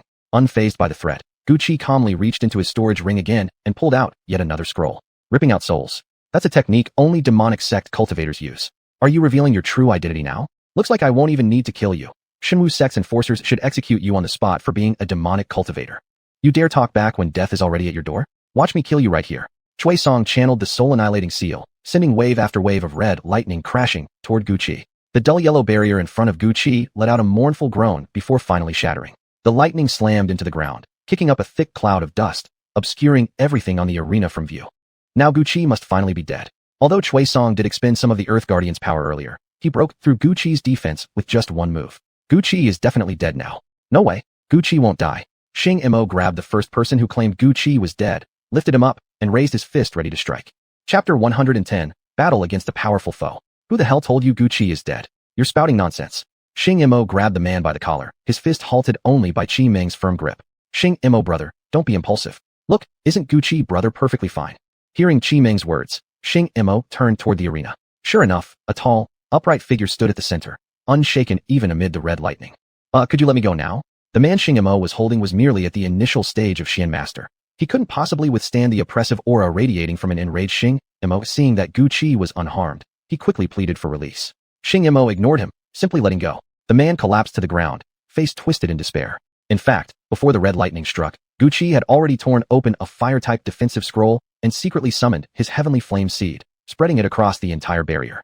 As expected, the heavenly flame, the bane of all evil, effortlessly blocked Chui Song's soul-severing seal. No way. Impossible. It can't be. Chui Song stared at Gu Qi, still unscathed, frantically channeling magic incantations. Wave after wave of crimson lightning crashed into the protective shield, but Gu Qi remained standing calmly at the center of the arena, completely unperturbed. Is that all your offensive moves?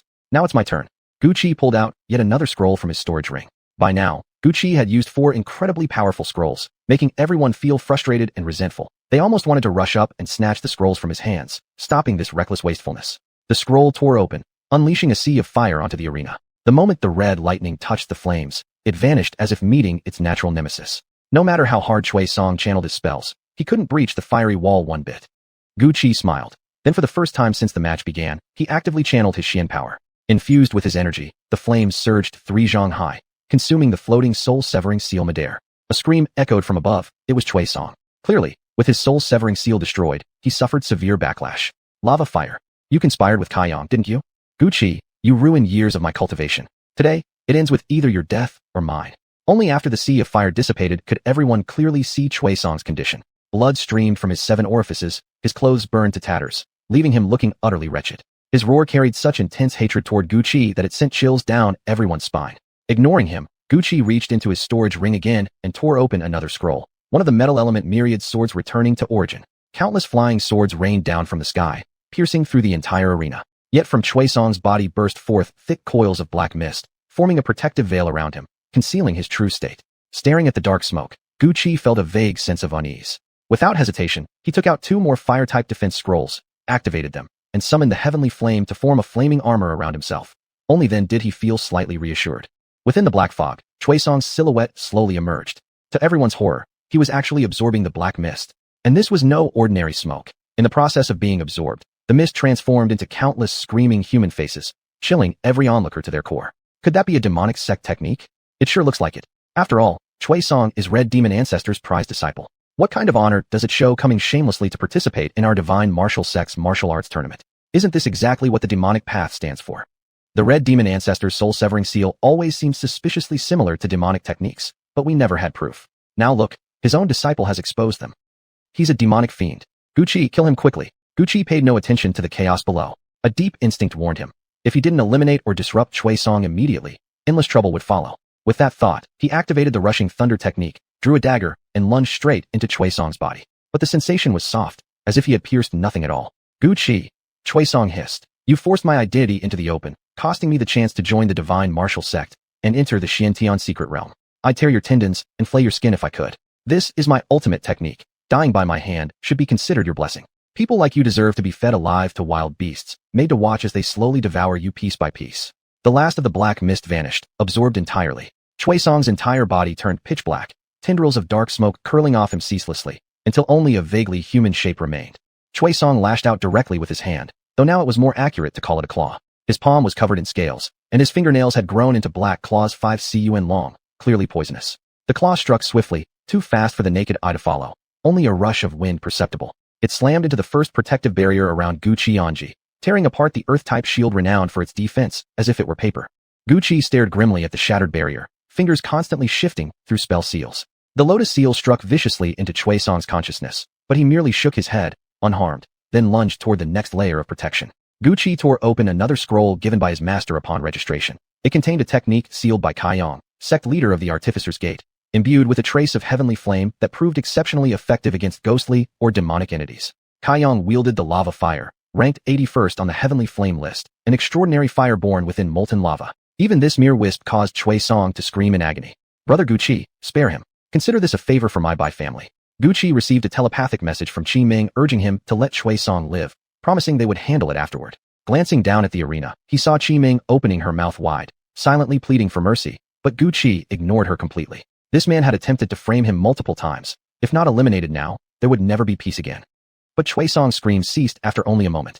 When they stopped, he seemed even fiercer than before. His eyes turned blood red, devoid of any reason, like a wild beast driven mad with rage, attacking mindlessly. With each strike, his speed increased further. At this rate, even Gucci's heavenly flame seed might not hold out much longer. Imprisoning dragon style. Gucci used the technique, freezing Chui Song in place for just 1 second. Not enough time to land a decisive blow. Instantly, Gucci pulled out 3 offensive scrolls. As he tore them open, countless phantom attacks surged forth, slamming into Chui Song's body. He screamed briefly, but then every wound across his body began healing rapidly, matching even Gucci's maximum regeneration granted by his slime talent. Brother Gucci, Chui Song has been demonized. What he's using now is a secret demonic sect technique, the demon transformation. Normal methods won't kill him. Only when our 2 heavenly flames merge can we defeat him. Don't you still have that bell I gave you? There's a thread of the Li heavenly flame inside. Quickly fuse both flames together. If we wait too long, Chui Song will only grow stronger. Eventually, we'll have no choice but to ask one of the elders here to intervene. And Brother Gucci, that wouldn't end well for you. Hearing Qi Ming's telepathic voice, Gucci reached into his clothes and pulled out the small bell she had given him earlier. Instead of crushing it, he gently drew out the strand of the Li heavenly flame within. The flame danced between his fingertips, beautiful and radiant. Excited, Gucci's own heavenly flame seed burst out and merged with the Li heavenly flame. Then something miraculous happened. The combined flame transformed into a flaming beast resembling a peacock. It darted straight at Chui Song, its 7-colored tail feathers glowing brilliantly. 5-color divine light shot from the tail, piercing straight through Chui Song's abdomen. This time, the wound refused to heal. After several such strikes, Chui Song collapsed onto the ground, lifeless. Having completed its task, the flaming beast returned to Gucci's body, once again becoming a calm flame. This match, Gucci wins. After announcing the result, the overseer went to check Chui Song's condition and discovered, astonishingly, that he still clung to life. Chui Song has violated continental laws by cultivating demonic arts.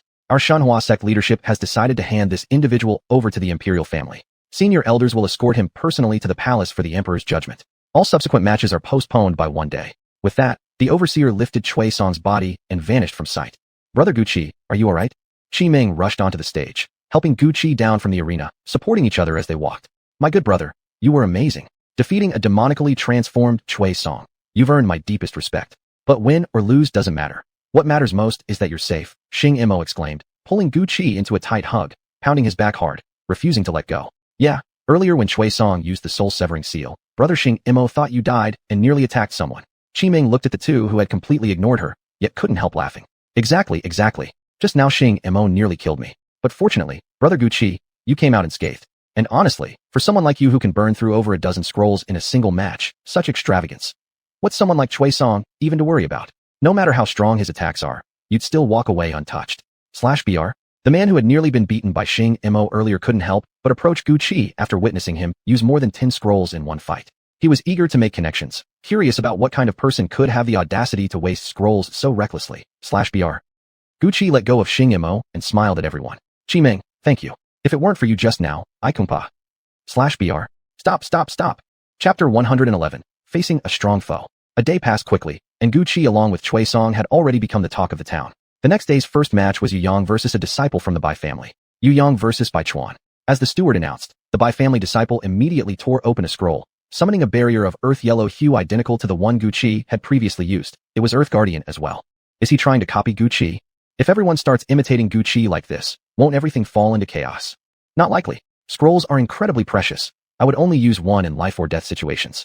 Who else but Gu Qi would waste them so casually? It said Gu Qi is an alchemist, and that person on stage is from the Bai family. Only someone with such resources could afford to burn through scrolls like this. What extravagance. But still, who can stop them now? We can only look on in envy. Listening to the crowd's chatter, Gu Qi glanced at Qi Ming beside him, who was intently watching the two fighters on the arena. Unable to resist, he asked, "Did you arrange for Bai Chuan?" Qi Ming nodded without shifting her gaze from the stage. Yes, Yu Yang, just like you, was brought back by the master of Inscription Hall specifically for this tournament. He gives me a very dangerous feeling, which is why I had Bai Chuan do this. Hearing her words, Gu Qi turned his eyes toward the arena as well. On stage, Yu Yang frowned slightly upon seeing Bai Chuan activate the scroll, a cute expression that flashed across his face. Then he closed his eyes, and suddenly, cracks began appearing in the sky, moving toward Bai Chuan. Anything those cracks touched was sucked in and vanished without a trace. It's spatial talent. Yu Yang actually has spatial talent. Qi Ming couldn't help shouting out loud, then quickly took out a transmission talisman from her storage ring and sent it flying. Gu Qi watched her actions, then noticed people around them pulling out their own message talismans and sending them off in haste. Ji Tianzi even gave Ji Lingfeng some quick instructions before leaving the arena entirely. In an instant, the atmosphere in the competition grounds turned strangely tense. What exactly is spatial talent? Why is everyone reacting this way? Gu Qi asked, unable to hold back once Qi Ming finished what she was doing. Storage rings like ours contain independent spaces, mysterious realms beyond ordinary comprehension. The world we live in itself is a space, but within these hidden dimensions could lie deadly traps or abundant resources. No one truly knows what might be inside. However, if one could locate such a standalone spatial realm, an entire sect could relocate into it, achieving invincibility. But naturally occurring spaces are extremely rare, and only those born with spatial talent can tear open spatial rifts. For over 10,000 years, no one with true spatial talent has appeared. Today's great cultivators can only grasp fragments of spatial rules and forcibly open unstable rifts, whereas those with genuine spatial talent have full control over space itself. I wonder why Yu Yang chose to reveal his gift so openly. Spatial talent. Gu Qi had always been deeply curious about space, though during his time in the Qin family, he'd never had access to such knowledge. Now, right before his eyes, stood someone possessing a talent unseen for millennia. He felt overwhelming curiosity. How can one even tell if someone has spatial talent? I'm not sure about that. But those with spatial talent always possess exceptionally strong spiritual power. Most likely, they use their spiritual force to rip open spatial fissures. Seeing Qi Ming completely absorbed in the fight above, Gu Qi didn't press further. He tried reaching out with his own spiritual sense to slice through space, but there was absolutely no response. Shrugging, he returned his attention to the match. Yet no one, not even Gu Qi himself, noticed that the moment he looked up at the arena, a tiny crack formed where his finger had just passed through the air. It was another spatial rift. On the stage, Bai Chuan stared in horror as the protective barrier in front of him was swallowed by the spatial cracks. Remembering the second miss's earlier plea, he pulled out every single scroll from his storage ring and tore them all open at once. The surge of profound energy released exploded across the arena, shattering the platform itself, but the spatial rifts merely trembled slightly, completely unharmed. I surrender. Just as the spatial cracks were about to reach him, Bai Chuan shouted desperately. But none of the stewards made any move to enter the dense web of spatial fractures to rescue him. Fortunately, Yu Yang stopped just in time, sparing Bai Chuan from certain death. After that, the matches proceeded almost as if prearranged, narrowing the field down to just 6 finalists: Gu Qi, Bai Qiming, Yu Yang, Ji Tianzi, Nangang Haoyue, and Liang Qiufeng. But this night was destined to be anything but peaceful. The next morning, instead of a mere steward, a senior elder arrived to oversee the proceedings. The arena was replaced with the strongest platform within Divine Martial Sect, capable of enduring immense forces. And the matches would no longer be held simultaneously, They would take place one after another. Gucci followed the elder to the arena and found it already packed with spectators, none of them below the rank of Xian King. At the central platform sat the sect master, beside whom was a middle-aged man clad in a four-clawed dragon robe. Gucci couldn't fathom the man's cultivation level. He must be someone from the imperial family. Gucci also spotted a familiar face. It was Bai Xianyu, Bai Qiming's older sister and the head of the Bai family. I didn't expect the imperial family to send him, Qiming whispered. Do you see that man in the four-clawed dragon robe sitting beside the sect master? That's Prince Guangyang, the emperor's younger brother and the empire's undefeated general, whose cultivation has reached the realm of Xianzun. They've all come for Yu Yang, haven't they? Most likely, Yu Yang will be fighting in the first match today. Yes, brother Gucci. If your opponent ends up being Yu Yang, how would you deal with him? Qiming instinctively reached for the bell on her hair ribbon, but noticing the solemn atmosphere among the audience, she let her hand fall back down. Gucci pondered for a moment. I don't have much chance of beating him, but I'll knock him off the stage before he can use his spatial talent. Qiming nodded. Brother Gucci, in these top 6 matches, everyone will fight each other once. Each victory earns 1 point, and rankings will be determined by total points. It's very likely we'll face each other right after Yu Yang's match. When that happens, you'll have to go easy on me, okay? Gucci smiled faintly without answering. The elder on stage announced the day's lineup, and as expected, the first match was Yu Yang versus Liang Qiufeng, the sect master's own disciple. After both Liang Qiufeng and Yu Yang stepped onto the stage, every eye turned toward the battlefield. Liang Qiufeng gave Yu Yang a nod, then drew her longsword, one that radiated an aura revealing it to be a royal-grade Xian weapon, shocking the entire crowd. Ice World, Liang Qiufeng cried out. Countless snowflakes erupted before her, swirling into a violent gust that hurled icy shards at Yu Yang. The tiny flakes struck the ground with metallic clangs. Reacting instantly, Yu Yang tore open a spatial rift and vanished inside. At the sight of the spatial fissure, most of the elders on the viewing platform shot to their feet, faces grim. Even Prince Guangyang stiffened, lost in thought. Liang Qiufeng grew even more cautious upon seeing Yu Yang disappear. She erected multiple ice walls around herself, covering even the space above. As she scanned for her opponent, suddenly a pair of hands emerged from behind her, slamming into the ice barrier. The walls shattered violently. Only her quick reflexes saved her from taking the full force of the blow. Yu Yang refrained from using his spatial talent further. Instead, massive blades formed from spiritual energy materialized before him, hurtling toward Liang Qiufeng. Gucci had never seen spiritual energy manifest into tangible attacks like this. Back in the Qin family, he'd only encountered one Poyu elder who had figured it out through trial and error. To think spiritual power could be used this way. Compared to these prodigies, his martial skills were severely lacking. If old Master Chun hadn't fallen into slumber, perhaps he would have been on par with these geniuses by now. Thinking of old Master Chun, a pang of sorrow struck Gucci's heart. But he couldn't tell anyone about Chen Lao. His only hope was that the old man would awaken soon. As the spectral blades surged toward her, Liang Qiufeng planted her sword before her, and suddenly, an ice blue mark appeared on her forehead. With its emergence, the temperature plummeted drastically. Thick layers of ice began forming even on the high platform where the sect master sat. It's a divine mark. Both Prince Guangyang and Bai Xianyu stood up abruptly, staring at the two fighters with stunned expressions. A chosen one and a spatial talent bearer. The prophesied era is truly upon us. Hearing the familiar voice, Gucci trembled with excitement. Chen Lao, is that you? You're awake. Indeed, child. It seems you've encountered great fortunes during my slumber. I was able to awaken because the divine energy emanating from that girl was absorbed by the Qianquan ring. Gucci, a chosen one has appeared. Those born as chosen ones carry a divine mark from birth.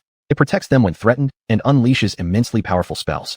When they reach Saint Realm, they can even freeze space itself. Every chosen one who survives will inevitably ascend to Xian King at minimum, and may even break through to the Saint Realm.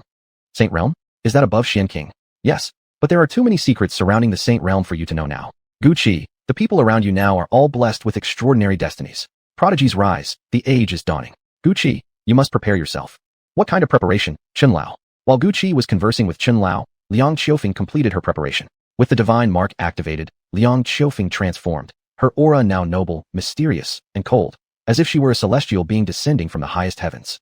Her eyes turned a deep blue, and with a casual swing of her sword, she actually split the very fabric of space. Fierce gales poured out from the black spatial rifts. These winds were so powerful, even Xian King cultivators could not withstand them. In an instant, chaos erupted on the battlefield, spiraling beyond control. Chapter 112, Facing a Formidable Foe. Everyone, get up onto the platform immediately. The Shenzhen sect master stood up and flew toward the crack, attempting to seal it, only to find that one person alone was incapable of closing the fissure. Please, Prince Guangyang and Head Bai, lend me your strength. Prince Guangyang, who had been on the platform, rushed forward to join the sect master in mending the crack. Meanwhile, Bai Xianyu approached Liang Qiufeng, struck her unconscious, then handed her over to Qiming. After completing this, she too joined the effort to repair the rift. Finally, the crack was sealed. The match had taken an unexpected turn, yet ultimately Liang Qiufeng was still declared the victor. Chaos erupted across the arena, and the following matches were postponed by another day. Gucci returned to his residence, only to find himself completely alone. Everyone else belonged to influential families, busily running about regarding the spatially gifted and the divinely chosen. Taking advantage of this brief respite, Gucci carefully recounted everything that had happened to old Chun. Gucci, you're surrounded not only by the divinely chosen and those with spatial talents, but that girl wielding Yingling isn't inferior to either of them. And that Xing Mo is no ordinary individual either. But what troubles me most is the Bai family. Gucci, under no circumstances should you end up opposing them. I see you have feelings for that young lady from the Bai family. Why don't you just marry her? Hearing old Chen's words, Gucci could only give a helpless half-smile. Chen Lao, it's not that I don't care for Qi Ming, or that I'm concerned about her family's influence. It's just, Qi Ming said that whoever becomes her man must belong to her alone. And I already have Qin Fengchu and Qing Wan as my companions. That's only because she doesn't love you deeply enough yet. Once she falls hopelessly in love with you, such matters won't matter to her at all, old Qin said with a rather lewd chuckle, leaving Gucci feeling exasperated. By the way, Chen Lao, today I saw Yu Yang use 10,000 swords returning to the origin by materializing spiritual force. Could you tell me more about soul warriors? Soul warriors are cultivators who focus specifically on cultivating spiritual force.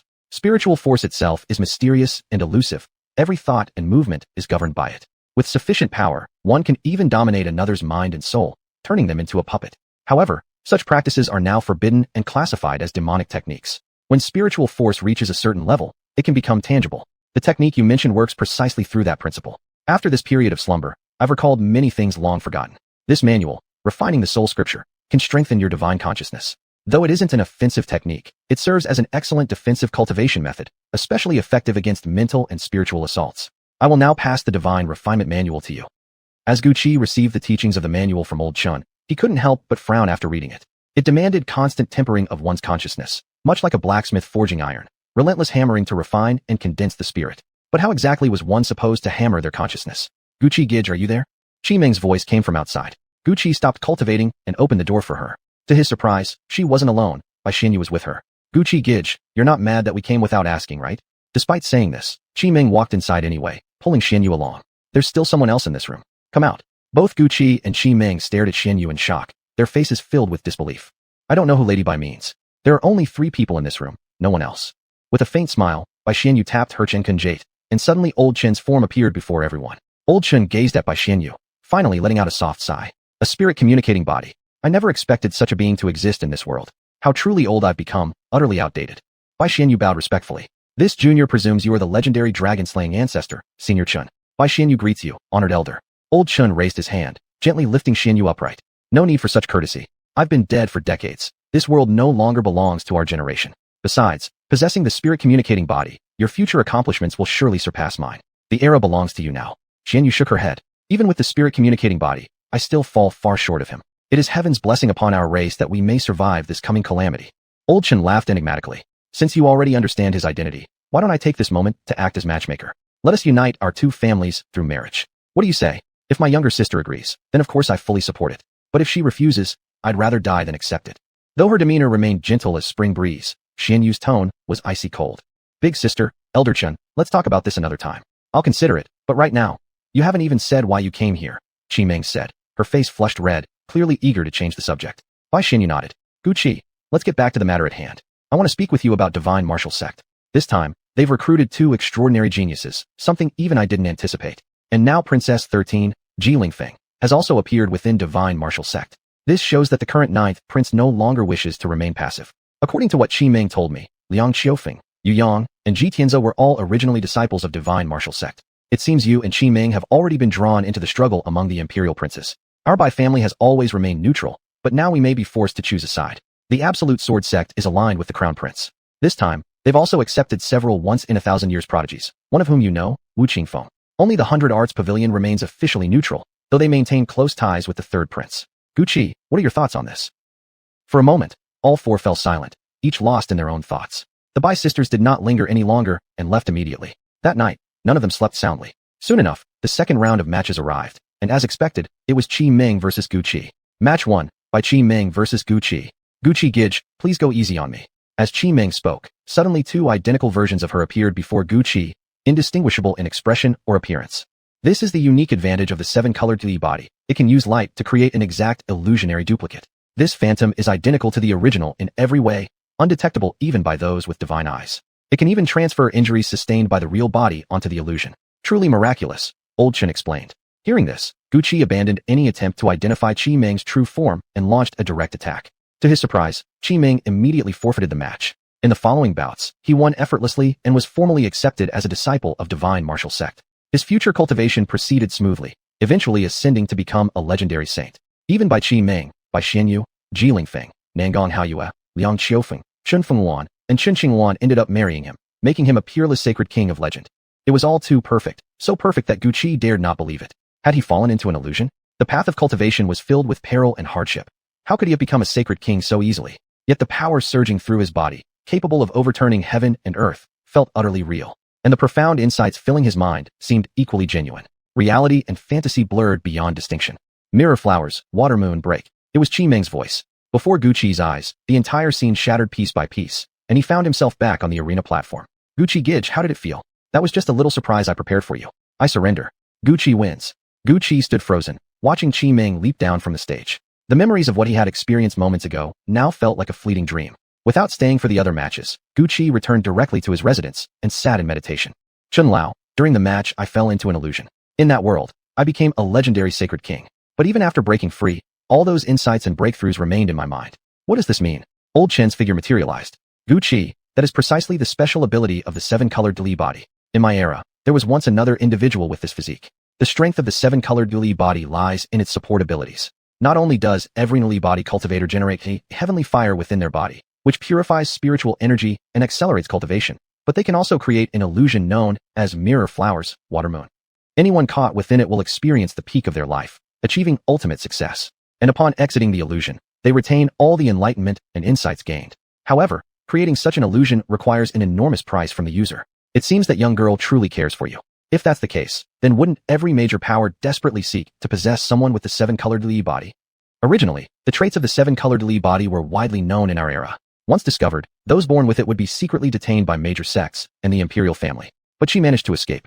No one expected that 20 years later, she would become a saint and slaughtered everyone who had persecuted her. She destroyed every single record and text documenting the seven-colored Li body. A saint stands at the very pinnacle of the continent. When she issued an order, all could do nothing but obey. Over time, nearly no one remembered the true nature of the seven-colored Li body, except for someone like me, who has lived so long.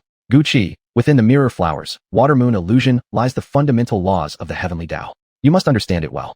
Guqi nodded and resumed his cultivation. Unexpectedly, after just one night, he advanced an entire realm, an unforeseen delight. When Guqi stepped outside, what he saw was a scene he would never forget for the rest of his life.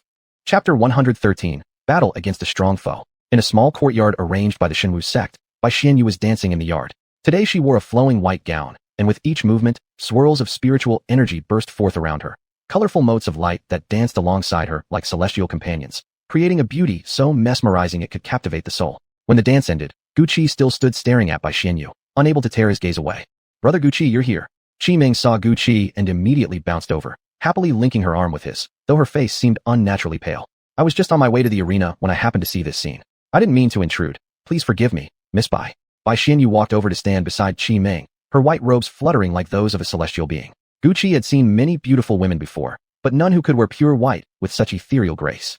The two sisters now stood side by side, one elegant and otherworldly, the other lively and vibrant, forming a perfect picture that reminded Guqi of the fantasy he'd once seen in a hallucination, where both sisters joined his harem. His mind wandered uncontrollably. It's all right. Qi Meng simply wouldn't stop pestering me to dance. It's getting late, though. We should head to the arena soon.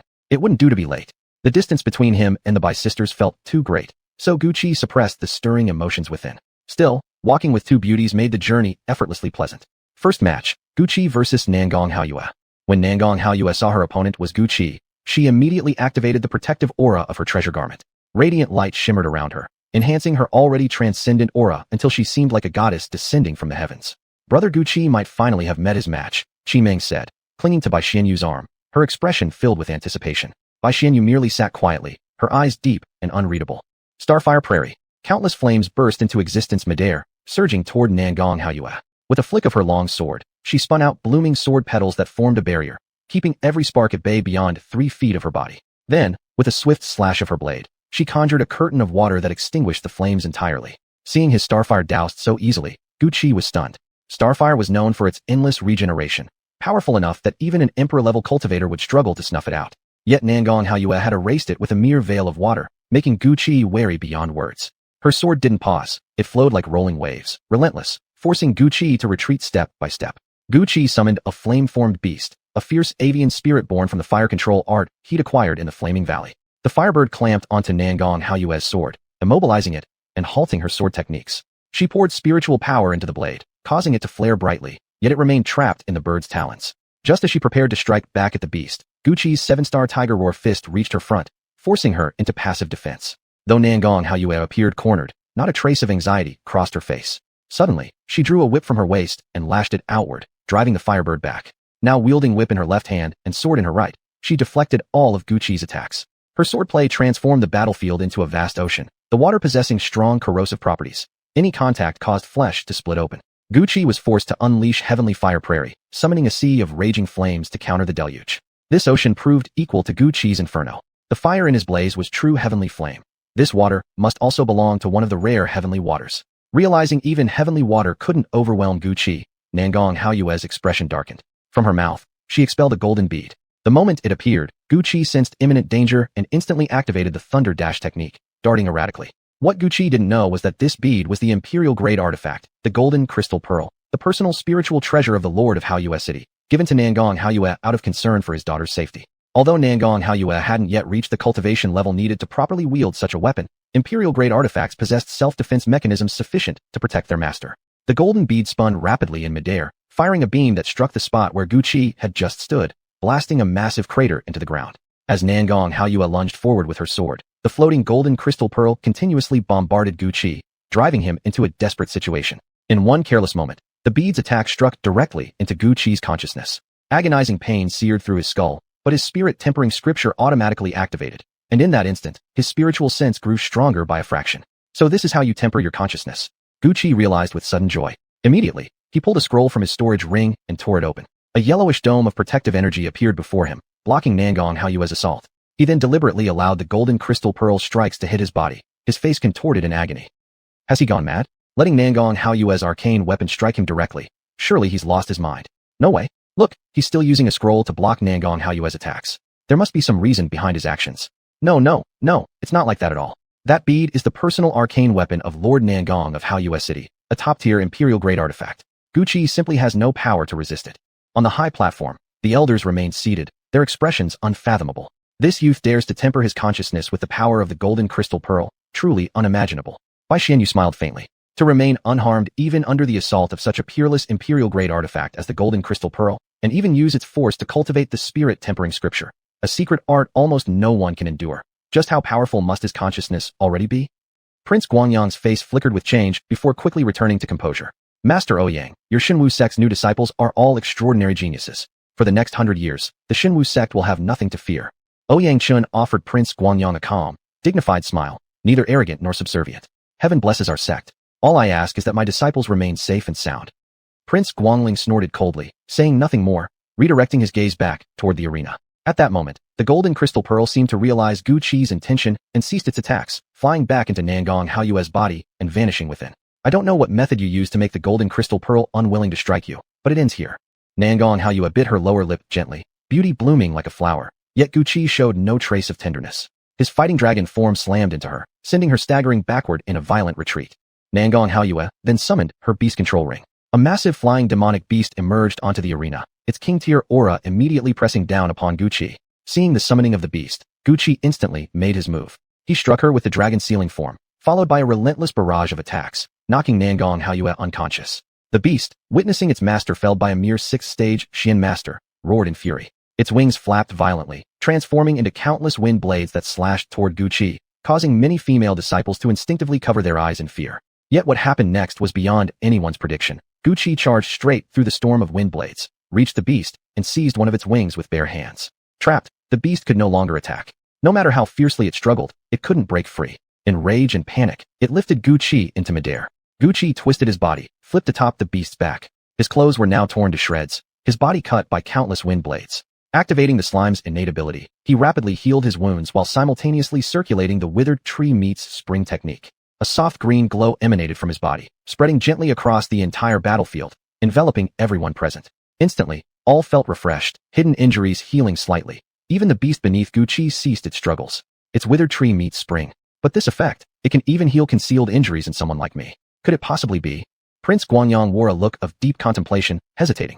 Transcending the mundane, the legendary Xianling body. Judging by his appearance, it must be the wood element Xianling body. All spiritual herbs obey his command. Every ailment under heaven can be cured by him. Never did I imagine such a mythical constitution would actually appear. One after another, prodigies unseen for millennia emerge. Perhaps the age foretold in ancient records is finally arriving.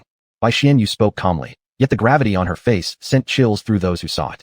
Master Ouyang sighed softly. I hope Prince Guangyang will bring this matter before His Majesty soon, preparing in advance for any eventuality.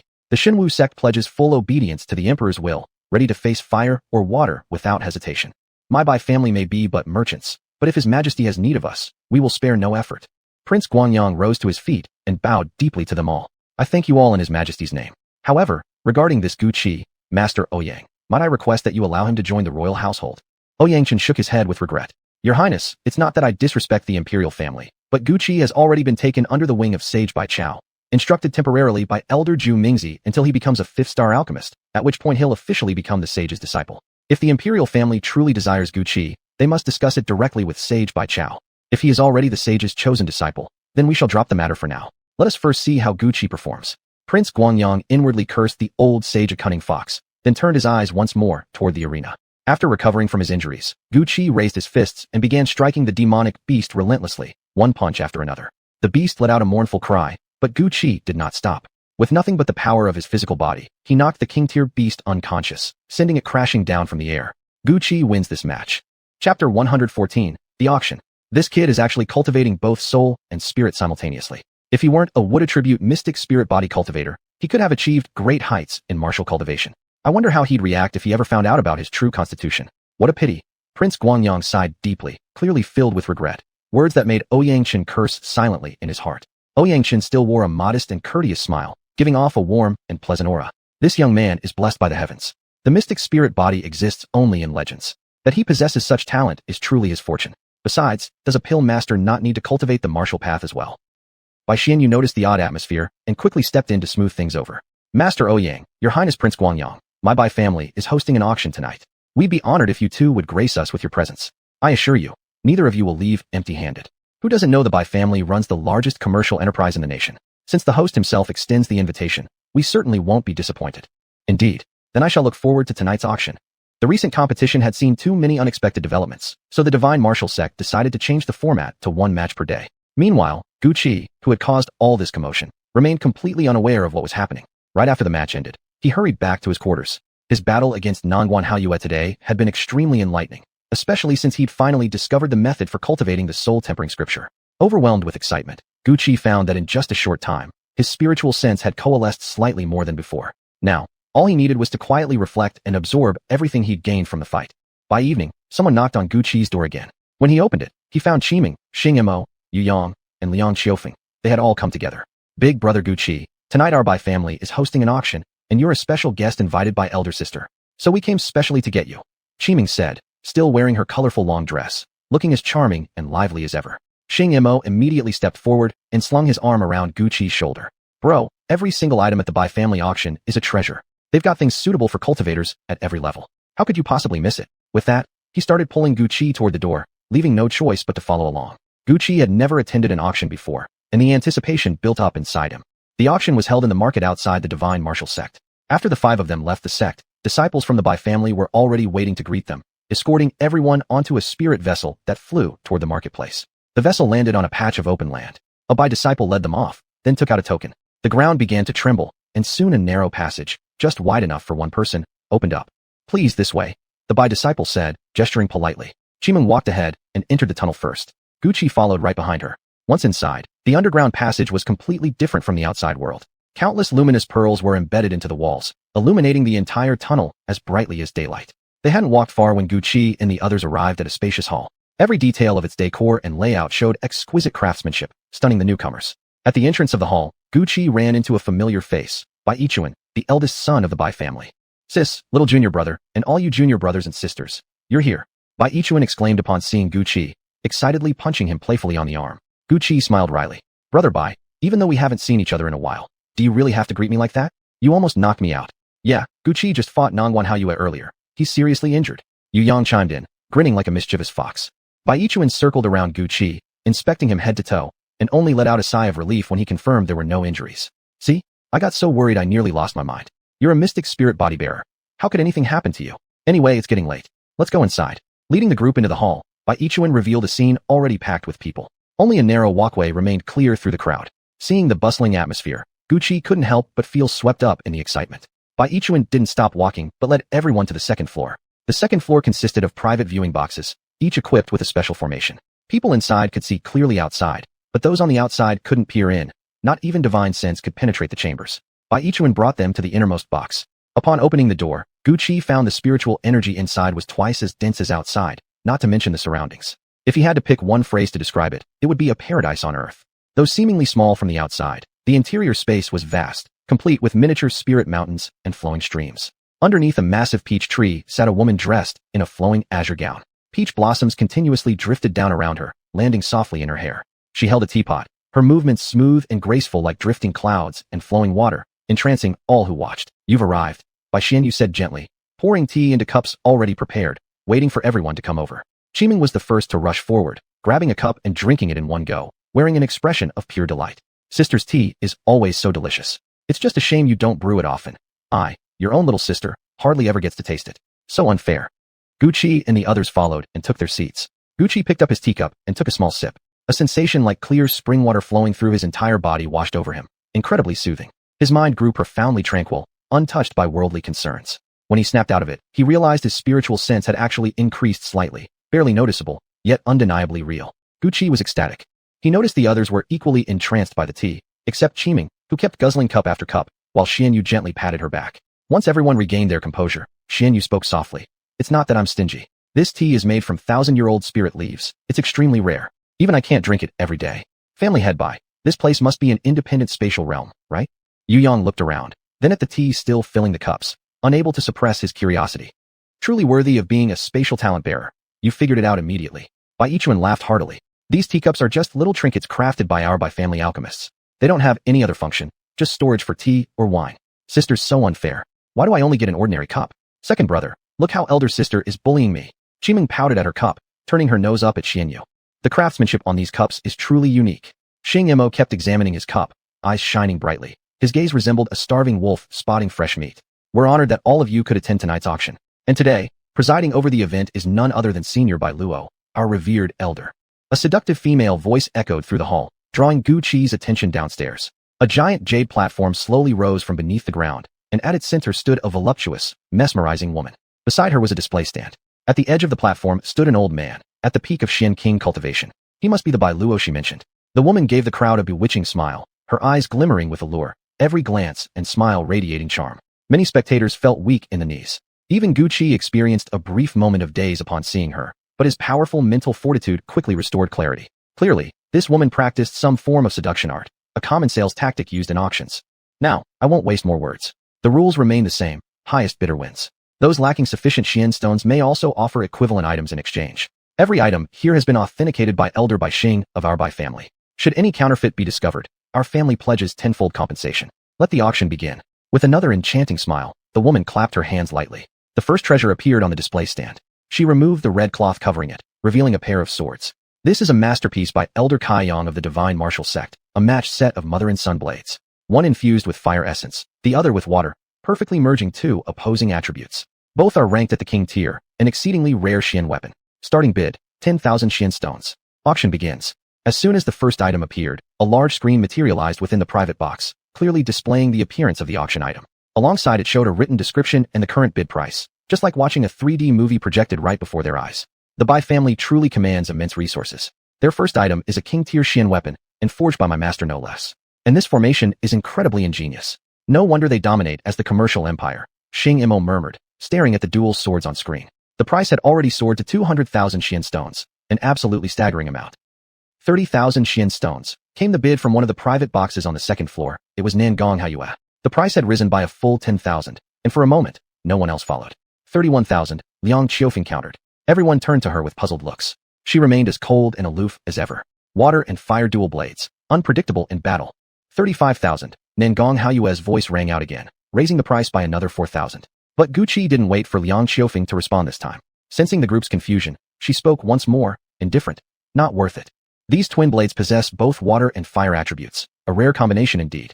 Dual opposing element Xian weapons are seldom seen, and only 5-star alchemists or above can forge them.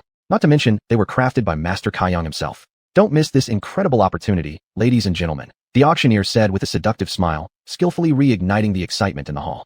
36,000. A young man in luxurious robes called out. His eyes never left the auctioneer, clearly entranced, a man bidding not for the blade, but for the favor of a beautiful woman. Chapter 115, The Gathering of Three Sects. This young master truly has an excellent eye. Not only is he handsome and dashing, but also so effortlessly elegant. It truly stirs this humble girl's heart. The auctioneer shot a flirtatious glance toward the young man, instantly igniting a surge of bidders. I bid 370,000. 380,000. Dance miss, I bid 400,000. 500,000. Nangong Haoyue's voice rang out once more, raising the price by a full 100,000 jades at once, surpassing even the usual value of a King Tirschenbing weapon. Though many noble heirs lusted after auctioneer Wu Luo, none dared to continue bidding. 500,000 once, 500,000 twice, 500,000 thrice. Sold. These dual blades belong to our esteemed friend. Now, let us proceed to the second item up for auction. Wu Luo waved her delicate hand, and 10 youthful, beautiful female disciples stepped forward carrying trays. Everyone here knows what pills are.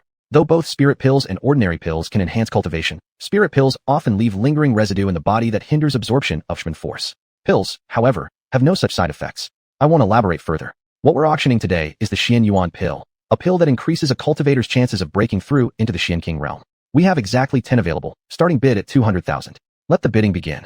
Wu Luo opened one of the porcelain vials and tipped out a perfectly round pill, its surface shimmering with radiant light, emitting an aura so soothing just to smell. This tiny Xian Yuan pill represented the making of a future Xian King. Even major clans began fiercely bidding, eventually driving the first pill's price all the way up to 500,000 jades.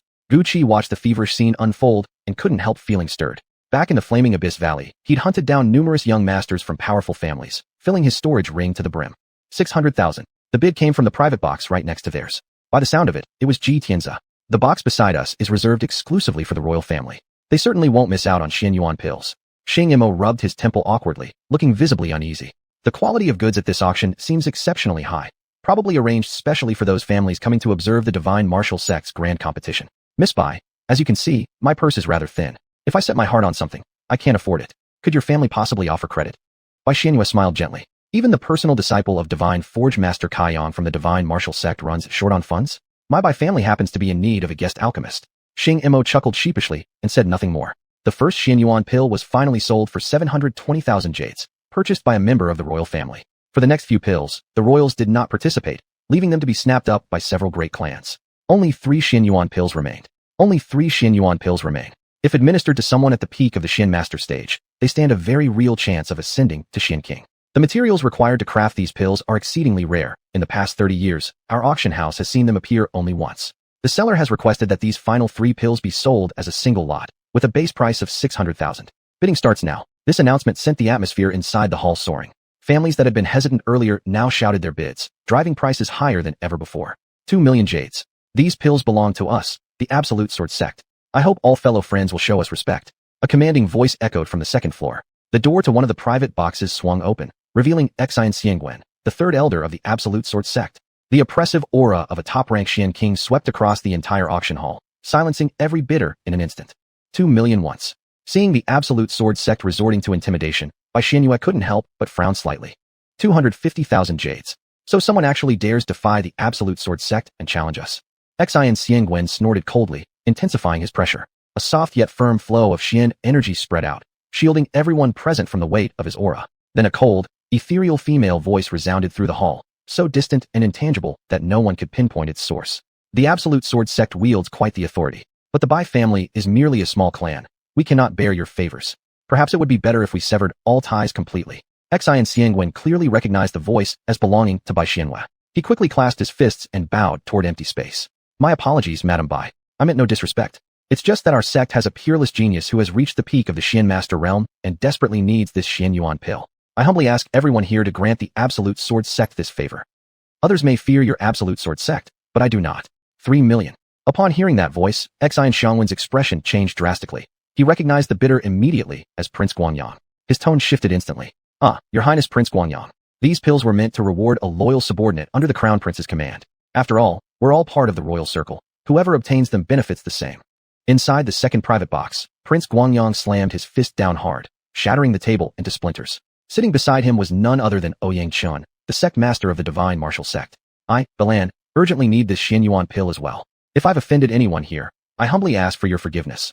A stunning female cultivator appeared before the crowd, bowing gracefully with unparalleled elegance. 3,500,000. Gucci looked at the two figures who had just appeared. First Exine Xiangwen, the third elder of the Absolute Sword sect, and now this female cultivator. Her daring challenge against both the royal family and the Absolute Sword sect clearly marked her as no ordinary person. Never thought even the mistress of the Balan Pavilion would come. Sister, this guest means trouble, Qi Meng said gravely, eyeing the beautiful woman beside her. Gucci hadn't expected the woman to be the mistress of the Balan Pavilion. The Balan Pavilion was famous for its dual cultivation techniques, and all its female disciples were breathtakingly charming, drawing countless martial cultivators eager to marry into the sect. But any man who married a woman from the Balan Pavilion must remain within it and become one of its disciples. Despite this, suitors never ceased. Unlike the overbearing Absolute Sword sect, the Balan Pavilion had always remained neutral, offending no power. Now, openly competing with the Absolute Sword sect for the Xian Yuan pill, a non-headliner treasure, raised deep suspicions. Seeing even the leader of the Balan Pavilion bid, no one else dared to raise their price. The Xian Yuan pill thus fell into Balan's hands, and a heavy silence settled across the auction hall. The following auctions featured various king-tier weapons, pills, heavenly treasures, spirit fruits, and rare herbs. Gucci purchased a king-tier defensive armor. Others bought various materials and elixirs. Then came the final, most anticipated item. The next item is the crown jewel of tonight's auction, an immortal cultivation technique known as the Bolt Rush art. This is a true Emperor-rank top-tier cultivation method. Upon hearing Wu Luo's words, everyone in the hall stirred.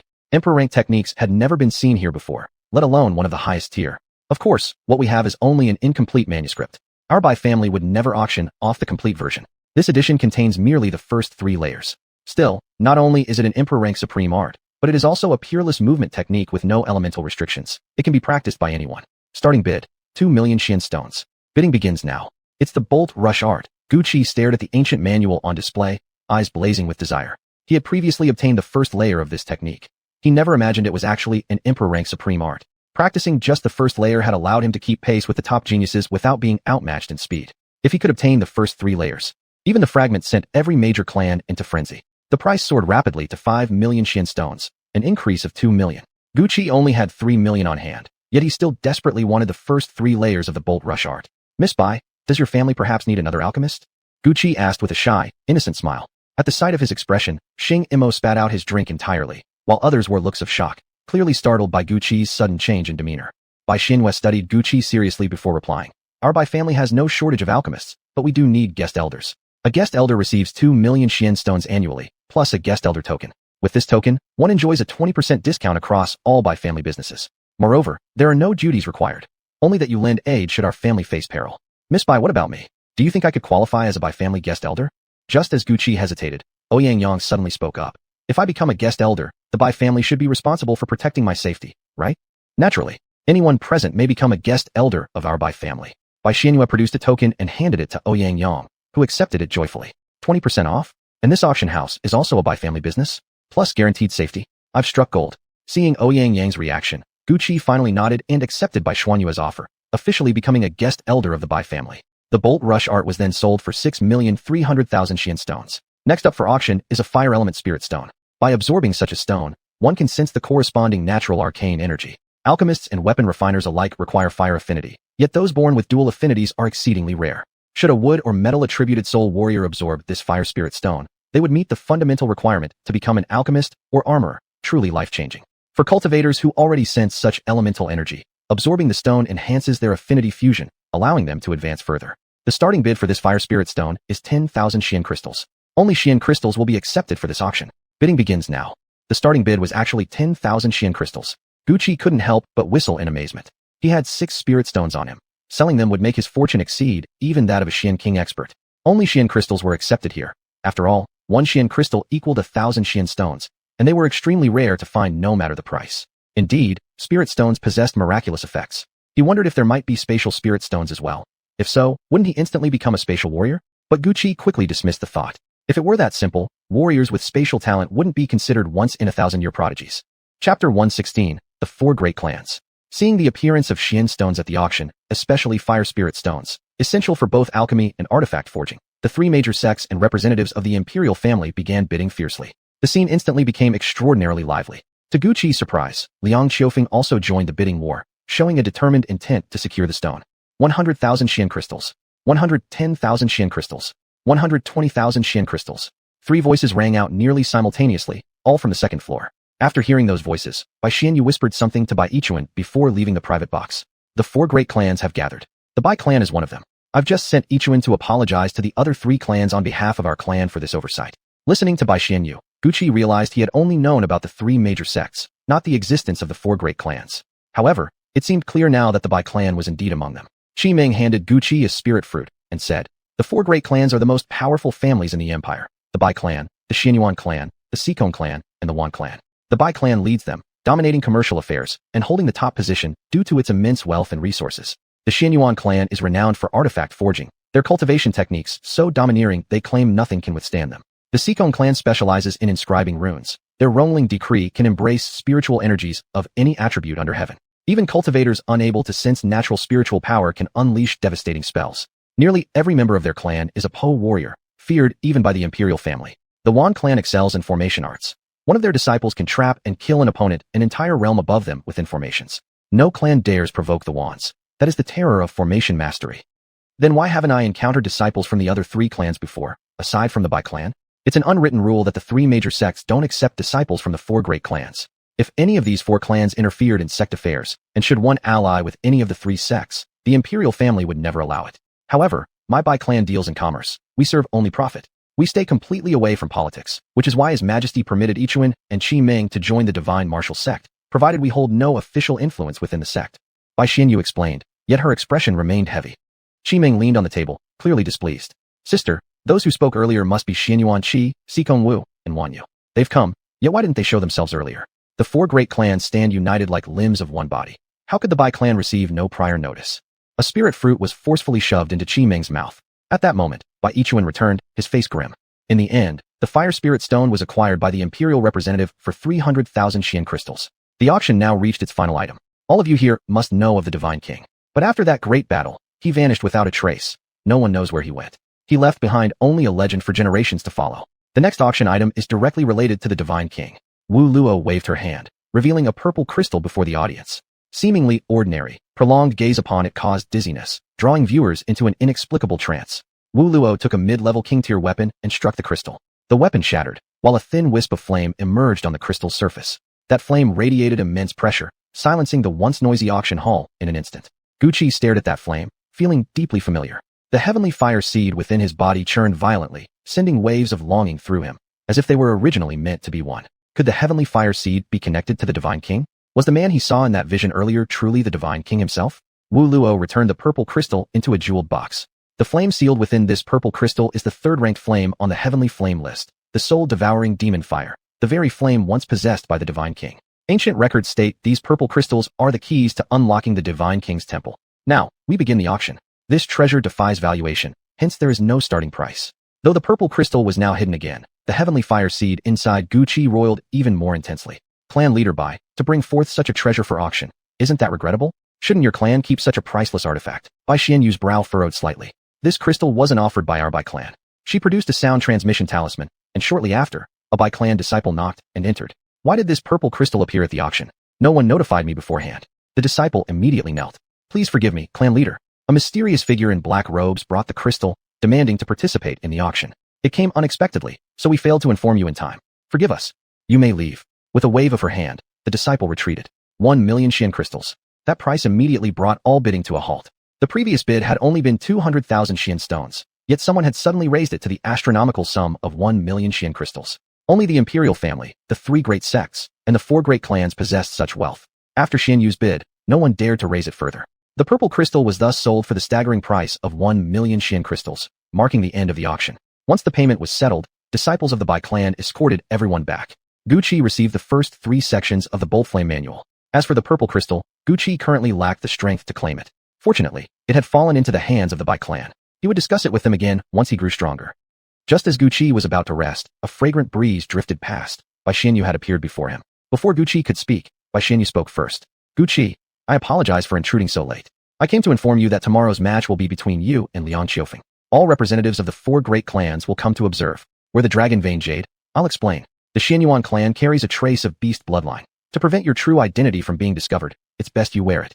Gucci nodded. He had never taken the dragon vein pendant off since receiving it, and certainly wouldn't now. Clan leader Bai, why is it me facing Liang's senior sister instead of someone like Yu Yang? Gucci, do you know why all 3 other great clans have come to divine martial sect? Why didn't they come after Liang Qiufeng fought Yu Yang, but are coming now? They've come because of you. I know your original form is an insect-type creature. Lately, I've studied ancient texts and discovered you might be a type of spirit insect. Your affinity with fire essence is complete, but your connection to wood essence is different. In the human world, there exists a rare constitution. Those born with it possess spiritual affinities far beyond normal comprehension, even capable of manipulating spiritual energy directly. We call them the Xianling physique. During your battle with Nangong Haoyue, you used withered wood revived in spring. Your innate skill may feel like mere healing to you, but we sense something extraordinary. Only a wood-attributed Xianling physique could produce such an effect. That you can do this likely stems from the enhancement of your innate talent.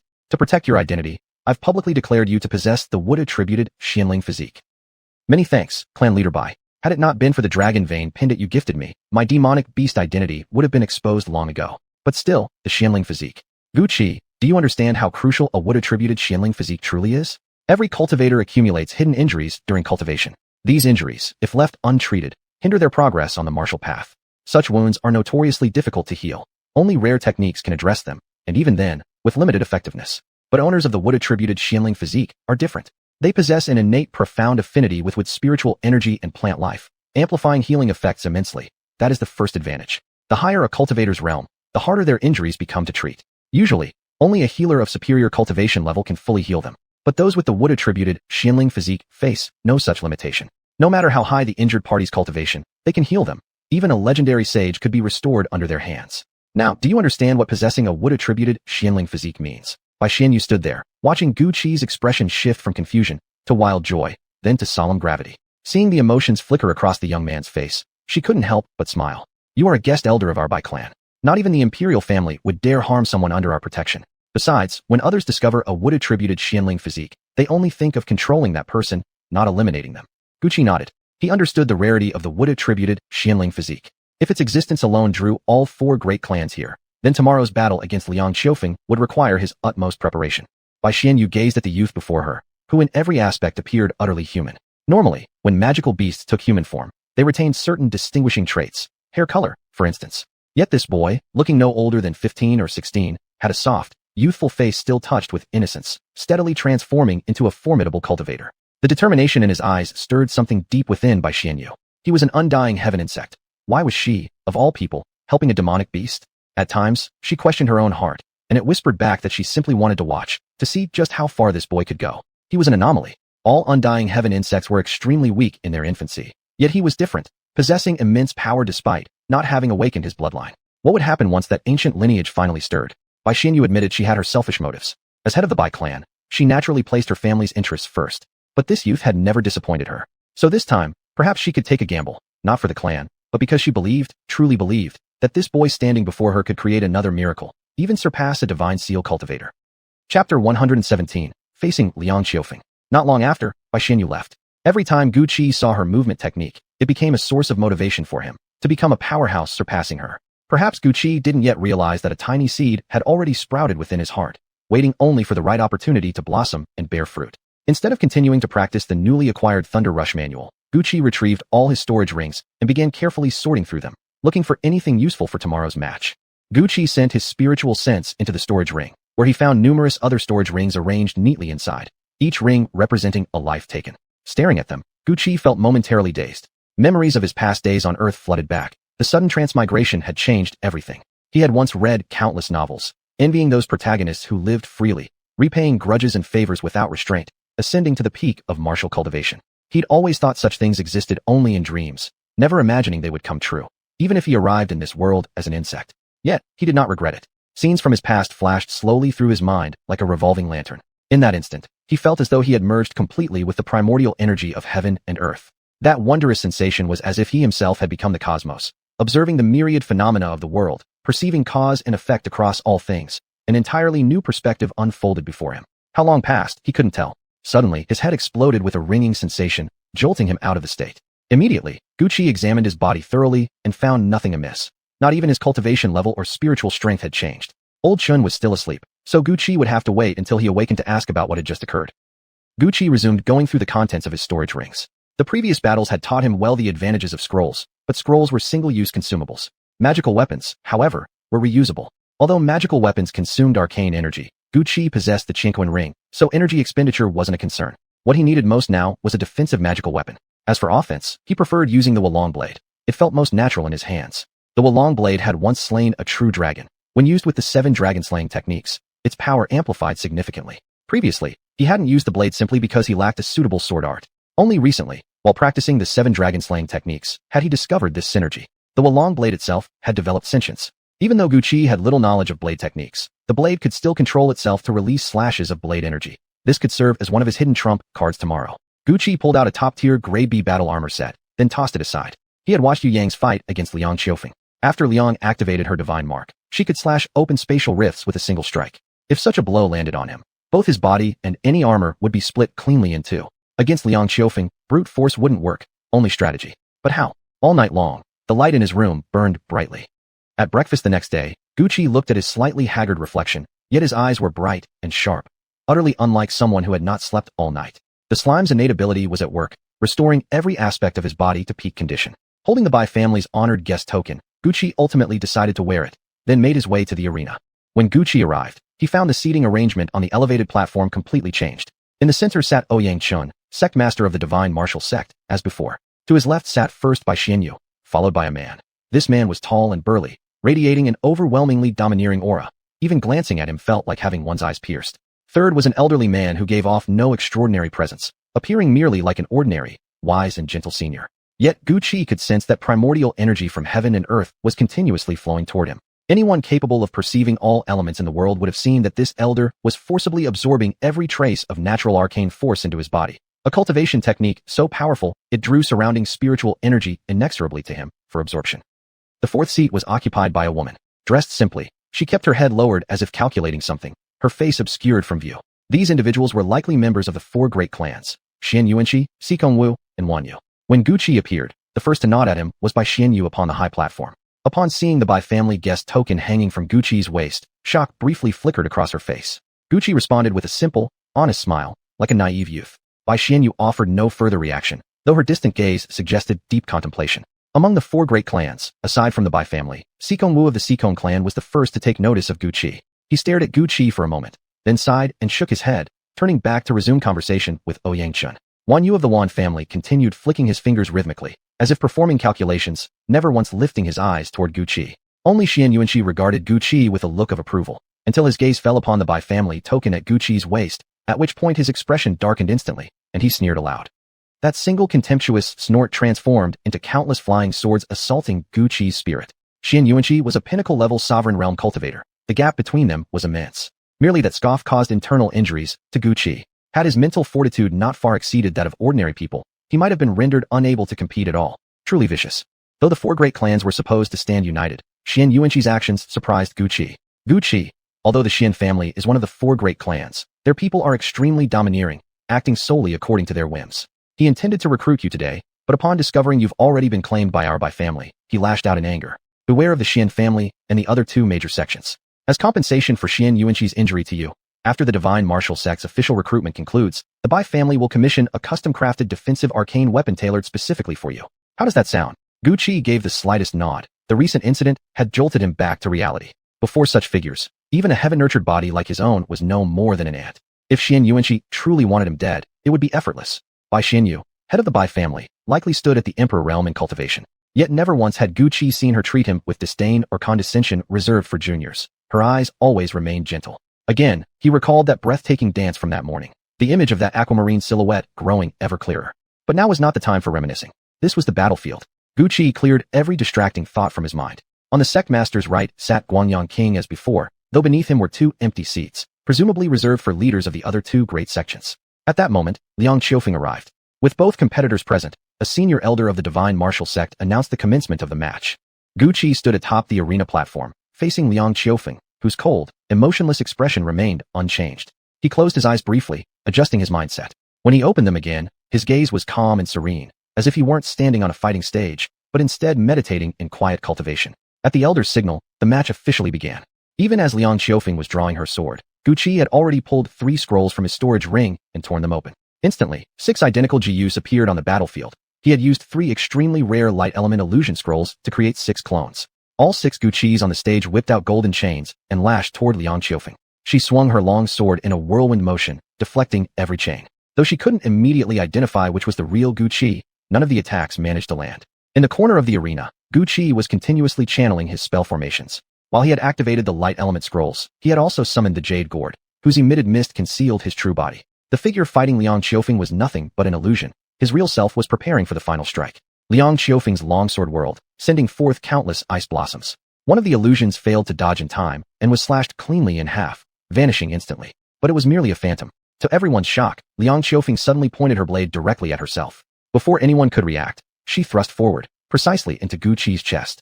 Guqi disappeared, leaving only 4 remaining doppelgangers on the stage. At last, Guqi completed his preparations. Watching Liang Qiufeng battle the 4 illusions without faltering, he grew solemn. After a moment's hesitation, he retrieved a jade box from his storage ring. Upon opening it, 72 flying needles were revealed. Guqi spat a mouthful of blood onto them. The needles absorbed his life essence immediately, glowing crimson with surging arcane energy.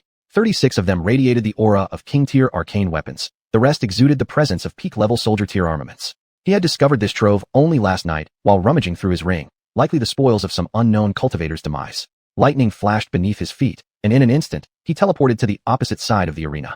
All 72 needles shot forth, hurtling toward Liang Qiufeng at merciless angles. Within a single breath, she sensed mortal danger. Abandoning her struggle against the illusions, she rapidly erected successive ice walls around her. The needles clattered against the barriers with metallic screeches. She thickened the walls frantically, yet the 36 king-tier needles ultimately shattered through, closing in upon her. Facing the deadly barrage mere inches away, Liang Qiufeng remained calm. With a swift motion of her sword, she deflected each needle. But at the very moment she parried the last one, Guqi's long-prepared chain dragon formation crashed down upon her, followed instantly by his severing the dragon strike. All of this unfolded within the blink of an eye. The blow struck Liang Qiufeng with devastating force. Her defensive inner armor flared up instinctively to protect her, but it could not withstand the overwhelming power. It let out a mournful wail before dimming weakly. Before her sacred emblem could awaken, the severing the dragon impact slammed into her chest. Chapter 118. A different Nangong Haoyue. Liang Qiufeng spat out a mouthful of blood and immediately fainted. No one had expected such a sudden turn of events, not even the referee who hesitated to announce the result. The after effects of using Zhan Long had already taken hold, yet Guqi hadn't heard the official declaration and was only standing on the stage through sheer willpower. This match goes to Guqi.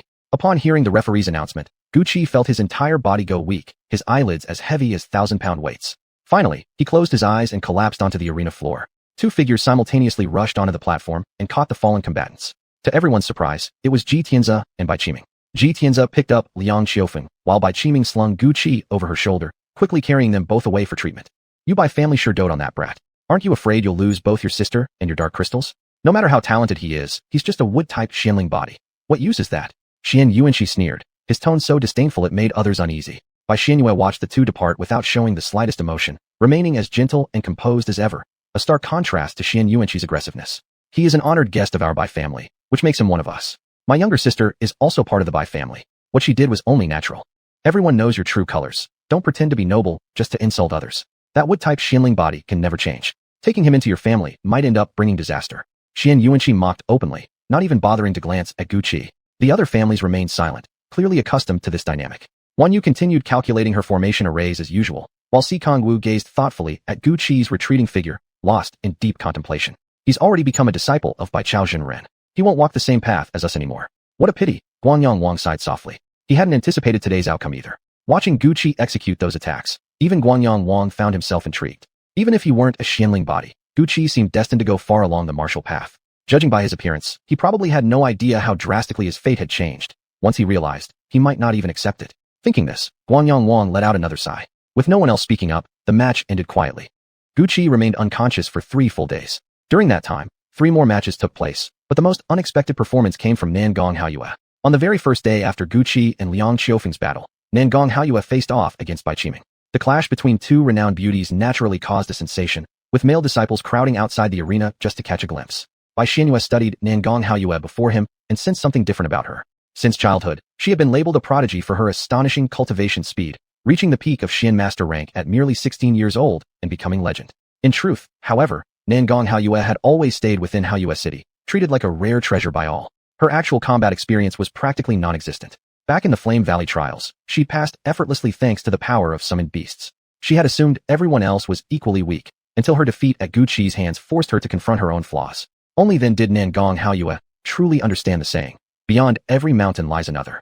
If she knew that Gu Qi had risen from an ordinary person to 6th level Xian master within just a single year, she likely wouldn't have dared challenge him at all. Bai Qiming looked at the Nangong Haoyue before her.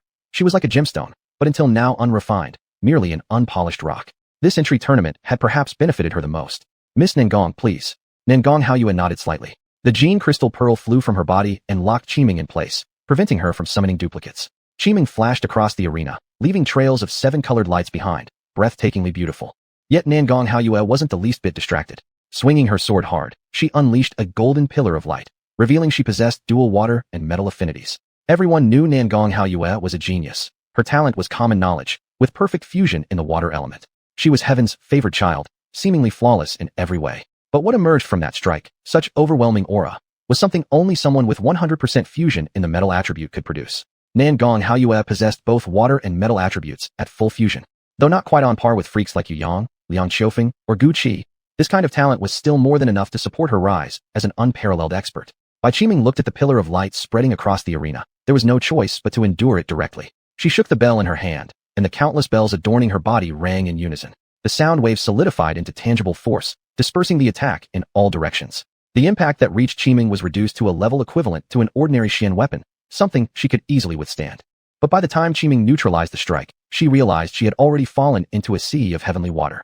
Although this was only the 63rd ranked Shijian spirit water on the Tianshui list, legend said it originated from Oyazi, the mythical master artisan who forged the sword Tianwen. This water had been used to wipe the blade after each strike, absorbing the sword's condensed energy over time until it transformed into a heavenly water imbued with a metal attribute, making it the perfect element for Nangong Haoyue. The freezing waters bit into Qiming's defenses, relentlessly eroding her protective spiritual aura. Countless sword chi slashes tore into her body as Nangong Haoyue seized the moment, launching into an endless flow of flowing water sword techniques, aiming to exhaust every ounce of Qiming's Xian power.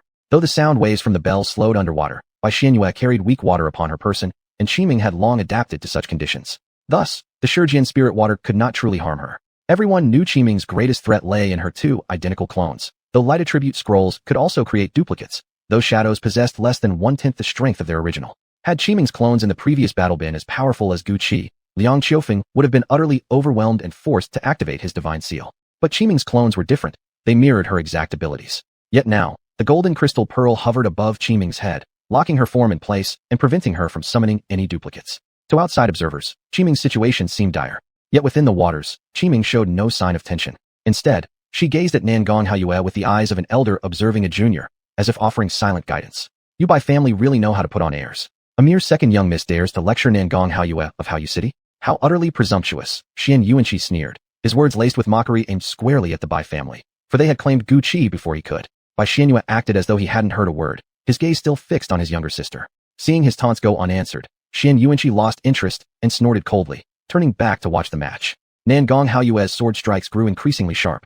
Her originally fluid flowing water sword technique began to manifest traces of metallic rigidity. Spectators gasped at the transformation. Such insight was proof she was indeed heaven's chosen. To refine her technique mid-battle was exactly why rumors hailed her as a demonic prodigy. Combining the continuity of flowing water with the domineering nature of metal, Nangong Haoyue formed a cage of sword chi that trapped Qiming with no avenue of escape. Seeing her predicament, Qiming merely smiled faintly. With a tug, she pulled free the sash wrapped around her wrist. That seemingly harmless ribbon shattered the sword chi prison and wrapped tightly around Nangong Haoyue, immobilizing her completely.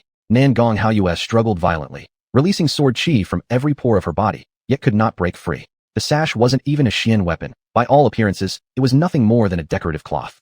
Yet not even sword chi could tear through it. Junior disciples watching couldn't make sense of it, and assumed the colorful ribbon must be a powerful hidden Xian weapon. But the elders seated on the high platform saw clearly. The sash was genuinely just an ordinary ribbon. However, flowing across its surface was a stream of 7-colored Xian energy. Though the ribbon was naturally multicolored, the shimmering 7-hued energy would appear indistinguishable from its original hue. And yet, this mere thread had bound the so-called demonic girl, Nangong Haoyue. Truly, no member of the Bai family could be taken lightly. Realizing she couldn't break free, Nangong Haoyue redirected her control to the golden crystal pearl hovering above Qiming. It trembled violently, unleashing a torrent of golden light that swallowed Qiming whole, obscuring everything within. When the radiance finally faded, what emerged left Nangong Haoyue stunned, frozen in disbelief. She had even stopped struggling. The imperial-grade Xian weapon, the golden crystal pearl, was now held calmly in Qiming's hand, completely still. This was Nangong City Lord's lifebound weapon, and yet here it was, gripped casually by a Xian master, behaving as docile as a pet. Unbearable tension filled the air.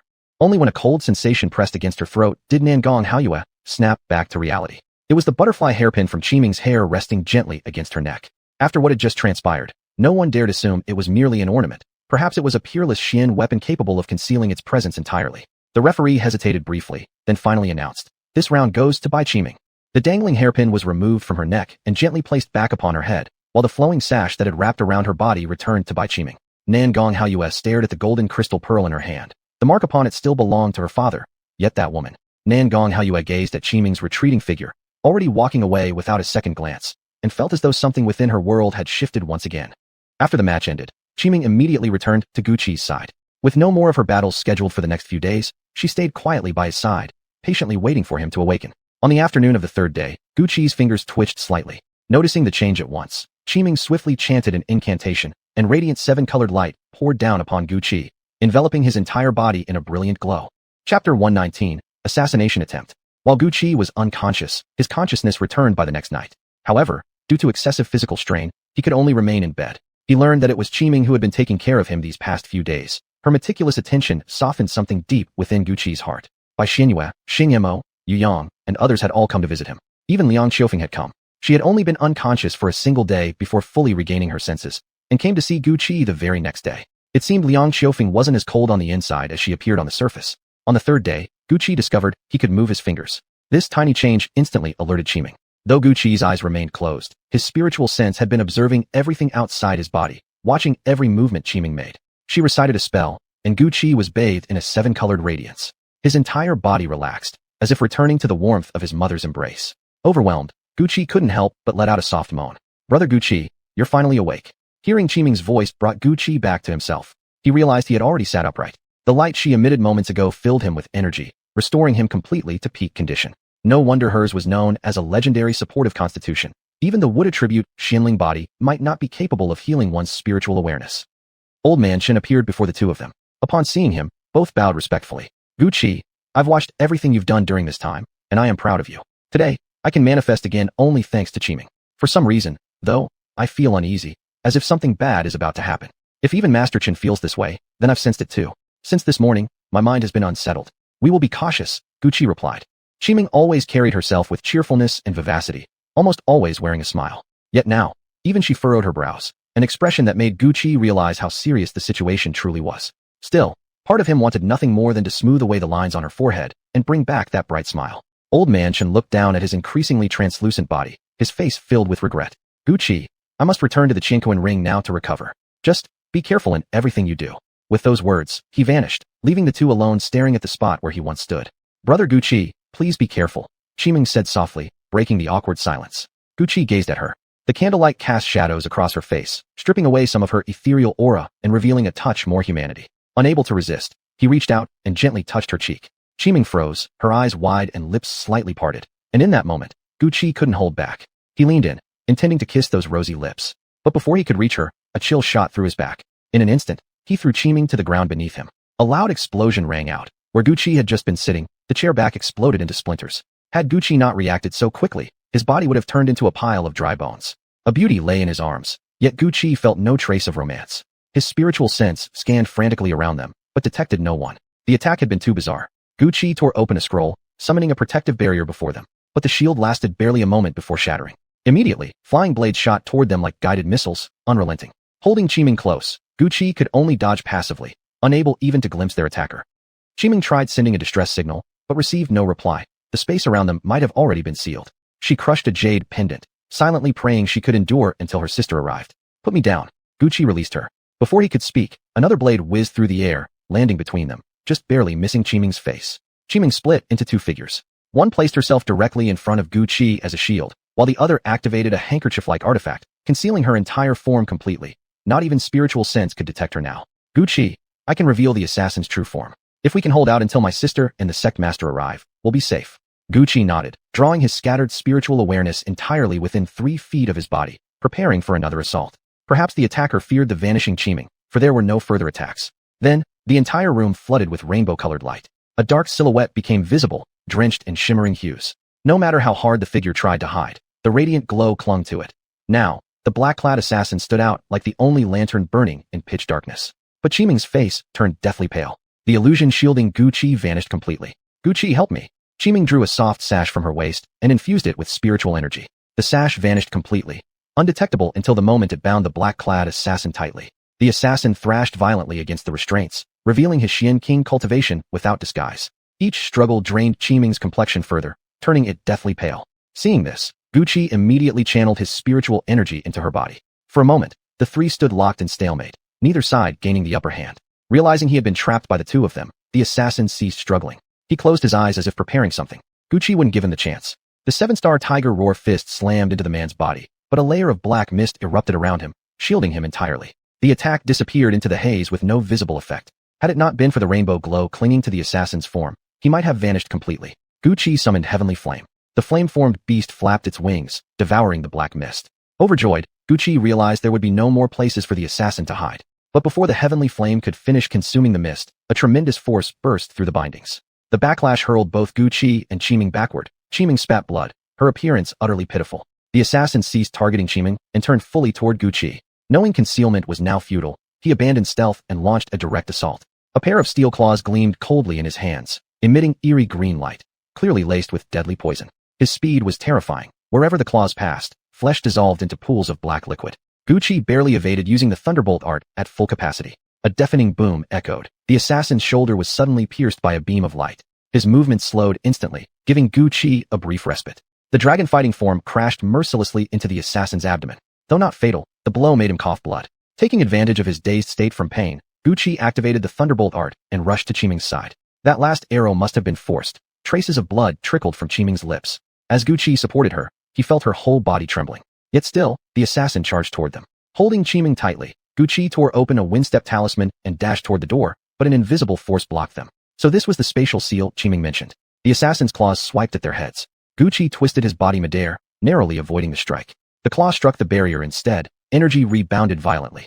The claw slashed into the assassin's own shoulder, producing a hissing cloud of black smoke. In seconds, only white bone remained. With a shriek of agony, the assassin pulled a pill from his ring, swallowed it, and the spreading smoke halted. His bleeding stopped, but his gaze upon Gu Qi burned with deep hatred. Qiming had already prepared her second attack. A blinding light arrow shot swiftly toward the assassin's heart. Remembering the last time, he dodged immediately, only to realize too late that it was an illusion conjured by Qiming.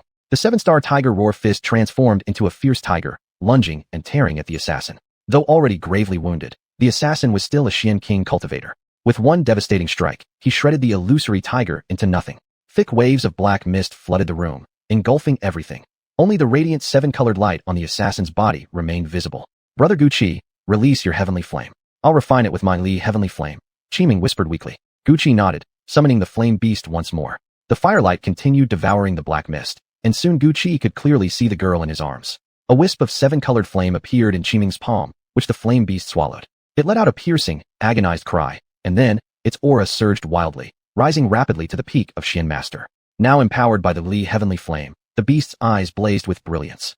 No longer simply consuming the mist, it unleashed a storm of flames, forming a blazing sea that vaporized every trace of darkness. The assassin stood before them, claws raised high for a killing strike, but the flame beast detected the move first. Countless feathers shot forth like blades, impaling the assassin from all directions. Forced to abandon his offense, he focused solely on defense. His black mist was formed from the tormented souls of the nether realm, infused with fragments of their consciousness. Ordinary fire could do nothing against it. But this flame beast acted as its natural predator, something only heavenly flame could achieve. The assassin retrieved a scroll from his storage ring. A black barrier materialized before him, but the flame beast kept spewing torrents of fire, scorching the shield. To everyone's horror, the barrier emitted a shrill, unearthly scream, twisted and unnatural. So it's actually someone from the demon sect. Qiming had just taken a pill, and her complexion was no longer as deathly pale. Brother Gu Qi, quickly activate all the fire attribute talismans. He's summoning creatures from the nether realm. At once, nearly 100 red talismans shot forth before her, their spiritual energy coalescing into a roaring dragon made of flames that lunged fiercely at the black-clad assassin. Hearing Qiming's warning, Gu Qi immediately drew out talismans from his ring. In an instant, the assassin was engulfed in a blaze so intense that even the seven-colored light around him was swallowed by the fire, hiding everything within from sight. Chapter 120, The Netherworld. Gu Qi and Qiming watched as the flames consumed the dark-robed man. Brother Gu Qi, I can feel it, he's dead. Hearing Qi Ming's words, Guqi finally let out a slight breath of relief. So many scroll attacks aimed at that figure. If even an Xian King cultivator faced such onslaught, they would still meet their end. Back in the Qin family, Guqi had never been qualified to access any scrolls. It wasn't until he arrived at the divine martial sect that he truly understood their value. Without the scrolls gifted by the Bai family and Zhu Mingzi, he probably wouldn't have been able to afford even a single high-grade one. He really was still so poor. After the upcoming divine martial sect competition ended, Guqi resolved to settle down and seriously become a pill master before dedicating more energy into his cultivation. Wait, we need to leave now, Qi Ming suddenly shrieked, yanking Guqi backward frantically. But before either could escape the formation's barrier, a black light erupted from where the dark-clad man had fallen. An intricate array materialized within the room and instantly swallowed them both. Guqi felt an immense pressure crushing his body. Blood gushed out uncontrollably, drenching him until he resembled a bloody figure. Just before losing consciousness, he tightly wrapped his arms around Qi Ming, and then everything went black. How long passed, Guqi didn't know. When he finally regained awareness, he saw his own body covered in wounds.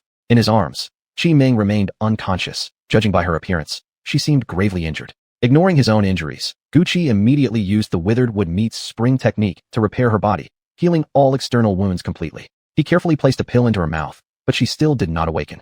At this moment, Guqi bitterly regretted not having mastered withered wood meets spring to a higher level. Only then could he have healed her properly. Yet now wasn't the time for regrets. This place was no longer the divine martial sect's villa. The dark-robed man must have activated a long-range teleportation formation just before dying.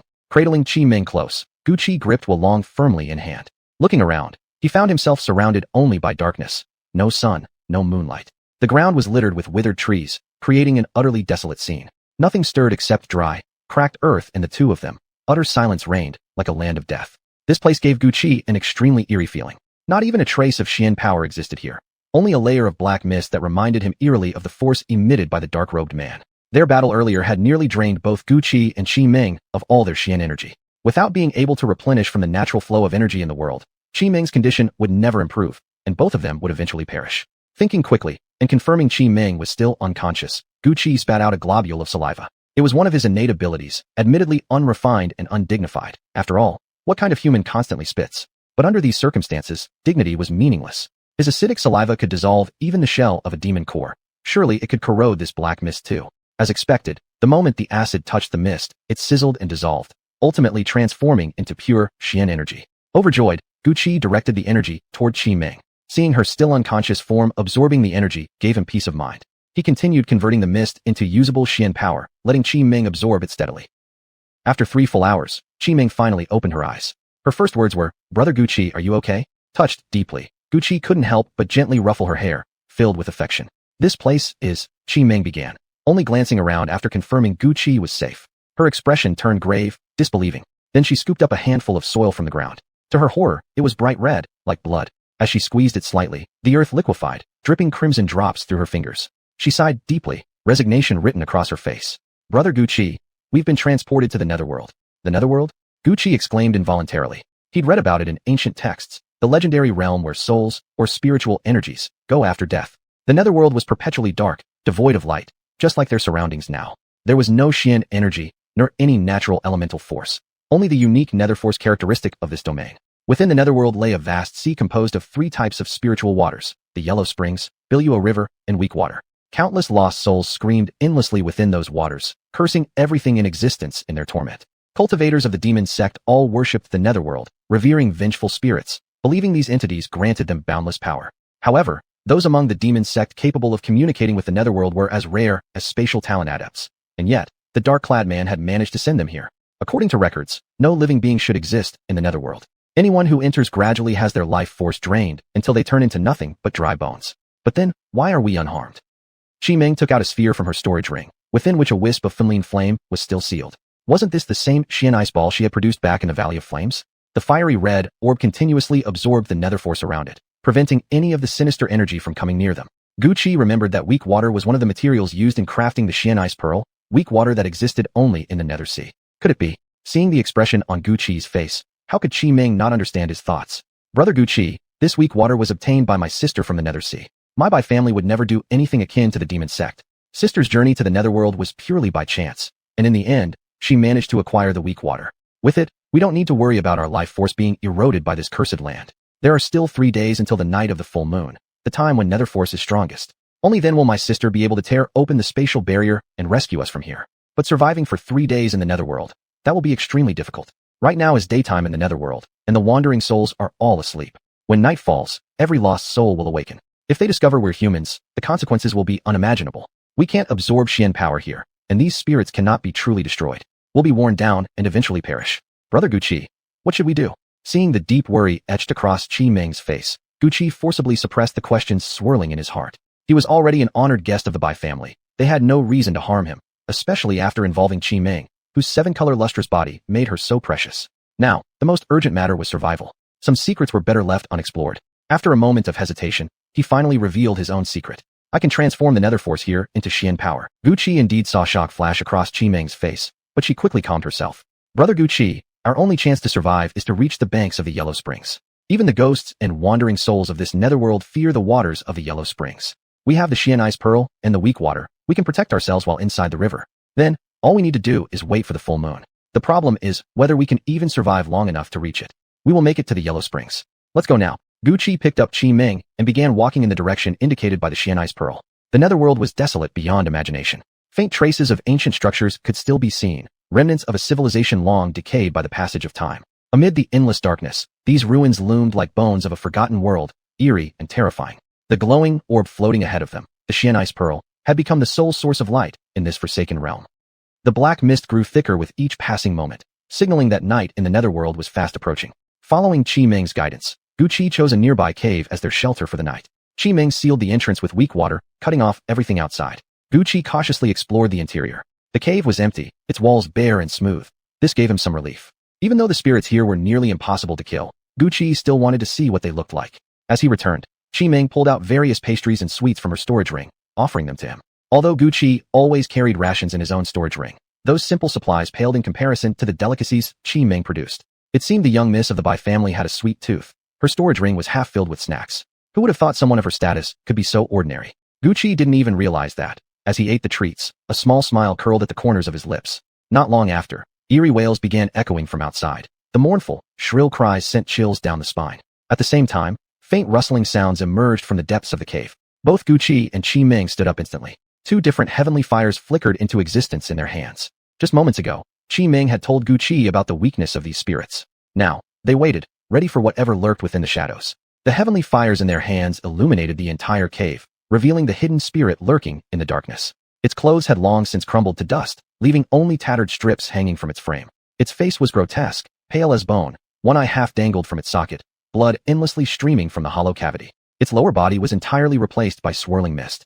The fluctuation of power emanating from it was only at the Xian soldier level. It hesitated, seemingly wary of the heavenly fires in their hands, unwilling to rush forward. Guqi looked at the repulsive specter. It was nothing compared to the ghosts from horror films. Still, he suppressed his inner disgust as the heavenly fire transformed into a fiery avian beast, which swallowed the Liuli heavenly flame held in Qi Meng's hand. This time, the transformation was different from before. The previously all-crimson-colored beast now turned a ghostly blue, just like the color of the heavenly fire itself, while its tail shimmered with 7 radiant colors, matching the hue of the Liuli flame. The aura of the avian beast had now reached the Xian King realm, an unexpected delight. The fiery beast hovered in midair upon spotting the specter, seemingly wary of something and hesitating to attack.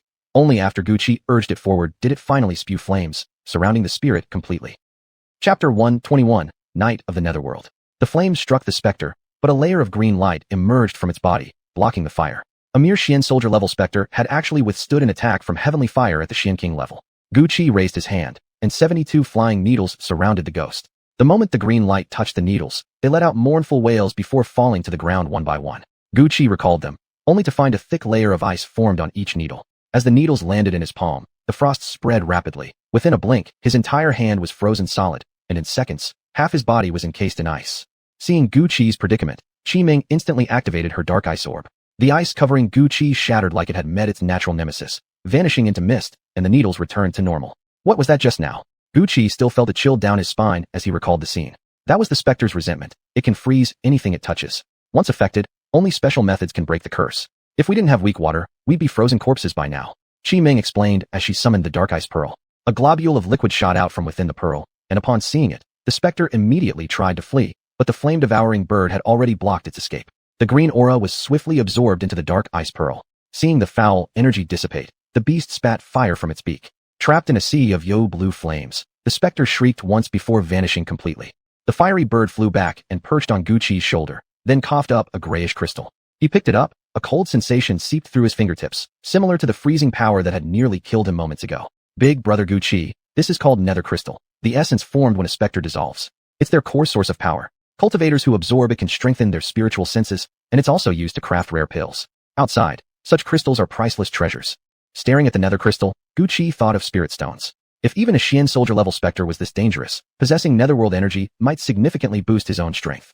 Qimeng, do you think it's possible to condense ghost energy into spirit stones? Qimeng shook her head. Ghost energy is exclusive to lost souls. Humans cannot naturally possess it. However, humans can absorb these crystals. There are side effects, yes, but with the right medicinal pills, there won't be any harm. Big brother Guqi, there must be many more specters deeper in this cave. We should hunt more nether crystals. Guqi nodded. Together, they ventured further into the cavern. They hadn't gone far when a chilling breeze brushed past him. Instantly reacting, Guqi hurled heavenly fire behind him. A piercing scream echoed, and a Xian master-level specter materialized before them. Qimeng drew out a mirror-shaped artifact, and a beam of light shot from its surface, striking the specter. Blinded and immobilized by the intense radiance, the ghost couldn't move. Guqi seized the opportunity. His flame-formed beast engulfed the specter and, moments later, spat out another gray nether crystal. Before Guqi could retrieve it, a wave of icy air swept past. A green light arrow shot between the two, narrowly missing them, but the frigid aura it carried seeped into Guqi's body. His blood felt instantly frozen. Death loomed just a breath away. Thankfully, the heavenly fire seed in his dantian sensed the invading spirit energy and erupted, devouring it hungrily. Though capable of consuming the malevolent force, the process was excruciating. Even Guqi, whose body had been refined by dragon's blood, sweated profusely in agony, paralyzed by pain. Fortunately, Qimeng was by his side. Using her mirror artifact and spirit pearl, she held the specter at bay. But the Yuli heavenly fire had no offensive capability. It could only maintain the stalemate. With no ambient spiritual energy in this place, Qimeng couldn't replenish her reserves from the environment, and even ingesting pills was far less effective than usual. On top of protecting Guqi, her strength drained rapidly. Her face grew paler, her energy nearly spent. All she could do was wait for Guqi to recover. Finally, the heavenly fire seed fully devoured the invasive energy. Guqi opened his eyes, seeing Qimeng struggling desperately under the strain. Without hesitation, he gathered his heavenly fire into a radiant arrow and launched it at the specter. The ghost screamed, a final, fading cry, and dissolved, leaving behind a single nether crystal. When the specter vanished, Qimeng exhaled in relief. Both artifacts were immensely powerful, but channeling them required tremendous energy. Having sustained their use for so long, and now safe at last, she collapsed against the cave wall, utterly exhausted. Her complexion looked even more lifeless than before. Guqi, seeing her kneeling weakly, pulled healing pills from his storage ring and gently brought them to her lips. But Qimeng shook her head. Brother Guqi, I'm not injured. I'm just overly exhausted, and since I can't absorb spiritual energy here, I ended up like this. If things keep going this way, we might really become part of this place, Qimeng said with a faint smile, but the flicker of weariness in her eyes didn't escape Guqi's notice. Guqi grasped Qimeng's hand and forcibly drew the spirit energy into his body. The freezing, bone-piercing force immediately began ravaging his insides. As it surged through his meridians, thick layers of ice formed along its path. Sensing the threat, the heavenly fire seed burst forth from his dantian and spread through the other half of his body. Guqi felt as if one half of him was freezing to death, while the other was being burned alive. Fortunately, the spirit energy ultimately couldn't withstand the heavenly fire seed and was driven into a corner of his body. Instantly, Guqi activated his second innate ability, beginning to corrode the invasive force. Pure spiritual energy was refined from the remnants, and he seized Qimeng's hand, channeling the purified energy into her body. As the energy was absorbed, Guqi couldn't help but feel elated and wanted to continue. But then he saw the tear stains on Qimeng's face. What's wrong? Why are you crying? Qimeng shook her head, forcing a brave smile. It's nothing. I was just a little cold from the spirit energy, that's all. She had seen half of Guqi's body encased in thick ice, while the other half burned red hot, sweat and blood streaming down his skin only to evaporate instantly. Qimeng knew exactly how much pain he was enduring. Feeling the pure, refined energy flowing through their joined hands, how could she not be moved? Guqi didn't press further, instead continuing to transform the energy. He realized that his meridians, tempered by both the freezing spirit energy and the scorching heavenly fire, had become significantly stronger, now able to withstand even the strain of using dragon severance for nearly a full tea session. Though the process was agonizing, the benefits were immense. While nether crystals were incredibly precious, even the flame-devouring bird couldn't do anything with them without Qimeng to neutralize the energy. And Qimeng's heavenly fire lacked offensive power. Leaving her alone here made Guqi uneasy. It was better to heal her here while also enhancing his own strength. So, as Guqi converted the spirit energy into usable spiritual force and channeled it into Qimeng, the night passed in quiet endurance. As he worked, Qimeng enveloped both of them within weak water, allowing them to remain unharmed. Thus, dawn arrived in the netherworld. Brother Guqi, there must be something significant hidden within this cave. Last night, while you were transforming energy, I used weak water to form a barrier. The three sacred waters of the nether realm are natural enemies of all specters, yet countless ghosts gathered outside the barrier. Though they feared the weak water and wouldn't approach, they only dispersed when daylight came. Such a large number of specters congregating in one place means there must be something special here. Otherwise, this area couldn't sustain so many lost souls. But I already inspected the entire cave yesterday and found nothing unusual, Guqi said, frowning as he mentally reviewed every inch of the cavern, scrutinizing every clue, yet still finding nothing. Qimeng shook the small bell in her hand, sending visible waves rippling outward. But as the sound propagated, it gradually vanished, as if trapped by some unseen force. Only then did she stop ringing the bell. Brother Guqi, those with the seven-colored Li body have unparalleled mastery over illusions. There's definitely a phantom formation here. Following closely behind Qimeng, Guqi watched as she stopped at the point where the sound waves disappeared, reaching out as if touching something invisible. Guqi stretched out his hand too, but felt nothing except the ambient Yo spirit energy. Seeing his action, Qimeng couldn't help but laugh. Brother Guqi, you won't be able to sense it if you've never studied formations. There aren't even any formation masters in Blackstone City. After all, Guqi withdrew his hand, amused that the girl still had the spirit to joke. She must have been quite confident about the barrier here after all. Qimeng took out 5 formation flags and tossed them into the air, forming a magical array. Small bolts of lightning continuously sparked from the flags, yet were absorbed by the formation, transforming into thick, wrist-sized lightning strikes that surged downward. Contrary to expectation, there was no deafening explosion or crumbling stone. The lightning simply vanished as if swallowed whole. Qimeng pulled out 5 Xian crystals and flung them into the formation, causing the power of the lightning to intensify dramatically. She kept feeding more crystals into the formation, burning their spiritual essence to assault the hidden barrier beneath. Guqi observed her every move, then finally decided to release the flame-devouring bird as well. The creature gave Guqi a faint, disdainful glance before flying into the center of the formation and spewing forth flames. The fire merged seamlessly with the lightning, creating a far more devastating thunderstorm of blazing energy. For 2 full hours they maintained the assault, yet the cave remained unchanged. Still, Qimeng continued pouring these stones into the array. Then suddenly, a sharp cracking sound pierced the air. At last, the formation shattered. Overcome with joy, the two watched as the illusory barrier that had deceived them crumbled into dust and scattered away. A pitch-black side passage now lay exposed before them, undoubtedly the source drawing in the wandering Yo souls. Without hesitation, they stepped into the newly revealed tunnel. Chapter 122, The Sudden Appearance of a Xian Sovereign. Guqi and Qimeng stepped into the side passage, immediately feeling eerie gusts of wind. Even in broad daylight, the place sent chills down their spines. Halfway through, Qimeng hesitated, saying she had an ominous premonition. Guqi could only comfort her, and the two continued forward. After nearly half an hour of walking, the passageway remained a straight, unbroken line, no branches, no clues. What began as independent exploration gradually shifted into mutual reliance, each entrusting their back to the other. Though the journey remained calm without any danger, Guqi still felt an unsettling unease deep within. At the Xian master level, premonitions often became reality, and this time, he feared it would be no different. The deeper they went, the darker the cave became, and the oppressive sensation intensified. Soon, the scenery inside the cave changed completely. Specks of green fluorescence dotted the cave walls, transforming the cavern into a dreamlike realm. Yet these very glimmers filled Guqi with an overwhelming sense of threat. Stepping forward, Guqi gently touched one of the green lights. Instantly, it surged into his body. A familiar sensation coursed through his meridians. This was Yoming energy, the power of soul entities. He immediately activated his innate ability to neutralize the invading force, but this Yang energy proved far more tenacious than before. Even his celestial flame could only stalemate it. Seeing Guqi's face darken, Qimeng quickly injected a celestial flame into his body. Only then did the flame seed within him absorb the external fire and suppress the invasive energy. Once Guqi finally transformed that malevolent force into usable Xian power, he realized nearly all his internal reserves were depleted. As he absorbed the purified Xian energy derived from the glowing particles, he was astonished to find its quality incredibly refined, comparable to the purest essence extracted from Xian crystals. This energy flowed through his body, repairing damaged meridians and expelling impurities from his blood once again. Watching the thin layer of grayish residue peel off his skin, Guqi couldn't help but feel elated. These lights possessed such extraordinary properties. Surely absorbing more could elevate him to the peak of Xian master cultivation, rivaling even the most gifted prodigies.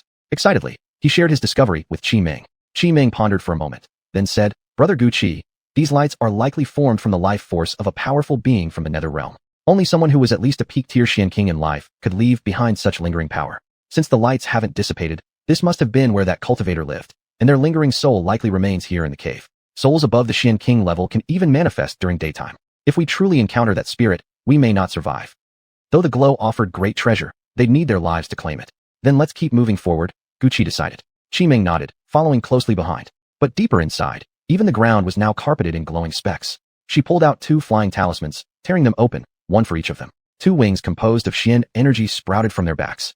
Gucci's wings resembled those of a western dragon, emitting an eerie blue glow. Qimeng's were vastly different. Vibrant, prismatic wings made entirely of flame, crystalline and dazzling like Li, celestial fire itself. Gucci had only seen Xiao Aoshuang's Xian energy wings before. Hers appeared ordinary. Why, then, were his and Qimeng's so unique? Brother Gucci, Qimeng said, staring at his wings with amusement. I never expected yours to look like this, dragonling wings. You must have obtained tremendous fortune, bathing in countless drops of dragon blood and transforming your body into a true draconic form. She chuckled, then handed him a pill. Gucci took it. Qimeng, what is this? It's called the illusion pill. It allows you to alter the appearance of your Xian energy wings. Take it quickly. Gucci swallowed the pill. Until recently, he lived within the Qin family, which didn't even have a Xian master, let alone a Xian king. Everything about the Xian king realm was foreign to him, except that reaching it meant becoming an imperial powerhouse, possibly even earning noble titles. After ingesting the pill, the dragon-like wings on his back transformed into a pair of flaming wings, no longer standing out so distinctly. Qimeng shook her head slightly, then jingled the bell on her wrist.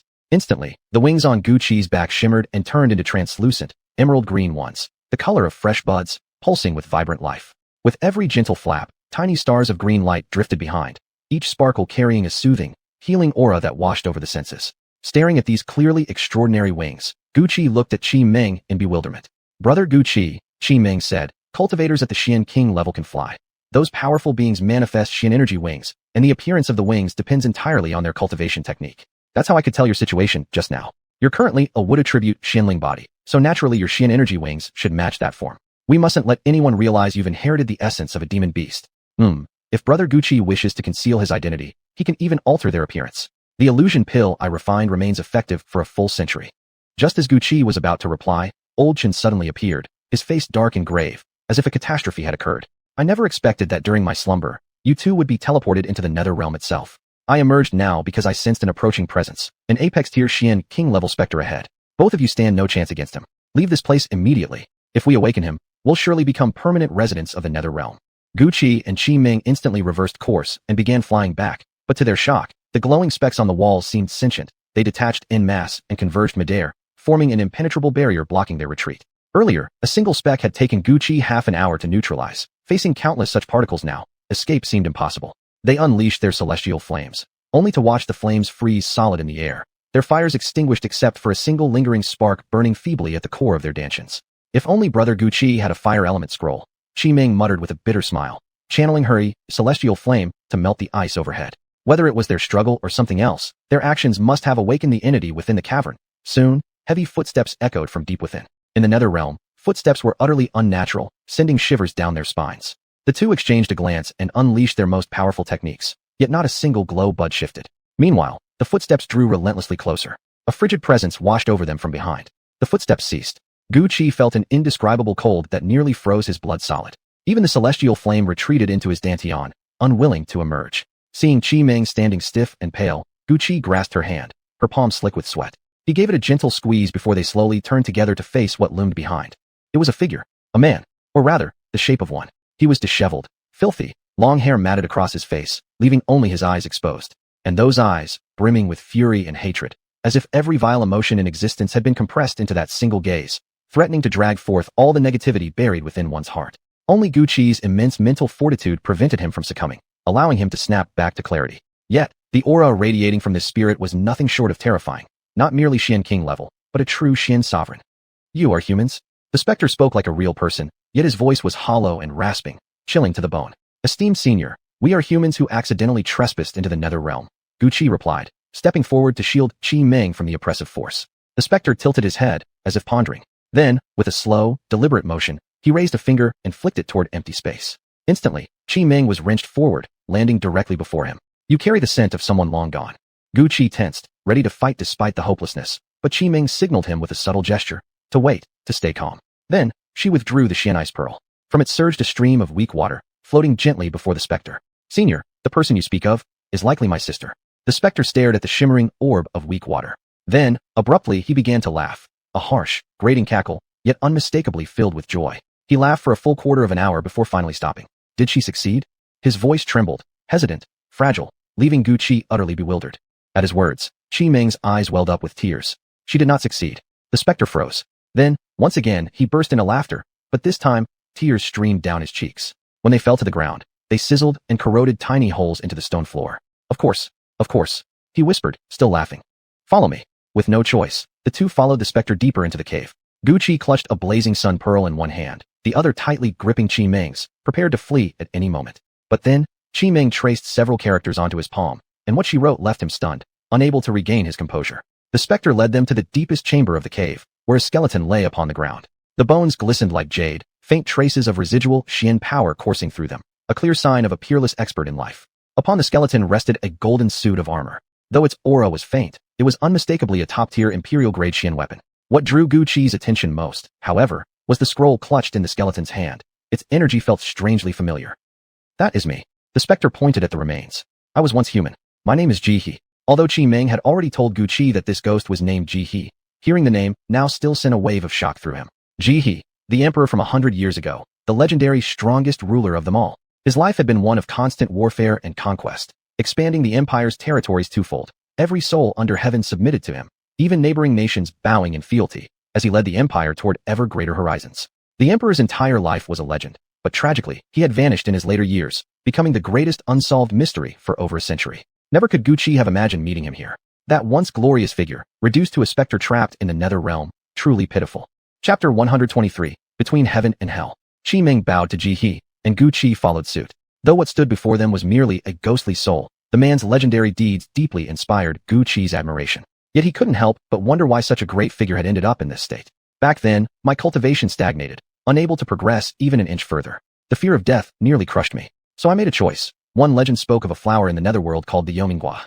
Whoever consumed it could become part of the nether realm, existing as a human, yet able to move freely between worlds, achieving true immortality. I was tempted. I entered the netherworld, and died here. His tone was calm, yet Gu Qi sensed boundless sorrow beneath it. No one could escape birth, aging, sickness, and death. Only the mythical sages were said to attain eternal life in another realm. Gu Qi refused to die with regret. A sage, he must become a sage. And he believed, deep down, that he would. The ghostly figure gazed at Gu Qi, speaking slowly. Once, I too believed I was destined to become a sage. But here, there is no path to becoming one. You must go farther, beyond this place, if you wish to have any chance. Don't let petty attachments bind you. Perhaps you can fulfill the dream I failed to achieve. Gu Qi listened intently, his heart filled with questions, but it was clear he wouldn't say more. At that moment, Elder Chen appeared before them. Within the netherworld, his body had taken solid form, just like that of an ordinary person. You aren't from this world either. You're already dead. Is that a Chihua Kungshuan level treasure? He looked at Elder Chen, his eyes filled with complex emotions, too intricate to decipher. Elder Chen nodded. I am indeed dead. My soul is preserved within a Kungshuan grade artifact. Yet still, this netherworld remains my final resting place. He shook his head, clearly disagreeing. Then he muttered words that made little sense to the others. If that person hadn't completely vanished, her soul utterly scattered, she would have stopped at nothing to seize your treasure. At those words, Qi Ming's expression dimmed, as if painful memories had resurfaced. Gu Qi had never seen her like this before, and anxiety tightened in his chest. Staring at her delicate silhouette, so close yet distant, he felt a chilling dread, as though she might slip through his fingers forever. His heart ached. He placed a hand on Qi Ming's shoulder, as if making a difficult decision. Take me with you. You possess such a spiritual treasure as well. Qi Ming nodded. She smeared her blood across the jade bracelet on her wrist. The greenish bangle emitted a brilliant light, and suddenly absorbed He into itself. Moments later, He reappeared, his face lit with triumph. Clearly, it had worked. I'll go with her. The corpse belongs to you. Gu Qi's heartbeat quickened as He pointed directly at him. The wealth of a Xian supreme expert was beyond any mere Xian master's imagination. Following He's instructions, Gu Qi stored the entire corpse inside his Kungshuan ring, including the armor on the bones and even the storage ring. After watching Gu Qi secure his remains, He walked to the spot where his body had once rested in meditation, blew away the dirt, and revealed another teleportation formation hidden beneath. It cannot send you back to the mortal world, but it will take you to Biluo. You are her younger sister. You should be safe. He spoke in halting breaths, as if every word cost him immense effort. Startling soul needle destroys ghosts. With that, he tapped each of their foreheads. Instantly, a cultivation technique named Startling Soul Needle flooded into their minds. After reviewing it, Gu Qi's admiration soared. No wonder he was once a legendary emperor. He had devised a method to exterminate ghost souls. Ghostly entities were formed from a warrior's spiritual energy during life, a force too powerful to be destroyed by conventional Pohan warrior techniques. Especially within the netherworld, where ghosts wielded nether force. Any trace of spiritual consciousness touching this energy would instantly freeze and shatter the sea of awareness. Yet this startling soul needle broke that rule. It compressed a cultivator's spiritual energy into a needle-thin strand, amplified with lightning-based techniques, making its damage against ghosts surpass even heavenly flame. If Gucci encountered those previous ghosts again, he could now annihilate them within a single breath. No more desperate struggles. Opening his eyes, Gucci saw Ji guarding them in meditation. He sat down immediately to practice startling soul needle. An hour passed. Gucci had mastered its first level and emerged from deep cultivation. Just then, Qimeng opened her eyes too. They exchanged a smile and rose to their feet. Elder, I've grasped the first level of startling soul needle. Ghosts below the rank of Xian King no longer pose any threat. Please activate the transmission formation. He nodded slightly, and with a faint gesture of his withered hands, the glowing light on the cave walls flew into his body. His previously frail form grew stronger, and even his aura intensified. His hand seals shifted continuously, as if compressing the nether energy within the cave.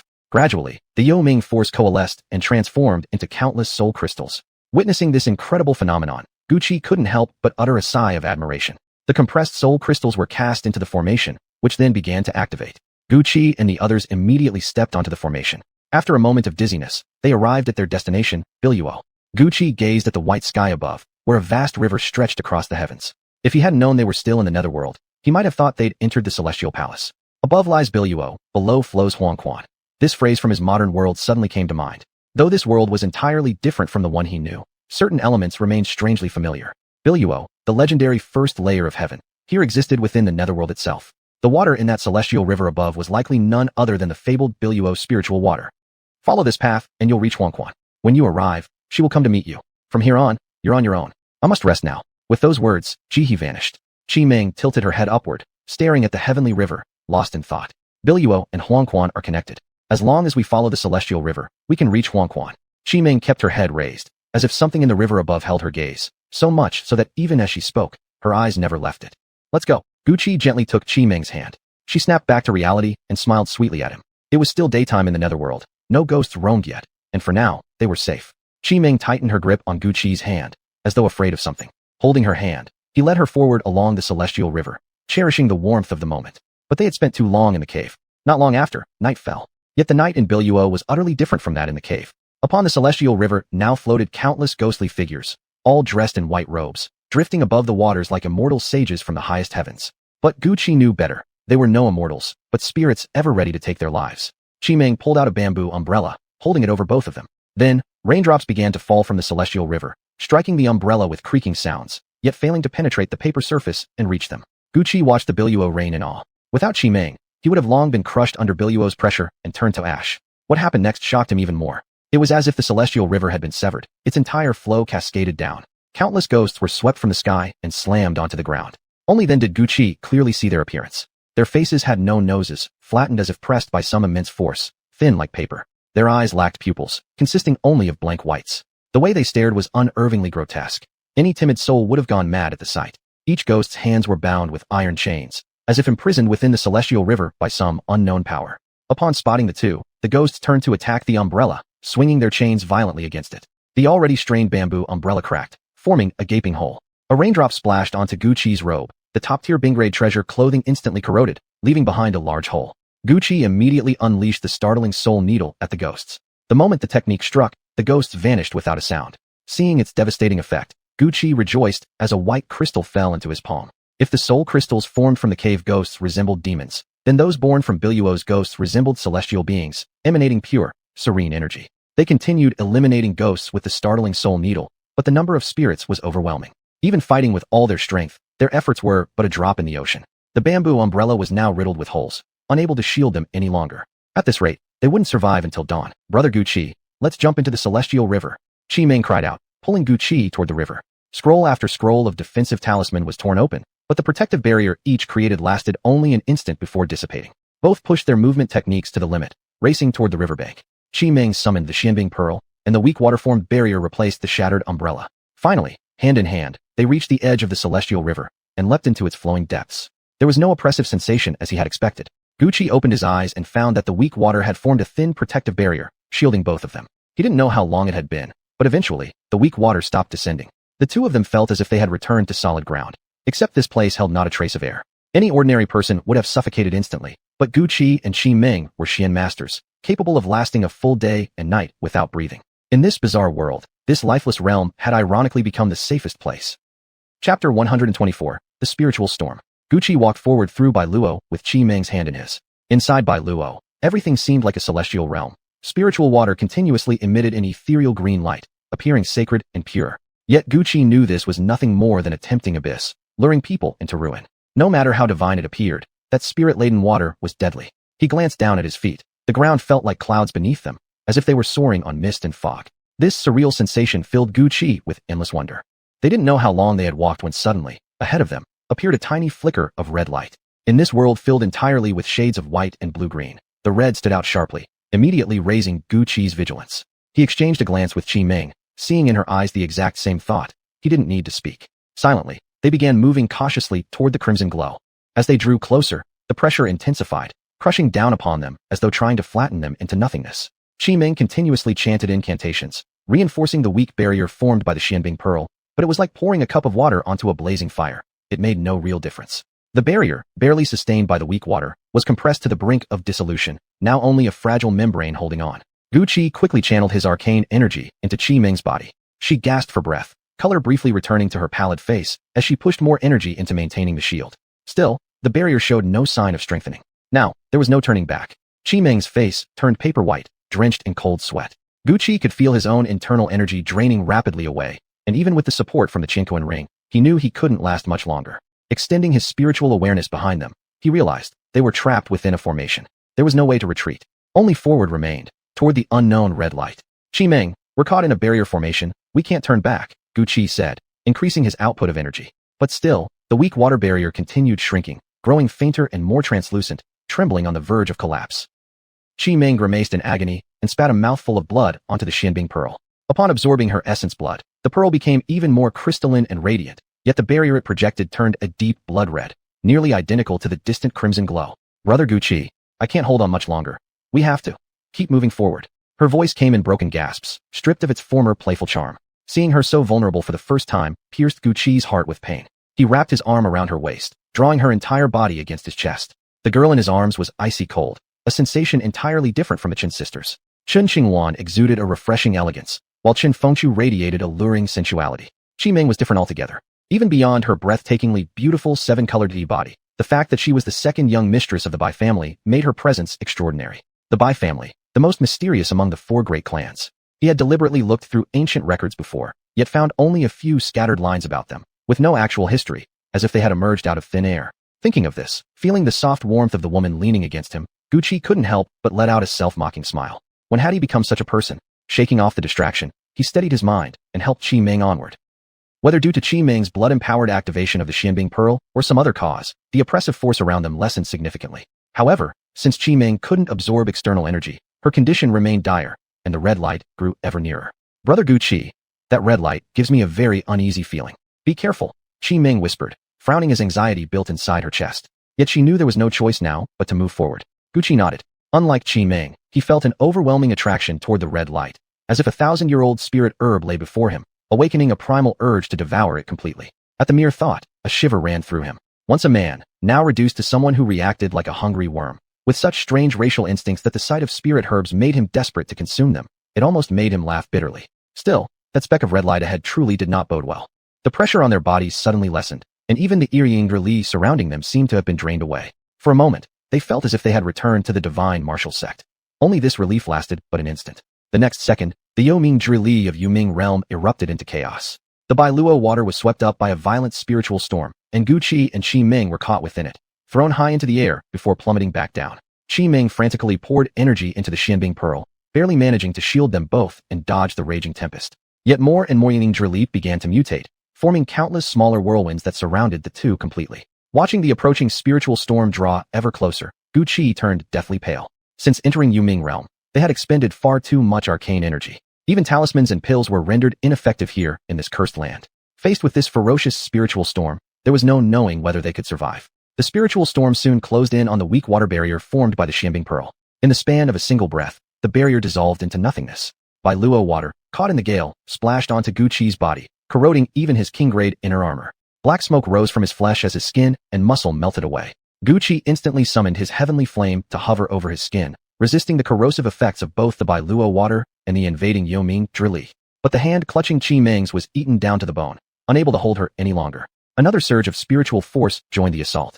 Qi Ming was sucked into a separate vortex. Gu Qi strained desperately to reach her, yet before such a terrifying storm, one that even a Xian king would not dare approach, he could only watch helplessly as Qi Ming was torn away. At the very moment she disappeared from sight, Gu Qi saw deep into his heart. He saw the girl who had laughed so brightly on the sky-ascending bridge. She had long ago carved herself into his soul, becoming an irreplaceable part of him. Qi Ming. Gu Qi roared, unleashing every last shred of arcane energy he possessed.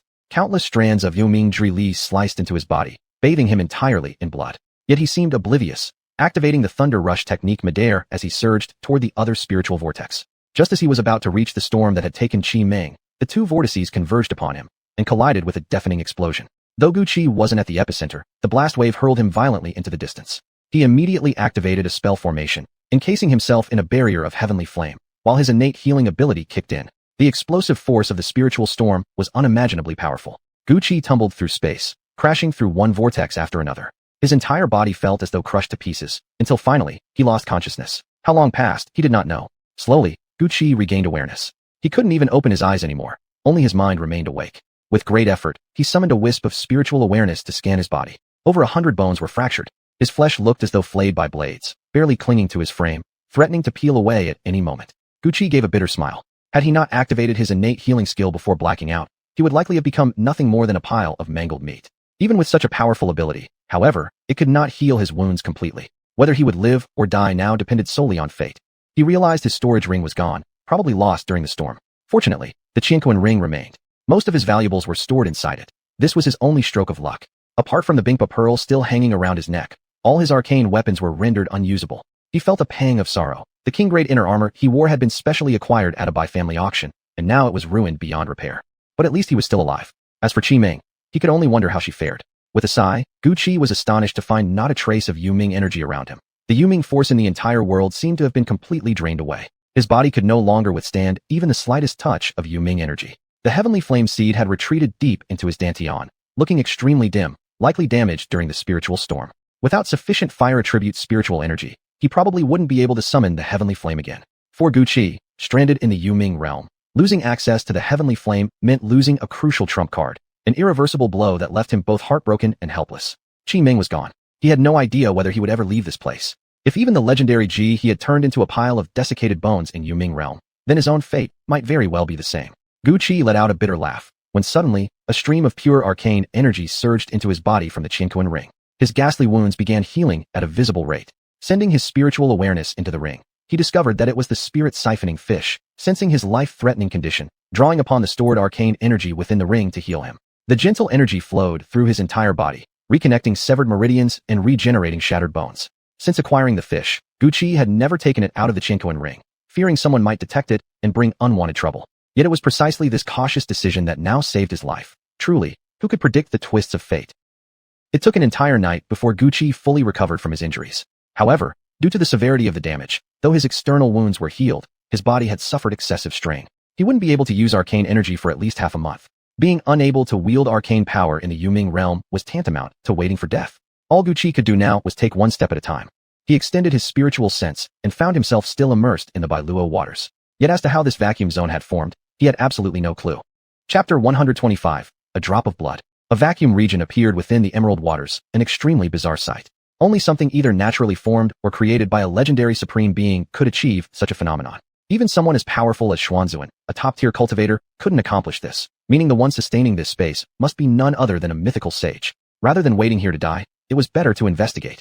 Gu Qi could now activate only a tiny fraction of his divine sense, allowing him to perceive no more than a mile ahead. This space seemed like utter void. No sky above, no ground below, just a blank, white expanse beneath his feet, making reality impossible to discern. Step by step, Gu Qi walked forward, gripping Wulong tightly in his hand. At this moment, he couldn't summon even a shred of arcane power. Only Wulong, possessing sentience, could still be barely activated by him. Yet the place felt utterly lifeless, with Gu Qi seemingly the sole existence within this vast emptiness. Ahead lay a faintly familiar sensation, almost as if calling out to him.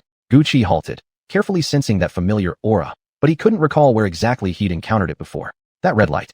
Gu Qi's eyes snapped open. This was the same crimson glow he had seen within the green water. Though it carried strong allure, it also bore a heavy stench, an unbearable, nauseating odor, like rotting pieces of flesh, that instantly put him on high alert. The only way out now seemed to be that red light. But whether Qi Ming was trapped inside this barrier, as well remained unknown. Following the scent, Gu Qi pressed forward. The farther he went, the stronger the revolting smell grew, and so did the pull of attraction. Faced with this contradictory energy, moving ahead was his only choice. The vanished red light reappeared, as if guiding his path. The thick, bloody stench made one want to vomit. Despite having killed many people, Gu Qi still couldn't endure this deep-seated, penetrating metallic reek. He shut off his 5 senses, eliminating the foul smell, yet the discomfort clung to him like a shadow, impossible to shake. Gu Qi followed the red light for 3 full hours before finally seeing its source. The crimson speck floated in midair, radiating immense pressure. Even with all senses sealed, the mixed stench of blood and decay kept forcing their way into Gu Qi's divine awareness, making him feel sick. When the red light spotted Gu Qi, it circled around him 3 times, the nimble movement suggesting consciousness. Then it drifted to rest before Gu Qi's forehead. Only then did he clearly see what the light truly was, a single drop of blood. If speaking of blood, Gu Qi's body had undergone transformation by dragon blood, and he'd once encountered an entire pool of it within Chun family's secret realm. Dragons were mythical creatures, and the power contained within their blood was already immeasurable. Yet even facing an entire pool of dragon blood hadn't brought forth anything close to the oppressive pressure emanating from this single drop. Though just one droplet, it felt as if it would swallow him whole. The blood began spinning faster, its crimson radiance intensifying. Gu Qi felt his very soul being pulled outward until he found himself plunged into a world painted entirely in red. The surroundings were now completely transformed. He stood immersed in a vast sea of blood, his body sinking continuously, as though trapped in quicksand. No matter what method he tried, he couldn't stop descending. Blood rose past his neck. Struggling caused splashes to fly, splattering onto his face and into his mouth. The warmth, the iron-like taste, it all felt unnervingly real. Gu Qi ceased struggling, surrendering himself to the blood tide. This must be an illusion conjured by that single drop. If he couldn't break free from this illusion, he would surely be consumed by it. Blood surged over his head. Floods rushed into his nose, a sensation identical to drowning, except instead of water, it was blood. Suppressing the nausea, Gu Qi adjusted his mind to clarity and emptiness, letting the sea engulf him while maintaining inner serenity. The pressure increased relentlessly. Breathing became difficult, just like diving to crushing depths beneath the ocean. Opening his eyes, Gu Qi saw nothing but endless red. Illusions usually had flaws, but this time, no matter how hard he looked, he found none. Everything seemed utterly real. It felt similar to the illusory mirages Qi Ming could create, so perfect that distinguishing reality from fantasy became impossible. If he couldn't locate the flaw in the illusion, his only option was to break it through sheer force. But right now, Gu Qi couldn't use any arcane power at all. Was he truly left with no choice but to wait for death? The will to survive burned fiercely within him. Gu Qi raised Wulong and slashed wildly in every direction. Waves rippled outward from each strike, but everything felt terrifyingly real. The mounting pressure crushed his entire body, breaking bones, forcing blood to seep from every pore, merging with the sea of blood around him. His divine sense grew dimmer, and he could no longer grip Wulong tightly. The blade slipped from his hand and clattered to the ground. That sharp metallic sound, the crash of iron hitting stone, jolted Gu Qi's eyes wide open. The sea of blood had vanished. Not a single drop stained his body. It had all been an illusion. His surroundings had changed again. Now, Gu Qi stood amidst a mountain of corpses and an ocean of blood. Mangled bodies littered the ground as far as the eye could see. Wulong was embedded in one of the corpses. Gu Qi pulled it out. Black blood still clung to the blade, as if it had been there for a long time. He casually flipped over a nearby corpse. This man had been killed by a slit throat, his face frozen in disbelief at the moment of death. Gu Qi examined them carefully. All shared one thing in common. They died with eyes wide open, twisted in horror, their expressions grotesque and chilling. He swung Wulong, splitting a corpse in two. The bodies parted easily beneath his strikes, but beneath each lay another, and then another. No matter how many he destroyed, all he saw were endless piles of corpses. Was he standing in a sea of flesh and bone? Had he truly entered hell? Gu Qi stopped hacking at the bodies. Their clothing was ordinary, none carrying even a single arcane weapon, utterly worthless. These two were part of the illusion. Yet everything here shared one connection, that single drop of blood. All began the moment he laid eyes on it. If he could find that drop, he could escape. Holding Wulong tightly, Gu Qi closed his eyes. The scent of that blood was etched deep into his mind. Not even this mountain of corpses could mask its peculiar odor. Found it. Gu Qi opened his eyes and followed the scent. He released his divine sense completely, wary that the corpses beneath his feet might reanimate and rise again. If that happened, he feared he would perish within this illusion. But as he walked, the bodies remained lifeless on the ground, showing no signs of change. At least that offered some small comfort. The scent grew stronger with every step. Gu Qi noticed something strange. The closer he got to the blood droplet, the more bizarre the corpses became. Among them lay the remains of numerous magical beasts, even some species long extinct. Seeing those beasts stirred desire within him. He peeled open the carcass of one, only to find its core instantly disintegrate into dust the moment it touched air. Of course, it was all part of the illusion. Nothing here was real. Still, Gu Qi couldn't help but sigh softly. How wonderful it would be if these were real. He turned away from the corpses and pressed onward toward the source of the blood. The bodies on the ground changed once more. Now a mix of humans and magical beasts locked in violent combat, torn and bitten, as if caught in a final, desperate battle. Witnessing this scene, Gucci thought of the beast tide at Haishi City. If this were true, what kind of cataclysmic beast tide could have produced such an infinite sea of corpses? Staring at the boundless mountain of the dead, Gucci could only repeat to himself that this was an illusion, a fragile mantra to calm the shock devouring his heart. Yet if Qi Ming were beside him, she would surely tell him, this is not illusion, but reality, simply existing in a different form. Gucci had grown numb. Along this path, he had seen countless corpses, humans, magical beasts, cultivators shrouded in dark aura, righteous great masters exuding noble qi, even bodies radiating power greater than Jihe. They shared only two things. Not a single one bore any arcane artifact, and each had died in fierce battle, their ends excruciatingly brutal. There were also many strange remains, skeletons resembling mythical beings spoken of only in legends. These bodies differed from the ones he'd first encountered. Those were fresh, blood still dark red, clearly slain not long ago. But these were ancient, decayed by time. Though they were fearsome experts in life, even they could not withstand the erosion of years. The oppressive auras once surrounding them had nearly faded into nothingness. If I fail to become a sage, I too will end up like these bones, scattered into oblivion, erased by the river of history. But Gucci refused to accept that. Coming from the modern world to this mystical realm was already a miracle. Everything he had experienced since, the trials, the wonders, he believed no hardship should make him falter. Nothing, not even this mountain of corpses and sea of blood, could stop his journey forward. With that thought, his heart grew firmer. The terrifying mound of flesh and bone before him seemed different now, his mindset broader, his spirit unshakable. Gucci stopped paying attention to the strange corpses, focusing solely on reaching the blood droplet. The thick stench of blood was nauseating, yet it had become the key to his escape. Gucci halted in his tracks. He sensed the droplet was nearby. The bodies on the ground had changed as well. They had somehow cleared a flat path, allowing one to walk without stepping directly on corpses. Gucci crouched down and realized that this so-called path was still made of bodies. Only these had been flattened, smoothed into unsettling uniformity. Chapter 126, The Blood Demon Clan. The corpses had all been stripped of their limbs and heads, turned alive into nothing but human trunks laid out upon the path. On both sides of the road knelt more bodies, each one facing a single direction as if in pilgrimage. Every corpse was perfectly preserved. Even the fervent, frenzied expressions on their faces remained clearly visible. And the direction they faced, surely that was where the drop of blood lay. Though the journey had been uneventful so far, Gucci remained on high alert. He had a feeling that the droplet hadn't brought him into this illusion merely to trap him, but rather to make him a witness, to show him that so many lives had once existed here. What Gucci didn't know was that no living being had ever entered the Tianhe Biluo before. He and Qi Ming were the first humans ever to step into Biluo. The blood droplet, having been trapped in the Tianhe by chance, now finally encountered a compatible human, and naturally, it wouldn't let go. The air was thick with blood mist, even the smoke tinted crimson. For a moment, Gucci felt as though he'd returned to the sea of blood. Ahead lay the location of the blood droplet. He activated the Frost Spirit Pearl's protective barrier, holding Walong horizontally in front of him before continuing forward. The dense red fog obscured his vision, and within it the kneeling corpses flickered in and out of sight, as if endlessly prostrating themselves. Gucci extended his spiritual sense, realizing it was merely an optical illusion caused by the thick mist. None of the bodies moved. This brought him slight relief. The blood-laden vapor hung heavily, as viscous as being submerged in blood itself.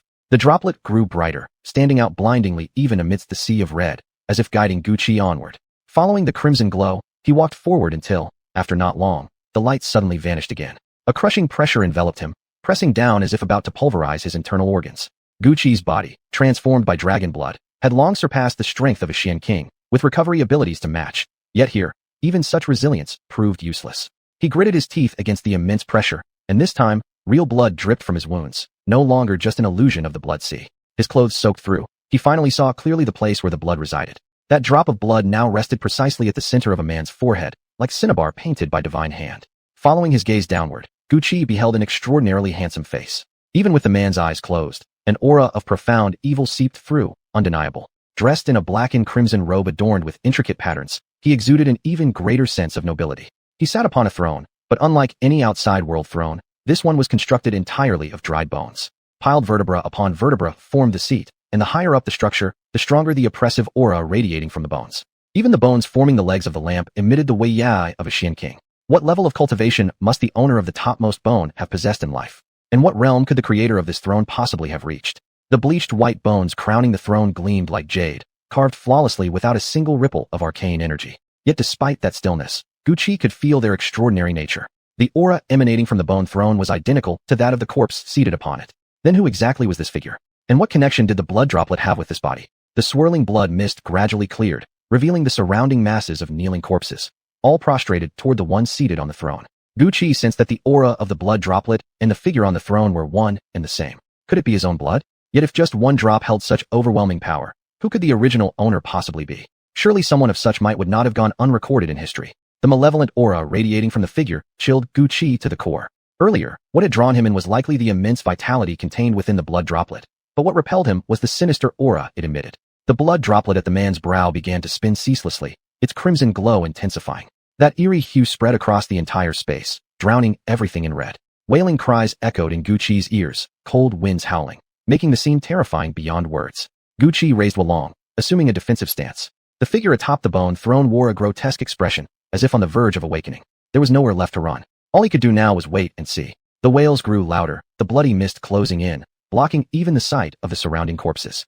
It was as if he had fallen back into the blood-hued illusion once more. The only thing still visible was the floating drop of blood hanging in midair.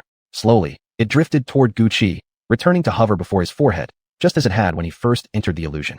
His vision went black. Once again, consciousness fled him. When Gucci regained consciousness once more, his vision was still flooded with crimson. Was he still trapped in the illusion? He rubbed his eyes, stinging from the relentless red hue, and examined himself. His body was riddled with wounds, just as it had been when he first entered the dragon blood pool. But otherwise, nothing seemed amiss. Activating his self-healing ability, he felt the injuries slowly closing. His sight gradually returned to normal, no longer clouded by blood-red mist. Lying flat on his back, he now saw that the red above him came from a vast expanse of strikingly vibrant flowers. He was in the midst of a sea of blooms, flowers without leaves, eerily reminiscent of a certain flower from a modern legend. Yet whether that legend held true in this world, he could not say. A woman's laughter rang out from afar, like silver bells chiming, clear and melodious, soothing to anyone who heard it. But to Gucci, it was a death knell. His wounds had not yet healed. He was utterly defenseless. If he encountered a ghost now, he would surely meet his end. Holding his breath, Gucci suppressed his aura to the faintest trace, lying completely motionless, indistinguishable from a corpse, unless one looked very closely and detected the barest whisper of life. Footsteps drew nearer. Most specters had no feet and made no sound while walking, but Gucci had no energy left to ponder such details. Survival was all that mattered now. A cold wind stirred, scattering petals with a soft rustling sound. Gucci caught a glimpse of the sky above, darker and more unnatural than before. Where exactly was this place? Oh, there's an actual specter here. The woman's voice rang out. Gucci immediately retracted his spiritual sense, though from the coquettish tone alone, he could imagine how bewitchingly beautiful she must be. It's a blood demon clan member. But how did he end up here? Her voice brimmed with curiosity as her hand gently brushed against Gucci's cheek. The cool, soft touch sent a shiver through his entire body. He nearly betrayed the fact that he was still alive. He's still breathing. Judging by these injuries, he must have fought someone fierce and ended up drifting here. Not bad looking either, though he doesn't quite match the usual gloomy, vicious features of the blood demon race. Well, since you're decent enough to look at and happen to run into me, I suppose I'll take you in and save your life. Gucci suddenly felt weightless, then found himself lying on a bed. The sensation was undeniably real, soft, luxuriously comfortable. One moment he'd been in a field of flowers, the next placed gently upon a bed. Even instantaneous teleportation couldn't achieve such a seamless transition. Now even more cautious, Gucci remained perfectly still, afraid of exposing himself. Cold liquid dripped onto his body, and then, astonishingly, every gruesome wound vanished. His skin became smooth and unblemished, as if he had never been injured at all. Had his spiritual sense been extended outward, he would have noticed his entire body now shimmered with a translucent clarity, a perfection surpassing even the most immaculate celebrities of the modern world. The woman nodded in satisfaction, her hand wandering again to caress Gucci's face. Much better to look at now. All that's left is for you to wake up. After a while, seemingly growing bored, she turned and left the room. Only after confirming her departure did Gucci cautiously release his spiritual sense. He was lying in an exquisitely decorated palace. Every single object within the hall was a rare treasure. Items most martial cultivators could only dream of possessing. Even the quilt covering him was woven from heavenly silkworm silk. Such material was typically used to craft the finest flexible armor, capable of producing at least master-tier protective garments. Yet here, it was merely a bedspread. The entire palace's decor leaned heavily toward black and violet tones, creating an oppressive, eerie atmosphere. Gucci inspected the Chincoan ring on his hand. It seemed the ring itself sensed the danger posed by the woman and had hidden itself. On the surface, it appeared completely empty. Yet when Gucci probed with his spiritual awareness, he could still feel its presence. He attempted to call out to Elder Chun, but received no response whatsoever. It seemed he was truly on his own this time, forced to improvise. He examined his body's condition again. Seeing his snow-white, flawless skin, he couldn't help but feel a wave of revulsion. No man should have skin like this. It either marked him as effeminate or unnatural. Once he escaped the netherworld, he'd make sure to return to his original appearance. Gucci swept his spiritual sense throughout the entire palace. He detected no barriers, no surveillance. Clearly, the woman considered herself powerful enough that she didn't deem him a threat worth monitoring. But what had she meant by blood demon? If she hadn't mistaken him for one of them, he'd probably be dead already. Under no circumstances could she discover he was actually alive. The medicinal essence she had applied to him was unimaginably precious, the effects far beyond anything Gu Qi had ever experienced. Every injury was fully repaired, even his Xian energy had been restored. Remaining here indefinitely wasn't sustainable. Gu Qi decided to extend his spiritual sense beyond the palace walls, to see exactly what kind of world lay outside. Gu Qi extended his spiritual sense beyond the palace walls and found himself overlooking a vast pool. There were no plants growing within it. The pitch-black waters instead reflected Gu Qi's own image clearly. Wasn't that truly him, mirrored in the water? The surface of this pool was capable of reflecting even one's spiritual presence. Just where exactly was this place? Chapter 127. The Beauty's Painted Skin. Gu Qi abruptly retreated from the edge of the pool, for he saw a woman sitting on the small bridge at its center. She wore a flowing purple imperial robe, her long black hair spilling across the ground like a silken cascade. Even from behind, her elegance was overwhelming, ethereal, intoxicating, enough to stir wild fantasies in any man. The most enchanting woman Gu Qi had ever encountered was Wu Luo, the auctioneer at the Bai family's auction house. Yet compared to this figure before him, she might as well have been dust beneath the heavens. Without even seeing her face, the woman exuded such bewitching charm that even Gu Qi felt his heart racing uncontrollably, an urge rising within him to pull her into his arms. Just as Gu Qi began losing himself deeper into that allure, a cool sensation emanated from his Qingquan ring, jolting his spiritual sense awake. He suddenly realized what state he had been falling into. Cautiously, Gu Qi extended his spiritual awareness toward the woman, but the moment it reached her, it vanished as if swallowed by the deep sea. This had never happened before. He had encountered Xuanzun-level cultivators, true. While their cultivation could not be discerned clearly, at least his spiritual sense wasn't devoured outright. Who exactly was this woman? She sat squarely in the middle of the pond. If Gu Qi attempted to scan anything beyond her, she would surely notice. His best course was to withdraw, return to his quarters, and observe what she truly intended. Just as he turned to leave, a horrifying scene unfolded. The woman suddenly produced a human skin from her hand, a faceless hide, as if the features had been crudely sliced off. With an elegant flick of her sleeves, cosmetics scattered across the ground. Then, with delicate fingers, she picked up an eyebrow pencil and began carefully drawing upon the lifeless skin. A chill ran through Gu Qi's entire body as he recalled the legend of the painted skin, a demon said to originate from the netherworld realm. Could it be that he was now facing one such creature? He wanted to flee, but his feet felt as though bound in lead, leaving him frozen in place, forced to watch her complete her masterpiece. The beauty she painted was perfection itself, utterly flawless. Had Gu Qi not witnessed it being drawn stroke by stroke, he would undoubtedly have been ensnared when she donned it. The woman rose, holding up the finished skin for inspection, then nodded in satisfaction. The painted skin floated in midair, stretched outward as if by invisible wind, forming the silhouette of a breathtakingly beautiful, naked woman. Yet Gu Qi felt no lust, only terror. He longed to escape. Her purple robe slipped to the ground, revealing an exquisitely alluring back. Despite knowing she was a monster, Gu Qi found himself almost compelled to reach out.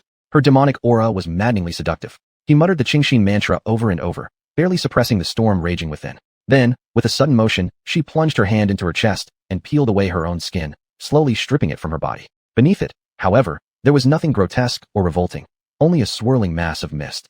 Was it because she had no true form that she needed to wear human skins? The newly painted skin descended gently from the air and settled onto her. It merged seamlessly with her form, leaving no trace of seams or joints, as though it had always belonged to her. Once again, she donned the purple imperial robe. What a peerlessly graceful beauty. Yet Gu Qi felt no admiration, only an urgent desire to get away. His spiritual sense swiftly returned to his body, but even then, his mind refused to calm. He never thought scenes from mythological tales would unfold before his very eyes. Legend said the painted skin demons were vicious, luring men only to devour their hearts in the end. Now, it seemed clear, he had already become her intended prey. He must find a way to escape. A faint, intoxicating fragrance drifted through the air. Light footsteps approached. He knew instantly they belonged to a woman. Gu Qi quickly shut his eyes, pretending to sleep, waiting for the demonist to arrive. Don't pretend. I know you're awake. You used my spirit due. Now, how will you compensate me? Her voice was languid, dripping with temptation, pulling him toward damnation. Realizing deception was futile, Gu Qi sat up from the bed and bowed deeply to the woman in purple. Shiwezuanya at your service, my lady. He looked toward the purple-clad woman, his eyes first dazed, as if entranced by her beauty, then filled with shock, cold sweat drenching his body. He lowered his head, Bugan meeting her gaze again, his voice trembling with fear. I'm merely a lonely woman, hardly worthy of being called my lady. If anyone is to be called master, it should be you, shouldn't it, my master? She slid into Gu Qi's lap, draping her arms around his neck, breathing softly against his ear, while her hand traced slow, indecent circles across his chest. The intimacy was unmistakable. Gu Qi stiffened, his clothes soaked with sweat. My lady, I dare not. In all the netherworld realm, who does not know your name? I beg you, spare me. The woman covered her mouth and laughed softly, appearing incredibly seductive, yet she still remained seated in Gu Qi's lap. Since you know who I am, why be so afraid? I won't eat you, after all. Come, say my name. Anya Anya, thanks to Baron for saving my life. Wherever the Duran has need of me, I will not hesitate to serve. But previously, I was entrusted by the Blood Clan to retrieve a stolen artifact from a traitor. I beg the Baron to allow me to leave, so that once I've completed the Blood Clan's mission, I may return here to accept your punishment. Blood Clan secret orders. And you, at merely the Ming Master realm? Has the Blood Clan grown so weak? Or is there something special about you? Her eyes shimmered with allure, brimming with tender affection, making one yearn to cherish her. In the next instant, Gucci was pushed onto the bed, a lithe, seductive body coiling over him as she licked his neck. Gucci felt as if his entire blood essence were being drained away. He instantly activated his cultivation technique to suppress the surging turmoil within. A crimson light flashed from the wound on his neck, violently repelling the woman backward. Countless streams of bloody chi gushed out, staining the palace in deep red. The aura was identical to that drop of blood he had encountered earlier. Could it have slipped into his body, leading her to mistake him for a Blood Clan member? The woman smoothed her disheveled clothes and flicked her wrist. The surging blood chi was forcibly driven back into Gucci's body. Yet her gaze upon him grew even more intense, sending chills down his spine. Royal bloodline of the Blood Clan, and your inner blood essence remains so pure. How could the Blood Clan bear to let you venture out alone? They would never risk sending you on such a dangerous mission unprotected. Your guardian must have already completed the task for you. The Blood Clan is still as cunning as ever, knowing full well you'd be safe within my Mizwaro palace, which is why they left you here in the first place. Now that I've found you, you belong to me. You can't escape. Mi Luo smiled as enchantingly as before, but Gucci, having witnessed her skin-changing ritual, harbored no lustful thoughts, only the single desire to flee the netherworld realm. Lady Mi Luo, I have a younger sister who became separated from me. Would you possibly help me find her? To think you dare ask me for such a favor. Do you not fear I'll kill you this very moment? Her eyes turned razor-sharp, her delicate jade fingers tightening around Gucci's throat. He felt his entire bloodstream freeze over, death's breath chillingly close. Madam, my life means nothing, but my sister absolutely cannot die. If anything happens to her, the netherworld itself may be thrown into chaos. Mi Luo released him, her expression turning playful, lips curling into a smile once more as she transformed back into a soul-stealing temptress. Now tell me, who exactly is this sister of yours, capable of stirring such storms? Lie to me, and you'll know the consequences. The person Gucci was seeking was Qi Ming. Only now, after arriving in the netherworld, had he understood the true meaning of weak water. No wonder Feng Lin Ji Yin had changed its demeanor so drastically upon sensing it. Who were these two sisters really? Not only did they know the earthly Emperor Ji He, who had become a wandering ghost, but they also seemed to hold considerable influence in the netherworld. Gucci decided to gamble. Perhaps this revelation could secure his escape. My sister is a human girl named Bai Qi Ming. By Qi Ming, the Bai family. Mi Luo's smile vanished, replaced by a solemn expression. So she's from the Bai family. If anything were to happen to her in the netherworld, who knows what that madwoman might do? Tell me then, how did you meet her? Purple light flared in Mi Luo's eyes. Gucci felt as if his very soul were being sucked into them. Had it not been for the Qinkoan ring on his finger, he would have surely fallen victim to her spell. Gucci's eyes went blank, as if under her control. I met her during a mission. I discovered she was human and tried to capture her, but she had weak water protecting her. After speaking with her, I learned she was the second young miss of the Bai family, the younger sister of that woman, Bai Qi Ming. How did she end up in the netherworld? She was attacked by members of the demon sect, who forcibly teleported her here. The demon sect? Who doesn't know that woman's fearsome reputation? What demon sect would dare provoke her? What's the real story? She said she was ambushed during an assassination attempt, trapped within a formation, and treacherously sent here. Beyond that, I don't know. She's that woman's sister. I didn't dare ask further. That makes sense. Then tell me, how did the two of you become separated? I encountered a monarch-level expert. Gucci spat out a mouthful of blood, his entire body appearing extremely weakened, as if he had completely drained his spirit and energy. Mi Luo placed her hand upon his pulse, observing the internal chaos within Gucci's body, ravaged by some violent force, yet still leaving him barely alive. The aura was undoubtedly left by a Xian monarch cultivator. Frowning deeply, Mi Luo ultimately decided to leave Gucci within the palace and turned to depart. Only after Mi Luo left did Gucci let out a sigh of relief. Fortunately, Old Chun had awakened in time and lent him his strength, allowing him to barely pass the scrutiny. Mi Luo clearly didn't believe his words. Had she continued questioning him, he might have exposed his deception. For now, he needed to find Qi Ming first. Chapter 128. By the banks of the Yellow Springs. Gucci lay on the bed, not using his innate ability to heal his wounds. Just what kind of family was the Bai family? Even Mi Luo treated them with utmost caution. Yet Bai Xianyu was only at the initial stage of Xuanzuan, while Mi Luo's own cultivation level remained unfathomable to Gucci. For now, though he was still standing alongside the Bai family, what exactly did Qi Ming and Bai Yichun want from him? As Gucci pondered, Mi Luo entered. Seeing that he had awakened, she nodded in satisfaction. But her expression no longer held its previous seductive charm. Instead, she truly resembled a transcendent master, looking down upon all mortals with aloof disdain. Good that you're awake. Then let's go. Where to? Gucci struggled to sit up, sensing an ominous shift in Mi Luo's demeanor. Of course, to the Yellow Springs, to deliver you into that woman's hands. You've risked your life for Bai Qi Ming, but just how much do you truly mean to her? Let's find out. With a flick of her hand, the scene before them shifted entirely. The last time, Gucci had shut off his spiritual senses, but this time he witnessed it firsthand, and couldn't help but mutter in awe. At the same time, his wariness toward Mi Luo deepened further. Before them stretched an endless sea of red spider lilies. So these flowers really existed. They bloomed with dazzling brilliance, and within the flower field flowed a yellow river, its waters murky as if drawn from the depths of the earth. Even from afar, Gucci could feel the bone-chilling cold emanating from the river. This must be the Yellow Springs. He could only wonder whether he would encounter Qimeng here. Mi Luo slashed at Gucci's arm, and instantly a deep gash appeared, so severe that white bone was clearly visible. His blood dripped onto the flower beds, and the spider lilies absorbed it hungrily. The vines began creeping up from beneath his feet, wrapping around his body and drinking his blood.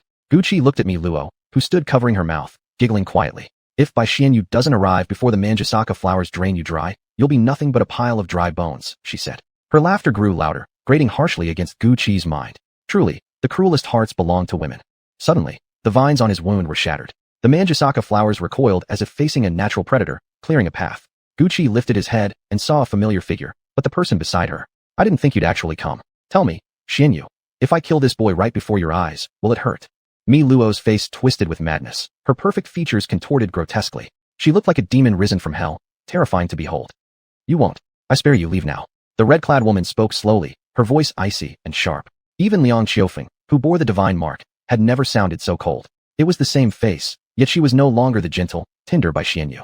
Her eyes had turned crimson, as if spider lilies bloomed within them. Her fiery red lips curled into a dangerously alluring curve. Two utterly contrasting expressions coexisted on her face, yet there was no sense of incongruity, as if this was exactly how it should be. She wore an ornate red gown, which upon closer inspection seemed woven entirely from individual spider lilies. She was like a living embodiment of the Manjusaka flower, beautiful, yet blood-drenched and cruel, beyond the realm of mortal existence.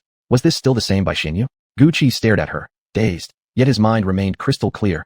No trace of impure desire could form. Watching him, Mi Luo's hatred flared even stronger. See? Even the heir of the blood clan is entranced by you, Bai Xianyu. What else can you do besides bewitch men? Bai Xianyu ignored her, merely fixing Mi Luo with a cold gaze. As if responding to her will, the spider lily swayed and lashed out toward Mi Luo. Mi Luo dodged frantically while rapidly retreating, her eyes burning with hate, so intense it seemed ready to consume her whole. Bai Xianyu, I will kill you someday. I swear it. Only after Mi Luo vanished into the sea of flowers did Qimeng rush forward to support Gucci. Gentle arcane energy flowed into his body, rich and full, unlike before. It seemed Qimeng had completely recovered. Brother Gucci, are you alright? Never better, Gucci replied, lifting his head. Crimson patterns now traced across his face, and his pupils had transformed into an eerie blood-red hue. The aura of evil radiating from him caused Qimeng to instinctively release him and step back in alarm. What a delightful sight. Two little human girls right before me. Since fate has brought you here, you shall both become part of my harem. I'll take such good care of you. The voice was thick with sinister delight, its suggestion almost compelling enough to make one obey. Qimeng was quickly pulled behind Xianyu, who now faced Gucci, his body saturated with bloody energy, with a deeply furrowed brow. Little beauty, we're all alone here. How about we take this chance to? Scoundrel! Xianyu was enraged by his lewd tone. With a single palm strike to Gucci's chest, he spat blood and flew backward dozens of meters, collapsing onto the ground completely immobile. Xianyu dashed forward swiftly, as if intending to kill him. Qimeng instantly recognized her sister's intentions and rushed to wrap her arms around Xianyu's waist, blocking her advance. Sister, Brother Gucci would never do such a thing. He must be under some kind of control. Sister, are you really going to kill him? He's so much like Ling Xiao. This is fate's arrangement. Don't do something you'll regret. Hearing Qimeng's words, Xianyu halted her advance. Instead, she immobilized Gucci with a gesture. His body floated into the air, drifting toward her. The murky waters of the Yellow Springs flowed beneath them, splashing droplets onto Gucci's skin that sizzled and gave off foul red fumes. Sister, look. That red glow from earlier. It's coming from Gucci. Please, check what's wrong with him. Qimeng stared at Gucci in distress but didn't dare touch him, fearing another reaction. He absorbed the blood devil's essence. He's already under its control. There's only one way now, kill him. Xianyu's voice remained cold, yet something flickered in her gaze as she looked at Gucci. Is there truly no way to save him? Even if I suppress the blood devil's essence inside him, a heart demon will still form within. It will be immensely powerful, capable of seizing control of his body at any moment, eventually driving him to madness. Qimeng watched Gucci struggle and seemed to come to a decision. Sister, don't you feel his arrival is heaven's will? His path mirrors Ling Xiao so perfectly. Can you bear to watch history repeat itself again? Maybe he is the key. Agony twisted Xianyu's face. Finally, she let out a long sigh. Her fingers moved across Gucci's body, and he let out a pained roar, his expression contorted as if enduring unbearable torment. Unable to bear watching, Qimeng turned away. Blood mist surged over Gucci's body, resisting Xianyu's sealing attempt, but it was merely the blood devil essence making its final struggle. A single drop of bloodshot from Guqi's forehead, speeding toward the distance. Xianyu was ready. She trapped it instantly. The crimson droplet writhed violently in her hand, but could not escape. From her palm gushed pale weak water, at which the blood suddenly stilled, as though facing a terror beyond comprehension. The weak water formed layered seals, completely encasing the droplet. After losing that essence, Guqi appeared utterly drained, as if every drop of blood had been sucked from his veins, leaving him deathly pale. Xianyu pressed the sealed essence back into Guqi's forehead. For a brief moment, a sinister blood-colored pattern appeared on his brow before vanishing as if nothing had occurred. Then, a drop of blood formed on Xianyu's fingertip and fell into Guqi's mouth. As he swallowed it, color returned to his face, and even his wounds healed completely. Xianyu gently lowered him down. Qimeng caught him and noticed he was still unconscious. Sister, is he going to be all right? Xianyu shook her head. He's only safe for now. If he fails to refine the blood devil essence within him, he'll become the next blood devil. And when that happens, I'll have no choice but to kill him. Let's go back. Qimeng nodded. The three of them returned to the spot where the black-robed men had sent them. Qimeng laid Guqi on the bed. Xianyu resumed her usual gentle demeanor, as tender as ever, as if the woman from moments ago had never existed. After giving Qimeng a few quiet instructions, Xianyu left. Once she was gone, Qimeng returned to Guqi's side. After being swept up in the spiritual storm, she had narrowly escaped death multiple times and was now utterly exhausted. Watching Guqi sleep peacefully, she took his hand, pulled it close, and rested her head upon it, falling asleep almost instantly, even failing to notice when Guqi awoke. When Guqi opened his eyes, the first thing he saw was a familiar scene, the room assigned by the divine martial sect. So he had returned. He tried to sit up, but found his arm pinned down. Looking over, he saw Qimeng kneeling beside the bed, her head resting on his arm. She seemed to be having a pleasant dream, her brows curled upward with faint smiles. Guqi couldn't help but reach out and ruffle her hair. Qimeng reacted like an annoyed cat, swatting his hand away. Guqi chuckled softly. She was never this feisty before. Carefully, he lifted her onto the bed, tucked the blanket snugly around her, then leaned down and gently kissed her forehead. Guqi sat cross-legged on the couch and found his body brimming with profound energy, as if he were on the verge of breaking through to the next realm. Yet something seemed to block his meridians, preventing him from ascending. Aside from this, he felt no other issues. Indeed, even the lingering energy left behind by that fiendish woman Miluo had been completely neutralized. Had that energy remained within him, it surely would have led to disaster. Now that it was gone, a long-standing concern had finally been resolved. Chapter 129, Return to Shenwu. If not for some unusual circumstances, he probably would never have returned to the Netherworld again. The Netherworld was fraught with danger. Even though Ming crystals could enhance spiritual power, without the Xianai's pearl made from weak water, the two of them might have perished in the land of ghosts. Recalling the demoness Miluo, Guqi couldn't help but think of that horrifying moment when she changed her skin, something that chilled him to the core. Now, he likely wouldn't trust any so-called beauty ever again. His resistance toward allure had certainly increased, though the method behind it was hardly something one could command. His last memory in the Netherworld was of Miluo being startled away by Xianyue. After that, everything was blank. He didn't even remember how he had returned to the Shenwu sect. All Guqi recalled was his vision turning a bloody red before losing consciousness entirely. Could that drop of blood be responsible? He examined his body and discovered deep within his mind a single droplet of blood, the very same one he'd encountered in the Netherworld. It was this blood that allowed him to pass as a blood clan member in front of Miluo. Yet despite that, the sinister aura emanating from the droplet unsettled him deeply. Countless runes now coiled around it, sealing it tightly, so thoroughly bound that it couldn't even release its blood essence. These runes carried a familiar presence. Each character was composed of weak water itself. She had fused heavenly water with rune carving techniques, amplifying the rune's power immensely. If only he could master such skills. Guqi shook his head. Why was he still dwelling on this now? They had been missing for so many days. Surely a massive uproar had erupted within the Shenwu sect. But how should he explain it? Tell everyone he was teleported to the Netherworld and rescued by Baijia's patriarch from beyond? Absolutely impossible. The Bai family wasn't as simple as they seemed. In the Netherworld, Bai Xianyue had seemed like a completely different person, one who single-handedly kept their clan dominant among the four great families. Such a figure couldn't possibly be ordinary. And now, since Guqi had become an honored guest of the Bai family, it was unlikely they'd do anything to harm him. As for what came next, a knock came at the door, jolting the sleeping Qimeng awake. Guqi, how are you feeling now? The voice was achingly familiar. It belonged to Qiu Aoshuang, whose injuries must have healed, judging by the strength in her tone. Thank you for your concern, Elder Qiu. I've fully recovered. Guqi opened the door to find both Qiu Aoshuang and Qinyu standing there. I'm glad you're unharmed. We never expected the demon sect to be so brazen, to assassinate participating disciples. Aside from you, all other top 10 finalists were attacked. Fortunately, they all survived. Seeing you safe puts my heart at ease, said Qinyu, still smiling warmly as always, his expression filled with care. Yet Guqi felt a coldness stir inside. All top 10 disciples had been targeted. Since when had the Shenwu sect's defenses become so pitiful? Every one of those top 10 had powerful backing, except himself, who only had the Bai family support. If even members of the royal family were being targeted, then clearly this year's initiation trial was far more complicated than it appeared. It's good that you're safe. Lord Bai has already reported everything to the sect master and Prince Guangyang. We came to check on your injuries. Here are the sect's healing pills. Take them. Despite her cold and haughty tone, Qiu Aoshuang apparently hadn't forgotten the debt she owed him for saving her life in Sunset Mountains. 2 jade boxes were handed to them. Touching them sent a burning sensation through the skin, suggesting they contained no ordinary treasures. The pills inside. Thank you both for your care. However, my injuries were quite severe. I fear it may take more time to fully recover. What about the initiation trials? Qin Yu waved dismissively. It was our failure to protect you properly that led to these assassination attempts. The sect master has decided to admit all of you directly into the inner sect. Final qualification for the title will be determined in the match 3 months from now. As compensation, the sect will award each of the top 10 a king-rank mystic weapon. Once both of you have sufficiently recovered, go to the merit hall to claim yours. We won't disturb your rest any further.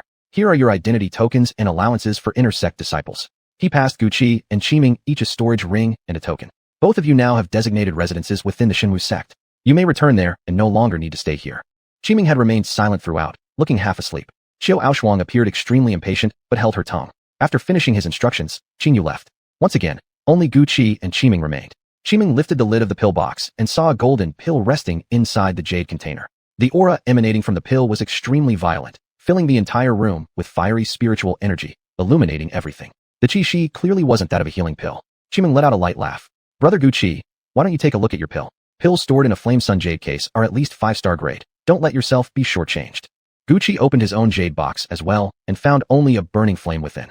The red light flickered with streaks of green, appearing intensely scorching. So the Xinwu sect is actually this generous? This must have come from your master. Though it's not Eat Fire, this wood-originated flame is the best for alchemy aside from true Eat Fire. Brother Gu Qi, the Xinwu sect holds the deepest knowledge of Eat Fire within the empire. Their scripture pavilion should have what you're looking for. However, seeing Qiming's mischievous expression, Gu Qi knew she had some trick up her sleeve. However what?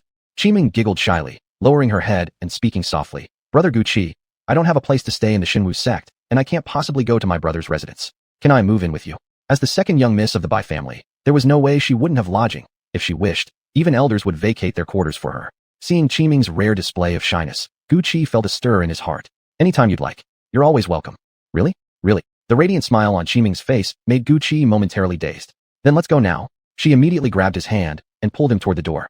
Only after stepping outside did Gu Qi remember that Chun Qingwan was still waiting for him. He'd been tricked again by this little rogue. He could only wonder how Qingwan would react. Gu Qi, you're back. When Gu Qi and Qiming arrived at their dwelling, they were surprised to see Chun Qingwan standing at the doorway waiting for them. She threw herself into Gu Qi's arms, tears streaming down her cheeks uncontrollably, soaking his robes. Do you know how worried I've been? When I heard you went missing, I wanted to rush out and find you no matter what. I'm so glad you're safe. Holding Qingwan close, Gu Qi couldn't help but ache at her tear-streaked face. Just as he was about to comfort her, a voice cut in. You two just keep enjoying yourselves. I'm going to find a room to rest. I'm completely exhausted. Watching Qiming strut confidently into the residence, Chun Qingwan blushed furiously, wriggling out of Gu Qi's embrace. You go rest first. I'll go now. With that, she dashed off, leaving behind a beautiful silhouette. Gu Qi could only return to his room to rest. Not long after, Bai Xianwei also arrived at Gu Qi's dwelling. She was still dressed in her flowing water blue gown, radiating a calm and elegant aura. Gentle like still water, completely unlike the bold and seductive presence she'd shown in the netherworld, as if she were a different person entirely. Sensing Gu Qi's thoughts, Bai Xianwei gave him a faint smile. Soon after, both Qiming and Qingwan came out. Qiming affectionately hugged her sister's arm, while Qingwan quietly served tea to everyone before sitting demurely to the side. Bai Xianwei observed Qingwan with an approving look. So this must be Miss Chun Qingwan of the Qin family. Truly lives up to her reputation. It's my honor to be acknowledged by the Bai clan master. Qingwan replied, meeting Bai Xuanyue's gaze without the slightest hint of inferiority. Yet Gu Qi sensed a trace of blood essence lingering around Bai Xianyue. It seemed fresh. Who dared harm the Bai family's patriarch, especially someone at the Xian sovereign level? Bai Xianyue didn't continue chatting with Qingwan. Gu Qi, the assassination attempt was orchestrated by the Zhou family of the imperial capital, who have defected to the demon sect and smuggled their people into Xinwu. The Zhou family is one of the top clans outside the 4 great families. Even the Xinwu sect allows them entry upon mere identification. We never expected the demon sect's influence to have grown so strong beneath our notice. All of you must remain vigilant. Hearing that the Zhou family was responsible, Qiming was visibly shocked. The Zhou family has always been known for their integrity. Could they really collude with the demon sect?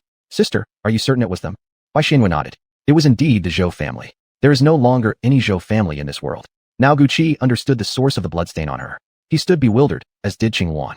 They had been trapped in Blackstone City the entire time and knew next to nothing about the great families of the capital. It seemed he'd need to visit the scripture pavilion soon to study the distribution of imperial powers.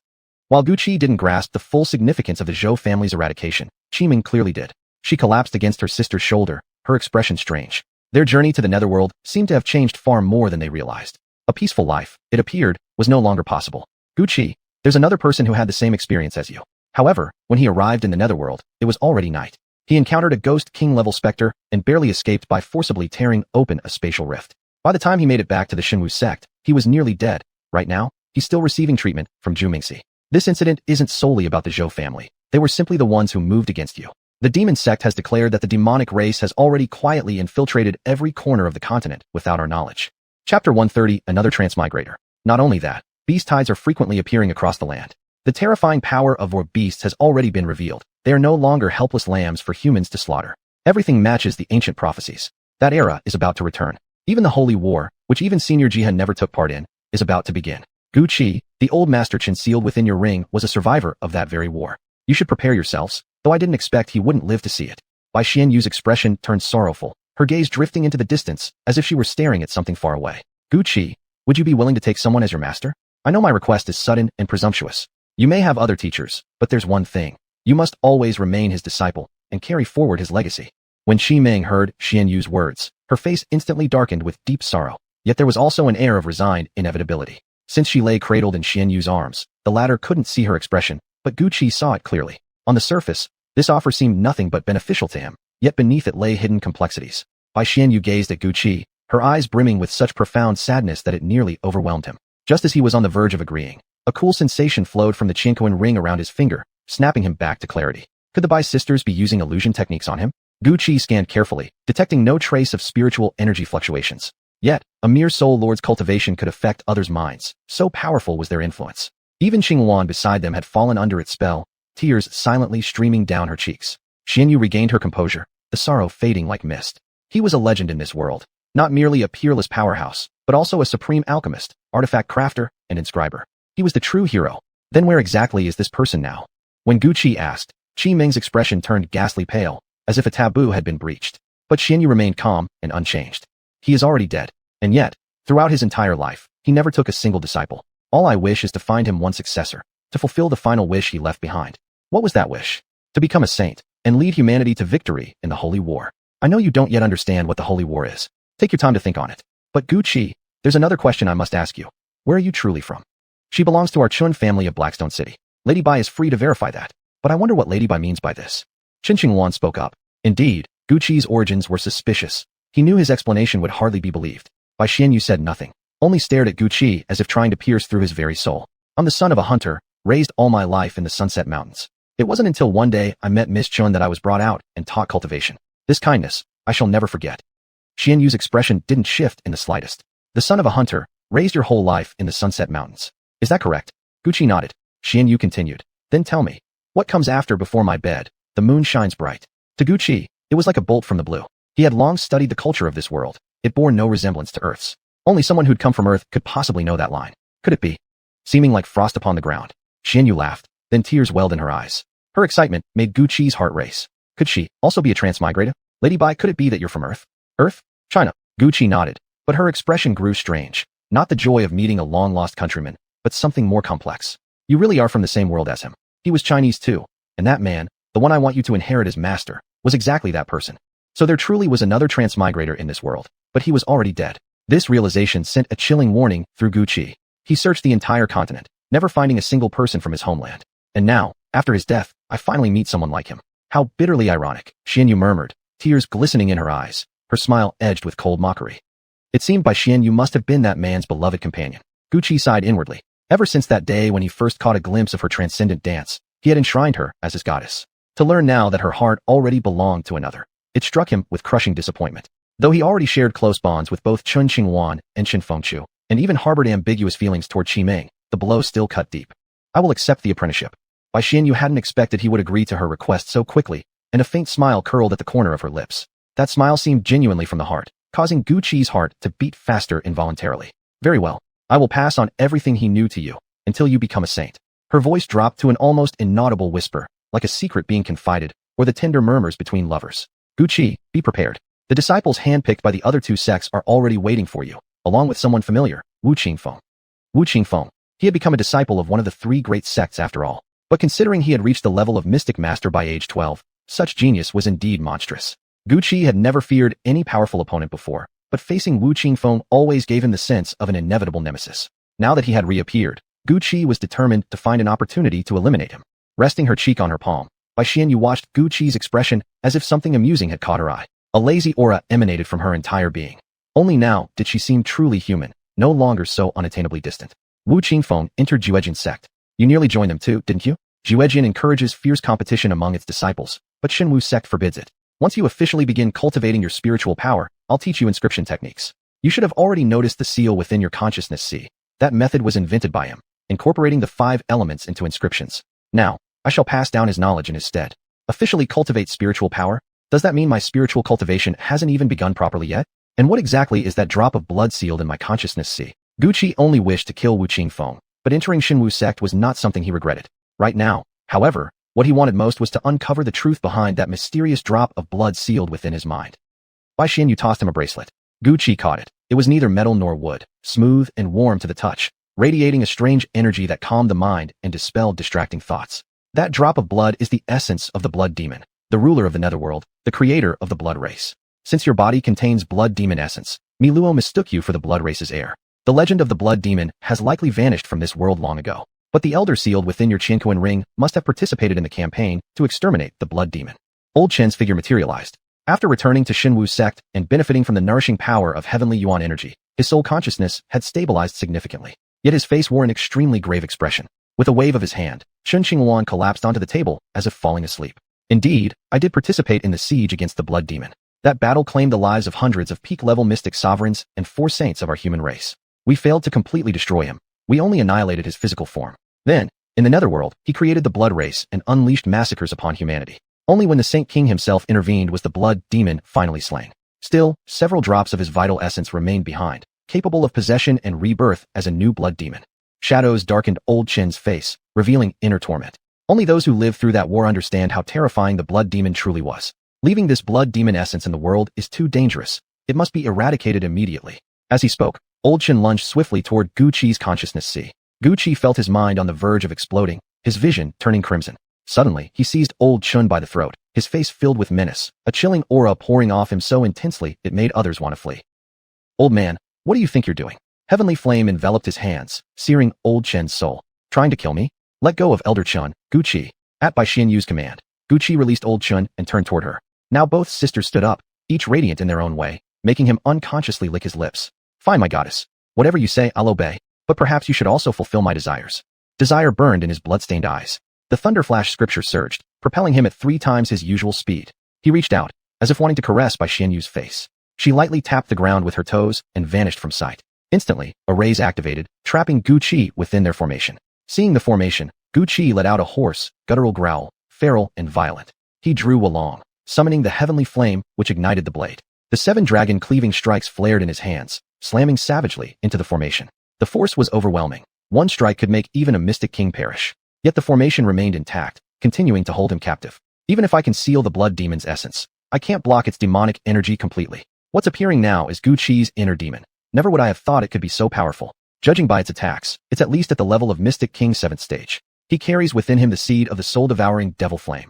Once that seed evolves into the true soul-devouring devil flame, he'll be able to refine the blood demon's essence. If handled correctly, this could become a supreme opportunity, an opportunity great enough to transform him directly into a mystic sovereign. Bai Xianyu took a vial of spiritual liquid from her storage ring and sprinkled it onto Elder Chen's soul form. Gradually, his figure solidified once more. Elder Chen looked at Bai Xianyu, whose expression was firm and resolute, then turned to Guqi raging violently within the formation, and let out a long sigh. This world is no longer the world it once was. Everything now depends on you too. Chapter 131, The Gathering of 3 Parties. Bai Xianyu nodded, picked up the bracelet that Guqi had previously flung to the ground, and returned it to Guqi's hand. He tugged desperately at the bracelet, but no matter what he tried, he couldn't remove it. A soft white light emanated from the bracelet, spreading onto Guqi's body. Guqi let out a pained cry as his violent movements slowly subsided. The brighter the light grew, the calmer Guqi became, the blood-red haze gradually fading from his eyes. Could this be made of Qingxin wood? Old Chen practically shouted the words, yet his tone was cautious, as if verifying something. Bai Xianyu nodded. Old Chen stared at Xianyu strangely, but Xianyu's expression didn't waver in the slightest. Since Guqi is his disciple, I cannot allow anything to happen to him. His tone remained utterly calm. Old Chen sighed softly, then shook his head slightly, as if finally accepting Xianyu's decision. Inside the formation, Guqi knelt on one knee, leaning heavily on Wulong to support his weakened frame. His eyes had regained clarity, though his demeanor was exhausted and feeble. I want to know what just happened. Guqi forced out the words, feeling as though he'd used Zhan Long. His inner energy completely drained, overdrawn, and on the verge of passing out. Qimeng gently deactivated the formation, fed Guqi a healing pill, and helped him lie down on a soft couch. I wasn't able to fully seal the blood demon's essence blood. What just controlled your body was your heart demon, the manifestation born from the power of the blood demon. Its strength is immense. If you're not careful, it could seize control of your body entirely, and then you'd cease to be yourself. However, the two of you exist in a symbiotic relationship. You die, and the heart demon perishes too. So when you face extreme danger or become severely weakened, the heart demon takes over, pushing your body's potential to its limits. If properly controlled, it can be your ultimate lifeline. But how do I control this heart demon? After taking Qimeng's pill, Guqi felt significantly better and could move on his own. The heart demon was clearly a double-edged sword, but how to wield it still weighed on his mind. Bai Xianyu pointed at the bracelet on his wrist. This is made from Qingxin wood. It suppresses the heart demon. I saw earlier you've used the Qingxin incantation. When combined with the bracelet, it will effectively restrain the heart demon. But most importantly, it depends on your own heart. Guqi nodded. Fragments flashed through his mind. Images of himself attacking old Chun. That the heart demon had wanted to harm Chen Laolao, his own family, was something Guqi absolutely could not tolerate. Chen Laolao, I'm sorry. I actually lashed out at you like that. Bai Clan Master, is there any way to eliminate the heart demon? No matter the cost, I want it gone. Child, it wasn't your fault. I don't blame you. But even I am powerless against this heart demon. Unless you evolve your heavenly flame seed into a true heavenly flame, only then can you destroy the heart demon and even refine the blood demon's essence blood. Guqi, I believe you can do it. Old Chun patted Guqi on the shoulder, offering a kind smile, which only deepened Guqi's guilt. The founder of Divine Martial Sect once obtained merely a trace of Finlin flame, not even a flame seed, and managed to cultivate it into the true Finlin flame. You may find the method to evolve your heavenly flame seed within the Divine Martial Sect. Guqi nodded. Old Chen's figure vanished once more, retreating back into the Qinkuan ring. Seeing that Old Chun had disappeared, Bai Xianyu tapped Chun Qingwan lightly in several places, and she stirred awake. Though curious about how she'd fallen asleep, she didn't ask, simply sitting quietly beside Guqi. Well then, once you've obtained what you seek at Divine Martial Sect, I'll come for you. As for Qimeng, she's in your care now. My younger sister is mischievous. If she steps out of line, feel free to discipline her. I've failed to raise her properly. I can only rely on you now. Sister. Qimeng shook Bai Xianyu's arm, clearly displeased. Guqi nodded solemnly. Only then did Bai Xian, you gently ruffle Qimeng's hair. Qimeng, no matter what happens, your sister will always have your back, but you must also behave. I'm leaving now. Rest well, someone will probably come for you soon. The three bid farewell to Bai Xianyu. Guqi, having been possessed by the heart demon earlier, still carried internal injuries despite the healing pills. After giving a few instructions, he began focusing on mending his wounds. While the slime's innate talent was incredibly powerful, when combined with withered tree meat spring, its effect tripled, allowing it to mask the fact that his recovery ability was unnaturally strong. It was truly a win-win. Sure enough, not long after, a disciple from Divine Martial Sect arrived to invite the two of them to attend the initiation ceremony. Guqi changed into the attire of a core disciple of Divine Martial Sect, while Qimeng wore the garb of an inner sect disciple. Who would dare take me in? So I can only become an inner sect disciple, she said with a chuckle. The Divine Martial Sect's uniform was crisp yet elegant, white robes embroidered with delicate blue thread forming exquisite patterns. On Qimeng, it made her appear especially charming and bright-eyed with excitement. With Chun Qingwan watching from afar, the two followed the guiding disciple onto the platform before the heavenly palace. Brother, you alright? A hard punch slammed into his chest, an action that only Xing Mo would dare perform within Divine Martial Sect. Sure enough, it was Xing Mo who had struck him. Standing beside Xing Mo were other familiar figures. Yu Yang and Liang Qiufeng were both present. Judging by Yu Yang's complexion, though still slightly pale, he seemed otherwise unharmed. I'm fine. How about you? Guqi returned the punch to Xing Mo, then turned to look at Yu Yang, who had suffered a similar ordeal. Yu Yang rubbed his head, giving a harmless, innocent smile. Lucky I got out alive. Otherwise, I really would have died over there. As he spoke, some familiar figures approached from a distance. Ji Tianze led Ji Lingfeng, Li Mingyue, and Nangua Haoyue forward. Ji Tianze politely greeted everyone with warmth and grace. Ji Lingfeng stuck out her tongue at Guqi playfully, clearly sulking, while Nangua Haoyue actually gave Guqi a slight nod, an unexpected gesture that surprised him. Humph! A cold snort echoed through the air, another familiar arrival. Yang Zhou and Cui Fong walked over together, their eyes flashing coldly at Guqi, though they didn't speak. Behind them came Qimeng. Once the attending disciple saw that everyone had assembled, he activated the heavenly ladder, leading the group up into the heavenly palace. The grand gates swung open. Although Guqi had been here once before, he was still awestruck by the overwhelming, majestic aura. No wonder it was considered one of the Empire's supreme sections. The others around him all wore expressions of deep reverence. Entering the palace hall, they found those seated on the high platform were all familiar faces. At the center sat Ouyang Chun, the sect master of Divine Martial Sect, flanked by Prince Guangyang and Bai Xianyu. Beside them sat the two individuals they'd met at the auction, the 13th elder of Absolute Sword Sect and Baoling, the mistress of 100 Spirits Pavilion. Behind each of them stood 3 disciples. Likely, these were the new recruits chosen for the upcoming Secret Realm expedition. The great bell of the Heavenly Palace tolled. Instantly, Gu Qi felt as if his entire body's arcane energy had been purified, his cultivation level advancing subtly once more. Carefully extending his spiritual sense, he noticed others nearby also wearing looks of delighted surprise. Only Yang appeared to be suffering internal injuries. Do you all willingly become disciples of our divine martial sect? Regardless of your past identities, once you enter this sect, you belong solely to us, declared Ouyang Chun from above, his presence radiating overwhelming authority that pressured even arcane masters among the disciples. We are willing, everyone replied in unison. The bell rang again, but this time, instead of affecting arcane energy, it targeted spiritual power. Their minds were crushed under relentless pressure. Gu Qi focused intently on circulating the refining spirit scripture. A single chime offered spiritual benefits far surpassing what he'd gained risking his life using Nangwa Haoyue's gold crystal bead. Truly, divine martial sect's foundations ran deep. The disciples standing on the dais from Absolute Sword Sect and 100 Spirits Pavilion also wore pleased expressions. Clearly, they too had gained significant advantages. Following the bell ceremony, elders conducted the formal initiation ritual. After extracting a thread of spirit from each disciple to form their soul lamps, the ceremony concluded. They were now official disciples of divine martial sect, in every sense. After discussion among the elders, it has been decided that Liang Qiufeng, Yu Yang, Xing Mo, Gu Qi, and Ji Tianze shall be taken as personal disciples. Liang Qiufeng, do you wish to become my disciple? Yu Yang, do you wish to become an inscription master under Elder Lu Kai? Xing Mo, do you wish to join the Forge Hall and become a disciple of Elder Kaiyang? Gu Qi, do you wish to enter the Alchemy Pavilion and become a disciple of Elder Zhou Mingzi? Ji Tianze, do you wish to become a personal disciple of Elder Quan Pao? Those selected as personal disciples were all previously chosen in secret by divine martial sect. It came as a surprise to Gu Qi, however, that prodigies like Ji Lingfeng and Nangwa Haoyue remained mere inner sect disciples. One by one, they knelt and performed the formal Buster ceremony to their respective elders. Even Yang Zhou and Cui Fong, no matter how resentful they felt inside, could only suppress their emotions. Congratulations to divine martial sect on acquiring so many heavenly geniuses. I already see a glorious future ahead, truly making this younger sister envious, spoke Bailing, the mistress of 100 Spirits Pavilion, as the first to break the silence. Many thanks to Mistress Bailing, Ouyang Chun replied, his gaze sweeping toward the 3 figures behind her. All 3 were women, veiled yet revealing a pair of exquisite eyes. Even so, their peerless beauty was evident, each a rare and extraordinary vision. The woman in the pink dress exuded a floral fragrance, her entire being as delicate as a blossom. She must be the flower's spirit body the mistress had mentioned. Chapter 132, Open and Covert Struggles. Gu Qi sensed a strangely alluring aura from her, similar to the sensation he felt when encountering spirit plants, likely another manifestation of his slime instincts. He didn't know much about the floral spirit body, but judging from the sect master's expression, it was probably on par with those rare constitution types. Yet, all Gu Qi could think about was devouring her. He inwardly sighed wryly. Even though he had taken human form, he still couldn't escape the fundamental nature of a slime. Turning his gaze away from the woman with the floral spirit body, he focused on the other 2. The second woman wore a long water blue dress. She was likely the one with the aqua spirit constitution. Even though Gu Qi couldn't absorb water's spiritual energy himself, he could clearly see streams of it continuously flowing into her body, making her seem as if she were made entirely of water. This was the true aqua spirit constitution. There was a vast difference between her and his own fake version. However, Gu Qi felt nothing toward this woman. Though powerful surges of water energy radiated from her, there was something superficial about it.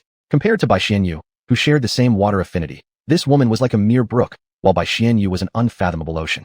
One benefit of becoming a demonic beast was heightened senses. What exactly was the Tongling constitution? But now wasn't the time to dwell on that.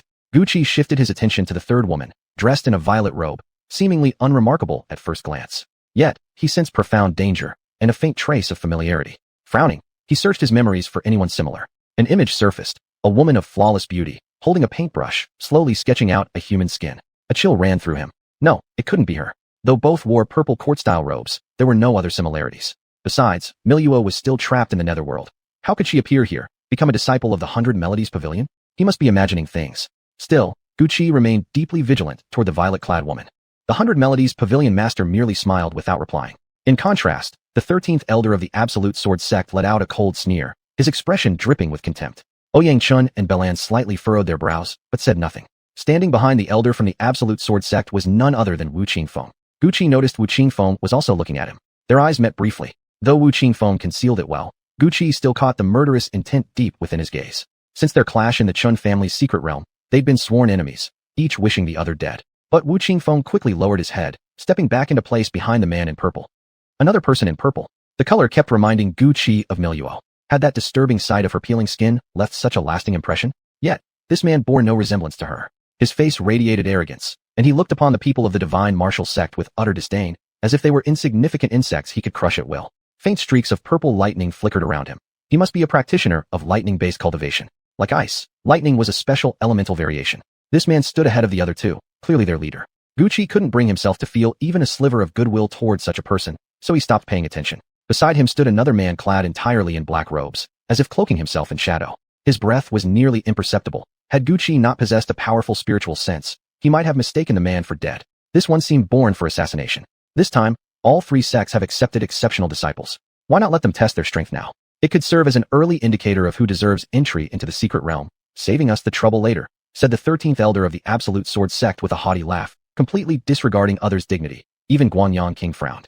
It was the 100 Melodies Pavilion Master who stepped in to mediate. These young ones have just recovered. Such a demand seems unreasonable. Why not wait a few days until they've fully recuperated before holding a match? The Divine Martial Sect has prepared guest quarters. We hope you'll all stay a little longer, Ouyangchen said calmly, as if he hadn't heard the provocation at all. The elder from the Absolute Sword sect snorted coldly.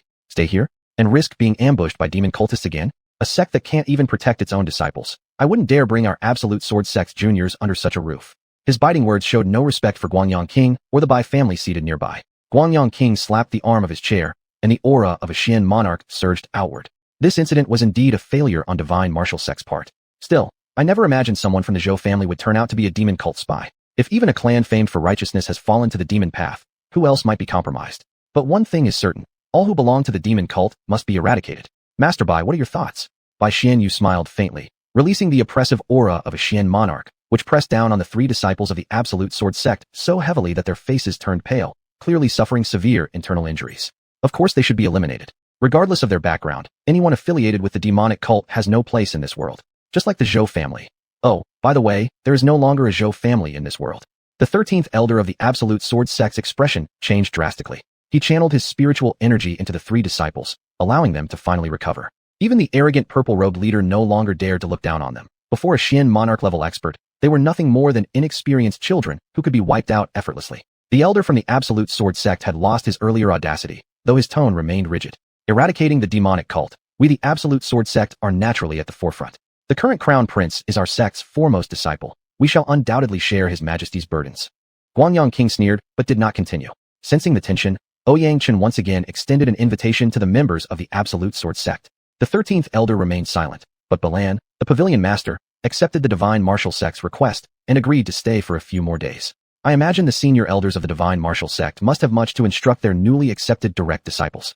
I won't disturb any further. May I, however, trouble brother Ouyang to allow me to remain within your sect for a few days? Ouyangchen nodded. Of course, since Qi Ming and Yi Chun are now disciples of our Divine Martial sect, how could I possibly refuse such a simple request from my senior sister? Bai Xianyu rose gracefully and bowed to the assembly. I take my leave now, esteemed guests. As Bai Xianyu departed, the other observers followed suit. The elder from the Absolute Sword sect glared darkly at her retreating figure, but had no choice but to leave with the rest. Soon, only the members of the Divine Martial sect remained in the Grand Hall. Ouyangchen sat atop the high platform, his monarch-level aura descending upon the crowd, pressing down so intensely they could barely breathe, yet careful not to harm them. I know some of you feel discontent for not becoming direct disciples.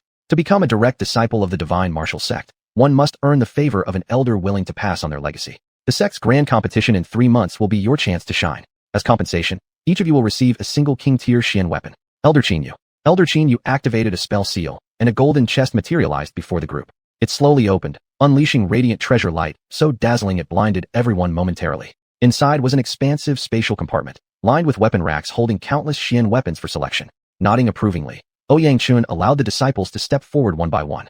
Gucci had nearly exhausted all his Xian weapons during the journey through the netherworld, leaving him with only Wulong, his shattered armor, and a few useless items. His inner armor had also been destroyed, even though what he previously owned was merely master tier. As Gucci approached to select a new inner armor, a voice suddenly whispered into his ear. Choose the chain on the far left. The voice was extremely low, as if trying not to be overheard. It was his master, Zhuomingzi. Gucci shifted his gaze to the far left, where a golden chain lay nestled in its compartment. Its shimmering brilliance was blinding. He sent his spiritual sense toward it, and discovered it was merely a low-grade king-tier chain. Though capable of housing life, its gaudy golden glow would give away its presence long before any ambush. It was utterly useless, a burden no one else noticed. Gucci hesitated, unsure whether to claim it. when a pair of delicate jade hands reached out ahead of him and snatched the chain away. Qi Ming examined the weapon curiously, slipped it onto her wrist, then stretched it toward Gu Qi. Brother Gu Qi, it looks ugly. Here, take it, I don't want it. With that, she tossed the chain into his arms and turned back to continue selecting another item. Holding the chain, Gu Qi made up his mind, retreated to the side with it. One by one, the others completed their choices.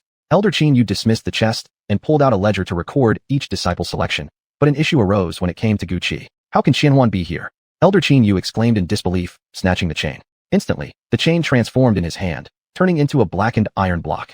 Qin Yu's face darkened even further. Since it has already been chosen by Gu Qi, how could the divine martial sect go back on its word? Isn't that right, sect master? Zhua Mingzi grinned craftily, his face brimming with smug satisfaction, deliberately provoking Kaiyang beside him until the latter's face flushed red, on the verge of exploding. Fine. Kaiyang stood up abruptly. Seeing this, Zhua Mingzi immediately shouted, Gu Qi, what are you waiting for? Many thanks, sect master, Gu Qi said, bowing to the elders. He took the iron block from Qin Yu and stored it into his Qinquan ring. Seeing that Gu Qi had already put Qianhuan away, Kaiyang could do nothing but suppress his fury and sit back down. Zhua Mingzi, on the other hand, laughed louder and louder, even patting Kaiyang's shoulder as he chuckled, reigniting Kaiyang's anger once more. Chapter 133, Meeting Mi Luo again. Master, although Qianhuan is merely a low-grade royal-level arcane weapon, it is truly an ancient treasure. No one today could recreate something like Qianhuan. To us artifact smiths, Qianhuan holds immense significance. I beg you, master, to reconsider. Kaiyang stood once more, his voice heavy with sorrow and clear dissatisfaction. It's been hundreds of years, and no one has discovered anything. If such secrets were easily uncovered, it wouldn't be called an ancient treasure. Give it up, Kaiyang. Master, you mustn't go back on your word. Everything depends on fate. Gu Qi also possesses talent in artifact forging. Perhaps he's the one who can finally unlock its mysteries. How generous of you to let your disciples study forging. But even if you're willing, how can we allow someone with a wood-attribute divine spirit body to waste energy on metallurgy? You're just making excuses, old fool. Want to fight? Fine by me. Think I'm afraid of you. The two nearly lunged at each other inside the celestial hall. Enough. Stop quarreling. Qianhuan shall belong to Gu Qi. Master is wise. Zhu Mingxi wore a wide smile, further enraging Kaiyang. Xing Imo nudged Gu Qi, giving him a look that said, good luck with that. Offending the head of the forging hall was clearly unwise. Yet everyone knew Zhu Mingxi was famous for favoring his own disciples.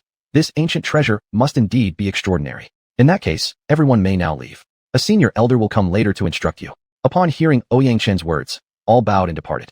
Once outside the palace, Xing Imo remarked dryly, Gu Qi, do you even realize what Qianhuan means? It's always been kept under the forging hall's care. It shouldn't have appeared there at all. The only explanation is that senior Uncle Zhu Ming slipped it in deliberately, so you'd pick it. Gu Qi smiled. Then exactly what makes Qianhuan so special?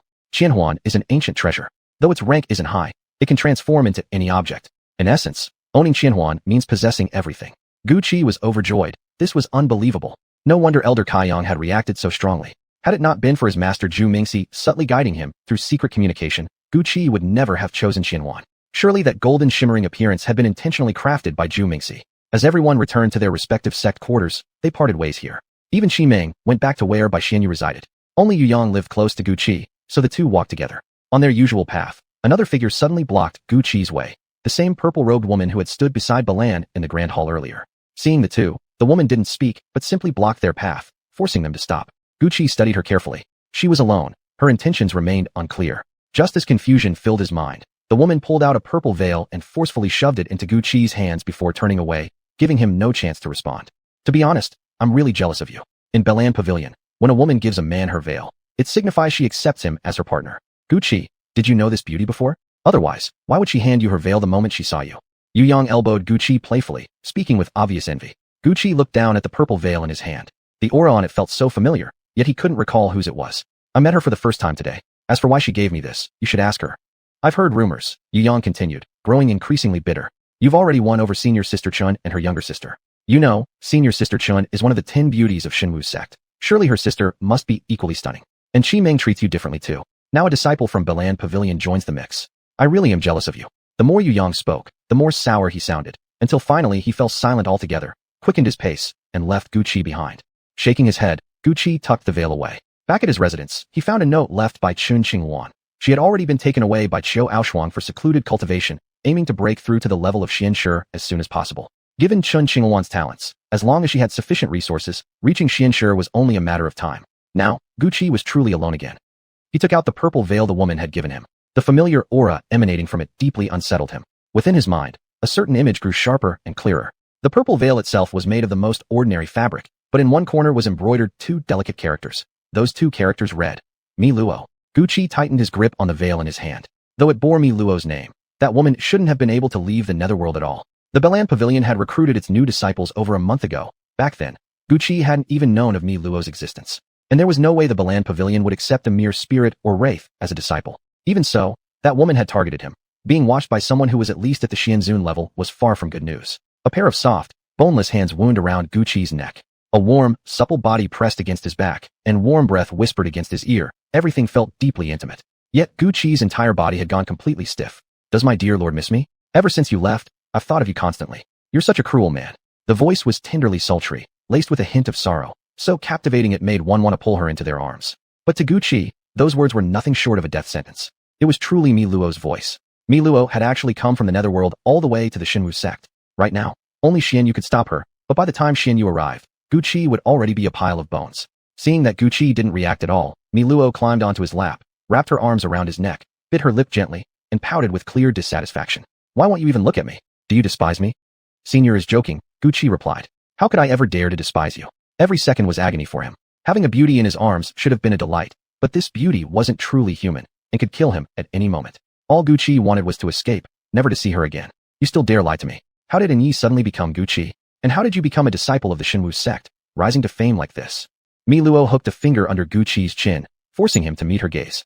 Her eyes shimmered with a deep, mesmerizing purple light, drawing one deeper and deeper into their depths. Isn't Senior also a disciple of the Balan Pavilion now? I came here because the Blood Clan assigned me a mission, to retrieve an object from the mortal world's Xianling secret realm. Gucci pretended to be enchanted, his eyes filled with fiddy adoration, pulling Mi Luo closer, as if about to kiss her. Mi Luo extended a single fingertip, pressing it lightly against Gucci's lips. Then tell me, what treasure does the Blood Clan want you to retrieve? The essence blood of the Blood Demon Lord, lost in the mortal realm. Gucci felt his body go numb. His limbs moved as if controlled by another, instinctively drawing Mi Luo into his embrace. Then tell me, she murmured, what is your relationship with that fiendish girl, Bai Xianyu? Her younger sister. I saved her life. Since then, she's fallen deeply in love with me, devoted herself entirely to me, heart and soul. This was all Gucci could say in response to her. In love at first sight? That wicked girl's sister actually fell in love at first sight, with you? Then tell me, what qualities do you possess that could attract the sister of Bai Xianyu? Mi Luo laughed softly, dripping with disdain. Yet beneath that laughter, Gucci detected a twisted sense of pleasure. Because I'm handsome, charming, and full of grace, he said. Immediately, he felt his throat clamped shut. Mi Luo's eyes burned with fury, the purple glow intensifying as she tightened her mental control. Had this been earlier, Gucci might have been briefly entranced. But ever since the emergence of his inner demon, he had grown highly vigilant against such influences. Combined with the Qingxin, gifted by Xianyu, enchantment techniques like these now held no power over him. The Blood Clan's constitution is indeed the most unique in the netherworld. Only Blood Clan and Holy Clan members can enter the mortal realm. Your aura is exceptionally pure. Entrusting you with the task of finding the Blood Demon's essence blood isn't unreasonable. But still, what exactly is your relationship with that demonic woman?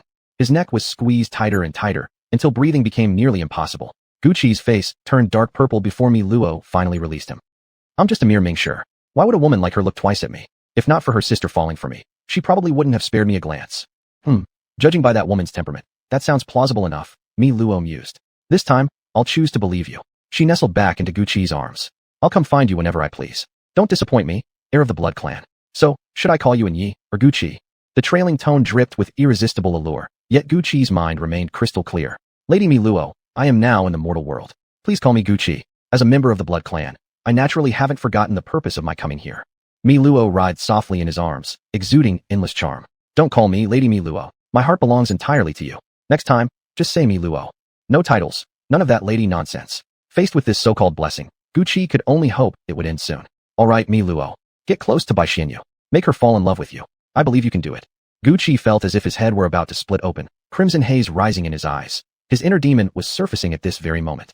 Mi Luo was lifted by Gucci, shifting into a more dominant position. Of course I can do it. But what will you give me in return? Mi Luo whispered as she was gently pinned onto the table.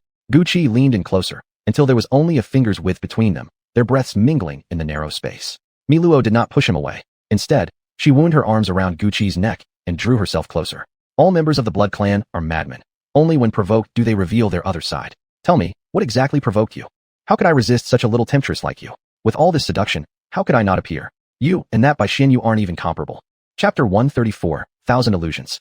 If that's the case, then taking her as a concubine wouldn't be such a bad deal, Miluo said with a light laugh, offering her lips willingly. Gucci deepened the kiss, and for a moment, the room was filled with unrestrained passion. When the kiss ended, Gucci licked his lips, wearing an expression of lingering desire. Aren't you jealous at all? Miluo pouted, tears glistening in her eyes as if she were deeply wronged. It's all for your sake. No matter how much I dislike it, I can only let you take her as a concubine, because you are my world. As long as you're happy, that's enough. Gucci pulled her close, whispering gently into her ear, I felt your devotion. To repay you, let us. But Miluo pushed him away, turning around, and instantly resumed the solemn appearance she'd worn earlier in the hall. This humble servant has already sensed your intentions. Then I shall await your good news. With those words, she vanished, leaving Gucci alone in the room. Gucci released his spiritual awareness, confirming that Miluo had truly left before speaking coldly. If not for me, you wouldn't have passed so easily. That shell may not be hers, but what's there to fear? At least it looks like a beauty. Your stubborn morality will get you killed one day. I won't die with you. His eyes were clear, showing no trace of the madness from before. Now I'm returning your body to you. You may be worthless, but stay alive. Don't keep forcing me to come out and save you. As he finished speaking, the blood-red hue faded from his eyes, which turned black once more. For the first time since the emergence of his heart demon, Gucci remained aware of what had happened. He clearly remembered the demon's self-centered, domineering state of mind, but now wasn't the time to dwell on it. The fact that Miluo had come from the netherworld to the mortal realm was alarming. He needed to inform Xianyu first. Gucci knocked on the residence where the Bai family lived.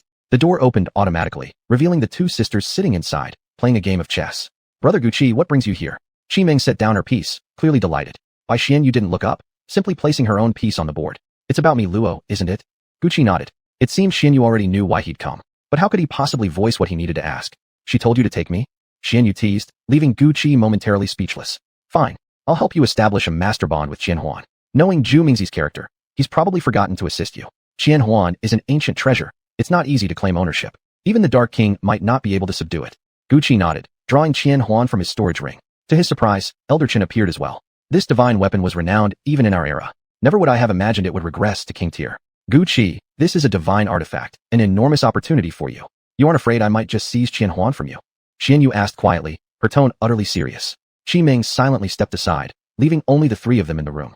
I trust you, Gucci replied, looking straight into Xianyu's eyes, each word deliberate. In his gaze was pure trust, not a speck of doubt. Xianyu stared back at him, her expression distant, as if seeing someone else through him. You really haven't disappointed me, just like him. Elder Chun, establishing a master bond with a divine artifact isn't simple. What do you need me to do? Outside force alone cannot make Qianhuan acknowledge a master.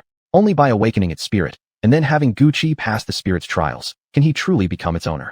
I've examined it. The spirit within Qianhuan is extremely weak. Only someone with your spirit communicating constitution can awaken it. Xianyu nodded. She bit her tongue, spraying a mist of blood essence onto Qianhuan. Her hands moved rapidly, forming seals, activating the array surrounding them, one capable of trapping even a dark sovereign. Only then did she close her eyes, sinking into deep stillness. The iron-like block remained unchanged in her hands at first, but gradually began to shift. Xianyu's face grew deathly pale, blood trickling from the corner of her mouth, yet her hand seals never ceased. Weak water flowed from her fingertips, enveloping the block completely. Suddenly, the block emitted a silvery light, repelling the weak water outward. Reality shifted. Once again, they were drawn into an illusion. The scene before them was a volcanic wasteland. Lava erupted violently, splashing down upon them. Xianyu summoned weak water, shielding Gucci and Elder Chun. A terrifying roar shook the earth, followed by an overwhelming aura rising from beneath the ground. The earth quaked, lava surged upward, transforming the entire world into a flaming hell. Even weak water could not fully resist the searing heat. The heavenly fire seed, damaged in the netherworld, had absorbed the abundant fire's spiritual energy here, reigniting its vitality. It surged out from Gucci's dantian on its own, absorbing the power of flames. The surrounding temperature dropped, returning to a level bearable once more. A magma giant composed entirely of fire's spiritual energy crawled out from beneath the earth. Gucci had seen such beings before in the Blazing Valley, but compared to this one, those were like mere specks of dust. The aura radiating from this flame giant was even stronger than Miluo's. Miluo was already in existence Gucci could not fathom. How much more so this magma giant that surpassed her? With such abundant fire energy here and the ability to absorb it from the air, this magma giant was practically invincible. Xianyu stepped forward, shielding Gucci and Elder Chun. From her storage ring, she drew out a green bamboo umbrella. Though merely a king-tier mystic weapon, in Xianyu's hands it exuded a peculiar sensation, as if she herself had become part of the natural energies, merging seamlessly with heaven and earth. The magma giant emerged from underground, its massive body seemingly touching both earth and sky, intent on obliterating anyone who dared intrude upon its domain. Spotting the trio, the giant roared in fury at these insignificant insects disturbing its slumber. Molten lava spewed from its mouth, striking the ground and transforming into a raging torrent that surged toward them with unstoppable force. Xianyu gripped the umbrella handle and lightly hua a line in front of her. Countless currents of wind converged at her command, forming a solid wall of air. No matter how violently the magma crashed against it, the wind barrier held firm, standing unshaken before her. This was the first time Guqi had witnessed a Xianzun expert in combat. With just a single effortless motion, she had completely blocked the onslaught of lava, yet wore an expression of calm ease. This was the might of a Xianzun, power capable of overturning heaven and earth. If a Xianzun was already so formidable, what then of a saint above the Xianzun realm? Fire blazed within Guqi's heart. One day, he would be the one standing in front. His destiny was to become a saint. Seeing its magma attack repelled, the giant bellowed in rage. It stomped heavily on the ground, shaking the earth until countless cracks split open beneath their feet, as if the land itself opened its maw to swallow them whole. Guqi had no choice but to tear open a scroll. Wings formed of Xianqi unfolded behind him, lifting him into midair. Only Xianzun cultivators could stand upon empty space without aid. Xianyu hovered in midair, opening the azure bamboo umbrella. Held firmly in her hand, she raised it high, twirling and dancing with grace. The molten lava falling into the abyss was suddenly drawn upward, swirling around her movements into a vortex, an immense storm of magma that spiraled directly toward the giant. Made purely of fire energy, the magma giant felt no fear toward this blazing tempest, but now it was truly enraged. A colossal fist slammed down toward Xianyu. The mere shockwave shattered through Guqi's defensive barrier. Even that gust of wind was something he couldn't withstand. However powerful he might grow, battles between Xianzun experts were far beyond his participation. Guqi hastily retreated dozens of miles away, reaching a place untouched by the flames. Watching him go, a faint, mysterious smile tugged at the corner of Xianyu's lips. She ceased her dance, holding the umbrella like a noble lady strolling beside a lake, utterly fearless. The flaming fist stopped just 1 inch from her face. Only then did she move. With a tap of the umbrella, she sent it flying into the air. A silver flash streaked across. In an instant, the fiery fist fragmented into countless pieces, the speed too swift for Guqi to follow. As the bamboo umbrella gently floated back down, Xianyu caught it, sliding the silver sword she held into the handle. Every movement flowed perfectly together, elegant as a painting, as though she hadn't been engaged in battle at all. Although the flame giant's arm had been severed, it regenerated instantly. Here, it was an immortal being. Fighting it head-on would only lead to exhaustion. Noticing Guqi's concern, Elder Qin said calmly, "Don't worry. Her goal isn't to kill the magma giant, only to awaken Qian Huan's weapon spirit. This place is inside Qian Huan itself. Everything manifests according to the rules and will of a divine artifact. Forcibly destroying it would damage Qian Huan. Someone with a spirit-communicating constitution knows exactly what to do. You needn't fret, but everything afterward depends solely on you." True to Elder Qin's words, Xianyu made no effort to continue fighting the magma giant. Instead, she tossed the bamboo umbrella into the air above the giant's head. Threads of Xian energy extended from the umbrella, binding the creature and restricting its movements. Then Xianyu flew toward the spot marking the giant's heart. A soft white light emanated from her body, connecting with the core of the giant. The creature roared furiously, struggling to break free from her control, but the streams of spiritual threads poured endlessly, rendering escape impossible. The white light was gentle beyond measure, lulling the mind into tranquility, like returning to a harbor of the soul, a serene emptiness where all thoughts faded away, leaving one in pure clarity. The magma giant gradually ceased its struggles. Its heartbeat grew increasingly distinct, pulsing as if ready to burst from its body. Xianyu began chanting strange, sacred tones. The pounding heart slowly stilled, and the silhouette within it became clearer. This was likely Qian Huan's weapon spirit. Who dares awaken me? Chapter 135, Divine Weapon Trial. A figure stepped out from the heart of the magma giant. The moment he set foot outside, the magma giant collapsed back into molten lava, falling from the air. The lava that splashed onto the ground instantly extinguished, turning black and merging seamlessly with the earth. As the magma died out, the entire world seemed to fall into silence. Everywhere turned pitch black, as if plunged into the underworld. Guqi returned to Xianyu's side, finally getting a clear look at the man. He wore a long, flowing black robe that concealed his entire body, hiding his true form. His presence blended with the darkness, exuding an aura so deep it seemed inseparable from night itself. His eyes held no flicker of emotion. Strangely, seeing him reminded Guqi of a dying elder, hollow-eyed, detached from all worldly affairs, untouched even by the thought of death. If one were to describe him as a walking corpse, it would not be far off. Yet he retained a sliver of consciousness, cold, unnervingly so. Medium. How long has it been since I last saw a medium? The black-robed man sighed softly, as if reminiscing. Do you wish to subdue me? His tone was utterly flat, like someone commenting on pleasant weather, devoid of the arrogance one would expect from a divine weapon spirit. Xianyu shook his head. Only then did the black-robed figure seem to notice there were two others present, one living, one a soul. He cast a fleeting glance at Elder Chun, and for just a moment, something stirred in those lifeless eyes before vanishing as quickly as it came.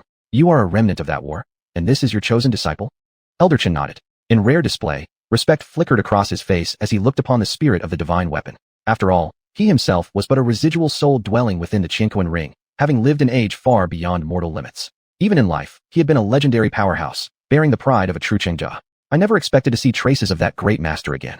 We have come here, so my disciple, Gu Qi, may undergo the trial of the divine weapon and become its rightful master. His words were unexpectedly concise. Between them existed a silent understanding, a bond only those who had weathered 10,000 years could share. The black-robed spirit turned his gaze toward Gu Qi, locking onto him. For some reason, Gu Qi felt deeply uneasy, as if forcibly ejected from his own skin. The stare lingered, fixed on a single point, as though witnessing memories long buried. It was a gaze Gu Qi had once sensed from Xianyu too. I am Gu Qi, born in this era. Unique. Yes, unique. The dark-clad man's voice was slightly hoarse, as if echoing through 1,000 years. You wish to subdue me? His eyes remained locked with Gu Qi's. Those black orbs were like endless seas, utterly devoid of life. An ordinary person would have long fallen into visions of death under such a stare. But Gu Qi's mind stood firm. He was a transmigrator. The loss he bore, only he could truly understand. From human to monster, and everything that followed, his worldview had shattered and reformed. Long accustomed to wearing masks, he now questioned what was illusion, what was real. I will subdue you. Many have said the same, yet I've never seen them again. Even the medium beside you may end up as nothing more than bones in this trial. Are you prepared? All your lofty ambitions will only lead you to the abyss. Only survival is truth. Listening to the words of the robed figure, Gu Qi still simply nodded. No further reply was needed. A divine weapon spirit had heard such warnings countless times. The black-robed man said nothing more. He merely turned and revealed a pitch-black passage behind him. Gu Qi bowed deeply to Elder Chun and Xianyu, then turned toward the unknown path. Xianyu suddenly rushed forward, grabbing Gu Qi's hand and pressing a ring into his palm. He felt the familiar shape of a storage ring traced into his skin. Before him, the woman smiled, an expression he had never seen before, genuine and pure. Petals drifted down. The dancing silhouette of the past merged with the figure standing here now, forever etched into his heart. Gu Qi clenched the storage ring tightly, then leapt down into the dark tunnel. His body remained in a state of weightlessness. Gu Qi's vision gradually returned, and he began to make out his surroundings. He was inside what appeared to be a cavern. Smooth walls stretched endlessly, devoid of any features. Looking down, all he could see was pitch-black darkness. There was no sign of where it might end. He attempted to extend his spiritual sense, only to discover it was completely suppressed, as if something here blocked its release entirely. If this continued, he would either fall to his death or be drained until lifeless. His body kept falling, yet no wind stirred around him, nor did he feel the friction of air against his skin. It was as if he hadn't moved at all. Could everything before him still be an illusion? Were even his bodily sensations mere hallucinations? Gu Qi closed his eyes. Instantly, rushing winds roared past his ears, slicing across his skin and leaving behind fine cuts. A bitter smile crossed his lips. Clearly, he was trapped within an illusion, and one that adapted to the thoughts of whoever stood within the formation. How, then, could he break free? Gu Qi activated Ben Lei Ju on his feet, transforming his figure into a streak of lightning as he dashed toward the cavern wall. But the surface was perfectly smooth, nothing for him to grip onto. Instead, the impact accelerated his descent. The intensified gravity pressed heavily upon him, drastically slowing his movement. His once proud Ben Lei Ju became agonizingly sluggish, slower even than an untrained mortal. Continuing like this would only waste his arcane energy. He needed another way. The storage ring in his palm grew painful from how tightly he gripped it. He sent his spiritual sense into the ring. It was filled with scrolls, pills, arcane weapons, and even several rare single-use artifacts capable of forcing even a peak Xian King to retreat if detonated. Yet Gu Qi didn't take anything out. Instead, he tucked the ring deeper into his spatial storage. This was only the beginning. Who knew what awaited him later? He summoned Tianhua. The flames took the form of a fierce beast and dove downward toward the depths. Tianhua moved swiftly. Within just a few breaths, it had fallen over 100 miles. Connected mind to mind with Gu Qi, it revealed the truth. This abyss was endless. How could he possibly dispel this illusion? Gu Qi drew along.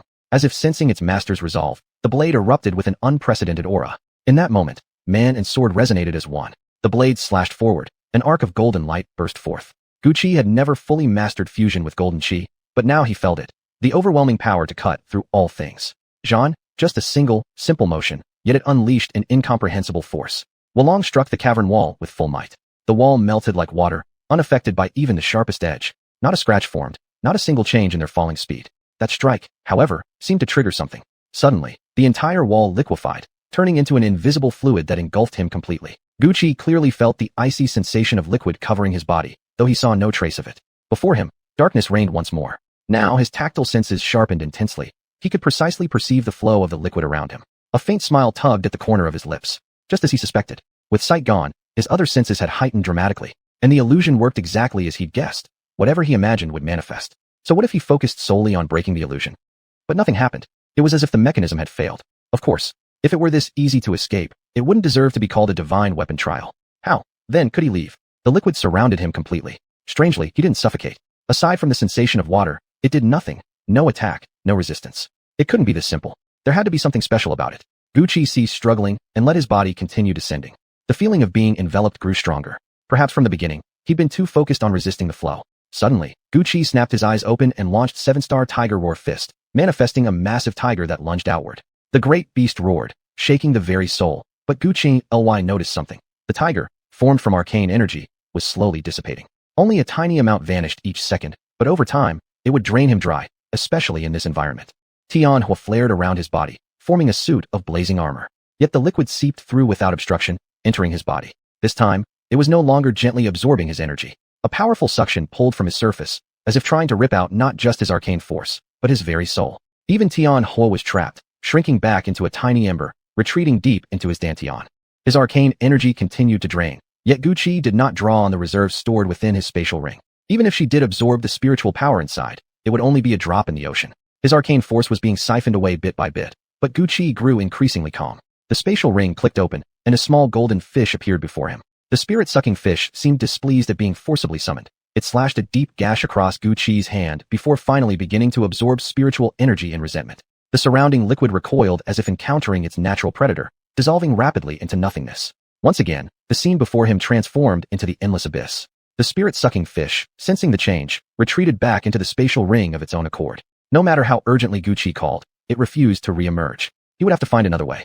Blood poured from the wound, dripping slowly, yet each droplet halted midair. Gucci reached out to touch where the blood should have fallen, only to feel empty space. If this place were trying to prove it was an illusion, it didn't need to be so obvious. But then, how could he escape? This illusion shattered Gucci's understanding of what illusions should be, full of flaws and inconsistencies, yet utterly inescapable. Despite all logic, there was no way out. Chapter 136, Breaking Illusion, Questioning the Heart. Gucci didn't know how to make the illusion array stop. Normally, one could escape an illusion by finding its flaws, but this illusion before him seemed deliberately designed, full of apparent loopholes, yet only dragging him deeper and deeper, with no way out. The other method was brute force, to shatter the illusion outright, but he had already tried that using Wulong, only to be met with greater danger. If he forced his way through again, not only would it consume enormous amounts of arcane energy and scrolls, but the ever-shifting nature of the illusion left Gucci helpless. Clearly, that path wouldn't work either. How, then, could he possibly escape? Blood continued to gush from his wound, soaking his palm. The warmth of it made Gucci uneasy. His slime's innate ability activated automatically, yet the wound showed no sign of healing, still oozing blood steadily. Was even his talent skill suppressed here? He focused his Yaowa, activating Withered would meet Spring. A soft green glow settled gently over the injury. Under normal circumstances, the wound would have healed instantly, leaving not even a scar. But now, there was no improvement at all. Gucci touched the cut. The pain remained sharp and real. So was this sensation merely illusion, or was it truly impossible to heal? Blood dripped steadily onto the ground. A small cut, left untreated, was worsening rapidly. He didn't bother trying medicinal pills. If even the slime's self-healing ability and the king tier technique Withered would meet Spring were ineffective, pills would certainly be useless. Staring at the drops of blood falling one by one, Gucci suddenly recalled a story. Perhaps his current situation mirrored that tale. The wound might have already healed, and the bleeding was just psychological suggestion. He clung to the thought of recovery, focusing all his mind on healing. But instead of relief, the pain became even sharper, more vivid. This must truly be an illusion, one designed to drive intruders to despair and death. That meant only the dead could leave. The dead. Gucci seemed to realize something. A dagger formed in his hand, crafted purely from arcane energy. Though weaker than a true arcane weapon, it needed only a light slash across his neck to end everything. Ending his life, ending the illusion. He turned the dagger in his fingers. One stab into his body, and he would die, escape the illusion. But if he was wrong, he would truly perish within the illusion. What should he choose? As his emotions fluctuated, the arcane energy flickering along the blade grew unstable. He brought the blade to his injured hand. Blood dripped onto the edge, but left no trace, evaporated instantly by the surrounding energy. Watching those vanishing droplets, Gucci suddenly plunged the dagger into his chest. The blade pierced skin, reached his heart. Blood surged out, staining his clothes crimson. His heartbeat weakened gradually, until it nearly stilled, completely silent. His body grew cold, collapsing to the ground, eyes closing as if sinking into sleep. At the very instant his heart stopped, Gucci's eyes snapped open. As expected, the scene before him had changed completely. He had finally escaped the illusion. Blood still flowed, but now his slime talent raged into motion. The blood pooled on the ground began to be sucked back into his body, returning to the wound. His heart pounded violently, as if rejoicing in a second life. Circulation resumed, the wound slowly fading away. Vitality flooded back into his limbs. The feeling of life returning. How wonderful it was. Gucci looked around. Above, he could even see the entrance hole through which he'd fallen earlier. From entrance to this spot, the height was barely enough for a man. It was right here that he had entered the illusion, and luckily, his gamble hadn't failed. Before him stood the black-robed spirit. Gucci still lay weak on the ground, but for someone possessing the slime's regenerative ability, full recovery was only a matter of time. The black-robed spirit stared at Gucci, eyes flickering with rare emotion. To move a spirit who had lived 1,000 years, Gucci felt a quiet sense of accomplishment. I've seen many people. Some survived and went on to participate in the divine weapon trials. Others died within the illusion. But no one, has ever broken free like you did. You're the first. Even with your regeneration, life is not a game. This isn't even the first trial. Are you sure you want to continue? Gucci wiped the blood from the corner of his mouth. His smile was utterly genuine. The black-robed spirit, long accustomed to every kind of expression, felt momentarily dazed. In this world, only the most sincere smile could stir the soul. A strange emotion welled up inside him, but the smile persisted. Are you certain you wish to proceed? I allow you to return another day. For now, go back. The laughter continued, and Gucci felt as though he had returned to those carefree days in university, though the place before him bore no resemblance whatsoever to that memory. His wound had already healed, his lost vitality fully restored. Gucci stood up and gave the black-robed spirit a warm smile. Please continue. His tone was extremely calm, yet carried such ease that the spirit couldn't feel even a trace of displeasure. The scene shifted once more. One by one, lanterns lit up, illuminating the entire passageway and driving away the darkness. Even now, as bright as day, the end of the corridor remained unseen, just like within the previous illusion, waiting for people to walk blindly forward, only to be swallowed whole. Keep walking straight ahead, and you'll reach the first trial. Good luck. The words came mechanically, devoid of emotion, yet those final 4 words, he had never spoken them to anyone before. Divine weapons each possessed their own pride. How could they ever willingly submit to a master? The trials were formed entirely from the weapon's consciousness. Not even Old Chen knew that, apart from the person who created Qian Huan, no one had ever been acknowledged as its master. Even if one forcibly controlled it through sheer power, the weapon's true strength could never be fully unleashed. Only when recognition was given would it truly become a divine weapon. No matter how powerful, a weapon was still just a mystical artifact. It could only fulfill its purpose when wielded by someone. Left unused and covered in dust, it was nothing more than a pile of scrap metal. For some reason, the black-robed spirit recalled the words of the one who created him, but no matter how hard he tried, he couldn't connect them to the youth standing before him now. Never mind. Everything in this world had its cause and effect. Why trouble himself needlessly? How far this boy would go was for the boy himself to decide. Gucci walked down the corridor. Earlier, inside the illusion, he had proceeded with extreme caution. Aside from the final slash, he hadn't taken any injuries, and had consumed only half his arcane energy.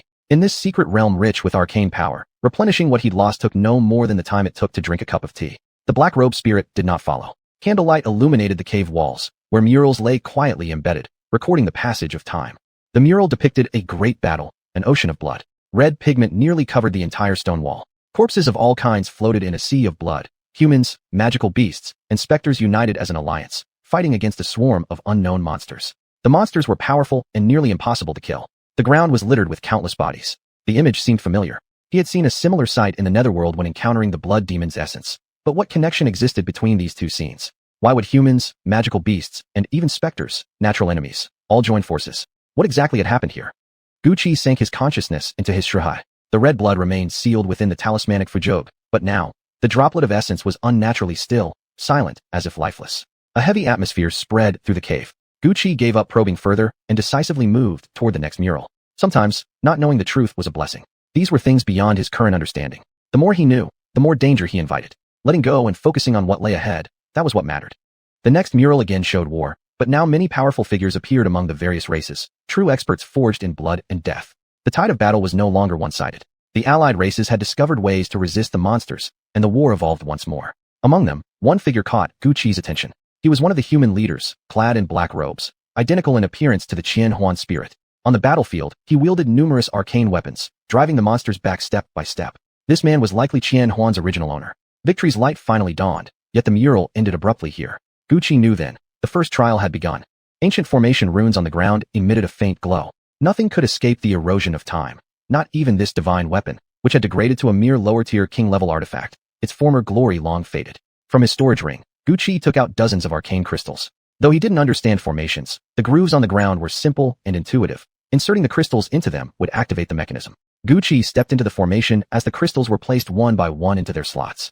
Mysterious runes flared to life, pillars of light emerging and enveloping him. When the final crystal clicked into place, the formation suddenly activated, swallowing Gucci's figure whole. Outside the trial grounds, the two remaining could do nothing but wait. You think Gucci? I believe in him. Although he hasn't experienced much, I truly believe he's a maker of miracles. He will surely subdue the divine weapon. The speaker was Xianyu, who now held Qing Zhu San in her hands, gently stroking it, as if what she held were the entire world. That child will definitely succeed. She's extraordinary, only lacking in trials and refinement. This is merely the first step. Chapter 137, 10,000 years ago.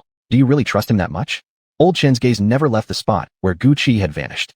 He had never doubted his own disciple before, but Xianyu's attitude surprised him slightly. Xianyu opened her bamboo umbrella, casting a shadow across her face, concealing her expression. Yes, because they were alike. Only he can no longer see it. The clear note of regret in her voice did not escape Old Chen's ears. She was seeing Gu Qi as someone else entirely, something Old Chen could hardly fail to notice. He's an undying heavenworm. Can you truly feel at ease trusting him? Hearing Xianyu's words, Old Chen's eyes darkened slightly, yet her voice continued without pause. Though the undying heavenworm can take human form, it remains, at its core, a demonic beast. If he becomes the beast emperor of the monstrous creatures rather than the saint king of humanity, then the coming future can only be described by recalling that dark age. The umbrella snapped shut.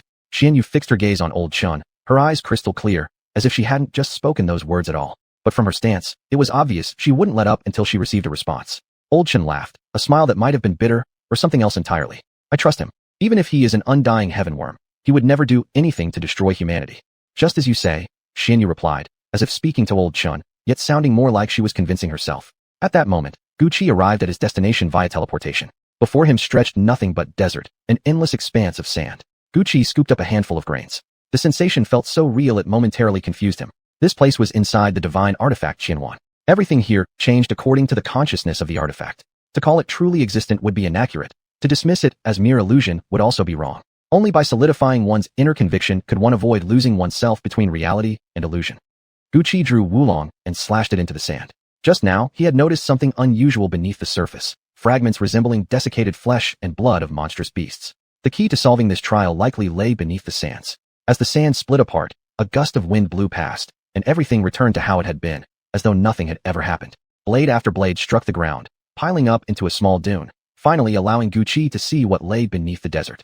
Buried under the yellow sands were countless corpses, some human, some monstrous beasts. Their one common trait: every single one had been completely drained of blood. Though he should have inspected the bodies for abnormalities immediately, Gu Qi couldn't help but let out a faint, wry smile. Lately, it seemed he had developed an uncanny affinity with corpses, always stumbling upon mountains of them, seas of blood. Without saying it aloud, he knew this entire desert below was likely nothing but a burial ground of the dead. Just as he suspected, beneath the sands lay a mountain of corpses. Gu Qi began moving the bodies aside. They appeared freshly dead, merely stripped of blood, yet somehow giving the impression of having lain there for ages. Examining them closely, he found none bore storage rings or mystical weapons. On some, however, he saw wounds caused by explosions, indicating they had detonated everything they carried before dying. That line of investigation was useless now. Gu Qi shifted his attention elsewhere. The clothing on these corpses seemed different from contemporary styles, reminiscent of those painted in ancient murals. Could these bodies be remnants from that era? Yet the corpses looked recently deceased. A bold hypothesis formed in Gu Qi's mind, but before he could consider it further, a distant roar of a monstrous beast echoed through the air, accompanied by the sound of human voices. The jade gourd once offered concealment, but it had long been destroyed in the spiritual storm of the netherworld. From his storage ring, Gu Qi retrieved a formation disc and tossed it before him. In an instant, his figure vanished completely, leaving no trace behind. This formation disc had been given to him within the storage ring Xianyu had entrusted him. Generally, formation tools came in two types: formation flags and formation discs. Formation flags were versatile, capable of creating countless different arrays, but only cultivators deeply versed in formation techniques could use them effectively. Formation discs, however, were different.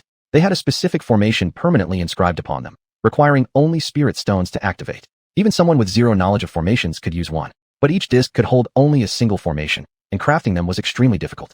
Not only did the maker need to be a master of formations, capable of handling every possible variation, but they also needed to be a skilled engraver to properly etch the formation onto the disc. The combination of both skills was exceedingly rare. That was one reason why such formation discs were so scarce. Sand kicked up into the air, and only then could Gu Qi clearly see those who had arrived.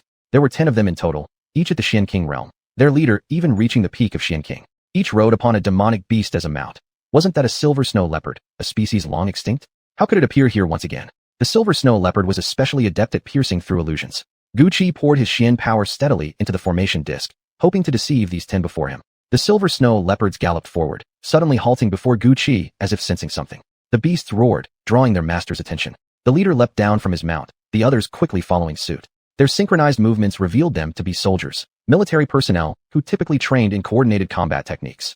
Such formations were incredibly powerful. Even if Gu Qi could barely escape from all 10, he would surely exhaust every hidden trump card. One silver snow leopard approached the spot where the formation disc lay, its mouth gathering a terrifying beam of light. The beam struck the disc, the formation ceased functioning, and Gucci's figure was exposed before the 10 figures. Who are you, and why are you here? The leader gestured, and the remaining 9 immediately surrounded Gucci. The silver snow leopard silently moved beside him, clamping its jaws around the hand holding the formation disc. If Gucci attempted to flee, he would likely have to leave that arm behind. Gucci feigned fear, his voice trembling. I am of the wood attribute, Xian spiritual body. My companions have all died. I'm the only one left. Wood attribute, Xian spiritual body. Gucci nodded. At once, he activated withered wood meeting spring combined with Slime's innate skill. A soft glow settled upon the leader. Meanwhile, the other 9 raised their mist-laden weapons, long spears ready to pierce through Gucci should any sudden movement occur. The leader waved his hand, and the 9 lowered their weapons. The silver snow leopard released Gucci's arm. Truly a Xian spiritual body. Come with us. The Holy War needs you. The Holy War. This wasn't the first time Gucci had heard that term. Not only had Xian Yu mentioned it, but old Chen himself had become renowned because of this very war. Yet the Holy War had taken place 10,000 years ago. Did that mean he was now in the past, 10 millennia earlier? Everything had been confirmed.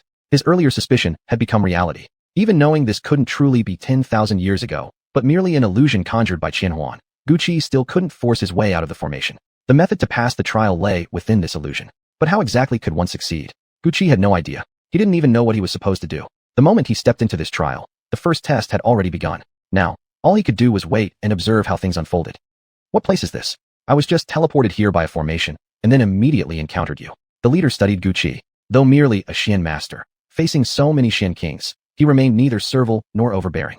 His every move exuded integrity. Nothing about him suggested deceit. The leader nodded. One of the Xian kings produced a formation disc, inserted a Xian stone, and soon energy ripples radiated from the device. After a moment, he gave a confirming nod. There are indeed traces of teleportation formation fluctuations here. It happened not long ago. I am a soldier of the Snow Leopard Legion from the Purple Cloud Empire. I sincerely invite you to join us. The leader remounted his silver snow leopard, his tone firm and commanding, offering Gucci no room for refusal. One of the leopards approached Gucci and lowered itself. Gucci climbed onto its back and followed the 10 as they journeyed onward. Even 10,000 years ago, the wood attribute, Xian spiritual body, was exceedingly rare. Especially during the Holy War, healers held an exceptionally high status, and someone like Gucci, whose body type allowed healing regardless of cultivation level, was invaluable. High-level cultivators often decided the outcome of entire wars. Whichever side managed to find a wood attribute, Xian spiritual body would protect it fiercely, ensuring it suffered no harm whatsoever. The silver snow leopard moved at incredible speed, matching even Gucci's first-level Benlay art. Even so, it took a full 2 days and 2 nights to finally leave the desert behind. The moment they exited, Gucci was stunned by the dense aura of spiritual energy in the air. Those legendary blessed lands were nothing compared to this place. 10,000 years ago, even an ordinary location here teemed with such rich spiritual power. One could only imagine what the true cultivation paradises must have been like. Gucci had only once before felt such overwhelming spiritual energy, the time he encountered the spirit-siphoning fish in the Sunset Mountains. To cultivate constantly in an environment like this, even ascending to the mythical saint realm might be possible. But what could have possibly happened over the past 10 millennia to make spiritual energy so thin now that even Xian kings had become top-tier powerhouses? Here, anyone who worked hard could reach the Xian king stage.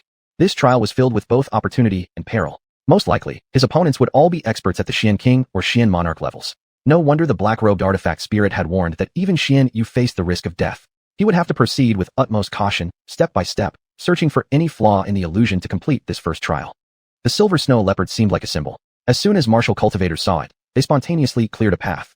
Even in the busiest, most crowded marketplaces, the group passed through unimpeded. Yet Gucci still didn't know where they were heading. Chapter 138. Opportunity and crisis coexist. Everything before his eyes was so vivid, more alive than other illusions, as if infused with genuine vitality. It resembled the illusory mirage crafted by Qiming, like reflections in a mirror or flowers in water. Yet there seemed to be the unjan of heavenly Dao here.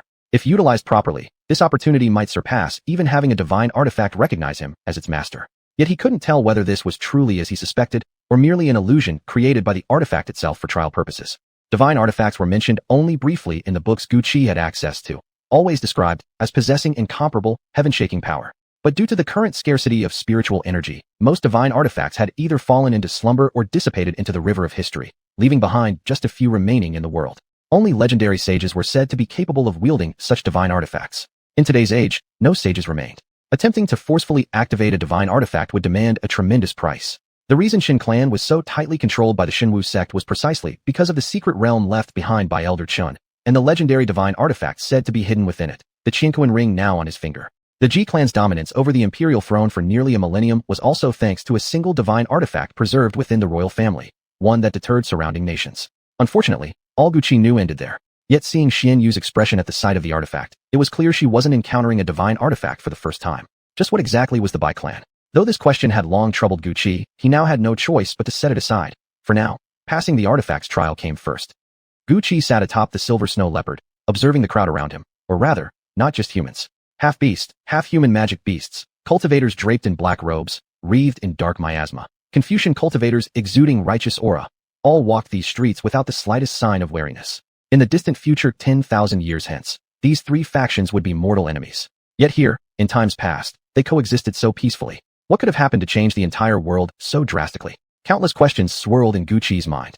He felt as though invisible hands were pushing him step by step towards some unknown truth, a sensation of being a puppet on strings, and not a pleasant one at that. He broke into a smile. To passers-by, it appeared utterly sincere, radiating genuine warmth that instinctively inspired goodwill. And yet, his cultivation level was merely that of a Xian master, one so basic even a 10-year-old child could achieve it. The silver snow leopard raced onward, swift as lightning. This sudden burst of speed caused the scenery to blur past rapidly, like watching painted scenes spin on a revolving lantern.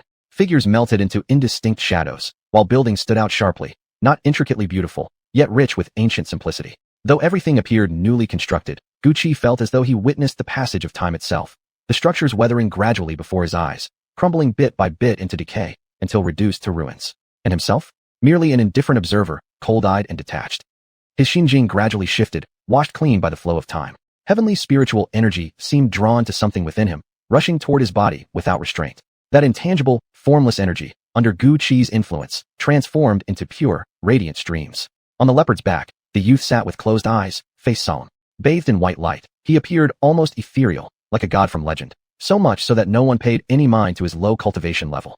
The leading figure glanced at Gu Qi, appearing lost in thought before slowly reverting to his earlier icy composure. His gaze was calm, his eyes brimming with wisdom, no mere illusion, by any measure. Was it Zhuangzi dreaming of being a butterfly, or was he now trapped within the butterfly's dream? Only Gu Qi could unravel this mystery piece by piece. When Gu Qi opened his eyes again, he was no longer on the bustling, vibrant street. Before him stood magnificent buildings emanating an innate, bone-chilling coldness. It seemed their destination had finally been reached. True enough, the silver snow leopard halted before a grand gate. Above it hung a plaque inscribed with 3 characters, General's Manor. The killing intent radiating from those words nearly overwhelmed Gu Qi. In that instant, he saw visions of mountains of corpses and seas of blood, and a lone, upright figure gripping a long spear. Though slender, the figure exuded an unparalleled sense of security, as if he would bear the weight of the collapsing sky itself. Yet Gu Qi did not feel stirred by this aura. Because holding up the sky required standing in front, not hiding behind others, simply because he was a man. The vision faded, returning to normal. If this world was indeed an illusion, then how could those 3 characters bestow upon him such profound benefit? Illusions could take countless forms, yet these elements felt as though they had always existed, complete, coherent, with even the world's rules intact. Had he truly fallen into an illusion, or had he actually traveled 10,000 years into the past? Gu Qi could not say for sure, but one thing was certain, his heart burned with excitement. What would this become? He couldn't wait to find out. Go inside. I'll take you to meet the general. They all dismounted from the silver snow leopards, and their expressions toward Gu Qi were no longer tinged with the earlier disdain. As for the reason behind this change, Gu Qi didn't care to ponder it. Were these people merely illusions too? He said nothing, following silently behind them as they entered the general's manor. It was far more desolate than he had imagined. The interior did not match the grandeur of its exterior. Many buildings had already collapsed, presenting a scene of utter desolation, even carrying a hint of tragic grandeur. There were few guards. Along the way, they only encountered a handful of passing soldiers in haste. Gu Qi was led to the main hall, where over a dozen soldiers knelt on the stone steps, shouting, reporting to the general. Their voices fused into a single, taut line, carrying nothing but profound reverence. What kind of person could command such absolute devotion? Even if this world were an illusion, Gu Qi felt an overwhelming curiosity about this general. Come in. The voice carried weariness, like the sigh of someone nearing the end of life. Following the leader, Gu Qi stepped into the central hall. There sat a middle-aged man, his face radiating stern masculinity, though streaks of white at his temples revealed his condition. This general appeared to have suffered a grave injury. General, he is the wooded tribute, Xianling body we encountered on the road. The leading man cut himself short abruptly, as if burdened by something too difficult to speak aloud.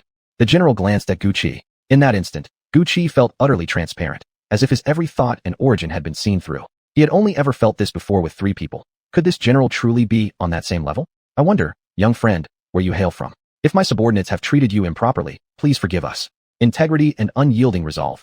This was the sole impression Gu Qi formed of him. But how should he answer? For a moment, silence filled the hall. The man beside Gucci was drenched in cold sweat, as if suddenly recalling some terrifying truth. Only now were they inquiring about his origins. Was this mere tardiness, or was there a pressing matter that required finding a wood attribute Xianling body to resolve? Clearly, it was the latter. Gucci pressed his hand against the dragon-patterned jade pendant given by Xianyu. Dragon Qi coiled up his arm. Two people had already seen through his identity. What would this general do with him now? My apologies for being abrupt. Does the young master have a place to stay here in Yunwei Prefecture? No interrogation followed, nor any shift in attitude, only that unwavering righteousness. Gucci felt a flicker of genuine goodwill toward the general. A man worth trusting. I'm just a wandering cultivator. For the past decade, I've lived far from civilization. I hadn't expected that upon seeking a market to replenish supplies, I would encounter. Gucci's voice held a trace of bewilderment, perfectly convincing, as if it were true. From another perspective, it was as though Gucci truly were experiencing this world for the first time. The soldiers' faces clearly showed disbelief. Yet despite this, Gucci found he couldn't summon hatred toward them. They wore their emotions openly, possessing a rare sincerity. Or perhaps these figures were illusions crafted by the realm to mirror his own nature, designed solely to lower his guard? What are your plans afterward, young friend? The rift is soon to open, and the holy war will erupt completely. Given your circumstances, you may face great danger during the conflict. If you don't mind, you're welcome to remain here in Yunwei Prefecture. Meeting is fate. Would you consider joining our guard unit? Gucci weighed the pros and cons, then nodded. The general's face remained impassive, bearing the pride of a peerless expert. Even as Gucci accepted, the general showed no change, simply as if this were natural. In that case, let Zisher escort you to complete the formalities. We haven't yet learned your name, young friend. My name is Gucci. The general nodded. But those around him reacted very differently. A high cultivation expert could influence even the emotions of those beneath him. Standing close, Gucci sensed the man's agitation, and the cause was none other than himself. General, you. Before he could finish, the general cut him off. Military instinct demanded obedience. Orders were as immovable as mountains. And this soldier clearly adored his general deeply, yet still dared to defy orders to speak out. Was he the turning point within this illusion? Or did the wood attribute Xianling body hold special significance, perhaps even implicating sacrifice? With war looming, who would bring a stranger directly before the general without scrutiny? If it were only this soldier, Gucci might have forced an escape. But facing a general whose depth was unfathomable, the chance of successful flight was zero. Still, Gucci made no covert moves. Before such a powerful figure, any suspicious action would only confirm him as a spy. Young brother Gucci, you can stay in Yunwei City with peace of mind. No one will harm you here. When the Great War begins, I fully understand how many lives you could save. For the sake of the Empire, I ask you to remain. As he spoke, Jiming actually gave Gucci a precise military salute, his eyes filled only with openness and sincerity. This man was rather interesting. Very well, I accept. Chapter 139, Method of Breaking Illusions. Thus, Gucci remained in Yunwei City, becoming a member of the city guard, tasked with patrolling around the city to look out for any suspicious individuals. If someone was discovered and later confirmed, a corresponding reward would be granted. Truly an extremely easy job. During this time, Gucci had gradually learned more about the place, and his only impression was that everything seemed seamless. Was this a hallucination or reality? Everyone operated according to their own routines. In this city, Gucci even sensed a hint of karma. Facing the dangers yet to come, he became even more eager to know whether this was merely an illusion or if he had truly traveled back 10,000 years into the past. Gucci. Xie Zisher's voice came from afar, snapping Gucci out of his thoughts. Xie Zisher was the one who had brought Gucci here, the captain of the Silver Leopard Squad, primarily responsible for gathering various intelligence. A trusted aide of General Jiming, he treated Gucci with exceptional care. Gucci, these are pills given to you by the general. Once you consume them, you'll break through to the Xian King realm.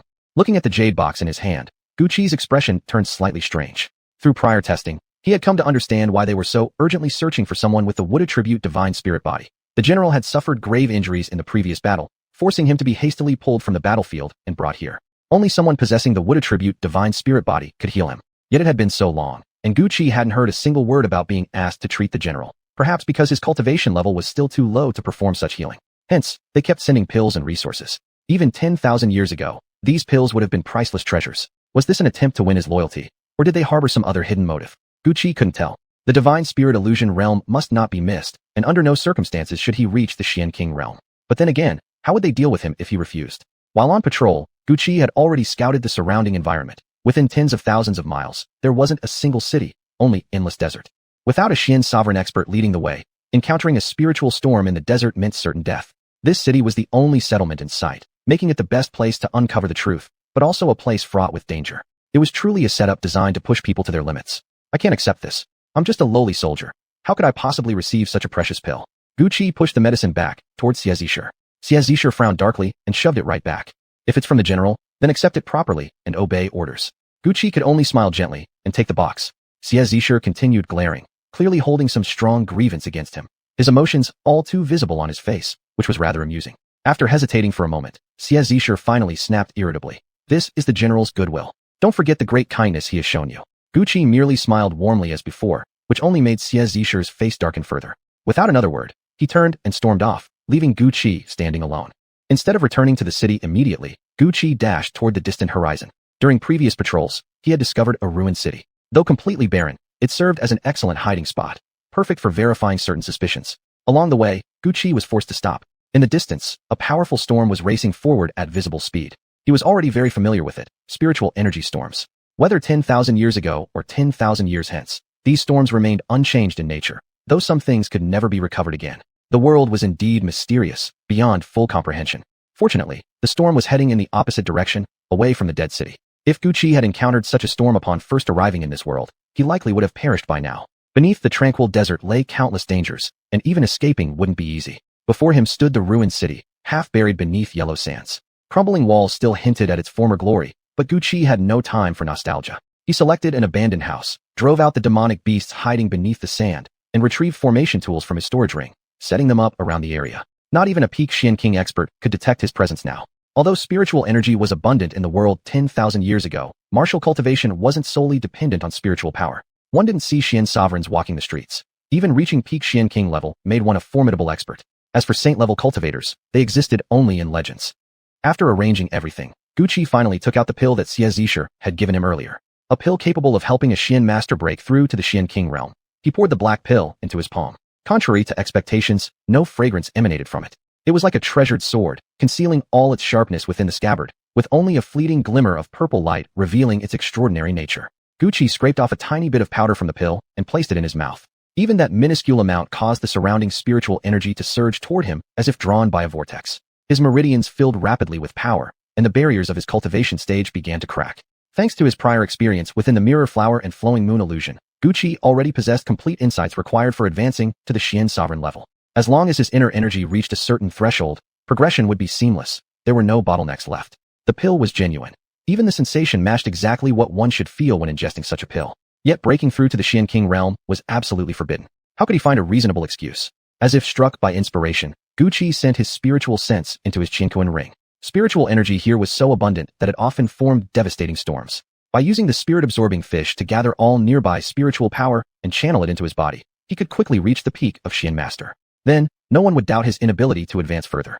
Even with such pills, without sufficient mental fortitude, one could only become a useless Xian King.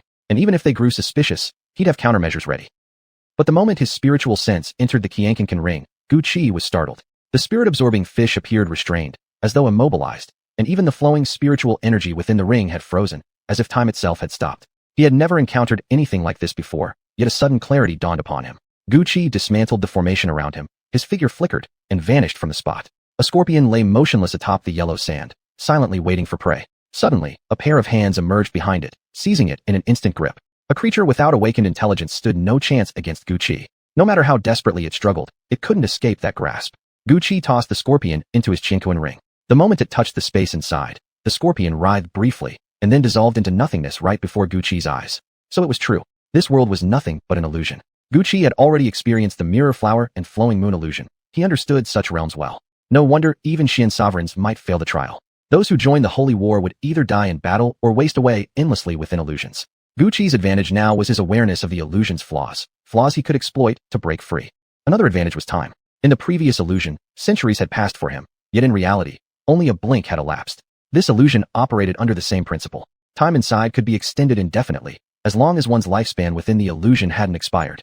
But if one died within the illusion, the real body would perish too. War was where legends were born, and where countless lives were sacrificed to forge those legends. Gucci, currently only at the peak of Xian master cultivation, could be killed instantly by any Xian sovereign expert. His best hope was to shatter the illusion before the holy war erupted fully. But how could he find a way to break this illusion?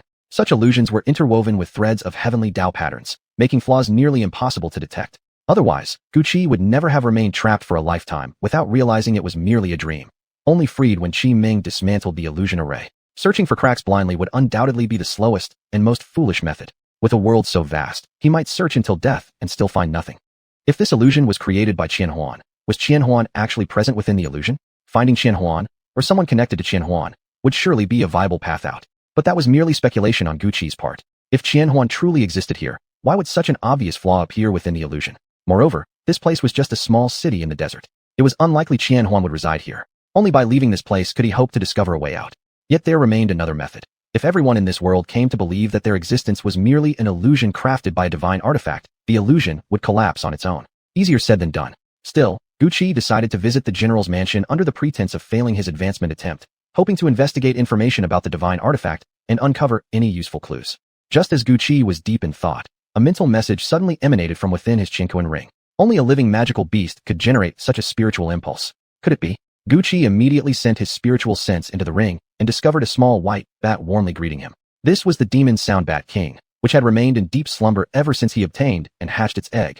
Unbelievably, it had awakened at this moment. Even 10,000 years ago, the demon Soundbat King was an extremely rare magical beast, and its two innate abilities could provide immense assistance to Guqi. A contracted magical beast was considered part of Guqi's own strength, just like the heavenly flame in his dantian that he could still use. The little Bat King was only palm-sized, entirely snow-white, and without its wings, it would resemble nothing more than a tiny white mouse, appearing unremarkable at first glance. Yet despite being still in its juvenile form, it had already reached the rank of Beast King, an undisputed sovereign among beasts. Chapter 140. On the brink of great change. Guqi did not seal the little Bat King into his Qinquan ring, but instead had it follow beside him using its innate ability. Even if some powerful expert discovered the little Bat King, Guqi wasn't worried about it being snatched away. The little Bat King had been hatched from his own essence blood. It would recognize only Guqi as its master for its entire life. If someone forcibly severed their bond, they'd likely obtain nothing more than the corpse of the beast. Having settled this matter, Guqi returned to Yunwei City. The identity of a city guard member proved extremely useful.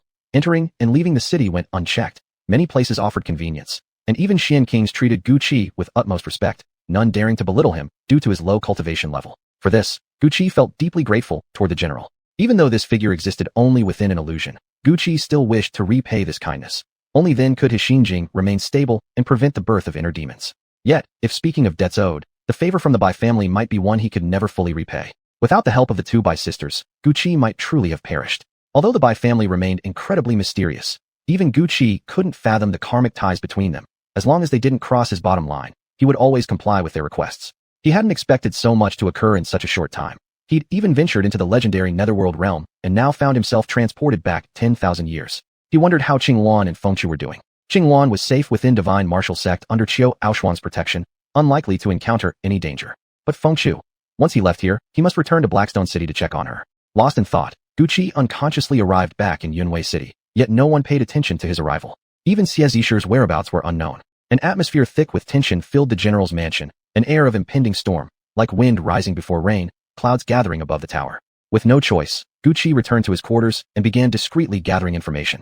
Through his investigations, he learned something abnormal had appeared outside the city. Initial scouting revealed nothing obviously amiss, yet strange occurrences kept recurring. Though no direct harm had occurred, these anomalies drew growing concern. Many suspected this was a prelude to the arrival of the E-clan. Guqi had often heard the term E-clan, but only now did he realize these so-called E-clans weren't all the same. In this world, humans, spirit beasts, and wandering souls coexisted peacefully. Even demon cultivators faced no real discrimination. Nowadays, demon cultivators merely referred to those with somewhat worse tempers. The resources they required for cultivation were obtained solely from corpses.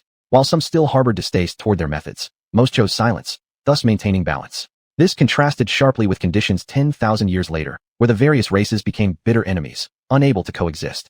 All races shared a common enemy, the E-clan. Legend said the E emerged from beneath the northern sea's dark ice, deep in the frigid far north. Wherever they appeared, spiritual energy vanished, rendering cultivators unable to draw upon their powers. Worse still, their sustenance consisted entirely of living human or spirit beast flesh and blood. Although humans sometimes consumed beast flesh for cultivation purposes, this practice differed fundamentally. Any land touched by the E turned instantly lifeless, devouring every human, spirit beast, and wandering soul in their path.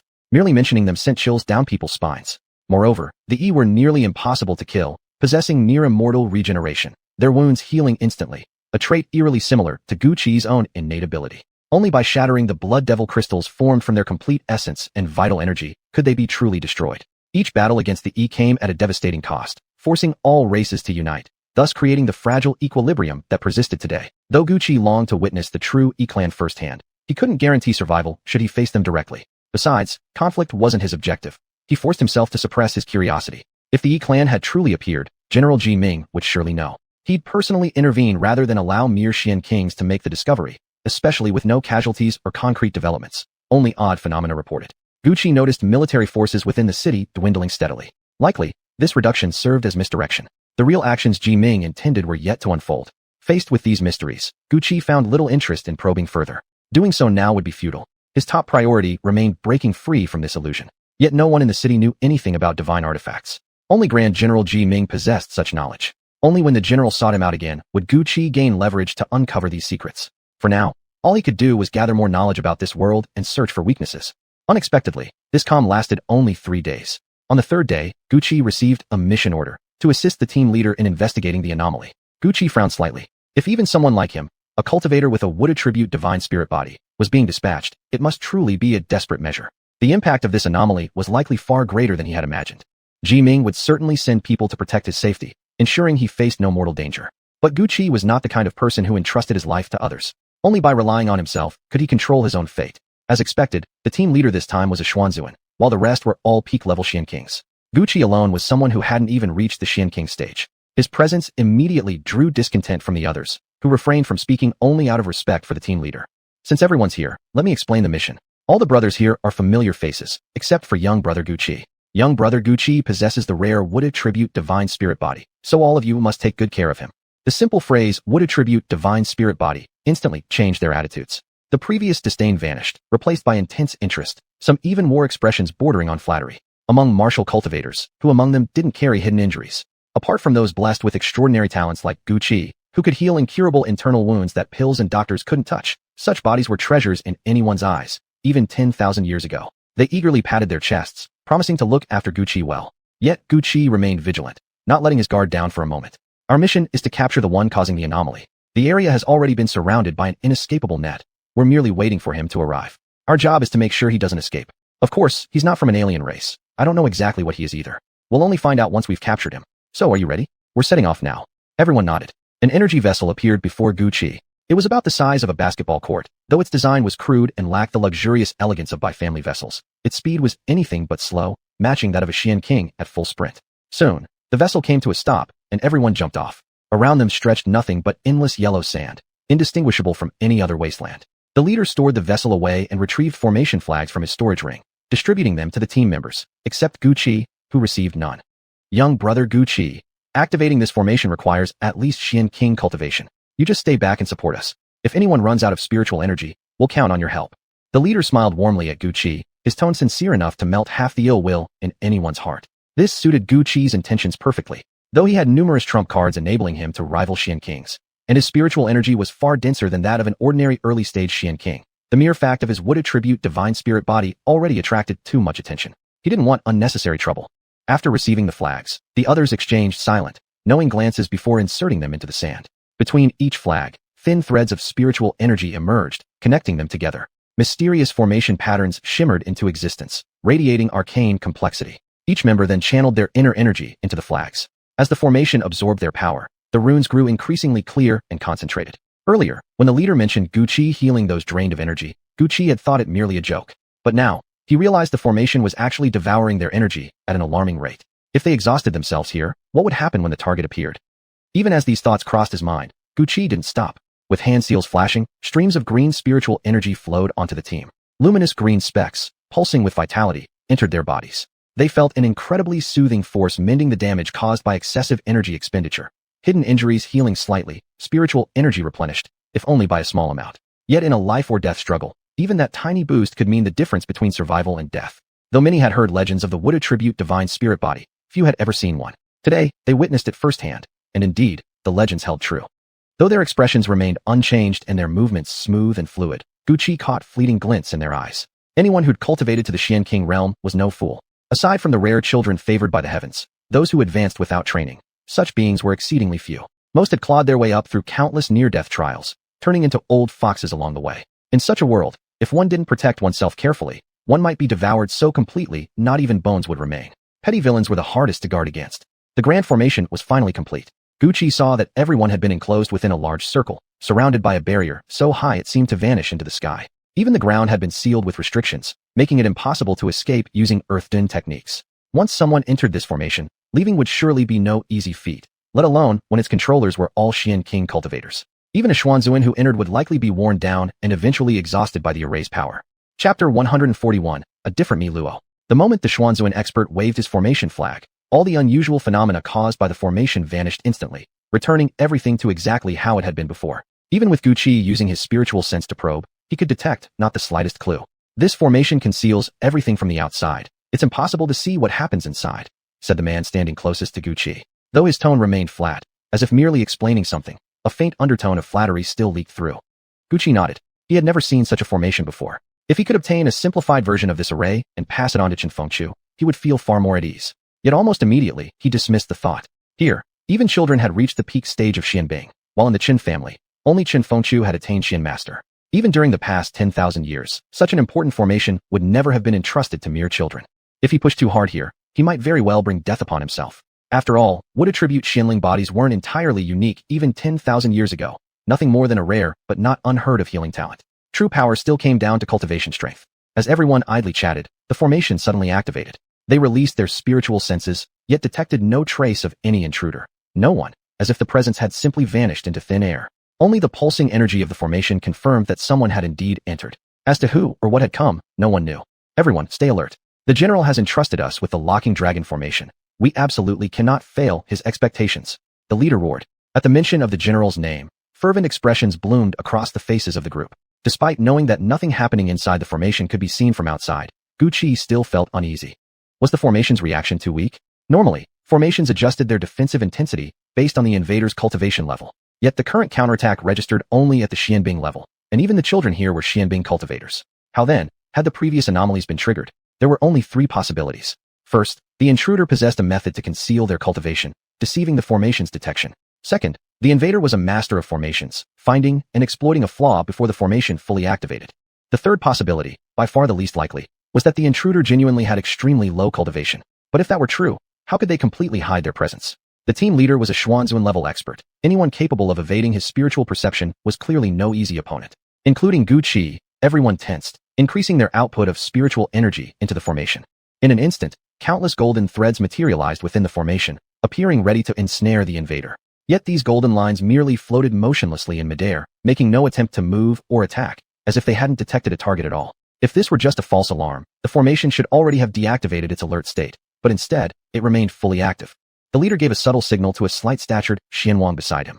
The man promptly activated a hand seal and passed control of his formation flag to a comrade. From his storage bag, he withdrew a small formation disc. After injecting it with his spiritual energy, a miniature replica of the entire formation appeared upon its surface. So this is what a formation master looks like.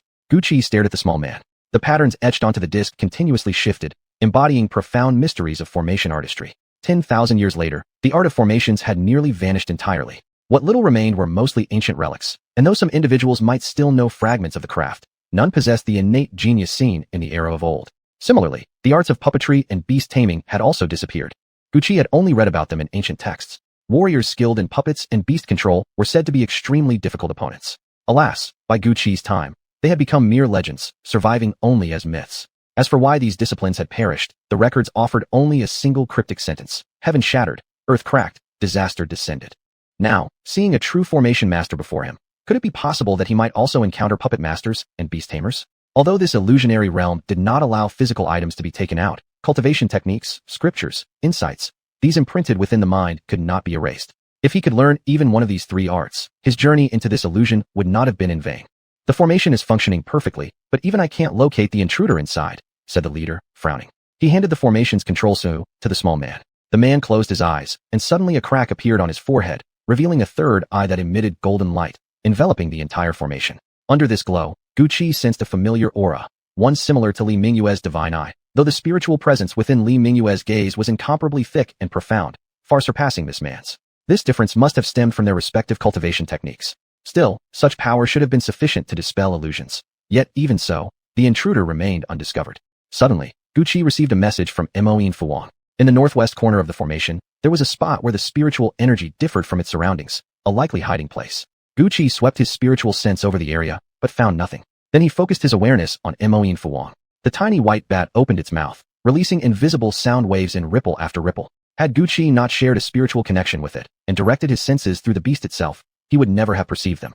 The sound waves spread outward in concentric circles, but when they reached a certain point in the northwest, they were reflected back. That must be where the person was hiding. Fu Wang's innate talent was truly terrifying.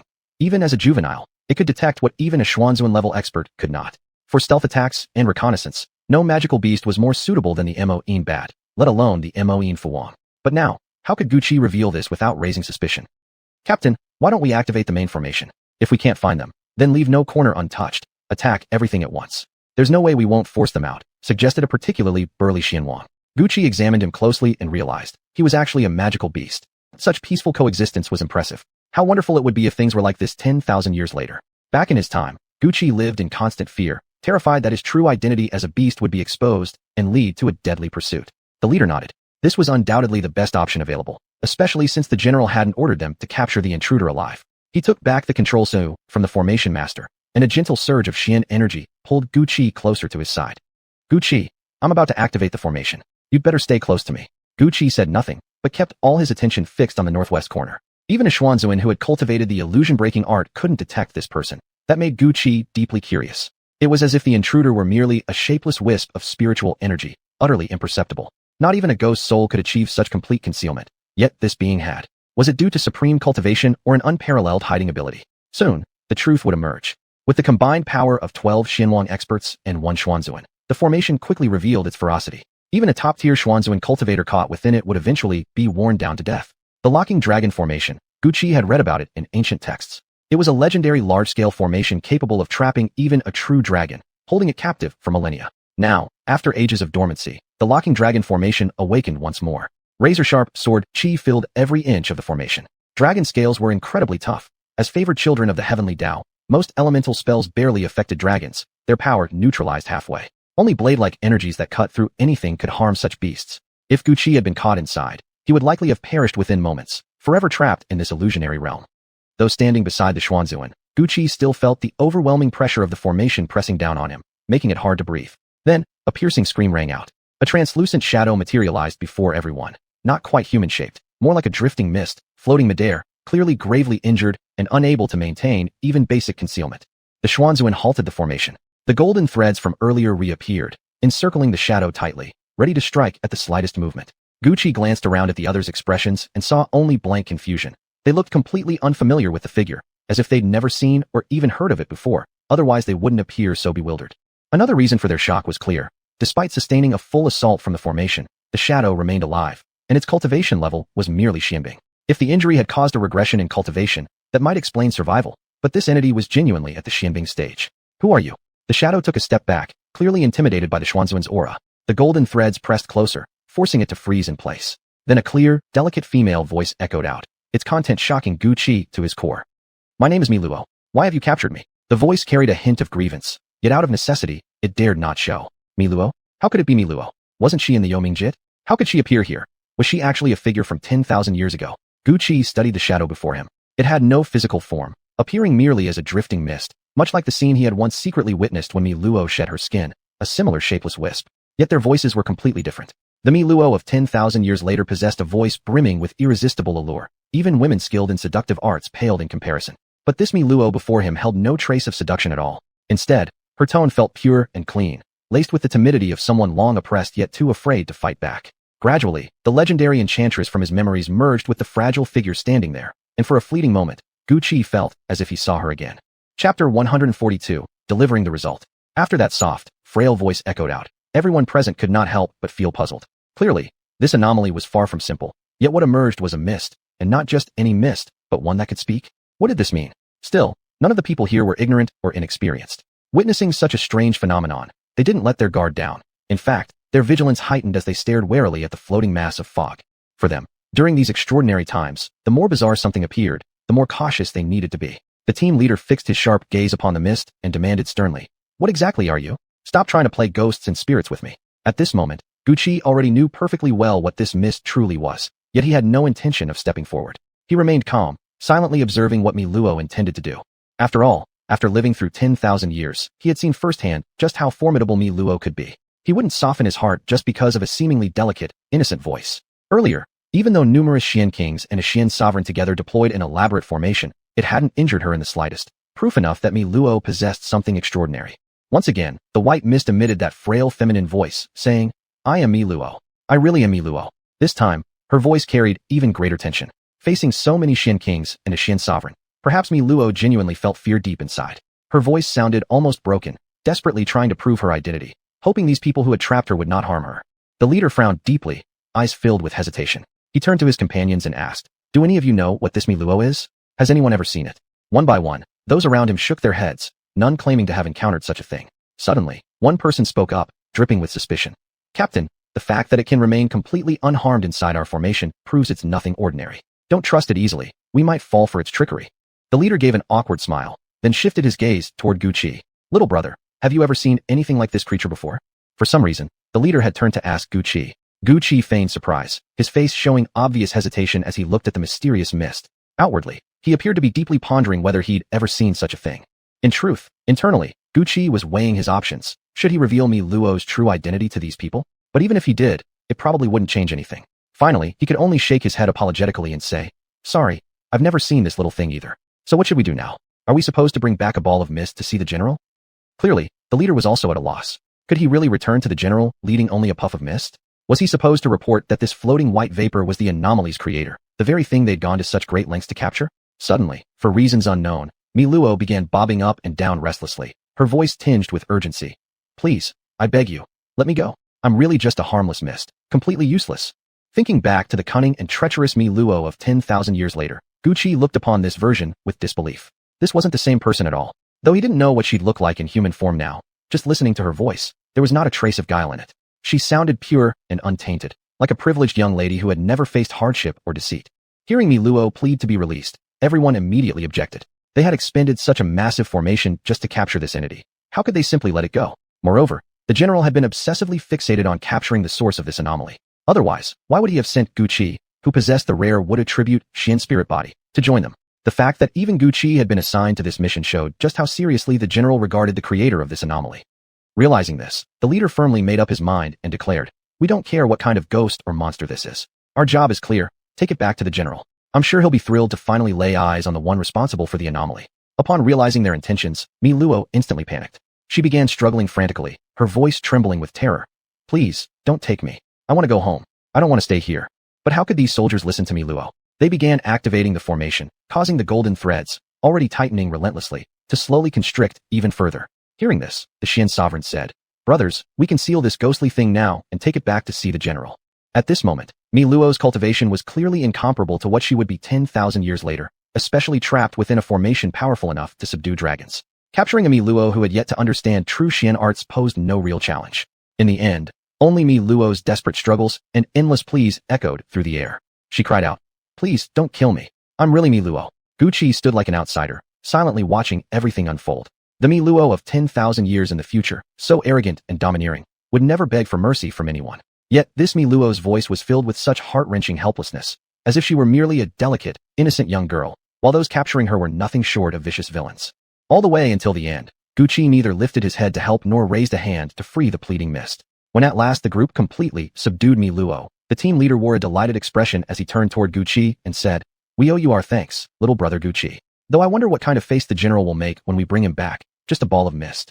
The remaining Xian kings also wore helpless expressions, each inwardly baffled. They had exerted so much effort, only to capture such a tiny, formless thing. Still, to prevent the general from worrying inside the general's manor, the group wasted no words and immediately headed back. Sure enough, upon arriving before the manor, they found someone already waiting for them. As soon as he saw their return, the man stepped forward and said, The general sent me here to wait for you. All of you are to go see him immediately upon returning.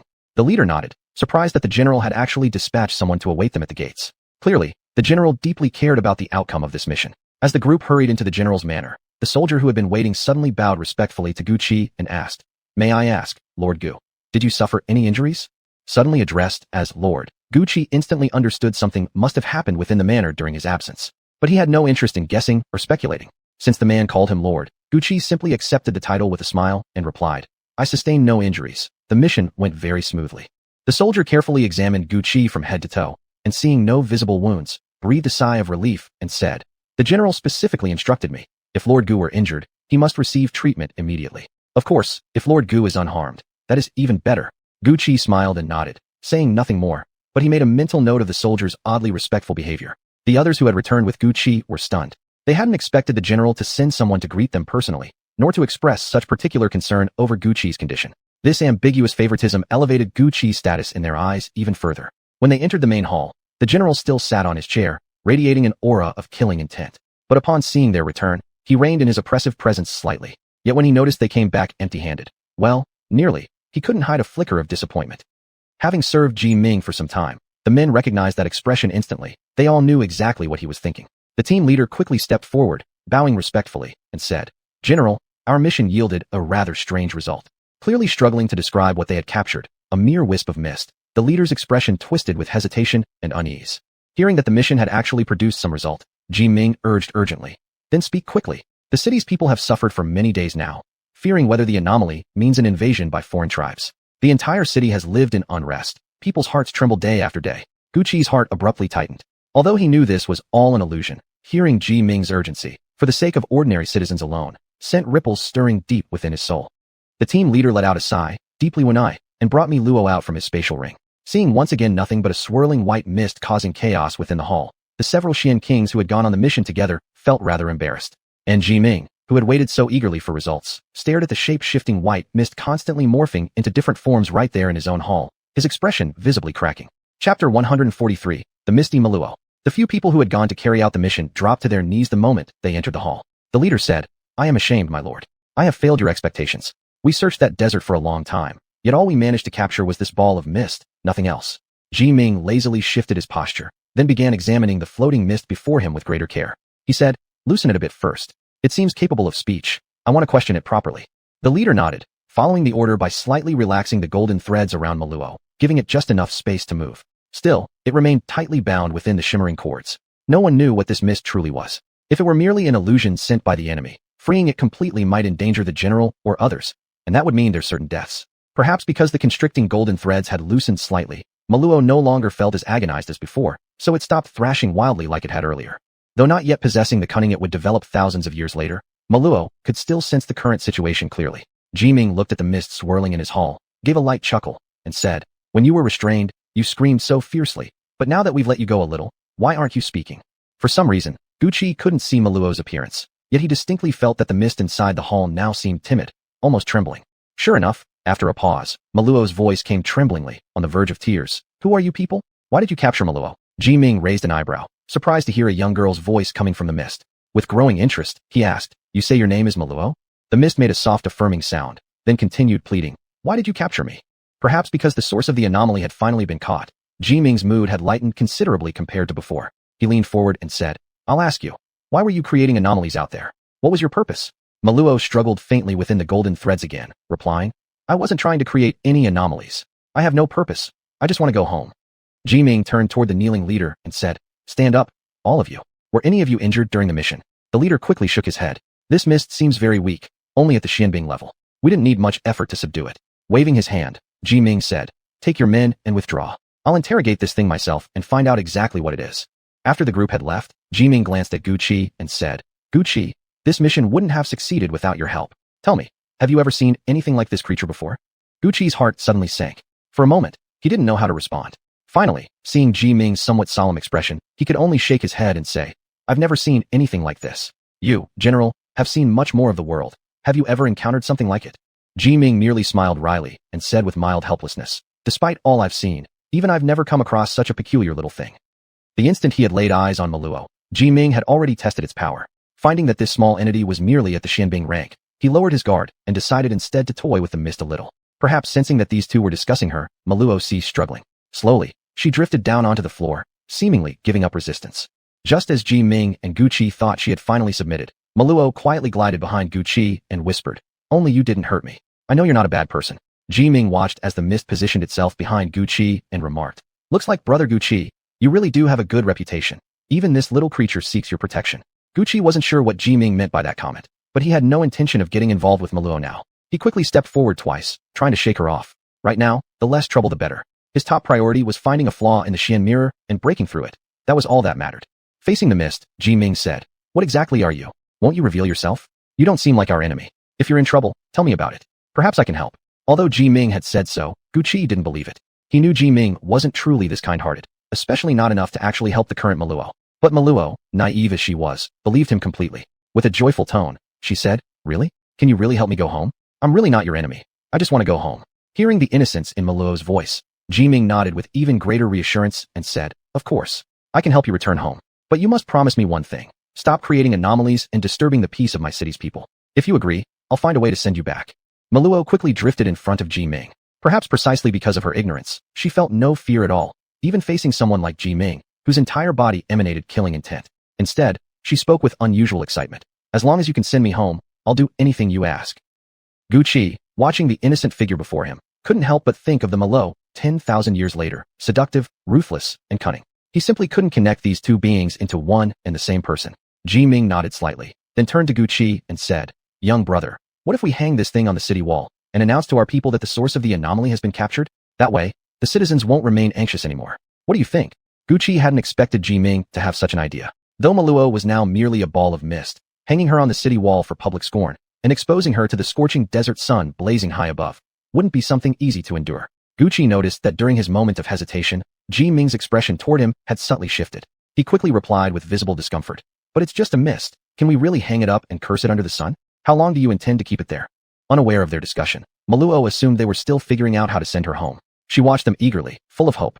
Jiming shook his head and said, "I don't know either. We still don't know its identity. If it were our enemy, it wouldn't matter. But if it's actually an ally, doing this could wound the feelings of a friendly force."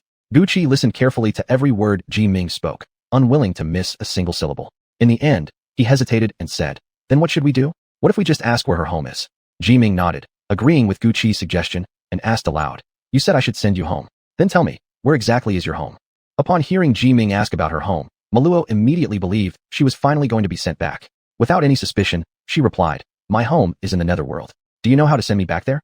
Jiming and Gu Qi exchanged glances, then silently confirmed it. The girl was from the netherworld. Immediately, Jiming abandoned his previous idea. If he had actually hung this mist on his city wall, the resulting misunderstanding with the netherworld might have become disastrous. At this critical juncture, he couldn't afford such a risk. Jiming promptly ordered his subordinates, "Go, bring those men here, and untie the young lady Meluo." Gu Qi understood that Jiming had no choice but to make this decision. After all, they only had Meluo's word that she was from the netherworld. They had no way of verifying her claim. If she wasn't who she claimed to be, releasing her might endanger the city. But if she truly was from the netherworld, keeping her bound like this would also be inappropriate. And with the Holy War approaching, if Meluo really belonged to the netherworld, treating her this way would certainly provoke resentment among her people later. Even at great personal risk, they had to set her free. The team leader, who had originally intended to offer some cautionary advice to Jiming, saw the look on Jiming's face and could only bow his head in obedience, proceeding to release Meluo's bindings. Once the captain and the others channeled their spiritual power to loosen the golden threads, Meluo instantly shot toward Gu Qi and Jiming like a wisp of wind. Even though Gu Qi clearly knew this was only an illusion, he still activated his inner spiritual energy. No matter what happened next, he resolved to protect Jiming first. If Jiming remained unharmed, perhaps Gu Qi would still have a chance to learn the truth behind that holy war, and through that, discover the flaw within this very illusion. But to those few men and Jiming, this scene appeared completely different.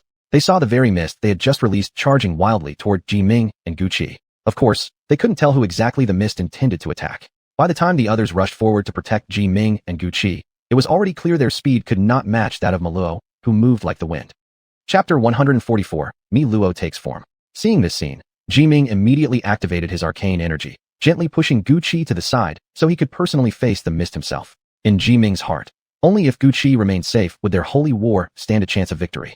Only with Gu Qi present would the number of fallen warriors in this sacred battle remain bearable. Thinking of the future mountains of corpses that might pile up, Jiming was determined to do everything in his power to prevent any harm from coming to Gu Qi.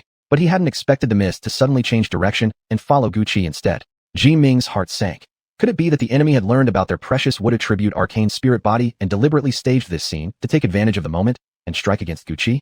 Gu Qi, on the other hand, wasn't nearly as tense as the others. He knew that this little Meluo didn't currently possess the strength to harm him. Ever since they decided to release Meluo, Gu Qi had already erected a mental defense within himself, ready and waiting for Meluo to attack. Yet now, although the mist lunged toward him, Gu Qi didn't sense even the slightest hint of danger. Instead, he merely felt that Meluo was rushing toward him out of affection, nothing more. But in the eyes of the others in the hall, the situation looked entirely different. To them, Gu Qi was just a rare wood elemental arcane spirit body with limited magical power, someone whose safety was absolutely critical. Of all people, he must not be allowed to come to harm.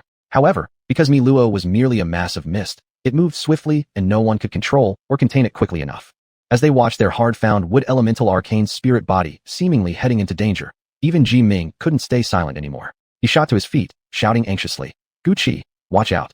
Move aside." But no one had anticipated what happened next. The mist simply settled quietly onto Guqi's chest and said softly, "Only you are good to me. You won't bully me, right?"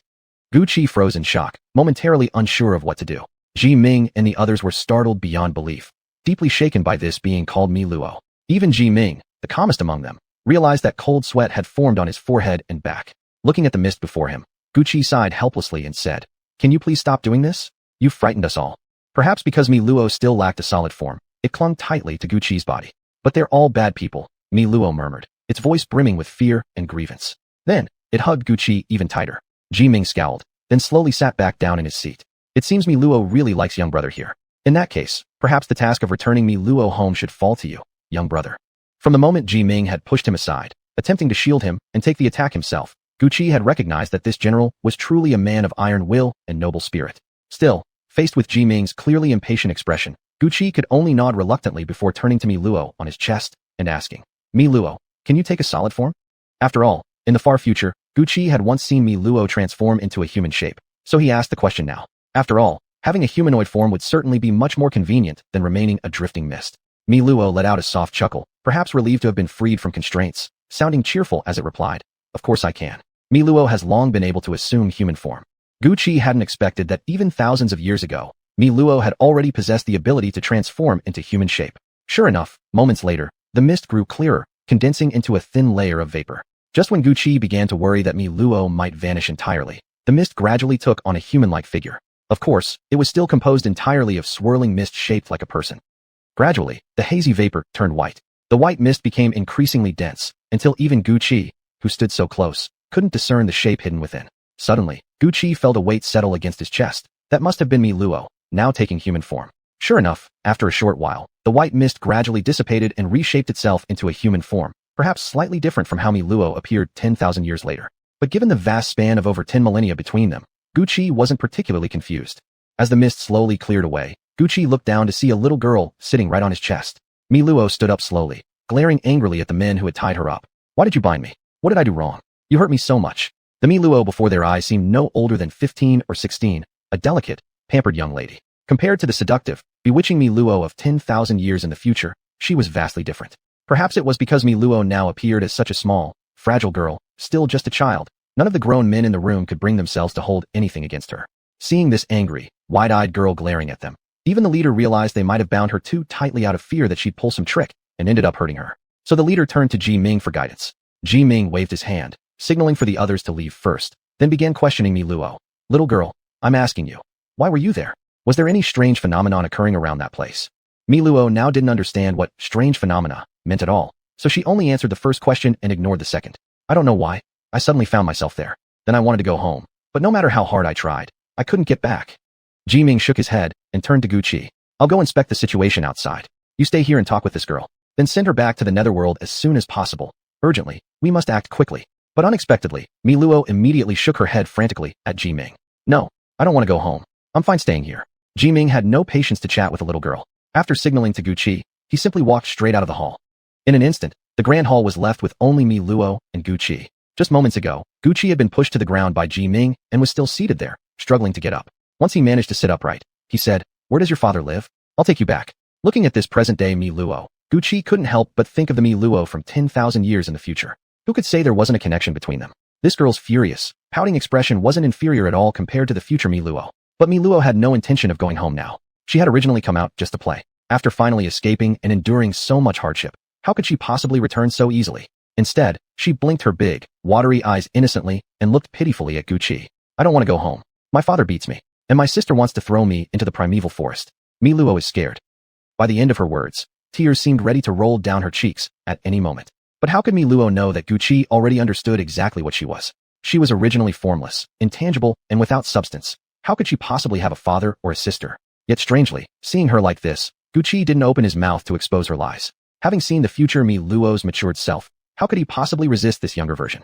Guqi twitched his lips slightly, then said, "Fine, let's go. I'll take you to find an older sister who will serve you."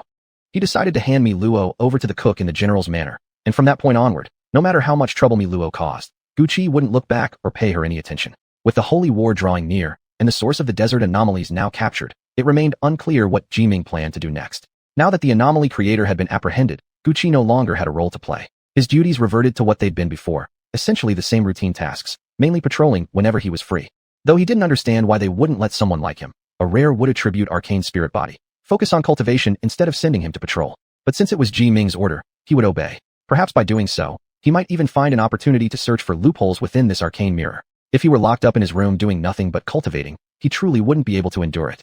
That kind of life would feel just like being destined to die old, trapped forever inside this arcane mirror. When Gucci finished patrolling outside the city, he casually picked a spot that looked pleasant, sat down on the ground, and began meditating to rest.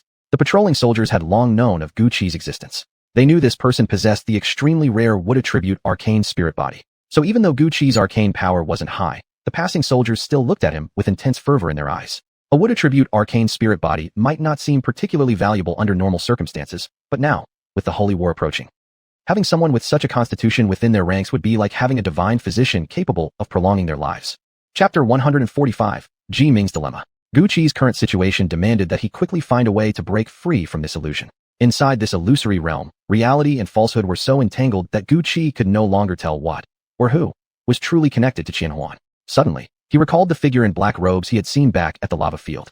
Silently, Gucci realized that perhaps this was the only person he had ever encountered who might have any connection with Qianhuan. But if this man had the power to create such an immense illusion, wouldn't that also mean he could transform himself into another identity and conceal himself somewhere within this dreamlike world? Gucci's brows tightened, his face heavy with concern. He was already trapped inside this illusion. Perhaps only he himself could save him from it. And if he managed to break through Qianhuan's illusion, then that would also mean he had subdued Qianhuan.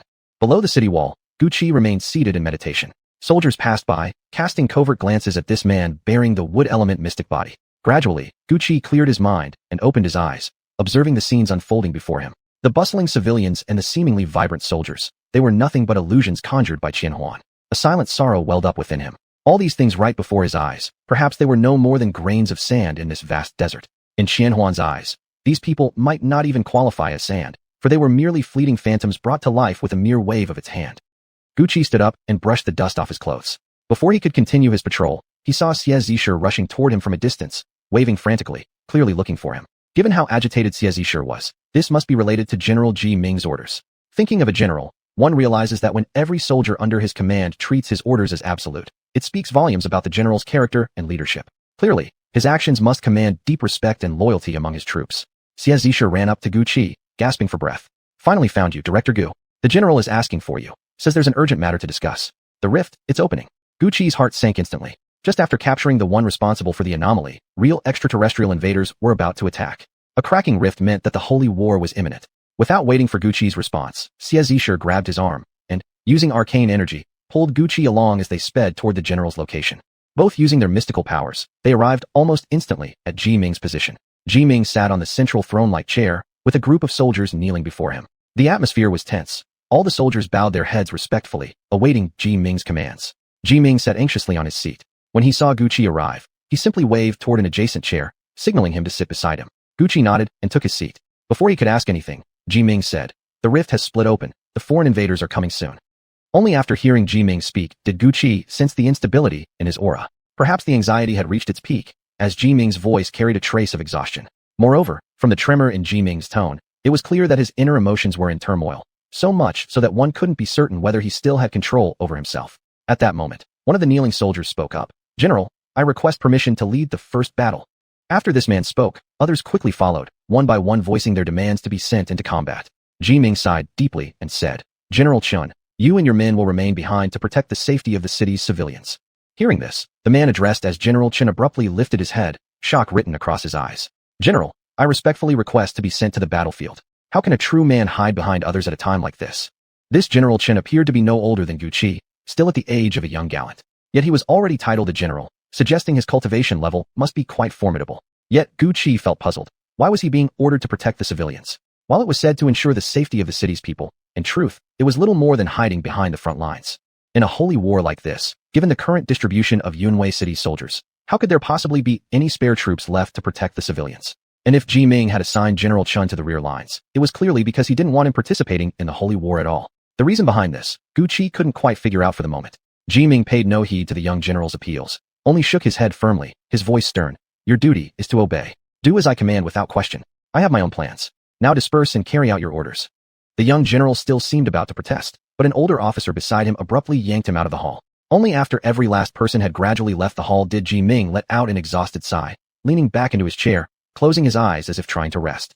Gucci also sensed the quiet that had settled over the hall. Seeing Ji Ming say nothing more, noticing instead the weariness etched across his face, Gucci could guess the truth. With the holy war imminent, Ji Ming, as the great general of Yunwei City, bore the immense responsibility of protecting it. Yet knowing how terrifyingly powerful the alien invaders were, Gucci could also imagine just how heavy the pressure must be on Ji Ming right now. The two men sat in their chairs in silence, neither speaking. When Ji Ming finally opened his eyes again, the fatigue within them had been replaced by a sharp severity. His gaze unfocused, staring blankly ahead, he said, Gucci, do you know why I sent Chen Jia and his men to the rear to protect the civilians? Gucci shook his head. Chen Jia, at such a young age already holding the rank of general, must possess formidable cultivation, not to mention leadership skills and battlefield prowess. All certainly exceptional. A bitter smile flickered across Ji Ming's lips before he spoke. You've seen it yourself. Chen Jia is almost about your age. He went to battle alongside his father at a very young age. His father died during a holy war, but Chen followed in his father's footsteps, commanding troops with outstanding achievements. For someone so young to accomplish so much, we elders can't help but feel proud. By the end, Ji Ming's eyes carried a trace of pride, as if he truly saw Chen Jia as a son he had raised and nurtured himself. Gucci merely nodded and said, he does have impressive cultivation. To become a general at such a young age is remarkable. Ji Ming let out a dry laugh, then said, you don't think I'm telling you all this just to praise him, do you? Gucci shook his head again. He really didn't understand why Ji Ming was saying all this to him. Actually, Ji Ming continued, the soldiers under Chen Jia's command are mostly children we recently recruited, around the same age as him. When they heard the holy war was approaching, every youth with even a bit of cultivation rushed to enlist, demanding to join us and fight in the war. But these kids, some are only 14 or 15. The oldest aren't even 20. As the general of Yunwei City, how could I bear to send children to their deaths? His voice trembled with reluctance and sorrow. Thinking of how many talented, young warriors Yunwei City had already lost over the millennia in this endless war, Ji Ming looked upon these teenagers and knew he simply could not allow them to participate in the holy war. A sharp pang of pain throbbed in Gucci's chest. Who would have thought that so many ages ago, such a tragic and heroic story had unfolded? He looked at Ji Ming, forgetting for a moment that he was merely caught within an illusion. If there's anything you need me to help with, just say it. Gucci didn't believe Ji Ming had spoken so much without purpose. Ji Ming stood up and walked toward a concealed compartment nearby, his voice urgent and anxious. I originally planned to properly arrange things for these children before the holy war began. But now, the rift is widening faster than expected. I may no longer have time to secure their safety. These children, they are the future hope of Yunwei City. As long as we can repel the invaders and protect them, every one of our soldiers would gladly give their lives without regret. As he spoke, Ji Ming had already reached the hidden compartment. After casually shifting a vase aside, a wooden box emerged from the side. He took the box out from the compartment and said, right now, I'm pinning all my hopes on you. Gucci, may you fulfill your greatest role in this holy war. Ji Ming walked straight up to Gucci and handed him the wooden box, saying, you may not realize it, Gucci, but you are our most crucial trump card in this holy war. This is a battle robe, specially crafted for one with a wood attribute, Xianling body. Chapter 146, A Visitor from the Netherworld. Ji Ming paused, then said earnestly, I want you to wear it during the holy war. It will protect you from harm, and when we reach our most critical moment, I need you to lend us your strength. Although Gucci was currently just a guard in the Snow Leopard squad, Ji Ming's tone and posture when speaking to him clearly placed himself in a much lower position. Gucci did not reach out to take the wooden box before him. The box itself was exquisitely crafted, emanating nobility. Golden threads were inlaid around its edges, forming intricate patterns. Yet upon closer inspection, there were various subtle floral motifs etched across the surface, seeming to follow some pattern, though Gucci couldn't decipher their order in the short time he observed them. Seeing that Gucci had not taken the box, Ji Ming simply opened it himself and said, this is a battle robe passed down through generations in Yunwei City, specially tailored for cultivators of the wood element spiritual body. In battle, it can automatically generate a barrier that blocks all arrays and spiritual energy aimed at the spiritual body. It also continuously restores the wearer's own spiritual energy. Rest assured, this artifact brings countless benefits and no harm. With war imminent, I would never joke about something like this. Gucci raised his eyes toward the robe inside the box. Instantly, he felt a continuous stream of spiritual energy flowing from the robe into his body, a warm current that washed away every trace of fatigue, leaving him revitalized. Observing Gucci's improved expression, Ji Ming realized what his predecessor had told him was true. Gucci began to waver. He had once heard rumors that within the Ji family, which had flourished for centuries, there existed a divine treasure capable of ensuring their long-term dominance. But this object before him clearly wasn't that legendary artifact. It was designed solely for those with the wood element spiritual body, offering protection rather than offensive power. As Gucci hesitated, Ji Ming withdrew the robe from the box and, with fluid motion, draped it over Guqi's shoulders. Guqi immediately stood up and protested. This thing must be priceless. I'm merely a lowly guard of Yunwei City. I cannot accept such a precious gift from General Ji. But Ji Ming held firm, gripping the robe tightly as he fastened it onto Guqi. I've kept this hidden for so long precisely because I was waiting for this day. Now that the holy war is upon us, if I still hoard it for personal reasons, I would be betraying the entire city of Yunwei. Still, Guqi was reluctant to accept such a priceless item. Now that the robe lay upon his body, its effect was even more pronounced. Warm currents flowed steadily through his veins, mingling with his blood, infusing every cell with renewed vitality. Seeing Guqi's lingering hesitation, Ji Ming sighed helplessly. You know well enough. You are Yunwei City's final ace in this holy war. As long as your spiritual energy remains sufficient, you will have the power to save us all at the decisive moment. This time, every one of my brothers has resolved to give their lives. We are determined to eradicate the foreign race and secure peace for our descendants. Understanding the implication behind Ji Ming's words, Guqi stared at him in disbelief, his voice filled with confusion. What do you mean? Are you saying you'll sacrifice your lives just to buy tranquility for Yunwei City? Then it struck Guqi why such a powerful city as Yunwei would eventually fade into nothingness. Perhaps it was because of this very holy war. Too many had died here. That might be why, despite its former glory, Yunwei City vanished without a trace in later ages. He wondered whether the weakening of spiritual energy over the millennia, becoming far less potent than it once was, might also be linked to this catastrophic conflict. Ji Ming did not answer Guqi's question. He remained silent, continuing to adjust the robe on Guqi's body. Looking at this quiet man standing before him, someone clearly destined for anything but ordinariness, Guqi felt a deep discomfort rise from within. He couldn't understand why he felt this way. After all, this was only an illusion. Even if they perished here, nothing real would change. Not even their deaths could truly affect him, because none of this was real. But perhaps it was because Ji Ming had personally bestowed upon Guqi the battle robe he had treasured for generations. Even if this were merely an illusion, within it still existed genuine emotions. For a moment, Guqi even began to doubt whether this place he was in had ever truly existed, or was nothing more than a mere illusion. But if this was an illusion, then who exactly was controlling the minds of these people? Just as Ji Ming finished dressing Guqi in the robe and stepped back a pace, he carefully observed the garment on Guqi's body before sighing with admiration. No wonder this robe has been passed down through generations of Yunwei City's rulers. It really is a spiritual treasure. Brother Guqi, you were already strikingly handsome, but now that you're wearing this robe, you're even more dazzling. Grace surpassing the heavens. I suppose that phrase was meant for someone like you. Guqi shook his head and looked down at the robe himself. The fabric was a white cloth tinged with pale blue, a color even he couldn't quite name. It held more spirit than sky blue, more elegance than lake blue. There were also several blue gems embedded into the robe. When Guqi gently touched them, he realized they were nearly equivalent to Xian crystals, and possibly even several levels above them.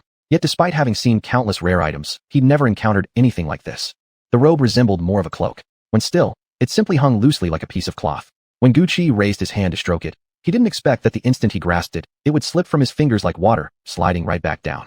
He tested again, carefully lifting the robe, but once more, the fabric flowed like liquid, slipping helplessly through his hands. Ji Ming let out a soft chuckle and said, I used to be just like you, trying to pick it up only to find out later that unless you support it with your arcane energy, there's no way to keep it still in your hands. Upon hearing this, Guqi channeled his arcane energy and indeed managed to lift and hold the robe. But without using arcane power, lifting it purely by physical strength was utterly impossible. Even if you gripped it tightly, it would still flow like water, slipping through your grasp. Seeing that Guqi finally showed no resistance toward the robe on his body, Ji Ming felt one weight lifted from his heart. At that moment, a soldier hurried in, but even in haste, his steps remained calm and composed. When he reached the doorway and saw the robe on Guqi, he clearly froze for a second before turning to Ji Ming and reporting, General, visitors from the Netherworld have arrived. They wish to discuss matters regarding the Holy War. Guqi raised his brows in surprise. He hadn't expected the Netherworld delegation to come all the way to Yunwei City to negotiate the Holy War. Clearly, at this moment, Yunwei City held considerable influence among the three races. Ji Ming nodded and said, let them in. After the soldier left, Ji Ming turned to Guqi and explained, they're coming to Yunwei City to discuss the Holy War likely isn't just due to our strategic location. The fact that we found a wood element spiritual body must also play a part. Guqi nodded silently, making no reply, simply waiting for the Netherworld visitors. When he first heard about the Netherworld delegates arriving, he assumed they were here for Miluo. But now it seemed they had nothing to do with her, since they hadn't mentioned her at all. Back then, he only knew Miluo originated from the Netherworld. So naturally, when people from the Netherworld arrived, he thought they'd demand her release first. But now, seeing they brought up the Holy War instead of mentioning Miluo, it was clear, the Holy War must truly be on the brink of collapse. Even with the Netherworld envoys arriving to discuss the war, Ji Ming didn't ask Guqi to leave the hall. In fact, when Guqi made to rise and depart, Ji Ming stopped him. Where are you going? I want them to see that I found a wood element spiritual body. Do me one more favor. Guqi could only quietly admire Ji Ming's boldness in his heart. Then he settled himself again, sitting calmly in his chair as though resting. And deep within his heart, He gathered a surge of arcane energy, preparing for any unexpected incident that might occur. Recalling the last time when Miluo had suddenly lunged toward him, Jiming had actually shoved him out of harm's way, leaving himself within the danger zone. At that moment, none of them could have guessed just how powerful Miluo's arcane force truly was. They had no idea how great the threat she posed, yet Jiming had still swiftly pushed him aside without a second thought for his own safety. Chapter 147, Meeting an Old Acquaintance. As Guqi and Jiming sat on their chairs with eyes closed, resting quietly, the sound of footsteps came from outside. It was likely the people from the netherworld arriving. Guqi slightly opened his eyes and cautiously surveyed the group entering. When they noticed the battle robe on Guqi's body, each of them paused for a moment in their tracks, then quickly resumed composure, pretending not to have seen anything, continuing instead to greet Jiming as if nothing had happened. At this moment, while no one else paid attention to Guqi, he himself had discovered a shocking secret. He still clearly remembered the appearance of the illusionary figure that had once taken human form. Yet among the guests visiting Jiming's residence, there was actually one individual whose outward appearance was nearly identical to that of Qian Huan, the very illusionary being Guqi had encountered before. But even now, Guqi couldn't say anything. He couldn't just rush forward and demand someone break open the illusion right then and there. After Jiming had properly seated everyone, he said, "You all know well enough how drastically the rift has changed. We must always remain ready to face the holy war." Suddenly, one man stood up, glaring fiercely at Guqi, perhaps more precisely, at the battle robe he wore. After observing Guqi carefully for a moment, he spoke aloud. "I'd like to ask the general, what is the meaning of this young man's battle robe? Is it perhaps that legendary armor forged specifically for wood attribute spirit bodies, passed down for centuries in Yunwei City?" Jiming had never intended to hide this matter from them, so he simply nodded and said, "That's correct. This is our city's wood attribute spirit body. His name is Guqi." But at this moment, Guqi hardly cared about what Jiming and the others were discussing. All that filled his mind was the black-robed man standing not far away. He was unmistakably the same man Guqi had seen beside the lava back then, cloaked entirely in black, his face almost completely obscured. It matched perfectly the form Qian Huan had once conjured. How could this man appear here within the illusion itself? And even more strangely, why had he become one of the netherworld's people? Guqi, for a fleeting moment, felt utterly confused, unsure of how to make sense of what lay before him. It was as if something floated just beyond reach, shapeless and elusive. Even if he reached out, he might not grasp where it was or what it truly looked like. And yet, simultaneously, it felt as though that very thing could be pierced through with nothing more than a gentle lift of his hand. The netherworld's members noticed the wood attribute spirit body staring fixedly at one of their own, clearly unsettled but uncertain what exactly had gone wrong. They turned questioning glances toward Jiming, hoping for some explanation as to why this spirit body was gazing at them so intently. Jiming had also noticed that Guqi was acting strangely. However, given the delicate circumstances, he deliberately turned his head, pretending not to see anything. As Guqi continued to stare at the man who looked exactly like Qian Huan, suddenly, the black-robed figure lifted his head and looked straight back at Guqi. Their eyes locked, neither flinching nor retreating. Thus, the two stood motionless in the hall, engaged in silent confrontation. Guqi knew, without a doubt, that this man must be connected to Qian Huan. If he didn't retreat now, he might finally uncover a clue from this very person. Finally, one of the higher-ranking figures among the netherworld delegation, sensing tension between them, hesitated a step forward, deliberately stepping into the line of sight between the two, blocking their mutual gaze. Then he asked, "May I ask, if I'm not mistaken, are you the wood attribute spirit body?" Guqi shifted his eyes toward the speaker, immediately stood up, and walked straight toward them. "Yes," he said firmly. "I am the wood attribute spirit body. Now tell me, who is that man in the black robe?" As Guqi advanced toward them step by step, the netherworld members exchanged uneasy thoughts, silently speculating the meaning behind his actions.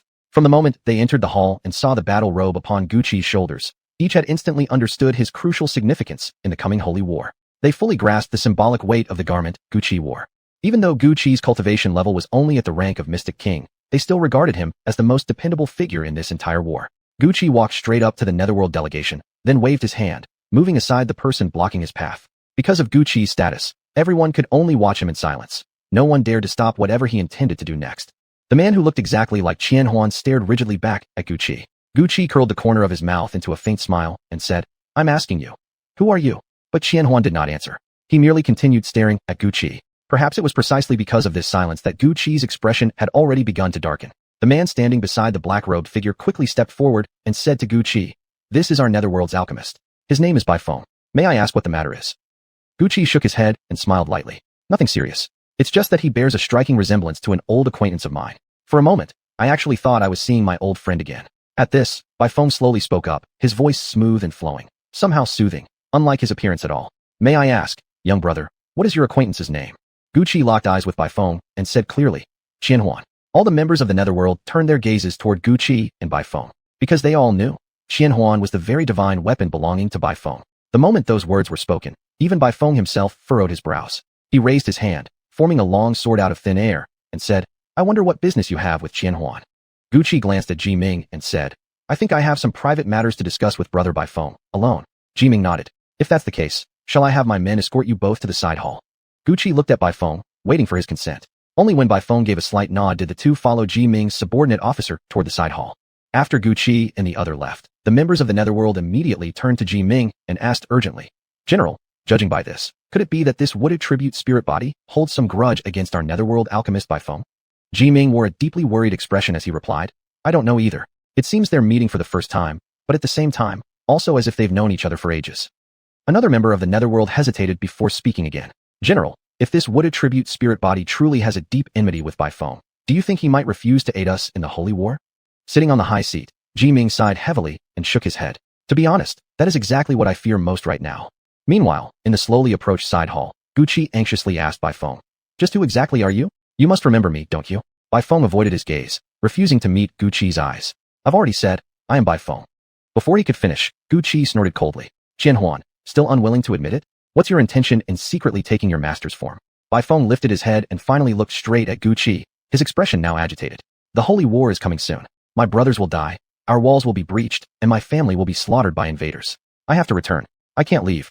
At that moment, Guqi was certain. This person before him was indeed Qianhuan in disguise. Listening to Qianhuan's words, perhaps it was because he had never stopped thinking about that battle from 10,000 years ago, that he had taken this form. To participate in the Holy War once more, Guqi sighed softly. Qianhuan, you've transformed into your master's appearance, because you want to go back 10,000 years and stop that Holy War from happening, correct? Qianhuan quickly nodded. Exactly. By returning to the past, arriving at the time of the Holy War, I will prevent our defeat. I'll stop my brothers from being massacred. I'll stop every tragedy that once happened. Watching Qianhuan's expression, Guqi nodded slowly, confirming once more, But tell me, do you truly believe that changing the outcome of the Holy War now would alter the circumstances 10,000 years later? Qianhuan did not speak again. He only shook his head silently. Yet in his eyes, Guqi clearly saw it. The unwavering determination to change the course of that ancient war 10,000 years in the past. Guqi smiled lightly and said, What if, Qianhuan, the place we're in right now is nothing but an illusion? What if, even if we win this Holy War now, you still can't change a single thing 10,000 years later? History is history. No one has the power to alter it. The world you're standing in right now is merely an illusion, a fabrication created by your own inner demon, conjured by your heart's deepest torment. Qianhuan stared at Guqi in disbelief, his face twisted with fierce rage. You're lying. This is truly 10,000 years ago. I, Qianhuan, will prevent my master's death. I will stop the Holy War from ending in disaster.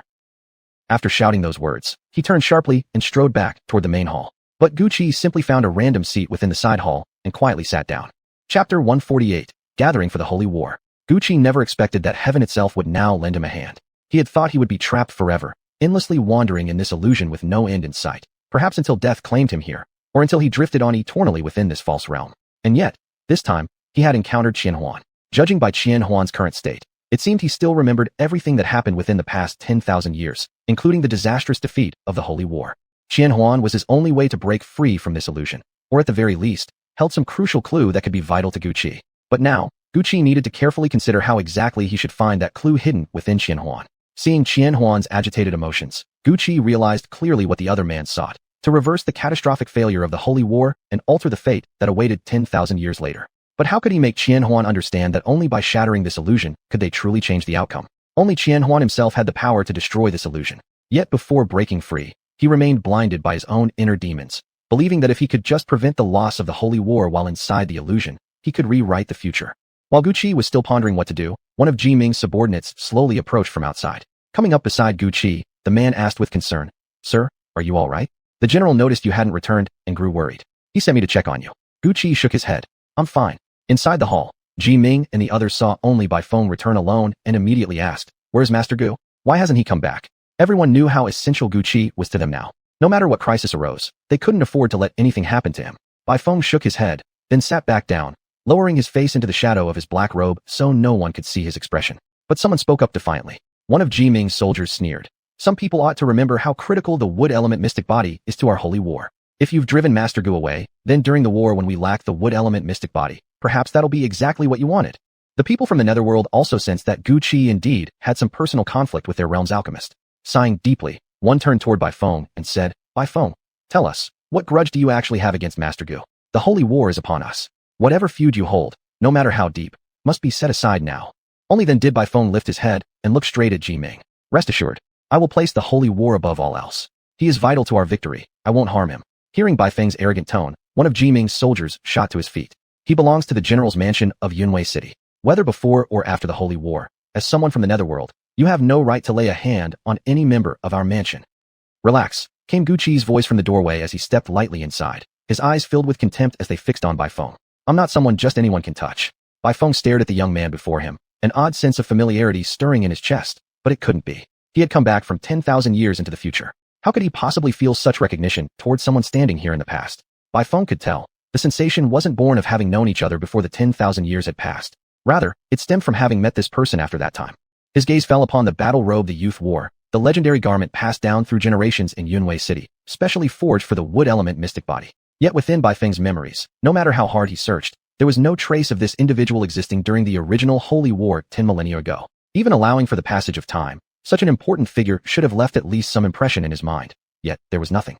When the people from the netherworld saw Guqi return safely, they breathed slightly easier. If their own alchemist had caused them to lose the wood element mystic body before the Holy War, the entire netherworld might be branded enemies, not only by humans, but by the beasts as well. This time, Ji Ming immediately moved Guqi's seat to the position directly to his left. It was a clear declaration. Within this general's mansion, second only to Ji Ming himself, stood Guqi. It was only now that Guqi finally understood why everyone had begun calling him Master Gu. But Guqi no longer cared about the title of Master Gu. What truly mattered to him now was that he was about to participate in this fated victory. Though it was likely he wouldn't even be able to take the battle robe he wore with him when he left, an event like the Holy War, occurring once every 10,000 years, was a spectacle few could ever witness. If he truly had the fortune to see it unfold, it would indeed be an experience of a lifetime. Guqi looked down at his battle robe with a touch of regret. Now that he had met Qian Huan, he knew he would definitely escape this illusion. But if he broke free, there was no way he could bring the robe with him. That was the one thing he found most regrettable at this moment. At that moment, one of the elders from the netherworld, an elder judging by his bearing, stepped forward and said, "We came to the general's mansion today for 2 reasons. First, we heard that General Ji Ming of your house has found a wood element mystic body. We are overjoyed beyond words. And now, seeing that you've already bestowed upon Master Gu the legendary battle robe passed down through Yunwei City's generations, it seems you place great trust in him, General Ji Ming." Ji Ming glanced at Guqi, then nodded solemnly. Indeed, Guqi is one of our trump cards in this holy war. The elder bowed slightly toward Guqi. This war will surely be extraordinarily brutal. We humbly ask for Master Gu's assistance in our struggle. Then turning back to Ji Ming, he continued. Second, we're here to discuss with you the deployment of our forces and the formation tactics we'll use. With the rift expanding, all realms, the netherworld, humanity, and the beasts, must prepare ourselves for imminent battle against the invading clans. Ji Ming's expression turned grave. Rest assured, elder, for this holy war, Yunwei City will commit its full strength to repelling the invaders. The beasts have already sent word. They're on their way and should arrive shortly. I'll have rooms prepared for all of you. Please rest well these next few days, but remain vigilant. The enemy may strike at any moment. We must give everything we have. After escorting the netherworld delegates to their quarters, only Ji Ming and Guqi remained in the hall. Ji Ming let out a long sigh. Master Gu, in the end of this holy war, it's possible our generals of Yunwei City will perish together with the enemy. When that time comes, I beg you to lend us your strength. When he finished speaking, the soldiers beside Ji Ming lowered their proud heads in silent reverence. Guqi nodded quietly, then turned and walked out in silence. He had never imagined Ji Ming actually intended to annihilate both himself and the enemy in the final clash. Even though this was merely an illusion, recalling that such a catastrophic battle had truly occurred 10,000 years ago filled Guqi with sorrow. Just as Guqi stepped out of the hall and entered the courtyard, he looked up and saw the sky was no longer the gentle blue of the past few days. Perhaps even heaven itself since the coming cataclysm. Thick gray clouds now blanketed the heavens, completely obscuring the once peaceful azure. Guqi's thoughts were no longer solely on how to shatter this illusion. Though he still intended to break open the Xian mirror, he now felt reluctant toward the people and things within it. When he climbed onto the city walls and looked down at the bustling figures below, humans, beasts, netherworld warriors, suddenly, he hesitated. He couldn't bear to destroy this world. Soldiers passing by paused whenever they caught sight of the battle robe on Guqi's body. Their eyes instantly welled with tears, and they stared at him in silent awe. Guqi didn't know what this robe truly meant to them, but from their expressions, he silently felt the immense weight pressing down upon his shoulders. As he walked into the streets, pedestrians on both sides moved aside in unison, creating a clear path for him without a word. Guqi walked back to the general's mansion in silence. When he arrived once more before its gates and looked up at the imposing structure, it wasn't because of any grandeur or luxury that had impressed him. Rather, deep in his heart, he felt that everything within this mansion was alive, breathing, real. Even each brick and tile now commanded his deepest respect. A guard at the gate spotted Guqi's return and hurried forward with a bow. Master Gu, the Beast Clan envoys have arrived. The general is currently discussing battle formations and troop deployments with representatives from the beasts in the netherworld. Shall I inform them that you'd like to join the meeting? Gucci simply shook his head. He had no intention of getting involved in this matter. All he planned to do was replenish their arcane energy when they could no longer hold on. Perhaps, in the final moment, he could help Ji Ming and the enemy clans perish together. Ji Ming, the representatives from the netherworld, and the envoys from the Beast Clan were seated inside the hall. The Beast Envoy, with a rugged laugh, said, I've heard General Ji Ming has found a wood element mystic body. That's a tremendous help for us in this holy war. Chapter 149, The Ruthlessness of the Netherworld. The Elder of the Netherworld nodded in satisfaction and said, this time, with a wood element mystic spirit body and Master Gu's assistance, we have even greater confidence for the upcoming holy war. Ji Ming, recalling the discovery of this wood element mystic spirit body in Gucci, felt deeply comforted and said, I never expected that just before the holy war, we would actually find someone with the wood element mystic spirit body. Blackwing, the Elder of the Netherworld, smiled slightly and said, I don't quite believe that. Only a few days have passed. If you really only just met him, General Ji Ming, why would you have already given him the ancient wood element mystic battle robe, a sacred heirloom long preserved in Yunwei City? If I'm not mistaken, the battle robe Master Gu is wearing today is indeed that very robe, isn't it? Mo Yen, the Beast Clan Elder, raised an eyebrow lightly, his tone laced with a hint of mockery. Blackwing, you old man, what's with that look on your face? Just because General Ji Ming has found a wood element mystic spirit body, are you now filled with envy and jealousy? Blackwing shifted his gaze toward Mo Yen, frowning slightly. You brute, what do you know? Is it wrong for me to question something I don't understand? Am I not even allowed to ask General Ji Ming a simple question? The Beast Clan had always been a wild and unrestrained race by nature, lacking the cunning and subtlety of those from the netherworld. Naturally, their words weren't as sharp as Blackwing's. Though Mo Yen wasn't skilled with words, that didn't mean his fists were any less powerful. He clenched his fist and waved it slightly, saying, maybe I can't beat you in argument, but that doesn't mean I can't beat you in battle. I'm just too focused on the impending holy war to waste my time fighting a sly fox like you. Ji Ming looked down at the two below him and waved his hand dismissively. What we should focus on is confronting the foreign tribes. I've already stationed people to monitor the rift constantly. Any changes will be reported to us immediately. The Beast Clan seemed somewhat respectful toward Ji Ming. Upon hearing his words, Mo Yen nodded and said, General Ji Ming, rest assured, I won't pick a pointless fight with such a treacherous individual right now. It would only waste our time. Ji Ming did not respond further to Mo Yen. Instead, he said sternly, enough bickering. Prepare yourselves. We must be ready to repel the enemy at any moment. Return to your posts now.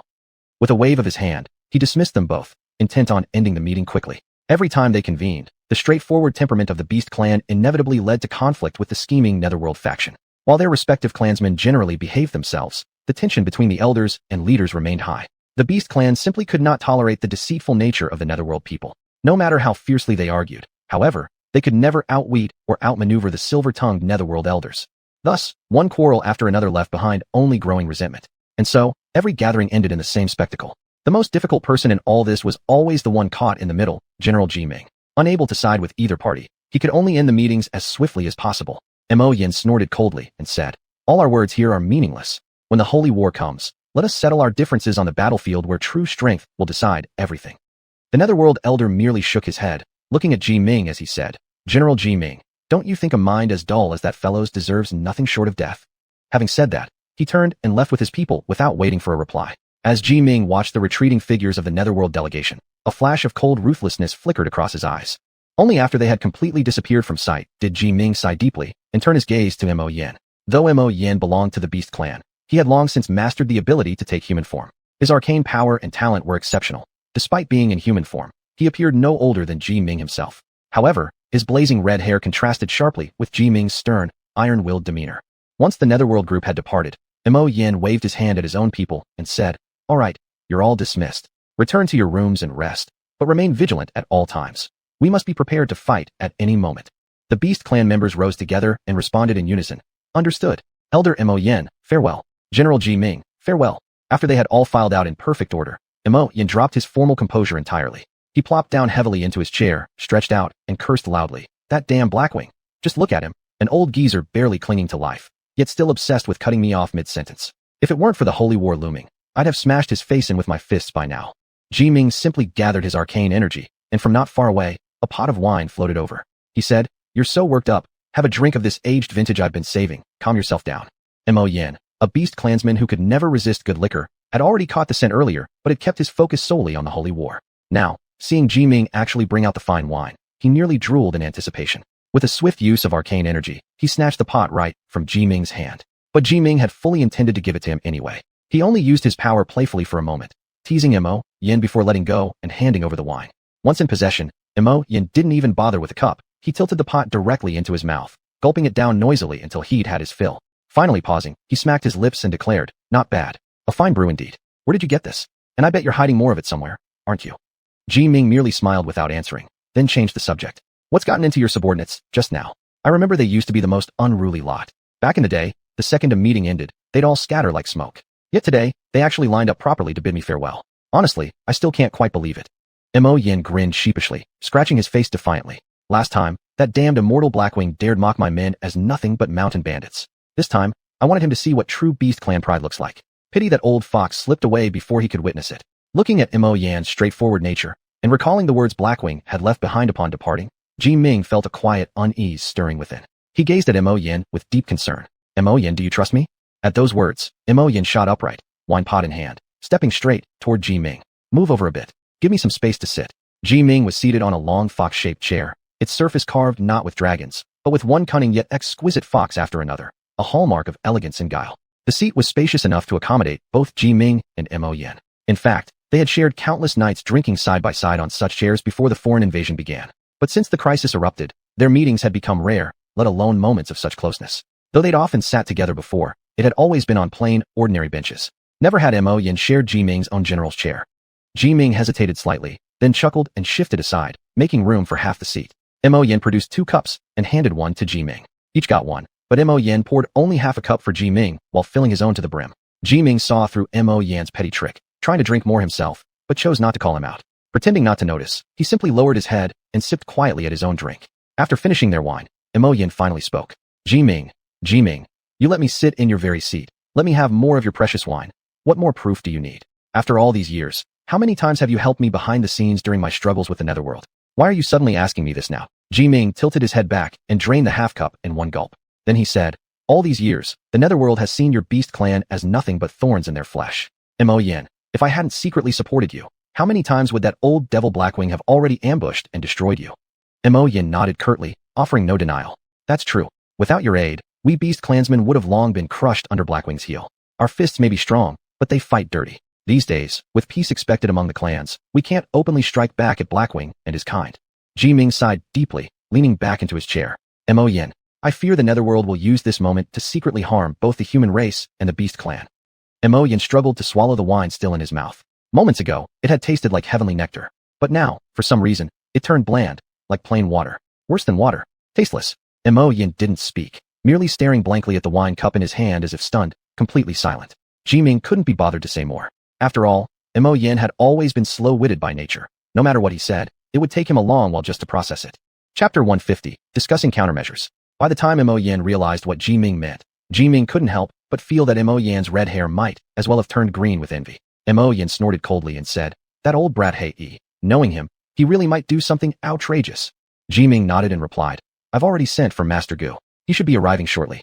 Mo Yin froze, then asked suspiciously, "When did you call him?" "How come I didn't know?" "Just now, when you were spacing out," Ji Ming said. At the news that the wood attribute mystical spirit body was coming, Mo Yin would have been lying if he said he wasn't nervous.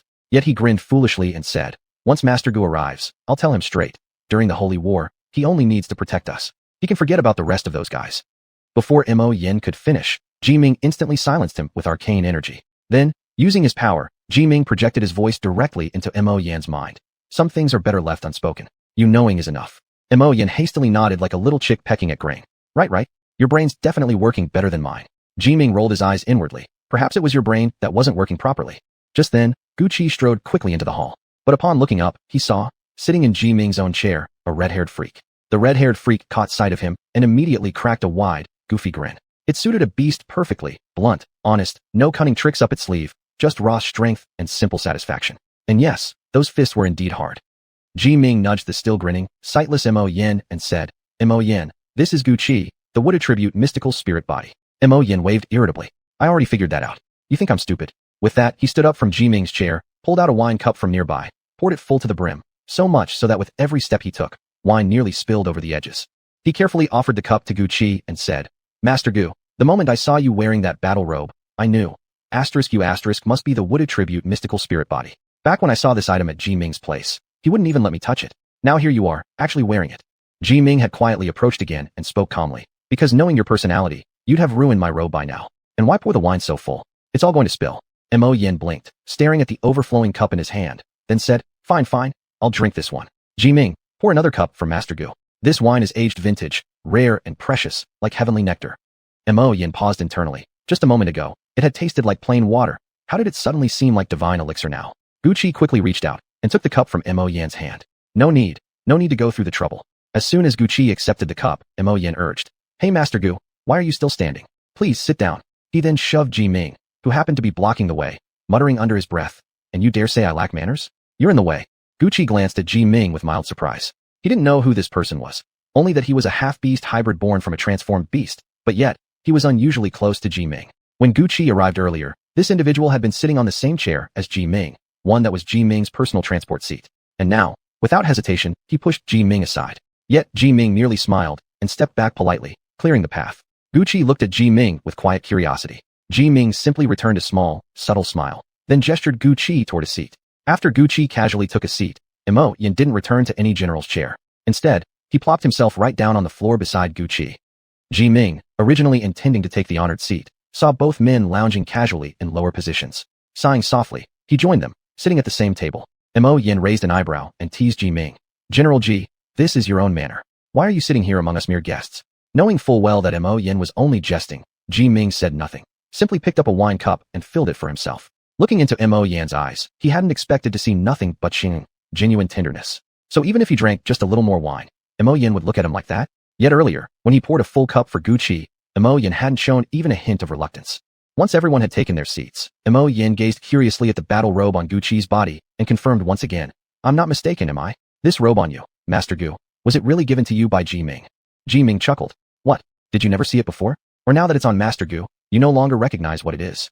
Mo Yin waved his hand dismissively at Ji Ming. I've seen it a few times before, sure. But have you ever, even once, fully unfolded it in front of me? Have you ever let me touch it even once? Ji Ming ignored Mo Yan's grumbling and instead turned to Gu Qi, saying, Gu Qi, you don't know this about him. He's got such strength that if he tried grabbing the robe and missed, he'd probably punch a furious hole straight through it just to get his hands on it.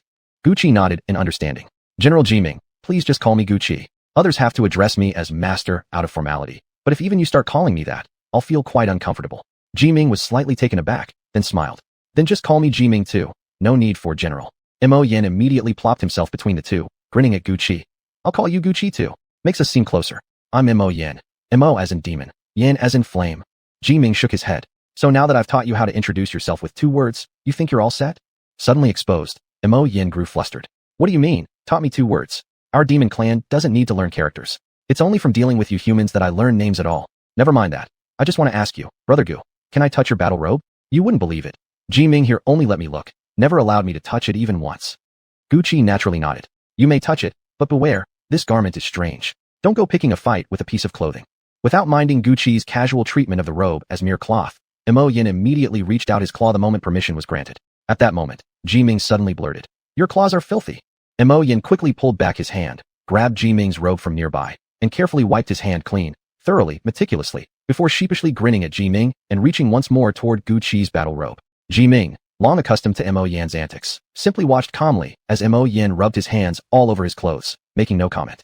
When Mo Yin finally touched the battle robe, he suddenly felt as though he were touching a pool of water, or the skin of a newborn human infant, so smooth and slippery it could barely be grasped. Mo Yin looked up at the 2 men and saw both smiling faintly at him. To Mo Yin, however, that smile instantly looked like mockery, like they were waiting to laugh at his expense. He was a senior elder of the demon clan. How could he possibly allow himself to become their laughingstock? He reached out again, determined to touch it a second time. The sensation remained exactly the same as the first, but this time, Mo Yin didn't pull away. Instead, he moved closer, gripping the hem of the robe tightly in his hand. Yet the very next moment, the fabric slipped effortlessly from his grasp, sliding right through his fingers as he watched helplessly. Astonished, Mo Yin looked up at Ji Ming. What kind of damn thing is this? Why can't I hold on to it? Ji Ming, who had been sipping wine and quietly enjoying the spectacle, quickly raised his cup to his lips, pretending to drink as he concealed the laughter tugging at the corner of his mouth. This is precisely why I didn't want you touching it. Unless you use arcane energy, you won't be able to grip it at all. The fabric used for this battle robe is extremely odd. It's like water. The moment it hits your palm, it slips away on its own. Mo Yin nodded as if he finally understood. No wonder. So this weird thing is like that. Tell me, is it just like a human baby's skin? Feels like it might tear at the slightest touch. Ji Ming reached out and pulled Mo Yan's claw away from the battle robe, saying, "With this battle robe, Gucci will be able to assist us in the Holy War. If you damage it in any way, Gucci won't be able to help us when the time comes. Can you really bear that responsibility?"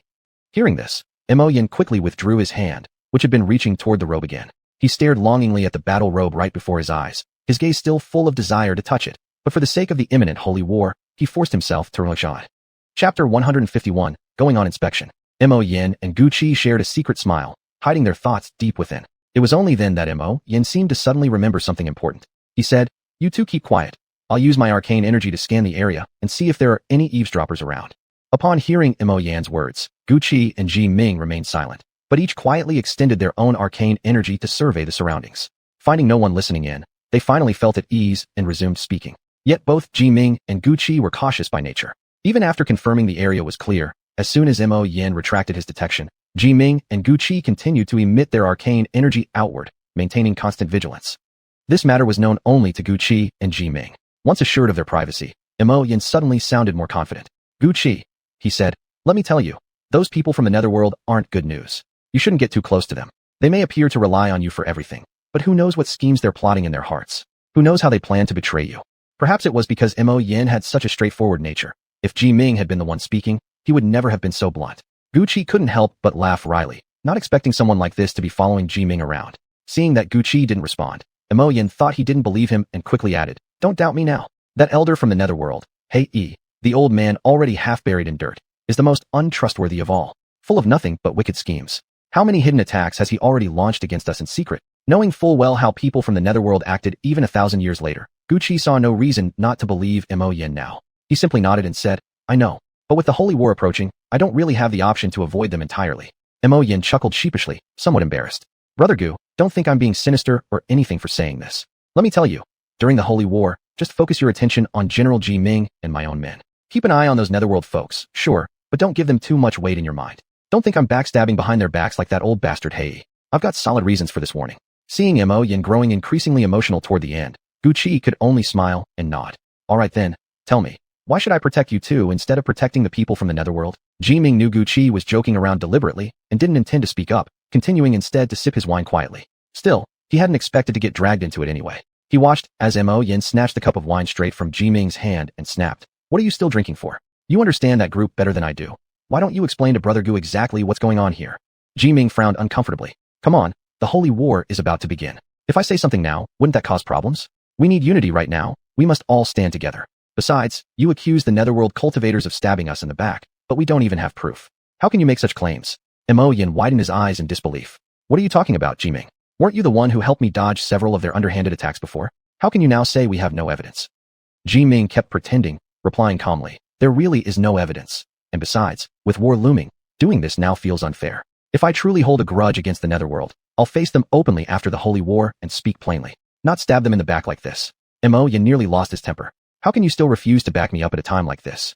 Seeing Mo Yan about to flip the table, Gucci hastily intervened. "Hey Ji Ming, stop teasing him already. Look, he might actually throw away our finest vintage if you keep this up." For a moment, Ji Ming and Gucci looked at each other and burst out laughing. Perhaps the beast's mind really wasn't as sharp as that of a human child. Watching the two men laughing heartily, Mo Yan furrowed his brows in confusion and said, "How can you still be laughing at a time like this? We're discussing serious matters. Show some seriousness."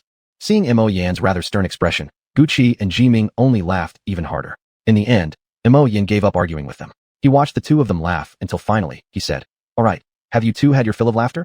Now let's discuss. What should we do if those from the netherworld stab us in the back during the Holy War?"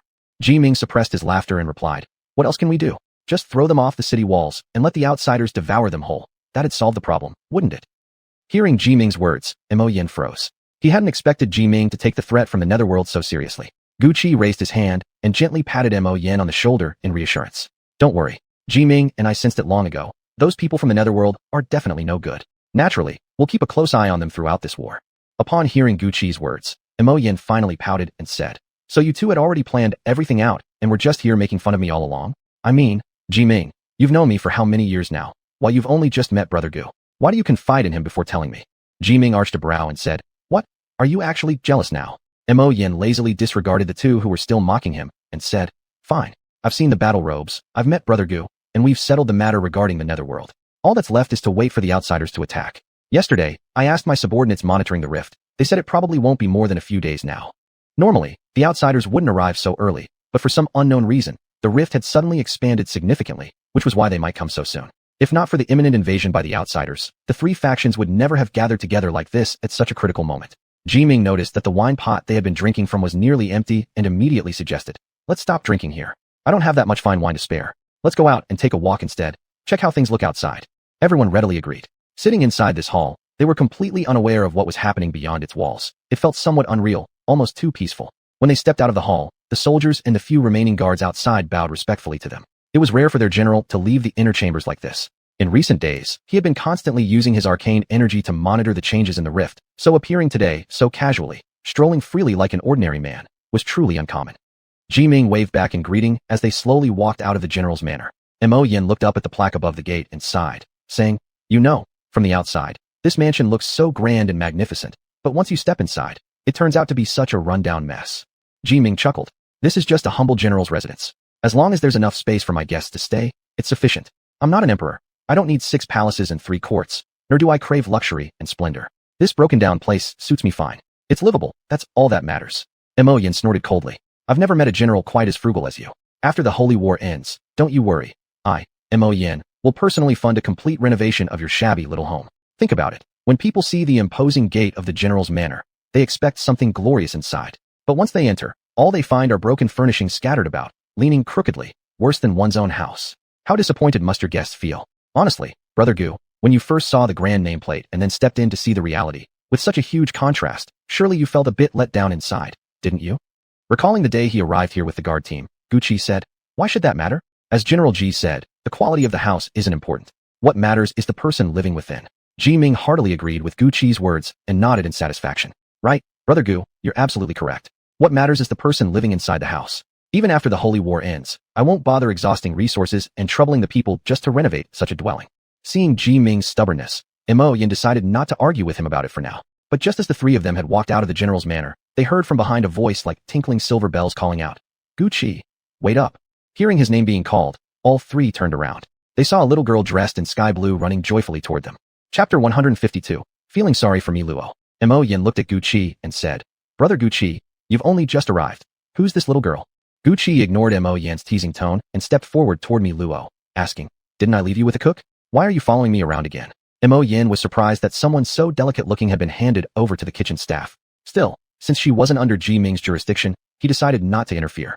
Mi Luo widened her large, watery eyes, looking somewhat aggrieved as she softly replied, "I saw you just now, Brother Gu Qi, so I followed you. That cook made me do the dirtiest and hardest work. Look at my hands, Brother Gu Qi. They're almost swollen." Gu Qi glanced down at Mi Luo's small hands and noticed they were indeed turning red and puffy in places. But to keep playing along, he kept his face stern and said, "Swollen? Nonsense. It's clearly because you've gained weight. Your hands have fattened up too. How could you get so heavy in such a short time after I left you with her? Come on, tell me what food did you sneak?" The little girl instantly looked even more distressed. She couldn't pretend anymore, and tears welled up in her eyes as she said, "Brother Gu Qi, how can you say that? My hands really are swelling up." Only then did Gu Qi reach out, gently taking her hand into his palm. He channeled wood element Xian Ling energy into it, healing the injury until all traces of pain disappeared. Then he asked, "Aren't you Mi Luo? You possess Xian power. Why didn't you use it while working?" This was precisely why, when Mi Luo first ran over earlier, Gu Qi hadn't greeted her joyfully, but instead observed her seriously. In the distant future 1,000 years later, he had truly seen Mi Luo's cunning nature. Could one person really change so much simply due to the passage of time? Mi Luo herself could feel the shift in sensation in her hand. Once the pain completely vanished, she smiled again and said, "But didn't you tell me, Brother Gu Qi, that if I ever slacked off, you'd ignore me? If I used my Xian energy, wouldn't that mean I'm being lazy? If you ignored me because of that, then no one would pay attention to me at all." Hearing this, Gu Qi became confused. He didn't recall ever treating this little girl so kindly. Besides, during the capture, if he hadn't helped suppress that formation, there was no way they could have succeeded. In fact, to put it bluntly, Gu Qi himself had played a part in capturing Mi Luo. Jiming never expected that this Mi Luo, whom he'd only just met, harbored such feelings for Gu Qi. He stepped closer cautiously and asked her, "Why do you care whether Gu Qi acknowledges you or not? What benefit does that bring you?" Even now, Jiming still wasn't entirely sure. Was it merely because Gu Qi possessed the rare wood element Xianling body, causing anyone who learned about it to rush toward him desperately? Upon hearing the question, Mi Luo turned to look at Jiming. As soon as she realized it was him speaking, she immediately hid behind Gu Qi and said, "Brother Gu Qi, I don't want to talk to this bad man." Jiming might have been genuinely called a bad man for the first time in his life. He froze momentarily and said, "I am the master of Yunwei City. How dare you call me bad? Do you think I won't throw you out of Yunwei City if I want to? Mi Luo didn't respond at all. Instead, she clung even tighter to Guqi, whispering, Brother Guqi, I'm scared. Guqi looked at this fragile version of Mi Luo before him. So different from the shrewd, sharp woman he remembered from 1,000 years in the future. An indescribable emotion stirred within him. Softly, he said, It's okay, Mi Luo. Brother Guqi is here. Let's go, we'll play together. Jiming never expected Guqi to actually comfort the girl like this. Frowning slightly, he said to Guqi, But haven't we agreed yet on who exactly this girl is? The conversation we're about to have isn't something just anyone should hear. Guqi looked down at Mi Luo and replied, I don't think she's a bad person. If you're worried, I'll seal her hearing with Xian energy later. Only then did Jiming nod reluctantly, though still somewhat resentful. Fine, let's go check the city walls. Upon hearing that Guqi really intended to take her along to play, Mi Luo was overjoyed, yet she still voiced her hesitation. Brother Guqi, you're taking me with you. But you're heading toward the city walls. What if this bad man pushes me off? Brother Guqi, you must protect me. Guqi glanced up at Jiming, the so-called bad man, and said, Don't worry. Brother Guqi is here. I'll protect you. At that moment, Mo Yan, who had been silently observing from the side, stepped forward as well and said, Little girl, don't forget your Mo Yan brother too. I'll protect you as well. Seeing a person with bright red hair suddenly appear right before her, Mi Luo nearly jumped in fright. She quickly moved closer to Guqi, staring at Mo Yan helplessly. Mo Yan let out a sigh, then turned to Guqi. Guqi, where exactly did you pick up this little girl? Her eyes are sharp indeed. Everyone calls Jiming a rare paragon of virtue, but I've never believed that for a second. Haha. Little girl, tell me, isn't this Jiming truly a bad man? As he spoke, he pointed directly at Jiming. Looking at the person Mo Yan was pointing to, Jiming, Mi Luo simply nodded, her eyes filled with fear, too afraid to say anything more. After all, the way Jiming was glaring at them now was like someone staring at his sworn enemy. Mi Luo, who had many things she wanted to say, didn't dare utter another word. From beginning to end, Jiming had never truly liked this girl named Mi Luo, simply because her origins were unknown, and also because she had caused unnatural phenomena in the desert earlier, making his people panic and believe it was an invasion by foreign tribes. Now, the very girl who had caused those disturbances was hiding behind someone else, claiming she was scared. Who knew where she'd come from? With the holy war drawing near, anyone of unclear origin was suspect. Jiming stopped Guqi from sealing Mi Luo's hearing and instead personally waved his hand, cutting off her ability to hear. He looked at Guqi and said, I'll do it. That way, halfway through, you won't feel sorry for her and secretly loosen the seal on your own. Guqi lowered his head and gave Mi Luo an affectionate smile, a silent reassurance to the suddenly deafened girl. Then, using telepathic transmission, he spoke directly into Mi Luo's mind. Mi Luo, you cannot listen to what we'll be discussing later. The only way you can stay with me is if I seal your hearing first. Are you willing? Mi Luo smiled and nodded eagerly. As long as she could stay with Brother Guqi, the one who made her feel safe, nothing else mattered. The group didn't take the main road. Instead, they sneaked through back alleys on their way to the city wall. Given their current status, if they appeared on the main street, they would surely be swarmed by countless citizens. To avoid such a scene, Jiming insisted on taking the small paths. Normally, with their Xian power, they could reach the destination instantly. But Jiming's insistence on detours frustrated both Mo Yan and Guqi. Thus, the journey passed amid constant bickering. Unable to bear it, Mo Yan finally snapped. I am a high-ranking elder of the Demon Beast clan. How dare you make me sneak around like this? I, Mo Yan, have never endured such humiliation. Jiming ignored Mo Yan's complaints, calmly brushing aside weeds and plants blocking the path as he said, This is my Yunwei city. After the Holy War, who knows how ruined it might become. Before it begins, I merely wish to walk these streets once more. Is there anything wrong with that? His words left Mo Yan speechless, though he remained indignant. If you want to see and walk around, why not just take the main road? You'd see far more that way. Walking these narrow paths, what do we even get to see? Only wild grass and trash everywhere. It stinks to high heaven. Jiming shot Mo Yan a glare and said, If we took the main road, do you think we'd ever reach the city wall? Once the people spot us, they'd surround us completely. Is walking a small path really so unbearable? At least I cleared a path for you. Look at Guqi. Has he complained once? Why are you the only one making noise? Mo Yan swallowed his retort, grumbling under his breath as they finally approached the city wall. Yet in the end, they were still spotted by the townsfolk. When the people saw their general and the rare wood element Xianling body walking together, they rushed over excitedly and said, General Ji, greetings. Sir Gu, greetings. What brings you both out at this hour? As soon as one person spotted their group and shouted, the rest of the civilians naturally noticed them as well. One by one, people came forward, and before long, the crowd grew larger and larger, until it seemed they could hardly move at all. Jiming was concerned that so many people gathering here would obstruct the daily lives of the townsfolk, and tried to disperse the crowd, but unfortunately, his efforts proved completely ineffective. Meanwhile, Mi Luo, frightened by the overwhelming number of people around her, shrank back and hid behind Guqi. Chapter 153, Innocent Miluo. Guqi looked at Miluo hiding behind him, then at Jiming, and said, General Jiming, I'll take the little girl and leave first. Why don't you stay here for now and take care of the people? Jiming looked at Guqi, frowning. What's wrong? Now that you have your own little girl, you're abandoning your brothers? Just go on. Seeing Ji Ming's expression, Gucci immediately realized he wouldn't be allowed to leave. Sighing deeply, he said, still, you need to come up with a way to resolve this situation first. We can't stay here forever, and with so many people gathered like this, you must be careful. Something unexpected might happen. Mo Yan, looking around at the unarmed civilians surrounding him so tightly that he couldn't even move, chuckled bitterly. If these were enemies, I could have knocked them all down with a single palm strike. But now, facing these helpless commoners, I could crush them with one hand if I wanted to, yet I'm forced to stand here, unable to lift a finger against them. Ji Ming heard the constant stream of complaints from his two friends, sighed helplessly, and activated his spiritual power. Amplifying his voice, he shouted, everyone, please calm down. If you have questions, ask them one by one.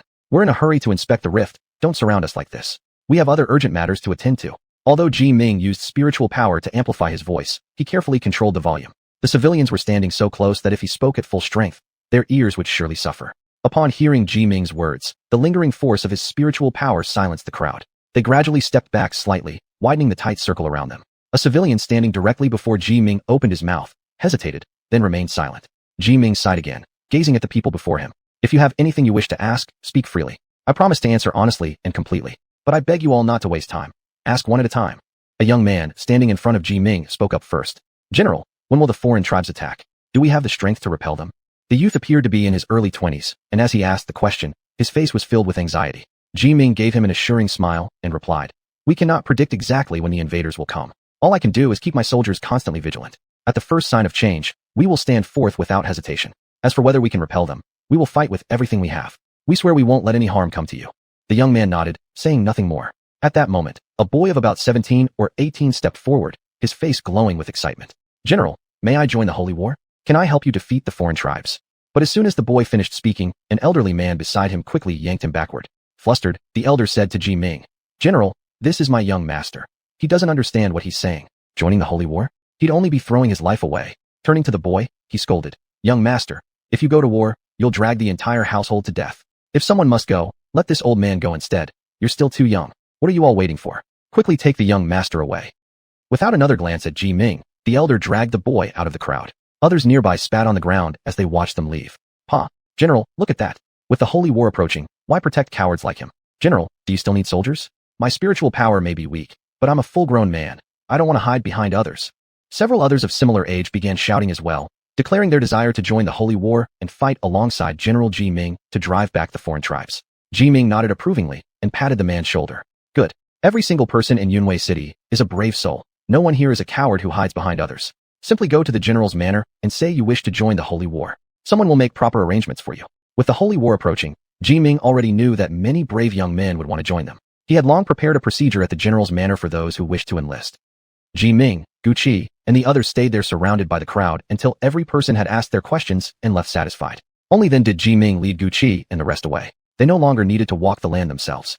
Instead, they activated their spiritual power and in the next second appeared atop the city walls. Once there, Ji Ming gazed silently at the houses within his city and the people below. Seeing his brother in low spirits, Mo Yan stretched out his arm and pulled him close. Hey, what's wrong with you? Sure, the holy war is coming, but you don't have to stand here looking so grim. We haven't even begun fighting yet. Why not just smile a little? Ji Ming sighed deeply. What do I have to be happy about? Foreign tribes are invading, and I can't even give my people peace and safety. How can you ask me to be happy? Tell me, what exactly should I be happy about? Mo Yan released Ji Ming and turned to Gucci. Did you hear that? We're practically the same age, yet General Ji Ming worries about the people, while I, Mo Yan, worry about fine wine. I drink today's wine today. If foreign tribes attack tomorrow, we'll deal with it tomorrow. Gucci, however, remained focused on the sky above. It was almost completely dark, as if something heavy pressed down from above, threatening to tear the heavens apart at any moment, allowing the invaders to charge through from beyond the sky. Surely this was what heaven collapsing and earth splitting looked like. Miluo, noticing Gucci staring upward, cautiously followed his gaze and asked, Why? Why isn't the sky blue, brother Gucci? Gucci looked down at the little girl, remembering that her hearing was still sealed by Ji Ming. He turned to Ji Ming and said, Ji Ming, why don't you unseal the girl's hearing? Look, she's asking me something, but she won't be able to hear my answer. But Ji Ming wasn't willing to be kind. He shook his head firmly. What if she overhears our conversation later? What if she's actually a spy sent by the enemy tribe? What then? Gucci waved his hand and smiled.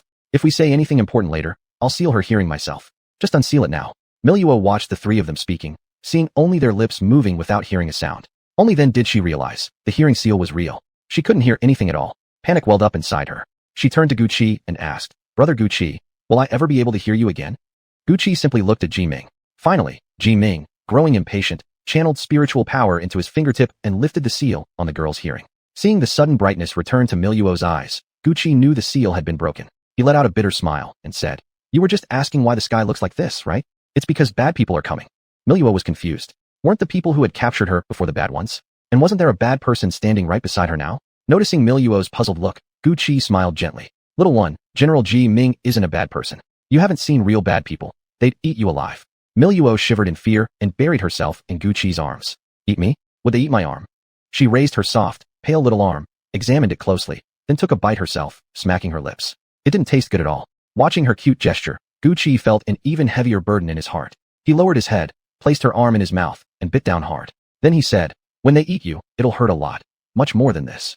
Miluo only knew that brother Gucci had suddenly bitten her hard, but she didn't understand why. The pain shooting through her arm, however, was undeniably real. Though the pain was so intense that she nearly cried, because it was brother Gucci who bit her, Miluo forced herself to endure it. Shaking her head, she whispered, "It doesn't hurt.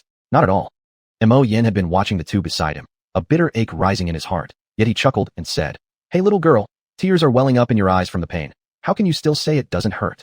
Miluo glared at Mo Yin, huffily replying, "If Miluo says it doesn't hurt, then it doesn't hurt." Mo Yin could only nod and say, all right. After all, it was brother Gucci who bit you, so of course it doesn't hurt, right? How about letting brother Mo Yin take a bite, and we'll see if it still doesn't hurt."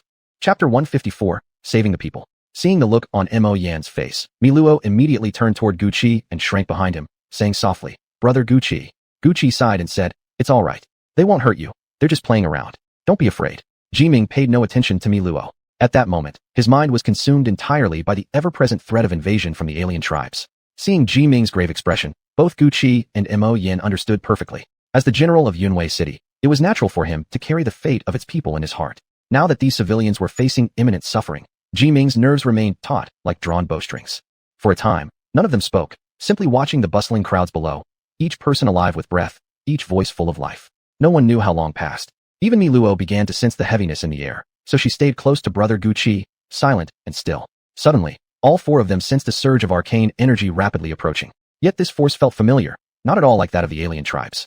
Still, they heightened their vigilance internally, preparing themselves in case the intruder turned out to be an enemy, ready to fight at any moment. As the presence drew closer, they could clearly see now, it wasn't an invader, but members from the Yoming realm. Miluo noticed them too, and instantly ducked behind Gucci, whispering urgently, "Brother, those are bad people from Xianming." Ji Ming and Mo Yin heard her words as well. For the first time, Ji Ming nodded slightly, silently agreeing with what she had said. This visit wasn't led solely by He Yi, but involved many others from the Yoming realm arriving together atop the city walls. Upon seeing Gucci and the others, He Yi let out a hearty laugh. "Well now, who would have thought we'd all gather here like this? You came out to inspect things, but why didn't you invite us from the Yoming realm along?" Ji Ming gave a faint smile. "Shortly after you left, Gucci arrived. We decided to come up together to take a look around."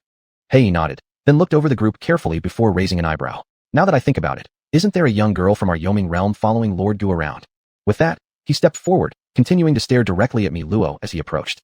Miluo had once lived among the Yoming, and seeing He Yi walk slowly toward her, she froze completely in terror, unable to move or react. All she could do was tightly clutch Gucci's clothes, not even able to call out his name. Only when He Yi stood right before her did he stop, bending down to scrutinize her closely.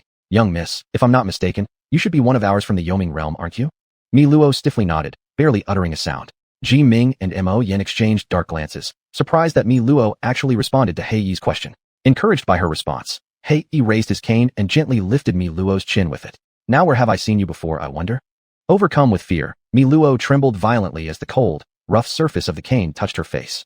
Unable to bear it any longer, she threw herself into Gucci's arms, crying desperately, "Brother Gucci, these people are evil. Save me, brother Gucci." The sudden scene brought amusement to Ji Ming and Mo Yin.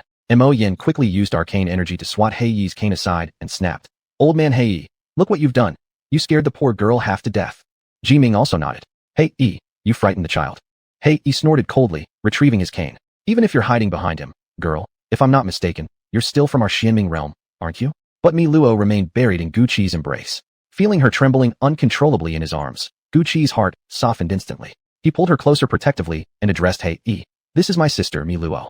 She's timid. Elder He Yi, please don't frighten her." Facing three men united against him, He Yi's expression darkened. He straightened himself up and glared at Miluo. "Even if she is your sister, she belongs to our Xianming realm. No matter what, I still have every right to ask her a few questions." But Gucci had no intention of giving Miluo up. Instead, He simply pulled her into his arms, slightly turned his body to block He Yi's gaze lingering on Mi Luo, and said, I think Elder He Yi, you're overstepping your bounds. I don't believe anyone has more right than me, her own brother, to look after my sister. He Yi's expression grew increasingly grim. At that moment, someone beside him coughed dryly and stepped forward. You misunderstand, Lord Gu. Our Elder He Yi is so insistent about your sister simply because we feel we might have seen this young girl somewhere before. He Yi glanced at the man beside him, forcing a faint smile. Exactly. I just have this feeling that I've met this young lady before, so I merely wanted to greet her. Suddenly, Mi Luo broke away from Gu Qi's embrace, her face filled with panic as she gasped, Brother Gu Qi, I'm not feeling well.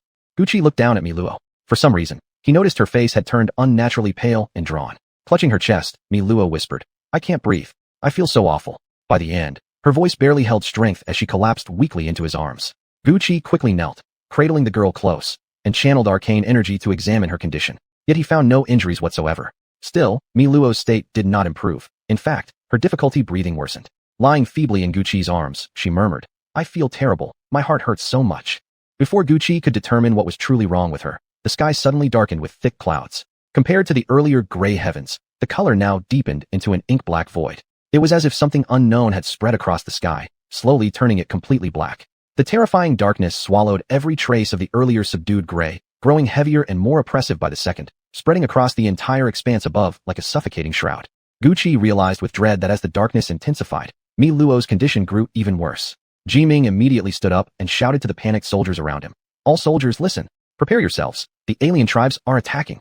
As Ji Ming's voice rang out, civilians below on the city walls who had been observing the strange sky also erupted into chaos. Ji Ming immediately used arcane energy to project his voice across vast distances, calling out to the people. Everyone return home at once. Do not leave your houses. The alien tribes are invading. All soldiers, prepare for the holy war. The alien tribes are invading. Prepare to face them in battle. Mo Yin stared blankly at the sky. Just moments ago, everything had been calm. How had it come to this so suddenly? The civilians below had already been notified by Ji Ming's soldiers. If they didn't take shelter at home before the holy war began, then whatever happened afterward would be beyond anyone's power to prevent. Hearing Ji Ming speak so sternly, the moment the invasion became evident, everyone raced back toward their homes faster than ever, gathering their wives and children and locking their doors tightly behind them. Yet inside their homes, they knelt again and again before the deities they worshipped, bowing deeply and earnestly, praying for protection, for Yunwei City, and for the warriors fighting outside against the alien tribes. Ji Ming glared at the civilians still desperately running toward the city gates from outside the walls. Didn't I say no one should leave unless absolutely necessary? What is going on? Why are there still so many people outside? Seeing person after person struggling to get back, Ji Ming looked up at the fractured rift in the sky, gritted his teeth, and began using his arcane energy to pull each civilian from outside the city back through the gates one by one. Mo Yin watched Ji Ming's actions and cursed furiously. What do you think you're doing? The holy war is about to begin, and you're wasting your arcane energy like this. Do you even care about this battle?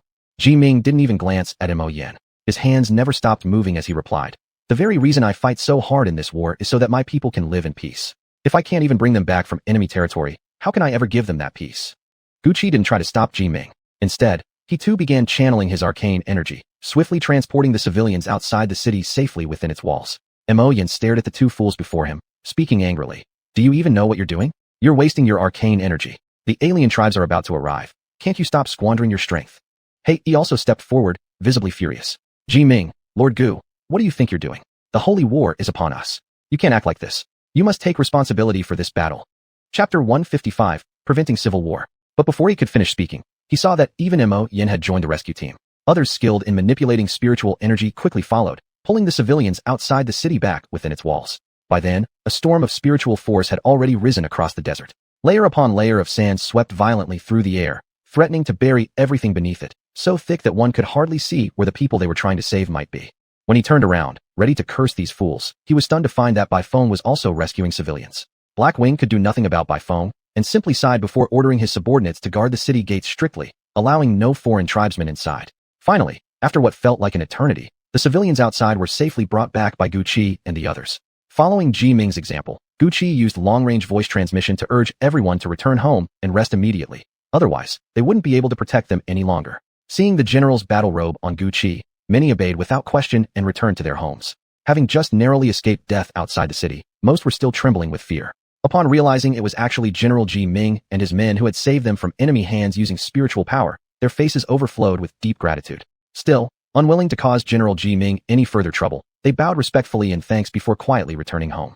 Outside the city, sand continued to whirl endlessly, some even flying into Gu Qi's mouth from the ground. Looking up at his soldiers beside him, he noticed every single one of them now had sand filling their mouths and eyes. Finally, Gu Qi activated his spiritual energy and erected a thin barrier of minimal power in front of the city wall before him and his troops. Normally, maintaining such a barrier would consume significant energy, but since it was only meant to keep out sand, very little power was needed. Once the barrier was in place, conditions on the wall improved dramatically. Soldiers began spitting out sand and clearing their eyes. Mo Yin spat several times and cursed. Damn it, we haven't even started fighting yet, and I've already swallowed a mouthful of sand. But hey, Gu Qi, you really are something. You actually managed to block all this sand out.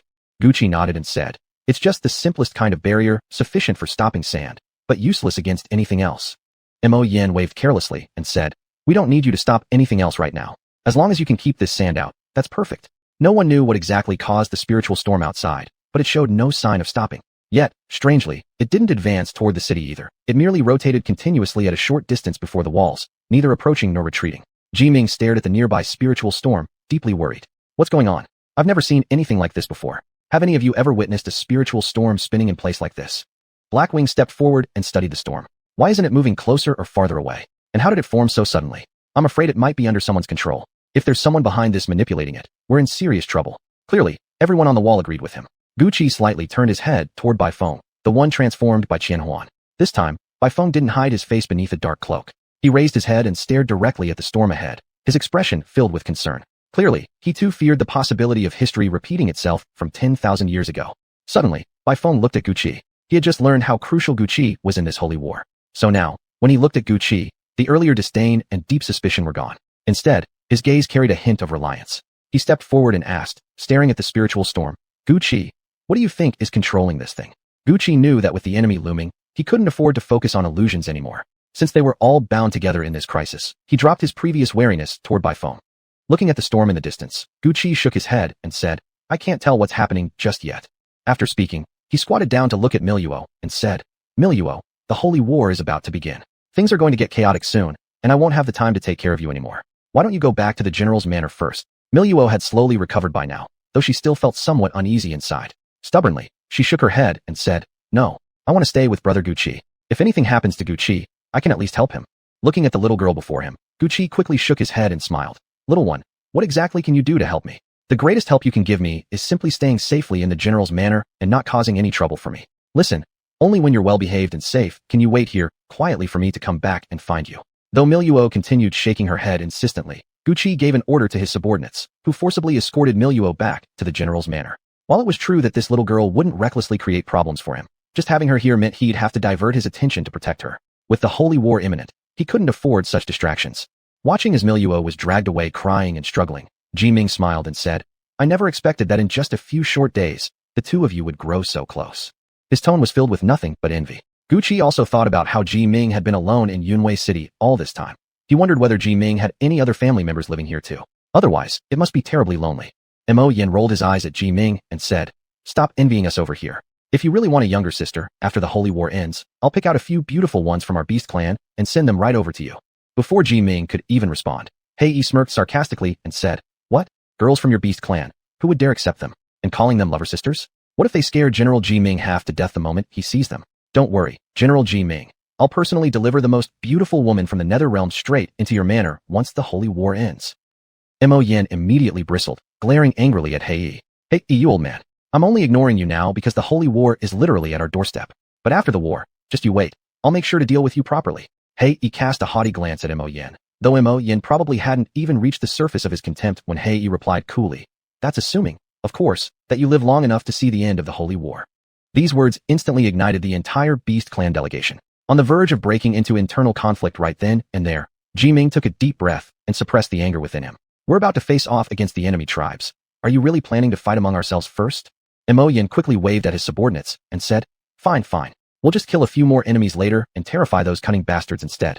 Some people are just too cowardly to step onto the battlefield, so we'll do the killing while they hide behind our backs like always. Not even afraid of the stink from our farts. Honestly, what a bunch of wimps. They truly have endurance. After Mo Yin finished speaking, Ji Ming glanced apologetically at Hei. Hei shook his head, indicating that it didn't matter. Gu Qi and Bai Feng, who had been silently observing the entire quarrel from the sidelines, exchanged glances. Gu Qi merely shook his head.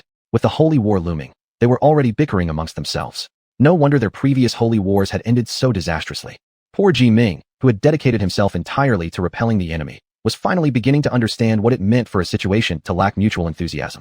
As for Bai Feng, he let out a cold snort and whispered into Gu Qi's ear, "This is precisely why the Holy War 10,000 years ago ended in such a devastating defeat. If these two hadn't been fighting each other internally, how could so many of our brothers have died back then?"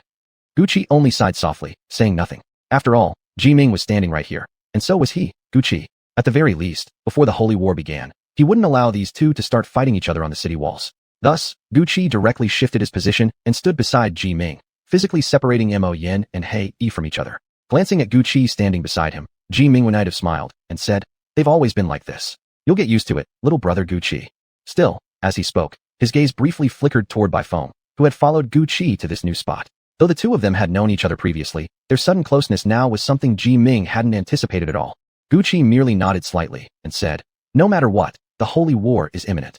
For now, everyone should focus all their attention on the Holy War. Whatever grudges or conflicts we have can wait until after the Holy War is over. Only then should we discuss these personal matters." Beside him, He Yi and Mo Yin naturally had to give Gu Qi some face, so they each gave a brief nod. Yet deep down in their hearts, it was clear that neither truly felt the same way. Chapter 156, Strategy. The soldiers on the city walls were all extremely tense, their eyes fixed on the scene outside the city, uncertain of how much longer it would be before the rift finally tore open and the invaders arrived. Ji Ming directed every soldier to take position along the wall, tightening their formation. The time had come to prepare for repelling the enemy. Ji Ming's face was dark and grim, his gaze locked onto the sky above. In the end, they could not stop the invaders from coming. The heavens grew thick with black clouds, gloomy and heavy, crackling with lightning flashing again and again. Suddenly, a strange sound emerged, shrill, grating, drawing closer from afar. It resembled the squeal of revolting rats, yet far more piercing than any rodent's cry. It sounded as if countless filthy rats were chattering excitedly, approaching with a bizarre sense of glee. At this moment, Gu Qi saw them clearly, the alien beings, for the very first time. When the soldiers first laid eyes on these creatures, panic began spreading through their ranks. Ji Ming immediately used long-range voice transmission and barked, "Everyone hold the walls at all costs. Remember, you're fighting to protect your families, your children, your wives, and your parents. Not one step back. I, Ji Ming, will live or die with you all." Hearing their general's commanding voice, the soldiers slowly regained composure. They began circulating the mystical energy within their bodies, drawing their weapons, aiming them at the horde of invaders, ready to fight to the death. Ji Ming turned anxiously to Gu Qi. "Gu Qi, can you see those monsters now? They'll rush forward and devour our men alive. I'm asking you, can you raise another barrier to keep them outside the walls?"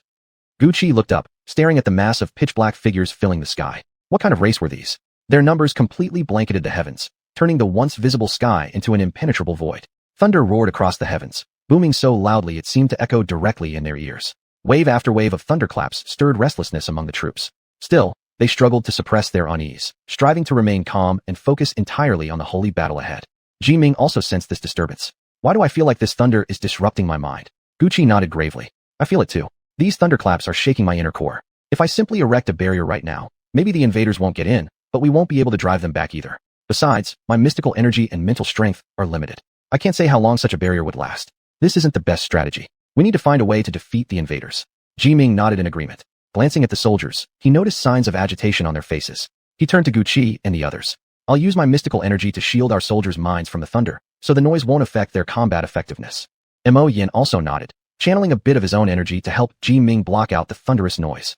Sure enough, once the soldiers could no longer hear the thunder, their agitation subsided. Calm returned, and some even muttered with relief, "Damn, just now I felt so agitated I wanted to charge out and fight those bastards head on. No idea what that was about."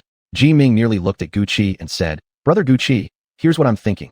In a moment, our soldiers will unleash a coordinated attack on the invaders. When we begin to tire and can't sustain the assault, I'll signal you to raise the barrier so we can recover. How does that sound?" Gu Qi reluctantly nodded. It seemed Ji Ming really intended to push him to his limits. Using long-range voice transmission, Ji Ming issued orders to everyone. "Soon, I'll have Director Gu lower the barrier. Then we give everything we've got to destroy the enemy. Once I detect that we're reaching our limit, I'll order Gu to raise the barrier again, giving you time to recover." After hearing the plan, everyone nodded in approval. Ji Ming shouted directly, 1, 2, 3, attack." In that instant, Gu Qi also withdrew his barrier. It was only then that he realized what his battle robe could truly do. He had sustained the barrier for so long. His arcane energy should have been greatly depleted, and his body utterly exhausted. Yet the moment he lowered the shield, a warm current slowly flowed through his body. Gu Qi immediately squatted down onto the ground, planning to rest and recover his arcane energy. Though the soldiers had just begun fighting the aliens, as time passed, some would inevitably grow weak. When that happened, he knew he'd have to help restore their strength once more. The soldiers engaged in battle with the aliens weren't faring easily either. They all knew that only by destroying the magic crystals within the aliens' bodies could they truly kill them. And naturally, the aliens were well aware of this too. So whenever the soldiers aimed at their internal crystals, they swiftly dodged. Though attacks did land and wound their bodies, due to their innate biological traits, even if injured, their bodies would soon regenerate on their own. Looking down at their wounded yet rapidly healing flesh, the aliens burst into wild laughter. Their voices were shrill beyond measure. Their cackling sounded like a swarm of rats laughing madly. Ji-Ming glanced anxiously at Gu-Chi, who was recovering himself. He knew the barrier must have drained much of Gu-Chi's arcane energy, severely taxing his body. He wondered how effective the recovery would be later. He could only hope Gu-Chi wouldn't betray the deep intent behind his decision to give him the battle robe. Earlier, the aliens had intended to lunge at the soldiers, but had held back because of Gu-Chi's barrier. And since the soldiers hadn't attacked first, neither did the aliens. Now, seeing the soldiers suddenly launch coordinated attacks, each strike aimed directly at their internal magic crystals, the aliens were enraged. Previously, their forward charges had been blocked by the barrier. Now, without one, they charged recklessly ahead. When they realized the barrier was gone, they became ecstatic. In midair, they flapped their wings wildly, surging toward the soldiers like an overwhelming tide. Seeing the sky choked with alien bodies like dark clouds, Ji-Ming felt a surge of anxiety. His strikes became desperate. Every move precisely targeted the magic crystal inside each alien. Ji-Ming's arcane power was immense, and his speed unmatched. Many aliens couldn't dodge in time, and their crystals were shattered instantly. From the very start of the holy battle, Ji-Ming had ordered the three of them to spread out, not stay clustered together. They positioned themselves at three separate points along the city wall, covering each other. The aliens quickly noticed these three deadly spots. Every comrade who charged toward them had their crystal crushed instantly. As a result, they began to fear those three positions. Now that there was no barrier, the aliens threw themselves desperately toward what they saw as prey. But the soldiers refused to let them through, fighting fiercely to keep the invaders at bay. For a moment, a tense stalemate formed between both sides. Yet gradually, as time wore on, the soldiers began to falter, their inner strength waning from excessive expenditure of arcane energy. Still, none were willing to yield. With every ounce of strength, they held the line. Just as their arcane energy neared total depletion, a sudden wave of warmth poured into them from above, flowing all the way down to their feet. This warm stream carried traces of arcane power, rapidly replenishing their inner reserves. Ji-Ming turned and saw Gu-Chi, his face focused and solemn. He instantly understood. The warmth came from Gu-Chi. His heart swelled with emotion.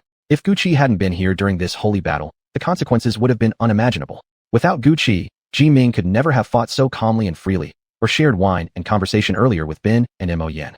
Feeling the warmth within, the soldiers realized it was Master Gu helping them. Their hearts filled with even greater reverence for Gu-Chi. Looking around at their comrades, they saw clearly. It wasn't just one person who'd received aid. It seemed Gu-Chi had healed every single soldier, repairing the wounds deep inside their bodies. If that's the case, it was truly unimaginable just how much arcane energy did those with wood element arcane spirit bodies possess inside them, to actually be able to help every single soldier, repairing the hidden injuries within their bodies. The higher one's arcane power, the clearer it became. A faint green aura, the color of life, flowed from Gu-Chi and streamed into each and every soldier. Green spiritual energy danced continuously above the soldiers. Gu-Chi sat with eyes tightly closed, utterly focused, mending their bodies without distraction. Chapter 157, The Balance of the Holy War. The group of aliens seemed to have noticed that surge of green spiritual energy as well. Suddenly, a large number of them launched a full-scale assault. They gathered together and one after another, charged fiercely toward Gu-Chi's location. They didn't care at all about their brothers who had been killed ahead. Like moths drawn to a flame, they rushed straight at Gu-Chi. Gu-Chi, who had originally kept his eyes shut, now sensed this change and opened his eyes, gazing calmly at the wave of charging aliens. A faint smirk rose at the corner of his lips. He immediately extended his spiritual force outward, rushing directly at the horde. The aliens were instantly enveloped and compressed by Gu-Chi's spiritual power. He tightly bound them into a cluster, his spiritual force weaving around them like a thick rope, trapping them all inside. The warriors nearby witnessed this scene with awe flooding their hearts. Someone capable of healing every soldier on the battlefield, and still possessing enough surplus spiritual strength to bind an entire group of enemies so powerfully? Gu-Chi gradually tightened his grip, constricting the spiritual bindings smaller and smaller, until finally crushing the alien bodies together with immense pressure.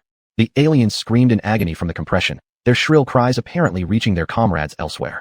For the first time, some of their allies began abandoning their attacks on the city walls, turning instead toward the source of Gu-Chi's spiritual confinement. One after another, they slammed against the barrier, desperately trying to break through and rescue their trapped kin. But how could such crude force shatter Gu-Chi's refined spiritual restraint?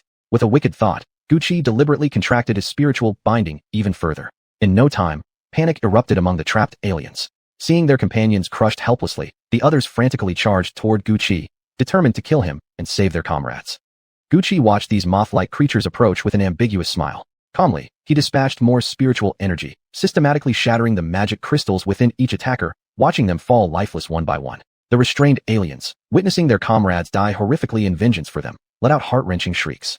They watched in torment as those brave ones who fought to avenge them were effortlessly slaughtered by Gucci, one after another.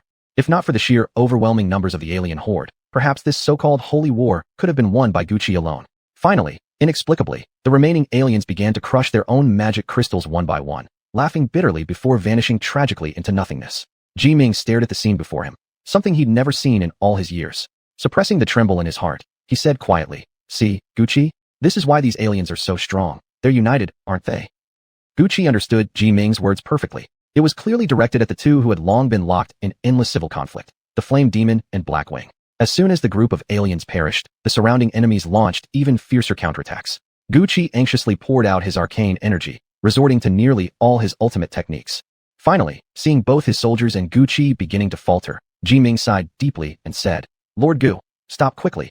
Put up the barrier. I can see everyone, including you, is nearing exhaustion." Once Gucci gave his consent, Ji-Ming used long-distance voice transmission to command the troops, "Withdraw your arcane energy. Let Lord Gu erect the barrier. 1, 2, 3, retreat." Almost the instant the soldiers withdrew their energy, Gucci erected the shield. The aliens, suddenly finding their attackers gone, were just about to press forward when a solid barrier abruptly rose before them. Furious, they slammed hard into it. But how could mere minor aliens hope to crack a barrier crafted by Gucci? Ji-Ming looked at Gucci's pale complexion with growing concern. "Gucci, your face looks unwell. Are you all right?" Gucci nodded. True, he was somewhat drained, but certainly not to the point of collapsing on the battlefield wall during the Holy War. At that moment, Mo Yin and He Yi hurried over from the sides. Seeing Gucci's pale face as he struggled to maintain the barrier, these two, the demon beast and the Ying, who always bickered, unexpectedly acted in perfect unison, simultaneously releasing their arcane energy to support the barrier above them. Behind He Yi, Baifeng also approached Gucci. Baifeng's heart was filled with confusion. Back during the previous Holy War, the situation had been unimaginably more brutal than this one. Yet this current Holy War seemed nowhere near as fierce as the one etched in his memory, not even reaching half the intensity of that past battle. Could it really be because of that one additional person, the would attribute arcane spirit body? Then why hadn't he encountered such a figure during the Holy War 10,000 years ago? Though a millennium had passed, Baifeng knew every detail of that war better than anyone. Back then, General Ji-Ming had sustained a minor injury early on due to a single mistake, and that small wound had led directly to their ultimate defeat. This time around, Baifeng never strayed far from Ji-Ming. He quietly remained nearby, ready to leap forward at the first sign of danger to protect the general.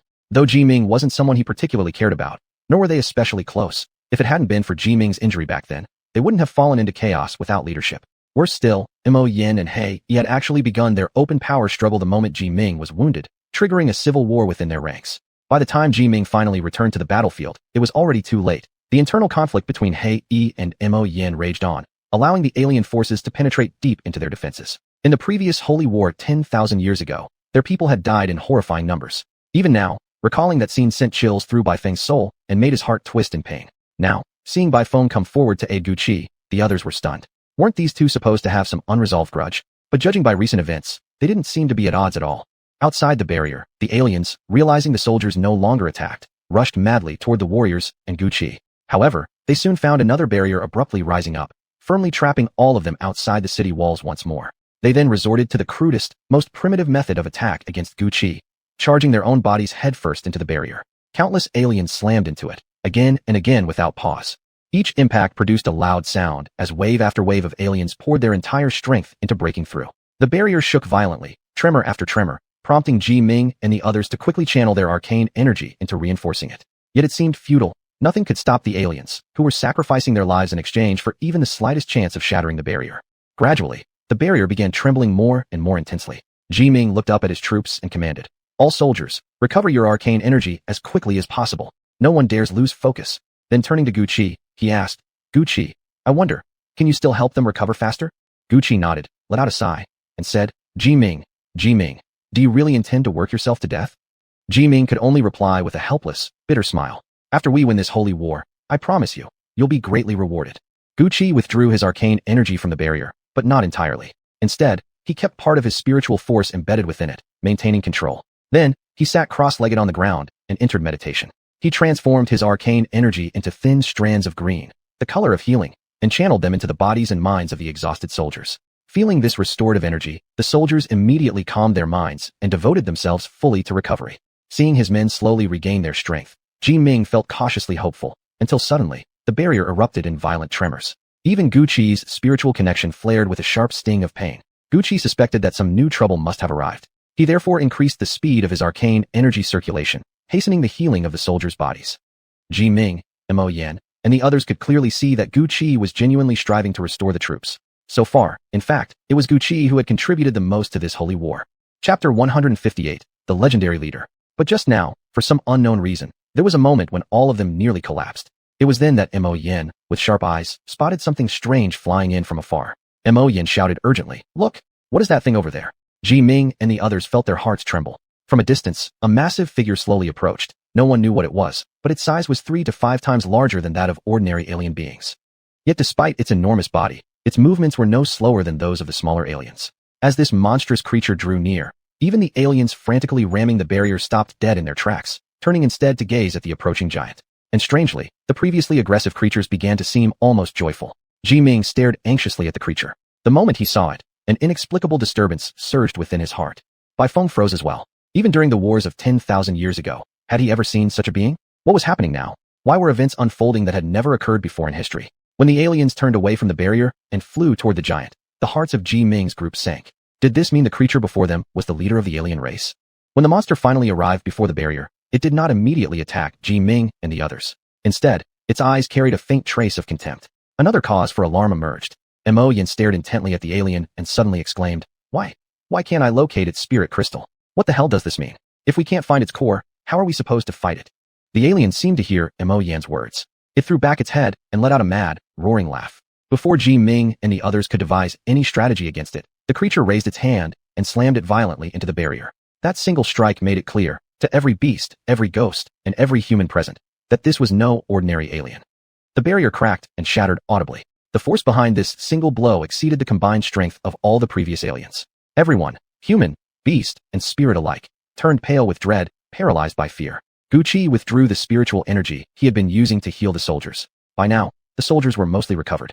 With such a powerful enemy appearing, they wouldn't have the presence of mind to focus on healing anyway.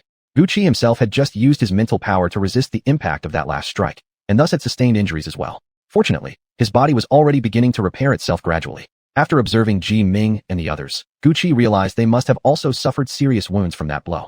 Immediately, he began healing them again. These few individuals, however, were vastly different from the earlier group of soldiers. The soldiers weren't highly cultivated, so a minor restoration was sufficient. But these people, each a major figure in their own right, were far more difficult to heal once injured. Healing them was like pouring energy into an endless abyss.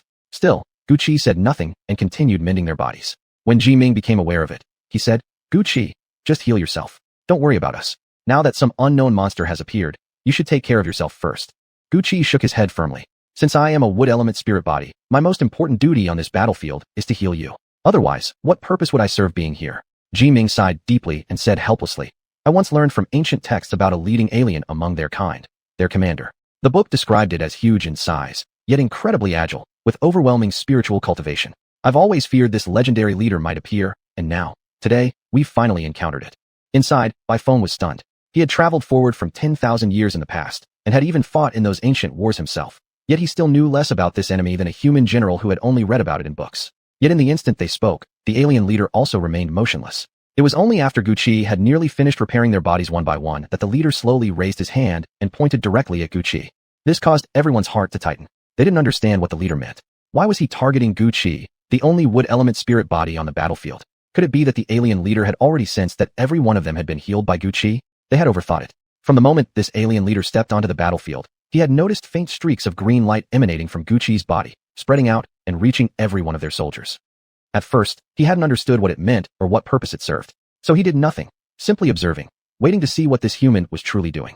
Only now, after Gu Qi had finished healing the soldiers and then stood up again to repair Ji Ming and the others, did the leader finally realize the truth, that all these injured fighters had been restored by this one man. That was when the leader shifted his full attention onto Gu Qi. With a light gesture of his finger pointing at him, he silently signaled, "Attack this one first." But with just this single movement, all eyes immediately turned toward Gu Qi, bracing themselves to protect him from any harm. The alien leader then swept his hand forward, and once again, the entire swarm of aliens lunged toward the barrier, smashing into it with renewed force. Yet the leader himself didn't move. He stood there, smirking faintly as he watched Gu Qi rapidly healing their soldiers once more. A deep sense of dread began to take root in everyone's hearts. Now that their leader had arrived, the aliens fought with renewed ferocity, while their own side desperately tried to hold the line. Soldiers poured their spiritual energy into reinforcing the barrier.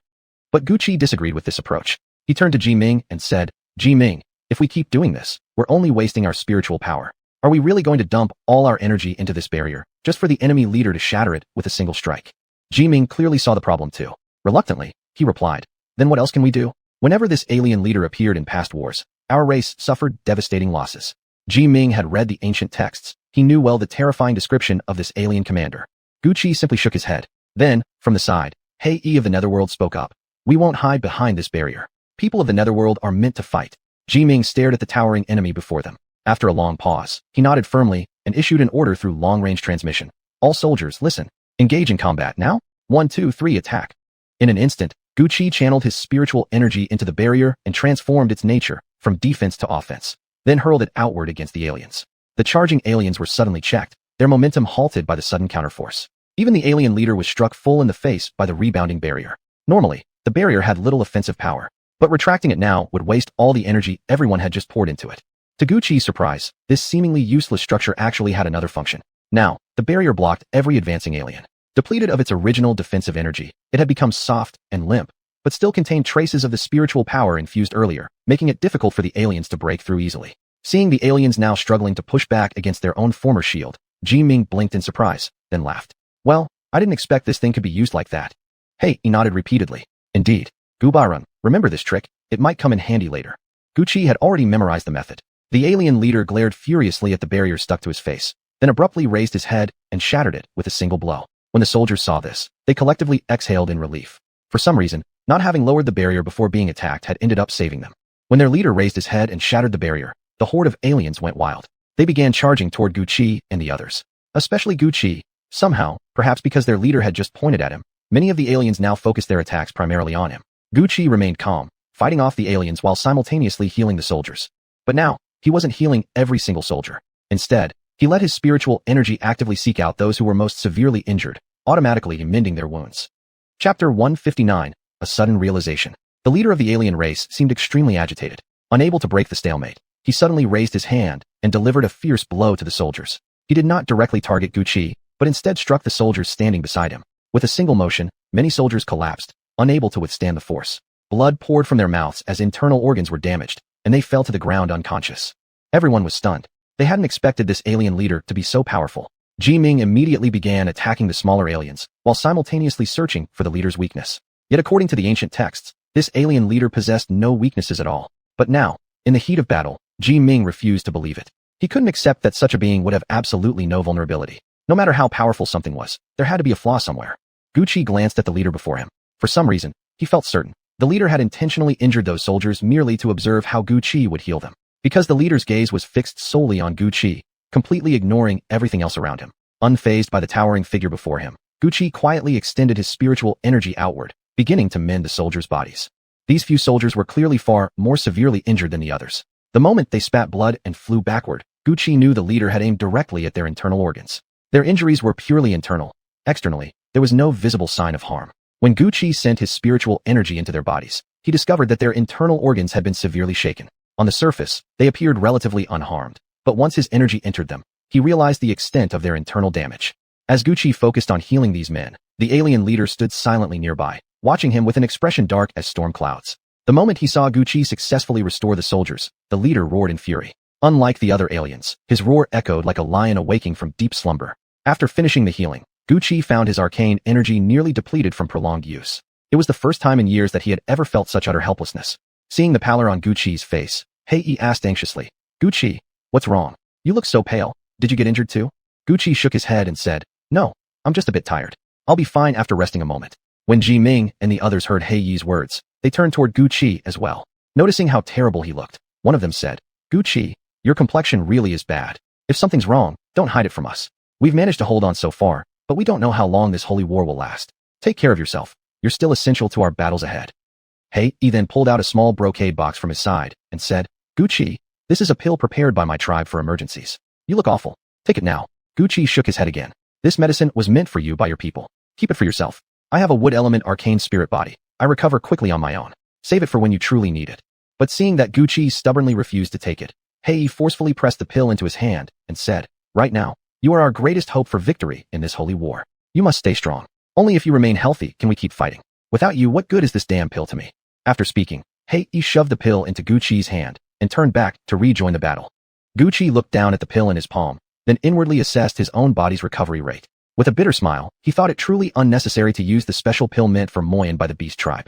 Since it was prepared by the Beast Tribe specifically for Moyen, it was undoubtedly no ordinary medicine. His condition wasn't critical yet. If he consumed it now, it would simply be a waste.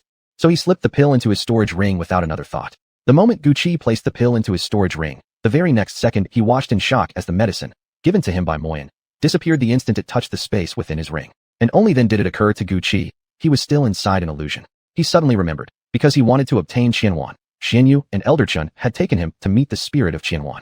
But Qianhuan said it needed to test him. After that, for reasons unknown, he had fallen into this world. Here, he met Ji Ming and his group. Ji Ming told him he possessed a wood element arcane spirit body and could help them during the Holy War. Then he encountered Baifeng and realized Baifeng was Qianhuan. He now understood that Qianhuan, unable to let go of the Holy War from 10,000 years ago, unable to release its first master, Baifeng, had created this illusion to try and alter what would happen 10,000 years later. And only now did Gucci suddenly realize, why was this place called an illusion? He himself had been ensnared by Qianhuan into this fabricated world. He had become one of its participants, even forgetting entirely about breaking through the illusion. He had come to treat the current holy war as if it were truly his own battle. Only now did Gucci truly understand, for the first time, just how terrifying an illusion could be. Ji Ming and the others noticed Gucci standing there, dazed. But they assumed Blackwing had just given him a rare pill and thought he was simply absorbing its effects. Gucci slowly lifted his head, gazing at the group before him, the ones truly fighting in the holy war. There was Blackwing, there was Ji Ming. These were clearly living beings, standing right in front of him. They could cry, laugh, grieve, worry, yet all of them were mere illusions conjured by Qianhuan, merely fulfilling some daydream of its own. Baifeng, seeing Gucci staring blankly at him, quickly stepped forward anxiously. "Lord Gu, what's wrong? Are you unwell? Lord Gu, are you injured?" At that moment, Gucci hesitated deeply. He no longer wanted to remain in this illusion. He feared sinking even deeper into this vivid, breathing world. He hastily grabbed hold of Baifeng's sleeve, causing the other man to look back at him in confusion, his face full of concern and worry. Beside him, Ji Ming and the others also began asking worriedly if Gucci was hurt. Gucci stared intently at Baifeng. Their eyes locked, and Gucci smiled faintly. "Baifeng? No, perhaps I should call you Qianhuan instead. Do you even realize we aren't in the era 10,000 years ago? This world is nothing but your own heart demon you couldn't overcome, a world you created for yourself. The Holy War has long passed. The devastating defeat cannot be changed. Wake up. Stop trying to rewrite history." Baifeng looked at Gucci with confusion, forcing a faint smile. Yet the panic flickering deep within his eyes didn't escape Gucci's notice. "Lord Gu, what are you talking about? I am Baifeng. My weapon is named Qianhuan. How do you know about Qianhuan? It's my cultivation artifact. I forged it myself." Unmoved by Baifeng's explanation, whether sincere or fake, Gucci merely laughed. "Qianhuan, what exactly are you running from? This world is false. Everything here is false. You were defeated by your own heart demon and conjured this entire realm on your own." It seemed Gucci had ignited Qianhuan's fury. With a sharp motion, he flung Gucci's gripping hand away. "Lord Gu, our holy war is upon us. I don't know what nonsense you're spouting, but open your eyes. This war needs you. If you can help us, perhaps we can still win. I beg you, whatever it is, can we talk about it after the holy war?" Ji Ming saw the two arguing. But the moment Baifeng pulled away, Ji Ming and the others rushed in to take his place in formation, leaving them unable to approach and check on Gucci. Still, Ji Ming shouted anxiously, "Gucci, what's going on? If you're injured, you have to tell me. Your health comes first." Gucci stood in turmoil. What should he do now? Should he continue fighting alongside Ji Ming and the others? Or should he find a way to force Baifeng to shatter this illusion? Yet it seemed Baifeng wouldn't believe a single word he said. Watching Baifeng's reaction just now, Gucci was certain that Baifeng firmly believed the world he was in was the Holy War 10,000 years ago, utterly rejecting the idea that it was merely an illusion he himself had conjured. At this moment, Gucci was nearly certain of the way to break this illusion. He needed to make Baifeng realize for himself that his world wasn't from 10,000 years past, but one he had transformed and created on his own. Chapter 160, Gucci's hesitation. But now, Gucci didn't know what he should do to make Baifeng understand and believe that the world he was in was merely an illusion created by his own inner demon. Just as Gucci hesitated, the leader of the alien race attacked again, hurling a powerful fist straight toward Ji Ming and the others. Moyen panicked. He prepared to expend every ounce of his arcane energy to help Ji Ming withstand this assault from the alien leader, shouting urgently at Gucci, "Gucci, what are you standing there for? Join the fight right now. I don't care about whatever grudges or conflicts exist between you two. Save it until after the Holy War is over." Baifeng also nodded in agreement. Though he strongly disliked Moyen as a person, he agreed with what he said. Even before Moyen's words had fully faded, Guqi had already charged forward without hesitation, unleashing both his spiritual power and arcane energy to stand guard beside Ji Ming. He no longer cared whether this world was real or false. But Ji Ming, a man of unyielding spirit and iron bones, was undeniably real. His devotion to his country and people was genuine, even within this fabricated realm. Guqi didn't know if he could shatter this illusion, nor did he know when Qian Huan would finally believe that the world they stood in was unreal. But until then, seeing Ji Ming in mortal danger, he simply couldn't stand by and do nothing. Watching Guqi move swiftly, instantly drawing out every trace of spiritual and arcane energy within him to help block the alien leader's strike, Ji Ming felt something stir inside. He didn't know how powerful this alien leader truly was. Yet those beside him now emptied their very cores, pouring all their arcane energy into shielding him. Though Ji Ming was merely a general within a false world, his character was authentic. He was deeply moved by the brotherhood that fought beside him on the battlefield. Not knowing the full force of the enemy's blow, they drained themselves completely. If they could hold this attack back, all would be well. But if not, they would all be in grave peril. And inexplicably, Bai Feng too lost control of his body. He too summoned his arcane energy, joining the others in resisting the incoming strike. The soldiers present all saw the alien leader attacking their general. Anxiety spread across their faces. No one knew whether their commander could survive this blow. If the general survived unscathed, all would be well. But if harm came to him, they might soon become a leaderless army, scattered and broken. Yet to everyone's astonishment, when the alien leader's devastating blow descended, Guqi and the others rose up to meet it. Forces clashed midair, locking into a tense stalemate, neither side gaining ground, neither suffering a decisive blow. Seeing that they had actually blocked the alien leader's strike, though they hadn't injured him, Guqi and the others still felt relief. At least they hadn't failed. At least they hadn't disappointed their comrades. This proved that the aliens weren't invincible monsters. They weren't as overwhelmingly powerful as they seemed. So long as they held the courage to resist, they wouldn't necessarily be defeated. Bai Feng, too, felt exhilaration. He'd feared the catastrophe of the ancient holy war from 10,000 years ago was about to repeat itself, but instead, they'd just withstood this crushing attack. Instantly, the clashing forces generated swirling whirlwinds. These tempests spiraled through the air before crashing to the ground, some surging beyond the city walls, sweeping up rolling clouds of yellow sand. The sand stung the eyes of soldiers and aliens alike, blinding them until they could no longer see anything. Only Guqi and his companions, shielded by a small protective barrier that kept the sand at bay, remained unaffected, and strangely, the alien leader as well, untouched by the dust storm around him. Nearly all the soldiers and alien warriors were forced to shut their eyes, unable to continue fighting. Other vortexes rolled inward into the city, forming violent storms. Many civilian homes near the city walls began collapsing under the storm's force. Some townspeople, forced to flee their shattered homes, stumbled into the streets in panic. When they looked up and saw the enormous alien leader towering above, they shrieked in terror. Some of them were still holding infants in their arms, and the children wailed in terror. Women and elderly alike stumbled through the streets in panic. They didn't know what to do, or whether the next moment would come true as the legends foretold, that they would be devoured alive by those alien beings. Fortunately, Ji Ming had anticipated exactly this scenario. He had already given orders to Chen Jia, instructing him to take care of the civilians. Chen Jia had previously been upset with Ji Ming for forbidding them from joining the battlefield earlier, but now, seeing how Ji Ming's foresight had turned out to be vital, he realized those orders weren't meaningless at all. Without hesitation, he led his comrades rushing toward the frightened crowd scattered across the streets. At first, the people had no idea what to do. The crying of the children echoed sharply through the chaos. But when they saw the soldiers running toward them, they gradually stopped their frantic movements and gazed at these young warriors. No one had imagined there were still teenagers serving in the army. Slowly, the civilians gathered closer to the soldiers and began asking anxiously, "Sirs, what should we do? Look, the children are terrified." Chen Jia waved his hand, signaling them to calm down, then said, "The general anticipated that if the holy war broke out and they fought against the aliens, it would inevitably affect the people in the city. Don't panic. The general has already made arrangements in advance. Everyone, follow me. I'll lead you to a safe place." Meanwhile, other soldiers had already rushed ahead to stop the storm surging into the city. Using their arcane energy, they intercepted the violent vortexes or shattered them midair, halting their advance into the city and thereby minimizing further unnecessary damage. Hearing Chen Jia's words, the people nodded gratefully, touched that the general had thought so far ahead for their safety. Although some civilians still peeked nervously through their windows at the outside chaos, upon seeing that the panicked crowd was being safely escorted away by the troops, their hearts grew slightly heavier, uncertain whether this holy war would truly spare them. Seeing that Chen Jia had successfully led the civilians to safety, Ji Ming finally felt a measure of relief. Yet, before him, the standoff with the alien leader continued, neither side showing any sign of yielding. Ji Ming frowned deeply and asked, "Is there any way any of you can think of to defeat him?" Emoyan shook his head.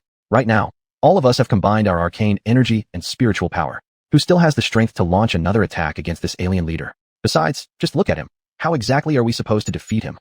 Guqi, though now aware that he was trapped within an illusion, couldn't possibly feel nothing after all these days alongside this genuine, unwavering general, even if this world was false. Now fighting beside things that didn't even exist, Gu Qi felt utterly helpless. Yet he also feared that if Ji Ming and the others were defeated, he himself might be killed right here in this world by the alien leader. Dying within an illusion. Wasn't that practically the same as dying in his real world? There would be no chance to return. He would truly perish, trapped forever inside this fabricated realm. A chill ran through Gu Qi as he realized, regardless of whether he cared about Ji Ming or not, he absolutely could not let Ji Ming lose. Right now, Bai Feng was completely convinced that they were reliving the holy war from 10,000 years ago. At this moment, there was no way Gu Qi could change his mind, which meant he had no chance of breaking this illusion. If Ji Ming and his comrades fell, Gu Qi would suffer the same fate. And judging by the way the alien leader kept staring directly at him, even if Ji Ming lost, Gu Qi knew the enemy wouldn't let him go unharmed. It seemed that if Gu Qi wanted to survive and return to his own world, he first had to help Ji Ming defeat this alien leader. With that thought, Gu Qi immediately recalled the spirit-sucking fish sealed within his ring. Though every ounce of strength was currently being used to resist the alien leader, he still had enough reserve to summon the creature. Without delay, Gu Qi released the spirit-sucking fish. When the tiny fish appeared before the group, none of them understood its purpose. They all guessed, however, that this thing must have been summoned by Gu Qi. Since it was Gu Qi who summoned it, then at this crucial moment, this little fish must be of some use to him. And Gu Qi was likely planning to use this small fish to figure out a way to defeat the alien leader standing before them. Chapter 161, Victory of the Holy War. The spirit-sucking fish had just been summoned when it was immediately startled by the scene before it. It didn't know what was happening. Had it not been for Gu Qi holding it in place, the vortex created during their attacks might have swept it away already. The fish stared at Gu Qi in terror, so visibly shaken that even its tail trembled. It seemed to be silently pleading. Master, why summon me now?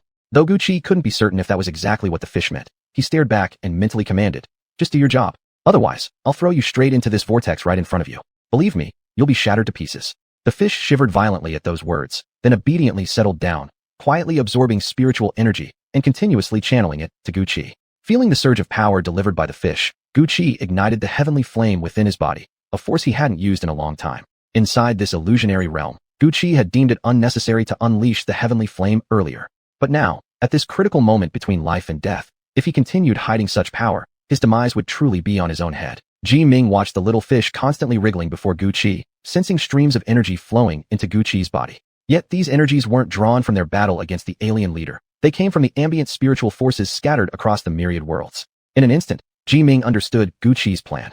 He was using this little fish to absorb ambient spiritual energy from across countless realms, converting it into arcane power within himself. Though Ji Ming knew such methods existed, he'd always considered the ambient spiritual energy too weak to matter, never bothering to pay it any mind. Now, witnessing someone harness this subtle force to turn the tide of battle, it would be a lie to say Ji Ming didn't feel regret welling up inside him.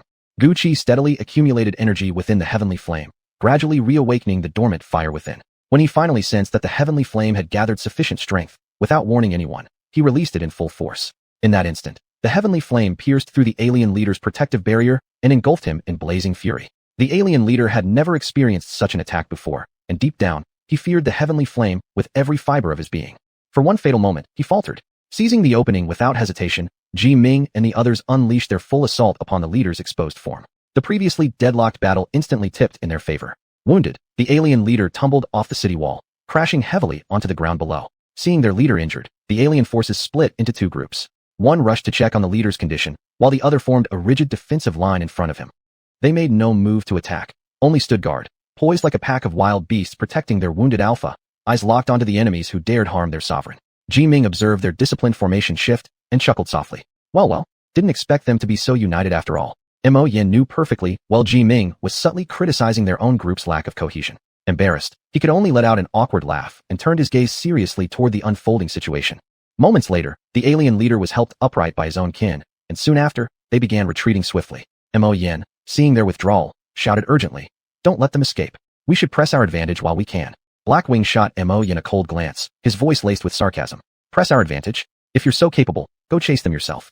My old bones can't handle another round. I'm spent." Mo Yin turned sharply toward Blackwing, only to see the latter circulating arcane energy within his body to recover. He snorted contemptuously. "Old bones, my foot. Some people are just born cowards, always looking to spare themselves effort whenever possible." Looking at the two about to start arguing again, Ji Ming let out a helpless sigh and said, "Do you know why? In our hearts and in the hearts of our ancestors, the alien race has always been unconquerable?" Mo Yin frowned, thinking for a moment with some difficulty, then said, "Isn't it simple? It's because unless we attack their core crystals, they can't actually die. Just look. I don't even know how many aliens I've hit just now, but none of my attacks struck their core crystals, so after healing for a moment, they were fine again. It's driving me crazy." Recalling those ghostly scenes from the Holy War earlier, Mo Yin was filled with endless frustration. He clearly had landed quite a few blows on the aliens, yet they simply dodged at the last second, avoiding any hit to their core crystals. Ji Ming didn't respond to Mo Yan's words. Instead, he turned to face Black Wing, as if waiting for his answer. Black Wing originally had no intention of replying. His answer had already been stated by Mo Yan, and he himself didn't want to echo the same response. But now that Ji Ming's eyes were fixed upon him, Black Wing knew he couldn't escape. Hesitantly, he said to Ji Ming, "I suppose it's their discipline. Look, when their leader was injured, they didn't panic at all. Instead, they instantly split into two groups. One went to check on their leader, while the other formed a protective line around him, shielding him from further harm." Ji Ming sighed again, then nodded and said, "Both of your answers are correct. Indeed, these are also among the reasons why we've never been able to defeat the alien race. But the greatest reason is their unity. They've never had internal conflicts. They've always stood as one." Mo Yin and Blackwing both understood exactly why Ji Ming said this. Yet strangely, the two of them had never gotten along. Or perhaps more accurately, the Beast Clan and the Netherworld had never coexisted in peace. Surely, this was also why, after 10,000 years, these great clans still regarded each other as enemies. Mo Yin understood Ji Ming's meaning and could only nod before saying, "Ji Ming, I know what you're getting at. Don't worry, I won't cause any trouble with Blackwing during the Holy War." Blackwing also nodded, though he felt somewhat embarrassed. A man of his age bowing in agreement before a young man like Ji Ming made him feel a bit ridiculous. Seeing that both had expressed their stance, Ji Ming decided not to press further. Instead, he turned his gaze toward both sides of the city wall. Outside the wall wasn't entirely sand. There had once been buildings, but now they were all destroyed by the spiritual storm. Many structures had vanished completely, leaving not even traces of their former existence. Sand swirled endlessly through the air, eventually settling atop the ruins. Most remaining structures were buried under thick layers of sand, making it impossible to recognize what they once looked like.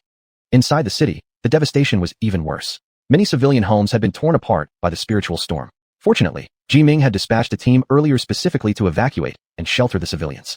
They hadn't disappointed his expectations. They successfully halted the advance of the spiritual storm into the city. However, the houses closest to the wall were now certainly uninhabitable. For now, the priority would be relocating the affected civilians before even considering rebuilding efforts. If the Holy War hadn't ended, Ji Ming wouldn't even consider starting reconstruction. As long as the war continued, any houses rebuilt near the wall would inevitably be destroyed again in future battles. Staring at the chaos within the city, Ji Ming stood on the wall with a heavy expression. By now, many civilians, sensing that the immediate threat of battle had subsided, cautiously emerged from their homes and stepped into the streets, looking up at their general. They saw the wreckage near the wall, and some had even witnessed through broken windows the fierce combat between their warriors and the alien forces. As more and more civilians gathered below, countless eyes turned silently toward Ji Ming. No one spoke. They simply gazed at him in solemn silence. Ji Ming was now disheveled as well, covered all over in sand, his once neatly tied hair now thrown into complete disorder. Almost all the soldiers and officers who had taken part in the Holy War were in similar states. Some had even been accidentally bitten by the aliens. Though they had quickly beaten away those grotesque appendages, their bodies still bore wounds dripping with fresh blood. All the civilians stood with heads raised, silently awaiting Ji Ming's judgment. Chapter 162, The People's Expectation. Ji Ming smiled as he looked down at the civilians below the city wall, activating his arcane energy as he declared, "We have won." This was one of the rare victories in the history of battles between humans, beast clans, and the Yoming against the foreign races. Before this, it could be said without hesitation that victories over these foreign races had been extremely scarce. Even when they did win, the cost had always been devastatingly high. A victory like today's, achieved with almost no casualties, had never happened before. Only after hearing General Ji Ming's announcement did the entire crowd erupt into cheers. They truly felt it now, the triumph of their holy war. They had finally defeated that group of foreign invaders.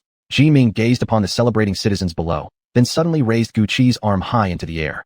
"Our victory in this holy war," he proclaimed, "is entirely thanks to Lord Gu Qi, our wood element arcane spirit body. Without Lord Gu Qi, I doubt we could have achieved such a glorious victory." Not long ago, many among the people had already noticed Gu Qi's figure. However, most had only ever heard legends about the ancient white battle robe passed down through generations in their Yunwei city, a robe said to be specially crafted for the wood element arcane spirit body. They knew the robe was rumored to be white, but nearly no one had ever seen it up close or knew its exact appearance. When they sensed the holy war drawing near, they saw someone walking through the streets clad in a pure white robe. Many secretly wondered if this person might be the legendary wood element arcane spirit body they had heard so much about. Yet the general hadn't confirmed anything, and when they asked soldiers from the army, they remained evasive. So, countless citizens waited with anticipation, wondering whether the robe worn by this white-clad man would turn out to be the very same sacred artifact long treasured in Yunwei City. Now, seeing the youth in the white battle robe standing beside General Ji Ming, and watching Ji Ming raise the young man's arm with joyful reverence while announcing to all, "This is the one we've all been waiting for, the bearer of Yunwei City's legendary battle robe." Countless eyes turned toward Gu Qi, filled with awe and admiration. They studied the young man carefully. He appeared no more than 20 years old. Who could have imagined that their victory in this holy war hinged entirely on such a youth? His arms still held high by General Ji Ming. Though publicly praised for securing victory for Yunwei City, the young man showed no sign of arrogance. Instead, his expression remained calm, even cold, but in the subtle curve of his brows, one could detect the quiet joy he felt. There was even a hint of shyness as he glanced down at the people gathered beneath the city walls. Seeing how young he was, yet already achieving such greatness, and noticing how humbly he responded when praised by their general, the people realized, this youth must not only be exceptionally gifted, but also remarkably grounded in character.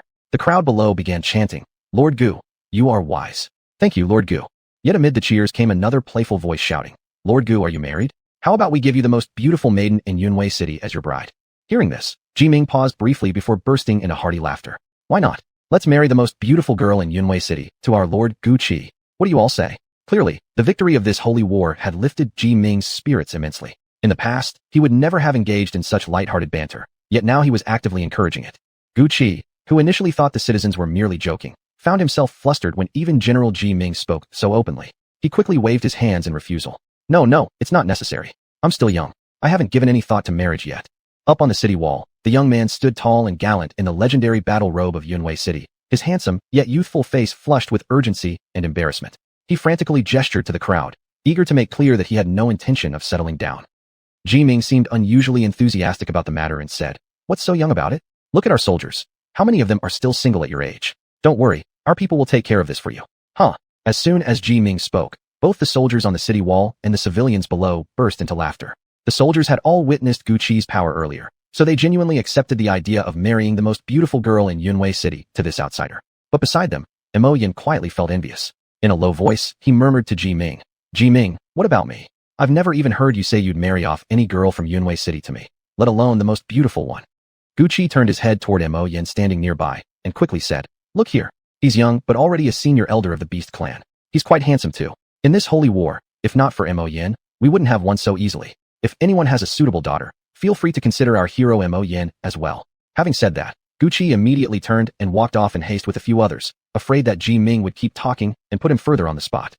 Imo Yin watched Gu Qi and Ji Ming hurry away, then looked down at the cheering crowd beneath the city walls, feeling slightly embarrassed. "Haha. If there's someone suitable, you can mention it to me too," he said awkwardly. Then, as if afraid the crowd might devour him alive, he quickly followed behind Gu Qi and Ji Ming, leaving the city wall as well.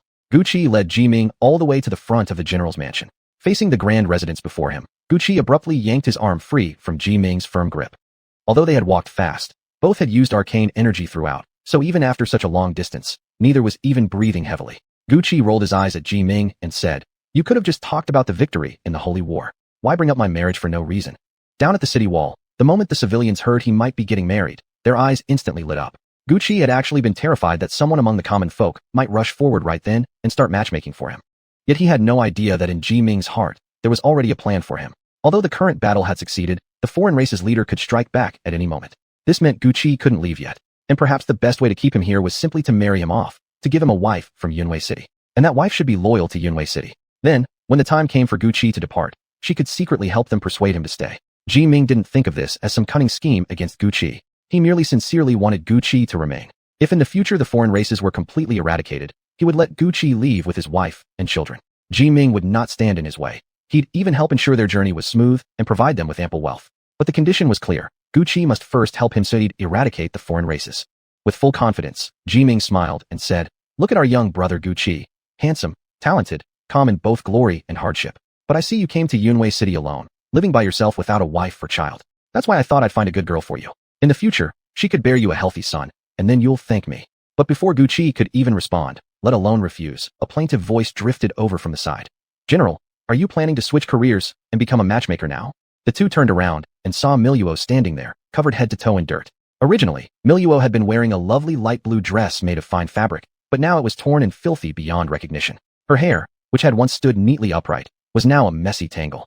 Her face was smeared with dust, her body splattered with mud. The sight left both Gu Qi and Ji Ming speechless. Gu Qi was the first to react. Hesitantly, he stepped toward Miluo and gently wiped the grime from her cheeks. "Miluo, what happened to you?" Just moments ago, when he had ordered the soldiers to take Miluo away from the city wall, the little girl had still looked adorable. But now, in such a short time, how had she ended up like this? Ji Ming looked up and spotted the two soldiers who were supposed to have taken Miluo down from the wall and guarded her. They were standing not far away. Both soldiers were disheveled, their clothes in disorder and their hair unkempt. Ji Ming angrily rebuked them. You two, come here immediately. I told you to carefully watch over Miluo. What exactly happened? Chapter 163, Mi Luo's Tantrum. The two soldiers let out a helpless sigh, quickly walking up to Ji Ming. Before Ji Ming could even open his mouth to scold them, they said, after we brought Miss Mi Luo down from the city wall, she kept crying and struggling to go back up to find Director Gu Qi. But the holy battle had already begun, so the two of us could only hold her back and prevent her from returning to the wall. Seeing these two exhausted-looking men of his, panting heavily while rambling on in front of him, Ji Ming frowned sharply and snapped, "Stop wasting my time with all this nonsense. Just tell me what matters." The soldier took a long breath and then said, Miss Mi Luo wanted to go back up onto the wall, but the two of us wouldn't allow it. She refused to get up from the ground, rolled around like a child, and even bit us. In the end, when we tried to help her up, she resisted violently, which is how things ended up like this. Just now, another soldier came and reported our victory in the holy battle. Only then did we immediately let her go. Looking at the pitiful state of his soldiers, Ji Ming could well imagine what had just happened. Gu Qi, standing nearby, had been listening carefully. He turned toward Mi Luo and asked, is what they're saying true or not? Mi Luo nodded unhappily, pouting her lips as she said, I was worried about Brother Gu Qi, but those two wouldn't let me pass. I couldn't beat them in a fight, so I had no choice. You couldn't beat them, so you chose to roll around on the ground? Gu Qi finished her sentence, but there was no trace of blame in his voice. Instead, he spoke with a light chuckle. Seeing that Brother Gu Qi wasn't angry, Mi Luo brightened up. Nodding proudly, she declared boldly, that's right. Since they wouldn't let me see Brother Gu Qi, I made sure to give them a real hard time.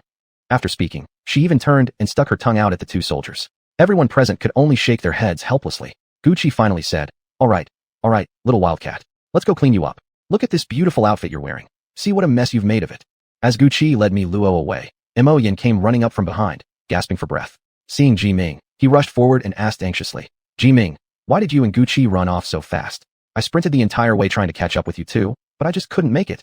It wasn't until I reached the general's mansion that I finally saw your figures. I'm completely worn out. With that, he hurriedly leaned on Ji Ming, taking several deep, ragged breaths. Ji Ming looked at his foolish friend, raised an eyebrow, and cruelly informed him, no, actually, we flew here using spiritual energy. We weren't tired at all. Neither of us broke a sweat. So why are you drenched? Perhaps truly too exhausted. Mo Yin removed his helmet and held it in his hands. Even the two soldiers beside them couldn't help but curl their lips slightly after hearing Ji Ming's words. Without another word, Ji Ming turned and left with his two soldiers, leaving Mo Yin standing alone in stunned silence. Reaching up to feel his forehead, soaked with fine sweat, Mo Yin was momentarily dazed. Watching Mo Yin left behind, one of Ji Ming's soldiers sighed helplessly and said to Ji Ming, General, is Mo Yin really that stupid, or is he pretending? Ji Ming smiled and shook his head, saying, when it comes to important matters, his mind works quickly. But with trivial things like this, he just can't keep up. That's what you call great wisdom appearing as folly. Actually, he's better off like this. Meanwhile, Gu Qi went in search of the steward of the general's mansion. He was determined to get Mi Luo into a new set of clothes. Otherwise, looking like this, how would she be any different from a beggar in the city? Seeing Gu Qi approach, the steward quickly stood up, bowing respectfully with clasped hands. Greetings, Director Gu. How may I assist you today? Gu Qi had never liked dealing with the steward much. He always acted so stiff and formal, making it awkward for Gu Qi to respond at times. Sighing quietly, Gu Qi stepped forward, gently helping the steward to straighten up. This is my little sister. She's quite mischievous. You see how she's torn her own clothes. Could you please fetch her a fresh set of clothing? Seeing the little girl beside Gu Qi, the steward quickly nodded. He knew she was the one who had caused that strange anomaly back then and was captured, but for some unknown reason hadn't been punished. Later, their director Gu had recognized her as his younger sister and arranged for her to work in the kitchen. Now seeing the girl's current state, the steward didn't say much. Instead, he immediately instructed a servant to bring Gu Qi some silver coins. I don't know what kind of clothes your young sister prefers, sir, he said. How about I give you some money so you can take her out to buy a few items that suit her taste? Would that be acceptable? Gu Qi waved his hand dismissively. Don't keep saying you're this and you're that. If you do, I'll never speak to you again. Besides, look at me. Do I appear fit to go out shopping with my sister? Just have someone bring 2 nice sets of clothing for my sister directly. There's no need for us to go out. The steward nodded. Very well. I'll send for the tailor shortly to take the young Miss's measurements. Then, young Miss, you can tell the tailor exactly what styles and colors you'd like. The tailor will make them specially for you. Does that sound good to you too? Although Mi Luo really wanted to go out and wander the markets, hearing Gu Qi say he couldn't accompany her, she could only nod and say, all right, I'll wait for the tailor then. Gu Qi also nodded. Then I'll take my sister back to my room. If anyone can't find me later, they should ask your general for me. Having said that, he turned and led his sister away. If he wasn't in his own quarters, most likely Ji Ming had summoned him. At this moment, they always needed to stay together to discuss their next moves. If there was anything he cared about in this illusion besides Ji Ming and a few others, it was definitely this little girl Mi Luo. Back in the distant future, the Mi Luo he had met wasn't nearly as obedient or spirited as this one. That Mi Luo. Just thinking about her gave him a headache. As the two walked through the general's mansion, Numerous officers came forward to salute Gucci. Watching these impressive, uniformed soldiers passing by, Miluo asked curiously, "Brother, since they all bow to you, does that mean you're stronger than all these great generals?" Gucci shook his head. "No one is necessarily stronger than another. They are strong, and I am strong too." His words made Miluo burst into laughter. "I've already heard it myself. Other people praise how amazing you are, saying no one knows what would have happened in the holy battle without you. Of course my brother is amazing." Seeing the girl's unwavering confidence that seemed to come from nowhere, Gucci thought to himself that anyway, he wouldn't be leaving here anytime soon. And even if he stayed here much longer, once he returned to the outside world, it would still feel like only an instant had passed. Why not take this opportunity to spend some quality time with the younger Miluo from 10,000 years ago? Just then, Miluo looked around the general's mansion at some of the buildings that were no longer majestic, but rather worn and slightly dilapidated. "Brother, why is the gate of the general's mansion so beautiful and grand, yet inside the mansion itself feels so broken down?" Gucci didn't know either, but judging by Ji Ming's character, he guessed, maybe because repairing these structures would cost too much money and burden many common people with hard labor. General Ji Ming probably felt it was a waste, so he decided not to fix them at all. In their own way, these ruins form another kind of pleasant scenery. Miluo nodded vaguely, as if she half understood. So this general is actually a good general, then? Nearby, Bai Feng, whom Gucci had already noticed waiting silently, finally stepped forward and said, "Indeed, General Ji Ming truly is a good general, a loyal protector of the nation and its people." Seeing this sudden newcomer, Miluo instinctively looked toward her older brother first. Gucci bent down and smiled reassuringly at her. "Don't be afraid, Miluo. This is my friend." Looking at her brother with serious eyes, Miluo nodded. "I understand. I'm not scared, brother." Bai Feng looked at the pair and laughed. Good, good. Seeing the two of you getting along so well makes me wish I had a little sister too." Gucci sneered lightly. "Bai Feng, you're such a remarkable artifact master. Why don't you just forge yourself a sister?" Bai Feng froze, unsure of Gucci's meaning, and could only laugh awkwardly. "Director Gu, what exactly do you mean? Are you suggesting your own sister was forged by an artifact master?" Miluo naturally knew exactly where she came from. She rolled her eyes at Bai Feng and said disdainfully, "My brother's just joking with you. Can't you tell? Who in the world has a sister forged by an artifact master? You're so stupid." Seeing the little Miluo's blatant scorn and disdain, Gucci solemnly nodded, clearly showing his approval. Chapter 164. Bai Feng sets his conditions. Bai Feng looked at the brother and sister standing before him. Were they trying to team up and toy with him here? Only then did he notice Miluo standing aside. He gave her a quick up and down glance, then sneered. "If I were going to cultivate a younger sister for myself, I definitely wouldn't want one so filthy. Miluo, if I recall correctly, you weren't like this when we were on the city wall. What happened to you? Just now. I was actually thinking of picking a flower for you, but now it seems that effort would be pointless." Miluo caught the meaning behind Bai Feng's words. She glared at him with wide, indignant eyes and snapped, "Then from now on, don't even think about my brother speaking to you again." With that, she tried pulling Gucci away, but Bai Feng coughed dryly and said, "I think the two of us should have a talk. Don't you agree, Lord Gu?" Miluo turned to look at Gucci. "My brother has nothing to discuss with you." Glaring furiously at the annoying girl before him, Bai Feng shot back, "Gucci, during the holy war just now, what exactly did you want to tell me? Back then I didn't have time, but now I do. I just wish to speak with you alone. I don't want anyone else overhearing our conversation." Gucci glanced at Miluo.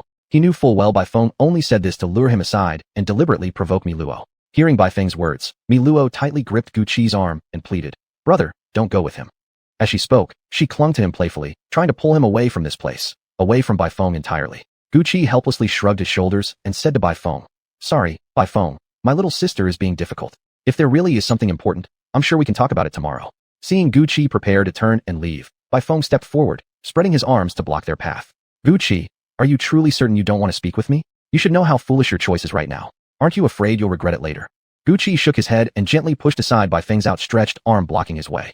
"Bai Feng, I know all you're trying to do now is take me aside just to spite me, Luo. Even if I obediently followed you right now, you wouldn't tell me anything truthful. Why should I bother? If you truly have something to say, come find me after you've calmed down. Then I'll sit down and talk properly with you about the world we're in right now." Gucci looked straight into Bai Feng's eyes, his gaze sincere. If Bai Feng genuinely wanted to continue their earlier conversation from the city wall, that would be perfect. But now, it seemed Bai Feng was merely sulking, saying those things out of pride. He wasn't calm at all, and no matter how much Gucci said, Bai Feng likely wouldn't believe him. Seeing herself victorious, Miluo grinned happily and said, "Come on, brother, I'm starving. Let me take you to the kitchen to find something to eat." Bai Feng cast a cold glare at Miluo before turning to Gucci. Who knows who it was that once trembled speechless before Elder Blackwing, now daring to act so smug in front of me. "Gucci, I hope you won't regret the decision you've made today." With that, he swept his sleeve and abruptly turned away. Watching him leave, Miluo stuck her tongue out behind his back and said, "Brother, I really dislike people from the netherworld. I'd even prefer the Beast Clan over them." Gucci pinched her nose lightly and teased, "Oh really?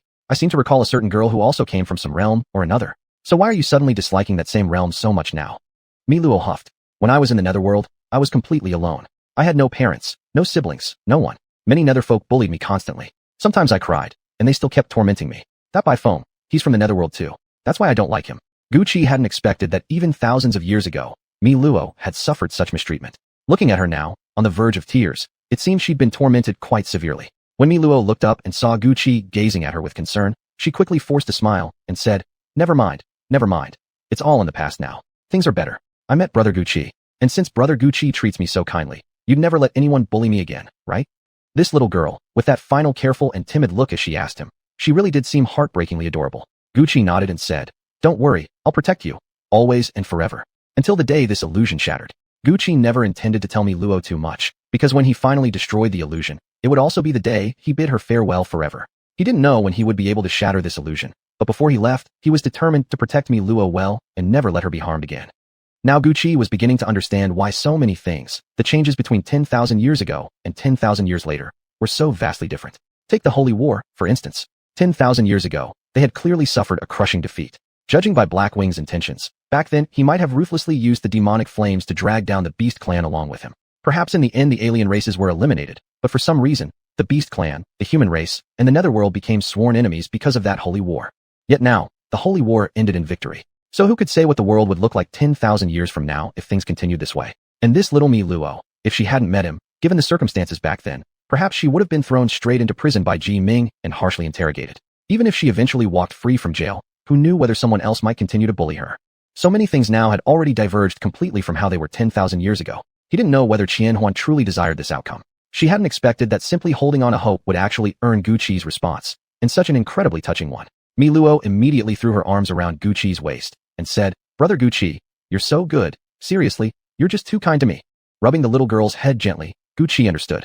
Perhaps now he also knew why Mi Luo 10,000 years later had become the way she was. The two of them walked side by side, taking in the scenery of the general's manor for the first time as they headed toward the kitchen. Along the way, Gucci looked at Mi Luo, who was stubbornly trying to pick flowers, and sighed helplessly. Mi Luo, let's hurry to the kitchen to get something to eat. We need to return to my room soon. I already arranged with the tailor to come there and make clothes for you. But Mi Luo wasn't persuaded. She huffed. I don't care. Just now Bai Feng said I wasn't worthy of these flowers. Well, I refuse to believe that. If he won't pick them for me, can't I just pick them myself? I'm going to show them to him later and make him furious. Gucci let out a long sigh, stepped into the flower bed, and dragged Mi Luo, who was still trying to pluck more blooms, back out, saying, if the tailor arrives at my room later and doesn't see you, he might just turn around and leave. Then you won't get your new clothes. What use will these flowers be then? Pulled out unwillingly, Mi Luo looked at the flowers in her hand, and then at the even more beautiful blossoms still within the flower bed, pouting, no way. I want that white one, and that cluster of pink ones over there. Gucci hadn't expected this little girl to be so difficult to handle. He had no choice but to say, then if we miss the tailor later, you won't get any new clothes. And I'm not going to ask the steward to fix it for you. You can just keep wearing the clothes you have now. Only after hearing this did Mi Luo reluctantly leave the flower bed, muttering under her breath, if he refuses to make me new clothes, then I'll steal all his clothes and leave him with nothing to wear. Little did he expect that this innocent-looking girl actually harbored mischievous thoughts.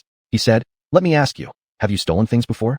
Mi Luo, caught off guard, hadn't realized her whisper had reached Brother Gucci's ears. She scrambled to defend herself, but after mentally reviewing every corner of her past, couldn't think of anything convincing to say. Suddenly inspired, she quickly raised the flowers in her hands high up, thrusting them right in front of Gucci's face. Gucci nearly had the blossoms shoved into his nose and said, what are you doing? I was asking you. Brother Gucci. Mi Luo chimed in quickly, not letting him continue. Look at these flowers. Aren't they pretty? Knowing full well the little girl was desperately changing the subject, Gucci decided not to call her out on it.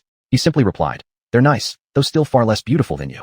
Now let's go to the kitchen quickly. Otherwise, you really won't have any new clothes to wear.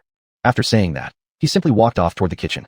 Upon hearing Gucci say she wasn't even as beautiful as the few flowers in her hands, Mi Luo was so annoyed she nearly wanted to throw them away, except that the flowers were too beautiful, so she could only glare at them huffily before quickly rushing after Gucci. Chapter 165. Indifferent to fame and fortune. The brother and sister were playfully bickering all the way, but soon arrived in front of the kitchen. The kitchen staff were surprised to see Mo bringing along Lord Gucci. Although some of them hadn't yet laid eyes on this so-called Lord Gucci, seeing the battle robe he wore immediately revealed his identity. Recalling how just a few days ago Mura had claimed her older brother was Lord Gucci, a statement many had refused to believe, they now felt regret for not having treated her better back then. Without hesitation, Mirawa tugged Gucci straight into the kitchen. As Gucci stepped inside and met with curious stares from the staff, he already began to feel a bit uneasy. This kitchen was located in the rear courtyard and wasn't nearly as refined as the front hall. The servants here lacked subtlety. Now that they saw Lord Gucci himself walk in, They momentarily didn't know what to say and could only stand there, grinning awkwardly. Miroir ignored them all and led Gucci directly to an elderly woman, saying proudly, "Grandma, I told you my brother is Gucci. I said I'd bring him to meet you, see? I brought him." When the old woman realized it truly was Gucci standing before her, she hurriedly attempted to bow, but Gucci quickly stopped her. "Madam," he said, "at your age, you mustn't perform such gestures for me. Please don't ever do that again. It would weigh heavily upon my conscience." Gucci had already sensed that among everyone in the kitchen, Miroir was closest to this elder woman. No one actually knew the old woman's real name. Everyone simply called her Grandma. Even the longest-serving servants admitted that when they first arrived years ago, she had already been working here as a cook. Grandma carefully examined the battle robe on Gucci and nodded approvingly. "Indeed, this is our Mu sect's Xianling physique, Lord Gucci himself. I thought this little rascal was joking with me earlier, but now I see it's true. Miroir really is your younger sister." Gucci gently ruffled the little girl's hair and said, "I've been too busy before to properly care for my sister, so I sent her here to stay in the kitchen. I wonder, has she caused you any trouble?" Grandma was very old, her hair almost entirely white. When she smiled warmly, one could see she had only a few teeth left. She looked at Miroir fondly and said, "This little one hasn't brought much trouble at all. She's actually quite well behaved and quiet. Only one thing, she's a bit too fond of food." Miroir pouted and turned to Gucci. "Brother Gucci, let's take the food and go quickly. If I stay any longer, Grandma will turn me into a gluttonous little pig." Upon hearing that Gucci had come merely to fetch some food, the head cooks scrambled to start preparing elaborate dishes. Seeing the chefs about to go all out, Gucci hastily intervened. "Nightfall is near. Surely you have prepared meals ready already. My sister and I will just take some leftovers. There's no need to make anything special for us." With that, he walked over to the ready-cooked dishes and picked up a few plates. "These are more than enough. My sister and I have other matters to attend to. We'll take our leave now. Madam, we bid you farewell." Miroir raised her hand and waved at Grandma. "Grandma, I'll come back and visit when I have time." Grandma nodded with satisfaction. "Anytime you're hungry, dear, just come back to me."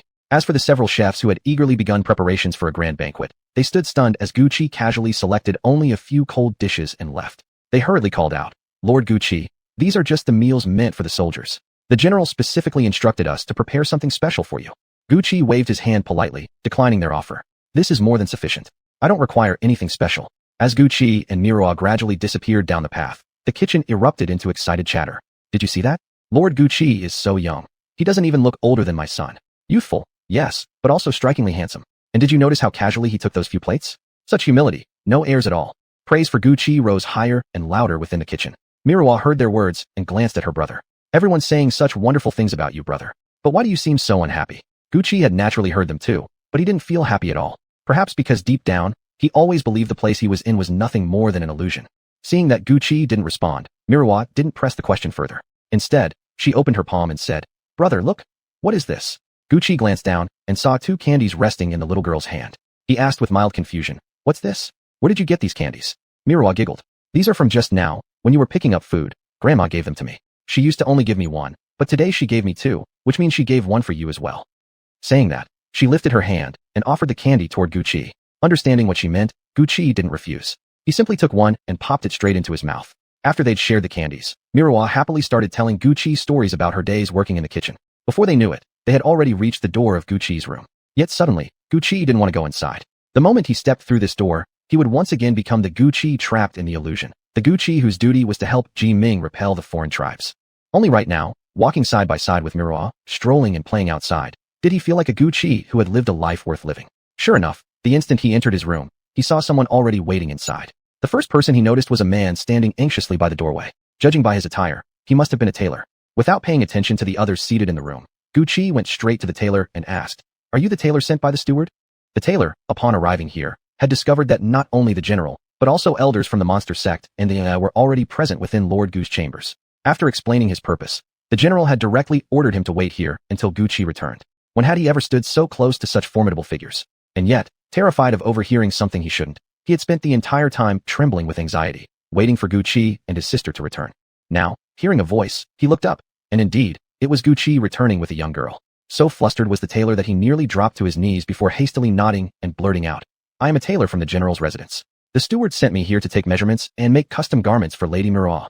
Hearing that clothes were being made for her, Miroir immediately clapped her hands in delight. "Wonderful, brother, and I were just worried you might leave before we got back." The tailor wiped sweat from his forehead. "How could I? My task is to make clothes for you. I wouldn't leave until I've seen you." Gucci then turned to the soldier nearby. "Take them both to the adjacent room and let the tailor take Miroir's measurements."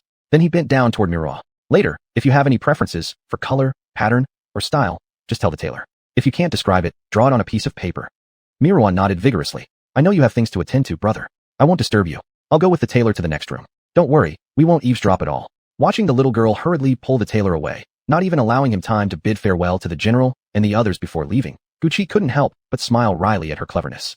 Then turning around, facing one noble guest after another, Gucci walked over and began making tea. Seeing Gucci preparing to brew tea himself, a nearby servant quickly rushed forward, trying to take the teapot from his hands. Lord Gu, such a small matter as brewing tea, we can handle it. But each time, Gucci waved them off firmly. What? Can't I even brew a cup of tea myself? The servants were left speechless and stunned, staring in shock as they followed Gucci. Only after Gucci had finished brewing the tea did he clap his hands lightly and say, serve everyone a cup and let them taste it. The flavor may not be perfect, but it carries sincerity. After everyone had taken a sip, Gucci smiled faintly and said, aren't any of you afraid I might have poisoned the tea? Ji Ming hesitated for a moment, then downed his cup of tea in one gulp, saying, even if you've poisoned this tea, I'd drink it willingly. The remaining few also lifted their cups and drained them without hesitation. After finishing his, Moyen smacked his lips and remarked, to be honest, Lord Gu, your tea brewing skills really aren't that great. Chapter 166, The Tempting Offer. After bursting into loud laughter, Gucci sat down in his seat and said, come on, explain yourselves. What's going on today that you've all shown up here? Look at how frightened you've made the tailor. He can barely walk straight from trembling. Seeing his tailor reduced to such a state, Ji Ming could only sigh inwardly. Mo Yin coughed slightly, then said, let me speak first. I was here before anyone else. These fellows came later. Ji Ming turned to look at Mo Yin, his eyes carrying a hint of disdain. When I returned to the main hall earlier and didn't see you there, I was worried about whether you'd been injured during the Holy War just now. Mo Yin laughed loudly and said, cut the act already, General Ji Ming. Instead of wasting time saying unnecessary things like this, why don't you go check on your people and see how they're doing? Deep down, Ji Ming was indeed concerned about the common folk whose homes had been swept away by the surge of spiritual energy. But right now, it seemed that Gucci's matter took priority. Ignoring Ji Ming's remark, Mo Yin grinned as he pulled another brocade box from within his robes. If it weren't for my pill just now, Brother Gucci might not have recovered so quickly. Who knows what condition he'd be in otherwise. Judging by how well the last pill worked, I brought another one over for you right away. Actually, Gucci wanted very much to tell Mo Yin that he hadn't even consumed the previous pill. It had simply vanished after being stored inside his ring. But those were thoughts better kept to himself. Saying any more would serve no purpose. Seeing Mo Yin offering yet another pill, Gucci absolutely refused to accept it. He quickly handed it back with a smile, saying, are you kidding? You only have 2 pills total, and you've already given me one. There's no way I'm taking this second one. Ji Ming nodded in approval and said to Mo Yin, exactly. Brother Gucci has already taken 1 pill. Why are you bringing another one now? Maybe he hasn't even fully absorbed the effects of the first one yet. Just put your precious treasure away already. Mo Yin glared at Ji Ming and snapped, fine, I'll put it away. But let's see exactly what scheme you're plotting. With that, he snapped the brocade box shut and tucked it back into his clothing. Truthfully, Ji Ming had zero desire to do what he was about to do. Yet if he hoped to keep Gucci in Yunwei City, he had no choice but to swallow his pride and approach him directly. Ji Ming studied Gucci carefully before speaking again. If I'm not mistaken, young brother Gucci, aren't you still alone, unmarried, and without family? Hearing Ji Ming's words, Gucci immediately knew what he was getting at. Still, he sighed helplessly and nodded, saying, I have no intention of getting married. As soon as Gucci spoke in a tone devoid of all hope, Mo Yin couldn't hold back. He burst out laughing and began clapping sarcastically. Sitting nearby, Hei Yi and Bai Feng struggled to suppress their own smiles. Unlike the openly boisterous beast clansmen, they dared not show any sign of amusement, fearing Ji Ming would notice and take offense. Ji Ming had anticipated that Gucci would guess his purpose right away. What he hadn't expected, however, was such a straightforward rejection. Refusing to accept defeat, Ji Ming decided to push a little further. Today, I already announced on the city wall what we discussed. Since then, I've received messages from countless citizens who are actively looking for suitable matches for you. Even if you yourself don't wish to marry, how can you ignore the sincere wishes of your people? Mo Yin almost wanted to clamp a hand over Ji Ming's mouth. Stepping directly in front of him, blocking him completely, he said, if you come with me to the Beast Clan, let me tell you, there you'll be second only to the king, standing above 10,000 beasts. No sooner had he finished speaking than Ji Ming kicked him squarely in the backside, growling, do you have eyes growing on your back, you brat? Deliberately blocking me like this. Mo Yin kicked so hard that he stumbled forward several meters, immediately turned around ready to fight with Ji Ming. But when he caught sight of Hei Yi and Bai Feng sitting nearby, clearly eager for drama, he swallowed his rage with great effort and returned silently to his seat. By now, Gucci had already figured out exactly what these people were scheming. They were merely trying to win him over, each wanting him to follow them. Right now, the most important thing for Gucci was to break through this illusion. So no matter what offers they made, he wouldn't be tempted in the slightest. At this moment, Hei Feng, who had been silent all along, finally spoke in a calm, unhurried tone. If you're willing to come with us to the netherworld, I'll listen carefully to anything you have to say, no matter what it is. Gucci sneered coldly. He hadn't expected that Bai Feng would betray him like this, going so far as to sell him out just to bring him under the netherworld's banner. Thinking back to the recent encounter with Baifeng, Guqi realized now that the entire meeting must have been orchestrated for this very purpose. Hearing Baifeng's offer, Ji Ming and Mo Yin both let out scornful laughs. Mo Yin said, Baifeng, who the hell do you think you are? You're not even a senior elder of the Netherworld. How dare you claim you'll obey everything Guqi says? How ridiculously arrogant can you get? Baifeng ignored the two of them completely. His eyes remained locked on Guqi, anxiously watching for his reaction, wondering whether he might accept the deal. Earlier during the Holy War, Guqi had seemed so desperate to speak with him about something important that he'd abandoned the battle itself. Whatever that matter was, it must be crucial. Using it as leverage now, Baifeng wondered if Guqi would finally agree. Guqi gazed at the darkening sky outside the window and said, It's already nightfall. Have you assigned people to guard the city walls? That horde of Iju could counterattack at any moment. And what about the soldiers injured in the Holy War? The civilians whose homes were destroyed by the surge of spiritual energy? General, have you taken care of all that? Upon hearing Guqi's words, Ji Ming burst into hearty laughter. Exactly. Guqi, your choice couldn't be more right. You're one of us, a warrior of the human race. Why go to the beast clans or the Netherworld? Those places aren't suited for you at all. Say, since it's getting dark, I've already told the kitchen to prepare dinner. Why don't we sit down and eat together? Guqi hesitated slightly as he looked at the food he had just fetched, then said, Just now Mi Luo said she was hungry. We've already collected our meals from the kitchen. I think I'll pass on your dinner invitation. Mo Yin had been pondering Ji Ming's words, but suddenly, it clicked. He interrupted Ji Ming and Guqi's conversation, turning sharply toward Ji Ming and asking, Hey, Guqi hasn't even said anything yet. If he chooses to stay among humans, why are you so damn excited? Ji Ming smiled confidently and replied, If you think I'm wrong, ask brother Guqi himself. Mo Yin quickly shifted his gaze to Guqi, his eyes filled with desperate hope. He slowly stepped toward Guqi, then knelt beside his chair, looking up earnestly. Brother, tell me, after the Holy War ends, where do you plan to stay? Seeing Mo Yin, who had started on the opposite side of the room, now crawling closer with such intense emotion in his eyes, Guqi shivered inwardly and said firmly, Stop giving me that look. I've already said it. I'm staying with the human race. Mo Yin clutched his chest dramatically, wearing a wounded expression. Guqi, I treat you as my brother. And yet, you'd abandon us just for some woman? Don't you know how much the Beast Clan has to offer? Treasures beyond imagination, rare artifacts, stunning beast women, beautiful ones too. And if you're not into beast forms, many have already taken human shape. We can negotiate anything. Just give it another thought, won't you? Ji Ming ignored Mo Yin's theatrical pleading. He stood up calmly and walked straight to Guqi's side. Guqi, come on. Forget about this food. I've already ordered the kitchen to prepare a fine feast for us. Let's go check if Mi Luo has finished taking measurements. Then take her with us to dinner. Ji Ming wasn't sure when exactly the girl named Mi Luo had begun to hold such significance in Guqi's heart, but he had noticed it recently. And at a time like this, bringing her along might just tip the odds in his favor. Sure enough, when Guqi heard that Mi Luo was being invited too, he nodded reluctantly. Then I suppose the untouched meals will have to be given to the other soldiers. I'll go check on Mi Luo first and see how she's doing. Perhaps among them. Only Ji Ming realized that a tiny Mi Luo had already claimed such a significant place in Guqi's heart, while the others remained completely unaware. After Guqi left the room, Mo Yin glared at Ji Ming with furious eyes and said, You're despicable, using a beauty scheme like that. But Ji Ming merely shook his head and laughed. You don't understand why he's willing to stay with our human race. I do. Besides, he's originally one of us humans. Why should he follow you two to the beast clans or the Netherworld? Your customs and ways of life are completely different from ours. Chapter 167, Red Lanterns. Before they could start arguing again, Guqi had already walked in with Mi Luo. Guqi smiled and said, This little girl was so worried that she couldn't listen to our discussion about me. She'd already taken the measurements, yet still didn't dare come over. Ji Ming walked up to Mi Luo and chuckled. Not bad. You're quite a cute little thing. Although Mi Luo was still somewhat afraid of Ji Ming, it wasn't nearly as severe as before. Ji Ming led Guqi and Mi Luo forward, the three of them walking ahead, followed by Mo Yin, Hei Yi, and Baifeng. Mo Yin deliberately kept his distance from Hei Yi and Baifeng, wearing an expression of obvious disdain. Hei Yi glanced at Mo Yin and coldly sneered, putting on airs, as if you've actually taken Guqi back to your beast clan. Oh, some people really are shamelessly presumptuous. During the earlier dispute over who would take Guqi away, Hei Yi and Baifeng had barely spoken at all, knowing full well that Guqi would never agree to leave with them for Yuming realm. He belonged to the human race, heart and soul.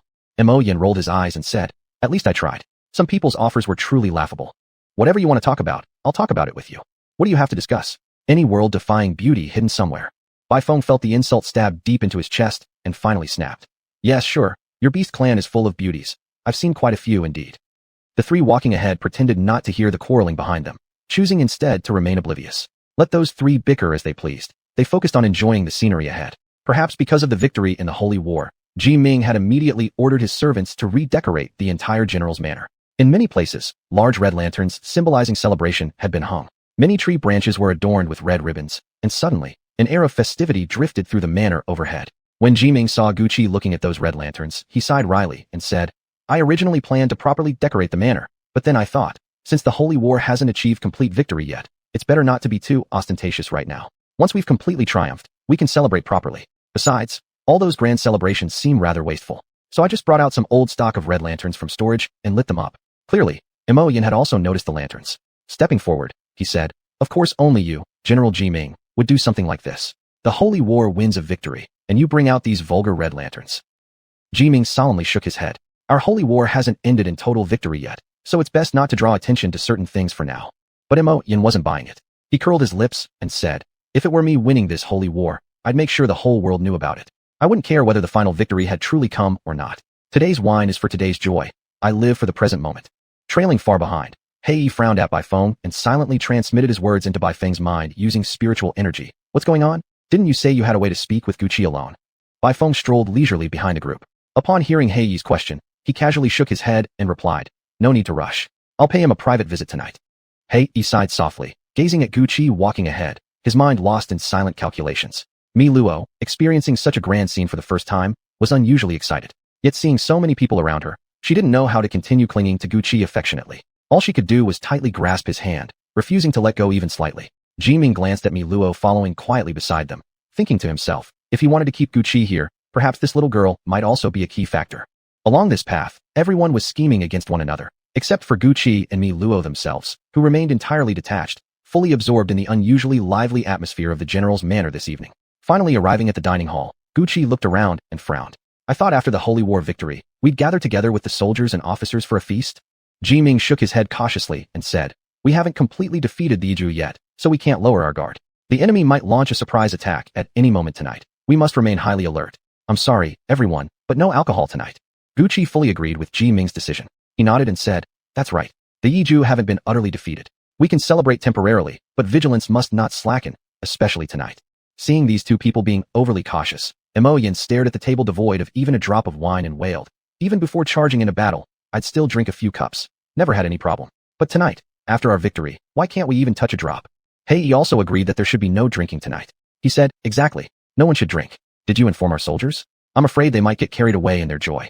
Jiming gave a bitter smile and replied, they're all stationed on the city walls right now, divided into 3 shifts taking turns on duty. While one group stays alert on the walls, the other 2 must rest to recover their strength. Imoyan slumped lifelessly in his seat and let out a big yawn. Fine. Since you all insist on better safe than sorry, I'll play it cautious too. Don't want anyone blaming me if the boat capsizes. Jiming ignored Imoyan, waving at him dismissively as if shooing a fly. Gucci, you're our most honored guest tonight. If not for you, this holy war would have been unimaginably bloodier. I won't drink with you tonight, but once we win this war, we'll get completely drunk together. For now, I'll drink tea in place of wine, and toast you, the great hero of Yunwei City. Gucci nodded lightly, offering a calm smile. Hero? Without all of you, I'd have been eaten by the Yiju long ago. Every soldier here is a true hero of Yunwei City. Once we achieve total victory, we'll celebrate properly with a real feast. Imoyan, Hei, Baifeng, and the others each raised their teacups, sharing a symbolic drink of tea instead of wine with Gucci. Mi Luo, staring wide-eyed at the table full of delicious dishes, could only swallow her drool, paying no attention to whatever the others were talking about. She had already mentally picked out which dish she would grab first, just waiting for someone to move their chopsticks. Gucci, seeing how Mi Luo's eyes were practically popping out of her head, helplessly signaled to Jiming to start eating already. Jiming nodded, then immediately reached over and took the juiciest chicken leg, the very one Mi Luo had been eyeing for ages. At first, Mi Luo had been thrilled when she saw Jiming finally picking up his chopsticks, ready to snatch her chicken leg back in the next second. But who knew Jiming would just go ahead and take it away entirely? Mi Luo gazed longingly upward as the chicken leg was lifted away. Jiming looked at her with an amused half-smile, raising the chicken leg in his chopsticks and saying, Mi Luo, don't you think this one is the biggest? Salivating uncontrollably, Mi Luo barely managed to nod. Why yes, this chicken leg smells the most delicious. Jiming's lips curled into a smile. Alright then, since it's the one our little Mi Luo wants, your big brother won't compete with you for it. With that, he placed the chicken leg directly onto Mi Luo's plate. Seeing the chicken leg that had just flown away suddenly return to her plate, Mi Luo shouted excitedly, thank you, Brother Jiming. Then without hesitation, she dove straight into gnawing on the chicken leg. Watching the little girl become so ecstatic over a single piece of chicken, Gucci sighed helplessly. This little brat might follow anyone who offers her food. Though they called it a meal, among all those present, only Mi Luo was actually there to eat. Gucci was the first to ask with concern, I wonder where you've relocated the civilians whose homes were destroyed by the spiritual storm this morning, Jiming? Even though it was just within the Xian mirror, the instant he saw the pitiful scene earlier, his heart had ached. Such was the helplessness of the weak. While powerful generals and the Yizhu battled above them, ordinary people could only watch their homes crumble, utterly powerless to stop it. Jiming smiled and said, "Don't worry, I've already had Chun Jia arrange everything for them. Back when the Holy War hadn't even begun, I requisitioned several vacant houses in anticipation of such an event. The houses are large, almost comparable in size to the general's manor, and I had my people clean them thoroughly, with new quilts and bedding ready. The kitchens are stocked with food, firewood, rice, oil, and salt, so everything is well taken care of. After the Holy War ends, I'll properly resettle them again." Jiming had long feared something like this might happen, so he had someone select a few empty houses located far from the city walls. He made sure everything inside was prepared, even replacing the quilts with new ones. Now, out of the 3 houses he had arranged back then, not even one had been fully used up. Chapter 168, Dealing with the Leader of the Alien Race. Jiming was quite pleased inside. During the previous Holy War, it was said that the civilians near the city walls were always the most vulnerable. When the Holy War first began, he had been deeply worried about the safety of the people. Now, seeing everyone safe and unharmed, not a single casualty among them, even though a few houses had been damaged, it was still considered fortunate. He hadn't expected Jiming to have already arranged everything so thoroughly. If this weren't all within an illusionary world, Guqi would have truly wanted to become genuine brothers with Jiming. Blackwing let out a sigh and said, "Now we should discuss how to deal with the leader of that alien race. I don't recall ever encountering such a thing before. I don't know when exactly they acquired a leader. Previously, these aliens were nothing more than a disorganized mob. Though powerful, they lacked any leadership, so their fights against us were merely brute force. We could use strategy and leverage to counter them. But now that they have a leader, fighting them will only grow more difficult." Baifeng remained silent, head lowered. He remembered clearly. This wasn't how things had unfolded 10,000 years ago. 10,000 years ago, there was no Guqi, no Lord Gu, no leader among the alien race. Nothing like this at all. Back then, the Holy War ended in utter defeat, followed by the injury of General Jiming and the subsequent betrayal of the Yuming clan. Yes, after General Jiming was wounded, both the Yuming realm and the Beast clan sought to seize leadership in the Holy War. Escalating internal conflicts turned into repeated disastrous defeats, until eventually cultivators themselves were forced onto the battlefield. Many cultivators died. Entire clans were wiped out by the alien race during that war. Yet now, somehow, a person with a wood attribute mystic body had appeared, and none of those past events had occurred. Mo Yin also sighed, recalling the alien leader he'd seen during the day. Just thinking about him gave Mo Yin a headache. The only way to kill these aliens is by destroying the demonic crystal inside their bodies. But with this leader, we can't even locate his crystal. How can we possibly fight him? Even if we damage other parts of his body, he'll use his unique, astonishing regenerative ability to heal his wounds almost instantly. No one knew why that creature had become the leader of its race. Yet its arcane power and self-healing capabilities were far stronger than those of ordinary aliens. Another concern they now faced was whether there might be others among the alien race possessing abilities similar to this leader. If there existed another individual with comparable powers, they would truly be facing disaster. Guqi didn't fully understand the origins of these aliens, at least not as well as Ji Ming, Mo Yin, and the few others who had long studied them. Guqi turned to Ji Ming and asked helplessly, "Where are the demonic crystals usually located in the aliens you normally fight? Is there any pattern to their positioning? Can we at least guess roughly where it might be?" Ji Ming simply shook his head. He had already considered this possibility earlier, but replied, "I've thought about it too, but I haven't found any discernible pattern." Blackwing Elder, Mo Yin, have either of you noticed any regularity? Have you come up with any ideas on how to handle this alien leader? Mo Yin helplessly shook his head as well. He'd been racking his brain trying to figure out a solution, but he knew full well that with his thick skull, he'd probably only resort to brute strength. No clever strategies came to mind. Finally, he sighed and muttered angrily, "I've been sitting here thinking so hard my head's about to split open, and still nothing useful comes to mind." Ji Ming, your mind's sharp. Blackwing, you old fox, you were born sly. This kind of problem is better left to you two to solve. Blackwing, unfairly dragged into this and labeled as cunning, also sighed and said, "Right now, I actually wish I were even more devious and ruthless. General Ji Ming, I truly can't think of any good plan. We can't even see where its demonic crystal is. That makes this battle impossible to fight." Ji Ming let out a cold chuckle, gazing at the fine tea and dishes laid out on the table, listening to the cheers of civilians and soldiers outside. He couldn't climb up onto the city walls and tell everyone that they had only managed to repel the alien leader. They were far from completely eliminating that terrifying being. Even Mi Luo, who had been focused solely on eating, now sensed that something was off. She cautiously turned her eyes toward Guqi, seeking a sense of safety. Guqi gave her a comforting smile and placed a piece of food into her bowl. "Be a good girl, Mi Luo. Eat quickly and then go rest. I have other matters to attend to later. I won't be able to stay with you." Mi Luo knows. Right now, brother has a very important task, she said seriously, blinking her eyes. Perhaps it was indeed because the atmosphere had grown heavy, or perhaps Mi Luo was simply full. Soon after, she allowed a servant to lead her back to the room beside Guqi's. It was the new room Ji Ming had just arranged for her, so she could stay close to her brother. Once Mi Luo left, the tension in the room grew even heavier. Suddenly, Guqi remembered something. He looked up at Ji Ming and asked, "I wonder if you know where exactly those aliens might be located right now." Jiming thought for a moment before replying. They should be somewhere not far outside the city. They don't travel far. They keep trying to break through our walls and only retreat to their hideout once they've had their fill. But do they realize? By the time they're sated, our Yunwei city would have already been nearly drowned in blood. Recalling the scene outside Yunwei city, Gu Qi said to Jiming, General Jiming, instead of waiting here for them to launch surprise attacks on us, why don't we strike first? Also, you mentioned they came from the northern frozen wastelands, but earlier today, when I used Heavenly Flame to attack their leader, I clearly saw fear in them. They panicked and fled in disarray. Listening to Gu Qi, Jiming fell into contemplation. After a pause, he said, but in the past, we've also used fire against them. Although they dodged the flames, fire never seemed to truly harm them. I wonder, what would happen if your Heavenly Flame were used? Only now did Jiming realize that the sudden fire that erupted earlier had come from Gu Qi's own Heavenly Flame. Hearing this strange term, one he didn't quite understand, Jiming felt an even deeper curiosity toward this mysterious wood-attribute mystic body whose origins remained unclear. Blackwing and the others nodded in agreement. Indeed, today, right after encountering that Heavenly Flame, the alien leader appeared severely injured. The other aliens dared not recklessly rush forward to tear us apart. Judging from this, perhaps the Heavenly Flame within Gu Qi's body really is worth a try. Gu Qi nodded, then turned again to Jiming and said, General Jiming, I intend to go to the aliens' location and launch a surprise attack. I'll say it again. If we sit here waiting for them to attack us, why not strike first instead? Earlier, Jiming had already heard this suggestion, but he deliberately pretended not to hear it, hoping to simply brush the matter aside.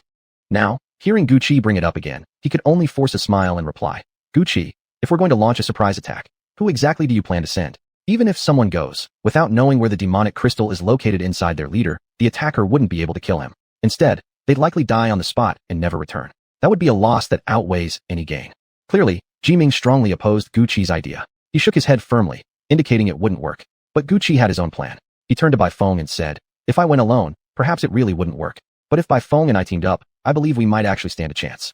Although Bai Feng wasn't someone of particularly high status in the Yuming realm, as one of its top-tier alchemists, Blackwing naturally refused to allow one of his people to go on a suicide mission. He quickly interjected, Lord Gu, what do you mean by this? Bai Feng is merely an alchemist. He's not a warrior, as you well know. His arcane cultivation is also extremely low. I don't understand why you insist on having Bai Feng accompany you. In truth, even if Gu Qi went alone, he could still return safely. But bringing Bai Feng along, Gu Qi wasn't sure whether Bai Feng would end up becoming a burden. But this was one of the few opportunities they had to be alone together.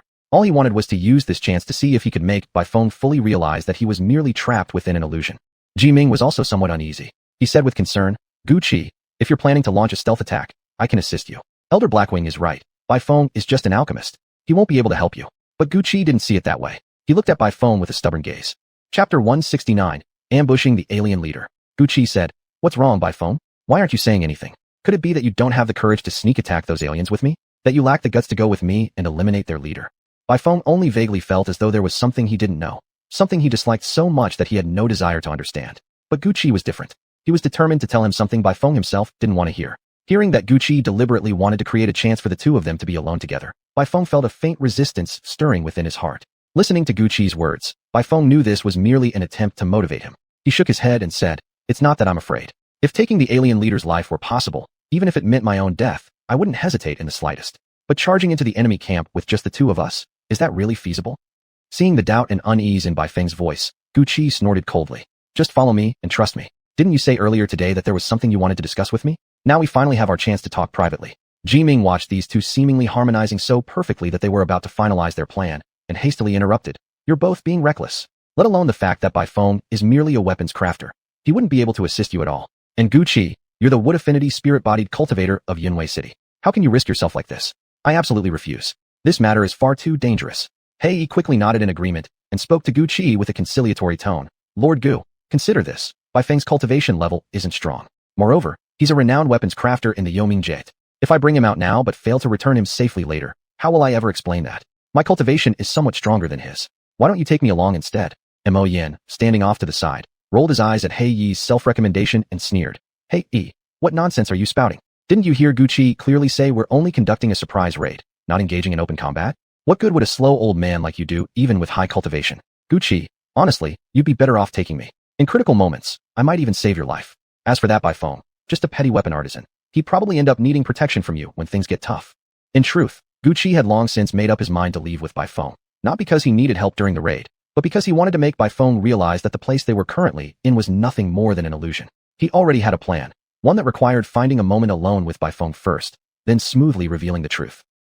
Now, seeing Gucci stubbornly insisting on bringing Bai Feng along to infiltrate the enemy camp of the alien leader, Ji Ming and the others couldn't persuade him otherwise. Once Gucci made a decision, how could anyone change it? Gucci turned his gaze toward Bai Feng, not because he needed consent for tactical reasons, but simply because he wanted Bai Feng's agreement. And Bai Feng understood perfectly well. Gucci hadn't chosen him for assistance during the attack, but must have another purpose entirely. In the end, Bai Feng sighed and reluctantly nodded, agreeing. Fine.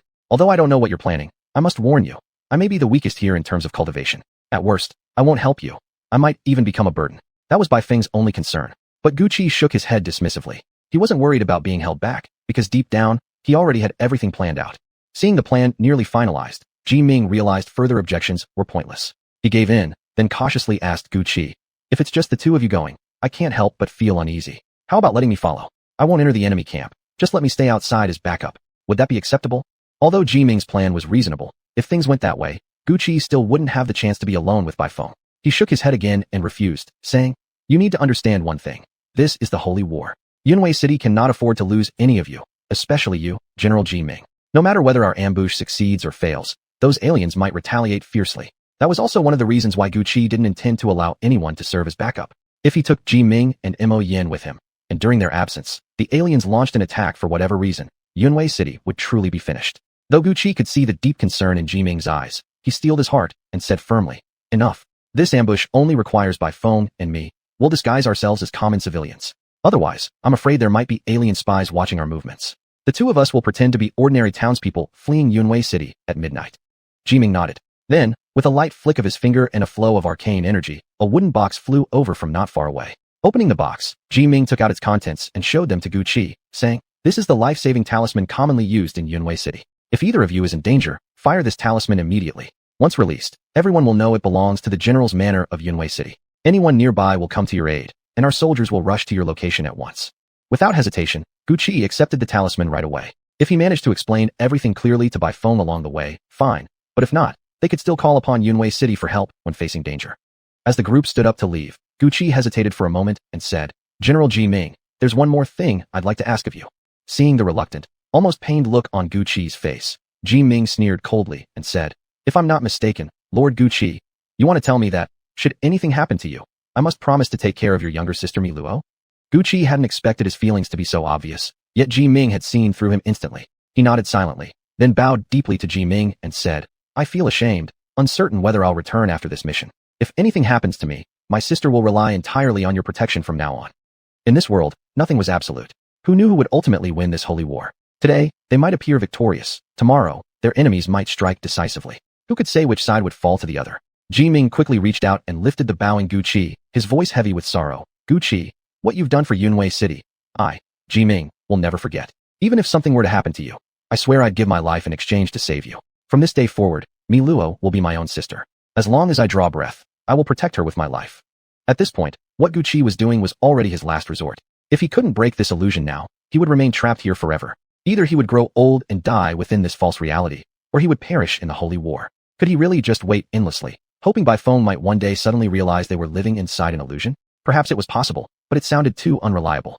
Now, he had no choice but to gamble. Either tonight he'd make Bai Feng believe they were in an illusion, or, failing that, at least plant enough doubt to take root. Doubt was like a seed. It would settle in Bai Feng's heart, slowly grow and sprout, and eventually mature one day. If tonight he could make Bai Feng believe they were in a dreamlike illusion, that would be best. But if Bai Feng refused to believe, then he would go ahead and attack the alien leader anyway. Because even if he didn't strike first, the alien leader would never spare him in the end. Once Yunwei City fell, he wouldn't even have a place to stand in this world. Gucci was no man who lived by submitting to fate. Since death was inevitable either way, launching an ambush tonight still offered a sliver of hope. So why shouldn't he go? And if he died within the alien camp, perhaps it meant the illusion would persist forever. Then Mi Luo would remain trapped here as well. So he had better secure her safety first. At this moment, Gucci finally understood why so many predecessors had been unable to escape the illusion and even died within it. Even knowing it was nothing more than a fleeting dream, a moonlit reflection upon water, surely many would still prefer to die drunk in that illusory world. Just like Gucci, who had encountered Mi Luo from 10,000 years ago, he felt himself wavering too. Why must life be taken so seriously? Half drunk, half awake, wasn't that enough? Chapter 170. Wine does not inebriate, yet the heart drifts into drunkenness. They did not head straight to the city wall. Gucci planned instead to visit Mi Luo once more before leaving. This Mi Luo was innocent and pure, so vastly different from the Mi Luo of 10,000 years in the future. Sometimes, he truly wished this illusion were reality. willing to remain forever within it, protecting this naive, unspoiled girl. Even though young Mi Luo didn't understand many things, she had sensed something during dinner, that tonight would be dangerous. The group of villains just driven away by her brother could return at any moment, threatening her brother and terrorizing the people again. Her heart ached with worry for Gu Qi. No matter how many praised his bravery and prowess during the day, she wished her brother wouldn't be the great General Gu. How much better it would be if he never went to battle at all. Only a few accompanied them. Gu Qi didn't want to disturb Mi Luo, so his subordinates waited outside the general's residence for Gu Qi and officials like Ji Ming to arrive. Gu Qi walked ahead, with Gu Qi beside him and Mo Yin and the others following behind. After circling the area, none had properly eaten or drunk, yet the night had already deepened. Fortunately, Ji Ming, in a sudden burst of excitement earlier, had ordered his men to light red lanterns. But now, the glow of those lanterns cast an unexpected sense of desolation. Mo Yin stared at the red lanterns lining both sides of the path, finding their brightness almost painful.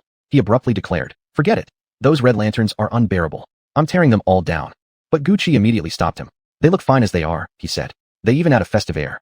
Bathed in the dim glow of the lanterns, the group moved slowly toward Mi Luo's room.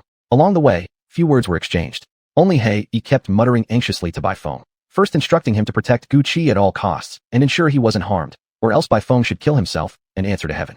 Then he shifted tone, reminding Bai Feng that regardless of whether their assassination succeeded, both must return safely, especially Bai Feng, the finest artifact master in Yuming realm. Losing him would make this mission a devastating loss. As they approached Mi Luo's house, her voice suddenly rang out cheerfully. "Brother Gu Qi, is that you coming back?" Ji Ming and the others halted simultaneously. Ji Ming turned to Gu Qi and said, "Go ahead and say a word or two to Mi Luo. We'll wait here." Gu Qi nodded. Just as he reached the door of Mi Luo's room, it swung open. A little girl in emerald green robes came bouncing out joyfully. Overcome with happiness, she didn't hesitate, rushed forward and threw herself into Gu Qi's arms. "Brother Gu Qi, why are you back so late? Did you chase away all the bad people?" Gu Qi glanced back at the others waiting behind, then lifted Mi Luo into his arms and stepped into her room. Once inside, he suddenly remembered and asked, "Wait, entering your private chamber like this, is that all right? Are you upset?" Mi Luo burst into laughter. "What are you talking about, brother? Would I really turn you away when you come to see me?" Placing her gently onto a chair, Gu Qi pretended to be exhausted as he shook his arms dramatically. "Ugh, our Mi Luo must have gained weight. I just held you for a second and my arms feel ruined. Who knows how fat this little girl has gotten lately?" Mi Luo actually believed him. She looked down at herself doubtfully. "Really? Don't worry, brother. I'm starting my diet right now. Starting from today. No, starting from this very moment." Seeing her serious expression, Gu Qi couldn't help but laugh.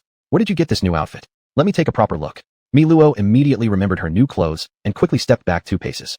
"Look, brother, the tailor just delivered it. He said it was hastily made, so I'd have something to wear instead of that torn old dress. Brother, do you think it's pretty?" With that, she spun around twice on the spot and nearly dizzied herself. Catching the slightly dazed girl, Gu Qi examined her clothing and frowned slightly. Why does this outfit look like something a boy would wear? When Mi Luo had asked the tailor for a design, Gu Qi was busy discussing matters with Ji Ming and others at the restaurant, completely unaware of what style she had requested. By the time the tailor left, he had already forgotten to ask. He assumed that someone as simple-minded as Mi Luo would have asked for nothing more than a regular dress. Yet now, seeing her in this boyish outfit, it was clearly not what Gu Qi had imagined at all. But Mi Luo was extraordinarily delighted. She looked down at herself repeatedly and said, "Brother, if I were a boy from the medical pavilion, wouldn't I be able to go to the battlefield and help you fight enemies?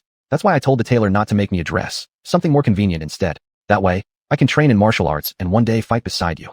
She even stretched out her arms, mimicking the motion of slashing down enemies. For a brief moment, this clever little girl made Gu Qi genuinely reluctant to leave. He finally understood. There were simply too many things in this world beyond his control, too many things he could not change. He wondered if the Mi Luo 10,000 years into the future truly had once been just like this innocent child before him. Then what hardships must she have endured during those long millennia? With a soft sigh, Gu Qi loosened the hair that had been tied back tightly, making her look like a boy, and said gently, "Mi Luo, don't worry. Brother will always protect you. While I'm away, you stay close to General Ji Ming. If there's anything you need, anything at all, tell him. He's almost like me. He cares for you deeply too." But Mi Luo immediately pouted and shook her head unhappily. "I don't agree.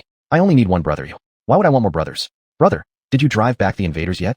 I'm eager to walk around town with you again." Gu Qi looked at her seriously. "Brother is about to set out to defeat the invaders. I'm going to protect you, Mi Luo. While I'm gone, you must listen to your Ji Ming brother. Do you hear me? And Mo Yin. While I'm away, you must obey Ji Ming and Mo Yin. Trust no one else. Remember that." Mi Luo looked slightly frightened, but she still nodded. "Then, when will you come back, brother?" Gu Qi shook his head, gently stroking her eyes. "Brother doesn't know, but if I return, I'll come see you first thing." Having said that, he turned and walked away immediately. Mi Luo hurried after him. When she reached the doorway, Gu Qi turned back to face her and asked, "Do you remember what I just told you?" Suddenly, Mi Luo understood. Her brother was surely setting off for battle again. Holding back tears of longing, she said softly, Brother is going to repel the invaders and protect me. While brother is away, I'll listen to Jiming brother and Mo Yin brother. I won't believe anyone else. Mi Luo remembers. Seeing the little girl standing there, her eyes brimming with unshed tears, stubbornly refusing to let them fall, Gucci clenched his teeth, forcing himself not to soften. He pulled her back into the room and said firmly, "Don't watch brother's back as I leave. I will return. You just stay obedient." Now, deep within Gucci, a sharp pain lingered. If he died, the illusion would never shatter, but neither would he ever see Mi Luo again. If he survived, then he might still have time to break free from this dream later. But for now, he could not destroy it. He finally understood why some ancient cultivators, even more powerful than himself, remained trapped within tiny illusions. It wasn't because they couldn't escape, it was because they chose not to.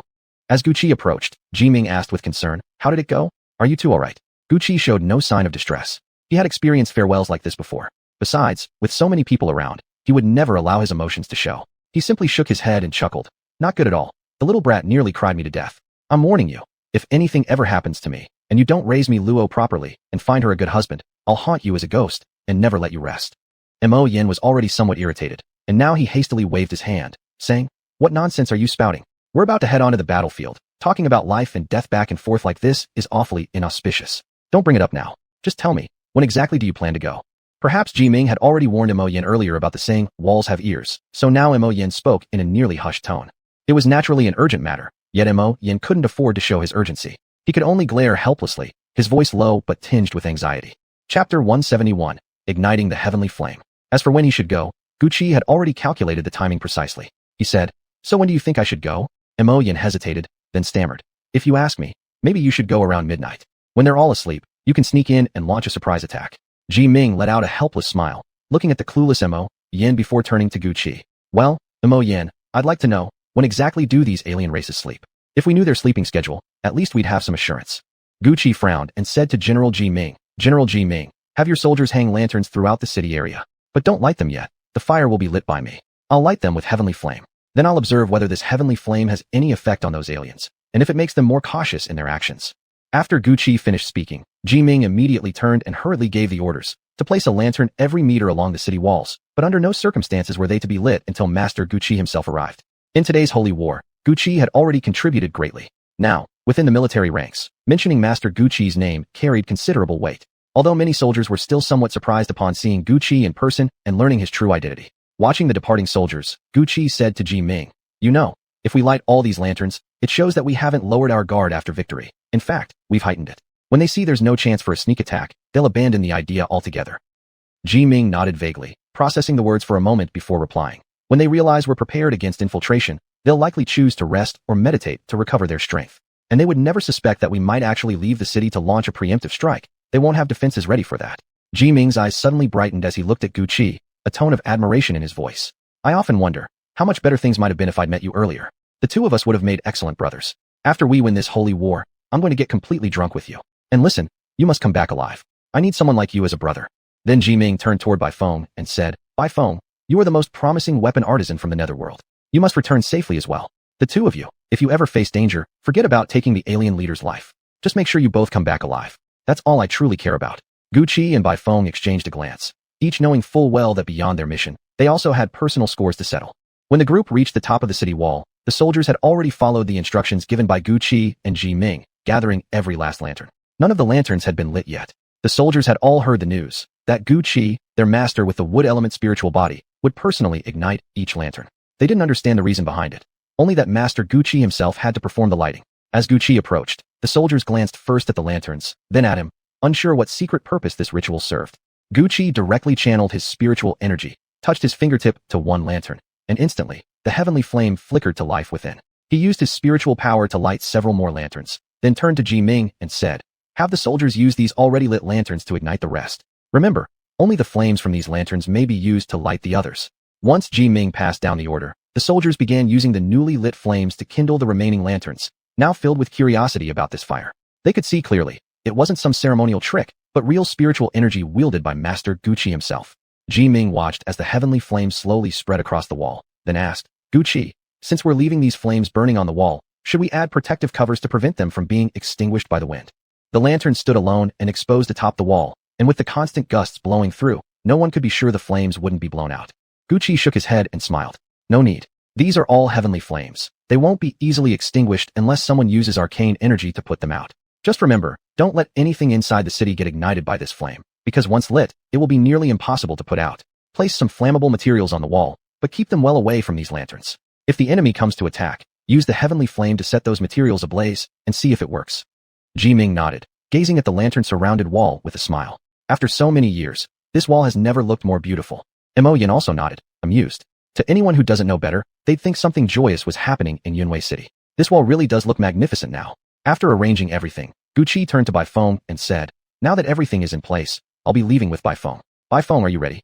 Baifeng looked up at the lights atop the wall, once again certain, such things had not existed 10,000 years ago. How could the difference after 10 millennia be so vast? Hearing his name called, Baifeng nodded and smiled. "I'm ready. I await your command." Since Guqi first made this request, Jiming's heart had been hanging in suspense. Looking at Guqi, he said, "Let me say this one last time. It doesn't matter whether the mission succeeds or fails. What matters is that both of you return safely."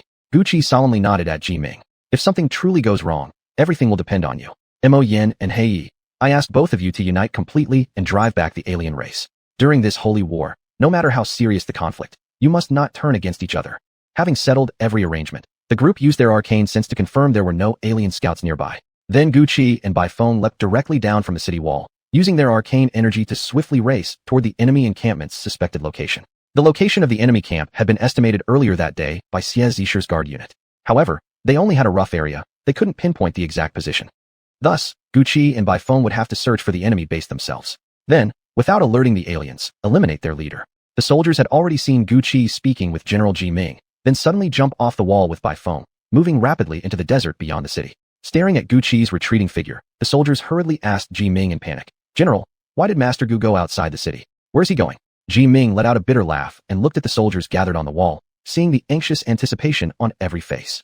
He wanted to tell them, "Your Master Gu has gone to raid the enemy camp and assassinate their leader." Yet for some reason, the word stuck in his throat and wouldn't come out. It was Imoyen who stepped forward, seeing the soldiers' confusion, and said, "Let me tell you, your Master Guqi has gone straight to the enemy camp to take the alien leader's life. All of you watch carefully. If you see a signal from Yunwei City's general manor, that means your Master Gu is in danger. Report it to us immediately. Keep your eyes wide open. If any aliens dare to attack, kill them so hard they shit themselves." The soldiers fell silent, unsure what to say. By this point, Guqi and Baifeng had already moved an incredible distance in an instant. Worried about Baifeng's arcane energy, Guqi deliberately slowed his pace. After sensing with his arcane power and confirming no aliens were nearby, Guqi gradually came to a stop. Baifeng had long known this journey wasn't solely about killing the alien leader. So when he saw Guqi slow down, he too reduced his pace, watching Guqi curiously, wondering what exactly he wanted to say. Both slowing their steps, they glanced up at the sky. Guqi said, "At this hour, the aliens surely haven't rested yet. Going over too early won't do us any good." Baifeng, staring directly at Guqi, said, "Master Gu, I wonder what business could possibly require you to go to such lengths just to bring me out here alone." Guqi immediately found a sheltered spot that could conceal him and sat down directly. After settling in, he looked at Baifeng, who was still standing there confused, and patted the space beside him, saying, "Come sit here. I'm not going to kill you. It's still early. Those aliens definitely haven't rested yet. Even if we went over now, it wouldn't do any good. We can't just walk in and kill them." Baifeng snorted coldly, his voice laced with anger. "I don't know what Master Gu is playing at, telling all the soldiers we're off to assassinate the alien leader, only to end up sitting here chatting instead." Guqi pointed toward the direction of the alien encampment and said, "Do you really think any proper military camp would be asleep at this hour? Do you think they skip dinner just so you can sneak in and kill them? Sit down. We'll talk for a while." Chapter 172, Awakening Baifeng. Baifeng knew deep down that no matter how hard he tried to run, he couldn't escape this fate, and so he stopped resisting. He simply walked over and sat beside Guqi, then said, "Go ahead. What have you been wanting to tell me all this time?" Guqi smiled faintly as he turned to look at Baifeng. "In your memory, the Holy War ended in a devastating defeat, didn't it? I don't know exactly how terrible it was, but I imagine the scene still haunts you, even after 10,000 years. That memory of the war clings tightly to your mind, refusing to let go." As Baifeng listened, his expression darkened. He looked at Guqi, struggling to suppress the anger welling up inside. "What nonsense are you talking about? I don't understand any of this." Seeing Baifeng's reaction, Guqi knew his guess had been right. Long ago, Old Chun had mentioned it too. The Holy War ended in utter devastation. Civilians suffered, soldiers were killed or maimed, and in the end, foreign tribes trampled over them all. The reason? During the Holy War, someone had betrayed Yunwei City. Raising an eyebrow, Guqi ventured cautiously, "Let me think. I suppose, 10,000 years ago, someone betrayed Yunwei City, which led to such a catastrophic outcome. Judging from the current situation, that traitor back then must have been from your Yin realm, wasn't it?" At those words, Baifeng could no longer contain the turbulent energy within. He stared at Gu Qi with terrifying eyes, his voice trembling. Who are you? Who exactly are you? How do you know? How can you possibly know what happened back then? That was 10,000 years ago. No, it was earlier than that. When exactly was it? Gu Qi sneered slightly, leaning back against a mound of sand, watching Bai Feng panic before him. Even as Bai Feng neared total collapse, Gu Qi continued to observe him coldly. When was it? 10,000 years ago. But right now, where you are, you're trapped inside an illusion. You've been controlled by your own inner demons. You created this illusion yourself. His voice remained utterly calm, contrasting sharply with Bai Feng's frantic state. Finally, Bai Feng could no longer hold himself together. He glared at Gu Qi. No, this is 10,000 years ago. I came here only to save my master, to save Yunwei City. Back then, Yunwei City suffered so horribly. I couldn't bear it. I wanted to save them. Gu Qi nodded slowly. He still ruthlessly shattered the last fragments of Bai Feng's delusion, speaking calmly. Yes, you're right. Yunwei City did suffer greatly. But it's already happened. Your master and He Yi have already betrayed both the human race and the beast race. Those things cannot be undone. The past is fixed, it can't be changed. Stop clinging to these daydreams. Watching Bai Feng's agitation, Gu Qi suspected that Bai Feng himself might have played a role in that ancient betrayal. This alchemist who created Qianhuan, who once looked down upon everything in the world with utter disdain, who once stood above all with such arrogance. Now seeing his deepest thoughts exposed, Bai Feng finally slumped back onto the desert sand. He said nothing, merely staring blankly at Gu Qi, desperately trying to read something, anything, from his face. Gu Qi knew Bai Feng's heart was already wavering. All it needed now was one final push. Without a word, he reached over and caught a small insect nearby. He shook Bai Feng awake and made him focus on the creature. Now, I'll clearly explain to you why this place we're in is nothing more than an illusion. So saying, Gu Qi removed the Qiankuan ring from his finger and placed it directly onto Bai Feng's. He instructed, focus your senses carefully. Right now, I'm holding a small, ugly green seed in my hand. I'm placing it into my ring. This is a Qiankuan ring. It has the ability to store objects. If you don't believe me, use your arcane energy to probe inside. Now watch, I'm putting the insect in. Pay close attention. With that, Gu Qi used his arcane energy to move the insect into the ring. Just as it had happened before in the old city, the moment the lively little creature entered the ring, it vanished completely. Bai Feng stared at Gu Qi in shock, unable to believe his eyes. He jumped up immediately, found another insect, and with careful, trembling hands, sent it into the ring as well. In the next second, the insect disappeared just the same. But Bai Feng still refused to believe what he had sensed. He scooped up another handful of sand from the ground and placed it into the ring. Once again, the moment the sand entered the ring, it vanished without a trace. Finally, Bai Feng frantically removed the Qiankuan ring belonging to Gu Qi from his own finger and shoved it back into Gu Qi's hand. No, you're lying to me. There's something wrong with this ring. Why does everything disappear the moment it goes inside? It's your ring. You must have tampered with it. What are you hiding? What exactly is your purpose? Seeing Bai Feng growing increasingly agitated, Gu Qi decided not to waste any more words. He firmly pressed Bai Feng down onto the ground, then slowly slipped the Qiankuan ring back onto his own finger. What he needed now was to make Bai Feng truly believe that the world they were in was nothing but an illusion. If Bai Feng wouldn't accept it, then Gu Qi would have no choice but to go through with assassinating the leader of the Dark Gu tribe. The tribal leader was formidable. One wrong move, and Gu Qi could very well lose his life here. But if he didn't carry out the assassination, tomorrow when the tribes launched their attack on Yunwei City, he'd certainly die anyway. So going through with the assassination tonight gave him a slightly better chance of survival. It came down to this. Either Bai Feng believed in the illusion, or Gu Qi would proceed to assassinate the tribal chief himself. Gu Qi said nothing, simply sitting beside Bai Feng and letting him slowly process everything he'd just learned. Eventually, Bai Feng shook his head again and said, "Do you even know how terrible things were 10,000 years ago? I can't stand by and watch history repeat itself. No matter what, I must defeat the foreign tribes. Until every last one of them is destroyed, I won't believe anything else. My only mission now is to wipe them out." Watching Bai Feng stubbornly cling to his convictions, Gu Qi could do nothing but sigh and shake his head. It seemed he had no other option but to risk his life and assassinate the tribal leader after all. As Gu Qi shook his head and stood up, preparing to walk once more toward where the tribal leader was stationed, Bai Feng quickly grabbed his arm. "Didn't you say earlier that the tribes haven't rested yet? Even if we go now, we won't be able to launch a surprise attack. Where are you going? Don't take such a risk." Gu Qi pried Bai Feng's hand off his arm and said, "I have my own methods. If you want to follow, then follow. But listen, stay alert and don't let the enemy spot you. If my assassination fails, I'm running for my life. I won't wait for you. You run if you can. If you can't, then you're finished." Bai Feng nodded numbly, yet still insisted stubbornly, "I don't know why you suddenly appeared. Back then, 10,000 years ago, you weren't there. But you really are strong. This holy war depends on you now. I need to protect you. Don't worry. I'll come with you and won't cause any trouble." Gu Qi ignored Bai Feng completely and strode forward toward the enemy encampment. As he walked, he remained vigilant, constantly sensing for any sign that the enemy might return at any moment. If they ran into each other face to face, it would be unbelievably unlucky. The desert was pitch black, not a single lamp in sight. And because of the invasion, even the moonlight was hidden behind thick clouds, leaving the entire desert cloaked in darkness. Gu Qi sighed, then pulled 2 night cloaks from his Qiankuan ring.